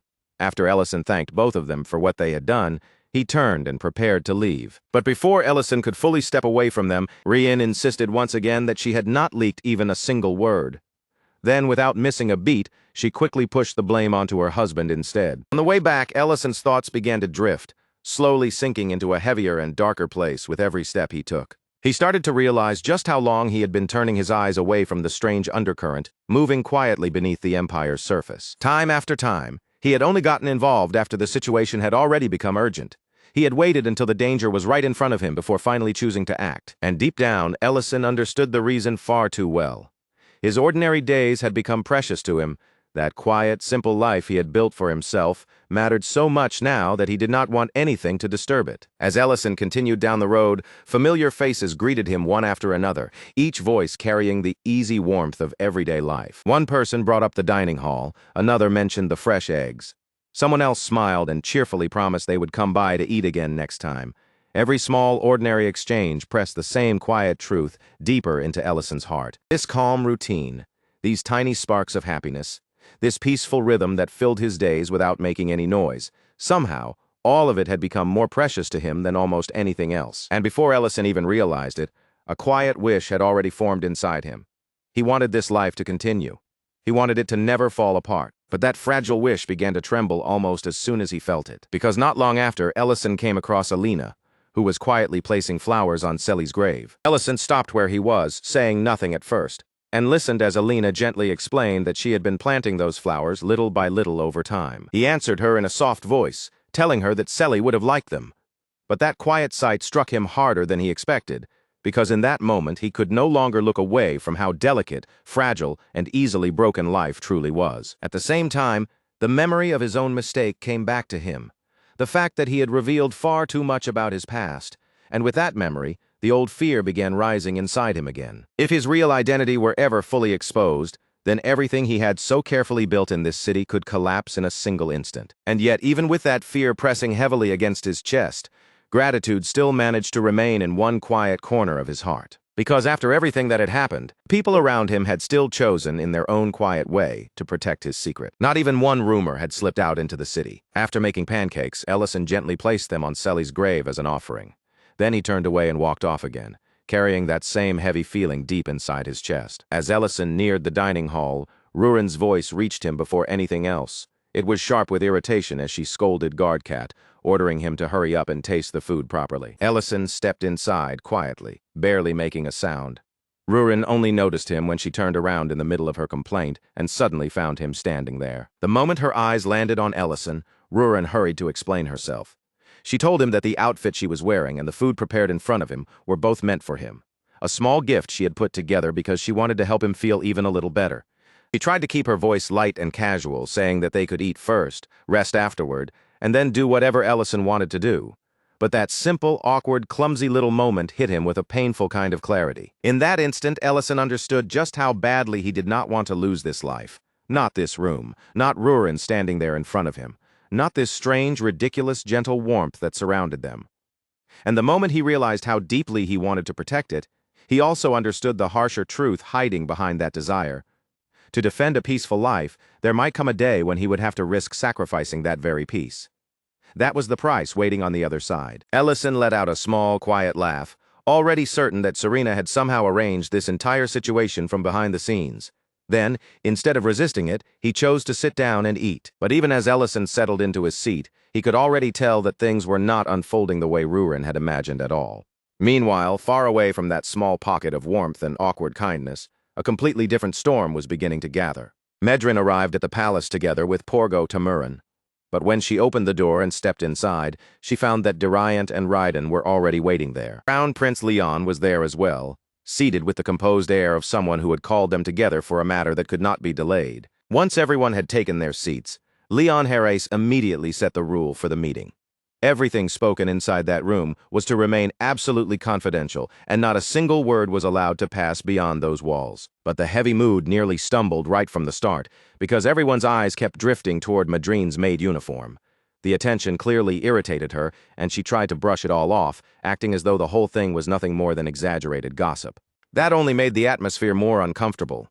Diriant calmly brought out the written report he had prepared with his own hands, making it clear that this was not something that could be dismissed so easily. And just as the tension in the room tightened almost to the breaking point, a teleportation portal suddenly tore open in the air. A moment later, Ellison stepped through that portal and entered the room. The instant the conversation began drifting toward Ellison's past, Madrine felt as though everything around her was starting to collapse. And when Porgo Tamurin brought up that strange kind of magic, the kind that had once been believed to belong only to dragons, cold sweat began to gather across Madrine's skin. She understood right away that this moment had been waiting for her for a very long time.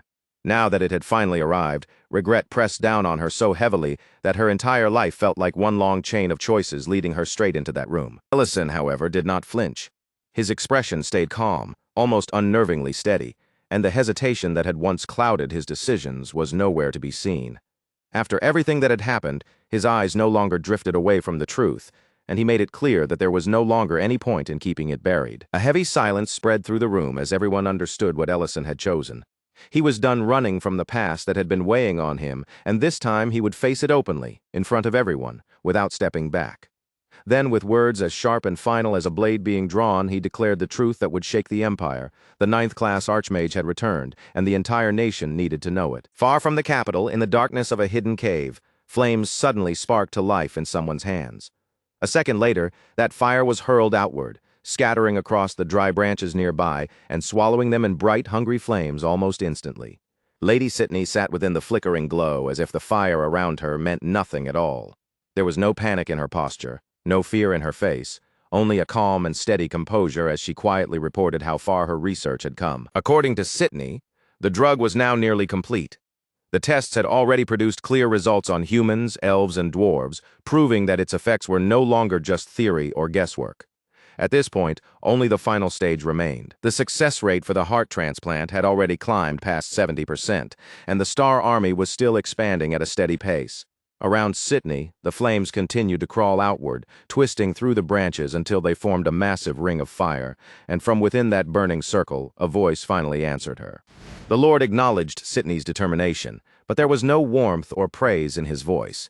His tone carried only cold pressure, pressing down on her like an order she had no room and no right to refuse. Even with that acknowledgement, he condemned her failure without the slightest hesitation. And the moment his magic came down, it struck Sitney's body with crushing force. The pressure was so overwhelming that sweat began pouring from her skin as she fought to stay upright and endure it. The Lord told her that the tightening was no longer some distant, unclear threat. It was happening directly around his heart now, closing in on the one place that mattered most. Then his order came down, sharp, cold, and absolute. She was to find it, and she was to prepare the next sacrifice, a person chosen for no purpose except to become the vessel that would carry the Lord's will. At the very heart of the capital, Ellison appeared before the public in his full mage uniform, looking every bit like the old war hero who had finally stepped back into the light. He raised one hand toward the sky and released an enormous spell, sending a vast projection rising high above the city, where everyone could see it. In an instant, every gaze down below was dragged upward. People froze in the streets, staring in stunned silence as Ellison's image spread across the sky. The capital had only just begun to calm down after the excitement from the concert, so when a new projection suddenly appeared overhead, confusion once again rippled through the streets from one end of the city to the other. And that sight was not limited to the capital alone. Far away, even in remote countryside villages like Estberg, people lifted their heads in shock, barely able to understand why a mage of such unbelievable rank would be speaking to a place so distant from the Empire's center of power. When Ellison's voice rang out clearly through the air, the 9th-class emblem shining on his chest answered every doubt before he had even fully begun his speech. At that moment, all the rumors were silenced. The legendary hero had truly returned, and now the proof was hanging above the Empire for every person to witness with their own eyes. Ellison spoke to the people in a plain, steady voice. He said that after the war ended, he had once believed a real age of peace might finally arrive. But the empire before him now had proven that hope painfully wrong. In one city, a local lord immediately snapped at his guards, ordering them to shut the projection down. But the guards hesitated, their eyes still fixed on the image in the sky, because even they could tell that this broadcast carried the authority of the imperial palace itself. Ellison continued, his voice spreading across the empire as he declared that the nation was rotting from the inside, poisoned by warmongers who were trying to drag the world back into the chaos it had barely escaped. He said he would no longer stay silent while slavery, corruption, and betrayal continued spreading beneath the surface like a sickness everyone chose to ignore. He had already fought once for those beliefs, and he refused to stand still while they were sold off, trampled, and twisted into something meaningless. Then came the promise that struck the deepest. From that moment on, Ellison would stand openly behind the people, no longer hidden away in the shadows. Loriana watched the broadcast from her terrace, her gaze locked on the 9th class insignia as the truth of Ellison's identity slowly sank deeper and heavier into her chest. As she listened, she quietly noticed that his voice did not sound exactly the way it had before. That subtle difference was just enough to make her wonder whether some kind of advanced magic was being used to alter his tone. When Duke Melekdelian asked what she thought of it, Loriana admitted that Ellison's words sounded grounded. More than that, they sounded unexpectedly reasonable. Duke Melekdelian dismissed that idea immediately, brushing the entire speech aside as nothing but hollow hypocrisy, because in his eyes, a man who had failed to fulfill his own duty had no right to stand above others and lecture them about responsibility. Loriana answered him quietly, but her words turned the Duke's own reasoning back toward him, saying that those who possessed the power to lead still had an obligation to act, even if they themselves were not flawless. Her answer made Duke Melekdelian narrow his eyes, and he remarked that her visit to Great City seemed to have changed something inside her. Loriana denied it, though a faint uneasiness lingered beneath her voice. She insisted that those thoughts had always been within her, long before she ever set foot there. Duke Melekdelian only said that he wished his own son had become that kind of person. Then he ended the conversation with cold precision, mentioning her mother's hidden condition and urging Loriana to go see her. Back at the palace, Madrine reported to Ellison that the mages were already spreading the announcement. At this rate, news of his return would reach every corner of the empire within a single day. Ellison accepted the report with a small nod, but he did not dwell on it for long.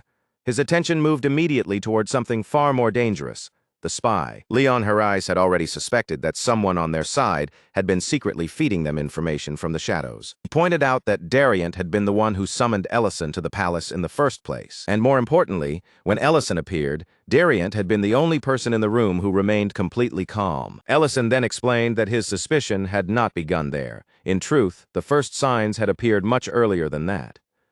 Too many slave facilities across the empire had been attacked almost at the same time, which meant someone had collected and delivered information at a speed that should have been impossible through ordinary methods. Then the concert happened, and the hidden purpose behind it became much easier to see.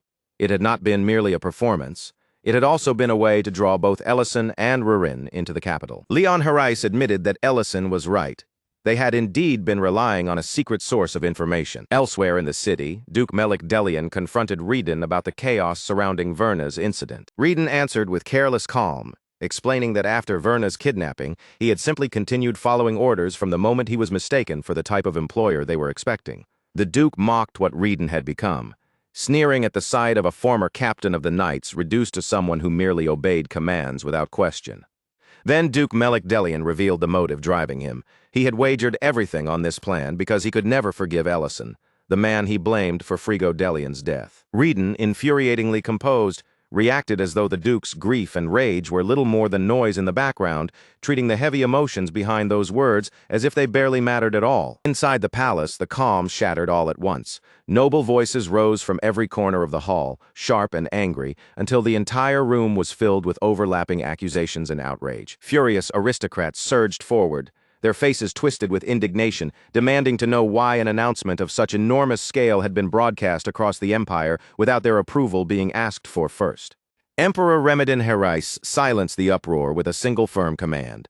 Then he confirmed the matter himself, making it clear that Ellison was not calling for rebellion, chaos, or disorder. What Ellison wanted was something far more fundamental, the basic foundation of any society that still wished to call itself civilized. Even with the emperor's words hanging over them, some nobles still refused to accept it.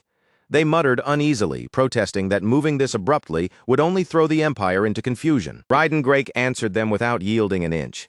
He said the empire needed hope far more than it needed to protect the comfort of its nobles.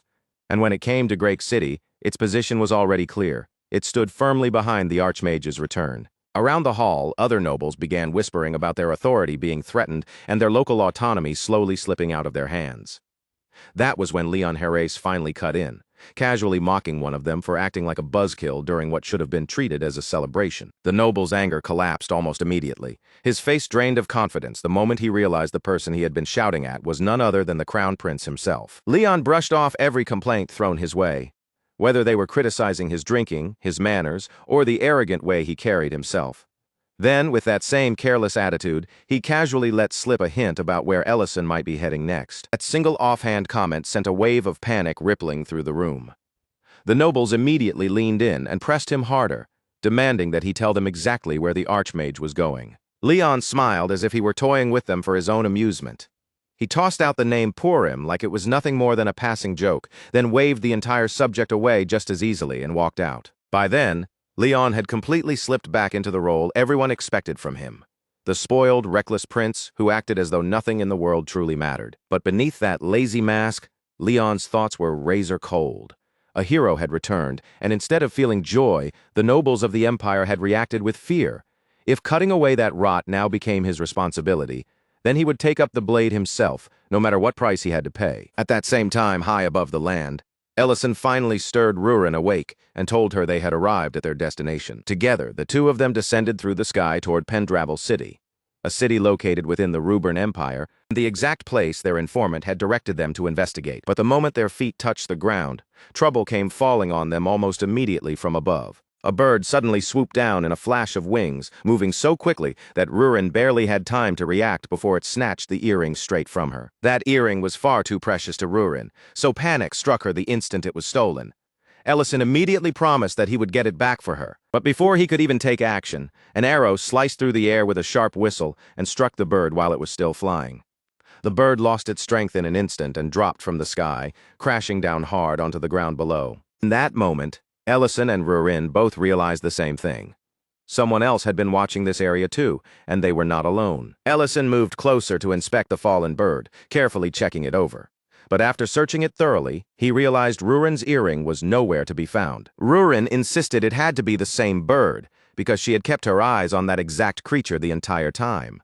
Ellison remained calm, narrowing his attention as he examined the bird more carefully. Then the answer finally became clear to him.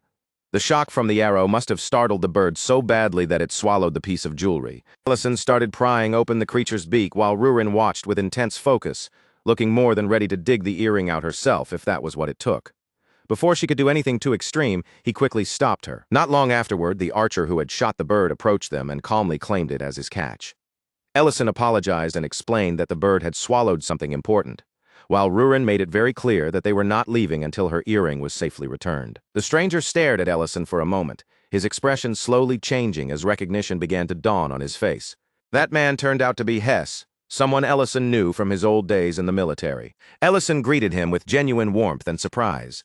Rurin recognized him too, remembering him as the soldier who had once complained about the food back in Ellison's unit.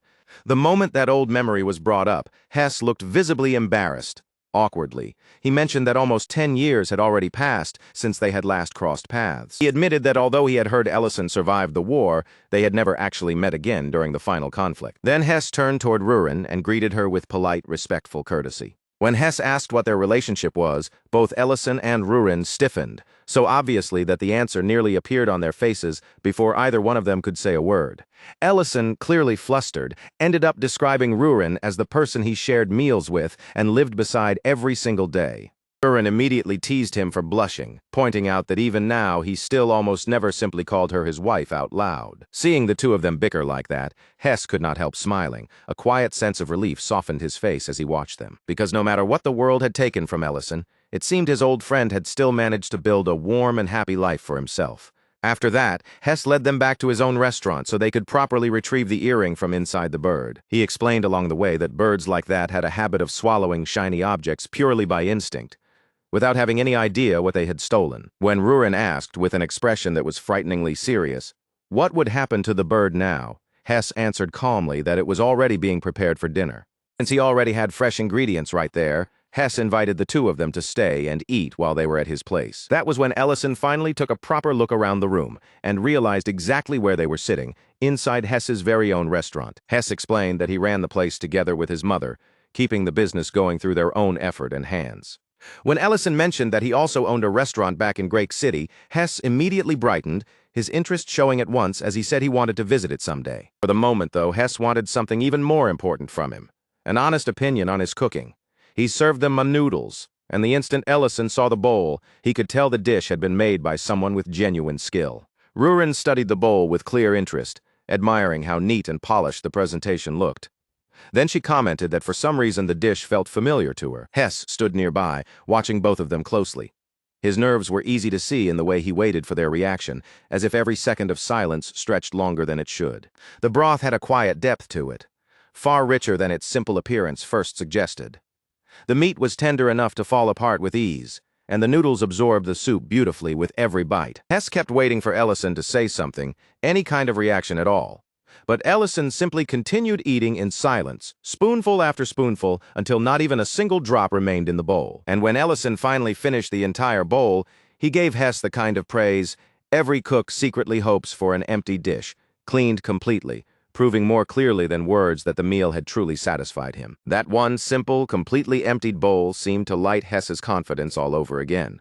After spending day after day cooking his own dishes, he had slowly started doubting his own tongue, wondering if his judgment as a chef had gone dull and whether the skill he once trusted in himself was still really there. Ellison calmly pointed out that the broth had been made from bird bones. The instant Hess heard that precise answer, relief spread across his face.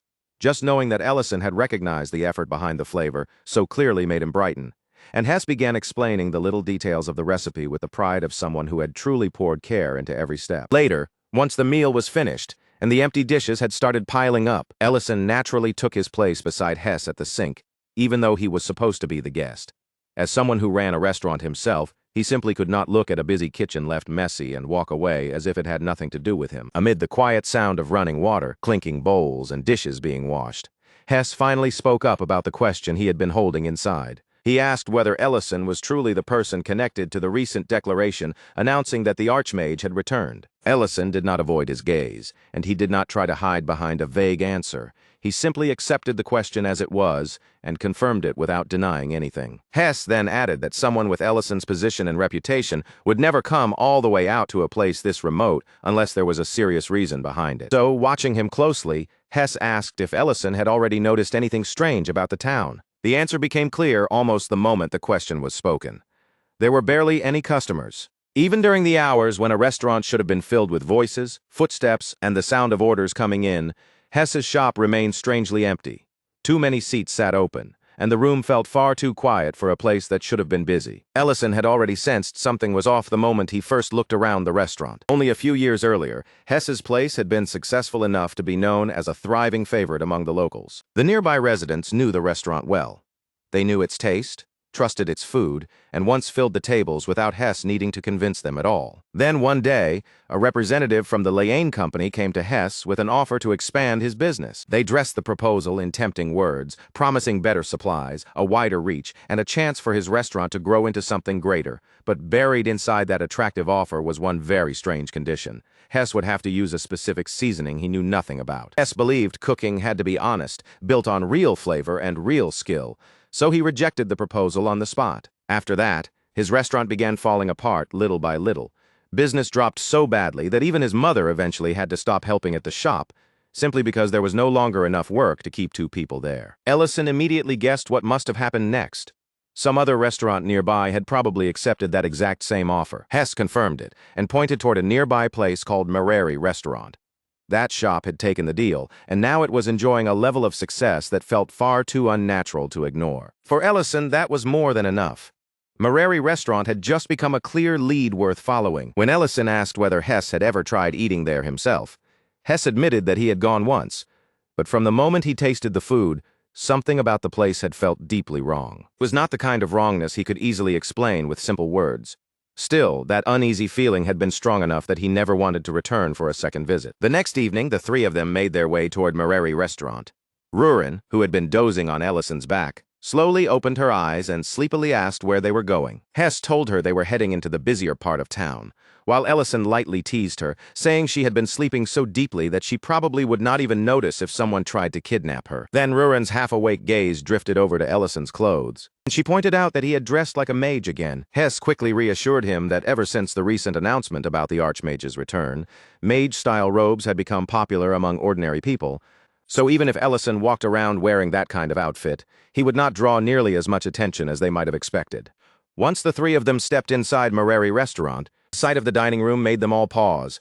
The place was packed from wall to wall, every table seemed occupied, and the noise of customers pressed in around them from every side. They were seated almost right away, and the manager, Lizant, came over to take their order for 3 bowls of noodles. But almost immediately after finishing the order, Lizant suddenly lost her balance and crashed down right in front of them. Rurin wrinkled her nose at once, clearly catching a foul smell lingering in the air around the restaurant. Ellison quietly observed everything: the chaotic service, the clumsy movements, the messy atmosphere, and he understood something almost immediately. This restaurant was being run terribly, so if customers were still flooding in despite all of that, then the only thing pulling them here had to be the food itself.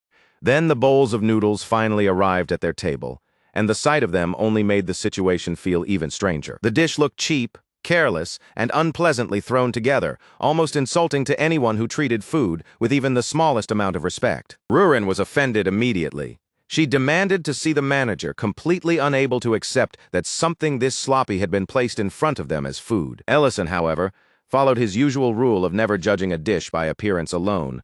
So even though it looked terrible, he picked up his utensils and took a bite, searching for whatever hidden charm might explain the crowd. There was no hidden charm at all.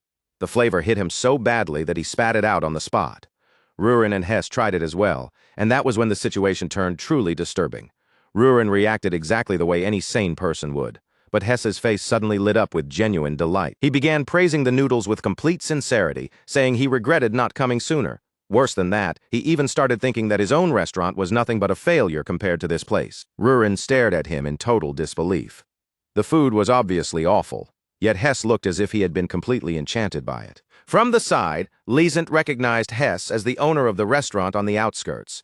Seeing a rival chef so thoroughly captivated by their food sent a strange rush of satisfaction through her. Of course, that brief little moment of excitement did not last long before she could enjoy it properly.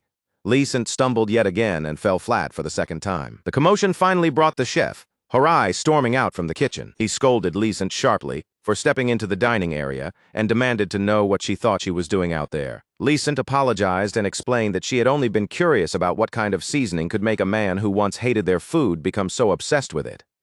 Horai shut her down at once, warning her not to get anywhere near the seasoning and telling her to focus only on making money. The moment they got outside, Rurin dealt with the problem in the most Rurin-like way imaginable.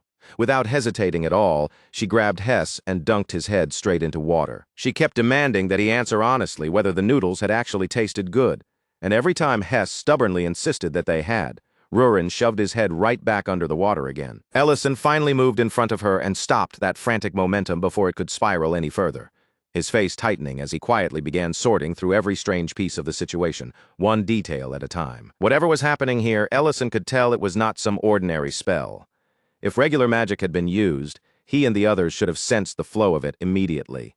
So his thoughts naturally shifted towards something much more disturbing, something similar to the mind control they had seen before at the ranch. Rurin quickly noticed the flaw in that theory. If that kind of control was forced too deeply into an ordinary human's mind, the pressure would usually be too much to endure, and in many cases the victim would suffer severe damage to the brain. At that exact moment, Madrine appeared on the scene, looking oddly energized, almost as if she had been waiting for this. With a fired-up expression, she announced that all the humiliating treatment she had gone through while studying under Irimantium was finally about to become useful. Medrin did not waste even a second once she understood the situation. She immediately took command and arranged for Hess to be brought back home, where they could treat him properly in private, far away from curious eyes and unwanted attention. As her spell gently settled over Hess, Madrine leaned closer to him and spoke in a calm, steady voice. She told him to breathe in slowly and deeply, guiding him as though she were trying to pull his mind back from some distant place. The effect came almost at once. The strange grip that had been wrapped around Hess broke apart in a single instant, and his unfocused eyes suddenly sharpened, snapping back with the awareness of his normal self. As soon as his senses returned, a wave of disgust spread across Hess's face. What seemed to bother him most was the memory of himself actually praising food that, now that he could think clearly, had tasted absolutely awful. Medrine's face practically shone with excitement as she proudly declared that her method had worked. Still, Ellison could not help noticing the tiny flicker of surprise in her reaction, as if even she had not fully expected her own treatment to succeed so cleanly. Medrine then explained that the seasoning was not simply made from magic. It was more like a stimulant, carefully designed to layer multiple mental influences on top of each other until the victim's judgment was overwhelmed and twisted into blind, unnatural devotion. The moment Ellison heard that explanation, a sharp memory rose up from the back of his mind.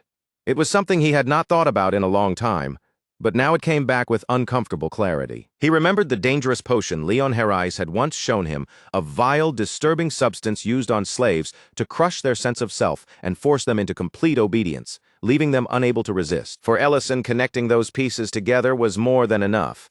The moment that realization settled in, his expression made it clear that he had already reached a decision. Right then and there, Ellison made up his mind.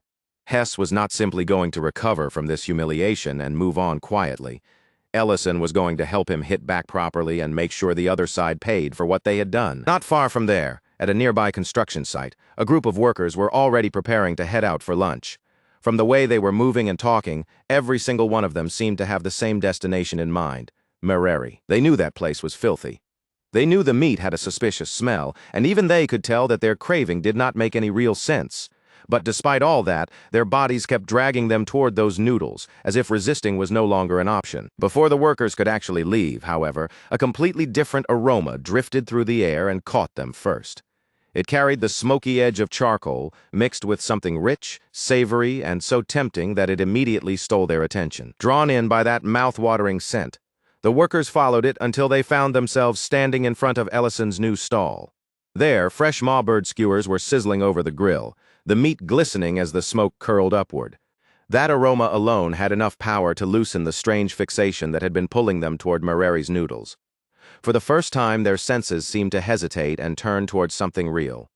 The workers each took a bite of the skewers, and the change in their faces came immediately, as if their bodies understood the difference before their minds could even catch up. The skewers were tender, juicy, and seasoned just right, packed with a genuine depth of flavor that filled their mouths instead of confusing their minds.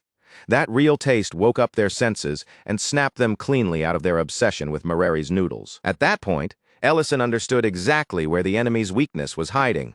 No matter what strange trick Mereri was using, Hess's restaurant still served better food overall. The customers did not need to be argued with or dragged away by force. They simply needed a stronger pull, an aroma and flavor vivid enough to overwhelm Mereri's spell-like grip and remind their senses what real food was supposed to taste like. Once the skewers had completely sold out, Ellison casually spoke to the gathered crowd. He let them know that anyone who wanted a proper full meal with both those skewers and noodles together could find a complete set menu waiting for them at Hess's restaurant. That one simple announcement was all it took. Before long, a wave of hungry customers began rushing toward the small restaurant on the outskirts, drawn there by the promise of the food they had just tasted. Hess's mother could barely hold back her emotions as she watched the dining room fill up again. After so many years, seeing every seat packed with customers made her look almost overwhelmed, as if she could hardly believe the restaurant had come back to life. Hess did not try to hide who deserved the credit either. In front of everyone, he openly admitted that it was Ellison's plan, together with the improved menu that had completely turned their situation around. Meanwhile, Mereri had fallen into an eerie silence. The tables that had once been full now sat completely empty, with not a single customer there to fill the lifeless seats. Inside that deserted restaurant, Horai and the manager were arguing anxiously over where all their customers had disappeared to. Then, right in the middle of that tense exchange, a representative from the Liane company finally arrived. The man was absolutely furious. His anger was written all over his face as he raged about the money he had poured into the restaurant going to waste, then turned on the manager and insulted her for being useless and incompetent. After that, he handed Horai a new box of seasoning, one that was even stronger than the previous batch. He ordered him to use it while cooking and to open every window whenever he did, making sure the smell would spread outside. With a sly, confident look, the representative promised that things were about to become interesting, as if he already knew the next move would cause trouble. Later, Rurian was walking back alone, still grumbling irritably under her breath. She was clearly annoyed because Ellison had kicked her out of the kitchen after catching her stealing skewers. That was when a voice reached her from nearby, calling out to people passing through the area. Someone was advertising free noodles from a new stall, and the stall was being run by Merari's chef. Rurin had absolutely no intention of going anywhere near that garbage.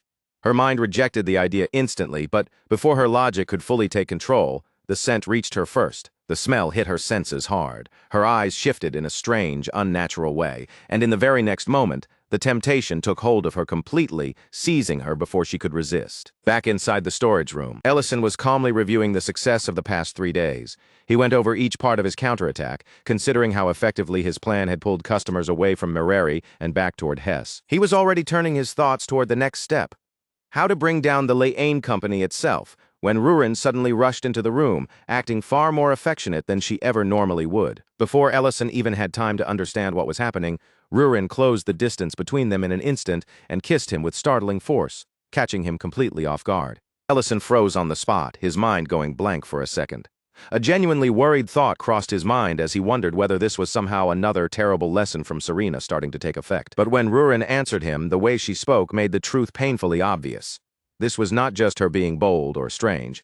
There was clearly something wrong with her. She said she had eaten unbelievably delicious noodles, and now she wanted Ellison to taste the flavor that was still lingering on her breath, as if sharing it that way made perfect sense to her. That single sentence was enough for Ellison to understand the entire situation. He did not need any further explanation to know exactly what had happened. Rurin had eaten food made with the new seasoning, and the stronger influence had already taken hold of her. Her frustration rose almost instantly, flaring hotter with every passing second as Ellison failed to respond the way she wanted. Then Rurin slammed her fist down into the floor with terrifying force, hard enough to split the wooden boards beneath her hand. With her emotions surging, she demanded to know why Ellison kept backing away from her every single time she tried to get closer. Ellison carefully pointed out that the intensity she was showing right now felt genuinely dangerous, especially with the way she was pressing toward him without restraint. But Rurin insisted that she was only trying to share the noodle flavor with him through a kiss, saying it as though that explanation somehow made the entire situation completely normal. Ellison warned Rurin to stop right there, trying to keep the situation from getting any more dangerous. But Rurin immediately snapped back at him, insisting that everyone else had already started eating everything she had brought along with her. And because all of it had already been taken by the others, Rurin claimed this was the only method she had left to let Ellison taste it too. In her distorted state, that bizarre explanation sounded perfectly reasonable to her. That was the moment Ellison's expression shifted. He finally realized this was no longer just about Rurin acting strangely. If the others had already eaten what she brought, then the same influence had spread to them as well. After that, Rurin's voice sank lower and heavier, and the emotions she had been keeping buried began to spill out of her all at once, one painful feeling after another. She started dragging up every moment of hesitation Ellison had shown in the past, accusing him of holding himself back because she was a dragon, as if that was the real reason he always kept distance between them. Her words kept pushing deeper into him, growing sharper, more desperate, and more emotional with every breath. And finally, Ellison reached the point where he could not keep silent anymore. He slammed his hand hard against the wall, the impact shaking the entire room around them. Then, with a voice that could no longer stay calm, he told her the truth. He had never once been ashamed of her. The real reason he always pulled away was not disgust, embarrassment, or fear of who she was. It was because he was afraid of what might happen if he ever allowed himself to cross that line for real. He was afraid that if he finally gave in completely, if he let his restraint collapse even once, he might not be able to stop himself afterward. But just as Ellison leaned in closer, almost ready to kiss her, he sensed it with sudden clarity. There was a layered veil of magic wrapped around Rurin's mind, quietly blurring her judgment and twisting her emotions. Rurin was powerful enough to smash through most obstacles with brute force alone, and normally very little could stand in her way. But this was not an enemy she could simply crush with strength. The tainted food had already built up inside her body, and once the enchantment layered itself on top of that, even Rurin had finally been pulled under its influence. Ellison hurried back to the restaurant as quickly as he could, his mind already bracing for trouble. But when he arrived, he found that the situation had somehow become far worse than he expected. Medrin, of all people, had completely thrown away every trace of pride and dignity she carried as a mage. She was openly crying over the noodles, treating them like some priceless sacred treasure. Hess had sunk into such heavy despair that he was already ready to close down his own restaurant, fully convinced there was no possible way he could compete against that overwhelming flavor. Even Hess's mother, the one person who should have stood behind him no matter what, had turned away from her own son's cooking under the force of that influence. By then, one thing was painfully obvious to Ellison. The seasoning had become much stronger than it had been only the day before. That was when the manager came rushing toward Ellison, her face drained of color and her composure completely shattered, as if she had finally reached the end of what she could handle. She recognized him as the man who had helped Hess fight back, and with desperation written all over her face, she begged him to save them from the disaster unfolding right in front of her. She was so cornered, so terrified of losing everything, that she even offered Ellison the position of head chef, as though handing the kitchen over to him was the only hope she had left. As they moved through the suddenly quiet streets, the manager's guarded expression slowly began to crumble. Little by little, the mask she had been wearing cracked, and she finally started talking about her own past. Once that emotional wall broke, she could no longer hold the truth back. Everything she had been hiding, everything she had been trying not to admit, came pouring out of her. She confessed that she had always been clumsy, always feeling like useless dead weight beside her late father, who had been a true master chef. Desperate to protect his name and keep his restaurant alive, she had accepted the suspicious offer from the Liane Company. Ellison did not soften the truth with comforting words. He told her plainly that protecting a building meant nothing if, in order to do it, she had to feed people dangerous substances she did not even understand. Outside the restaurant, the situation had already started turning into something ugly and uncontrollable. Crowds had gathered in the streets, with nobles mixed right in among the common people. Everyone was shouting, shoving, and fighting desperately for a chance to move closer. They no longer looked like normal customers waiting for food. They looked more like starving addicts, completely overtaken by their craving for those cursed noodles. Seeing the damage she had helped create, the manager finally broke down completely. She begged Ellison to save her father's legacy, promising him anything at all if he could somehow undo what had happened. Ellison did not waste time arguing or lecturing her any further. He walked straight into the kitchen and took control of the entire restaurant with absolute confidence. Standing directly in front of Horai, Ellison declared without the slightest hesitation that from that moment onward, he was the new head chef. Then, with the same blunt certainty, Ellison told Horai that he was fired right there on the spot. There was no polite transition, no warning, and absolutely no room left for discussion. Horai was simply ordered to get out of the kitchen and leave. Meanwhile, far away from the chaos surrounding Mercenary and its cursed noodles, Sydney was calmly refining herbs, her hands moving with quiet precision while she spoke as if she were only weighing options, discussing possible candidates for her larger plan. Adrian Pierce brought up Rurin's name as one possible choice for that role, but Sydney dismissed the suggestion immediately, rejecting the idea without needing even a moment to consider it. Sydney, the Black Dragon, had become far too attached to the quiet, peaceful life she shared at Ellison's side. In Sydney's view, a true vessel had to be someone who could throw everything away without hesitation, abandoning all attachments for the sake of a single goal. That conversation changed direction the moment Saint arrived, proudly revealing that he had already begun testing the seasoning on Rurin herself. Saint looked almost delighted as he said it, his satisfaction impossible to hide, as though he was deeply pleased with the results of his experiment. He was convinced that his research had finally begun producing exactly the kind of outcome he had been aiming for. And with a chilling amount of confidence,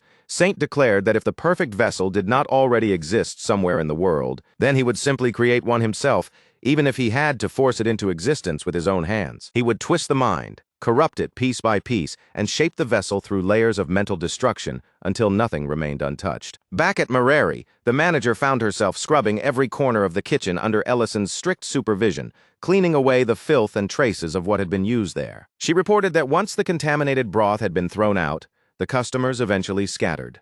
But some of them had fallen so far under its influence that they had even licked the floor, desperately searching for any leftover taste. Still shaken by everything she had witnessed, the manager nervously asked when Ellison was finally going to start cooking.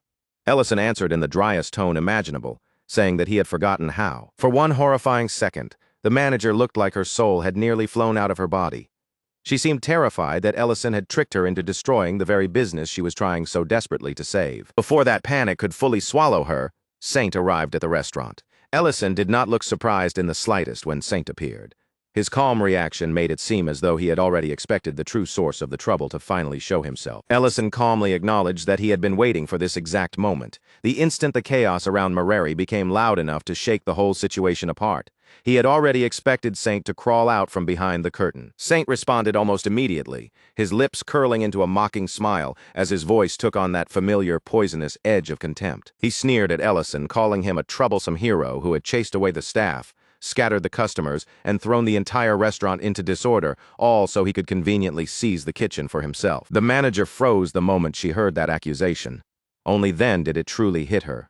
The man standing in the middle of her ruined kitchen was not just some strangely talented cook, but one of the legendary war heroes she had only heard about in stories. Ellison gave her no time to fully absorb the shock.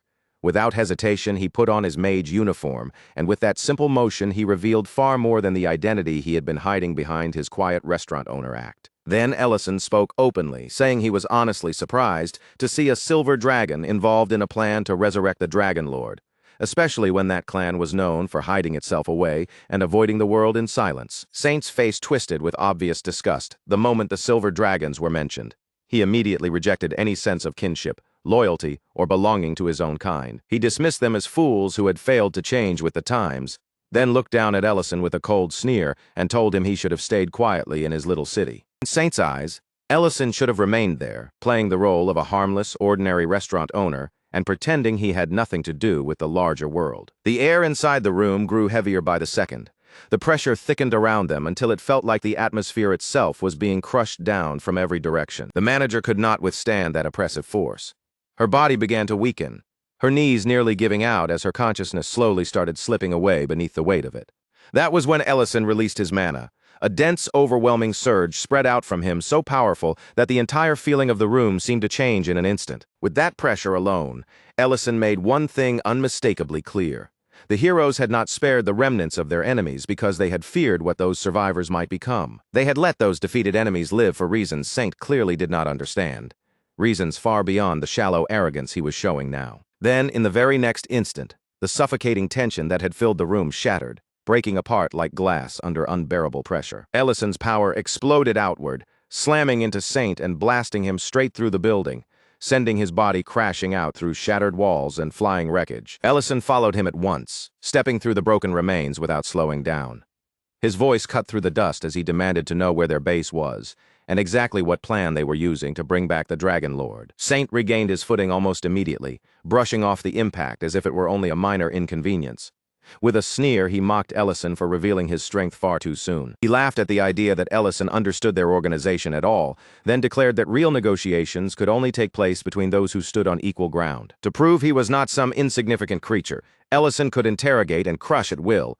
Saint threw away his human disguise completely. His true dragon form burst free, tearing through that false appearance as his body expanded with terrifying force, right before everyone's eyes. Then, looming above the city, Saint declared that wiping the entire place off the map would not bother him in the slightest. If total destruction was what it took to make Ellison understand his position, Saint made it clear he would carry it out without the slightest hesitation. Even with that monstrous threat hanging over him, Ellison did not flinch. His posture stayed firm, his gaze locked forward, completely unshaken. Saint responded by spreading glowing spheres of energy across the sky, filling the space above the city with a storm of light that looked ready to rain destruction down at any moment. Ellison answered with a warping nexus of his own, bending space and force together as he prepared to meet Saint's attack head-on. The impact tore through the ground, erupting with such violent force that it felt as though the city itself had started splitting apart beneath them. Saint rose higher into the air and taunted Ellison from above, asking if he truly believed he could protect all the civilians below while still fighting at full strength. Then Saint finally revealed the truth behind the seasoning. It had never been made simply to enhance food or make the noodles taste better. Its real purpose was far more sinister. It was a prototype created to force absolute submission onto anyone who consumed it. In other words, the seasoning was an artificial imitation of domination itself, a manufactured copy of the same overwhelming control that had once defined the power of the Lord. Ellison did not pause to admire the explanation, nor did he give Saint the satisfaction of acting impressed. Instead, he mocked him by calling him the Lord of Noodles, then immediately launched a magical chain straight towards Saint, aiming to bind his movements before he could react. That attack should have caught Saint cleanly. The binding trap was already closing in, tightening around its target. But at the worst possible moment, Horai suddenly lunged in with terrifying strength and grabbed Ellison from behind, locking him in place before the spell could fully finish. And that sudden interruption was only the first shock. The situation was about to become even more dangerous. The townspeople who had eaten the contaminated noodles began flooding into the area as well, pouring into the battlefield in growing numbers. They moved together as if guided by the same will, placing their bodies between Ellison and Saint like a living human shield. Saint laughed at the sight and explained that their loyalty had already moved beyond a simple craving for food.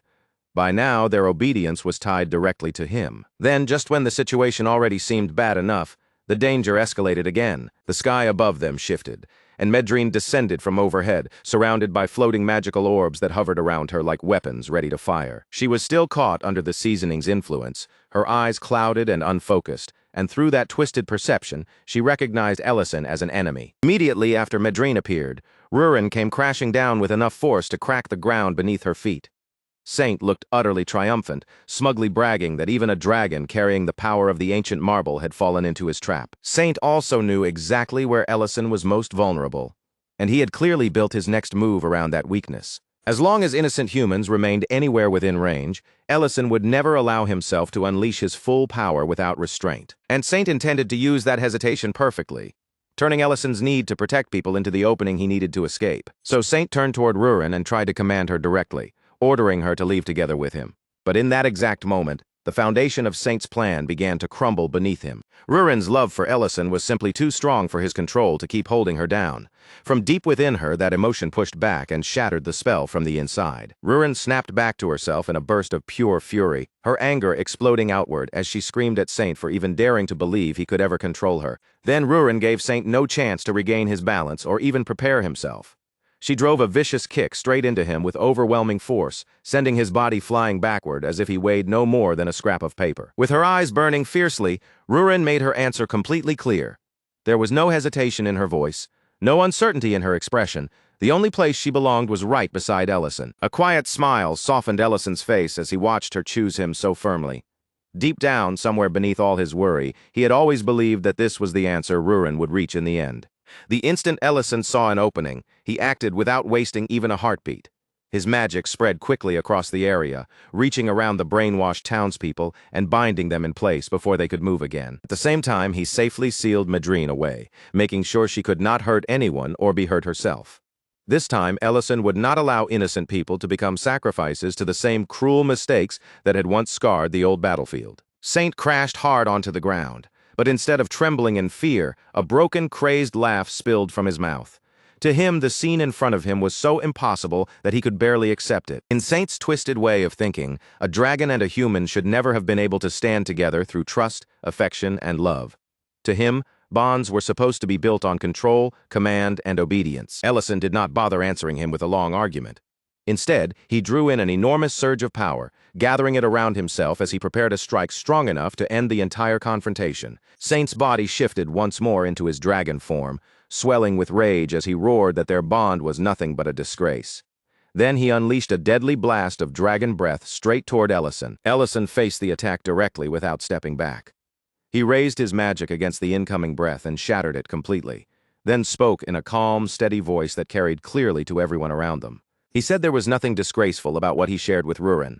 Their feelings were real, and next to that truth, the difference between a dragon and a human meant almost nothing at all. Rurin stood frozen in place, her face turning a deep shade of red. The words hit her so suddenly that she could barely process them. Yet little by little, Ellison's confession settled into something undeniable. Nearby, Saint's bottle of seasoning slipped loose and rolled across the dirt. Only then did he finally realize the fatal blind spot in all his careful planning. He had prepared for magic, manipulation, and even the strength of dragon blood. But through every scheme he had built, Saint had never once considered that true love might be the one force powerful enough to tear everything apart and ruin him completely. Ellison turned fully toward Rurin and told her directly that this time he was not going to dodge the answer or run away from his own feelings. He loved her, and Rurin, without even a second of hesitation, answered him with the same honesty and told him she loved him too. Later, Horai found himself locked behind the bars of his own establishment, tied up and furious as he thrashed around, shouting for someone to let him out. Ellison watched Horai more carefully than before, his eyes narrowing as something about him felt deeply wrong. Horai looked like a human and moved like a man, but the raw force in his body and the pressure around him felt strangely artificial, almost as if it had been manufactured. When Horai strained his muscles and tried to tear himself free through sheer brute strength, his clothes ripped just enough for Ellison to catch a glimpse of armor hidden beneath them, along with an emblem that immediately made him think of Reedon. Before Ellison could dig any further into that discovery, Saint's mocking voice rang out again from the side, needling him with another taunt. But the moment he started speaking, Rurin suddenly smashed through the bars. She stormed in with absolutely no restraint and began pummeling Saint again and again, each blow landing with terrifying weight as if she had been waiting to unload every bit of rage on him. All of that fury came from one very specific memory burning in her mind. Saint had dared to put his hands on her waist. Medrin desperately begged Rurin to stop before she actually killed him. Meanwhile, Ellison was troubled by the exact same thought for a completely different reason, and for a moment, he almost found himself wanting to join in. Somewhere else in the city, the former manager walked alone through the streets, quietly turning Ellison's words over and over in her mind with every step. She remembered how Ellison had refused to teach her his recipes. It had not been cruelty or arrogance. He had done it because she still did not understand why each ingredient mattered or why every step had to exist in the first place. He had told her that simply copying instructions without understanding, their meaning was no different from the reckless, clumsy way she had been stumbling through her own life. If she truly wanted to find a path forward, then the first thing she had to do was face herself honestly, recognizing both the things she could do well and the weaknesses she had always avoided looking at. Those words stayed with her long after the conversation had ended. No matter how far she walked through the city, they refused to fade from her thoughts. Meanwhile, Hess's restaurant was thriving again, full of energy, noise, and customers. In the middle of that busy atmosphere, Hess spoke with his mother about how urgently they needed someone to handle inventory and organize the storeroom before the kitchen fell into chaos. Almost as if she had been waiting for that exact opportunity, the former mercenary manager appeared at the restaurant, her expression serious as she came forward with a proposal of her own. She offered to take responsibility for their stock, storage, and overall organization. On top of that, she suggested that their two businesses cooperate, since she already had connections throughout the city and understood the local situation better than most. Back at Ellison's restaurant, the entire place had fallen into a restless buzz. Ellison and Rurin had both been gone much longer than anyone expected, and their absence was starting to make everyone uneasy. With no clear explanation for where they had gone or why they had stayed away so long, whispers had already started passing from one person to another. Those rumors only grew louder after Ellison's identity as an Archmage had been declared in public, giving everyone even more reason to speculate. And Serena, being exactly the kind of person who would stir things up for fun, joked that maybe she should tell everyone Ellison had run off after having an affair with some noblewoman. But that ridiculous gossip disappeared in an instant when Ellison and Rurin finally stepped through the door together. After apologizing for being away for so long, the two of them were welcomed back warmly. Still, it did not take long before the others began pressing Ellison about the rumors, claiming that he was really an Archmage. Rather than answer that question directly, Ellison chose to reveal a different truth instead, one that mattered far more to him in that moment. In front of everyone, he reached for Rurin's hand and held it openly, making no attempt to hide the gesture where anyone could see it. Then, with a calm expression, Ellison explained that the time they had spent away had given the two of them a chance to speak more honestly and be more open with each other. Rurin pushed that statement even further in her usual fearless way, declaring that they were no longer going to hide their affection. If they wanted to kiss, then they would kiss wherever they pleased. That bold announcement wiped away every other rumor at once. Secret identities, war heroes, hidden pasts, all of it. From that moment on, everyone simply accepted that Ellison and Rurin had been away together on a romantic trip. Far away in another part of the world, Adrian Pierce brought grim news to Sydney. But judging from the look on Sydney's face, it seemed she had already expected something like this. Saint's plan had failed completely, and now he had been captured as a prisoner. Sydney did not panic in the slightest. She remained unsettlingly calm, asked for a cigarette as if the report were only a minor annoyance, and treated the entire failure like nothing more than an inconvenience. For the time being, she said, their priority was simple. They needed to clean up the chaos that had been left behind in Pendravel City. Then the focus shifted to the Dragon Sanctuary, where Medidana stood in front of a memorial stone that now bore Varen's name. Standing before that stone, Medidana should have been able to feel at least some small measure of relief or closure, but the moment he saw that the monument had been defaced, the grief inside him twisted instantly into blazing rage. His dragon form burst out from within him, filling the sanctuary with overwhelming pressure and raw fury. And when Medidana's roar thundered through the sanctuary, every nearby subordinate rushed toward him in alarm, only to freeze in horror when they saw what had been done. Inside the dragon sanctuary, Dehigma tried to cool Medidana's blazing rage before it spread any further. He offered him a drink and warned in a low, careful voice that if news of this insult traveled too widely, the entire clan could be pushed into even deeper unrest. But Medidana was far past the point of listening to calm advice. He had no patience left for careful wording, quiet restraint, or any kind of caution that asked him to swallow down his anger and pretend this was something he could endure. What disgusted him most was not only the damage itself, but the cowardice behind it. Whoever had done this had snuck in like a thief in the dark, scratching at the monument in secret, because they were too afraid to stand openly before the truth. Dehegma's expression grew darker as he finally pointed toward the deeper, uglier problem hiding beneath the sanctuary's calm surface. Nearly half of the dragons living there still refused to accept the Elder's judgment. Their resentment had not disappeared at all. It had simply gone quiet, spreading beneath the surface like a crack under polished stone. What should have remained a private investigation became even more troubling once the Elder revealed the full truth. Ellison's reckless arrival at the sacred ceremony and the way he had left with Rurin afterward had done more than disrupt ancient customs. It struck directly at the dragon's pride. Because Ellison declared his feelings openly instead of proving his claim by slaughtering other dragons, many of them were forced to swallow a kind of humiliation they had never imagined accepting. For the first time, they were made to feel that they were not absolute beings standing above every other life in the world. That single wound to their pride pushed half the sanctuary toward a dangerous belief that Varen had been right all along, and that Ellison had simply carried her will through to its final conclusion. Then the Elder's gaze turned sharply toward Dehegma, and his accusation became impossible to ignore. He said Dehegma had been the one to first plant that poisonous fear in Ellison's heart by reminding him of his human lifespan. Dehegma opened his mouth, ready to defend himself, but the words froze before they could leave his lips.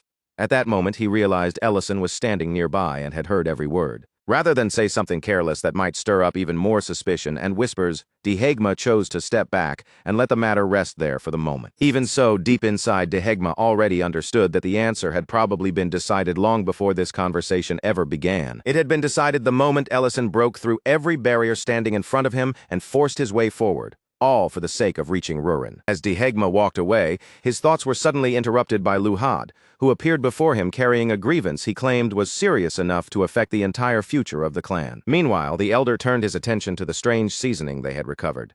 He studied it carefully, examining the mixture until he realized almost immediately that something inside it was deeply wrong. Ellison had expected them to find some kind of poison magic, or perhaps a cursed herb that had been ground down and mixed into the seasoning. But what the Elder discovered was far more unnatural than that. Buried deep inside the mixture was a small, hard fragment that did not belong there at all. When he pulled it free and examined it closely, the truth hit everyone in the room like a heavy blow. It was not stone, and it was not bone. It was a broken shard from a dragon's shattered heart. A cold silence fell over everyone present after that discovery. Even the Elder could not completely hide the dark thought pressing behind his eyes. This horror might not have come from outside the dragons at all. It may have been something born from within their own history.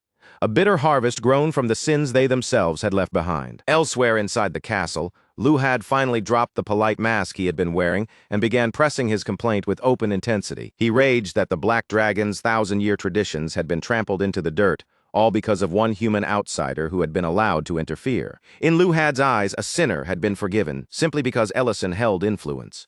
Sacred dragon law had been twisted out of shape, and the ancient absolute order of their clan was beginning to fall apart. Dehegma, already tired of hearing him circle around the same point, cut through the performance with a blunt command.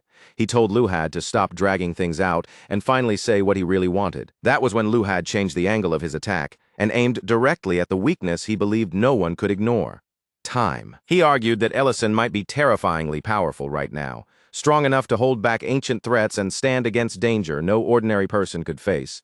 But in the end, Ellison was still only human, and after 80 years, he might simply be gone. To Luhad, placing the future of the Black Dragons on a life that brief was not courage or wisdom. It was complete madness. Dehegma immediately felt that something about this argument was off. Luhad was usually driven by pride, anger, and brute strength, yet now his words sounded too smooth and too carefully arranged. So Dehegma pressed the weak point and asked, if time was truly the issue, why not simply wait 50 years and let Ellison disappear naturally? That single question tore away the disguise covering Luhad's argument. Luhad snapped, and the truth spilled out before he could stop himself. He was not speaking for the clan at all. He was drowning in jealousy, unable to bear the thought of Rurin spending her long life beside Ellison, sharing her days with him, and giving Ellison everything Luhad had wanted for himself. The moment Dehegma heard that bitterness, his suspicion sharpened. He began to wonder what else might be hiding behind Luhad's anger. The damaged memorial came to his mind immediately, and although anger rose hot in his chest, Dehegma forced it back down. For the moment, he pretended to consider Luhad's argument seriously. He even allowed his words to drift in a direction that made it sound as though he might be willing to overlook the insult done to the monument. But Dehegma was not agreeing with him. He was baiting him, carefully giving Luhad enough space to reveal just how much he was hiding, and the trap worked exactly the way Dehegma hoped it would. Luhad's confidence began to crack, and in his nervousness, he let far too much slip. It became clear he was not acting alone, and that someone much sharper had been feeding him words from the shadows. At that same time, Ellison was telling the elder what he had learned. The enemy's leader appeared to be a silver dragon named Saint. Since ordinary spells were nearly meaningless against dragons, the elder accepted the responsibility of investigating the matter more deeply himself. From there, the conversation unexpectedly shifted away from danger, enemies, and hidden plots, moving instead into something much more personal. Ellison admitted that he and Rurin had stopped hiding so much from the people around them, and that they had even begun kissing openly in public. The elder burst into laughter at that confession, clearly delighted by it.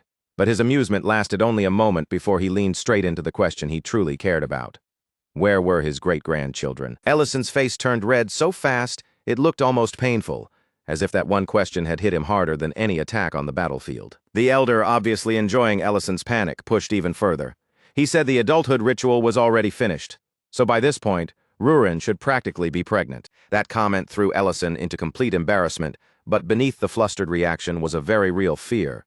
He did not even know whether a human and a dragon could have a child together in the first place. The elder teased him lightly, telling him to keep trying. But then his voice softened, because he seemed to understand that Ellison's anxiety came from somewhere much deeper than simple awkwardness. It was not truly about conception, and it was not only about the difference between a human body and a dragon's body. What truly terrified Ellison was the thought that one day his own life might end, leaving Rurin behind to face the years alone. And even worse than that was the possibility of leaving her behind with a child, if his life really ended as quickly as an ordinary human's would. To answer that fear, the elder did something that looked simple at first glance, but the moment it began, the action carried a strange and unsettling weight. The elder calmly lifted his own hand into view, and without the slightest hesitation, he sliced across his palm. Blood welled up from the fresh wound, and he held it out in front of Ellison, letting him see the truth with his own eyes. Then, in a steady voice, he explained that when dragons take human form, they are not simply covering themselves with some flimsy illusion. Their blood becomes human, their flesh becomes human, and even the inner structure of their bodies truly changes into that of a human being, for as long as they remain that way. After that, the elder brought up Rurin's ritual again, reminding Ellison that she had refused to return to the body of a dragon. She had already accepted that human body as the shape of her real self, and a choice like that could never be brushed aside as something meaningless. The elder urged Ellison to trust the determination Rurin had already shown through her actions. She had not stumbled into this life blindly or without knowing what it meant. She had chosen it for herself, fully aware, with her heart already fixed on the path ahead. At the same time, things back at the restaurant had taken a much less solemn turn, and the atmosphere there was nowhere near as heavy. Rurin was lounging around without doing a single useful thing, completely lost in her own little world. Her thoughts kept circling back to that deep kiss with Ellison, replaying the moment over and over, as if she could not escape it. The more she remembered it, the more it felt like she and Ellison had stepped onto a completely new stage as lovers. That was exactly when Serena's old advice started ringing through her mind, growing louder and harder to ignore. After a kiss, what was supposed to come next? That one question struck Rurin with so much force that excitement and panic surged through her at the exact same time. Her face and body could barely contain the rush of emotion, and before she even realized it, she suddenly shouted out loud. Sometime later, Ment and Miltine heard a loud crash from inside the restaurant. In that same instant, they both realized something even worse. Neither Ellison nor Rurin was there to deal with whatever disaster had just broken out. Feeling danger in the air, Ment immediately grabbed a sword just in case. His posture tightened, his nerves sharpened, and he braced himself as though something truly serious might be waiting inside. And the one who had thrown the whole place into chaos was none other than Luhad. He had smashed his way straight through the entrance, sending fear through the customers as they stared at him in shock. Standing there like he owned the room, Luhad demanded that Rurin come out immediately. Lint stepped forward to face him, putting herself between him and the frightened people around her. But Luhad looked over the humans in the restaurant with cold contempt, as if they were not even worthy of a real conversation. Ment and Miltine rushed in soon after and moved to stand beside Linte. Together they warned Luhad that if he refused to leave quietly, they would report him at once. Luhad did not seem troubled in the slightest. Instead, he answered by releasing a crushing wave of mana, so thick and oppressive that it locked their bodies in place before they could take even one more step. He made no attempt to hide how beneath him he considered them, as though even speaking to ordinary humans was an insult to his pride. But before the situation could explode any further, Serena finally stepped into the middle of it. He warned Luhad in a firm, dangerous tone that the owner of this restaurant was not someone he could provoke so casually and then expect to walk away without consequences. Still, with terrified customers watching from every direction, Serena could not reveal her own identity as a dragon right there in the restaurant. So instead, she drew Luhad away from the building and led him out toward the nearby forest. Once the two of them were surrounded by trees, Luhad sneered at her openly. He mocked her for spending her time like some normal customer in a human restaurant, especially one that belonged to Ellison. Serena fired back without even pausing. She told him that out of every dragon alive, he had the least right to lecture anyone about dignity, not after destroying human villages while hiding behind the excuse of hunting red dragons. That insult struck Luhad exactly where it hurt. His anger erupted all at once, fierce and uncontrollable, and in the very next moment he transformed into his dragon form right there on the spot. Then Rurin appeared. She took one look at Luhad in that enormous dragon form, and without holding back at all, she openly told him just how disgusted she was. Meanwhile, in another place, Madrine stood uneasily outside a bar. Even though Ellison had given her instructions, she could not stop worrying about the silver dragons she had left alone. Her anxiety only grew worse when a mysterious figure appeared nearby and began asking questions about the sinner, making the air around her feel even more uncertain. Back in the forest, Luhad tried one final time to pull Rurin back to his side. He insisted that it still was not too late, speaking as though he could reason his way through her rejection. According to him, nothing truly irreversible could have happened yet between a dragon and a human, especially since the two of them could never have children together anyway. In that moment, Rurin decided she would use Luhad's own arrogant assumptions against him and crush his argument from the inside. So she looked him straight in the face and lied boldly, claiming that she and Ellison had already done every single thing that lovers could possibly do together. She even went further, saying that on the very night of the ritual, Ellison had personally taken off her sacred dress with his own hands. And Rurin pushed the bluff even harder, declaring that she and Ellison spent their time wrapped around each other in every intimate way Serena had once described to her. Serena, watching from the side, was genuinely taken aback. She had not expected Rurin to throw herself so completely into the lie, with that much confidence and commitment. But Rurin still was not finished. She told Luhad that the only reason she had gone to the sanctuary in the first place was because she felt guilty toward Ellison. It had never been because she held even the smallest trace of interest in Luhad, not for a single moment. Then Rurin delivered the final truth, striking him where no lie was needed at all. She told him that even if Ellison's life as a human was painfully short, she would still never belong to Luhad. Not in this lifetime, and not in any life that might come after it. That was the exact moment Ellison arrived at the scene, just in time to hear Luhad turn his fury toward him and demand an answer. Luhad accused Ellison of being selfish, throwing the words at him with anger and resentment. He claimed that once Ellison eventually died, Rurin would be left behind to suffer alone for thousands of years. Serena immediately cut through the dramatic accusation, reminding everyone that Luhad was the one who had smashed through the restaurant door in the first place. Ellison, however, did not waste his breath arguing over distant possibilities or theories about what might happen far in the future. Instead, he stepped forward and gently pulled Rurin into his arms. Holding her close, he faced the painful truth without pretending it did not exist. Yes, as a human, his life would be short. That was exactly why every single day he could spend beside Rurin mattered so much. To him, those days were precious enough to outweigh anything else. Then Ellison lifted Rurin fully into his arms and turned away from Luhad. Behind them, Luhad's furious shouting continued, but his voice only grew more distant as Ellison carried her away. Rurin, completely flustered by being held so closely, told Ellison that he could put her down if he wanted to, but Ellison quietly admitted that he wanted to keep holding her for just a little longer. Then he remembered how Rurin had teased him earlier, saying she wanted him to learn the taste of something delicious. In a softer voice, he suggested that maybe they should continue from where they had left off. By that point, Ellison's true decision had already become firm inside his heart. He would fill Rurin's life with so many happy memories that even if their time together could not last forever, it would never become something hollow, lonely, or empty. High above them, Dehigma quietly watched everything unfold from a distance. And as he observed their choice, something important finally became clear to him. The fact that their time together might be short did not make the bond they had chosen any weaker. If anything, that very limit made the meaning of their choice shine even more strongly. For Dehigma, that single realization was more than enough to make him believe Ellison could be entrusted with the future of the Black Dragons. and hidden beneath that thought was another quiet possibility. Maybe Ellison's life was not as simple, fragile, or ordinary as everyone had feared. Later, Ellison and Rurin found themselves sitting side by side on the bed. Neither of them spoke, and the silence between them grew so thick and heavy that it almost felt like another person had settled there in the room with them. Both of them knew exactly what had been cut short before.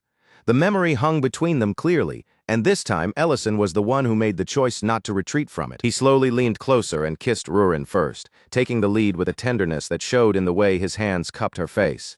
Then, together, the two of them began to sink back onto the bed, moving carefully as the moment deepened. And for that one small, breathless stretch of time, it honestly felt as though nothing in the entire world could interrupt them anymore. Then, in the most absurd and badly timed way imaginable, disaster crashed right into the mood. Out of nowhere, the elder's voice boomed through Ellison's mind, bluntly demanding to know when he was finally going to see his great-grandchildren. That ridiculous pressure struck Ellison at the absolute worst possible moment. Even though he wanted to keep going, and even though he had tried to brace himself for this, the nerves, the fear, and the sheer weight of the situation all slammed into him at once. In the end, he realized he still could not bring himself to cross that next line. After that beautifully awkward failure, the scene shifted back to the restaurant. There, Ment was caught in the middle of a transformation that absolutely nobody had requested, and yet the moment it started, everyone in the room somehow became completely invested in watching it happen. Miltine carefully shaved away Ment's beard while the regulars gathered close around them. They watched with such intense curiosity that it almost seemed like this was the most thrilling spectacle Great City had to offer that day. By the time Miltine finished, the entire room stared at Ment in surprise. Without that beard covering his face, he looked nearly 10 years younger, as though a whole layer of age had simply been peeled away. That unexpected change naturally led everyone into a conversation about age. And as Ellison listened, he felt a strange little shock when he realized he had somehow never heard them talk about that subject before. Ment then revealed, almost casually, that he was only 34 years old. He explained that he had served 15 years in the military, right up until the war had finally come to an end. For some reason, that number hit Ellison much harder than he expected, landing in his chest with an uncomfortable weight. All at once, he became painfully aware of something he had been avoiding. His own face had hardly changed at all as time passed, and if he had to guess the cause of that unnatural lack of change, the most likely answer was the Lord's heart resting inside him. His body was no longer aging in the normal way a human body was supposed to. Then Preston, choosing the worst possible time to be completely unhelpful, pointed out that humans usually begin aging much faster after they pass 35. One casual remark only poured fuel onto Ellison's growing anxiety. The thought of the gap between him and Rurin twisted even tighter in his mind, refusing to let him relax. That night, Ellison dealt with the problem in the most practical yet utterly ridiculous way possible. He lay in bed wearing a face mask, treating skincare as though it had suddenly become a matter of life and death. Rurin stared at him in complete confusion and asked what on earth he thought he was doing. Ellison answered with absolute seriousness that he was trying to prevent wrinkles, so the visible age difference between them would not become even more obvious. Rurin told him plainly that she did not care about how he looked at all.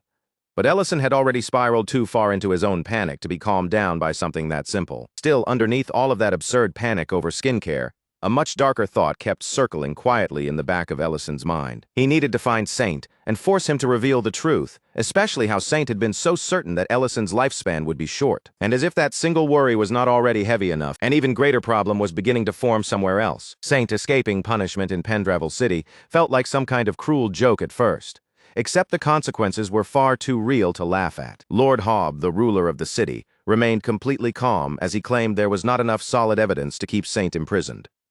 Medrin nearly lost control right there. She argued furiously that Saint had manipulated people's minds, twisted innocent civilians, and pushed events toward something far more dangerous than an ordinary crime. But Lord Hobbs simply brushed off her outrage and turned her own reasoning back on her, pointing out that seasoning the citizens and making them obsess over food did not technically go against the Archmage's ideals. And besides, if Ellison truly was the dragon slayer everyone feared, then someone like Saint could not have posed any real threat to him in the first place. So in the end, because no specific law could be wrapped tightly enough around Saint's neck, he was allowed to walk away without punishment.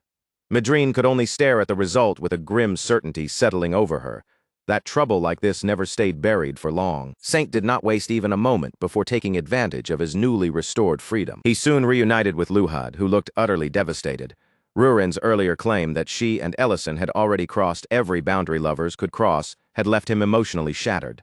The instant Saint saw that humiliation burning inside Luhad, he understood exactly how useful that pain could become. Saint told him that the only thing that mattered now was who remained standing at the very end.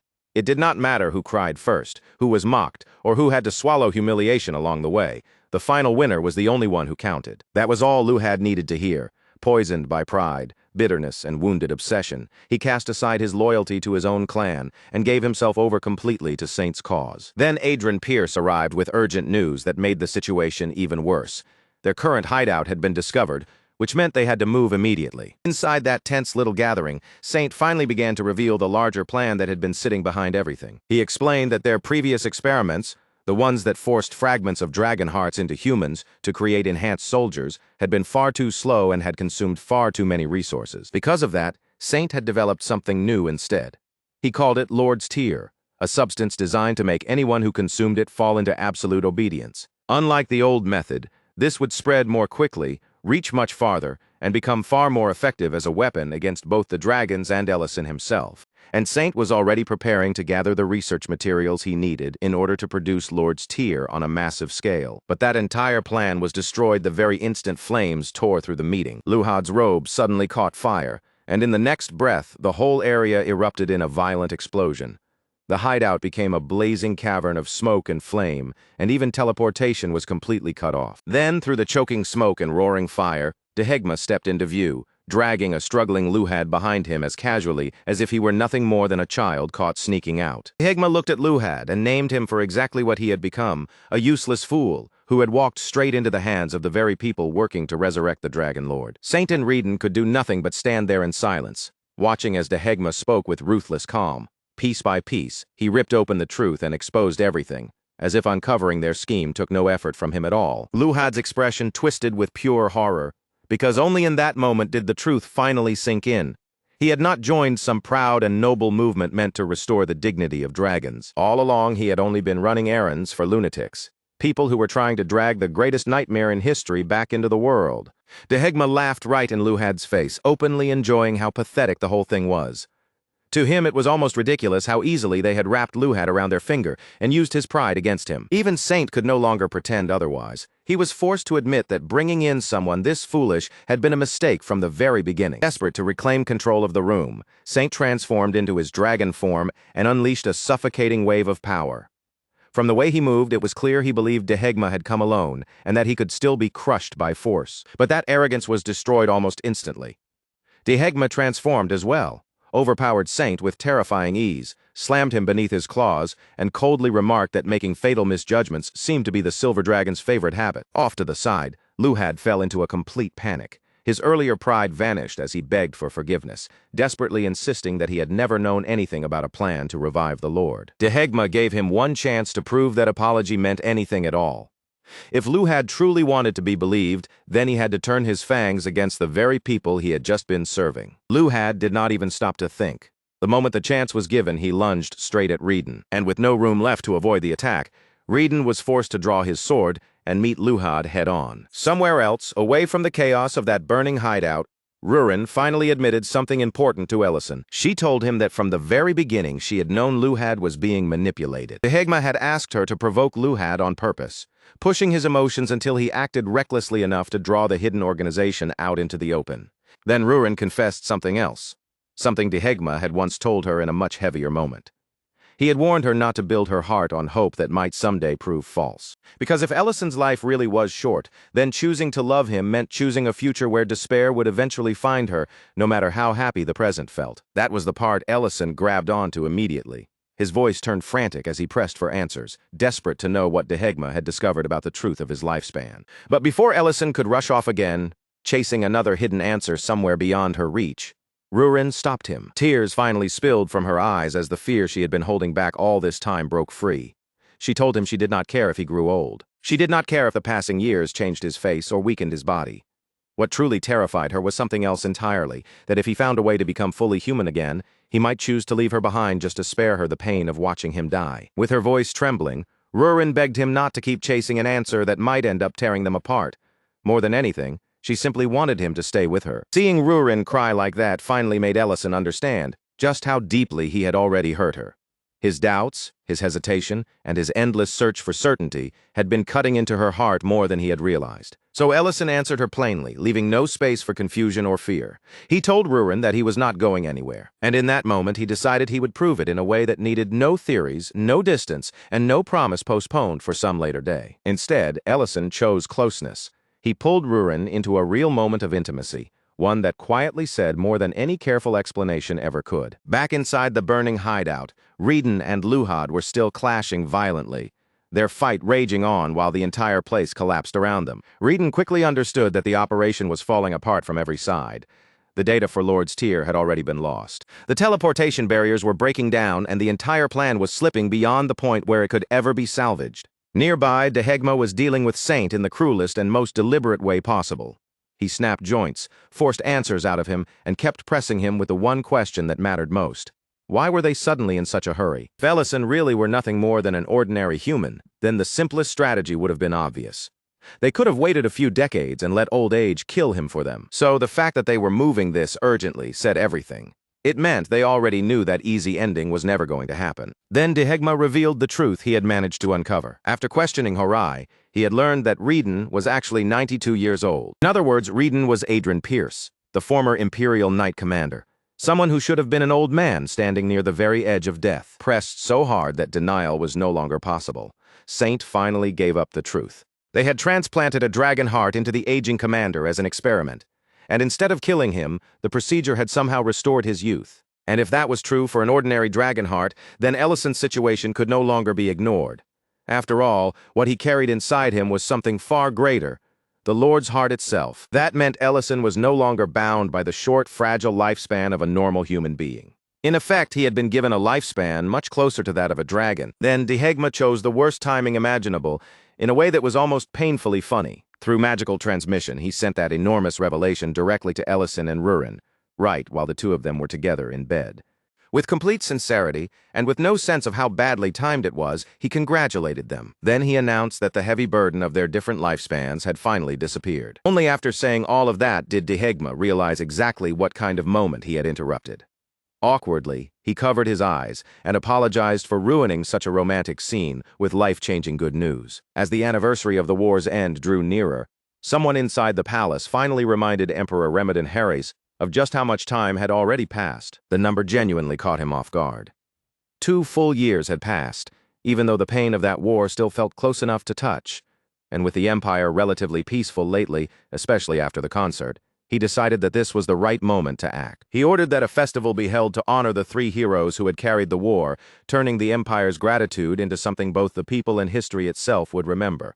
Meanwhile, back at the restaurant, everyday life continued moving along in its own warm and familiar rhythm. Ellison worked through the evening rush, moving from table to table, handling orders and customers while the bright, lively noise of the restaurant filled the air around him. Ellison moves with practiced ease as he finishes setting the last plates into place, his hands steady from years of kitchen work. Once everything is arranged properly, he slides the dishes forward and tells Rurin to bring them out to the customers waiting in the dining room. But just as Rurin reaches out to take the plates, her fingers barely graze against Ellison's for the smallest instant. It lasts less than a heartbeat, just a tiny brush of skin, yet somehow that is enough to make both of them stop dead, their faces turning red like a pair of complete fools. Lint and Matt noticed the awkward little exchange immediately, because of course a moment that obvious would never slip past them. Linte leans closer with a teasing grin already spreading across his face, then gives Ellison a playful nudge in the side. Still wearing that smug expression, Linte points out that Ellison has definitely been acting strange lately. It is almost like something about him has shifted quietly, even though Ellison himself seems determined not to admit it. Ellison instantly tries to escape the accusation, turning his eyes away and slipping straight into denial. Instead of answering directly, he forces the topic toward the restaurant, pointing out how crowded and noisy the place has suddenly become. Linte explains that the crowd is only going to get even worse from here. Grake City is already packed with visitors, because the anniversary festival is finally beginning today. Over in the city square, Ryden Grake stands before the gathered people with Verna Grake at his side. His voice carries across the open air as he delivers a speech that reaches deep into the crowd, reminding them that Grake City was once shattered and left in ruins after the Red Dragon's attack. But the city did not survive because of some simple miracle. It survived because the soldiers held their ground, the people endured, and no one allowed despair to swallow them whole. The soldiers stayed standing, the civilians refuse to break, and because that stubborn will to live never disappeared, Great City still remains here today. Then Raiden lowers his head in a deep, solemn bow, offering sincere gratitude to the three heroes who made that survival possible. The people in the square are already deeply moved, the whole place wrapped in emotion. But then Raiden adds one more sentence, and that single reveal pushes the atmosphere far beyond anything the crowd had expected. He announces that one of those very heroes is still living in Great City at this very moment, quietly running a restaurant among them. The second the crowd realizes who he is talking about, the entire square bursts into excited noise. Before Raiden can take things too far and drag Ellison completely into the center of public chaos, Verna quickly steps in beside him. She stops him before he can reveal more than he should. And at that perfect moment, fireworks explode across the sky above the square.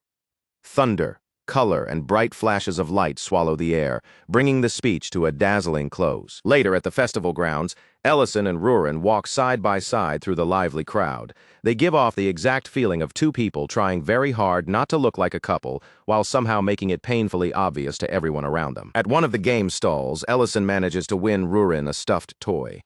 But the moment she has the prize in her hands, she looks back at him as if one toy could never possibly satisfy her and immediately tells him to win another. As they keep moving through the festival, Rurin quietly admits that she likes places like this.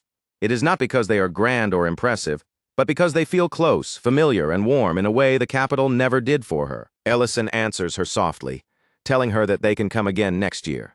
And not just next year, the year after that too, and every year after, as many times as they want. Rurin accepts his words without making a big fuss over them, but the gentle happiness spreading across her face says far more than any spoken reply ever could. Then, as the two of them wander deeper through the festival, they come across a group of children playing happily in the street, laughing as they act out a pretend war. One child is pretending to be Baden, another has taken on the role of Darren, and another is waving their arms wildly around, fully committed to playing the part of a dragon. Rurin finds the whole scene amusing almost right away, watching the children with interest.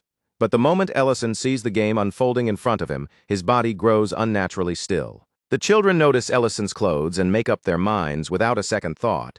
To them, he looks absolutely perfect for the role of Archmage Ellison. Before Ellison can properly refuse, the children pull him right into their game. Then they assign Rurin the role of a princess, which she rejects so quickly and sharply that she sounds almost personally offended. The children argue back, insisting that the princess is an important part of the story and that the battle has to happen in the right order. In their version, Baden and Darren must fall first, leaving the Archmage to face the final fight alone. One of the children then throws themselves down with wildly exaggerated drama, loudly declaring that the heroes have died and that only the Archmage is still left standing. That innocent line hits Ellison with a force none of the children could possibly understand. What was just a game to them cuts straight into something buried deep inside him. To keep the moment from becoming painfully obvious, Rurin finally gives in and agrees to play along.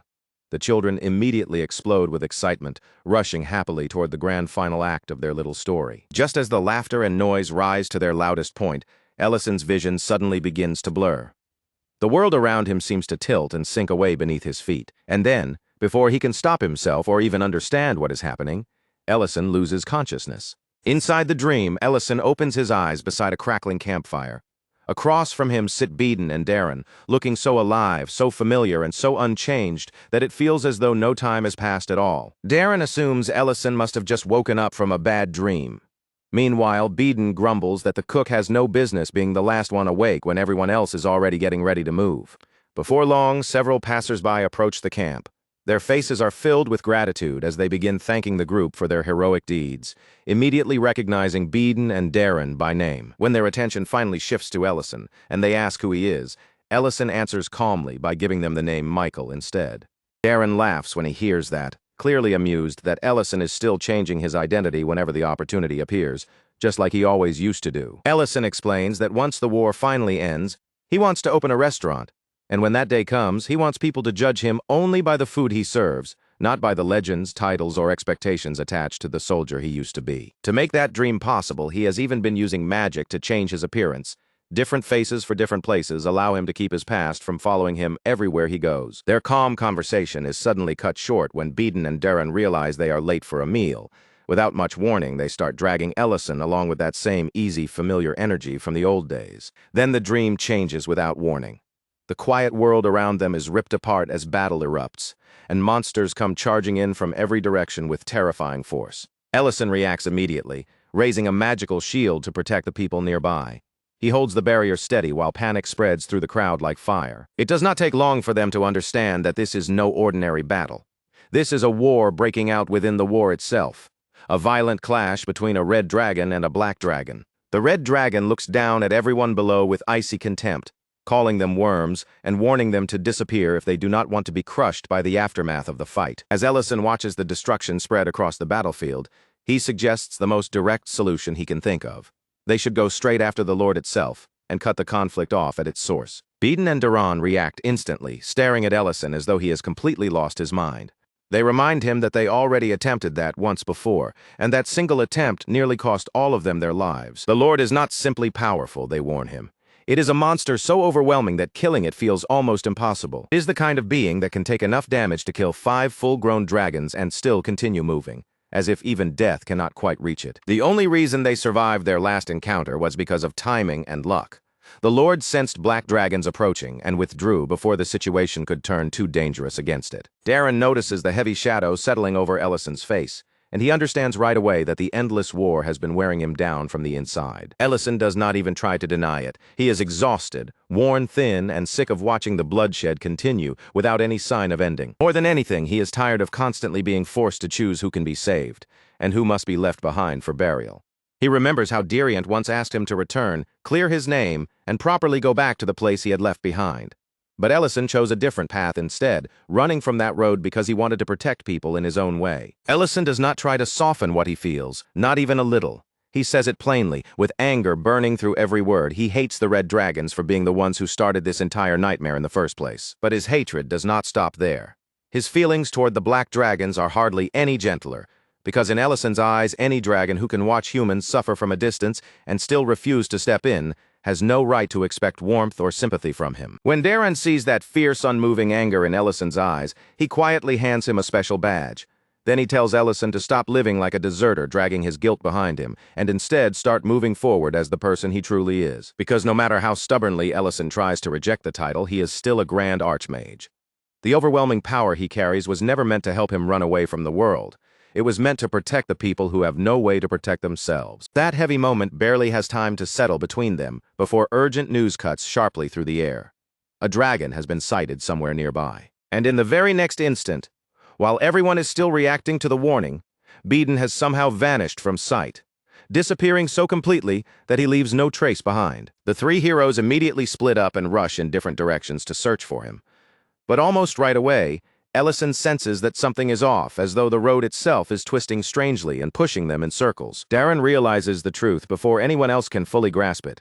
A barrier has been placed over the area, bending their route, distorting their sense of direction, and deliberately trying to separate them. Without wasting a second, Duran tells Ellison to keep pushing forward. He says he will remain behind and hold back whatever is closing in on them from the rear. Ellison continues deeper into the area, and eventually he reaches a place that does not feel like a dragon's lair at all. The land before him looks more like the earth has been split open and wounded.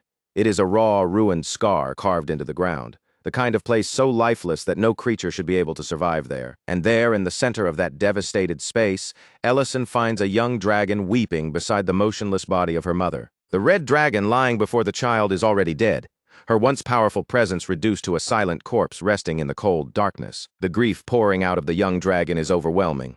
It is so fierce, so unstable, and so uncontrollable that it feels less like ordinary sorrow and more like a storm given physical shape. Then, through the tears and fury clouding her eyes, the young dragon slowly turns her attention toward Ellison. Still in her dragon form, Rurin launches herself at him without the slightest hesitation.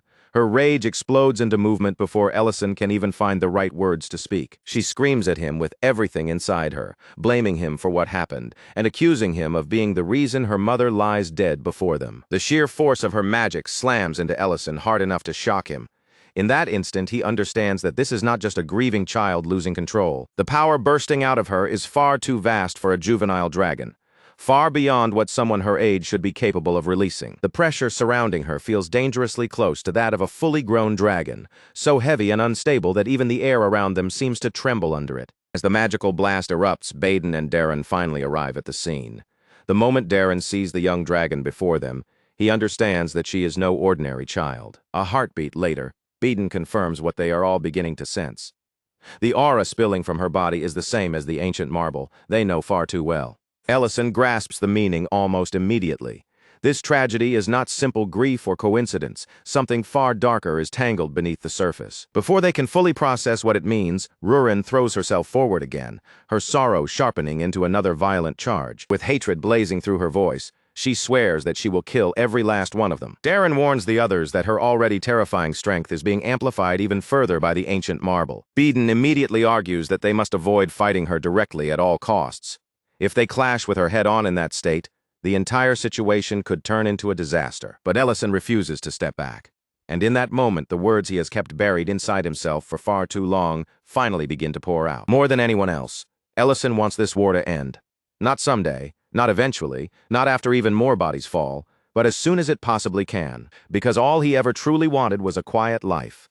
He wanted a peaceful restaurant, calm days spent cooking, and a world where he did not have to keep drowning in blood, dragons, and endless war. When they ask the young dragon for her name, she snaps back with cold defiance and demands to hear theirs first, refusing to offer them anything until they answer her. Only after listening to each of their names does she speak again, declaring coldly that she will allow them to keep those names until the Lord is dead. Then right there in front of them, she takes on a human form at last and introduces herself as Rurin. Darren does not waste time staring at the transformation. He immediately orders Ellison to move with her, saying they need to escape this place quickly, while Beeden warns that they may already be following the exact path the Lord prepared for them. Ellison, however, has already locked onto one single thought. If they can bring down the Dragon Lord, then this war can finally come to an end. Somewhere far away, the Red Dragon Lord gazes upon his own heart and calls out to the one who holds the power to finish everything, inviting them closer with the calm patience of a hunter luring prey into a trap. Ellison realizes that if they truly want to win, they need something they have never properly had before, a united force strong enough to stand together. So he begins reaching out for allies, trying to build a plan where their combined strength can draw the Dragon Lord's attention long enough to create one narrow opening, one real chance to strike him down. Beeden agrees without hesitation, fully understanding that charging in with raw strength alone will never be enough to defeat an enemy like that. But the moment Ellison starts trying to gather support, he runs straight into a wall of rejection. One regional lord after another turns him away. One lord insists that dragon raids are far too unpredictable and that he cannot risk leaving his own territory exposed even for a moment. Another dismisses Ellison's entire proposal as nothing more than a suicide mission dressed up to sound like strategy. A third fears that launching a direct attack will only anger the dragons further, bringing even harsher retaliation down on everyone. The refusals keep piling up until Ellison's frustration finally starts to spill over. In front of Rurin, he insists that this has nothing to do with pride, glory, or selfish ambition. He is trying to stop the slaughter before more people die. Watching that stubborn fire burn through him, Rurin points out that for someone, everyone keeps calling a hero. He is surprisingly terrible at listening once he has made up his mind. In the middle of all that tension and anger, Ellison returns to the one thing that has always helped him find his balance: cooking. He prepares langsha with Saravine eggs. And as Rurin eats, Ellison feels the truth settle inside him once again. His love for cooking is stronger than his desire for battle, stronger than fame, and maybe even stronger than the heroic role everyone keeps trying to force onto his shoulders. Maybe he was never meant to look like a legendary hero the way Beeden or Darren do. At the same time, Beeden is having a serious conversation with his own people, and Lilinia warns him that his clan still needs him. Walking away now is not something he can treat lightly. Beeden explains that their leader, Lord Cullard, has grown old and can barely keep the region secure anymore, even by borrowing strength from the ancient marble. Humans outside the forest have no real way to stand against a threat of that scale, and the only reason the area still stands is because, for now, the dragon continues to avoid them. Lilinia understands what Beeden is really saying. This fragile avoidance cannot last forever, and in the end, she finally lets him go. As for Darren, his choice has already been made. Before anyone even needs to ask him, he is standing ready to move forward. Once everyone steels their hearts and commits to moving forward, the group finally advances toward the castle. But the closer they get to its walls, the heavier the air becomes, and the instant they step near it, a chilling sense of unease settles over them like a shadow crawling across their backs. There are no guards posted at the entrance, no patrols moving through the corridors, no distant footsteps, and not even the faintest echo of human voices. The entire castle feels disturbingly hollow, almost as if every trace of life had been carefully removed before they arrived. Beden's eyes narrow as he takes in the emptiness around them, and a troubling thought begins to form in his mind. The signal point they followed might not have been their true destination at all. It may have been leading them somewhere else entirely. Darren, however, is not ready to accept that possibility so quickly. His face hardens as he scans the silent castle, his gaze moving over the abandoned surroundings, as if searching for the hidden reason behind this unnatural stillness. Then, without warning, Rurin senses the Lord's presence. The moment she feels it, her anger surges up before anyone can stop her, and she lunges forward with a murderous fury, looking as though she intends to rip him apart with her own hands. But before Rurin can get too far ahead, the others quickly hold her back. This silence is too complete, too carefully arranged, and the spotless emptiness surrounding them feels far too intentional to be nothing more than coincidence. Ellison studies the eerie calm hanging over the castle, and despite the danger pressing in from every side, he realizes something important. This unnatural opening may be exactly what they have been waiting for, the one chance they may never get again. And almost in the same breath, as if the castle itself is answering that realization, the Lord's heart appears before them. It hangs openly in the air, exposed in plain sight, where every single person can see it. The meaning of that sight becomes clear almost immediately. Somehow, in a way that should not have been possible, the Lord has separated his own heart from his body and placed it before them. At that moment, Beden finally understands the source of the strange discomfort that had been gnawing at him since before they even reached the castle. This was what had felt wrong all along. Rurin does not waste even a second. She transforms instantly and launches herself straight toward the exposed heart. And beside her, all three heroes unleash their strongest attacks at once, pouring everything they have into that single target. The combined impact erupts with overwhelming force, shaking the battlefield in a burst of light and destruction. For one brief, dazzling moment, it almost feels as though this long and brutal war has finally been ended in a single strike. But as soon as the explosion fades and the smoke begins to clear, the Lord appears before them once again. Calm and untouched in spirit, he reveals that this result was not a surprise to him at all. It was exactly what he had expected. In his possession rests the final ancient marble, the last missing piece required to complete the plan he has been carefully guiding from the beginning. Then, with a terrifying calmness that makes his confidence feel even more oppressive, the Lord declares that the Age of Dragons is now about to begin. Beden can only clench his jaw and grit his teeth as the victory they had almost reached slips through their fingers. What had looked like their greatest chance has twisted into something far more horrifying right before his eyes. The Lord then turns his cruel attention toward Rurin, mocking her with a sneer. He says her mother brought everything upon herself through greed, and the insult cuts straight into the one wound Rurin could never bear to have touched. In that instant, everything becomes painfully clear to Rurin. With anger burning through her whole body, she realizes with absolute certainty that the monster standing in front of her is the one who killed her mother. The Lord meets her hatred without the slightest trace of remorse.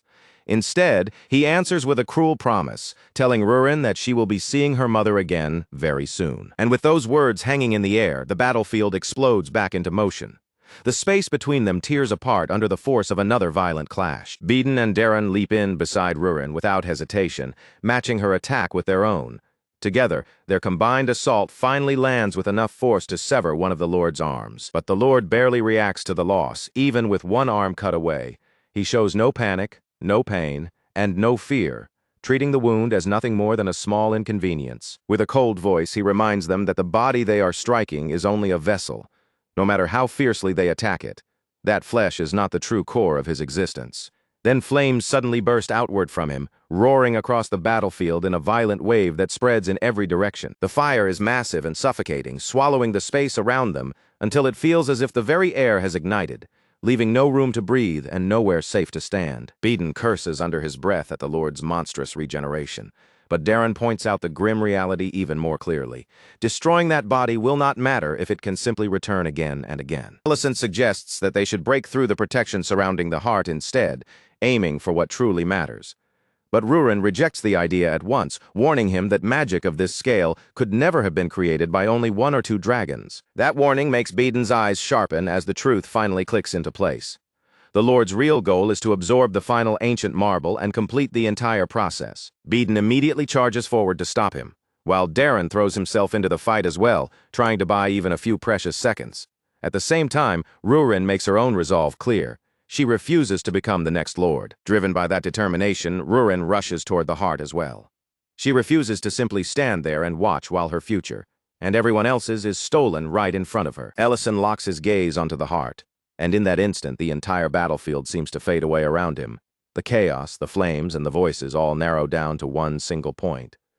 He understands that only one path remains. So instead of hesitating, Ellison strikes directly at the heart and begins drawing its power into himself, forcing the ancient energy to flow toward his own body. The move sends shock through everyone on the battlefield. No one expected Ellison to attempt something like this, and the one most stunned by it is the Lord himself. Darren realizes what Ellison is doing almost immediately. Ancient marbles are not things that ordinary beings can absorb. They can only be taken in by someone with an almost impossible capacity for magic. Ellison keeps pulling that power inward, refusing to let go even as the pressure builds. And for the first time, the Lord begins to understand the terrifying truth about the opponent standing in front of him. Ellison is not a hero in the clean, shining way old stories like to describe them. He is something far stranger than that. A mage born on a completely different level from anyone the Lord expected. While Ellison forces the power to merge with him, Daron and Baden fight desperately to keep the Lord occupied, scraping out every second they can. Ellison endures the pain, the chaos, and the crushing knowledge that if he fails now, the entire world may fall with him. And yet, through that agony, Ellison can feel victory almost within reach. For the first time, there is a faint but real possibility that this endless war might finally be ended by his own hands. Even the Lord is forced to admit that he never imagined a mere human would try something so reckless. To him, Ellison's choice is impossible, insane, and far beyond anything a human should dare to attempt. The Lord explains that the theory behind merging is known, but that knowledge only goes so far. No one truly understands what an ancient marble will become once it begins reacting with mana. The result could turn unstable in an instant, becoming wildly unpredictable and catastrophic on a scale that no one on the battlefield would be able to control. But by the time that warning is finally spoken aloud, the process has already gone too far. What has begun can no longer be stopped. A blinding light erupts from the ancient marble, flooding the battlefield in a violent flash. Then jagged spikes burst outward in every direction, tearing through the area like shards of pure destruction. The pain that crashes into Ellison is nearly enough to rip him apart from the inside. But even as his body trembles under the force of it, he refuses to let his path end here, in this ruined place. Through nothing but sheer will, Ellison pushes himself past the unbearable agony. Inch by inch, he forces the ancient power to submit and drags it completely into his own body. At first, the wild mana lashes violently around him, surging out of control like a storm. But little by little, the chaos begins to calm, and as it settles, the power starts repairing the damage inside him. For one breath, just one fragile, impossible breath, it feels as though Ellison has truly done it. It feels as though he has actually won. Desperate to share that hope, Ellison turns back toward the others, wanting to tell them that it worked, that somehow he survived what should have destroyed him. But in the very next instant, that brief relief is ripped away from him completely, because the spikes that exploded from the ancient marble had not struck Ellison alone. They had pierced straight through both Daron and Baden as well. Even the Lord himself is struck silent by what has just happened. His expression locks in place, the arrogance draining from his face as the true meaning of that sacrifice finally sinks into him. As his life begins slipping away from him, the Lord finally realizes the role he had truly been given. He was never meant to be the final disaster that ended everything. He was only the spark, the trigger meant to awaken something far greater. After all the countless years he had lived, after everything he had seen and done, he admits one truth he still could never understand: why beings from different races would willingly give up their own lives for each other. And in those last fading moments, the regret that escapes him is painfully small, bitter, and human. Nash should have stayed with them. With that final thought left hanging over the ruined battlefield, the Lord's presence begins to fade. Little by little, he disappears from the world at last. Ellison does not hesitate for even a heartbeat. He rushes straight toward Baden and Daron, drops down beside them in the dirt, and desperately presses his hands against their wounds, trying to stop the blood that keeps pouring out. His voice cracks as he calls for Rurin to help him, panic tearing through every word. But before Rurin can even fully move, she already understands the terrible truth. Those wounds are far beyond anything healing can fix. And yet, even with death closing in around them, Baden and Daron do not use their final moments to tremble in fear or curse what happened. Instead, with the last bit of strength still left in their bodies, Baden and Daron manage to congratulate Ellison and Rurin. Their voices are weak and fading, but there is still warmth in them, gentle enough to hurt even more. Rurin finally falls apart. Through her tears, she admits that all she had been thinking about was surviving, clinging to the belief that awakening was the only road left for her. And now, she cannot understand why they protected her when she was supposed to be the one most likely to die. Beeden answers her softly, correcting her with a kindness that makes the moment even heavier. If she had taken that attack by herself, he tells her there was no chance she would have survived. Then, with his remaining strength, Beeden reminds her of something far more important. Every life carries the same weight, and the race someone is born into has nothing to do with whether they deserve to keep living. Darren then turns his fading attention toward Ellison, his expression softening into a quiet apology. He says that the two of them had truly wanted to become the very first customers at Ellison's restaurant. Ellison cannot hold back his tears anymore, and they fall as the grief crushes down on him.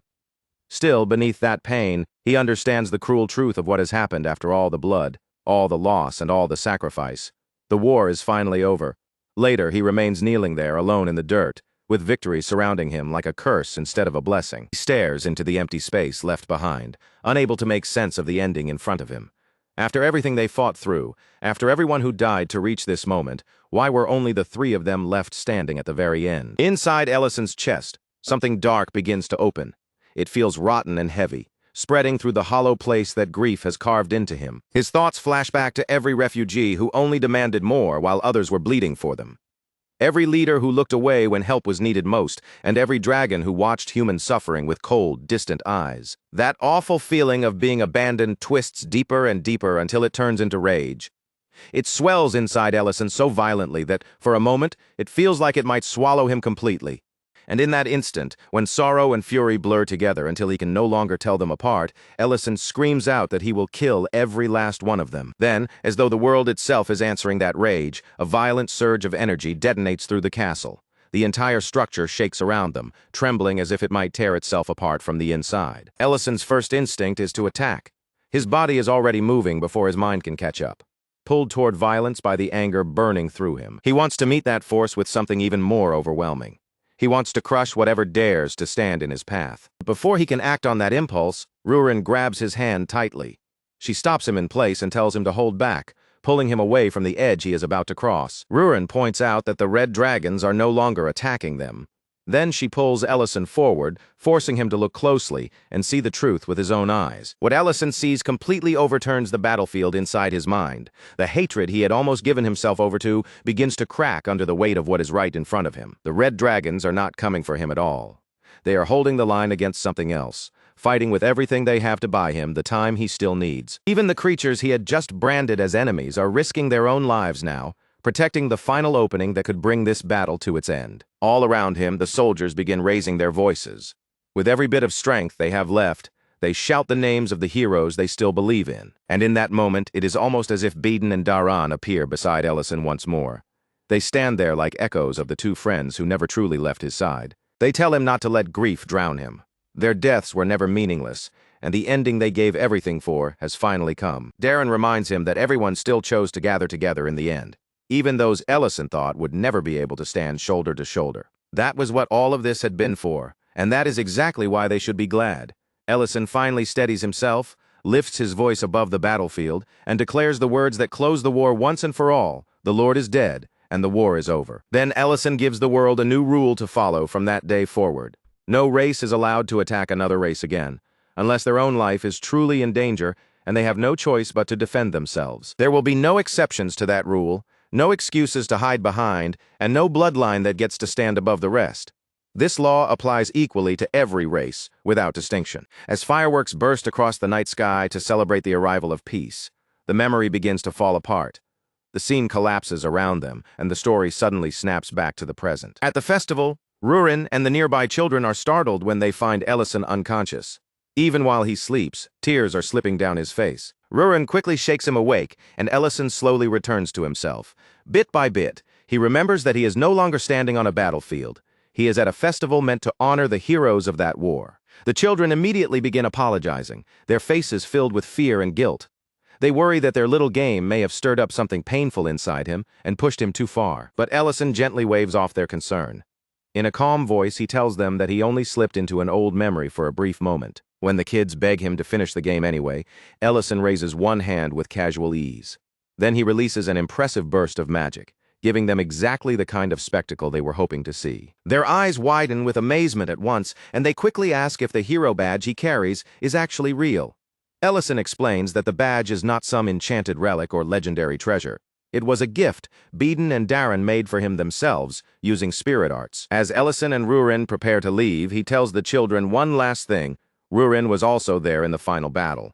Rurin immediately grows nervous and quietly asks if it is really all right to say that, but the two simply tell the kids to enjoy the festival before moving on. Somewhere else, Leon Herais is speaking with Madrine, acknowledging the exhausting work she carried out in Pendravel City. The mission was completed successfully. The facility producing the brainwashing items was destroyed.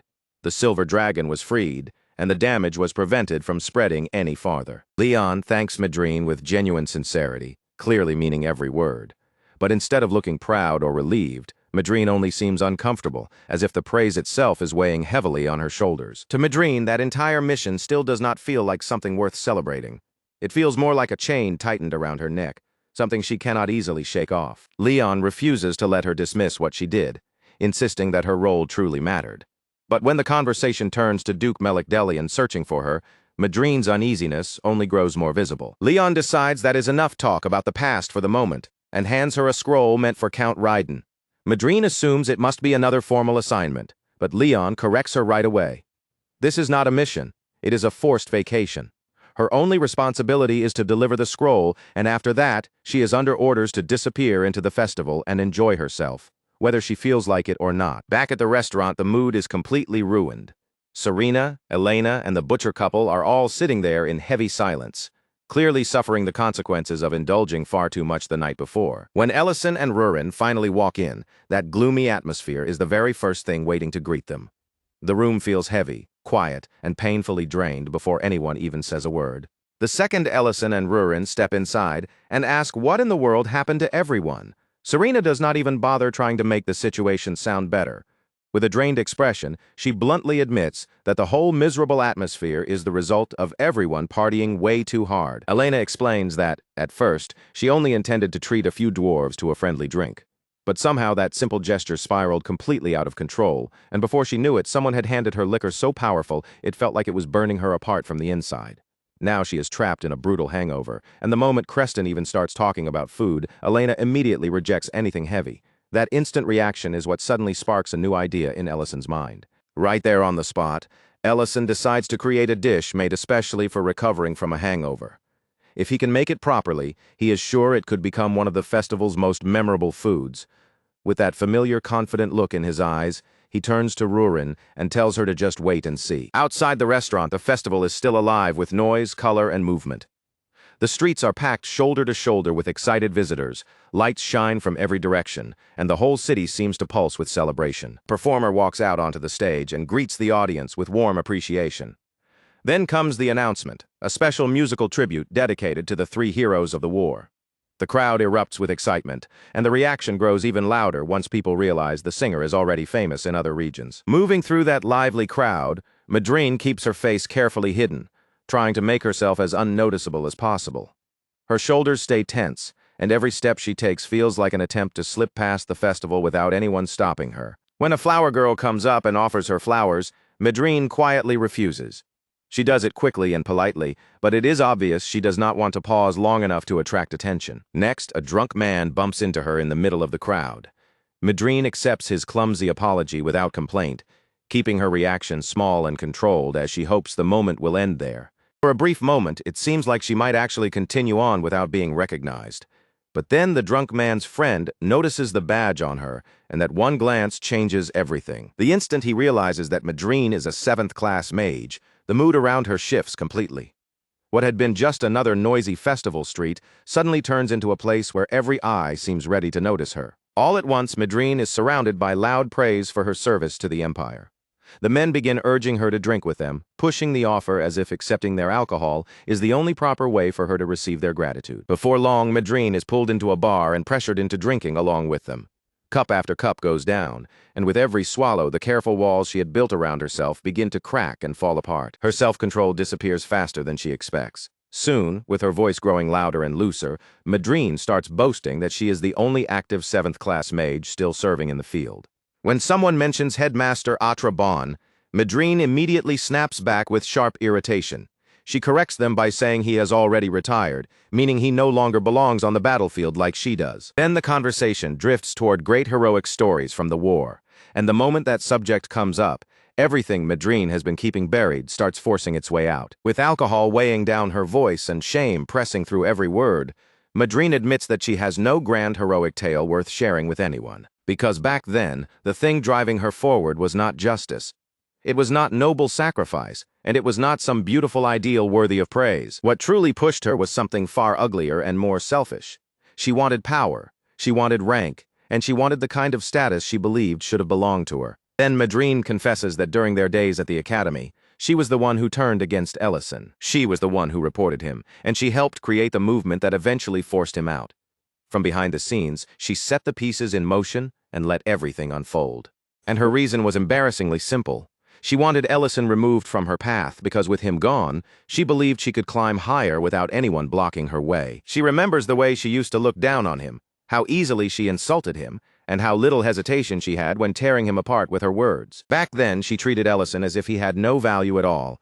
To her, he was nothing but trash beneath her feet, someone unworthy of respect. All of it came from the belief she had forced into herself, that she had to become the greatest mage alive, no matter who she had to crush or discard along the way. Now, looking back through the haze of alcohol, that old pride feels painfully pathetic. And as the liquor keeps dragging her emotions to the surface, another bitter memory rises up inside her. She remembers the humiliation of being unable to defeat even a juvenile dragon. That defeat left a wound in her pride far deeper than she ever wanted to admit. And no matter how hard she tries to turn her thoughts somewhere else, they keep circling back to Ellison again. She cannot understand how a man who spent his time grilling meat instead of worshipping magic could keep surpassing her again and again, as if everything she valued meant nothing. She remembers screaming at him about power, throwing every bit of her frustration, obsession, and wounded pride straight in his face. But Ellison did not answer her with cruelty. Instead of crushing her with the same bitterness she had shown him, he gave her something she never believed she deserved: compassion. Ellison had told her that if she wanted to use her strength for herself, then that was her choice, and she was free to walk that path. But he also made one thing clear. She had no right to stand in the way of people who were simply trying to move forward, and she had no right to decide who deserved to live. By the time Madrine finally reaches her limit, all that drinking catches up with her at once. Her body completely gives out, and she collapses under the weight of it. But even after she falls, Ellison's words have already sunk deep into her heart. They settle in a place she can no longer run from or pretend not to hear.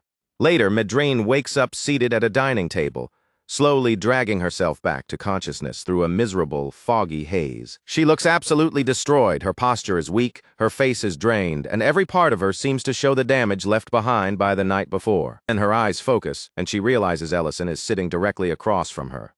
In front of her is a steaming bowl of yuba gubap, warm and ready to eat. Ellison takes one look at the wreck she has become and does not make a big speech. He simply tells her to eat. The warmth rising from the bowl fills the space between them, gentle and comforting in a way Madrine is not prepared for. And the fact that Ellison himself is sitting there calmly facing her is enough to break through the last tiny piece of composure she had managed to hold together. Madrine starts crying, and the confession comes spilling out of her all at once. She tries to tell him about the betrayal at the academy, the report, the lies, and the jealousy that drove her, but Ellison stops her before she can force every painful word out. In a quiet voice, Ellison tells her that he already knew. He knew Madrine was the one behind the report. He knew she was the one who exposed his secret kitchen and helped push that entire truth movement against him. Her guilt had never been as hidden as she thought. It was obvious in the way she acted, especially in how she could never bring herself to properly meet his eyes. And even after knowing all of that, Ellison says it clearly, without hesitation, and without trying to make the words complicated. He forgives her. Because no matter what kind of person Madrine may have been in the past, the effort she is making now is real. Ellison can see that she is trying to change, and that is what matters to him. For a brief moment, a fragile and almost healing silence settles between them. It lasts for about 2 seconds, before Rurin suddenly barges in and completely shatters it. Rurin is practically glowing with excitement. Her whole face is lit up with pride, like she has just pulled off something absolutely incredible. Then, in the most casual tone imaginable, she announces exactly what she has done. She broadcast Madrine's entire drunken confession through visual projectors all over the city, letting everyone hear every word. Madrine turns completely motionless, as if her entire body has forgotten how to move. The color drains from her face in an instant, and the reality of what Rurin just said crashes over her all at once. leaving her frozen in absolute horror. Everyone in the city has already seen it by now. Her drunken confession, her jealousy, her shame, and every ugly truth she had spilled without realizing the whole place was watching. Then, in the very next second, Madrine snaps back to herself. Panic takes over completely, and she bolts straight out of the restaurant, running blindly like she can somehow escape the humiliation chasing after her. Ellison watches her rush for the exit and calls after her in concern, warning her that sprinting right after eating a full meal is one of the worst things she could possibly do. But Madrine is too overwhelmed to hear him properly. She does not even look back, disappearing from the restaurant in a frantic rush as if his words never reached her at all. Then, without any warning, Rurin steps closer and wraps both arms tightly around Ellison. She pulls him into a sudden, firm embrace, catching him completely off guard and making his whole body stiffen as she holds herself against him. In a quiet, unusually gentle voice, Rurin tells him that being forced to relive memories of the friends he lost must have hurt more than he could say, and this was the only thing she could think of that might ease even a tiny piece of that weight. Ellison lets out a soft breath, somewhere between a laugh and a tired sigh, clearly touched despite himself. He admits that lately, Rurin keeps surprising him with how thoughtful she has become, then teasingly says the old Rurin would have just called him a whiny, foolish human and walked away. That playful little remark hits much harder than Ellison expected. Rurin's arms tighten around him immediately, squeezing with far too much strength. A sharp cracking sound suddenly cuts through the room, making the air between them go tense. For one split second, both of them freeze in place. Then panic hits them at the same time, and their eyes snap toward the bottle that has just shattered from the outside. The Heberin flower seed is already resting in Ellison's hand, blazing with a fierce and violent glow. Its light bursts outward so intensely that, for a moment, it nearly blinds both of them. They do not waste even a second. Ellison and Rurin move at once, leaving the restaurant behind and rushing toward a remote, isolated place where whatever is about to happen will not put anyone else in danger. Thinking back to what happened with Selly, they believe the Dragon Lord should not be able to physically destroy anything in this world. Even so, Ellison refuses to take a reckless gamble with something this dangerous. The moment the glowing seed touches the ground, it immediately begins to react. A small sprout bursts from the soil at once, and under the moonlight, the Heberin flower blooms open. In that same instant, the figure they summoned appears before them. Dragon Lord stands beneath the pale glow of the moon, slowly lifting his eyes toward the night sky, as though searching for someone who should have been waiting there. For a brief moment, he seems to believe that Saren must have been the one who called him back. But then his gaze lowers, and he turns toward the people actually standing in front of him, and the expression on his face begins to change. There is no Saren before him, only Ellison and Rurin. Confusion settles over him at once as he questions how he has returned to the world of the living, clearly unable to understand what has just happened. But Ellison does not give him an answer right away. Instead, he meets the Dragon Lord's confusion with a question of his own, asking if the being before them is truly the Red Dragon Lord, Sardalan. At the sound of that name, Sardalan shifts his form and his presence grows heavier and sharper in the air. He studies both of their faces more closely, remarking that something about them feels strangely familiar. Sardalan assumes they must have gone through a great deal to summon him back like this, and if they brought him here, then they must have countless questions they are desperate to ask. But before the serious conversation can begin, he casually suggests that they eat first.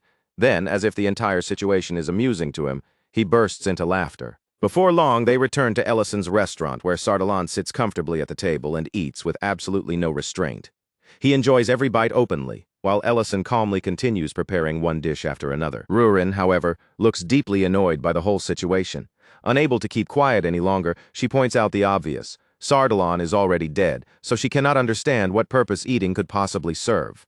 Sardalan answers immediately, without even a hint of hesitation. The food is delicious, no, beyond delicious.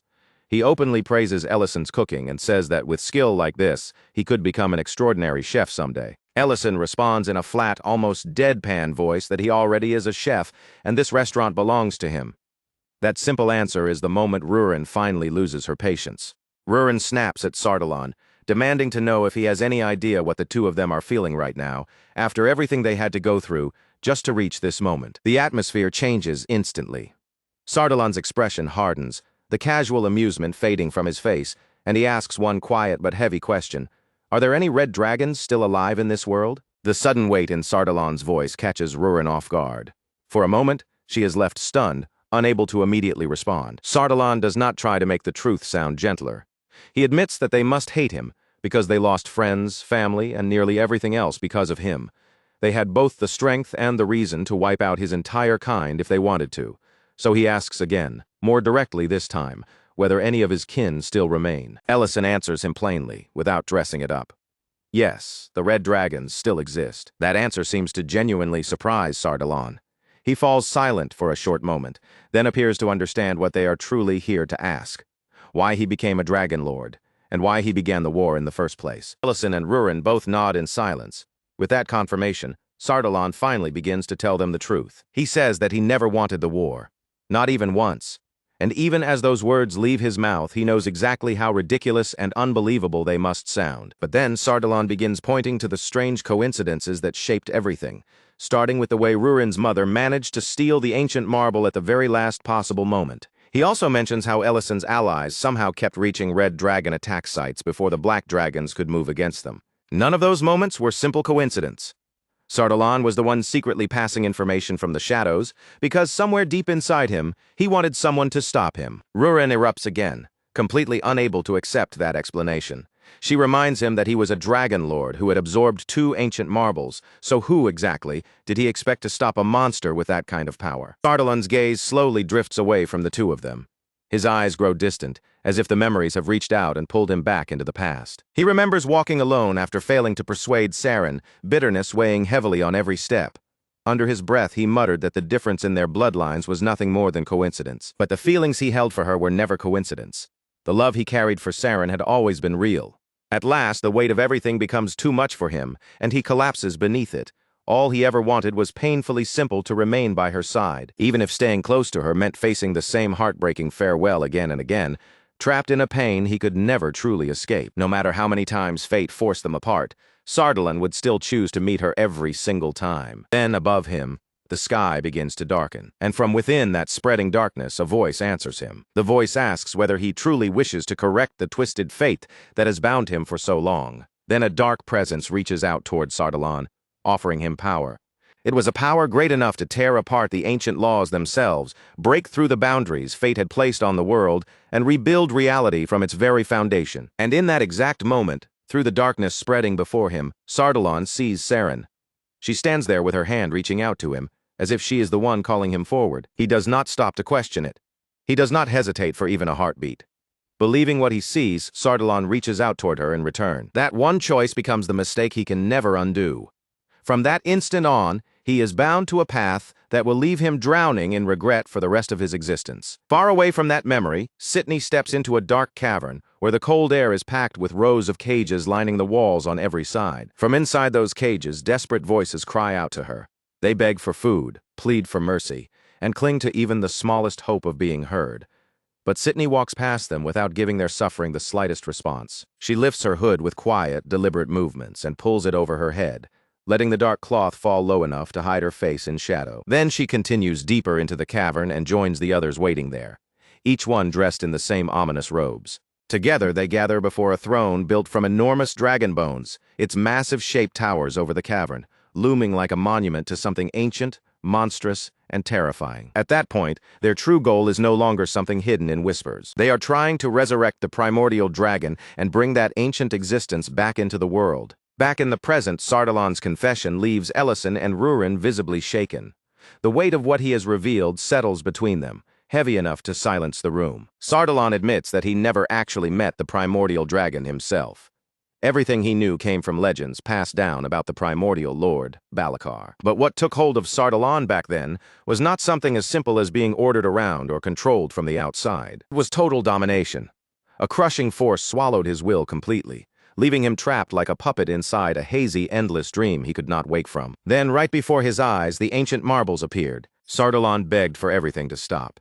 He had never wanted to become a lord, not even for a single moment, but by then his own wishes no longer mattered. The situation had already moved beyond the point where anyone could simply turn back. And then he felt it, Saren's presence drawing closer. For one brief, fragile instant, Sardalan let himself believe that maybe she would be the one to stop him at last. Balakar had already warned the others about Saren in advance, making sure they were ready for her before she could interfere. Even knowing the danger, she still came. Rurin's mother rushed forward with incredible speed, heading straight for the ancient marble.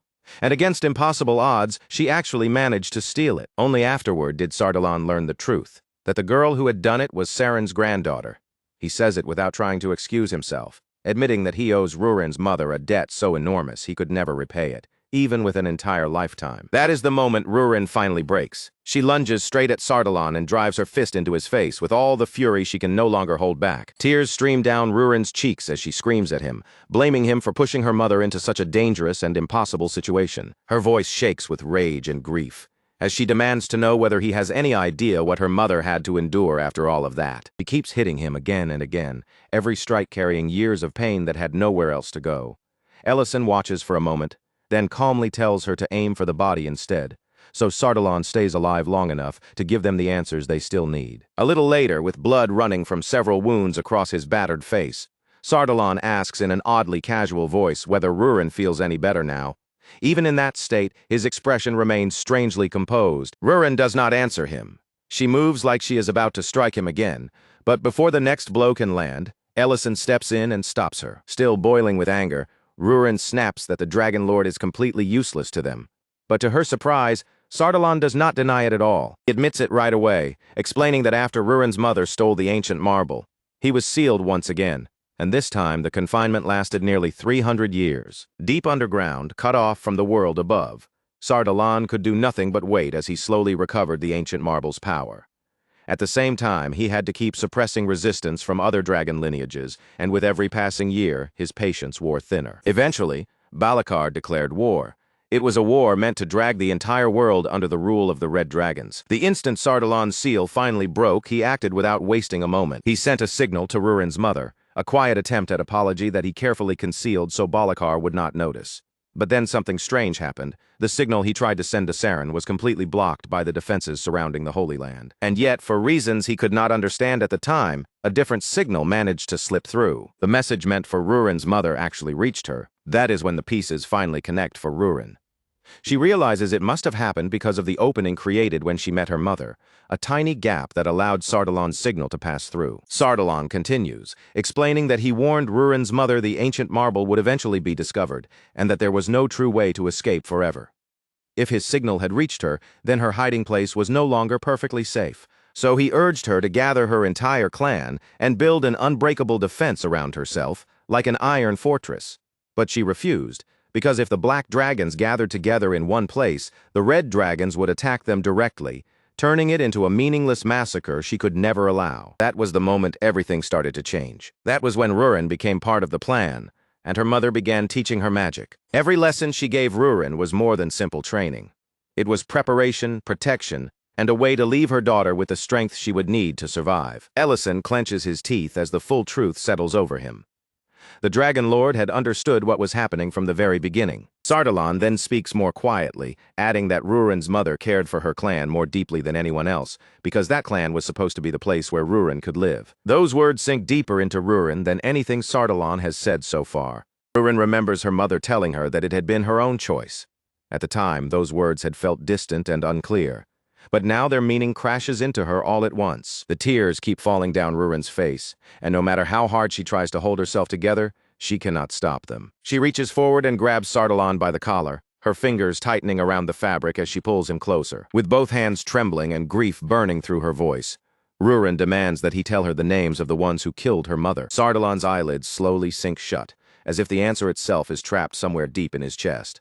For a brief moment, uncertainty weighs down on him, and he hesitates, wondering if saying those words out loud will only make him repeat the very same unforgivable mistake all over again. Because the moment he hands those names over to Rurin, he may not be giving her closure at all. He might simply be pushing even more hatred into the heart of someone who has already suffered far more pain than any person should ever have to carry. At the same time, far away in the Red Dragon Holy Land, the mood has grown suffocating.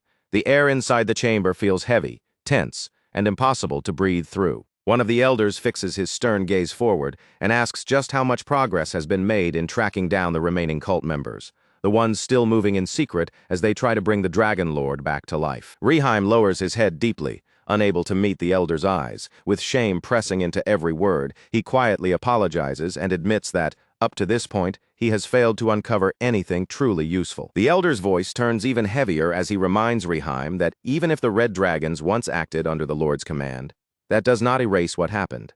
They still cannot simply walk away from the responsibility for the war they unleashed. A power strong enough to dominate dragons should never have been allowed to exist in this world to begin with. And more than anything, such a dangerous force should never have surfaced among the red dragons themselves.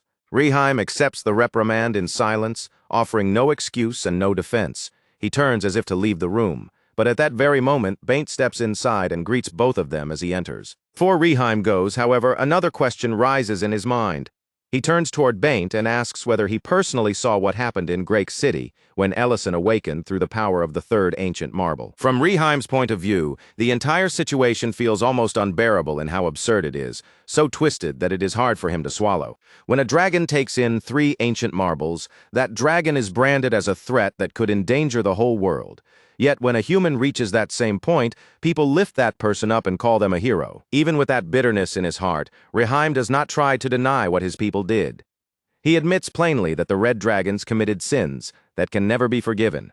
But even so, he wishes others could see that they are desperately trying in their own way to make up for those sins now. Back at the restaurant, the atmosphere has changed completely.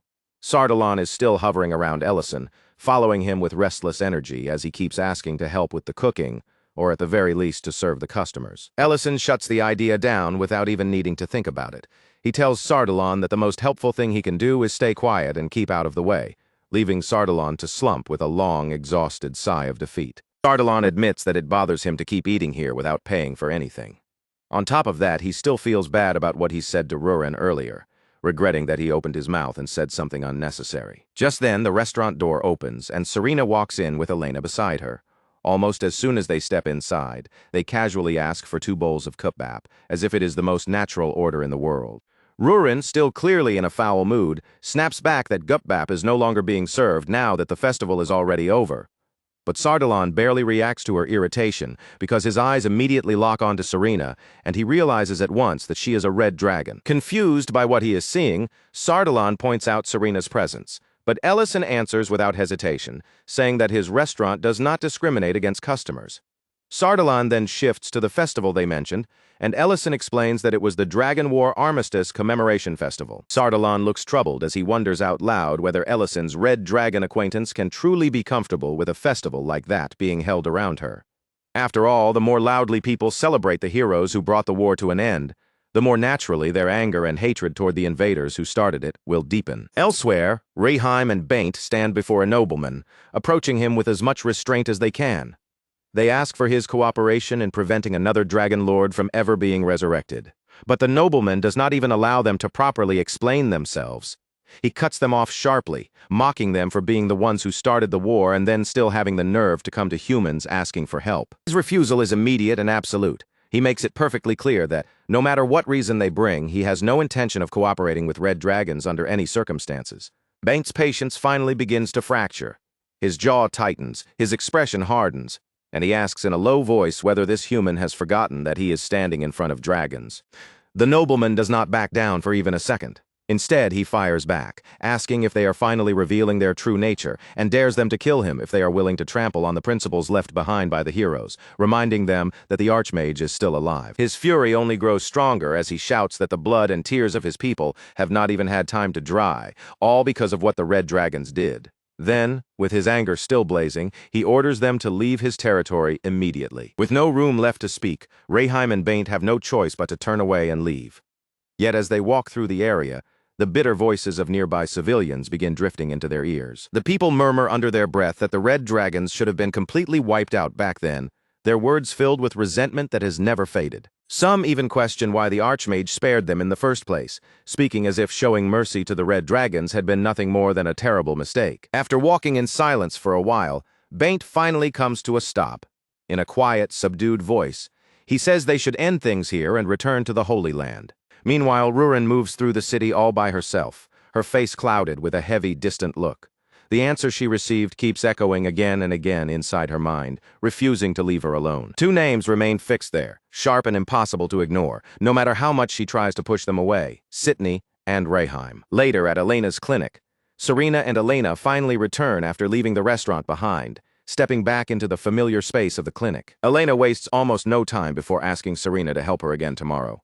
Serena immediately complains, saying Elena has been working her so hard lately that she is practically being pushed to exhaustion. And Elena's attention shifts to something else. She brings up Rurin's mood from earlier, wondering why Rurin seemed so deeply affected when, as a black dragon, she should not have been shaken that badly by what happened. Elena then turns her concern toward Serena as well, asking if she is all right after the festival. But the question only makes Serena stare back in confusion, as if she does not immediately understand why Elena is asking. Serena lightly teases her, reminding Elena that she had been shouting along with everyone else, yelling things like death to the red dragons. Elena quickly waves it off and insists that was not the point, saying she had only been worried. Serena lets out a weary sigh, the teasing fading from her face. She admits that she does understand why people still hate the red dragons, even after the Dragon Lord was killed. She explains that the Dragon Lord died 13 years ago, but that death did not instantly end everything. The war itself did not officially come to a close until 2 full years after that. Elena frowns, clearly disturbed, and asks if the red dragons really kept fighting even after they no longer had his orders. Serena confirms that they did, explaining that some of them became consumed by looting and turned into lunatics who continued attacking human territories. Most of those red dragons, however, eventually crossed paths with one incredibly furious restaurant owner.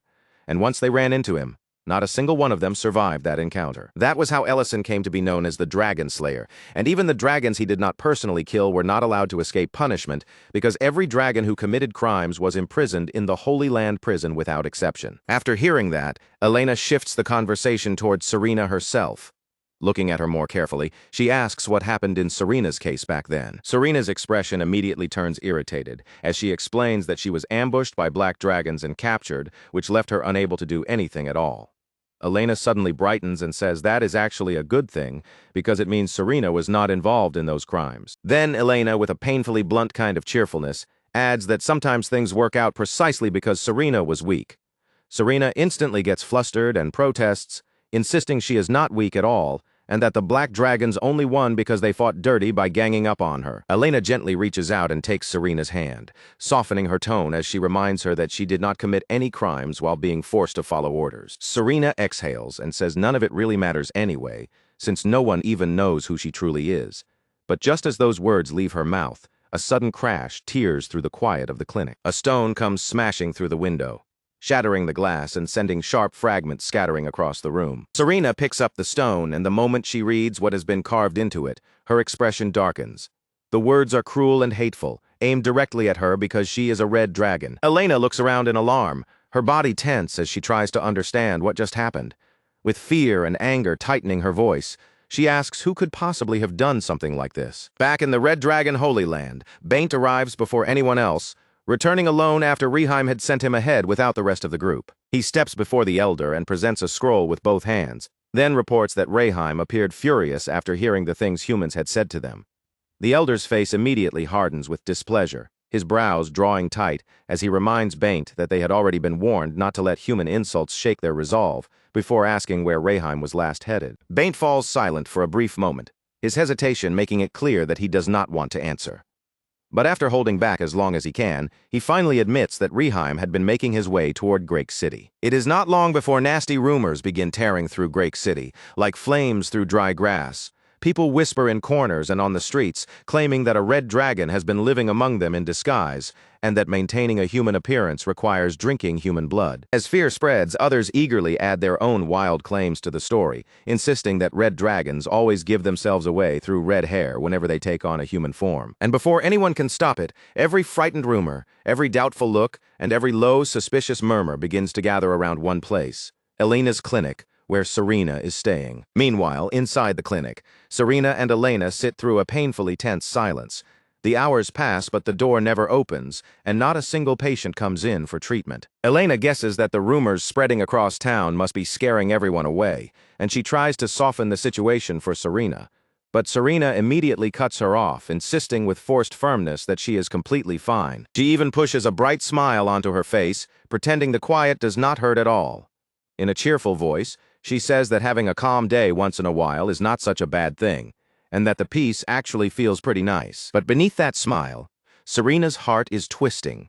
What she cannot stand is the thought that Elena's clinic, the place Elena worked so hard to protect, is being damaged simply because Serena is there. So instead of sitting still and letting the rumors grow worse, Serena makes up her mind. She decides she will go outside herself, face the people directly, and clear up the misunderstanding with her own words. At that same time, Ellison and Rurin are discussing the red dragon Reheim. Ellison reminds her that Reheim was one of the dragons who had been present back when Nisa tried to frame them for Serena's death. Rurin adds the detail almost casually, mentioning that it also happened around the time Ellison absorbed one of the ancient marbles. The instant Sardalan hears that, his entire body goes still.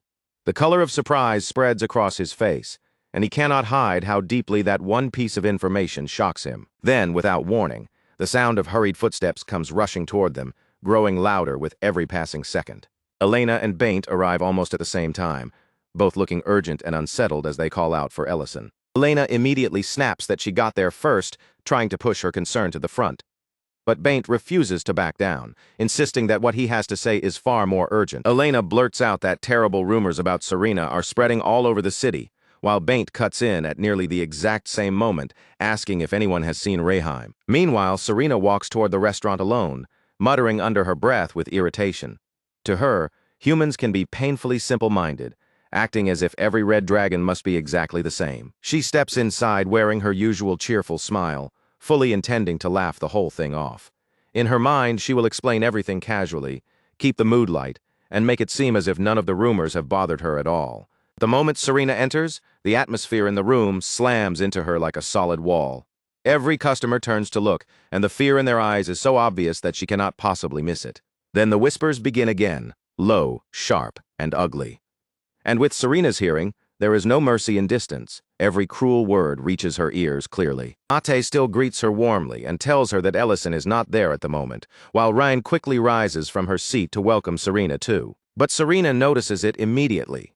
Behind their friendly words, there is a faint trace of fear in their faces, a slight pause in their voices, and a small invisible distance they cannot quite hide. She lets out a nervous little laugh, the sound much thinner than she intended, then slowly turns her body back toward the entrance, trying hard to keep her voice light and casual. Serena says she only dropped by to check whether Elena happened to be there. Rian tries to call out and stop her before she can leave, but Serena is already moving. She rushes out of the restaurant before anyone can say enough to make her stay. Serena had honestly believed she could handle it. She thought she could smile playfully, brush the rumors aside, explain that she was different, and make people understand who she really was. Elena's concern had given her just enough comfort to believe that maybe things would be okay, that maybe the people around her would listen if she simply talked to them. But to everyone else looking at her, Serena was no longer just Serena. In their eyes, all they saw was a red dragon. Even so, Serena forces herself to breathe steadily. She straightens her back, gathers what pride she has left, and puts that brave expression back onto her face. She reminds herself that she is a dragon, and if humans want to misunderstand her, then that is their choice. For now, the first thing she decides to do is find the person who threw stones through the clinic window and teach them a lesson. Then, all at once, an unfamiliar smell drifts into her nose, strange enough to make her attention snap toward it. In the next moment, Serena races back to the clinic as fast as she can, only to find the entire building being swallowed by roaring flames. Without hesitating even for a heartbeat, she crashes through the door, convinced that Elena might still be trapped somewhere inside. Panic takes over her movements as she forces her way into the burning clinic. Thankfully, Elena is not inside. As Serena stands before the burning clinic and watches the flames devour the place, a single crushing thought begins to settle heavily over her. Had everything really reached this point? Had her very existence become something humans could no longer tolerate, no longer forgive, and no longer allow near them? By the time the others finally arrive at the scene, the fire has already been put out, but the clinic itself is left in ruins, damaged so badly that the place Elena once worked in is now almost impossible to recognize. Elena, however, is far more worried about Serena than about the destroyed building. Rurin whirls sharply toward Baint, her anger rising as she demands to know if this is what he wanted, asking whether Reheim will not be satisfied until every red dragon is forced to endure the same treatment he received. Baint pushes back, arguing that they still have no proof Reheim was the one who spread the rumors. But Rurin fires back immediately, asking if they are supposed to believe it is only a coincidence that those rumors exploded across the city on the very same day Reheim entered their territory. Then, with anger burning through her voice, Rurin reveals something even heavier. Reheim was also the dragon who killed her mother, and because of that, believing he could be responsible for this feels painfully easy for her. Elsewhere, Noel slams his hand down hard against a table, his anger shaking the room as he demands to know how rumors like that could have spread about Serena in the first place. Rian apologizes and explains that by the time they heard the rumors, the stories had already been twisted, inflated, and exaggerated beyond anything recognizable. Noel waves his hand in frustration, saying that his wife should have realized Serena was not human from the way she spoke, or at least from that unnatural red hair. Then his expression sinks, and the anger in his face gives way to regret. He admits that even if the rest of the city believed those lies, the two of them should have been the people Serena could trust and rely on in a moment like this. Noel then says something even weightier. He reveals that he knows Ellison is a great mage who lost all of his comrades to the Red Dragons, and he asks Rhine if she truly believes a man like Ellison would treat Serena with such warmth if she were really a sinner. Rian finally breaks down, tears spilling out as she says she wants to apologize to Serena. But by then, Serena is already gone. By the next day, Serena's disappearance has spread through the entire city, becoming the one thing everyone is talking about, and many people speak of it with a cruel satisfaction, as though humans have somehow won. Some laugh and say she ran away with her tail tucked between her legs. Others claim the Archmage should have killed her long ago, and their vicious gossip even turns Elena into a victim in their version of the story, as if Serena's presence had only ever brought trouble and burden into her life. Then, just as the adults keep talking, a few children finally step forward, unable to hold themselves back any longer. With small voices full of courage, they tell the old men to stop saying such awful things about their elder sister Serena. They insist that Serena has always treated everyone with kindness, never acting cruel or frightening toward them. The Serena they know is nothing like the monster the grown-ups are describing in their ugly rumors. Not far from the crowd, a hooded figure remains still in the shadows, quietly listening to the entire exchange without making a sound. But before long, someone finally notices him standing there. Rurin spots him immediately, and her voice cuts through the air with sharp anger. She calls Rayheim out in front of everyone, saying he has a lot of nerve daring to show his face in Great City. Then, without hiding a single bit of her hatred, Rurin declares it right there before the crowd. Rayheim is the dragon who killed her mother. Rayheim answers in a cold, detached tone, saying he has no memory of anything that happened during the Dragon War. But that calm response only pours more fuel onto Rurin's already blazing anger. Rurin snaps back that his crimes do not simply disappear just because he cannot remember committing them. Then she turns that fury toward him again, accusing him of being the one who spread the rumors about Serena, too. Rayheim does not try to deny her accusation. Instead, his voice stays flat and chilling as he asks what would happen if he really was the one who did it. He questions whether the fact that red dragons show red hair when using polymorph is supposed to be some forbidden secret, something the world was never allowed to learn. Then Rayheim turns the blame back onto Rurin herself, saying she never cared when other red dragons were hated and persecuted. But now that someone close to her is being crushed by that same hatred, suddenly it has become important to her. He presses even harder, demanding to know what actually changes if he was the one who revealed that truth to the city. That is the exact moment Rurin's fist shoots forward and buries itself deep into his stomach. The blow lands with monstrous force, crashing through him so violently that the armor across his back tears apart and bursts open from the impact. Rurin glares at him with ice-cold fury and tells him that if that is really all he has to say, then he should just hurry up and die already. Rayheim is left completely stunned by the power behind her attack. His body struggles to absorb the damage, as if even he cannot fully understand what just hit him. And before the people of Great City can even process the sudden violence in front of them, Rurin opens a portal behind Rayheim and sends him flying straight through it. She pulls the battle away from the civilians on purpose, refusing to let a fight between dragons erupt in the middle of the city and put everyone nearby in danger. The bystanders are left staring in confusion, startled by the heavy crash and the strange distortion that had ripped through the air.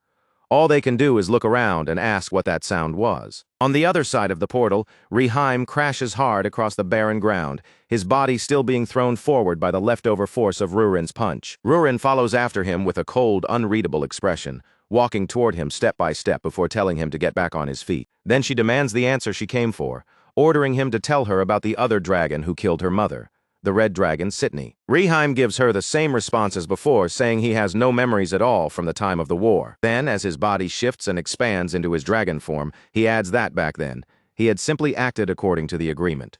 High above the battlefield, Ellison and the Dragon Lord silently watch everything unfold from the sky, and the longer Ellison observes the clash below, the stronger his suspicion becomes. Something about this entire situation does not fit together the way it should. Down below, Rurin continues fighting without changing shape, facing Rayheim head-on while remaining completely in her human form. To Rayheim, That alone feels like a direct insult, as if she is looking down on him by refusing to reveal her full strength. He demands that she stop holding back and finally show him her true dragon form. Rurin answers immediately, without the slightest hesitation, telling him that this human form is her true form. Then she releases gravity magic, dragging Rayheim's neck downward by force before driving a savage kick straight up into his jaw. The impact explodes outward across the empty battlefield, sending a violent shockwave rippling through the surrounding land. Rayheim cannot make sense of it. How can a dragon who has only just reached adulthood possess this level of strength? For the first time, doubt enters his mind, and he starts wondering whether even fighting with everything he has would be enough to defeat her. As he struggles against Rurin's overwhelming power, his thoughts begin drifting backward to the words the Elder spoke after the war had finally ended. The Elder had told them that they had no choice but to take responsibility for starting the war, because far too many lives had been taken by red dragon hands. Even if the agreement did not treat deaths caused directly under the Lord's orders as crimes, any dragon who had committed crimes against humans or against other dragons was not permitted to resist arrest and would be imprisoned. Many red dragons had protested that judgment, calling it unfair and insisting that they had not been acting by their own will. Even at that time, Rayheim himself had been accused of following the orders of a suspicious female dragon, as well as obeying commands from the Dragon Lord. And although those memories still refuse to return to him, Rayheim begins to accept the possibility that he really may have killed Rurin's mother with his own hands. Back at the Holy Land, the Red Dragon Elder is approached by another dragon, one whose nervous expression makes it clear that something unexpected has happened. The dragon hesitantly explains that he is not quite sure whether the person standing behind him should be treated as a guest or as an intruder. Then Ellison steps forward from behind him, calm but unmistakably serious, and offers an apology for entering the Holy Land without permission. Wanting to make the situation clear as quickly as possible, Ellison brings out the Heberan flower and shows it to the Elder. The moment the Elder's eyes land on the flower, the Dragon Lord appears within his sight. His reaction comes instantly, without hesitation, and without a single word of explanation. He drives his fist straight into the Dragon Lord's face, punching him squarely before anyone can even prepare for it. Back in the barren land where Rurin and Rayheim continue their battle, the air remains thick with tension, charged by the force of their clash. Rurin admits that Rayheim is a surprisingly capable fighter, watching him with a sharper gaze as she wonders aloud whether that strength comes from the fact that he is one of the Elder Dragons. At last, Rayheim says that this is enough. He tells Rurin to inform the others that he was the one who started the fight, then points out that with the wounds already visible on her body, no one would blame her if she killed him. Rurin stares at him in disbelief, her expression twisting as she asks what kind of nonsense he has suddenly started saying now. Rayheim looks directly at her and asks whether revenge is not exactly what she wanted from the beginning. Then Rayheim shifted back into his human form, his posture worn down and his eyes hollow, as if something inside him had already given way. In a low, tired voice, he said that if following the Dragon Lord's command had turned him into someone Rurin would despise for the rest of her life, then perhaps that really was the road he had walked. After saying that, he simply faced her without defending himself and told her to do what she had come here to do. The instant those words reached her ears, Rurin moved.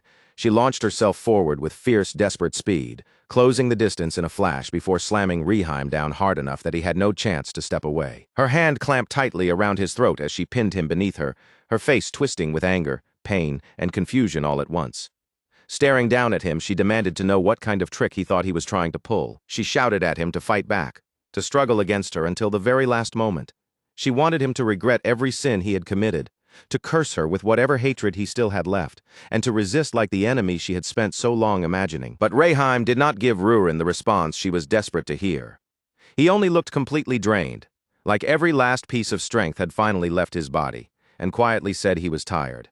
He told her he could not keep living like this anymore. Rurin's expression tightened once more, hardening as if she was trying to force her heart shut, even though her hands were trembling. She gathered her power again and prepared to strike him down one more time. Meanwhile, back in the Holy Land, Ellison turned toward the others with a serious look and asked whether Rayheim had truly killed Rurin's mother under the Lord's command, because that was the version of events still carried within the Dragon Lord's own memory.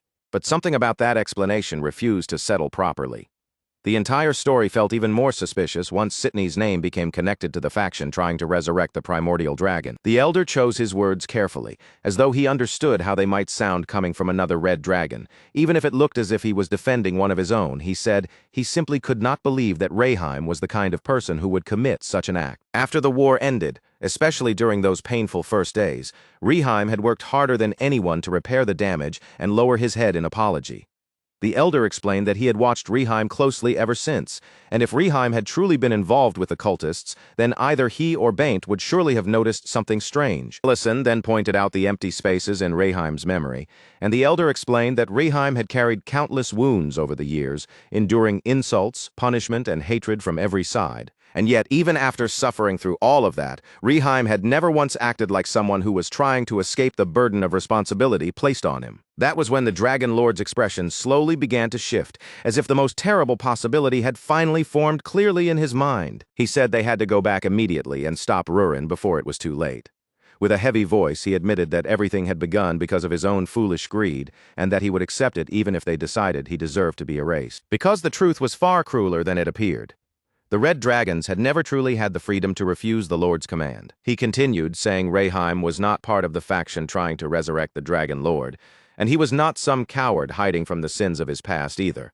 If this continued, Rurin might really kill him before anyone had the chance to uncover what had actually happened. Back on the battlefield, Rurin stood over Reheim, while her power swelled around her, reaching the point where one final blow could bring everything to an end. Before she could strike, Reheim quietly asked her for just one thing. If it was true that he had killed Rurin's mother, then he was ready to apologize for it. Even if that sin was something he could never forgive himself for, he said he still had to offer that apology. Rurin stared at him, unable to make sense of what she was hearing. Why was he not provoking her? Why was he not laughing, mocking her pain, and twisting the blade deeper the way Sydney had done? Instead, Reheim only asked her to let everything end with him. He begged her not to allow this hatred to spread any farther toward the rest of the Red Dragons. Even so, Rurin unleashed her power. Tears streamed down her face as she cried out, her voice breaking, that this was never what she had wanted at all. The blast crashed into the ground with terrifying force, splitting and shattering the earth beneath them, as if the battlefield itself could no longer withstand the weight of her pain. Then she fired again, and again, and again. Each strike tore through the ground, while memories rushed through her mind, her mother being treated like a criminal, and Serena being slandered even though she had done nothing wrong. She remembered herself as a child, looking up at her mother and saying that Red Dragons were evil, that they had started the war and caused every bit of suffering their clan had endured. Her mother had answered gently, her voice calm despite the heaviness of the topic. She told young Rurin that no one had truly wanted that war, not the humans, not the Black Dragons, and not even the Red Dragon who had begun it. Back then, young Rurin could not understand those words at all. She asked how that could possibly be true when their clan had lost so much because of the Red Dragons. And when those Red Dragons even had a lord, shouldn't they hate the Dragon Lord most of all, the one who had given the order? Her mother, trying to turn a truth far too heavy for a child into something Rurin could hold on to, asked her to make only one promise. She told Rurin that even if she one day gained great power, she must never judge others with her eyes closed.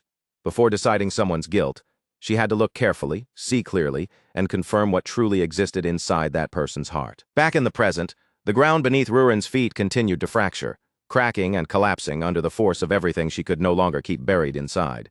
She stood there trembling, her shoulders shaking as tears poured down her face. No matter how much pain filled her chest, she could not turn it into the final strike. At the Holy Land, Ellison did not move to stop her. Because if Reheim had truly lost his memories and still tried to bear those sins as if they were his own, then Ellison understood one thing with painful clarity: Rurin would never be able to kill him. Reheim slowly forced himself up from the broken ground, still dazed and struggling to understand what had just happened.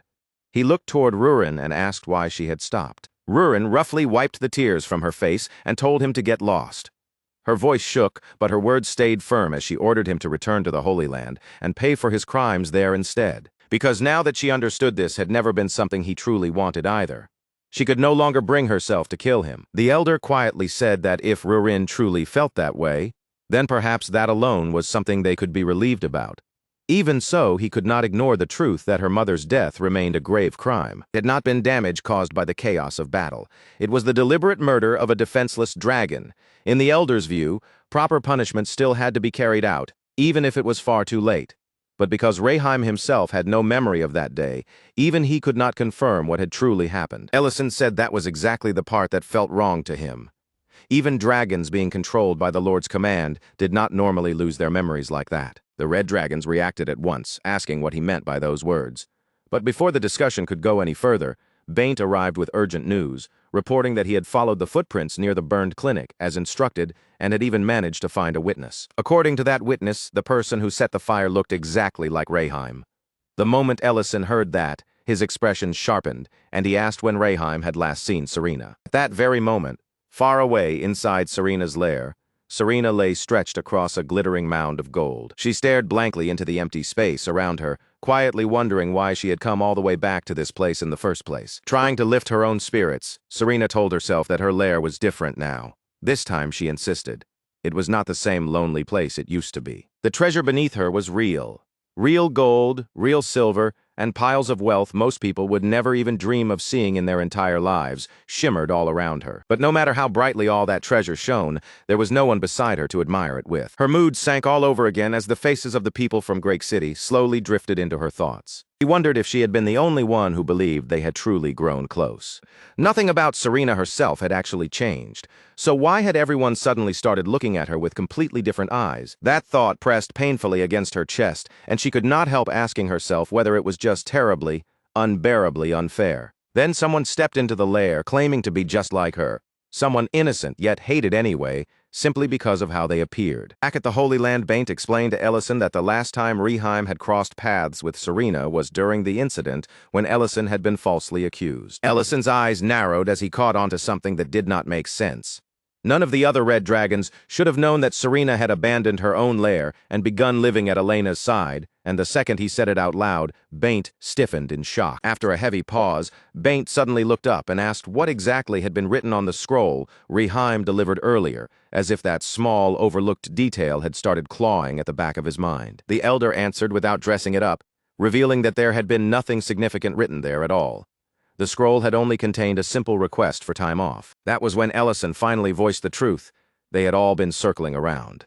The one they were chasing was not Rayheim at all. The real culprit had gotten too greedy, pushed too far, and exposed himself. Meanwhile, deep inside Serena's lair, the false Rayheim stood before her in the glittering darkness and quietly urged her to come along with him. His voice was soft, almost soothing, as he tempted her with the one thing she wanted most in that moment. He told Serena that he understood her pain better than anyone else ever could. Then he pressed the wound even deeper, telling her that, somewhere inside her heart, she already knew the truth. There was nothing left for her back in that city anymore. As those words slipped into her mind, every cruel insult Serena had heard earlier came rushing back.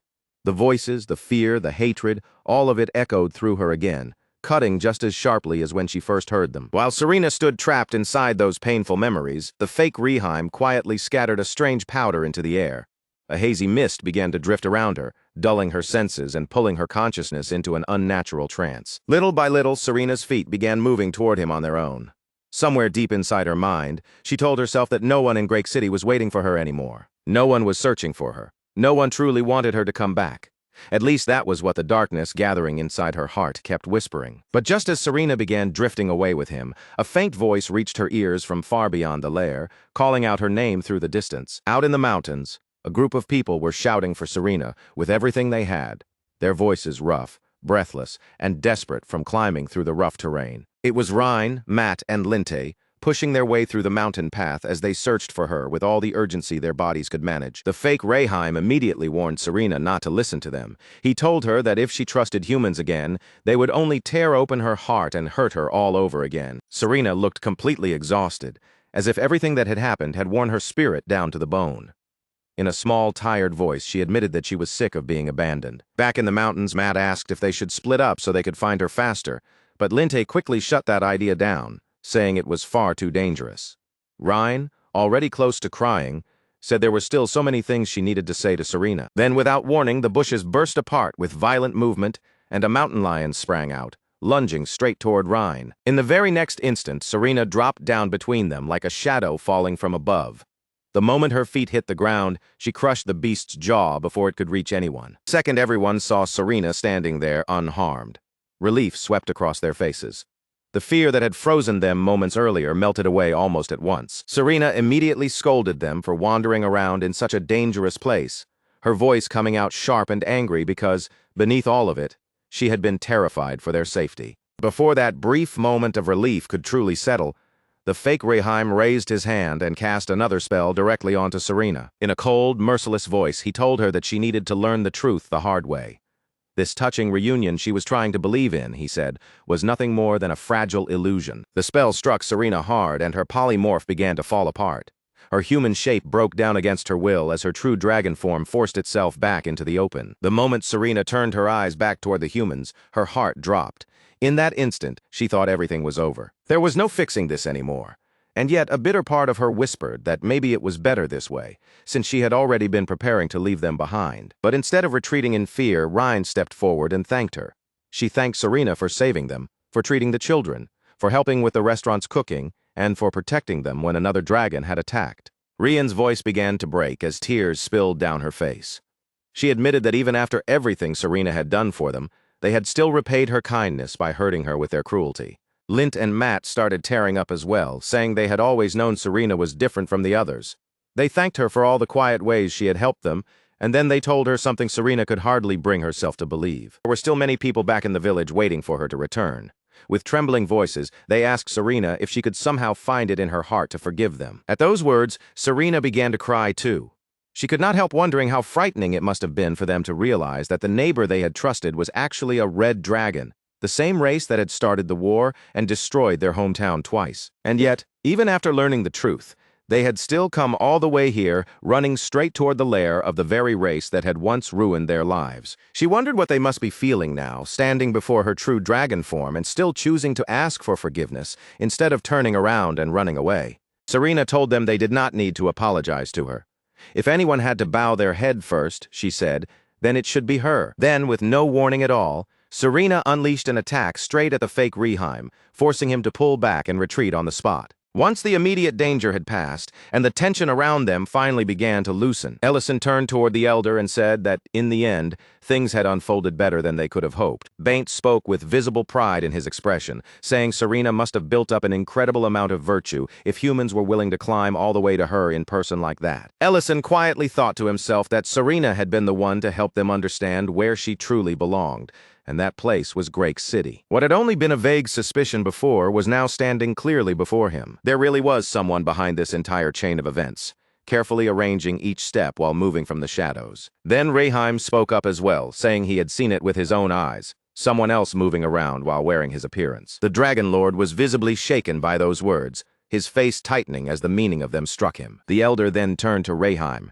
and reassured him in a firm, gentle voice, telling him that he truly had done nothing wrong. A little later, Rurin slowly approached Reheim from behind. Confidence she usually carried was nowhere to be seen. She looked visibly nervous, as if every step toward him took more effort than the last. Reheim noticed right away that she was struggling to find the words she wanted to say, so he quietly stayed still and waited for her to speak. Rurin lowered her gaze and admitted, with visible difficulty, that she had honestly believed he was the one responsible. But now she understood that she had been wrong. Carrying that realization heavily in her chest, Rurin apologized to him. Reheim responded to her in a calm, steady voice, making it clear that her apology could not simply wipe away everything that had happened. After all, when everything was stripped down to the truth, both of them had been trapped by the very same horrifying lie. He went on to say that even if he really had been the person spreading those cruel rumors about Serena, and even if he truly had committed an unforgivable sin against Rurin's mother, he still believed one thing with absolute certainty. Rurin would have stopped herself before crossing that final line. And that was why Reheim told her he was thankful, not because of the anger she had carried, and not because of the pain that had pushed her so far, but because even after everything she had suffered, there was still a piece of kindness inside her that had refused to disappear. But then the calm look on Reheim's face began to fade.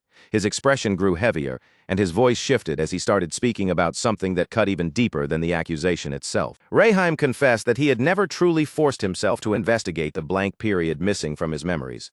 It was not because he had not cared, but because he had been afraid that if he uncovered the truth, it might prove he really had done those terrible things, and afraid that if he kept denying everything until the bitter end, he would only be using his own suffering as a shield. He admitted that if he had fought too fiercely to clear Serena's name, it might have looked as though he was only trying to protect himself, as if he wanted everyone to see him as nothing more than an innocent victim who had been wronged. Even while he was apologizing, that fear had still been sitting inside him, making him hesitate whenever the truth came too close. But in the end, that hesitation had done nothing but protect the real culprits, giving them more space, more time, and more freedom to act. And because Serena had been pulled into the center of that chaos and hurt because of it, Reheim bowed his head toward her as well, lowering his gaze as he offered her a sincere apology. Rurin answered him firmly, refusing to let him shoulder all of the blame. She told Reheim that this was not his fault, and that the one who truly needed to answer for everything was the Dragon Lord. The instant those words left her mouth, Reheim suddenly drove his fist straight into the Lord's face. With no hesitation at all, he declared that it absolutely was the Lord's fault, because he had been the one who gave everyone the wrong information from the very beginning. Rurin then whipped around toward Ellison, her frustration immediately finding a new target. She complained that if he had already sensed something was strange, he should have stopped her much sooner, while Ellison quickly shot back that he had no way of knowing she intended to beat Reheim so mercilessly. The elder's attention then shifted to Baint, scolding him for being so terrible and so certain that Reheim had been the one who set fire to the clinic. Baint could only shrink back awkwardly, admitting with embarrassment that he had once made almost the exact same mistake with Ellison. A little distance away, the Dragon Lord stood quietly and watched the entire exchange unfold. He said nothing, but his face carried a quiet sense of wonder, as if he could hardly believe the strange warmth slowly blooming in front of him. Later, when everyone returned to the restaurant, the entire place was packed from wall to wall. Every table was filled.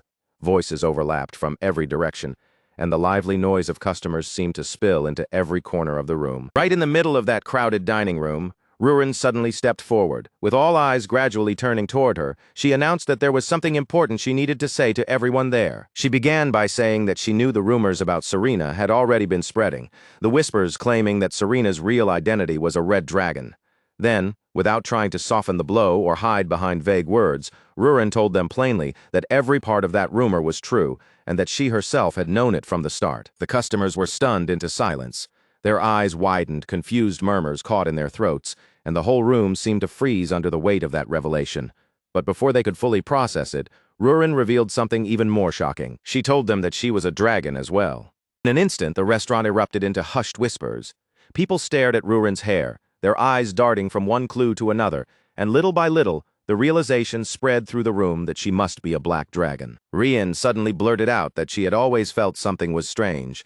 Looking back on it now, especially with dragons appearing around them again and again, all those odd moments finally seemed to fit together. Rurin continued speaking, her voice steady as she told them that she had lost her mother to the red dragons during the war. She was not telling people who had suffered less than her to shut their mouths, and she was not demanding that anyone become some flawless saint capable of forgiving every scar left behind. What she wanted from them was far simpler than that. She only asked that their anger be aimed at the people who had truly committed the crimes, instead of being thrown blindly at anyone who merely looked the same. Then Rurin asked the one question that mattered more than anything else. The Serena they had eaten beside, spoken to, and known all this time, was she really the kind of person who could do any of those awful things? After saying that, Rurin turned as if to head back inside, but before she fully left them behind, she gave the room one last warning. Inside this restaurant, no customer would ever be mocked, looked down on, or driven away simply because of the color of their hair. Outside the restaurant, the Dragon Lord was there once again, standing quietly where no one paid him much attention.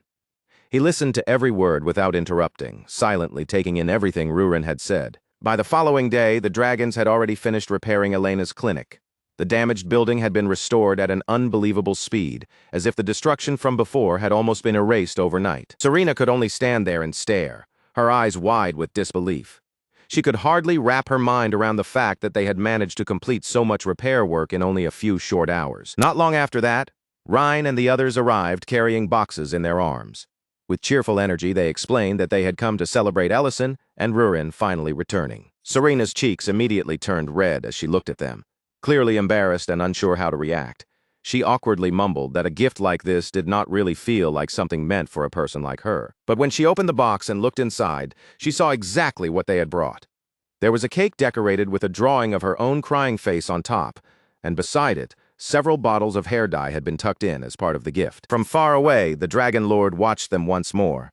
Without stepping into the scene himself, he quietly observed the laughter, the teasing, and the gentle warmth gathering around Serena. And as he continued looking at that peaceful sight, he found himself wondering in silence whether this was not, in its own way, something truly wonderful. Later, after the restaurant had closed for the day, Ellison was still inside washing dishes. In that quiet after-hours calm, the Lord appeared and asked if Ellison was still cooking, even though business had already ended. The Lord then said that the territory had finally found peace again.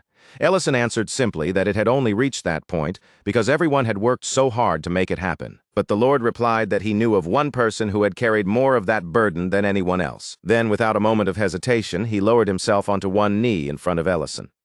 With his head bowed, he offered both an apology and his gratitude for all the patience Ellison had shown through everything. He told Ellison that from the very beginning, Ellison had been holding himself back. Even though Ellison possessed enough power to overturn the world itself, and even though there had been anger burning inside him, he had never used that strength to force the ending he wanted. Instead, he kept giving people a chance. Even this time, when the easiest path could have ended everything immediately, Ellison had chosen to stop, listen, and let the truth come out. The Dragon Lord then remembered the look that had been in Ellison's eyes back then, in the terrible moment after Ellison's friends had been killed. Those eyes had not held hatred for the Lord alone.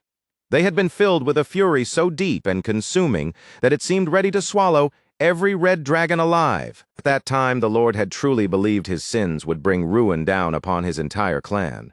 He had even tried to apologize, hoping that if he offered up his own life, it might repay even a tiny part of what he had done.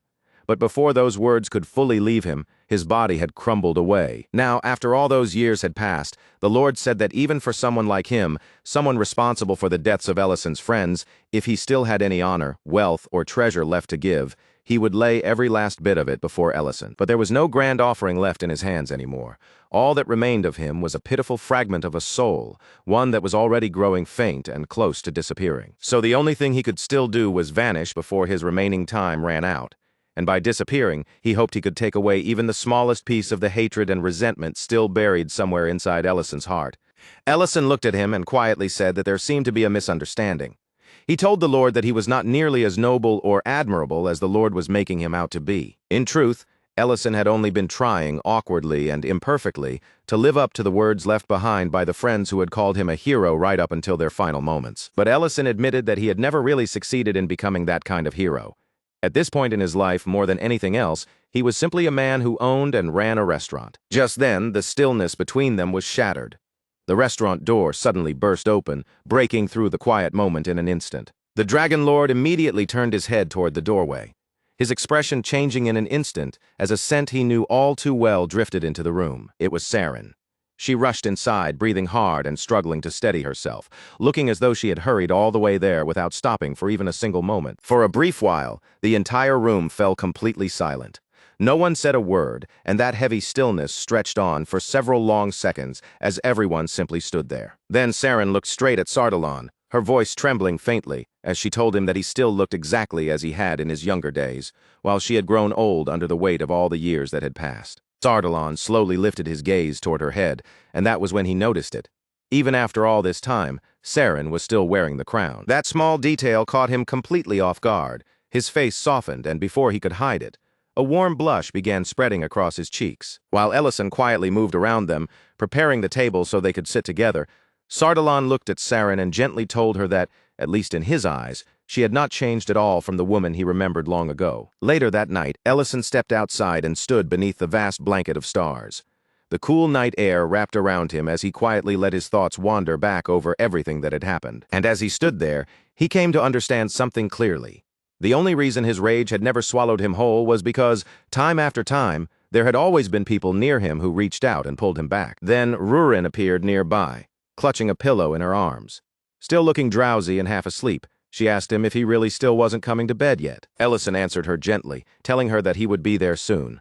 For the moment, though, he still had guests he needed to take care of. As his eyes drifted back up toward the dark sky overhead, Ellison realized that the hatred buried deep inside his heart had not disappeared all at once. Instead, it had faded little by little, worn down slowly by the passage of time. It had faded because he had seen the wounded, pained expressions of the people he had once hated, and just as importantly, he had also been given the chance to see the bright, joyful faces of the people he loved. Then, in the quiet of that moment, the Heberan flower began to vanish. As Ellison thought of Rurin, gratitude quietly filled his chest, because thanks to her, even the act of saying goodbye had become something he could bear. Back inside, Saren sat at the table with tears gathering in her eyes. Yet a gentle smile remained on her face, as Sardalan's form slowly started to fade away before her. And while that final moment slipped through her fingers, Saren faced him with all the tenderness she had left and gave him her last farewell. A little later, Saren stepped outside into the night and apologized to Ellison for keeping him working so late. In Ellison's arms, Rurin was already completely asleep. She looked utterly worn out, and Ellison supported her with one arm as naturally as if this kind of thing had happened countless times before. Saren gave him a faint smile and said it seemed like he was having a difficult time, but Ellison simply brushed the concern aside, saying it was fine, because Rurin was adorable when she was like this. Then Ellison turned his attention back to Saren and asked whether the meal had satisfied her. Saren's expression immediately brightened at the question. She said it had been more than satisfying, speaking as though the warmth of that meal was still lingering gently inside her. Ellison told her that she was welcome to come to his restaurant any time. But soon after, Saren's face grew serious, and she said there was something important she needed to tell him. Since Rurin had already fallen fast asleep, Saren asked Ellison to leave her resting in the lair for the time being, and then accompany her to the Black Dragon's sanctuary. When they finally arrived at the sanctuary, Medidana noticed Saren returning, and this time Ellison was standing right there beside her. Medidana then told them that the investigation into the seasoning Ellison had brought to them had finally been completed. He revealed that the powder was called the Lord's Tear, a substance made from shattered dragon hearts. But the heart used to create it this time was not ordinary at all. The atmosphere in the room instantly grew heavier. Saren explained that what they were about to discuss was a secret hardly known even among the black dragons themselves, something that only a small number of elders had ever been permitted to learn. She admitted that she had hesitated for a long time, unsure whether she should reveal the truth to Ellison at all. Even so, she decided to speak, and then she asked him if he knew how an ancient marble could be destroyed. Ellison answered that he had always been taught such a thing was impossible. Even Cullard, the primordial dragon who had guarded the marble in the Dwarven Kingdom, had never found a way to break one. Saren then asked him if that did not strike him as strange. If ancient marbles truly could never be destroyed, then why had another lord not already been reborn by now? And if those marbles were truly indestructible, why were they not simply piling up somewhere, gathering in such enormous numbers that they could form a mountain? Then Saren asked whether he remembered the protective spell that had once been placed around Lord Sardalan's heart. In that very moment, Ellison began to understand exactly where her words were leading. Saren explained that there was only one way to destroy an ancient marble. A dragon had to absorb it first, and then that marble had to be destroyed together with the dragon's own heart. That was the method used to stop a new lord from being born. Until now, their custom had been to seal the dragon who created the ancient marble together with the essence inside it. And whenever a dragon committed a sin considered unforgivable, that dragon would be forced to absorb the marble so both the dragon and the marble could be eliminated at the same time. Ellison asked whether the red dragons had followed that same practice. Saren answered that it was not limited to the red dragons. It was the same for every dragon, and that principle had continued since the era of the First Lord. Ellison said that now he could understand why the red dragons had carried such a deep sense of injustice. Then he asked what standard had been used to decide which sins were considered unforgivable. Saren replied that those laws had changed over time, and from a human point of view, she could not honestly promise that no one had ever been treated unfairly. Then she looked at Ellison and asked whether he believed what they had done was wrong. Ellison understood that the practice had been carried out for the sake of maintaining peace, but even knowing that, he could not completely shake the feeling that it was unfair. Watching his reaction, Saren quietly realized that Ellison truly did see dragons as equals, and that same heart was why he had fought so hard to restore Varen's honor. Then Medidana added an even more unsettling possibility. He said this might be the punishment now returning to them, because Ellison had reported that even dragons could be bewitched by the Lord's Tear, and that meant every dragon heart used to create the powder must have already absorbed an ancient marble. In other words, every one of those hearts had once belonged to a dragon who had been branded as sinful. Just then, Dehegma entered the room, and with his arrival he confirmed the grim truth they had feared. The burial grounds where those corpses had been kept had been robbed, and Saint had already confessed to being involved in the theft. Dehegma explained that the detection magic and the many barriers protecting the site had been disabled for a long time. Inside the burial grounds, nothing but bones had been left behind, and every chest had been hollowed out where the heart had been removed. He said that was also how he had been able to tell Ellison about his extended lifespan. He had been experimenting by transplanting those stolen dragon hearts into humans. And the instant Ellison heard that, one particular person immediately flashed through his mind. It was the swordsman Redan Dehegma, then revealed that Redan's real name was Adrian Pierce. He had once served as the former commander of the First Knight Order, but the most dangerous part was not merely his true identity. The real threat was that all of those stolen dragon hearts were now in enemy hands. and every single one of them had once absorbed an ancient marble. Because those hearts had already been destroyed once in the past, they could no longer serve as the source for creating a new lord. But even then, Dihegma's warning remained grim. The power still lingering inside them was more than enough to turn any enemy force into something far more terrifying.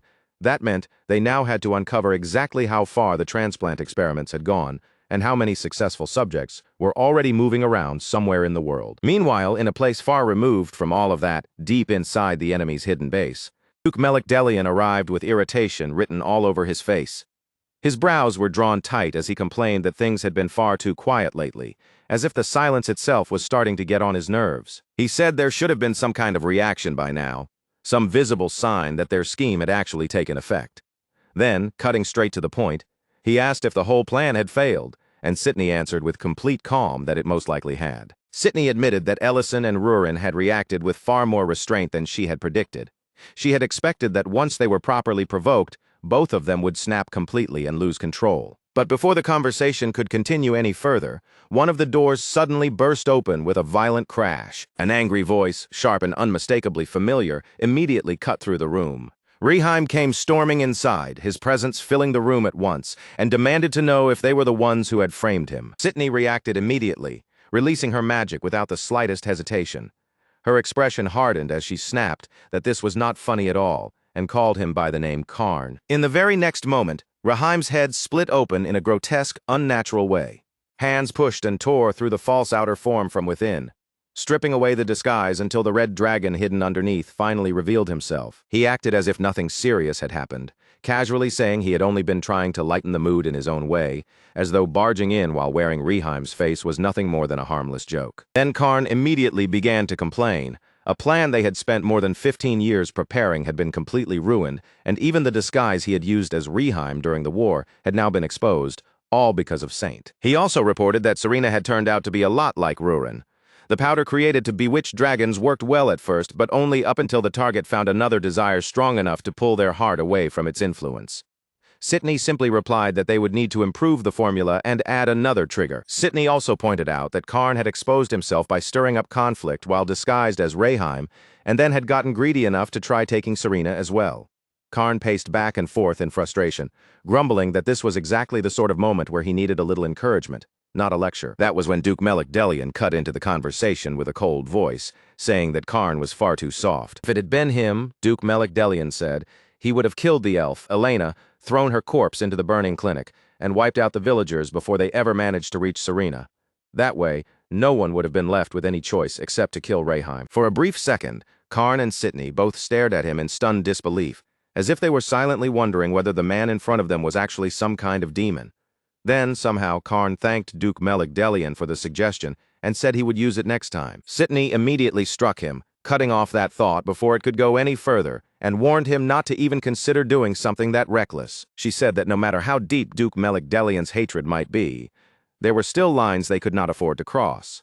Then she asked if he truly thought they had spent all these years moving so carefully because they were fools. Sydney warned them both that if Ellison ever truly lost his reason, then no one would be left capable of dealing with whatever came after. Karn said that was exactly why they should stop clinging to the current approach and change direction entirely. Instead of continuing to use the shattered hearts on humans, he suggested they transplant those hearts directly into dragons. Sydney argued that there was still no guarantee the method would actually work, but Karn insisted that the experiments on humans had already produced enough results to justify moving forward. Besides, he added, they had no shortage of dragons willing to volunteer. Right at that moment, two hooded dragons stepped forward from the shadows and asked Sydney to give them a chance. They accepted the shattered hearts and began chanting. Almost immediately, a violent surge of power exploded from their bodies, filling the area with overwhelming force. When the dust and pressure finally settled around them, they were given only one order: destroy Grake's city and erase Ellison's restaurant along with it. Elsewhere, Reedon walked alone through a wide field of grass, his steps steady while his mind drifted back to the conversation he had once shared with Dihegma. When Saint had been captured, most of the experimental records about the Lord's tear had been swallowed by the fire. Saint had screamed at Reedon to hurry and put it out before everything was lost. Dihegma, however, had remained calm and had offered to part ways peacefully. He wondered aloud why Reedon had ever chosen to join hands with dragon cultists, saying that Reedon had never been that sort of man. Then Dihegma asked one simple question, and the moment Reedon heard it, his eyes widened. Had he become disappointed in humans?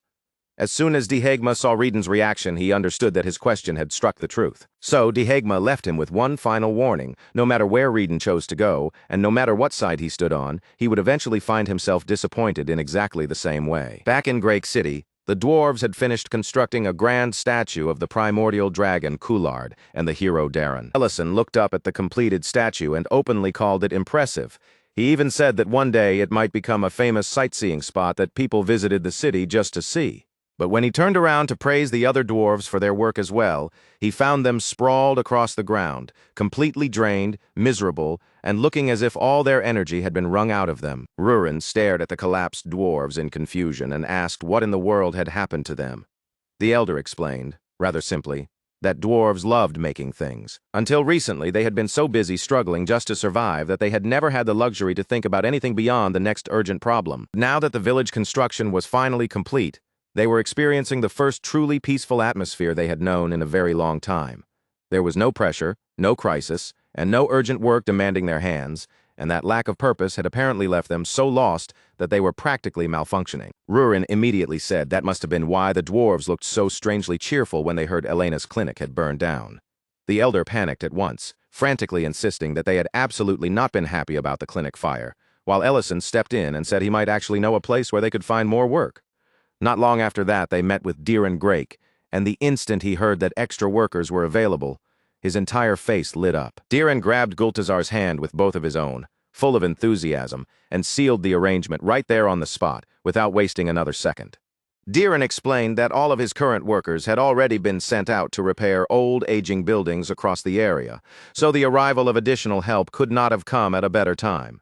Ellison and Rurin both looked around in disbelief, taking in the scenery around them as they asked whether this was truly the same Daedran city they had seen before. Diren proudly answered that the place was now called New Great City. Then Mohin, the official responsible for land management, began guiding them through the central market. The first area Diren had focused on rebuilding after he arrived. Even Ellison could hardly believe the transformation in front of him. The ruins he remembered had changed so completely that the place now looked like a real, living city full of movement and purpose. Mohin explained that they had taken in a large number of refugees, which had given them plenty of workers. But manpower alone was not enough to keep a territory alive. If the city was going to support itself, money needed to start moving through it again. And for that to happen, the market had to come first, a safe place where anyone could buy, sell, and trade without fear. She added that although the market now looked calm and orderly, the beginning had been nothing like this at all. Back then, public security had been so terrible that walking around alone, even under the bright light of day, was basically the same as inviting trouble to come straight toward you. But Diren was not willing to let the market remain empty and forgotten. Day after day, he walked through those streets by himself, stopping merchants and ordinary passers-by one at a time, urging them to return and use the market again, almost as if his own steady presence was meant to prove that the place had finally become safe. At first, though, no one was ready to trust him. For the people who had once been frightened away from those streets, a few confident words from Diren were nowhere near enough to make their fear disappear. Even so, Diren never stopped coming. Morning after morning, day after day, he kept patrolling those same streets alone, until the simple sight of him walking through the market began to change something in people's hearts. Bit by bit, their suspicions started to loosen, and that fear slowly turned into trust. Ellison watched him with genuine admiration in his eyes, and quietly said that his student had become someone truly impressive. Rurin, on the other hand, responded in her usual blunt way, tilting her head as she wondered why they had not just beaten up every robber who dared to show his face. Diren smiled at Rurin's reaction, and admitted that he had not accomplished everything alone. Then he showed them the gifts he had received from grateful townspeople, before asking if they wanted to meet the people who had worked harder than anyone else to make this change possible. When they arrived at the security forces training grounds, the guard posted at the entrance immediately snapped to attention the moment Diren appeared. Standing tall, he loudly announced Diren's arrival for everyone inside to hear. Beyond the entrance, soldiers were pushing through drill after drill without a break, their bodies moving with sharp focus and relentless energy. Seeing how intensely they were training, Diren told them they should really learn to take it easy once in a while. But Kinder and Vanna answered him right away, insisting that this level of training was nothing to them. They made it clear that no one there had been forced to pick up a weapon, and that every person swinging a blade was doing it by their own choice. Then their gazes shifted toward Ellison, and recognition suddenly flickered across their faces. They asked if he was not the same man who had once owned the street stall they remembered from before. Diran explained that Vice Commander Durant had continued helping them all this time. Even now, members of the First Order were still being sent over on a regular basis to train the security force and sharpen their abilities. Ellison nodded as though that finally explained what he was seeing. He said it made sense now that the soldiers had become so much more capable than before, and hearing that, Diran began telling him just how much had changed. These people were not simply wearing armor and standing around to look intimidating. Every single day they had been doing real work, crushing criminal groups, organizing patrol routes, forming arrest squads to protect public order, and even scouting the surrounding areas for signs of monster threats. Because they kept training day and night with stubborn determination, almost as if they had forgotten how to stop, their reputation had risen quickly. During military exchanges with other territories, they were now being evaluated at the same level as apprentice knights. Ellison gave a half-amused smile and said that if things had already come this far, then maybe Diran no longer needed to keep calling him master. Just then, one of the soldiers smashed through several training mannequins with a single powerful swing. Puffing out his chest with obvious pride, he declared that they had already moved beyond the level of apprentice knights and had even defeated official knights before. And then, without even a hint of humility, he added that those nobles were nothing but spoiled brats who threw tantrums after losing and took out their frustration on his unit. Ellison glanced toward the loud soldier and asked who exactly he was. Diran explained that his name was Gota and that he had made an especially strong impression during the exchange event. Gota did not stop boasting there. He went on about how catching robbers had become boring for him and claimed that even if monsters came piling up like mountains, it still would not be enough to scare him. Then he said something he really should have kept to himself. With a reckless grin on his face, Gota admitted that he almost wished a dragon would attack, just so he could finally fight an opponent that felt like a real challenge. The moment those words came out of his mouth, Ellison's expression changed completely. His voice turned firm as he told Gota not to joke about something like that. Anyone who had truly stood in front of a dragon, anyone who understood the terror of that kind of being, would never speak of them so casually. Gota noticed Ellison's Imperial Mage uniform and let a smug little smirk creep onto his face. He said that must mean Ellison had met dragons before, then pushed even further, mocking him by saying that these days, anyone could call himself a war veteran if all he had were words. Kinder and Vanna reacted at once, both trying to cut Gota off before his mouth dragged the situation somewhere even worse. Rurin's eyes turned cold as she fixed her gaze on Gota. In a dangerously calm voice, she asked whether that stupid brat wanted to experience it for himself. Ellison, however, did not shout or show anger on the surface. Instead, he simply reached down and picked up a wooden sword. Holding the training sword loosely in his hand, he said that sometimes words alone were not enough to make a person understand. And when that happened, there were other ways to prove the point. Gota stared at him in total confusion, unable to figure out what Ellison thought he was doing with a wooden sword in his hand. Then, almost unable to believe what he was hearing, Gota asked if a mage was seriously trying to challenge him to a swordsmanship spar. Diran looked visibly uneasy as the tension in the training ground rose. Beside him, Rurin quietly wondered whether Ellison even knew how to handle a sword properly. But Kinder began connecting the pieces in his mind. He remembered the thug who had once attacked Ellison's stall, and then thought about Ellison's connection to the commander of the First Order. On top of all that, Diran called this man Master. The more Kinder thought about it, the more obvious it became that Ellison was absolutely not just an ordinary mage. Kinder's expression turned serious, and he warned Gota not to underestimate the man standing in front of him. Of course, that warning did not calm Gota down at all. If anything, it only made his temper flare even hotter. He snapped at them, demanding to know if everyone was teaming up just to make him look like a fool. Then, without holding back in the slightest, he charged straight toward Ellison with all the strength he had. And in the very next instant, Ellison knocked Gota's sword clean out of his hands with a casual motion, as if disarming him were the easiest thing in the world. The force of the impact shot through Gota's arms so violently that his hands were left trembling where he stood. Rurin understood what had happened almost immediately. The ancient marble had not only strengthened Ellison's magic, it had also raised his physical ability far beyond what it had once been. Ellison began pushing Gota back with calm, controlled movements, never rushing and never wasting a step. Vanna could barely keep up with the sight unfolding in front of her. After all, she had assumed Ellison was only a mage, the kind of person who fought from a distance with spells instead of standing face-to-face against a swordsman. As their wooden swords continued to clash, Gota felt a cold shiver creep through his body. Every move he made, every shift of his feet, every attack he tried to prepare, Ellison was reading all of it perfectly. Felt as if Ellison could see straight through him, like every intention in his body was written out in plain sight.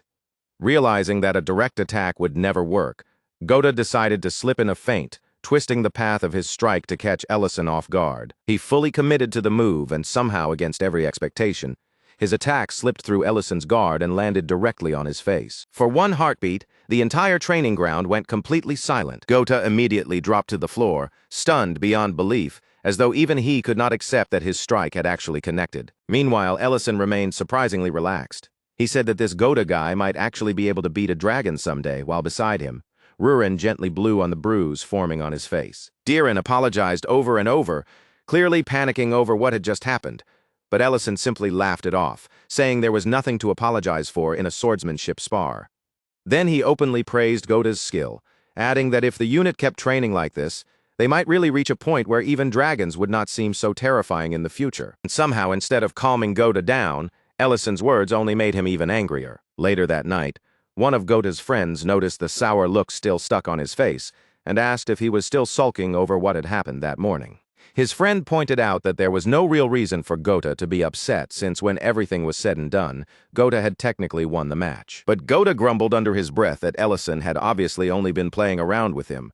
Then, as he wandered forward without really watching where he was going, he suddenly bumped into someone. The stranger did not raise his voice or show any anger.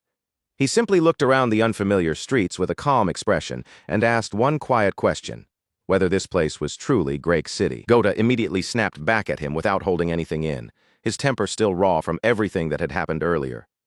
But his friend quickly stepped in before the situation could get worse, reminding Gota that they had already been scolded once for speaking rudely to ordinary civilians. Then, trying to smooth things over, he turned to the stranger and asked if he was a traveler, politely explaining that this place was now called New Greek City. If the man was looking for the original Greek City, he would need to head farther southeast. The stranger gave only a slight nod, as if that answer confirmed something he had already been suspecting. Then he muttered quietly to himself that he must have gotten the coordinates wrong again, and without causing any further trouble, he turned and began walking away. But of course, Gota was not the type to simply let things end there. Still fuming, he tried to pick another fight, only for his friend to stop him on the spot and warn him that if Captain Kinder heard about this, Gota would be in serious trouble. His friend told him to quit obsessing over that duel with Ellison and finally move on. But the moment Ellison's name was spoken, the stranger suddenly stopped walking. He had clearly heard it. Slowly, the man turned back toward them, his face unreadable, and in a calm voice he asked them to say that again. But before either soldier could answer him, a deafening explosion suddenly tore through the air from the other side of the city. The ground shook beneath their feet and flames climbed high into the night sky. In that instant, the soldiers' faces changed completely, their casual irritation vanishing as battle-ready urgency took over. Without waiting for orders, they began preparing to move out, their bodies reacting almost instinctively as they turned toward the direction of the blast. Gota barked at the stranger to get lost and stay out of their way. But the man did not move even a single step. Instead, he spoke with the same casual tone someone might use to comment on the weather, saying that it seemed his partner, Herky, had already started. Then he opened his coat, revealing a glowing crystal embedded directly into his chest beneath the fabric. And now that he had heard Ellison was somewhere in this place, the stranger calmly decided that destroying this city too might not be such a bad idea. In the next instant, his body began to twist and swell, warping far beyond anything human. Before the soldiers could fully understand what was happening in front of them, a dragon was already standing there. The soldiers froze on the spot, their bodies locked stiff with fear. But Gota alone did not step back. Instead, he moved forward, drew his sword and faced the monster head-on, declaring that this was exactly the kind of moment he had been waiting for. Then Gota charged in with everything he had, pouring all of his strength, all of his confidence, and all of his frustration into one full-powered strike. His blade struck the dragon's body cleanly, but the result was barely anything at all, only a thin, shallow scratch left across its surface. That was the moment reality finally came crashing down on him. Sweat began to run down Gota's face as he realized that even his strongest attack had barely managed to leave a mark. The dragon glanced down at him for less than a second, then looked away almost immediately, as though Gota was not even worth properly acknowledging. To that dragon, the tiny cut on its body was no different from a blade lightly brushing through a patch of grass. But Gota could not accept that. His pride, his training, and everything he believed about his own strength refused to let him retreat. So he attacked again, forcing his shaken body forward as he prepared another strike. But in the very next instant, the dragon flicked its tail almost lazily, and Gota was sent flying like a rag doll, slamming hard into a nearby wall. While Gota lay there reeling from the impact, the dragon continued rampaging through the city, tearing through the streets and leaving destruction behind with every step. Gota clenched his teeth and struggled to push himself back up, pain running through his body as he tried to force his legs to move again. But as he fought just to stand, his thoughts began drifting away from the flames, the screams, and the chaos surrounding him. He remembered the days when he and the others had worked together to build this city piece by piece, using their own hands, their own sweat, and their own stubborn pride. And now that same city they had struggled so hard to protect was being swallowed by fire. The people who had trusted them were running through the streets in terror, fleeing from a disaster the security force could no longer hold back. And standing before a real dragon, everything they had trained for, everything they had built up, suddenly felt painfully small and meaningless. From a cliff overlooking the burning city, Reden stood in silence, watching the chaos spread below him. The same thought echoed through his mind once again. The things humans build are fragile, weak, and insignificant when placed beside the overwhelming power of dragons. That was exactly why he had abandoned them. But just as that thought settled in his mind, another voice cut through the air from behind him. Someone asked if that was truly what he believed, if everything he had built with his own hands really meant nothing at all. Then the voice called him by his real name, Commander Adrian. Reden turned toward the voice without losing his composure, calmly remarking that Diriant had taken quite a long time to recognize him. Then he raised his hand and pointed down toward the soldiers she had trained below. With a cold look in his eyes, he asked what meaning she could possibly still find in people like them. Back inside the city, Gota staggered into the security office, shouting for Kinder and Vanna as he demanded to know why the alarm bell had not been rung yet. But no one answered him. Instead, what he found was another dragon looming over his fallen superiors, staring down at them with open contempt as it mocked them, and asked if this was really what they called an army. Strength drained from Gota's body, and he dropped to his knees. Before he could even fully process the sight in front of him, another dragon appeared behind him. The male dragon remarked that even after they had caused this much destruction, Ellison still had not shown himself. Because of that, he figured Ellison probably was not here at all. And besides, he added casually, this place was not even Great City to begin with. The female dragon questioned him, and he answered as if it were nothing important, explaining that the city they were attacking was actually New Great City. Her gaze then drifted downward to Gota, who was still trembling on the ground beneath them. She decided they might as well clean up the remaining pests while they were here, then move to strike at Gota's neck. But before her attack could land, Rurin suddenly appeared. Rurin intercepted the blow in an instant, stopping it cold as she demanded to know exactly who they thought they were. Then, with one powerful strike, she launched both dragons straight up into the air. Her voice was ice cold as she made it perfectly clear that she had no problem killing troublemakers like them. The two red dragons transformed immediately and counterattacked together, slamming Rurin straight down into the ground. The female dragon laughed at the sight, saying it was actually a pleasant surprise that Rurin was still in the city. Rurin's eyes tightened the moment she spotted it. Those unnatural crystals lodged deep in the dragon's chests, giving off a dim, eerie glow from beneath their scales.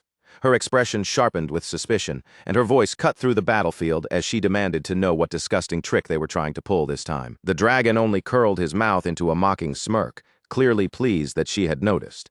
With a smug look in his eyes, he told Rurin that the era where she could simply charge into a fight while leaning on the power of her ancient marble had already come to an end. Rurin did not bother wasting even a second on a verbal reply.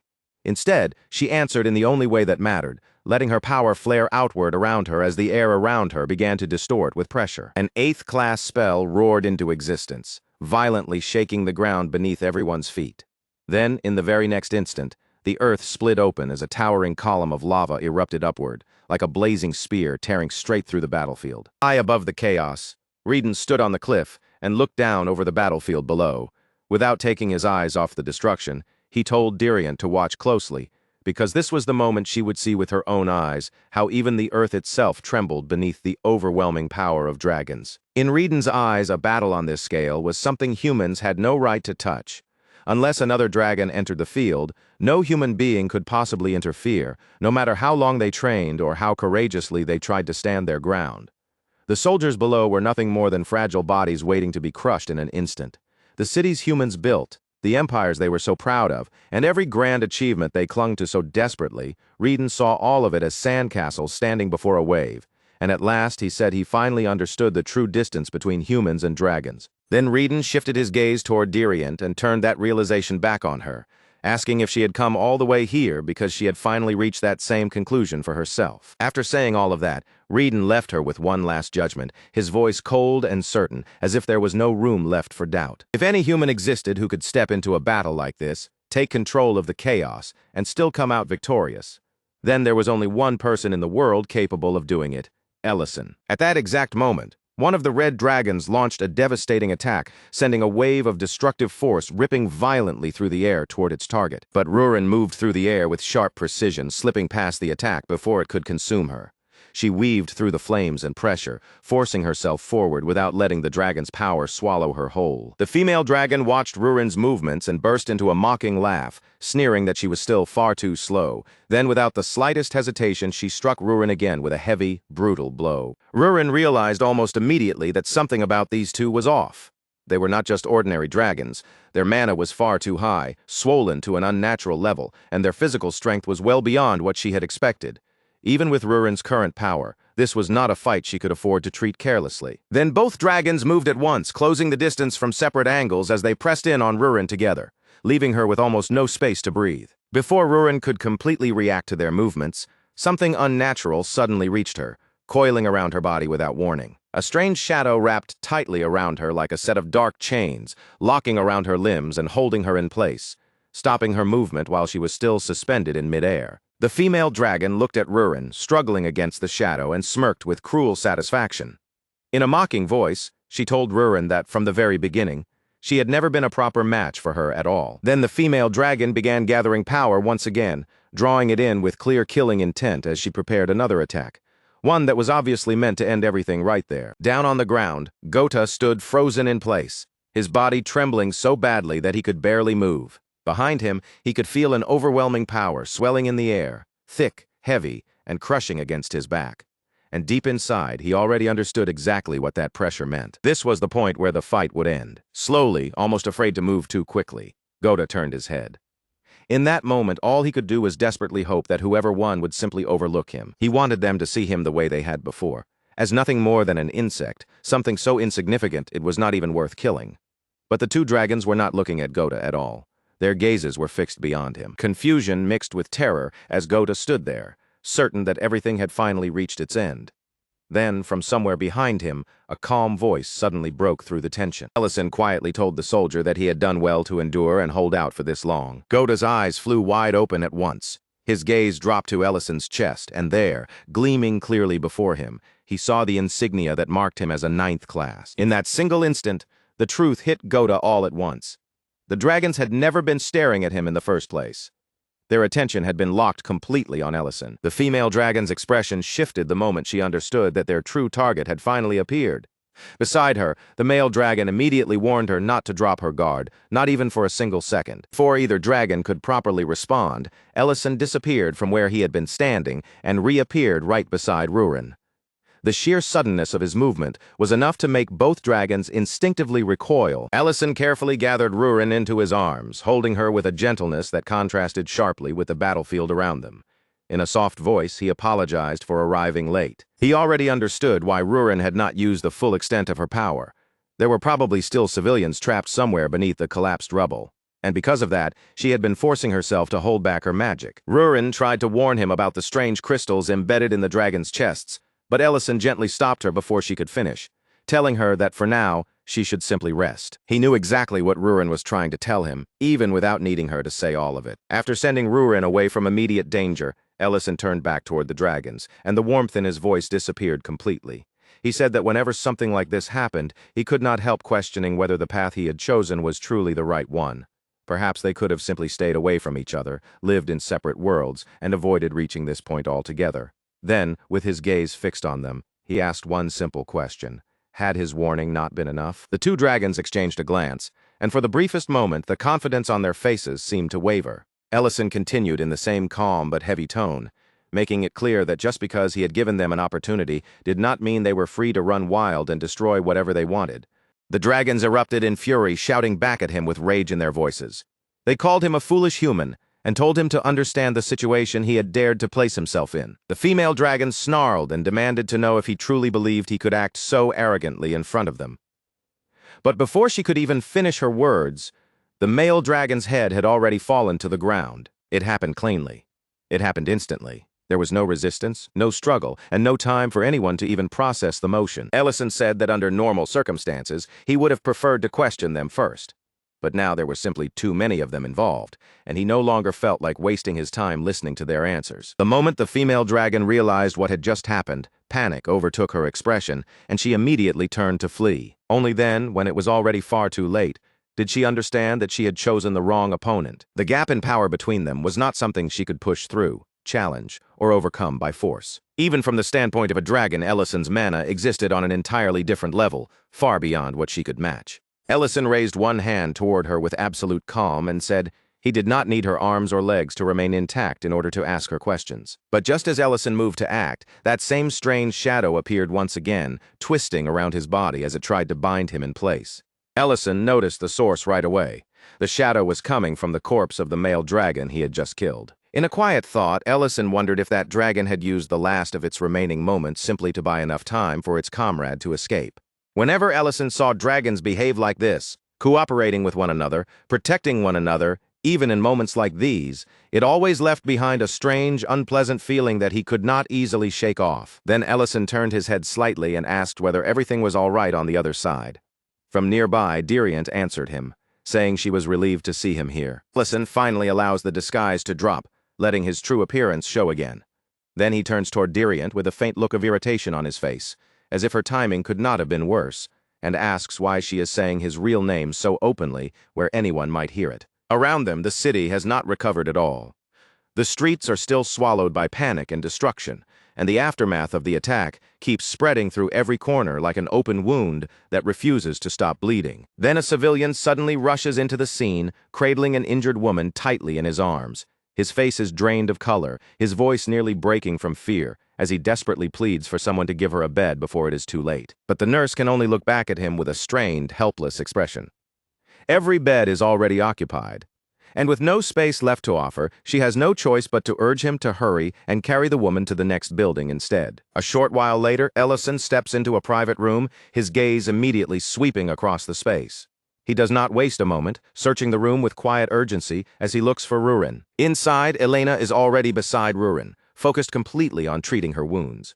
Her hands move carefully and steadily, tending to Rurin's injuries with a kind of concentration that leaves no room for distraction. Elena quickly reacts when Ellison enters, telling him not to look as she tries to shield his view out of concern.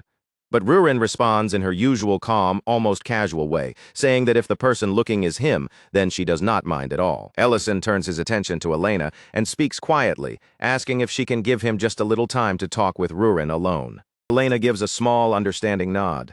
Then she steps out of the room, leaving the two of them behind as she goes to check on the other patients who are still waiting for her help.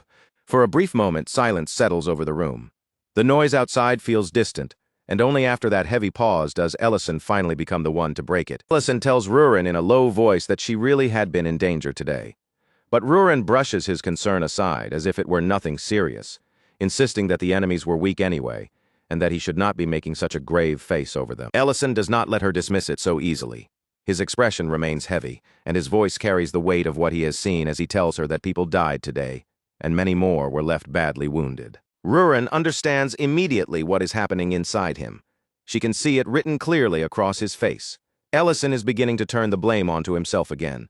So before that guilt can pull him any deeper, she stops him. She tells him firmly that this disaster did not happen because he chose to forgive the Red Dragons after the war. His mercy was not the cause of this, and she refuses to let him twist that choice into something he should punish himself for.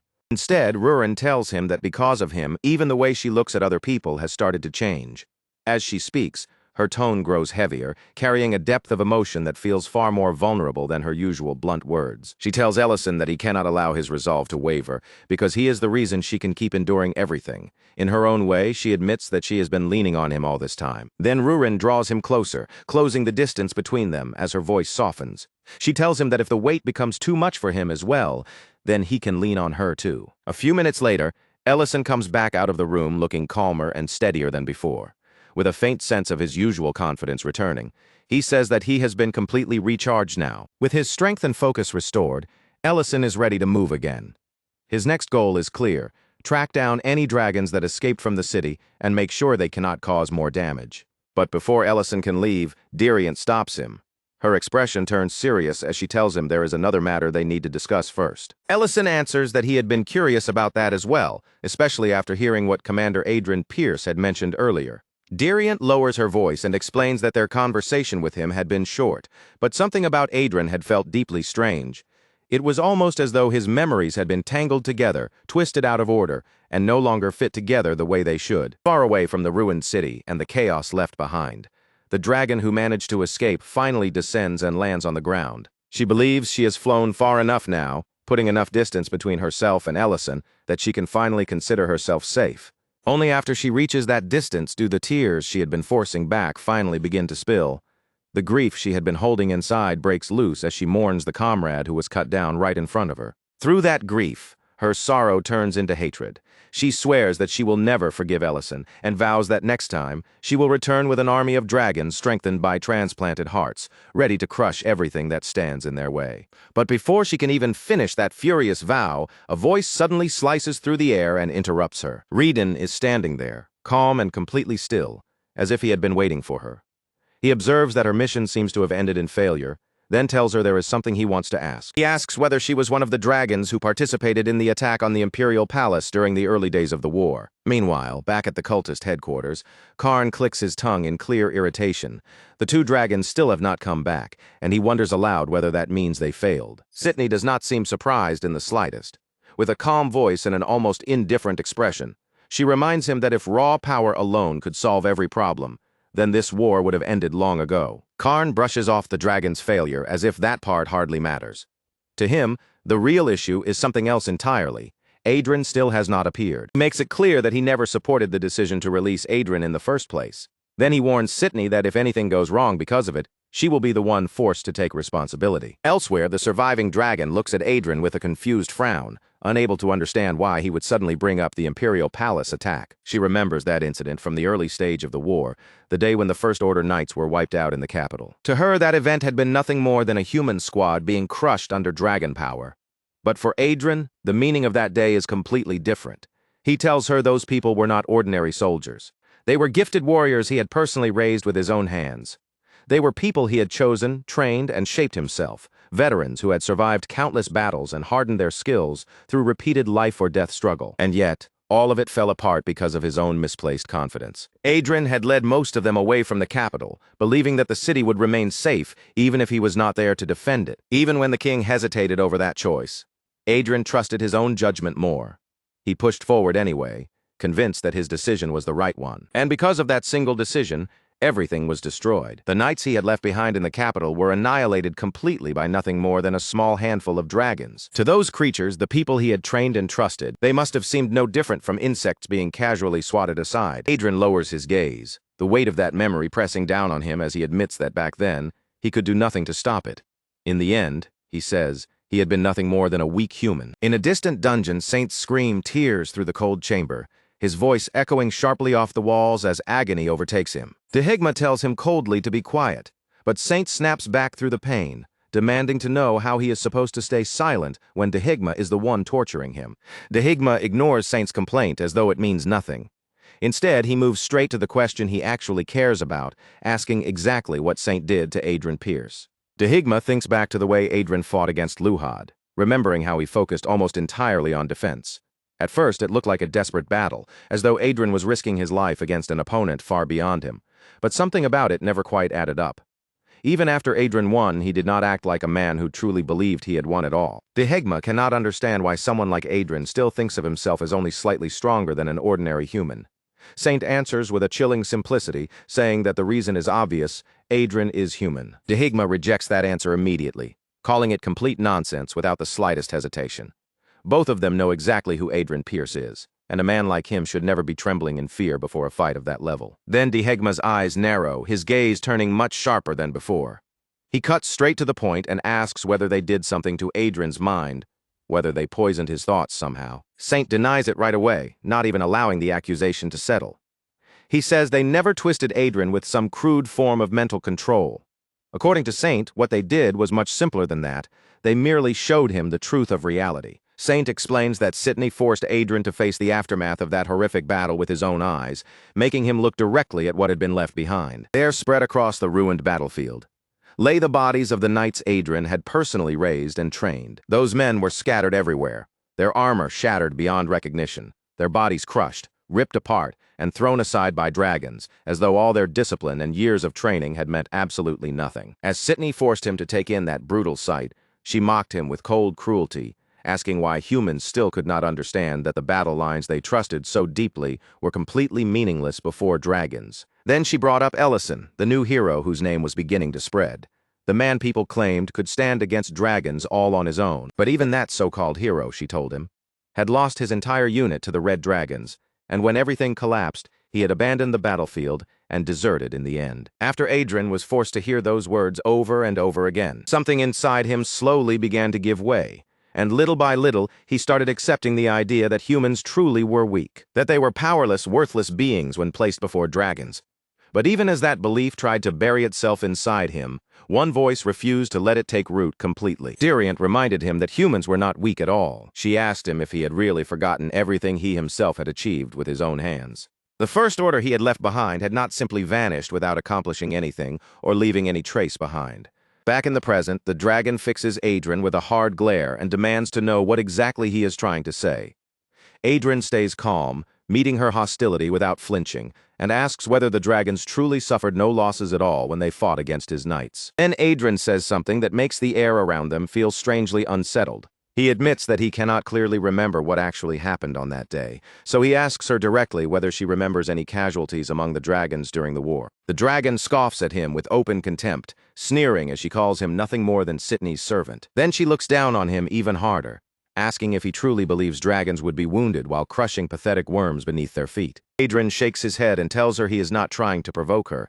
He only wants her to listen to him this one time, especially since she is already fleeing from a human she could not defeat. That one sentence hits the dragon exactly where it hurts, and something inside her snaps. She attacks without another moment of hesitation, roaring in fury that a mere human with a transplanted heart now dares to act as if he has forgotten what fear is. She vows to tear him apart and show him the true gap between them. But the instant Adrian lifts his sword, something deep inside him begins to move, as if a sealed part of his memory is finally starting to crack open. A memory rises to the surface, his blade drenched in blood. And with that image comes a question he can no longer push away. If the blood on his sword had not belonged to dragons, then whose blood had it been? Far away from that confrontation, Sydney remembers the very same battlefield. She remembers the moment they captured Adrian, and more than that, she remembers the sight she could never allow anyone else to learn about. The battlefield had been covered in red dragon corpses, a sea of fallen bodies all cut down by Adrian himself.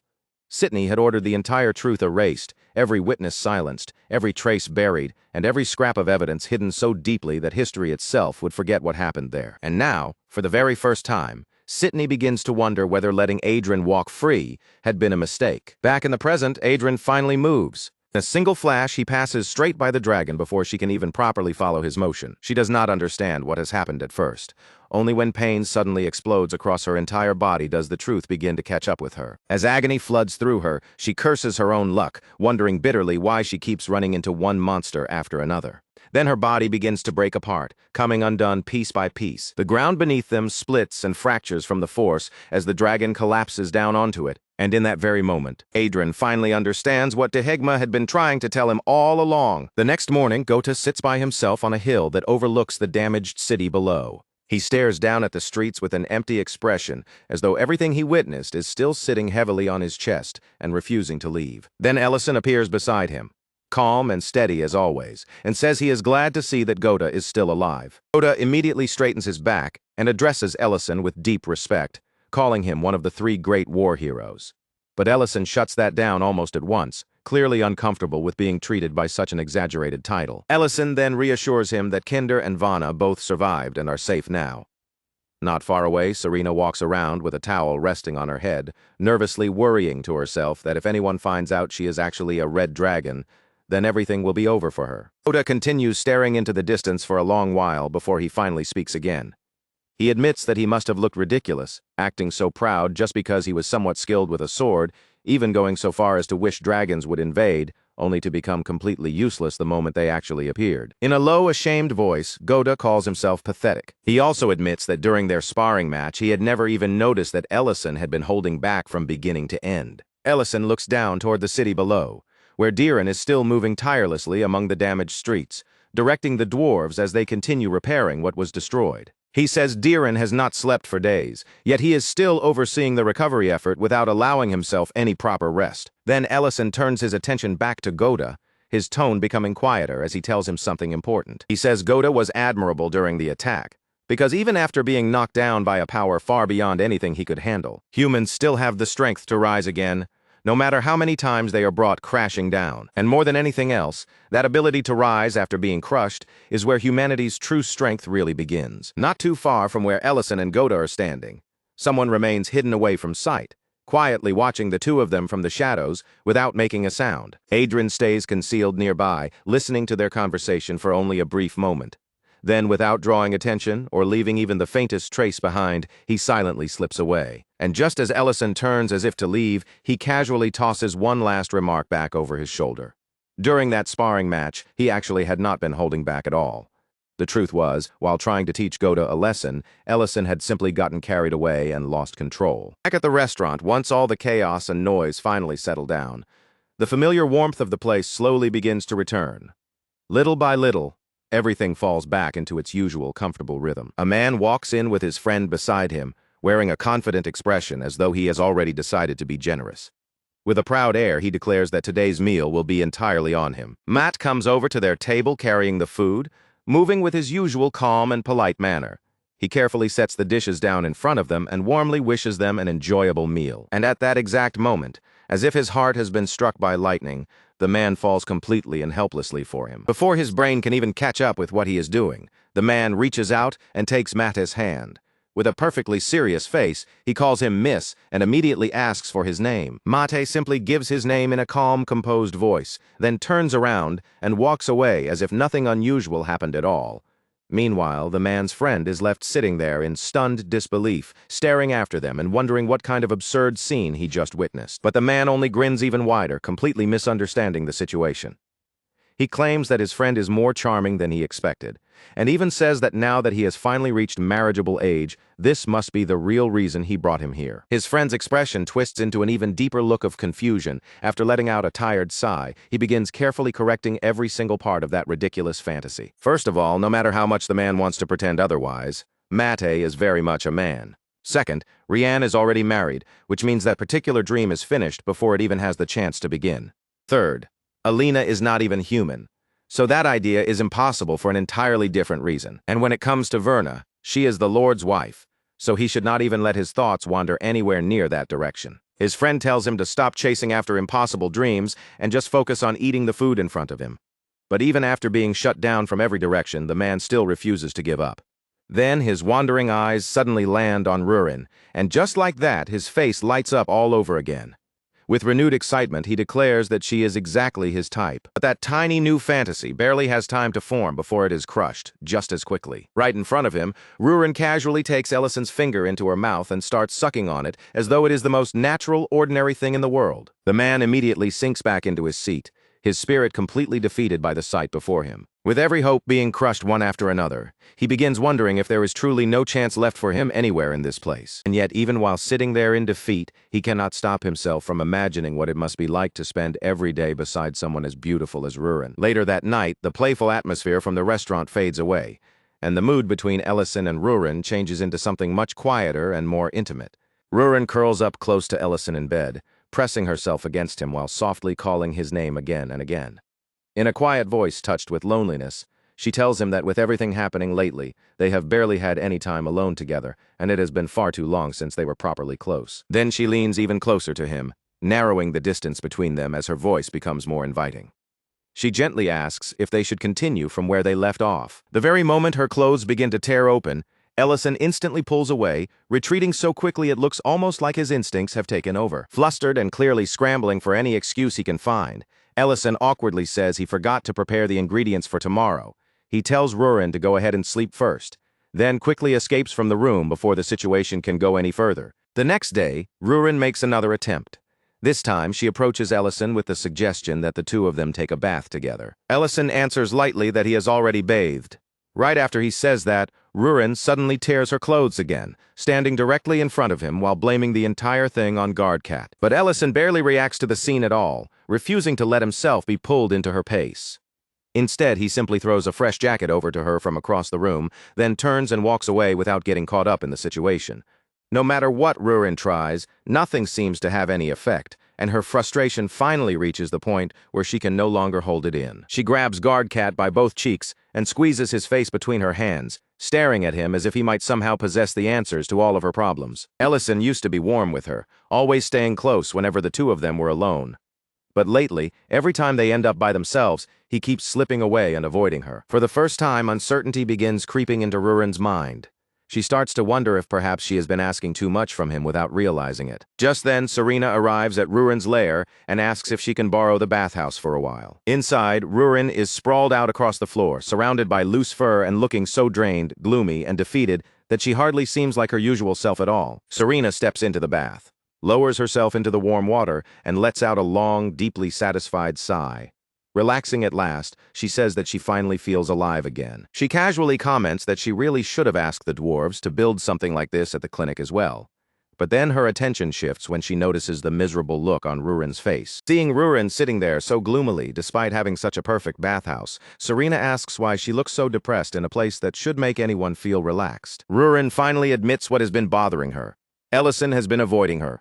Serena immediately bursts into laughter and calls both of them clueless, asking if maybe they are trying to rush things too much.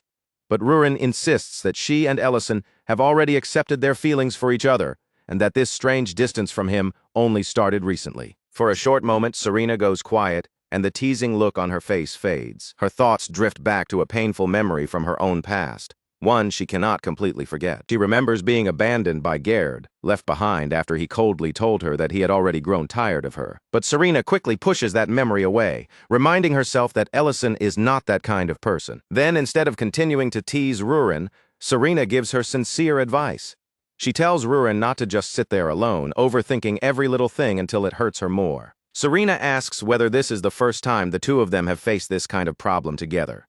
Then she gently explains that in any relationship, honest conversation has to come before anything else. In the end, Serena tells her plainly that instead of guessing at Ellison's feelings by herself, she should go to him directly and be honest about what is on her mind. Rurin falls quiet, listening carefully to Serena's words. This time, instead of brushing the advice aside, she takes it in and lets it settle.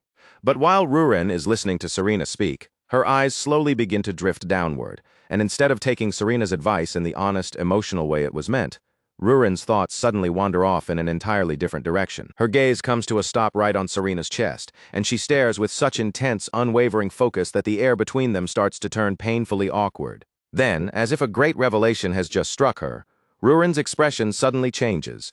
With complete certainty in her voice, she announces that she finally understands the real reason Ellison has been avoiding her. In Rurin's mind, the answer now seems almost too obvious. The reason must be that she simply does not have those. She grumbles that every woman in this town is far too developed, as if the entire place has been designed to make her feel inferior. Serena's face instantly burns bright red, and she stammers in embarrassment, demanding to know what Rurin is even talking about. But Rurin does not back off at all. Instead, she insists that Ellison is simply too kind to ever say something like that directly to her, so he must have been quietly keeping it to himself. And before Serena has any chance to stop her or correct the misunderstanding, Rurin rushes off with fierce determination, declaring that if this is the problem, then she has no choice but to solve it with her own hands. Now panicking over what Rurin might do next, Serena hurries straight to the restaurant to find Ellison. But when she arrives, she sees him there together with Elena. The instant Serena sees the two of them standing together, her imagination takes off in the worst possible direction. Without waiting for an explanation and without even asking what is actually going on, Serena blurts out a shocking question whether Ellison is really that obsessed with breasts. Ellison freezes completely, caught so off guard that he can only stare back and ask what in the world she is talking about.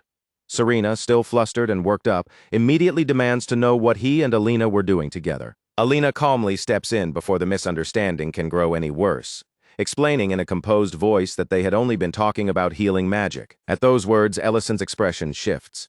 The faint lightness in the room fades away, and a more serious mood quietly settles over him. He says that Rurin still has scars left on her body, visible marks from the injuries she suffered before. She had been hurt badly, and at the time, Ellison could not do anything meaningful to help her. People may call him a hero, but when the person most precious to him truly needed him, he admits that he felt completely powerless. Elena, however, immediately focuses on a very different part of what he just said. With blunt curiosity, she asks how he ended up seeing Rurin's body in the first place. Then Serena notices the plant they had apparently been practicing on and asks what happened to it. Ellison lets out a weary sigh and explains that whenever he tries to heal something, the result always turns out like that. Serena understands the problem right away. His power is simply too overwhelming, and what he truly needs is the ability to control it gently. That is when Serena suddenly remembers the actual reason she came rushing to the restaurant in the first place. He quickly tells Ellison that they need to stop Rurin immediately, before she charges ahead on her own and does something completely ridiculous. Meanwhile, in an entirely different place, the scene shifts to the lair of a certain dragon with a reputation that is already suspicious enough on its own. Rurin pounds firmly on the door and calls out for Iramantium, accusing him without the slightest hesitation of being a pervert who always spends his time researching women. She then demands that he remodel her body into a form so attractive and irresistible that Ellison would completely lose his composure the moment he saw her. Iramantium can only stand there in front of her, frozen in place and utterly confused, as if he has no idea how the conversation reached this point. Rurin insists that he knows exactly what she means, then points straight toward the nearby maids as though their appearances alone should explain everything without another word. With a tired sigh, Iramantium finally pulls out a scroll.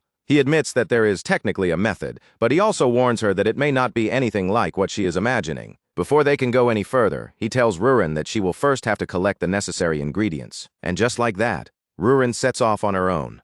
Far away in a frozen mountain range, she climbs straight up the side of a steep cliff, gripping the icy rock while her thoughts race wildly. As she climbs, she reminds herself that dragons only grow rapidly during their sacred rite. Once that period passes, their bodies stop developing any further. But her mother had clearly been much larger than she is. And that thought bothers Rurin enough to make her wonder if she simply inherited more from her father's side instead. Still clinging to the cliff face, Rurin finally reaches the rare flower growing in that dangerous place. She snatches it up with determination, declaring that no matter what it takes, she is going to make this succeed. She is determined to become so stunning that everyone around her will be left speechless, and then she will stand proudly before Ellison with complete confidence. Back in the city, after Serena explains the entire situation to him, Ellison can only stare at her in disbelief. Then, with a completely baffled expression, he asks the simplest question possible: how did Rurin even arrive at that conclusion?